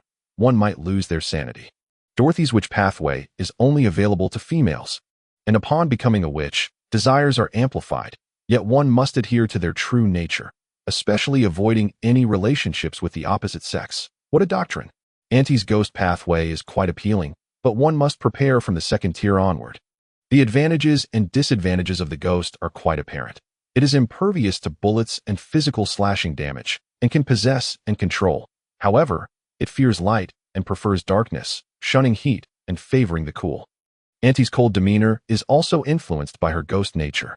Roman carefully perused the booklet, scrutinizing its contents. In truth, there were abilities suitable for him within it. For instance, Judgment Night, which not only enhances physical strength, but also allows the use of holy light-based spiritual techniques. Yet, the Judgment Night influences one's character, inciting extreme righteousness and even distorted notions of justice. Overall, it would transform one into a paragon of virtue. Roman was reluctant to choose a system that would affect his character. He was already sufficiently righteous. Without the need for any enhancements. As for another demonic system, it purely combined physical prowess with bloodline strength, aligning perfectly with Roman's capabilities. However, the demonic nature would lead one to become bloodthirsty, cruel, and combative, akin to a brutish warrior. Thus, despite both the Judgment Night and the demonic pathways leading toward the fifth tier, Roman regretfully dismissed them. After completing the manual, he ultimately settled on a backup option. The Dawn Messenger seems quite promising. It offers spiritual techniques and healing, with the only side effect being an affinity for sunlight and a closeness to the sun. If he could not procure another compatible ability system from the ancient god library, he would choose this Dawn Messenger. Time passed swiftly. The days at sea were dull and tedious. Roman spent his days diligently practicing physical techniques and learning some basic spiritual techniques and ability movements from Dorothy. Annie continued her pharmacological baths, seemingly seeking to awaken the potential within her bloodline before she could ascend to the second tier. During his leisure moments, Roman would enter the library's self-study room to chat with Felinae and learn about the circumstances surrounding the Intersi. Throughout his time studying alongside Dorothy, Roman had significantly improved his application of spiritual sight and had learned the ritual for invoking the 10 great deities. Performing rituals for the righteous deities was quite safe. Even non-believers could beseech them, although in most cases, responses were not guaranteed. However, the knowledge Roman gained was not without cost. In his room, Roman was drenched in sweat as he pressed firmly against Dorothy's waist, the unique acupoint stimulation of the massage technique. Along with his method, provided this impeccably proportioned senior sister with exquisite pleasure. His massage training had shifted from the small black cat to the sorceress sister. Very nice? Yes, just there. Apply a bit more pressure, Dorothy murmured. Her eyes closed, a pillow propped against her chest, her expression one of bliss. The price of daily learning was an hour of dedicated massage. A young man in his 20s, brimming with vigor. The intoxicating aroma of the ethereal woman wafted around him, compounded by the natural allure of the witch and the physical contact during the massage. He had to constantly endure a rising sense of restlessness within. Lest he create an embarrassing situation, he yearned to ask his ripe, peach-like senior sister, "Is this your way of testing me?" Yet, every time he caught sight of Dorothy's teasing, almost mischievous gaze, he found himself at a loss for words. That look was unapologetically bold, akin to a wolf eyeing a lamb. He felt he was being taken advantage of. After enduring several days of this trial, Roman finally came to understand. He decided to let go of his reservations. After all, it was merely a massage. He would press where needed and gaze where appropriate, with nothing to feel embarrassed about. Ultimately, his proficiency in the massage technique soared, as massaging a person and a cat were entirely different matters. With his skill level escalating, Roman became increasingly adept. Instead, it was Dorothy who, after each incident, appeared as if she had been drained of vitality, her mature and exquisite visage flushing with crimson hues at times. She would cast a sharp glance at Roman, revealing a demeanor reminiscent of a little girl indulging in playful affection. In the past, this witch sister had never exhibited such emotions. The mindset of the senior sister was undergoing a transformation. Roman pondered that it must be the effect of the massage technique, which could enhance their mutual fondness and trust. If this were a game, he imagined he would see the words intimacy 1 popping above Dorothy's head. Even Annie had noticed the peculiar dynamics between the two, often regarding them with strange glances. Such leisurely and bizarre days did not last long. With a jolt of the cargo ship, the incessant roar of the steam engine ceased, releasing a whistle that sounded almost like a sigh of relief, prompting cheers from the passengers aboard. Their 3-month voyage had finally come to an end. An inexpansive city without visible boundaries greeted Roman's eyes. Flocks of seabirds soared across the sky, while the neatly paved port, adorned with bricks, bustled with throngs of people transporting cargo between the massive freight ships that a gentle fragrant breeze wafted by, dressed in a flowing black gown. Adorned with sheer black gloves and topped with a black lady's hat, Dorothy appeared on the deck, saying, "Let us go. The teacher is awaiting us." Chapter 124. The ensnared butterfly. The intertidal sea is vast. Apart from the principal city, there are 4 auxiliary cities situated roughly 100 kilometers apart, each boasting a population exceeding 1 million. Among them, the city of Jianhai stands out with a permanent population reaching 5 million and a transient population surpassing 10 million. This staggering influx has rendered the capital in the southern part of the empire exceedingly prosperous, economically robust, and extravagantly constructed. The dock where Roman and his companions disembarked is located in the Zijingwa district. To the north of Jianhai, the expanse of this Zijingwa district alone is comparable to the entirety of the former Wuduan, and such districts abound in Jianhai. Dorothy led the way as the 4 exited the cargo unloading area of the dock. She summoned a steam carriage and, after informing the driver of their destination, they took their seats. The scenery along the streets began to retreat. Vendors hawked their wares, porters carried goods, and stalls displayed fresh fruits and vegetables. Occasionally, steam-powered machines zipped past, while various clock shops, taverns, tailor shops, and restaurants lined the streets, all contributing to a vibrant atmosphere. The most notable difference between this place and Wuduan was not only its prosperity, but also its cleanliness and orderliness. The streets were devoid of clutter, and patrolling detectives were frequently spotted at intersections. As the capital of the Goldfinch Empire, this city boasted the best public safety in the nation. The Zijingwa district is expansive. Even the steam carriage journeyed for a full half-hour, weaving through various streets before finally stopping in front of an elegant villa. Although Roman was unaware of the capital's real estate prices, he surmised that a laborer's lifetime earnings would scarcely suffice to purchase a home here. The property prices in Zijingwa district ranked in the mid-range among Jianhai's major districts. Even houses in the outer districts were exorbitantly priced. Upon disembarking, Roman noticed a towering circular structure at the heart of the city, its peculiar exterior resembling a castle tower. The building was constructed from a blend of metals and a special type of concrete, appearing remarkably sturdy. "What is that?" Roman inquired with curiosity. Both Auntie and Annie turned their gazes toward Dorothy. As this was their first visit to Jianhai, the witch sister's lips curved slightly. "That is the Enru Castle, the residence of the royal family. Empress Cynthia Enru resides within. Additionally, this tower is also referred to as the Astrological Tower. The Enru family is the royal lineage of the Goldfinch Empire. The empire operates under a divinely ordained monarchy, where the empress is untouchable, and the royal family's authority is unassailable, supplemented by a council of elders. Among the noble families with sufficient stature, one member can enter the council to influence the direction of imperial policies. However, the Industrial Revolution and the profound changes ushered in by maritime exploration have begun to challenge the established order, with new aristocrats vehemently protesting the council system and pushing for a parliamentary system to secure a more significant role in the kingdom's decision-making processes and to gain greater power. The fundamental unrest within the Goldfinch Empire stems from the conflict between the old and new nobility. Yet, Jianhai remains stable, being the seat of the empress. "Let us proceed. The teacher awaits us inside." Dorothy opened the wrought iron gate of the villa's garden, and after traversing a stone path filled with fragrant flowers and chirping birds, the 4 entered the villa. The layout was simple and refreshing, devoid of superfluous items that in the living room. A girl who appeared to be around 17 or 18 was comfortably ensconced in a set of home attire. Her smooth and graceful legs crossed as if ensnared by the sofa. Dorothy's expression turned serious, and before the girl, she dared not exhibit her usual carefree demeanor. "Teacher, I have successfully brought them here." Roman, standing behind Dorothy, noticed the young woman on the sofa and was taken aback to recognize her as the long-unseen Annabella. The teacher had grown younger. When Roman last met her, she seemed to be at least in her late 20s. and her true age was likely even greater. Awakened beings enjoy significantly longer lifespans than ordinary individuals, thereby retaining a youthful appearance. However, Annabella now looked increasingly youthful, verging on the absurd, resembling a girl still in her developmental years. This is the necessary cost of promotion to the 4th tier. Sensing something, Annabella smiled at Roman, explaining, "Could such a cost be bestowed upon me?" Roman felt a pang of envy.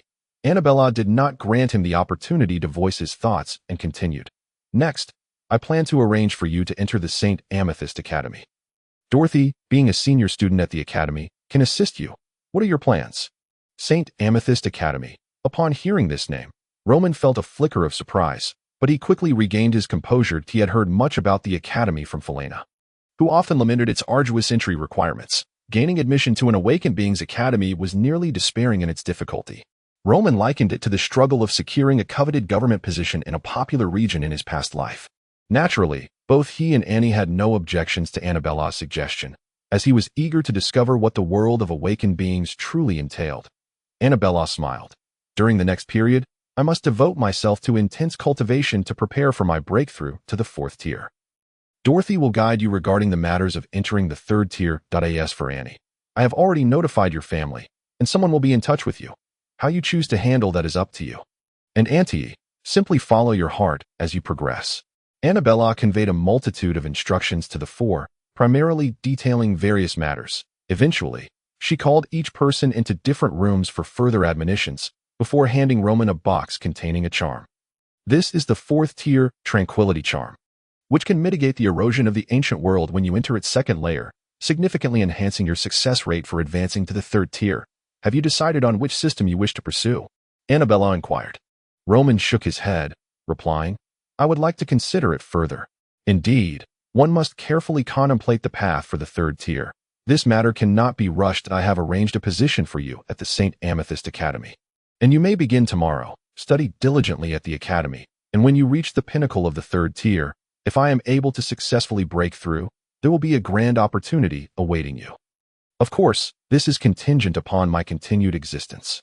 Annabella spoke with a light tone, as if discussing the fate of someone wholly unrelated to her. From her words, it seemed she had reservations about her breakthrough to the 4th tier.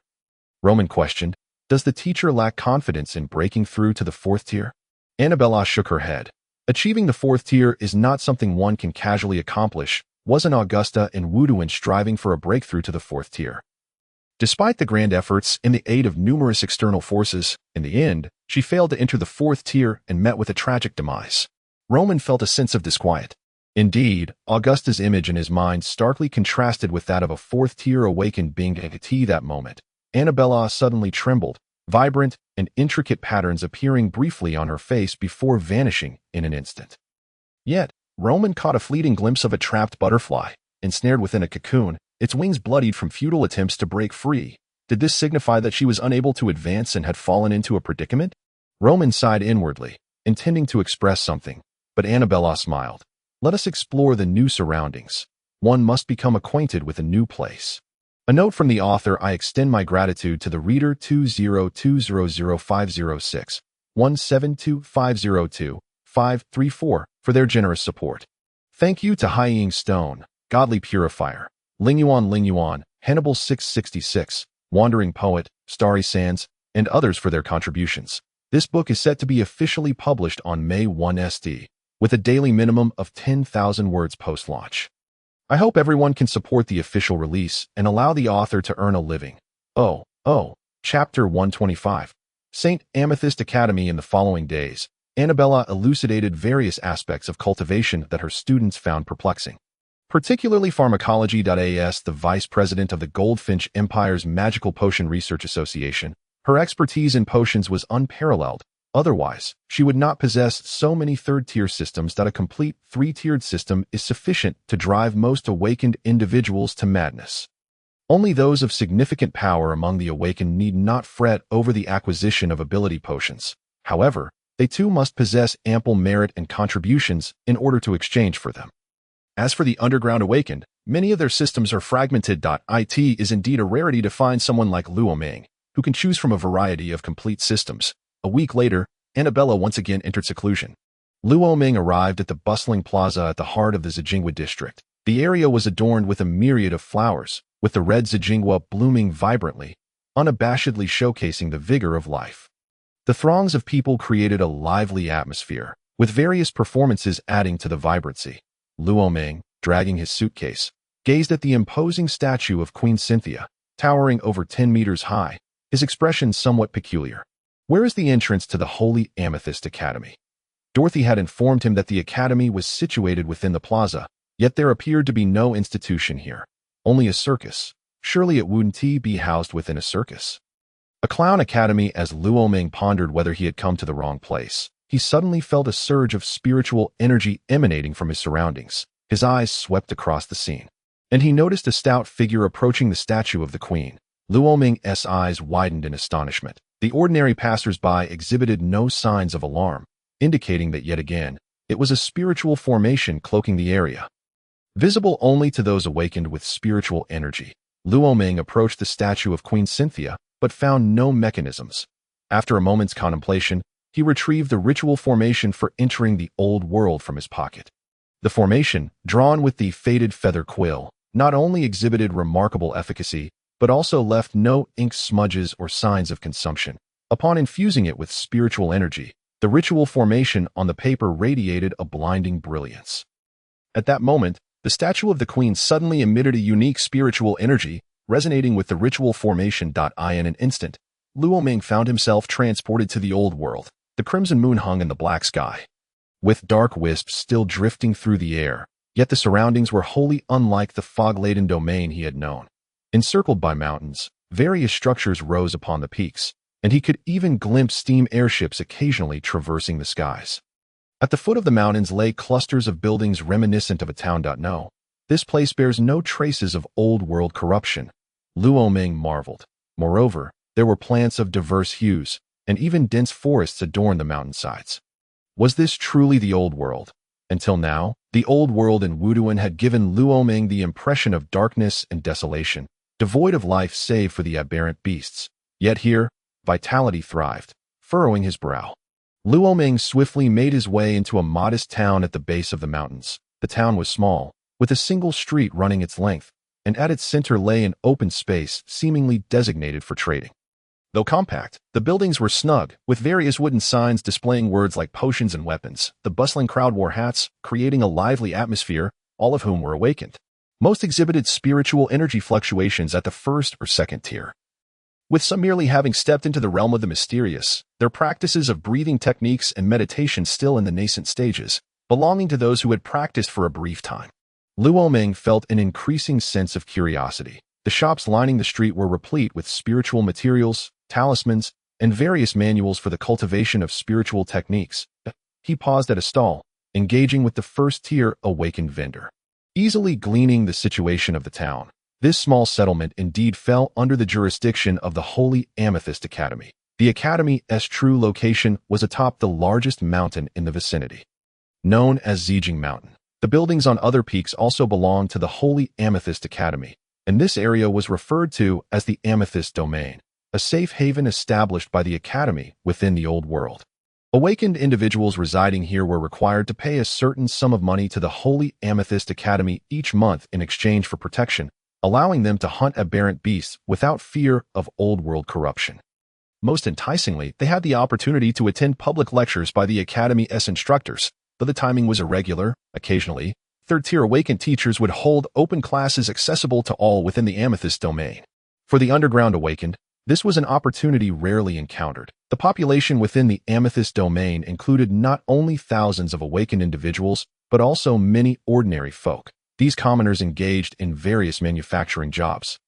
But once inside, they could not leave, unlike the awakened who could depart at will. Through diligent labor, they could enjoy a stable life free from want, while outside, they might toil endlessly yet struggle to make ends meet, risking job loss and homelessness, reliant on meager relief provisions. Thus, despite the loss of freedom, many chose to reside here. After ascertaining the route to the Holy Amethyst Academy from the vendor, Luo Ming set off. After traversing the rugged mountain paths for some time, Luo Ming finally arrived before a towering castle-like palace with double doors. He looked up to see that the entire structure embodied the quintessential architectural style of the Golden Flower Empire, reminiscent of the tower-like castles in the midst of the sea. Yet, the doors and walls of this castle were intricately engraved with complex runes, shimmering with a bluish luminescence. Above, the sky sparkled with the same blue light. Resembling a celestial sea of stars, breathtakingly beautiful, Luo Ming sensed a myriad of spiritual energies swirling above the castle, akin to several rivers of energy flowing through the AI, as he approached. A deep blue barrier materialized outside the castle. "Are you here to take the exam?" A friendly-looking stout man approached Luo Ming. Surprisingly, it was the same individual he had seen at the bustling plaza. Luo Ming was slightly taken aback and replied, "I'm not entirely sure. My teacher instructed me to report here without mentioning anything about an exam." Chapter 126. A perilous job. The chubby fellow, Gondar, naturally did not believe Luo Ming's story if he truly had connections. How could he be entering through the Academy's main gate like everyone else? Those with genuine ties would have already entered the Academy. It was known that most candidates for the examination lacked any backing within the Academy, primarily consisting of merchants' offspring who possessed sufficient wealth and some understanding of the mystical world, enabling them to provide resources for their children to become awakened. However, this was the extent of it. Without a mentor, the path of the awakened was exceedingly arduous. Hence, they were eager to gain entry into the Holy Amethyst Academy for further advancement. Nonetheless, recognizing the unspoken truth, Gondar refrained from pressing further and instead engaged Luo Ming in casual conversation. They arrived at the entrance of the Holy Amethyst Academy, where the faint blue barrier did not impede their passage. Upon entering the barrier, a colossal stone sculpture resembling a soaring phoenix suddenly came to life. Turning its gaze toward the two new students arriving at the Holy Amethyst Academy must first pass my examination. First-tier awakened individuals must exceed 300 in spiritual energy levels, while second-tier must surpass 600. 300 for the first tier and 600 for the second tier was effectively a backdoor requirement, necessitating the opening of 3 energy slots for each tier. Of course, some individuals practicing specialized breathing techniques or meditation methods might exhibit higher energy levels, but such cases were exceedingly rare. The stone bird beckoned them closer and then suddenly exhaled a torrent of flames, enveloping both Luo Ming and Gondar. However, the flames caused them no harm. Within the fiery embrace, they felt their spiritual energy becoming remarkably vibrant, more so than usual. The stone bird squawked approvingly. "Very well. Both of you have met the standards. You may enter." With that, it returned to its position on the stone pillar. Becoming as motionless as a true statue, Luo Ming proceeded along the pathway, passing through a magnificent illusory gateway, and found himself before a grand castle. In that instant, Luo Ming was reminded of Hogwarts, or perhaps the White City from The Lord of the Rings, or the Red Keep from A Song of Ice and Fire. Although the architectural style of this colossal castle differed slightly from those in these fantastical works, it was equally majestic and expansive, exuding an awe-inspiring presence. Gondar, visiting this place for the first time, was equally speechless, overwhelmed by the grandeur of the castle. They remained in the foyer, yet to enter the inner sanctum of the academy. At that moment, a man clad in a black robe approached with steady steps. "Are you two here for the assessment?" he inquired cheerfully. "My name is John, and I am the guide for new students here. Follow me. I will take you to the examination hall. The examination will commence shortly." This man named John appeared to be in his 30s, sporting a full beard and exuding a jovial demeanor. Yet his strength was not to be underestimated. The fluctuations of his spiritual energy were intense, signifying he was a top-tier, second-tier awakened individual. His breathing was rhythmic and powerful, with a subtle resonance akin to thunder echoing from within his being, indicative of someone who had mastered advanced breathing techniques. As a practitioner of the breathing technique, the awakened possess practical abilities that surpass those who employ meditation. They exhibit formidable physiques, with a vigorous flow of blood and energy within their bodies, making it easy for them to enhance their combat prowess. In contrast, those who awaken through meditation tend to excel in mental faculties, and upon reaching higher tiers, the objects of their meditation undergo remarkable transformations, bestowing power upon the practitioner. Individuals like Roman, who cultivate meditation yet possess unparalleled physical strength, are anomalies among the awakened. The portly Gunther was naturally elated, eager to invite Roman to accompany him to the examination venue. However, at that moment, Roman remarked, "Mr. John, My mentor Annabella has instructed me to work at the academy, though she did not specify the nature of my duties. Upon meeting individuals from the St. Amethyst Academy and mentioning his mentor's name, they immediately understood. Indeed, upon hearing the name Annabella, John cast a surprised glance at Roman and solemnly nodded. I will take you there right away. However, that position is not without its challenges. Although the academy offers a generous salary, many faculty members are reluctant to accept it. Previously, it was a rotational duty. This role is not only tedious but can also destabilize the awakened themselves, and over time, it may lead to aberrations. I am still puzzled as to why the esteemed Annabella would assign her student to such a task. Roman raised an eyebrow, intrigued by the perilous nature of the position. However, he could not believe that his mentor would intentionally place him in a predicament. He decided to assess the situation first. If it proved unsatisfactory, he could refuse or seek alternative solutions later. Meanwhile, Gunther appeared incredulous. Could it be that Roman truly had connections? Gunther felt a pang of regret. Although his father had bribed generously for this examination, success was not guaranteed. Had he known of Roman's influence earlier, he would have certainly arranged a gift to smooth things over. Until next time, Gunther, Roman said. Oh, right, Gunther replied, nodding as if awakening from a dream. Yet, once Roman and John had departed, he suddenly realized the vastness of St. Amethyst Academy and where he should go to find the examination venue. Damn, this is quite the predicament, the chubby fellow lamented, hurriedly chasing after them. Is this the place? Roman's voice resonated with exaggerated enthusiasm, suffused with palpable joy.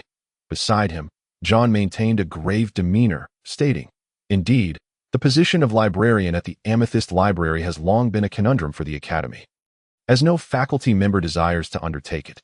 Yet, Mr. Roman, it seems you are unaware of the inherent dangers. You understand. The librarian's role, while seemingly relaxed and well compensated, is shunned by all because it houses the extraordinary tomes collected by the Academy over the years. These volumes are imbued with esoteric knowledge, and some contain forbidden texts that could drive us to madness, hysteria, or even lead to our ultimate downfall, consumed by the old ones. Speaking of losing control, it is the greatest foe of every awakened. Mr. Roman, the librarian must frequently organize these books, categorizing them and placing them in their appropriate locations. Furthermore, upon the acquisition of new volumes, the librarian must read, discern, and catalog them immediately. Many seasoned instructors of the third tier can only endure this position for a few months before their minds begin to unravel. John earnestly advised that in his view, both Roman and he were second-tier awakened. Recklessly accepting this position would be akin to courting death. However, upon hearing John's words, Roman felt not trepidation but exhilaration, declaring with righteous fervor, as awakened beings, having acquired greater power, we must shoulder greater responsibilities. With greater ability comes greater duty. Moreover, this is my mentor's wish. How could I, as her student, go against her? I shall accept this position. Chapter 127. Hofen and Gurmorn. John was entirely unprepared for Roman's unwavering resolve after outlining the stakes. Either this individual was a true fool, or he genuinely possessed a sense of duty and responsibility that it was unlikely that someone could be a student of Annabella, the vice dean, without possessing a modicum of intelligence. Sighing inwardly, he immediately regarded Roman with newfound respect. Mr. Roman, I shall escort you to complete the necessary formalities. Should any issues arise, or should you wish to resign, feel free to seek me out. Although I am merely a humble administrative member, I am well acquainted with the Academy's various processes. Roman could not fathom why John had suddenly become so affable. Observing the flames of fervor igniting in his eyes, he nodded with a smile. I am most grateful. The procedure for completing the formalities was remarkably straightforward. The faculty member at the Academy's administration office, upon hearing that Roman was to become the librarian, enthusiastically assisted him in expediting the paperwork. Offering numerous words of encouragement, the most frequently uttered phrase was that the Academy would not forget his contributions. It appeared that this role was indeed ill-suited for the majority, but how could Annabella know that it would suit him? Roman had come to realize that his mentor was the head of the Academy's alchemical division. Typically, those who reached the level of department head were at least third-tier awakened, yet his mentor was an exception. It seems that my high resistance to extraordinary knowledge has been noticed by my mentor, Roman thought. taking a deep breath as he returned to the amethyst library and opened the grand door of the immense tree. The library's exterior resembled a towering tree, standing over 20 zhang tall and exceeding 10 zhang in width. A rich aroma of books wafted through the air. Inside, volumes were meticulously arranged on shelves, the floor adorned with clean black tiles, and at the far end stood a spiral staircase leading to the library's second level. The entire library comprised 10 floors, each housing no less than 100,000 books. These volumes had been selected with utmost care, making this place a veritable treasure trove of knowledge for the awakened. Yet it also posed a slow-acting poison. Where should I begin? Roman pondered. In the lofty Enru Castle's lounge, a massive crystal chandelier blazed with thousands of candles, casting a warm yellow glow that instilled a sense of tranquility. The walls were draped in crimson silk, with carvings of white jade and gold adorning every corner. The ground was covered with a red embroidered carpet, and the stained glass windows dazzled with vibrant hues. Empress Cynthia lounged languidly on a single chair with a red base and gold trim, engrossed in a report submitted by her ministers. This empress appeared remarkably youthful, clad in a snow-white court gown. Her fair skin and elegant demeanor exuded an aura of divine beauty, and every movement seemed to embody an untouchable sanctity. Your Majesty, apart from the pacification report from Count Odell, several ministers have submitted accounts of the turmoil in the northern 7 cities, remarked a somber lady-in-waiting clad in lace. Let the Odell, Riku, and Burniton families handle the pacification, Cynthia replied. But the new nobility has also proposed abolishing the Senate to establish a council. How should we respond? The old noble families have reacted strongly, and the conflict is escalating. The lady-in-waiting continued. That is of no concern. We shall delay for now. Furthermore, although the Highband Alliance has retreated, several cult organizations remain active, including the Bloodcup sect, the Corpse Eater sect, and the Wolf Demon Society. Cynthia placed the report on the coffee table, rubbing her temples. These matters are not of utmost importance, as long as I can attain the 5th tier. Everyone will fall silent. I shall delegate these recent affairs to the 3 prominent families. For the time being, they still align with us. The lady-in-waiting added. Lady Annabella has entered seclusion, seemingly striving to break through to the 4th tier. Cynthia's expression shifted slightly. She has no other choice. If she cannot reach the 4th tier, she will be forced down the path of aberration that I had advised her against choosing the path of the dream butterfly from the outset, that I hope she succeeds. If so, I shall gain additional support. Empress Cynthia closed her eyes, her countenance weary. In the Highband Alliance's Black City, a diminutive figure clad in a gray-black robe entered this wild and untamed locale. Situated on the border of the Highband Alliance, it bordered the dwarven realm of Iron Furnace City and the Golden Blossom Empire's Baran City. Consequently, it was common to see stout dwarves with bushy beards and the scent of alcohol pervading the air. They were the finest blacksmiths in the world, and even amidst the upheaval of the steam industry, they adhered to their ancestral teachings, crafting weapons and smelting steel entirely by hand. In the realm of the extraordinary, dwarves were also the most skilled artisans. The relics and psychically imbued items they produced rivaled those crafted by the Steam Church's seasoned craftsmen. This dwarf stepped into the forge, where he encountered a stout dwarf standing at just under 1 meter tall, yet possessing a robust physique, particularly with bulging muscles on his arms. Frank Copperbeard, my old friend. I wonder if the items I requested have been completed? The dwarf's gaze was somewhat inscrutable. The sturdy dwarf turned around, coldly retorting, Hofen, I have no dealings with you. Our dwarven kin do not associate with bloodthirsty monsters like you. Completing your request for a psychic item will settle our debt. The dwarf chuckled, a sinister grin spreading across his face. Indeed, that is only natural if it weren't for my pursuit of Gurmorn's traces. I would not have come to request your crafting of the fixed psychic compass. A dwarf blacksmith named Frank, his complexion unaltered, exclaimed, I do not comprehend why you would seek that monster, but do not involve me in this matter. I am merely a blacksmith. Upon finishing this statement, the dwarf retrieved a tarnished compass from a crate behind him, appearing as if it had been discarded for over a decade.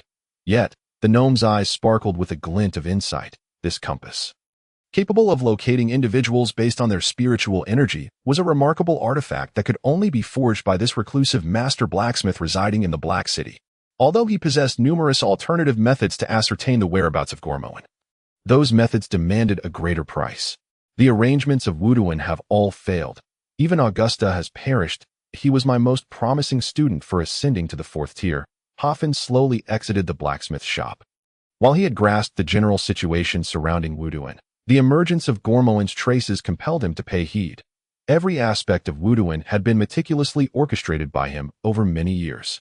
Now, in utter ruin, he had suffered a significant loss of face within the Blood Cup cult if he did not reclaim some semblance of dignity. How could he continue to navigate the underworld? Gormoan had harbored a grudge against him for years. If he was now covertly undermining Wuduan's plans, Hoffman must ensure this old fellow paid the price. Chapter 128. The Honorific of the Ancient Deity. Second update seeking subscription and monthly votes. To be frank, Roman had once fantasized about becoming a librarian. However, the library at his alma mater required a minimum qualification of a postgraduate degree, and one had to rely on connections to secure such a position.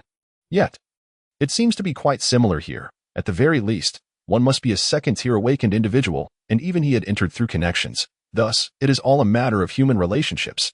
Roman, cradling a tome titled The Chronicles of the 10 Divine Beings, sat behind the registration desk at the entrance of the library's first floor, brewing a pot of coffee and quietly reading. He had officially started his position a week ago.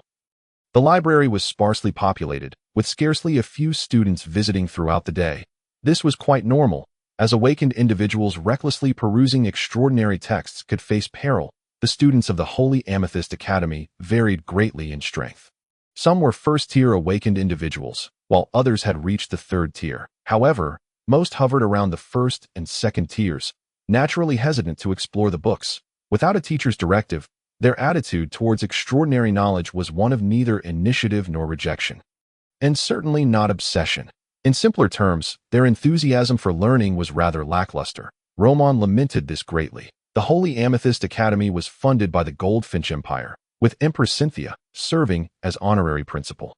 It was a cradle for nurturing extraordinary talent across various sectors of the empire. Yet, these flowers of the empire exhibited such lethargy in their studies, prompting concern for the next generation of the empire. Oh well, let me focus on reading instead of dwelling on such trivial matters. Roman resumed his reading of the Chronicles of the 10 Divine Beings, his scholarly spirit rapidly ascending.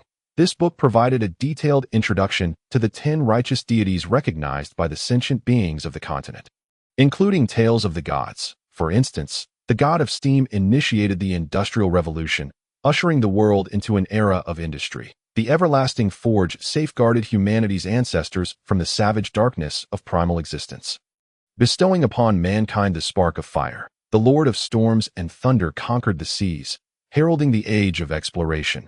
Naturally, it was rife with embellishments. Most churches preferred to glorify their deities to bolster their influence and gain more followers, thereby enhancing their power and benefits. Some churches even maintained a cadre of long-term ground personnel, namely missionaries, who would extol their deities without reservation, as ordinary folk remained oblivious to the true deeds of the divine. The 10 divine beings consist of the god of steam, the everlasting forge, the goddess of life, the morning sun, the goddess of the stars, the twin saints, the lord of eternal night, the god of war, the lord of storms and thunder, and the spirit of order. Roman meticulously listed the 10 divine beings alongside their respective domains on a nearby sheet. The Goldfinch Empire was the missionary region of the 3 major churches. The Highbound Alliance was under the jurisdiction of the War God's Church. The neighboring Owling Empire was the territory of the goddess of the stars and the morning sun. Between the Owling Empire and the Highbound Alliance lay a multitude of small, disorganized nations, which were governed by the Lord of Eternal Night. This encapsulated the surrounding situation of the Goldfinch Empire. It must be said that each church resembled a distinct faction, dividing their territories cleanly. The contents of this book were eclectic. Aside from boasting about various divine exploits, slaying demons, quelling malevolence, providing for the populace, and saving the world, most were devoid of substance. The most valuable information pertained to the rituals of the various deities, their honorifics, preferred offerings, temperaments, and the powers they wielded, as well as corresponding months. Dorothy had previously imparted some of this knowledge to Roman, yet it lacked the detail found within the book. By the way, as the master of the ancient deity library, how could the ancient deity lack an honorific? Roman suddenly recalled this notion. After all, as the library expanded, he would surely encounter more patrons, perhaps even high-tier individuals. Those who could attain high-tier awakening were certainly no fools. Without an identity capable of commanding respect, they could easily turn against him. The thought of this possibility made Roman realize the importance of solidifying the ancient deity persona, ensuring it appeared genuine, credible, and sufficiently intimidating to deter most patrons from harboring ill intentions, who would dare to borrow a divine artifact without returning it. There were no atheists in this world. Divine beings hovered just above, and every awakened individual approached discussions of the divine with utmost caution, fearing repercussions from their words. The honorific of a deity signifies the power and status they wield. The title ancient deity is perhaps a tad exaggerated. Thus, my honorific must at least be crafted to be on par with the 10 righteous deities. Reading extensively sharpens one's writing prowess. Roman drew inspiration from the honorifics of the 10 divine beings, contemplating each word and phrase before finally composing a passage. From the mysterious epic, the ancient deity, the sole supreme being of the land of wisdom, the herald of knowledge, the beacon of brilliance, yearning for knowledge, thirsting for understanding, trust only in the ancient deity, and be unburdened by constraints. This passage of honorifics, inspired by the stylistic conventions of divine titles in this world, left him immensely satisfied. The opening line, from the mysterious world, the ancient deity, indicated his origin from Earth. The phrase the sole supreme being of the land of wisdom denoted his role as the master of the ancient deity library. The herald of knowledge, the beacon of brilliance, veered into a slight boast, as the journey of every awakened individual toward ascension was akin to drawing nearer to brilliance, a saying widely circulated in the extraordinary world. Brilliance was the source of all mystery, thus adding beacon of brilliance elevated the grandeur of the honorific. As for the latter 4 lines, he borrowed from a beloved tabletop game from his previous life. Could the tales of traversers be deemed plagiarism? It was merely a matter of drawing inspiration. Overall, he felt quite pleased with the composition. An honorific must possess directionality and specificity. Otherwise, one risks invoking peculiar existences or even establishing ties with malevolent deities, as documented in 1,000 Ways for Awakened Ones to Perish. Roman recalled the book he had perused 2 days prior, which detailed instances of awakened individuals chanting unknown honorifics, subsequently attracting the attention of a mysterious entity, ultimately leading to their aberration. Such occurrences transpired daily, as novices often believed themselves to be the chosen ones capable of harnessing power from enigmatic beings, only to end up with nothing to show for it. Roman meticulously affirmed the directionality of the honorific, particularly the latter 4 lines, which distinctly pointed to him. Only after confirming that it could solely refer to him in this world did he dare to experiment with whether this honorific could indeed manifest its intended effects. True divine beings could respond to prayers and the rituals of their followers. Ever since Roman forged a remarkable connection with patrons through the study room, he pondered whether he could answer their prayers. If he could, he would solidify the ancient deity persona. These patrons would bear his mark, akin to the followers of a deity. Let me first petition myself. If it proves effective, then I can allow Felena and Anaki to attempt it as well. This way, whether for communication or the exchange of items, it would be exceedingly convenient. With that, Roman began to chant the honorific he had just penned, observing whether any change would occur within the ancient deity library. Chapter 129. Greetings, ancient deity, seeking subscription and monthly votes. To fully petition or offer sacrifice to a deity, one must meticulously draw a ceremonial spiritual array and prepare an altar or platform befitting the deity's style. Regardless of its simplicity, following this, a series of ritualistic steps must be undertaken. Lighting incense or essential oils favored by the deity, reciting the honorific, presenting offerings, and sincerely petitioning. Moreover, the timing and environment of the petition hold significance. If one is a devout follower of the deity, meeting these conditions may yield a response. Currently, as Roman was petitioning himself, there were no strict requirements. After reciting the honorific, Roman carefully attuned his senses. Yet nothing transpired. Is it ineffective? It appears my spirit and energy do not reach the level of a deity capable of responding to petitions, Roman mused internally. Just then, a sudden stir echoed in his mind, and ethereal whispers resonated in his ears. From the mysterious world, the ancient deity, the sole supreme being of the land of wisdom, the herald of knowledge, the beacon of brilliance, yearning for knowledge, thirsting for understanding. Trust only in the ancient deity and be unburdened by constraints. The familiar voice, deep and magnetic, imbued with masculinity yet devoid of harshness. Could it not belong to the one known as Luo? Luo Ming's heart leapt with joy as he hastened to the washroom, locking the door behind him before immersing himself into the ancient god library. The library's main structure remained unchanged. Aside from the empty shelves, several books he had recently perused had mysteriously appeared. The disturbance, however, emanated from the study room. Upon entering, Luo Ming discovered a nebulous, dreamlike orb of light hovering beside the tallest stone chair. Within this orb was the very vision he had prayed for in the washroom. As his hand brushed the orb, he sensed a profound connection forming with the supplicant within. It was only through the library's amplification that he could achieve such a bond. The revered name served as a bridge for communication. In the study room, I need not fear strange intrusions, and this ability to communicate appears to have been enhanced. Luo Ming touched the luminous orb, striving to respond to his own plea. With a mere thought, a book catalogued within the ancient god library manifested in his hand. He inserted the tome into the orb and returned to the realm of reality. In the washroom, Luo Ming gazed at the book he held. Overwhelmed with ecstasy, he could indeed bestow objects through prayer, though it consumed much of my mental energy. With this, I confirm we're the guise of the ancient god. After all, only deities can respond to the prayers of their followers, even if powerful awakened ones seek tomes in the future. I shall maintain control over the situation. Luo Ming swiftly composed himself. Since he could respond to the pleas of his followers, he must not allow them to enter the study room at will. Otherwise, if they beheld the orb in the visions of others' supplications, it would surely cause a rift. Currently, she seldom visits the study room, yet she occasionally receives some attributes indicating she has not slackened in her studies. Meanwhile, Felina, having surpassed her initial learning difficulties, no longer requires constant study. Luo Ming resolved to permit access to the study room only when borrowers truly needed it, such as during instances of strange corruption or contamination by foul knowledge. In the real world, they could only suffer from distortions, but within the study room, they could recover and avert such risks. Yet, keeping it perpetually open seemed unnecessary, as it would burden his mental and spiritual energies. I should inform Felina and Enchi. Let's convene a brief meeting. But how shall I refine the image of the ancient god? Luo Ming pondered this conundrum. Both Enchi and Felina were aware of the ancient god's existence, yet they had never witnessed him. To embody a deity was surely no trivial task. Upon exiting the washroom, he perused the rows of bookshelves, seeking knowledge that might alleviate his current predicament. Before long, he stumbled upon a most intriguing incantation from the spiritual text of the Steam Church.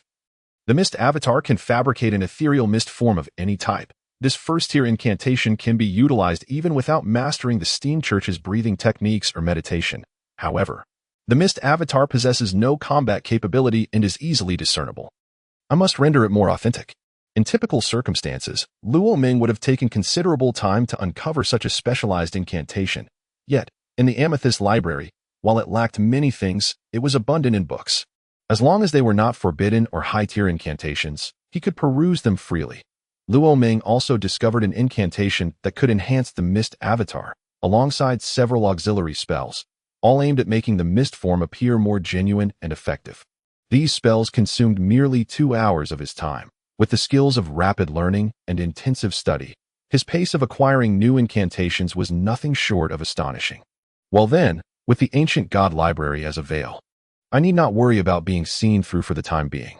Within the study room, reminiscent of the Hall of Flame, Luo Ming gazed at the grand throne above it. That moment, a colossal, 10-meter-tall ethereal figure sat upon the throne, exuding an unfathomable aura, its form occasionally flickering with surreal light.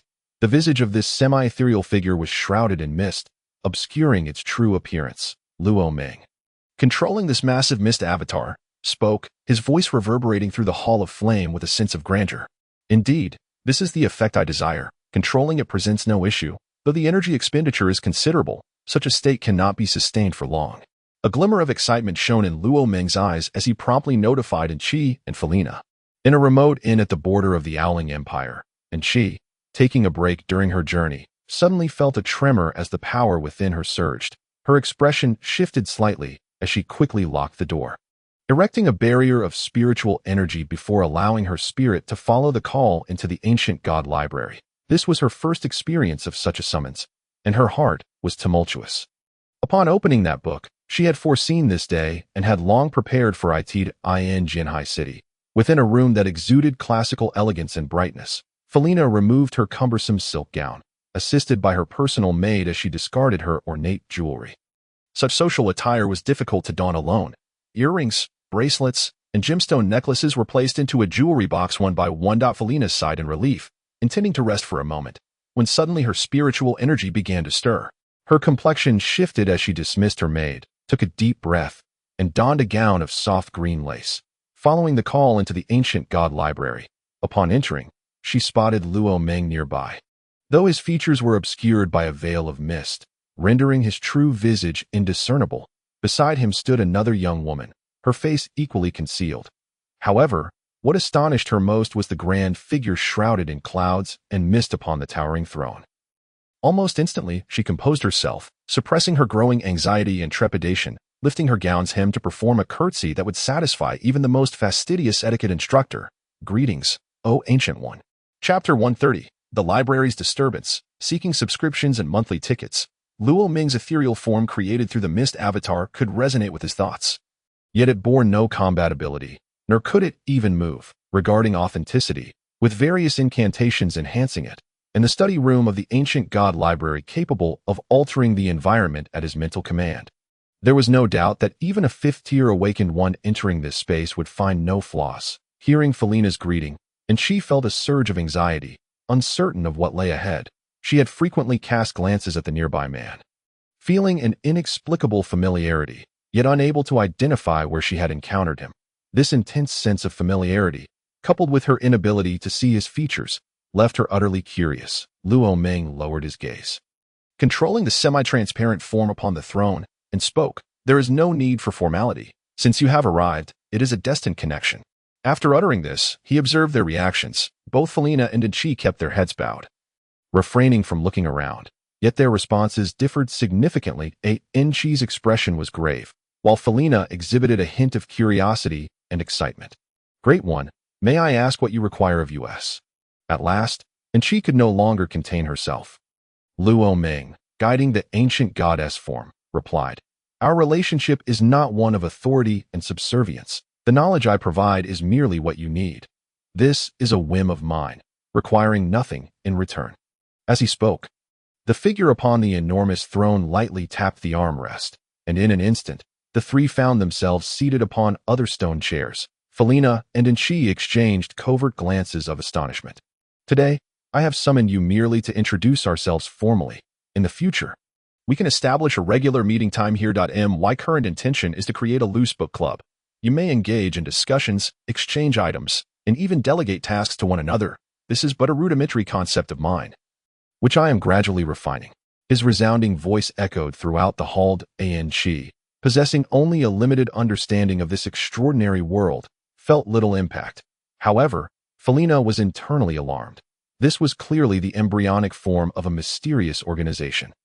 What intentions did this ancient deity harbor? Even if he wished to establish such an organization, why would he approach a novice awakened one like her?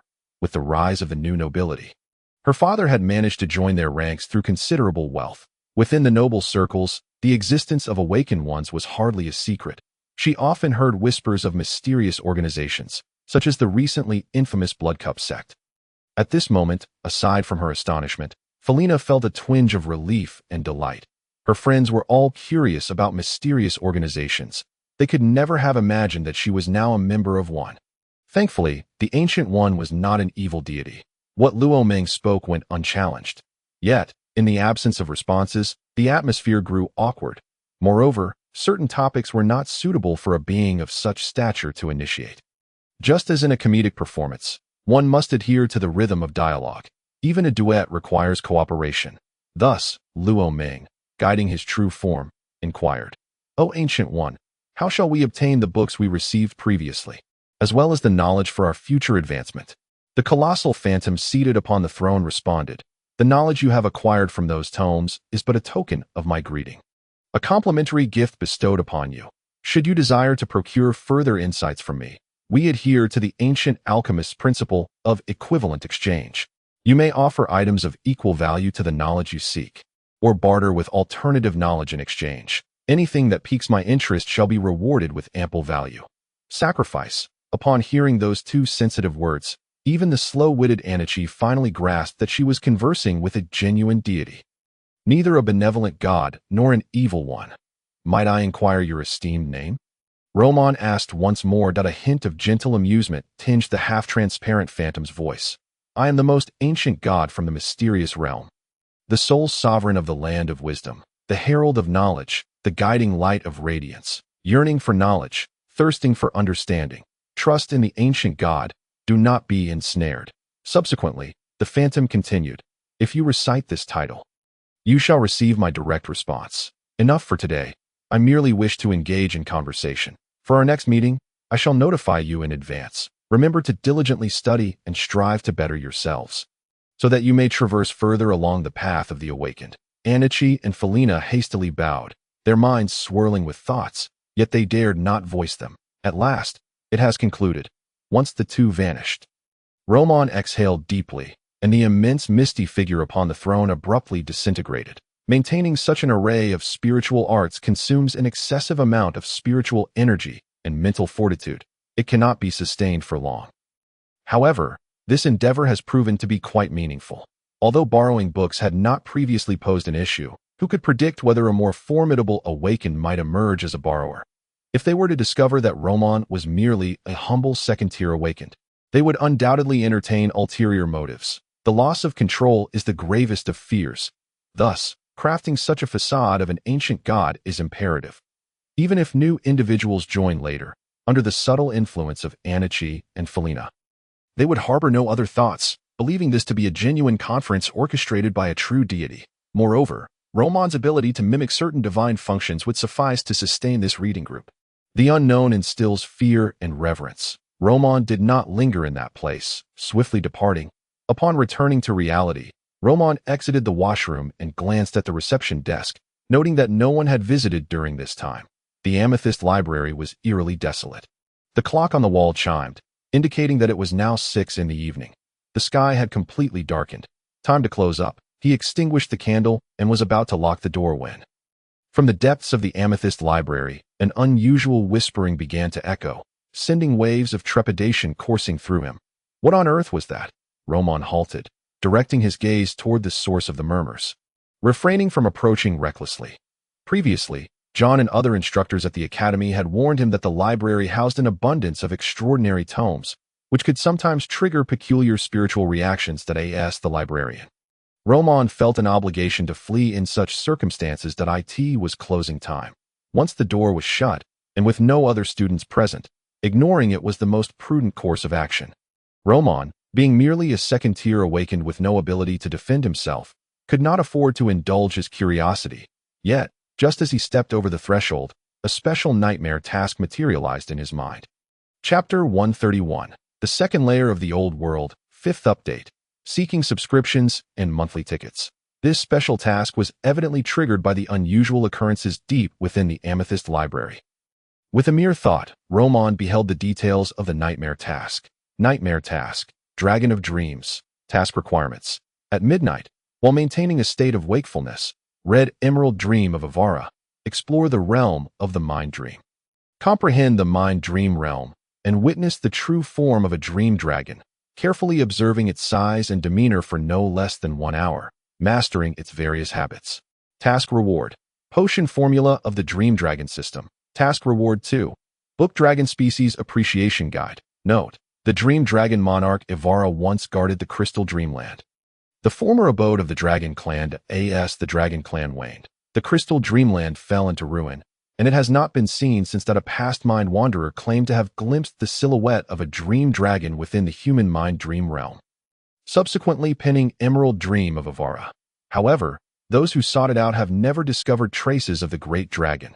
Most have gone and never returned, and those who did would inevitably meet their end within 6 months. Ultimately, this book was classified as forbidden literature after the 3rd Mysterious Knowledge Census by the Investigation Bureau, prohibiting its circulation among the populace. Roman scrutinized the task summary. The good news was that the reward for this task pertained to the 3rd-tier potion system. The Dream Dragon. Naturally, Roman would opt for the abilities system manifested by the library rather than any other, for none could align with him as perfectly. He was his most reliable asset. The bad news was that entry into the mind dream realm was not for everyone. Those possessing mind-related awakening abilities had the highest likelihood of accessing this unique dream domain. It represented the collective subconscious of humanity. A bizarre amalgamation of myriad thoughts and fantasies. A moment's inattention could result in mental injury. As he had yet to ascend to the third tier, possessing the formula for the Dream Dragon system would be of no practical use to him. Therefore, Roman's immediate objective remained to become a third tier awakened. He had been preparing for this. First, I must acquire Emerald Dream of Erudite. It should not pose any issues for a short while.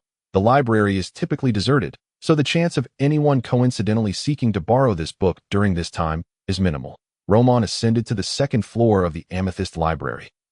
Navigating through several rows of bookshelves, he accurately located the source of the disturbance in the darkness. There, a book with a green cover was wedged among several knightly romances. Indeed, it was Emerald Dream of Avara.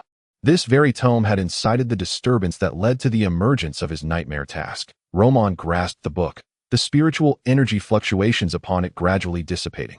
Many assert that tomes containing mysterious knowledge can undergo transformations over time, even becoming sentient artifacts. Ordinary individuals perusing such books could easily descend into madness. Even awakened ones may be affected, leading to aberrations. The task bore no time constraints. He intended to thoroughly understand the legendary creature known as the Dream Dragon before proceeding with any plans. While races such as elves and mermen were exceedingly rare, there were indeed individuals who had encountered them in this world.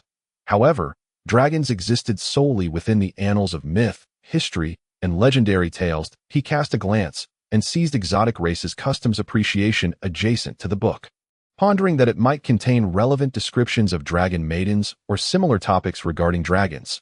The following day, after placing the books in his dormitory room, Roman did not return to the library. As the librarian, being a formally recognized member of the academy, he had his own personal dormitory, and the environment was quite satisfactory, with a private washroom and all utilities covered by the academy. No one would intrude upon his quarters. Concerned that Emerald Dream of Avara might cause trouble, he had even placed the book inside a box, sealing it with a barrier of spiritual energy for added security in the Sacred Amethyst Academy. The teleportation hall housed individual teleportation arrays within each room. These arrays facilitated transit between the second and third layers of the old world or to other locations within the first layer. Unlike the ritualistic spiritual arrays that might malfunction at any moment, these teleportation arrays were established at great expense by the Academy, requiring only a nominal fee for each use to reach a secure location within the old world. Within the teleportation hall, a figure had been waiting for some time. She leaned against a stone pillar in the hall, donning a black sun hat, idly surveying the passing students. The atmosphere was lively, with many students present. Some even holding signs recruiting teammates for hunting exotic beasts. For instance, 3 needed, 1 healer. The strongest defensive awakened of the second year, known as the Imperial Absolute Turtle, seeking a strong output awakened to team up for hunting third-tier exotic beasts. Just provide output behind me. Various titles such as these permeated the air, creating a palpable sense of camaraderie for group expeditions. Roman paid no mind to others and walked straight to Dorothea's side. I encountered a minor issue this morning, which delayed me. No worries, I arrived not long ago myself. But have you completed your preparations for the ascent to third tier? Dorothea's alluring eyes swept over Roman, her smile enchanting. Roman replied confidently, both mentally and physically, I am fully prepared, in anticipation of ascending to the third tier. Roman had been meticulously preparing, expending considerable time and resources, leaving his little treasury nearly depleted. After presenting his credentials to the supervising teacher at the teleportation array, Roman and Dorothea stepped into the teleportation array leading to the second layer of the old world. An icy gale swept through, and the crimson moon in the sky appeared even more resplendent than it had in the first layer. Cold, exceedingly cold, the second layer of this world remained shrouded in a gray haze. Yet the biting wind escalated the consumption of spiritual energy, chilling to the bone. Dorothea's eyes gradually transformed to a shade of purple. The cold blade winds of the second layer drain spiritual energy. The raging flame winds assault the mind, causing one to lose their sanity. These two winds represent the natural dangers of the second layer. In this realm inhabited by monstrous creatures, they have grown accustomed to the harsh environment, resulting in their exceptionally irritable and ferocious nature. Furthermore, there exists a second layer of forbidden territory, the dangers of which far exceed those of the first layer. Within this treacherous expanse, one can also encounter the remains of deceased awakened ones and the relics left behind by enigmatic organizations. Fraught with peril, Roman nodded, feeling the gentle glow emanating from the various pouches on his person and the pendant adorning his neck. These were the luminous manifestations of numerous talismans, cold resistance charms, psychic shields, tranquility amulets. For a second-tier awakened one, navigating the second layer of the old world necessitates the aid of various external objects, with talismans being the most advantageous option. Additionally, Roman had stocked his pockets with amplifying potions. Preparing for a significant undertaking, let us proceed to the nearest refining site, Dorothy suggested, her voice brisk upon realizing Roman could withstand the abnormalities of the second layer. Ascending to the third tier proves challenging when solely relying on endurance against the old world's corruption. However, the presence of a special, refining site greatly enhances the likelihood of success. Chapter 132. The refining sites are scattered throughout the second layer of the old world. No one knows precisely how these sites came into existence. Despite various hypotheses proposed by experts in mysticism, history, and geology, no tangible evidence supports any theory. Just as the origins of the Forbidden Zones remain shrouded in mystery, the prevailing hypothesis suggests that a peculiar transformation occurred between the unique environment and the bizarre forces within the old world, ultimately giving rise to these refining sites. When subjected to the old world's corruption within a refining site, one receives a special form of psychic protection, mitigating the risk of complete aberration. Unlike the first layer, the old world's corruption in the second layer is far more intense. Second-tier awakened ones must not only continuously expend psychic energy to shield their bodies, but also employ various talismans for defense. As the threats extend beyond merely two forms of anomalous winds, even the fundamental corruption of the old world is significantly more aggressive than that of the first layer, following closely behind Dorothy. Roman had learned from the tomes held within the Academy that several refining sites lie within the jurisdiction of the Academy's teleportation array. These sites are frequented by the Academy's awakened ones. Should other options fail, they could resort to these locations, albeit with diminished efficacy. The effectiveness of a refining site wanes with increased usage, although it gradually restores after a prolonged period of disuse. Unfortunately, the refining sites controlled by the Academy are perpetually busy, as many of its awakened ones are second tier. After their initial attempts to ascend to the third tier fail, they gather materials to embark on subsequent attempts. The reality of many individuals' ascension differs greatly from Roman's expectations. The journey from the second to the third tier is often a painstaking process. It is easy to imagine the bustling nature of these refining sites, which, despite once being brimming with psychic energy and allure, have been drained by the Academy's ravenous awakened ones. However, the refining site Dorothy was leading Roman to was not of such a nature. My teacher stumbled upon an intact refining site while exploring the old world and subsequently established a psychic array around it for our use, Dorothy explained as she guided the way, her demeanor betraying a hint of anxiety beneath her calm facade. When she ascended to the third tier, it took her 3 refining attempts to succeed, a feat that was deemed extraordinary, garnering praise even from her mentor. Roman wondered how long his own endeavor would take. Perhaps it would also require 3 attempts, given that his teacher's chosen student possessed astonishing talent. In a brief span, he had already reached the pinnacle of the second tier. As they hastened through the old world, Dorothy's eyes transformed into a vibrant violet, exuding an eerie purple light that enveloped Roman, significantly reducing his energy expenditure. Soon, they arrived at a teleportation point surrounded by desolate wilderness.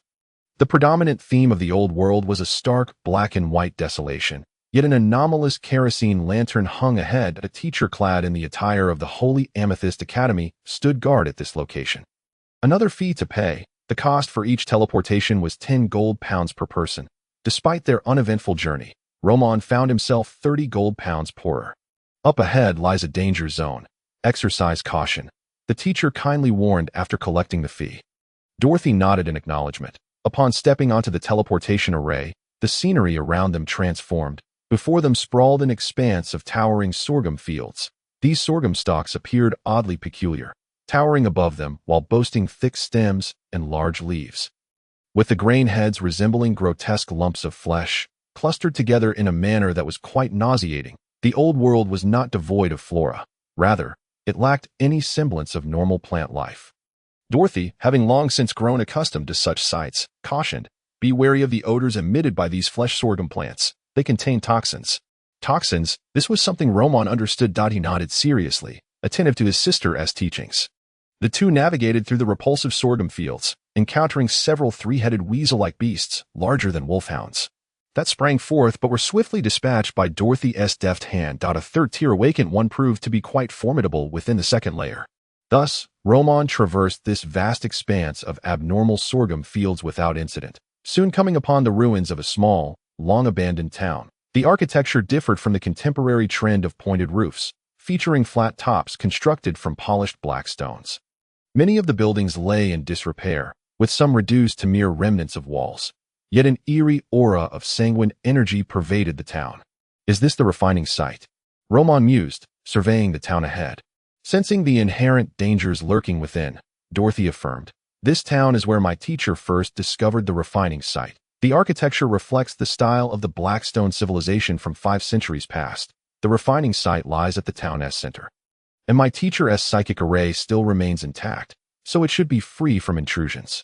The refining site not only serves to refine awakened ones, but also presents a rare opportunity for certain extraordinary beasts. Should it be breached, the accumulated energy within the refining site may be entirely depleted." Confidently, Dorothy stepped into the town, with Roman closely trailing her, dispersing the poison powder he had brought along. This powder bore minimal toxicity. Crafted from commonly found materials, its advantage lay in its capacity to disperse easily. For a second-tier awakened one, exposure to this toxin would merely induce a sneeze, with no lasting effects. However, when combined with another type of toxin he possessed, a violent chemical reaction would ensue, eroding even psychic energy, overwhelming a second-tier awakened one and causing substantial impact. He had conducted experiments to confirm this. This composite toxin had become second nature to him since he acquired his proficiency in pharmacology and his ability to poison. Although Dorothy was present, Roman preferred to be overly prepared. One should harbor no ill intentions, yet remain vigilant against the potential threats of others. Having grown accustomed to administering poison, he often found it difficult to restrain his impulses.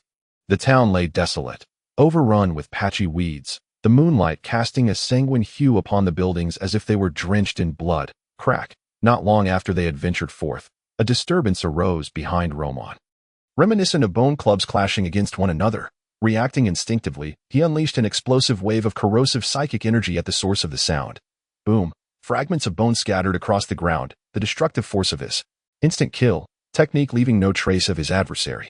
As he surveyed the remnants of what he had shattered, he discovered a skeletal figure adorned with decaying flesh that appeared to be a human skeleton, though the time since its demise could not have been too long. As the bones bore signs of weathered decay, Dorothy explained, "This is a living corpse, a grotesque entity formed from the corruption of deceased individuals by psychic energy. These living corpses instinctively hunt and stitch the flesh of various creatures onto themselves. Should they manage to replenish their bodies with blood and flesh, they could evolve into a more refined state." Such bizarre entities. Roman found himself increasingly fascinated by the old world's peculiarities. The second layer indeed differed from the first. It was said that the old world was once a realm within the real world, but due to certain extraordinary events, these territories became severed from reality, vanishing into this enigmatic domain. This remained merely a hypothesis. Within this town, aside from the living corpses, numerous bizarre beasts lingered. However, the third-tier beasts had likely been eradicated by Annabella's previous cleansing, leaving behind a multitude of first- and second-tier creatures that, despite their ferocity, pose little threat. At the town's center lies a wishing well, once dedicated to a deity by the town's former inhabitants. However, the statue has been destroyed, and the well has become a refining site due to the unique corruption of the old world, Dorothy remarked, her violet eyes narrowing as she gazed toward the town's center. The two hastened to the heart of the town, where they discovered a modestly sized pool, its depth barely reaching half a person's height. Constructed from blood-red stones, the pool was meticulously arranged, bonded together by some adhesive substance. At the center of the water stood a red pillar, its surface uneven, with irregular stones piled atop it. Clearly, a statue once graced the top of the pillar, but it had since vanished. This was indeed the refining site. However, a cacophony of sounds echoed from ahead. 5 awakened individuals radiated the glow of protective talismans as they besieged a third-tier aberration. Although these individuals were merely second tier, their coordination was impeccable. The burly man at the forefront bore a large shield, steadfastly facing the monstrous crab-like creature. The creature's frenzied pincers crashed against the shield like battering rams. Yet each impact merely elicited a faint azure glow from its surface. Despite being half submerged in the ground from the force of the blows, the man clutched the shield tightly, showing no intention of relinquishing it. Most of the creature's violent assaults were absorbed by the shield, while the four companions behind him seized the opportunity to unleash their attacks from the man's rear. Roman observed the aberration with a sense of bemusement. It was puzzling that the four awakened behind the burly man, none of whom were melee fighters nor possessed the formidable defensive capabilities of the shield, were being ignored by the giant crab. This suggested that even creatures of such formidable strength could be lacking in intelligence. The brute who eschews cunning would remain a brute for life. However, it seemed that this realm of refinement had already attracted the attention of others. A flicker of cold intent flashed through Dorothy's violet eyes. It appears someone has discovered this place. Although the teacher left behind a spirit array, it has likely been exploited for flaws over time.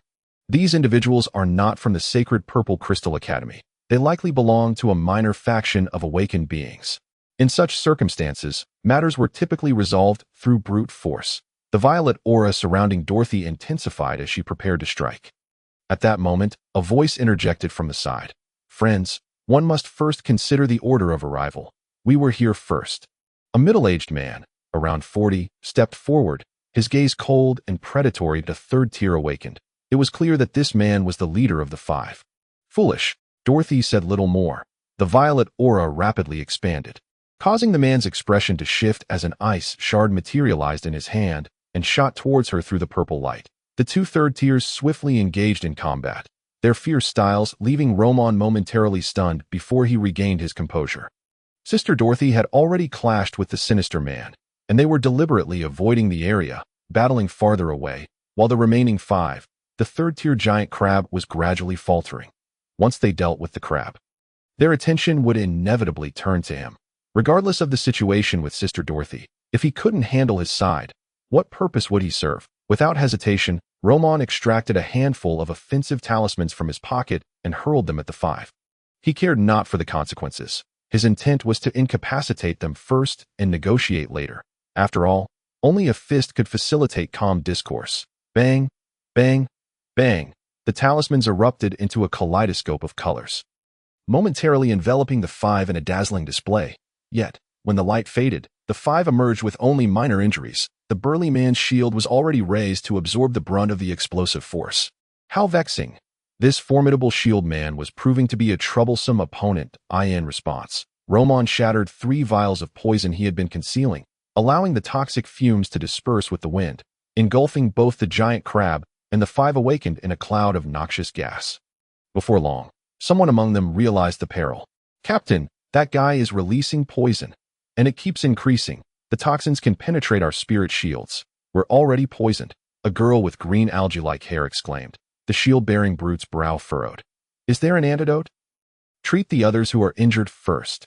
I'll give it a try," the girl replied in a fluster, summoning a green orb of light to heal her companions. Meanwhile, another man shaking a bell coldly remarked, "Don't hold back.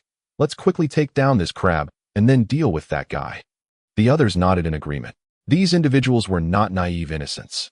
Each had blood on their hands, having survived within the awakened circles. While they could overlook minor conflicts in ordinary times, engaging in needless disputes in the old world would only deplete their spirit energy. But here, in this bounteous realm of refinement, the other party must die. The five unleashed a barrage of vibrant attacks upon the giant crab. The bell-wielding youth shook his instrument, summoning several spectral figures that swarmed toward the crab's shell, tearing at its flesh. Another, wielding a staff, conjured fireballs that erupted upon the creature's wounds, charring its tender meat. The giant crab's movements grew increasingly frenzied. Its speed began to wane, clearly succumbing to its dire straits. With the five pouring forth their full might, a thunderous crash resounded as the crab's lifeless form collapsed to the ground. That moment, the concentration of toxins in the air reached an alarming level. Previously, the five had been tethered to the third-tier aberration, unwilling to vacate the area, forced to endure the poison while they fought. Now that the third-tier beast lay slain, they instinctively retreated from the wishing pool. their icy glares slicing through Roman. Chapter 133. Conflict and Hunt. Subscription and monthly ticket requested. Amidst the thick toxins permeating the air, the burly shield-bearer's eyes gleamed with cold calculation as he silently activated his poison-repelling talisman. The others likewise employed their own antidotes to eye in the outside world. Poison is the ideal means of combating strength, requiring minimal investment for maximum return. Thus, awakened individuals often carried various antidotes. Yet, despite their protective measures and the green-haired girl's healing abilities, they found themselves unable to fully negate the poison's effects. It was evident that their adversary specialized in toxins, having lurked in the shadows, releasing poison while refraining from intervening during their battle with the third-tier aberration. This was the mark of a cowardly schemer. However, the five were gravely mistaken. Roman had never intended to directly kill them. His aim was merely to incapacitate them, plunder their belongings, and then hand them over to Dorothy to see how she would handle the situation. The poison was merely a means to render them combat ineffective. After all, he was preparing for the ascension ceremony to the third tier. He needed to maintain peak condition. The second layer of the old world constantly drained spirit energy. Engaging in fruitless battles would weaken his state. After all, harmony breeds prosperity. The ultimate principle of fitness was understanding human relations. Roman, sensing the seething anger emanating from the five, spoke nonchalantly. Ladies and gentlemen, this place was initially discovered by my teacher. There are spirit arrays set up around us. If we are to discuss who arrived first, I was indeed the first here. However, I have always preferred to avoid conflict, focusing instead on quiet study and self-improvement. Therefore, we can negotiate after I utilize this refinement area. You are welcome to use it as well, of course with a fee for usage and maintenance. Additionally, I will overlook your intrusion and the killing of my guardian aberration. After all, I am not a brutish person lacking in reason. We all navigate the old world together. It would be unwise to harm relations through conflict. Upon hearing Roman's words, the five exchanged incredulous glances. Was this man mad? He referred to the third-tier giant crab as his guardian aberration. Could he be any more shameless? Moreover, the audacity of his tone was utterly baffling. The five had fought side by side for years, able to contend even against third-tier awakened beings. They dared to hunt in the old world precisely because of their formidable teamwork. This man was one they could easily kill, not just by the dozens, but by the hundreds. Seeking death, the bell-wielding youth glared furiously, ringing the bells in his hand. In response, howling specters erupted from within him, unleashing a wave of frigid winds as the half-transparent, malevolent visages lunged toward Roman. The moment he struck, it was as if a signal had been ignited, prompting the others to unleash their powers against Roman. In an instant, he felt an unusual sensation within his body. Water. Torrents of water surged from his throat, choking him and inducing a sensation of suffocation. Drowning was one of the most torturous ways to perish. Ancient times had employed water torture as a cruel method, thus illustrating its torment. Though Roman's physical resilience was formidable, he was not a creature capable of surviving without oxygen. He had yet to evolve such a capability. A quick glance revealed a young man atop the left rooftop, clad in a deep blue long coat and flared trousers, fixating on Roman with hands erupting in splashes of water. The water emerging from Roman's throat was clearly the manifestation of this individual's awakened abilities. You are utterly exhausted. At that moment, another youth standing beside the shield-bearer raised his staff high, as if proclaiming a decree, his expression solemn and grave. As the spirit energy surged, Roman felt an overwhelming wave of fatigue wash over him, rendering his limbs weak and feeble, much like the aftermath of a night spent gaming followed by a grueling 10-kilometer run. Since he commenced his fitness journey, he had never experienced such a sensation. Yet, this was only the beginning. The green-haired girl unleashed a radiant green light, summoning slender vines that ensnared Roman's arms and legs tightly. The coordinated attacks of these four, suffocation, specters, weakness, and binding, were executed with precision, rendering Roman utterly immobile. Even as the sensation of suffocation intensified, the heart's pumping quickened dramatically, and the specter of death loomed ever closer. The abilities of the awakened were indeed perplexing. However, these four powers leaned more towards suppression. While the true lethal strike resided with the shield-bearing behemoth. He crouched low, positioning his square shield before him, hands resting atop it, muscles bulging as a roar akin to a raging bull erupted from his core. Thunderous, this brute had sprung into action. A warm ochre glow enveloped him, resembling a colossal bulldozer carving a deep trench into the earth, yet his speed did not falter in the slightest. In fact, he surged forth like lightning, covering a distance of over 10 meters in an instant. His intent was clear, to collide with Roman, seeking his demise. Roman's astonishment. This seemingly dull-witted giant possessed such formidable offensive capabilities. At this moment, Roman was ensnared by the four abilities, teetering on the brink of suffocation, rendering escape impossible. Thus, his only recourse lay in the few remaining options he had. There was no choice. They had forced his hand. This group was far too reckless. Could they not engage in a civil conversation? From the onset, he had no intention of engaging in a life-or-death struggle with them. Yet when one shows no intent to harm a dog, the dog may still bite. Roman relinquished the restraint on his physical strength. The potent, corrosive energy within him erupted, scales manifesting upon his skin. The shield-wielding brute's eyes widened in momentary shock, but he quickly intensified his energy output. "I'll crush you." The impact resonated as if colliding with solid iron. The shield emitted a mournful wail. Though it remained intact, the azure glow upon it dimmed drastically, threatening to extinguish at any moment. The giant, however, did not fare as well. His visage twisted into a mask of agony. The tremendous recoil sending him hurtling backward, blood gushing from his mouth. His robust arms contorting grotesquely, he crashed against the nearby wall, finally coming to a halt. The violent clash of energies caused a fleeting disruption in the abilities of the four, and Roman's figure vanished like a wraith. "Be careful," the giant exclaimed, his pupils constricting. Yet at that instant, Roman had reappeared behind the young man clad in blue bell-bottoms, his left arm slicing through the air. A glimmer of cold light flashing. With a soft thud, blood sprayed forth. The agility and swiftness of his strike were beyond the capacity of his opponent to withstand. Roman flicked the blood from his sleeve blade, allowing it to coil once more around his arm. With the most threatening foe dispatched, he turned his gaze upon the remaining adversaries. The ability to conjure water within another's body rendered them defenseless, posing the greatest threat. Fourth, the giant howled in despair, his eyes nearly bursting. The other three wore expressions of profound sorrow, their gazes burning with fury as they fixated on the youth standing not far away. At this moment, Roman was entirely enveloped in a layer of rock serpent scales, his stature having increased substantially. Towering under the crimson moonlight as he surveyed his surroundings, to confront these four, he had not opted to unleash the serpent transformation. The energy expenditure would be excessive and detrimental to his impending ascension. However, with merely the rock-colored scales activated, he possessed the might akin to an ancient serpent, and each of his movements held devastating potential. "Charge!" The giant uttered no further words, his rage clouding his judgment as he lunged toward the one who had claimed his brother's life. Yet after merely a few steps, he felt his footing falter, crimson blotches erupting across his face and hands. His heart racing as if on the verge of bursting, he hastily channeled his energy to shield his organs. But the blemishes on his face did not recede.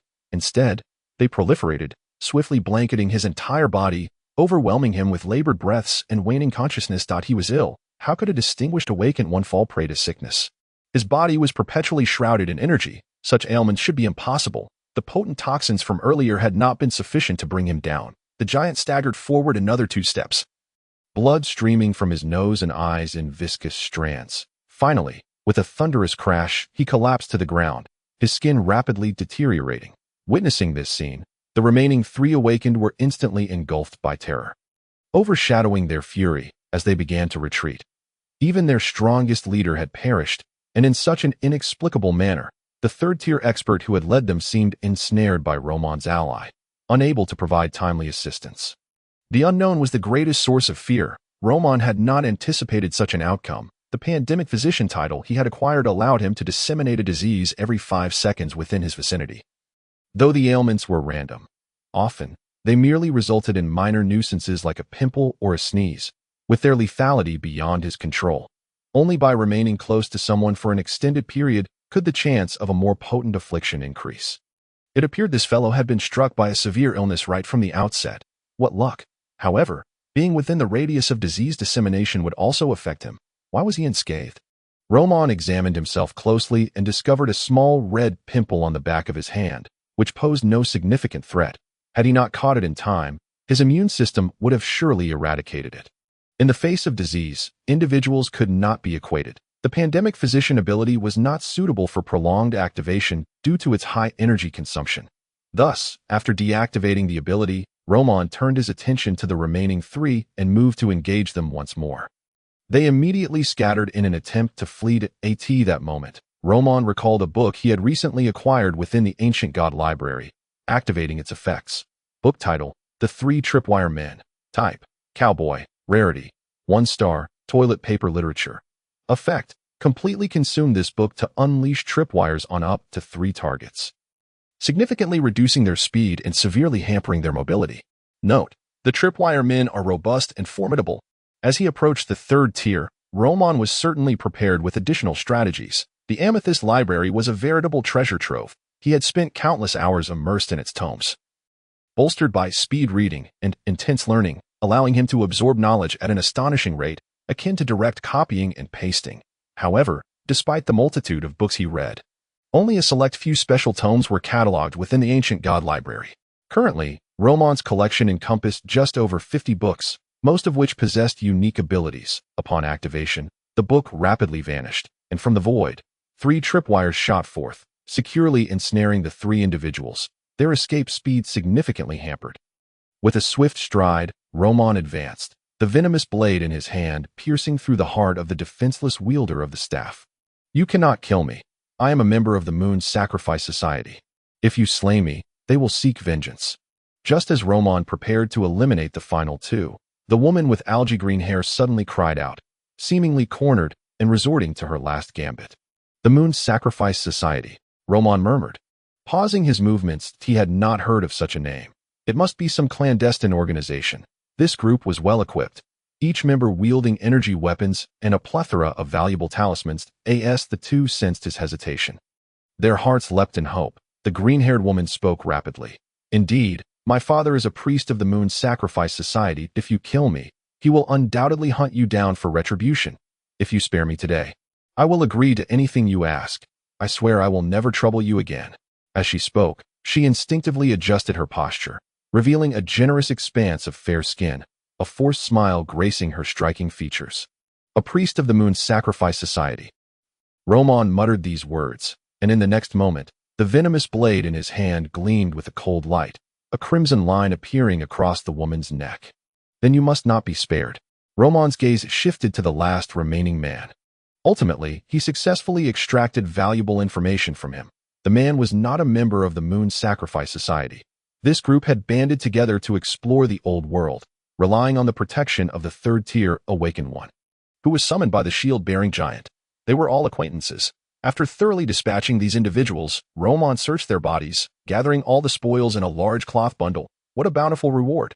No wonder it is said that killing and arson lead to riches. After a brief wait, Dorothy rushed back, an unmistakable aura of menace radiating from her. Have you resolved it? They both asked in unison. Roman paused, then nodded. I had no issues on my end. Dorothy promptly retrieved various items for setting up spiritual formations from her pocket. The 3rd tier Awakened One is no more. Let us commence your ascension. Have you restored your energy? Nearly. I hardly expended much energy during the fight. Roman felt that he was still in peak condition. However, Dorothy, ever cautious, enveloped him in a violet aura to shield him from the encroaching old world corruption, granting him the time needed to recuperate his energy and stamina. His senior sister was indeed thoughtful. Soon, after fully regaining his energy, Roman began preparations for ascension. Dorothy meticulously inscribed 3 layers of protective formations around the purification area, along with a special ascension formation, before producing a blood-red gem. Within it resided a wealth of spiritual energy. This was a spirit stone, a rare and valuable material. Only on a unique 3rd tier aberration known as the Crystal Beast can one obtain it, serving the purpose of providing an inexhaustible source of spiritual energy for the ritual.in Chapter 134, titled, Stepping into the 3rd tier subscription and monthly votes appreciated. Dorothy placed the spirit stone into the spiritual array. The triple-layered protective spiritual formation immediately began to operate, emanating a triad of hues, red, blue, and black. This was the 3-colored divine protection ritual. Once activated, it would continuously consume spiritual energy. However, even a 3rd tier awakened individual would find it impossible to breach this formation in a short time, especially with Dorothy stationed nearby. Ensuring Roman's safety was undoubtedly guaranteed. Within the triple-layered formation, there existed a more intricate array, designed to catalyze Roman's ascension and guide the ancient corruption, allowing his spiritual body to undergo transformation. The Ascension Array. If it were an awakened individual from the church, they could pray for blessings from their deity during the ascension, which would help resist aberrations, stabilize their heart, protect their spiritual body, and provide spiritual energy. However, for those not of the church, they must rely solely on themselves. Dorothy casually remarked, a hint of regret lingering in her heart. This ascension ritual had been meticulously prepared, lacking only the blessing of a deity, but such a thing could not be forced. Seeking aid from a neutral god, such as a witch deity, would likely yield no effect and could even trigger other dangers. Both she and her teacher were but shallow believers in the unending furnace, and neither had practiced the furnace breathing technique or meditation. Thus, they had ascended to the third tier without divine blessings. Yet, as the speaker spoke without intent, the listener took heed. Upon hearing his senior sister's somewhat melancholic mutterings, Roman suddenly remembered he had an alias. The name of the ancient god need not go unused. At the very least, praying to himself might not invoke any danger, even if it bore no effect that it was worth a try. After all, the status of the ancient god was not inferior to any righteous deity. It should be at least on par with the witch gods. Although merely a fictional alias, it might indeed prove effective. Upon entering the wishing pool at the town center, Roman first produced the long-unused lead dice and activated its second ability, Fortune. Its effect would grant him extreme luck for the next 6 hours, making any endeavor remarkably easy to succeed. However, after these 6 hours, he would encounter an extreme misfortune for the subsequent 12 hours. For the sake of a smooth ascension, he deemed the 12 hours of bad luck entirely acceptable. Having made the necessary preparations, he exchanged a glance with Dorothy, signaling that they could begin. The refining ground seemed to come alive at the push of a switch, as a torrent of spiritual energy surged into his body. The ascension ritual commenced, and seizing the opportunity, Roman silently recited the name of the ancient god in his heart. From the mysterious world, the most ancient of gods, as the name was fully recited, Roman felt his spirit plunge. Finding himself within the hall of transference, he beheld a massive stone chair beside which the very scene he had prayed for in the wishing pool manifested as a luminous orb. Upon touching this orb, with the aid of the library's power, all the spiritual energy contained within his spiritual body was infused into it. Meanwhile, in the real world, his body fervently absorbed the spiritual energy from the refining ground. What was this? A dual advantage. Roman's heart soared with joy. Did this not imply that his efficiency in absorbing and converting spiritual energy was double that of others? Indeed, praying to oneself bore fruit. The blessings of God surely granted their followers special buffs regarding spiritual energy, facilitating their breakthroughs. After all, the rate at which the body absorbs spiritual energy had its limits, no matter how dense the spiritual energy outside.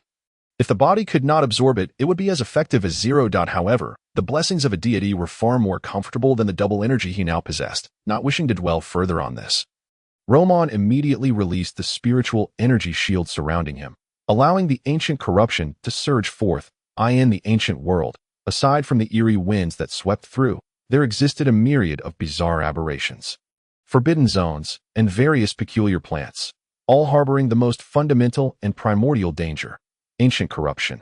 This was the very thing that instilled fear in all awakened beings that it could cause their normal bodies to undergo aberration and degradation, morphing into terrifying monsters. Yet, without ancient corruption, the spiritual body would not undergo transformation. Attempting to break free from the spiritual slots relying solely on spiritual energy was akin to scaling the heavens. The deeper one ventured into the ancient world, the more severe the ancient corruption became. At this moment, Roman actively relinquished his protective spiritual energy, and his body rapidly underwent changes. His formerly taut skin began to wither. Scales emerged and extended protectively, only to shed rapidly. Even they could not withstand the force of the second-tier ancient world's corruption. Witnessing this, Dorothy stood aside, her purple pupils flashing with a rare hint of anxiety. The physical transformations were insignificant. As long as he could break free from his shackles and ascend to the third tier, any damage sustained to his body would be restored, granting him a rebirth of sorts. Moreover, a third-tier awakened individual could live beyond 200 years. The third tier signified transformation, allowing awakened beings to enter a complete system of abilities, obtaining true and formidable power, while also extending their lifespan. Furthermore, the quality of spiritual energy for third-tier awakened individuals was superior, and the awakening abilities they released were more potent, in the present moment. The mutations of the spiritual body were of utmost importance. However, she could not perceive it. Nonetheless, Dorothy remained vigilant, closely monitoring her surroundings to prevent any unforeseen events. The commotion of Roman's ascension was considerable, causing the spiritual, energy-laden waters of the refining ground to evaporate rapidly.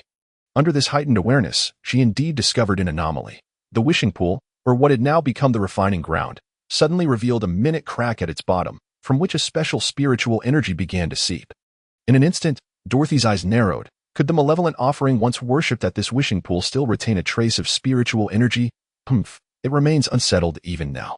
She produced a pendant, resembling solidified tears, known for its efficacy in dispelling malevolence, a powerful relic. However, intervening recklessly at this moment was inadvisable, as it could disrupt Roman's ascension ritual and yield disastrous consequences. The residual spiritual energy from the malevolence was exceedingly weak, its consciousness nearly extinguished. With Roman's abundant spiritual energy and vitality, it would likely be obliterated upon approaching him, scattering its final trace of spiritual imprint. At this moment, Roman found himself in a remarkably peculiar state. Dorothy had informed him that upon ascending to the third tier, one would experience special illusions and auditory hallucinations. He had already encountered several visions, but had managed to dispel them all through sheer willpower. However, the whispers at his ears had not ceased. Roman was acutely aware that these were mere fabrications. Yet, within those whispers resided a peculiar allure, compelling one to listen intently, to uncover their unique contents, and to absorb the entrancing knowledge they held. Fortunately, during this time, he had stuffed numerous books into the ancient god library, allowing the mysterious curator's enhancement to increase by more than 50%. Otherwise, he might have truly struggled to pass this trial. As various illusions shattered, Roman took a deep breath and turned his gaze toward his spiritual body. The mottled patterns had spread across his entire upper body, with black markings gradually crawling over his left arm. However, the markings on his right arm, having formed the ancient python tattoo, had not changed since. This indicated stability. As long as the markings on the left arm cease to shift, that will be the moment to breach the spiritual slots. Roman kept the steps firmly in mind that in the second tier, he could breach 5 spiritual slots due to fortunate encounters within forbidden zones. But this time, he had no intention of venturing into any forbidden zones, nor were there any nearby. Everything was progressing positively. The ancient corruption and the impact of spiritual energy within Roman's body gradually reached a balance. Although the patterns continued to multiply, they no longer flowed or changed but began to stabilize slowly. Roman understood that now was the opportune moment to open the spiritual slots. He gradually guided the neutralized force of corruption within his spiritual energy toward his left arm, launching a sudden assault. However, at that moment, an unexpected change occurred that a peculiar spiritual energy surged forth from the ground, attempting to infiltrate Roman's spiritual body. This energy was accompanied by a spiritual imprint, exuding an ominous aura that clearly indicated it was no benign entity. Despite the layers of protection, a special entity had infiltrated the ascension ritual, indicating a problem with this refining ground. The tantalizing scent of fresh blood and flesh. A truly vigorous transcendent is astonishing. As long as you pledge yourself to my abyssal touch, I can elevate you to the third tier immediately and grant you immense power from the abyss. Offer me a fragment of your spiritual essence, and you shall receive strength unparalleled even among third-tier awakened beings. A voice brimming with temptation emanated from within that spiritual imprint, seemingly possessing a unique charm that stirred the desires within Roman's body. However, Roman's formidable resistance to such sinister power left him unperturbed, steadfastly continuing his ascension process.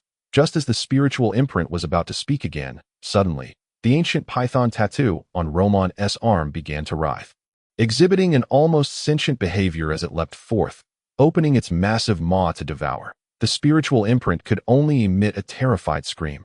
Ancient python.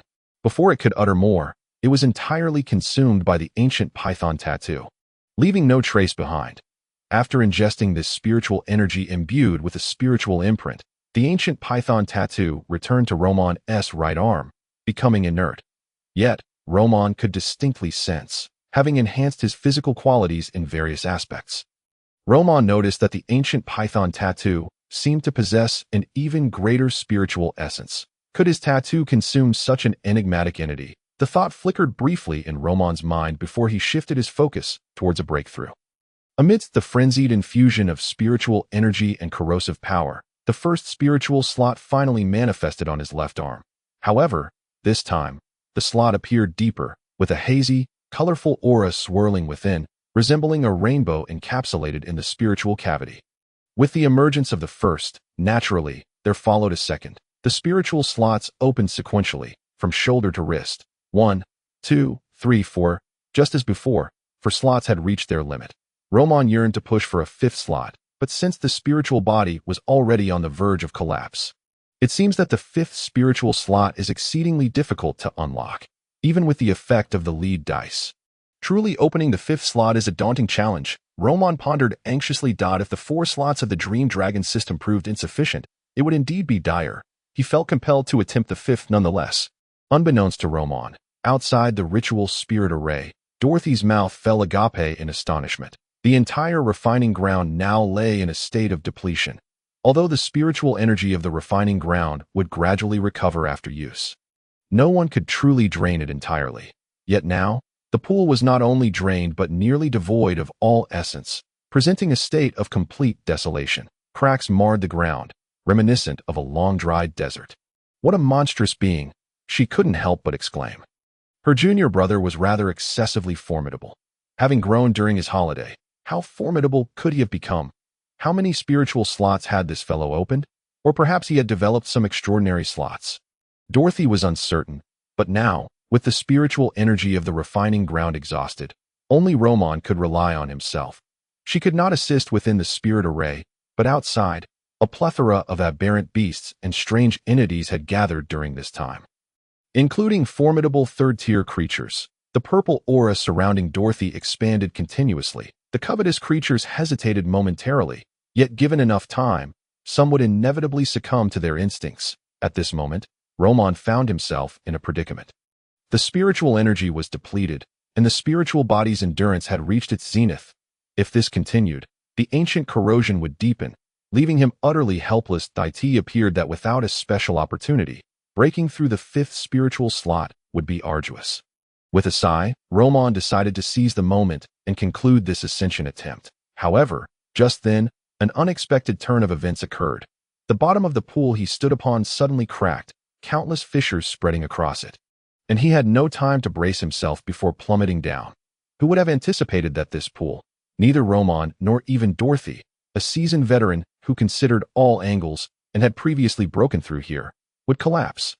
She disregarded the surrounding aberrant beasts, swiftly stepping into the pit after Roman, descending into the inky darkness below. Having fallen underground, Roman's ascension ritual was completely interrupted. Nevertheless, he had officially stepped into the ranks of third-tier awakeners. Upon exiting the spirit array, he quickly gathered a layer of spiritual energy beneath his skin to guard against the ancient corrosion. Stepping into the third tier, his spiritual energy surged dramatically, skyrocketing to 16,000 energy levels. Once stabilized, it could rise even higher. With careful refinement, he could potentially break through to 20,000 levels. Moreover, the spiritual energy within a third-tier awakener was denser than that of a second-tier awakener, implying enhanced efficacy, akin to the difference between 53-degree and 63-degree liquor, the latter possessing far greater potency. Even when used for warmth, it would burn more fiercely. In addition, there were improvements in physical qualities. Mental fortitude, and the strength of the spiritual body. The myriad benefits were self-evident. Most enviably, however, was the extension of lifespan. Third-tier awakeners could live anywhere from 200 to 300 years, a true transcendence beyond mortality. No one would begrudge an extended lifespan, and Roman was no exception. Even the current awakening system instilled in him a glimmer of hope for longevity, albeit a mere flicker, yet it reignited his fervor for life. Chapter 135. The gluttonous serpent. Having just entered the third tier, Roman was still acclimating to the power within his body. However, he was now more concerned with another matter. the peculiar spiritual energy that had emerged during his breakthrough, along with the mental imprint it bore, had been wholly consumed by the ancient python tattoo, rendering it even more vibrant. This tattoo had formed from the patterns on his right arm after the ancient python system was fully established. The patterns of the spiritual body had arisen due to ancient corrosion. Each awakener might develop patterns upon their breakthrough, yet the patterns varied from person to person, with differing effects, after stepping into the second tier. The mutation of his spiritual body endowed his spiritual energy with corruptive properties. Thus, the entity devoured by the ancient python tattoo must have been entirely digested by the corrosive energy. I wonder what these newly formed patterns will ultimately become, Roman mused. Upon entering the third tier, the upper half of his spiritual body was now adorned with patterns, extending beyond just his right arm. Roman speculated whether those fifth-tier awakeners had transformed their spiritual bodies into true monstrosities. At this moment, Roman traversed the underground beneath the pool, observing his surroundings. The damp tunnel was lined with moist green moss, and a chaotic scattering of small stones paved the path. Clearly, this was a space carved out by human hands, and it had been here for quite some time. The passage ahead was shrouded in darkness, concealing whatever lay ahead. The being that called itself the Touch of the Abyss had undoubtedly drifted up from this very place. Yet, still under the influence of extreme luck, Roman had no intention of retreating, preparing to explore further. At this juncture, Dorothy finally arrived. She scanned the surroundings, ensuring no immediate danger lurked before exhaling slowly. This should be an underground sacrificial site established by the former inhabitants for their sinister rites. I never imagined the idol of that malevolent deity would have been destroyed for years, yet still retain a trace of spiritual imprint. The term sinister rites referred to the worship of non-orthodox deities. Many entities could receive such worship, including numerous bizarre beings. Here, it was likely a malevolent spirit that had once seduced the residents, or perhaps one that the townsfolk had willingly chosen to venerate. These ruins appear to date back at least a few hundred years, Roman remarked, raising a practical concern. If a malevolent spirit from centuries past still harbored a trace of spiritual fluctuation, how formidable must its original form have been? Dorothy's expression shifted from her usual calm demeanor to one of seriousness. Indeed, if that entity were present in its original form, or even as a fully powered avatar, it would be exceedingly difficult to contend with. The two of us would likely be no match for it. However, now that its final trace of spiritual imprint has been eradicated by you, both were unwilling to abandon the potential treasures that might lie within this place. After a brief deliberation, Dorothy took the lead as they began their exploration forward. The underground passage twisted and turned, dark and damp, and before long, several large snakes, each as thick as a bowl, surged forth. These second-tier devouring snakes opened their green-hued eyes, flicking their tongues. Yet, upon drawing near, they were startled by Roman's spiritual energy and fled without a trace. The ancient python's aura inherently suppressed these serpents. Though their intelligence was low, their instinct for survival was acutely developed. However, the journey ahead would not be so effortless. Undead. The underground was densely populated with the undead. As Roman and Dorothy approached, they erupted from the ground, ravenous for flesh. Not be deceived by their skeletal frames. These undead moved swiftly, their powerful forms capable of utilizing spiritual techniques and strange abilities such as rock manipulation and corpse corruption. When their numbers swelled, they became a formidable challenge. This moment, Roman unleashed his third-tier spiritual energy. With each punch and kick, he shattered the undead. Yet, even when reduced to mere fragments on the ground, these skeletons writhed and convulsed, reassembling and reviving anew. The undead are exceedingly difficult to eradicate completely. They must be purged with holy or purifying abilities, or with the furnace energy from the Church of the Eternal Forge to be truly eliminated, Dorothy declared. Her right hand sweeping as a thorny whip emanating purple light lashed out, instantly turning over a dozen undead to mere shreds. Yet, in the vast expanse ahead, more undead continued to emerge from the earth. The two soon spotted a stone door on the opposite side of the clearing, presumably leading to the sacrificial site of the malevolent spirit. Without hesitation, Roman and Dorothy charged forward, violently clearing away the undead blocking their path. Ultimately arriving before the stone door. There's a spiritual array restriction above, Roman observed. Behind them, the undead seemed to abandon their attempts at individual resurrection, instead converging their countless bones and fragments to slowly form a colossal amalgamation. Not good. A king of the undead approaches. They are likely summoning it. That is an exceptionally troublesome third-tier aberration, and we would fare poorly against it in the old world. Dorothy narrowed her eyes. Let me take a look. If we cannot breach the spiritual array above, we may have to withdraw for now. The king of the undead was among the most vexing of third-tier aberrations. Even she was reluctant to confront it. However, as a mage awakener, she excelled in manipulating hearts, seducing others, in various forms of assassination and potion crafting, leaving her somewhat lacking an understanding of spiritual arrays. Dorothy was only familiar with the defensive spiritual formations and the advanced ascending formations she had learned, and she felt uncertain about breaking this unfamiliar formation. At that moment, Roman removed his outer garment and said, "Sister, step back and help me fend off the other undead while I give it a try." "Do you understand formations?"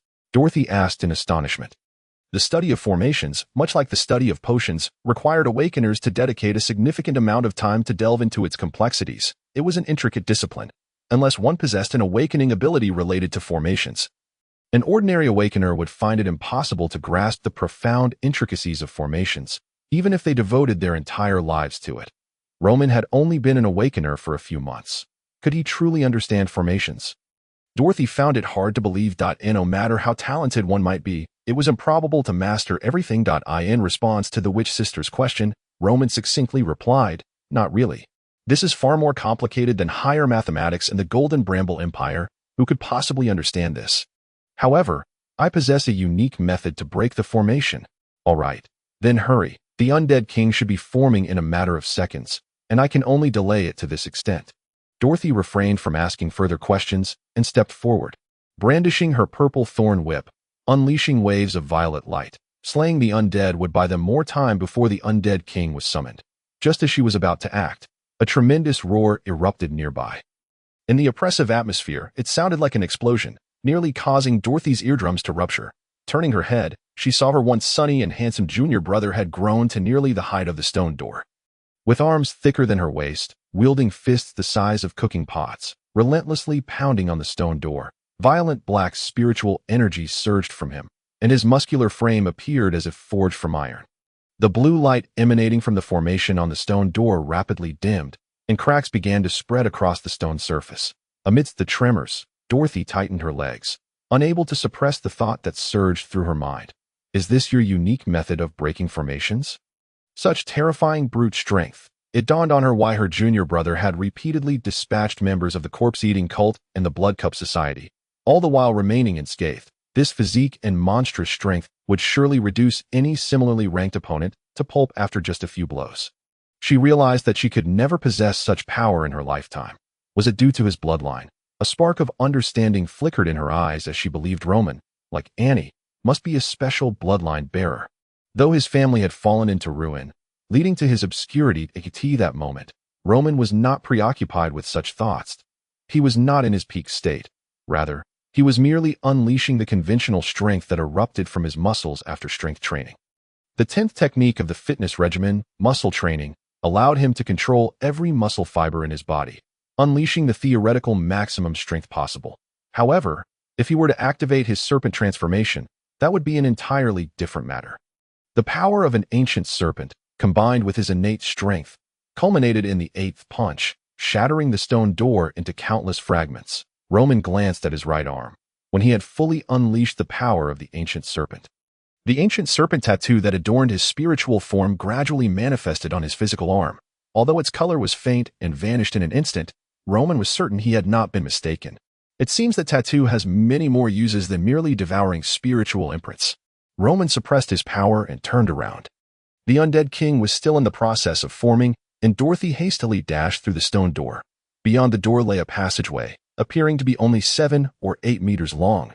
This passage was evidently designed for human passage, and the undead king could not enter. The principle of size and weakness applied universally. After the two of them rushed into the passage, the undead king, composed of many undead sacrificing themselves, finally came into existence. An intensely evil and corrupt aura emanated from outside the stone door, but the creature couldn't even extend its hand into the passage, let alone its body. It could only rage impotently outside. Striking the entrance with great force, the two paid no heed to the tremors behind them as they hurried through the passage and discovered that they had arrived at the altar of the evil spirit. It was a circular stone-walled cavern, with a smooth floor and a statue constructed in the center, approximately 2 people tall. Surrounding the statue, there should have been several altars, but now they lay collapsed and destroyed. The statue was not humanoid, but rather a mass of twisted tentacles, each adorned with vividly carved eyes. Moreover, encircling the stone walls were 12 skeletal remains, clearly victims of the sacrificial rites. The emptiness allowed a clear view of everything within the space. It seems the appearance of this statue represents the evil spirit that was once worshipped here.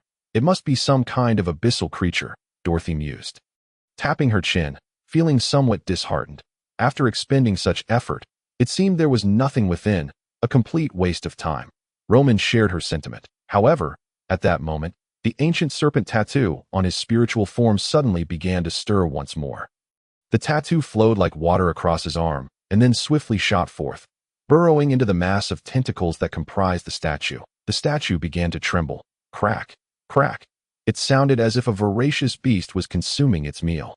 Suddenly, the statue exploded, releasing a large, twisted black shadow that resembled a tangled ball of tentacles. This mass of shadow screamed in a sharp, vengeful voice. "You bastard, don't be so ruthless. Do you want to force me to perish alongside you? Quickly return that ancient serpent to me, or I swear that even if I perish today, I will take you down with me."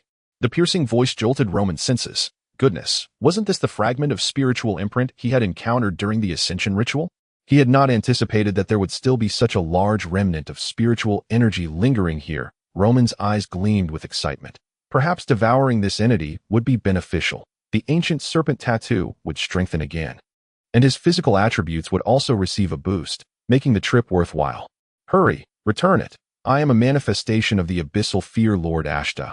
We can negotiate. I can provide you with everything you desire.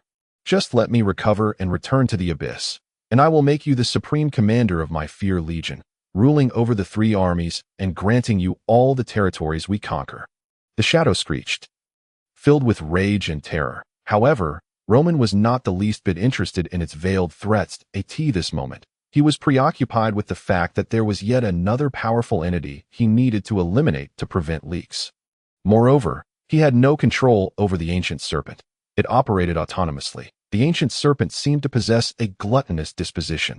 Dorothy, watching from the side, felt an unreal sensation. Roman's rate of growth was astonishing. With an array of methods at his disposal, even the evil spirit had a countermeasure against it.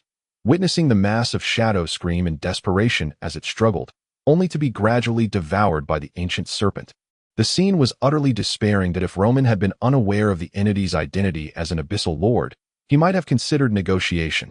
However, upon hearing its true identity, he simply wished to eliminate it swiftly.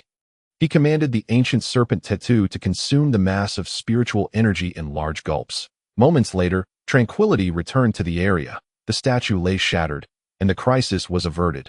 Roman took a deep breath and discovered a crystalline substance within the remnants of the statue. Star sand. A 4th-tier spiritual material.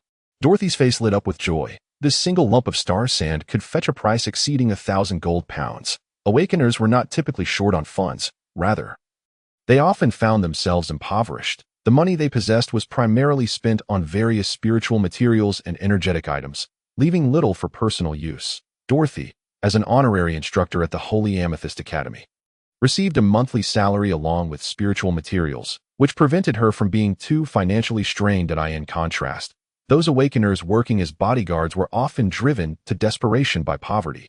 Roman sensed his physical attributes enhancing yet again. After consuming the evil spirit, the ancient serpent tattoo expanded in size, resembling a serpent that had just feasted. Akin to possessing a pet snake. He returned the tattoo to his spiritual form. Roman turned to Dorothy and said, "Aside from this star sand, let us search for anything else that may remain. If we find nothing, we will commence our withdrawal." Dorothy nodded in agreement. The two quickly scoured the area, but aside from the star sand, they discovered nothing else.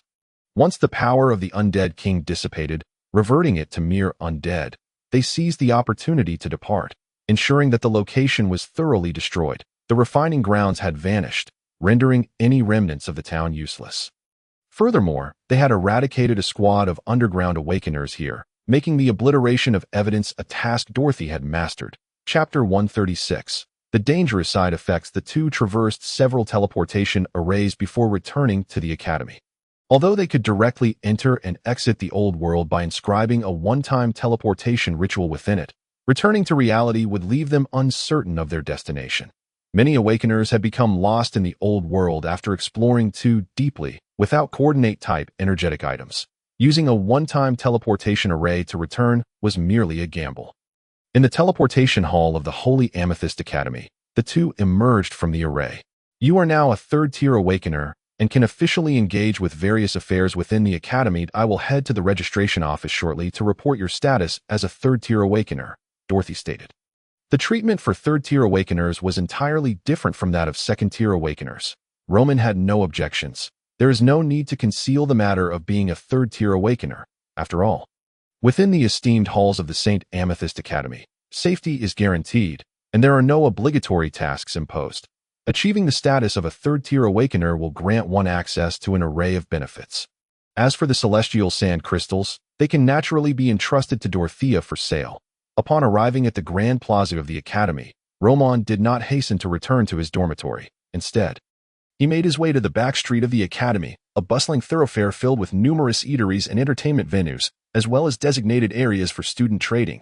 This commercial street boasted a steady flow of traffic, with many students setting up stalls on either side, engaged in spirited negotiations to procure various spiritual materials, formulas, charms, and the like. However, the truly valuable goods resided within the shops that lined the street. Roman stepped into a shop named Charlie's Recycling Nook, intending to sell the substantial haul of spiritual materials he had acquired. These materials were of no use to him, and it would be far more beneficial to convert them into currency rather than let them gather dust. However, he noticed a middle-aged man, evidently the shopkeeper, embroiled in a heated argument with a rather rotund individual. I explicitly stated when I pawned it that I would redeem it in a week. You've doubled the price now. This isn't even the sewers of Overseas City. Recognizing the familiar voice, Roman turned to see none other than Gunter, the boisterous fellow he had encountered outside the academy.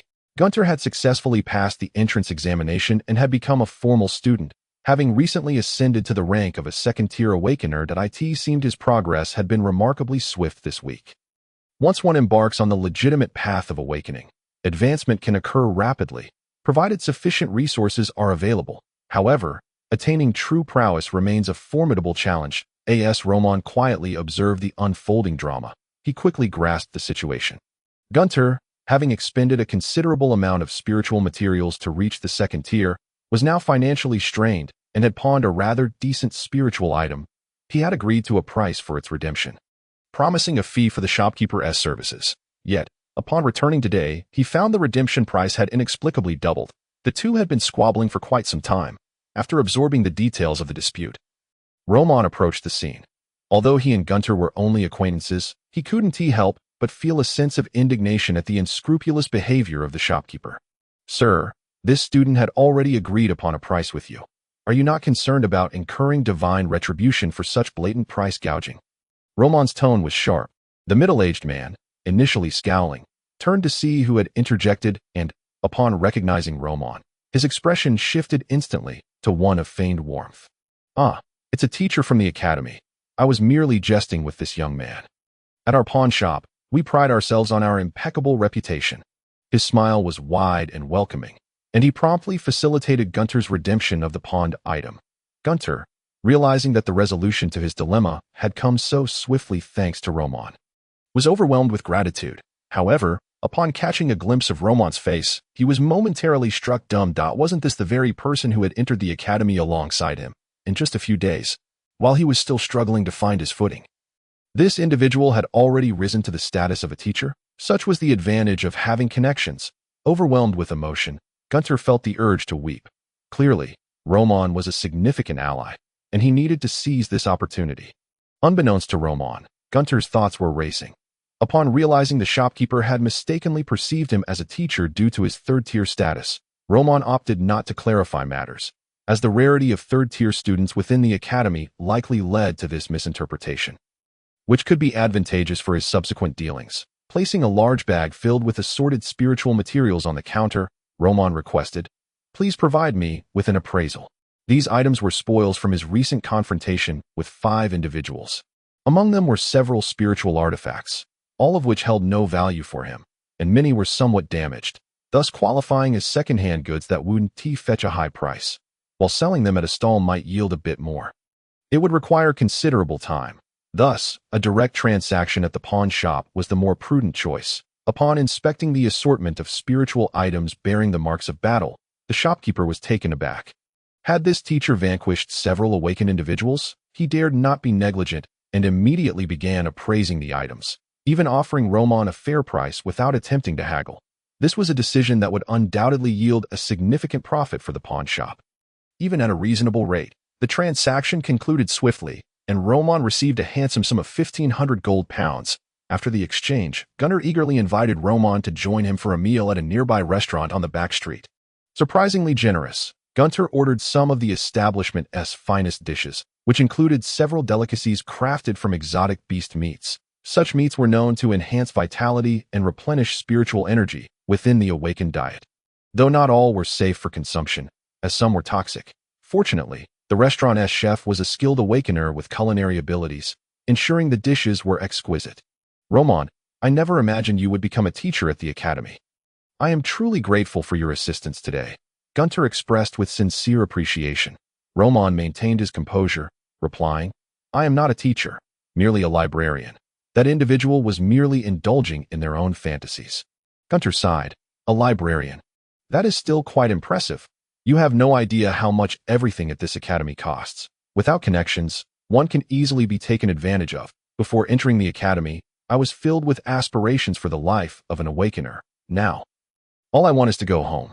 At that moment, Gunter seemed to find a confidant, pouring out his grievances. Roman chose not to interrupt, focusing instead on the delectable fare before him, which was infinitely superior to the fare offered in the employee cafeteria he usually frequented. By the end of the meal, Roman had devoured a significant portion of the dishes, while Gunter had succumbed to tears, lamenting, "I want to go home. I miss my mother." Roman regarded him with an odd expression. "You can leave at any time. This place is merely closed to ordinary people, and there are no restrictions on awakened individuals. I want to, but if I return now, my father will surely punish me severely." Gunter replied bitterly he had spent a considerable sum to enter St. Amethyst Academy. Though his family was not impoverished, he felt he could not afford to waste resources. "What division did you enter?" Roman suddenly inquired.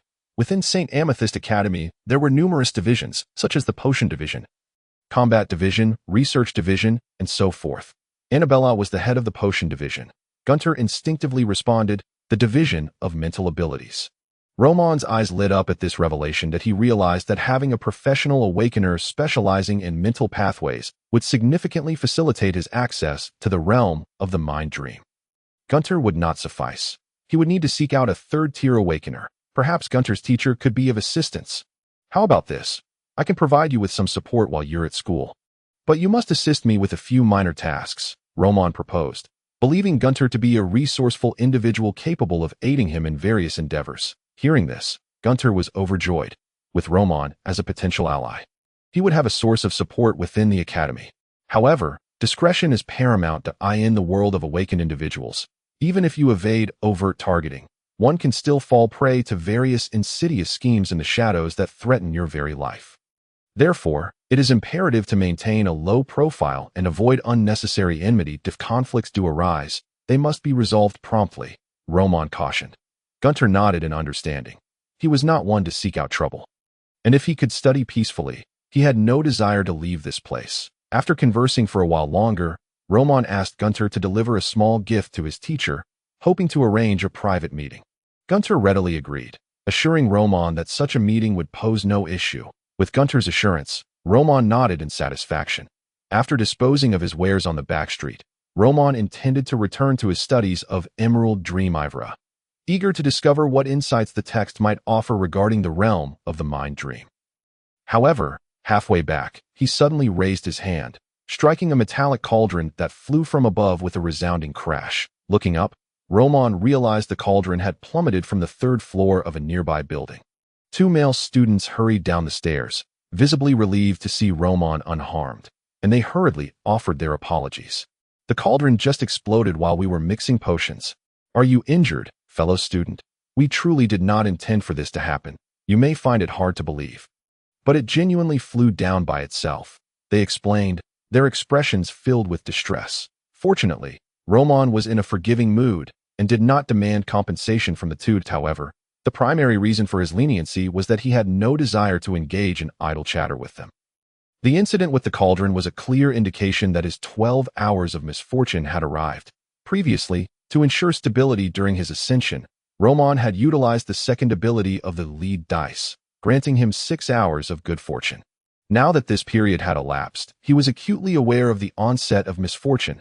As he made his way back to his dormitory, Roman encountered a series of unfortunate events, a wild exotic beast rampaging, a couple fighting and using their awakening abilities against one another, the ground suddenly caving in to reveal a deep pit, and a bolt of lightning striking him during the day. In comparison, the fallen cauldron seemed little more than an appetizer. Were it not for Roman's indomitable fate, he likely would have met his end in this place. Nevertheless, he emerged from this ordeal, having narrowly escaped death and traversed numerous perils, only to return safely to his dormitory. No, I cannot roam about. I must endure these 12 hours within my dorm. Roman sat in his chair, reflecting on the harrowing experiences of his journey, his heart still trembling with trepidation. Who could withstand such trials? Just then, the chair beneath him suddenly creaked, and one of its legs snapped. In an instant, Roman executed a tactical plank, his body tilting at a 45-degree angle, and stood upright with remarkable poise. What a stroke of misfortune, to be beset by calamity even while seated. As he attempted to return to his bed, his body instinctively leaned back again. The leg of the fallen chair collided with a nearby cabinet, causing it to wobble and, in turn, dislodge a double-barreled pistol that tumbled down, inadvertently pulling the trigger. The muzzle was ominously directed at his head. All these coincidences converged to produce this outcome. Had Roman not reacted swiftly with his tactical maneuver, the energy bullet that was just fired would have struck his throat, akin to a scene from the film Final Destination. Damn it, the positive effects of that lead die are not so powerful. Yet the negative consequences are utterly outrageous. In the ensuing 12 hours, Roman endured a series of misfortunes, to the extent that he nearly choked while drinking water. Ultimately, he managed to navigate through this ordeal thanks to his quick reflexes. It's over. I must exercise caution in the future when using the lead die. This is a lesson learned in blood. Roman exhaled deeply and lay back on his bed. Meow. A sleek black cat approached, regarding him with an air of aloof pride. So, this is how you intend to subject your litter box attendant to emotional neglect. Grasping the black cat in one hand, Roman playfully kneaded it, as if it were dough, indulging in a moment of joy before picking up the book titled Emerald Dream. Ivra. The Dream Dragon System. This was the most pressing matter at hand in the city of Jianhai, in the Huqiu district. A heavy luxury liner from the Owling Empire slowly docked. The vessel was clad in a thick layer of iron plating, with towering black smokestacks venting plumes of steam from its deck. This was a large cargo ship from the Owling Empire. Trade between the two nations had long been established. Jianhai, as the capital of the Golden Sparrow Empire and the most economically prosperous region, saw a daily influx of trading vessels that could rival the stars in number. The massive liner came to a halt. A passenger clad in shoes, a khaki gentleman's hat, and carrying a black briefcase disembarked from the deck, stepping onto the cobblestones of the dock. Although she was dressed in masculine attire, it was evident she was a woman. Upon descending from the ship, she inhaled the air greedily, a hint of nostalgia crossing her features. Jianhai? It has been far too long since my last visit. I miss the days spent here. Who would have thought that the key to my eventual transcendence would lie here? An inconspicuous moth alighted upon her shoulder, gently flapping its wings. It seems my mentor has also reached a critical juncture in her breakthrough. Should she indeed succeed, the materials for my transcendence will be all the more exquisite. The woman gazed at the moth, a sinister smile gracing her lips. Good day, may I assist you with a carriage? A coachman approached her, eager to offer his services. The woman turned around, replying, that would be much appreciated. The moth on her shoulder fluttered its wings lightly, and the coachman suddenly appeared as if he had lost his soul, his eyes vacant, standing still like a lifeless shell. Let us depart.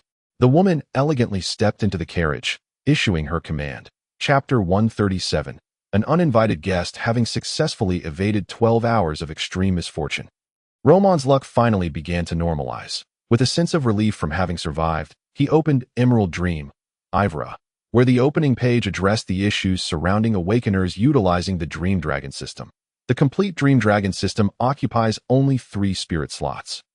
Yet it demands a certain quality of those slots. As he pondered the words on the page, Roman fell into deep contemplation. Quality? Can spirit slots truly possess varying qualities, rather than confining himself to speculation? He ventured to the Amethyst Library, seeking relevant texts. Soon, he discovered pertinent information within an ancient tome. Spirit slots, in the most distant antiquity, were referred to as spirit orifices. During the Dark Age, individuals consumed the flesh and blood of extraordinary beasts, filling their spirit orifices with the beast's power. Over time, they developed unique abilities, forming the earliest prototypes of awakeners that time. They classified spirit orifices into different tiers based on their capacity to contain the power of extraordinary beasts. Those capable of holding the mightiest beast powers were termed divine orifices, signifying orifices bestowed by the gods, endowed with divine strength. Those who possessed divine orifices often emerged as true heroes and leaders during the Dark Age. They were the ones who genuinely guided humanity out of the shadows. However, after the Dark Age, no further divine orifice bearers appeared, and the reasons remain unknown. This tome was ancient, authored by a scholar 2 centuries prior, and it provided only scant information about divine orifices, lacking detailed explanations. In those early times, awakeners relied solely on themselves, devoid of potions or the fanciful abilities to capture crystal stones. They consumed the flesh and blood of extraordinary beasts, swallowing spiritual materials whole. While this could potentially grant them unique abilities, it also posed the greater risk of transforming them into monsters. What do divine orifices even look like?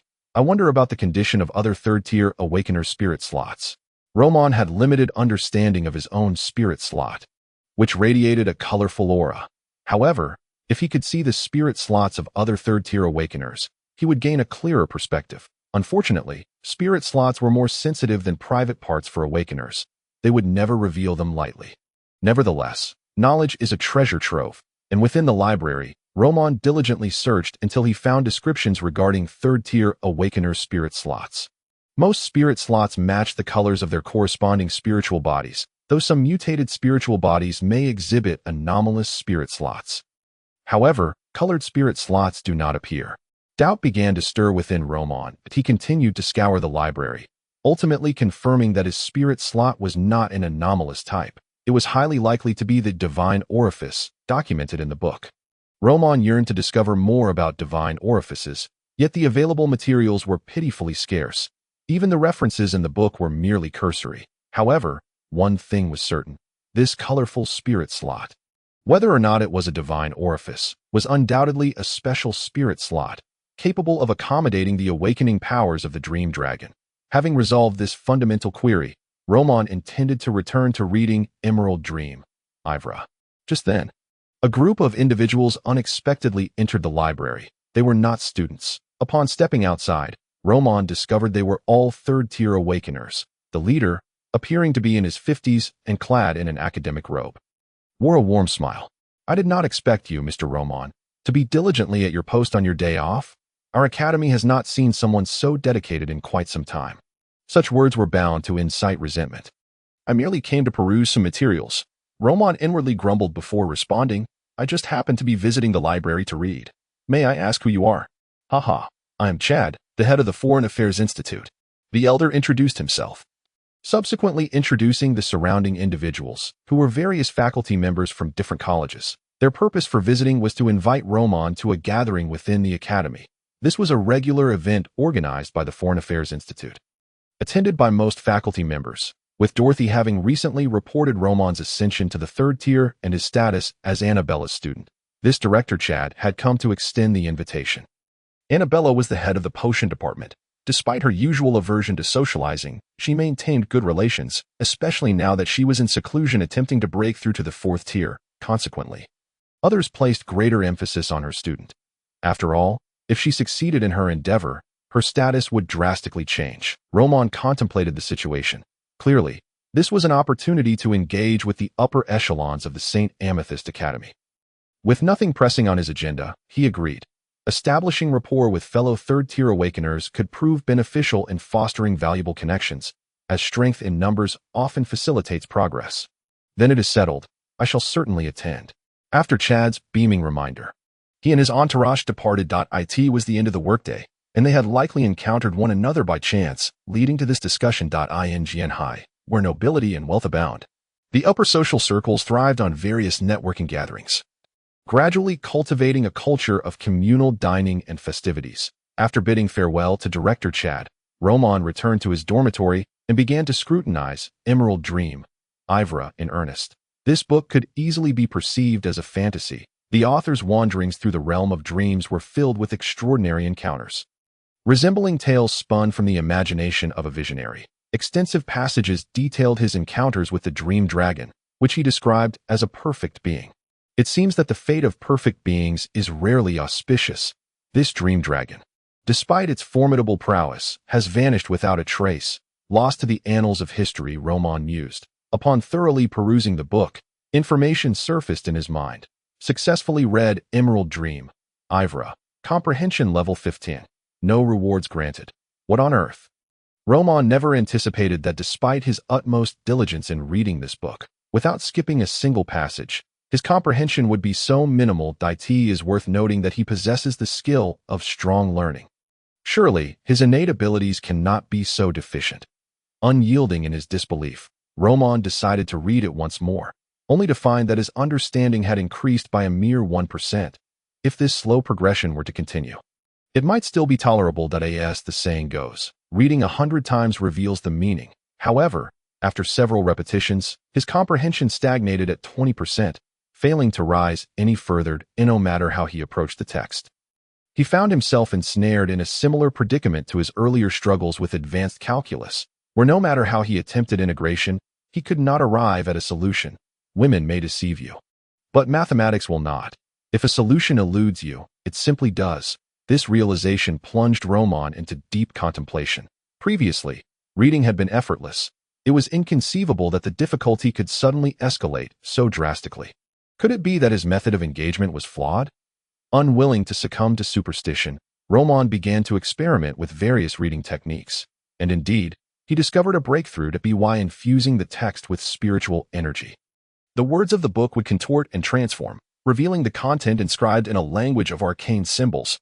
Roman was immensely exhilarated by this revelation. The reading of these arcane symbols proved to be quite challenging, as they wielded extraordinary power and demanded significant mental fortitude. The content inscribed in this book encompassed the coordinates of a spectral dragon, seen by the author, within the realm of dreams, along with various speculations and observations regarding that dragon. So this is where the true value of the book lies. A glimmer of enlightenment flashed in Roman's eyes. Armed with this invaluable coordinate, he could now journey directly to the realm of dreams to seek out the spectral dragon and fulfill his quest. Suddenly, a faint cracking sound resonated within the room.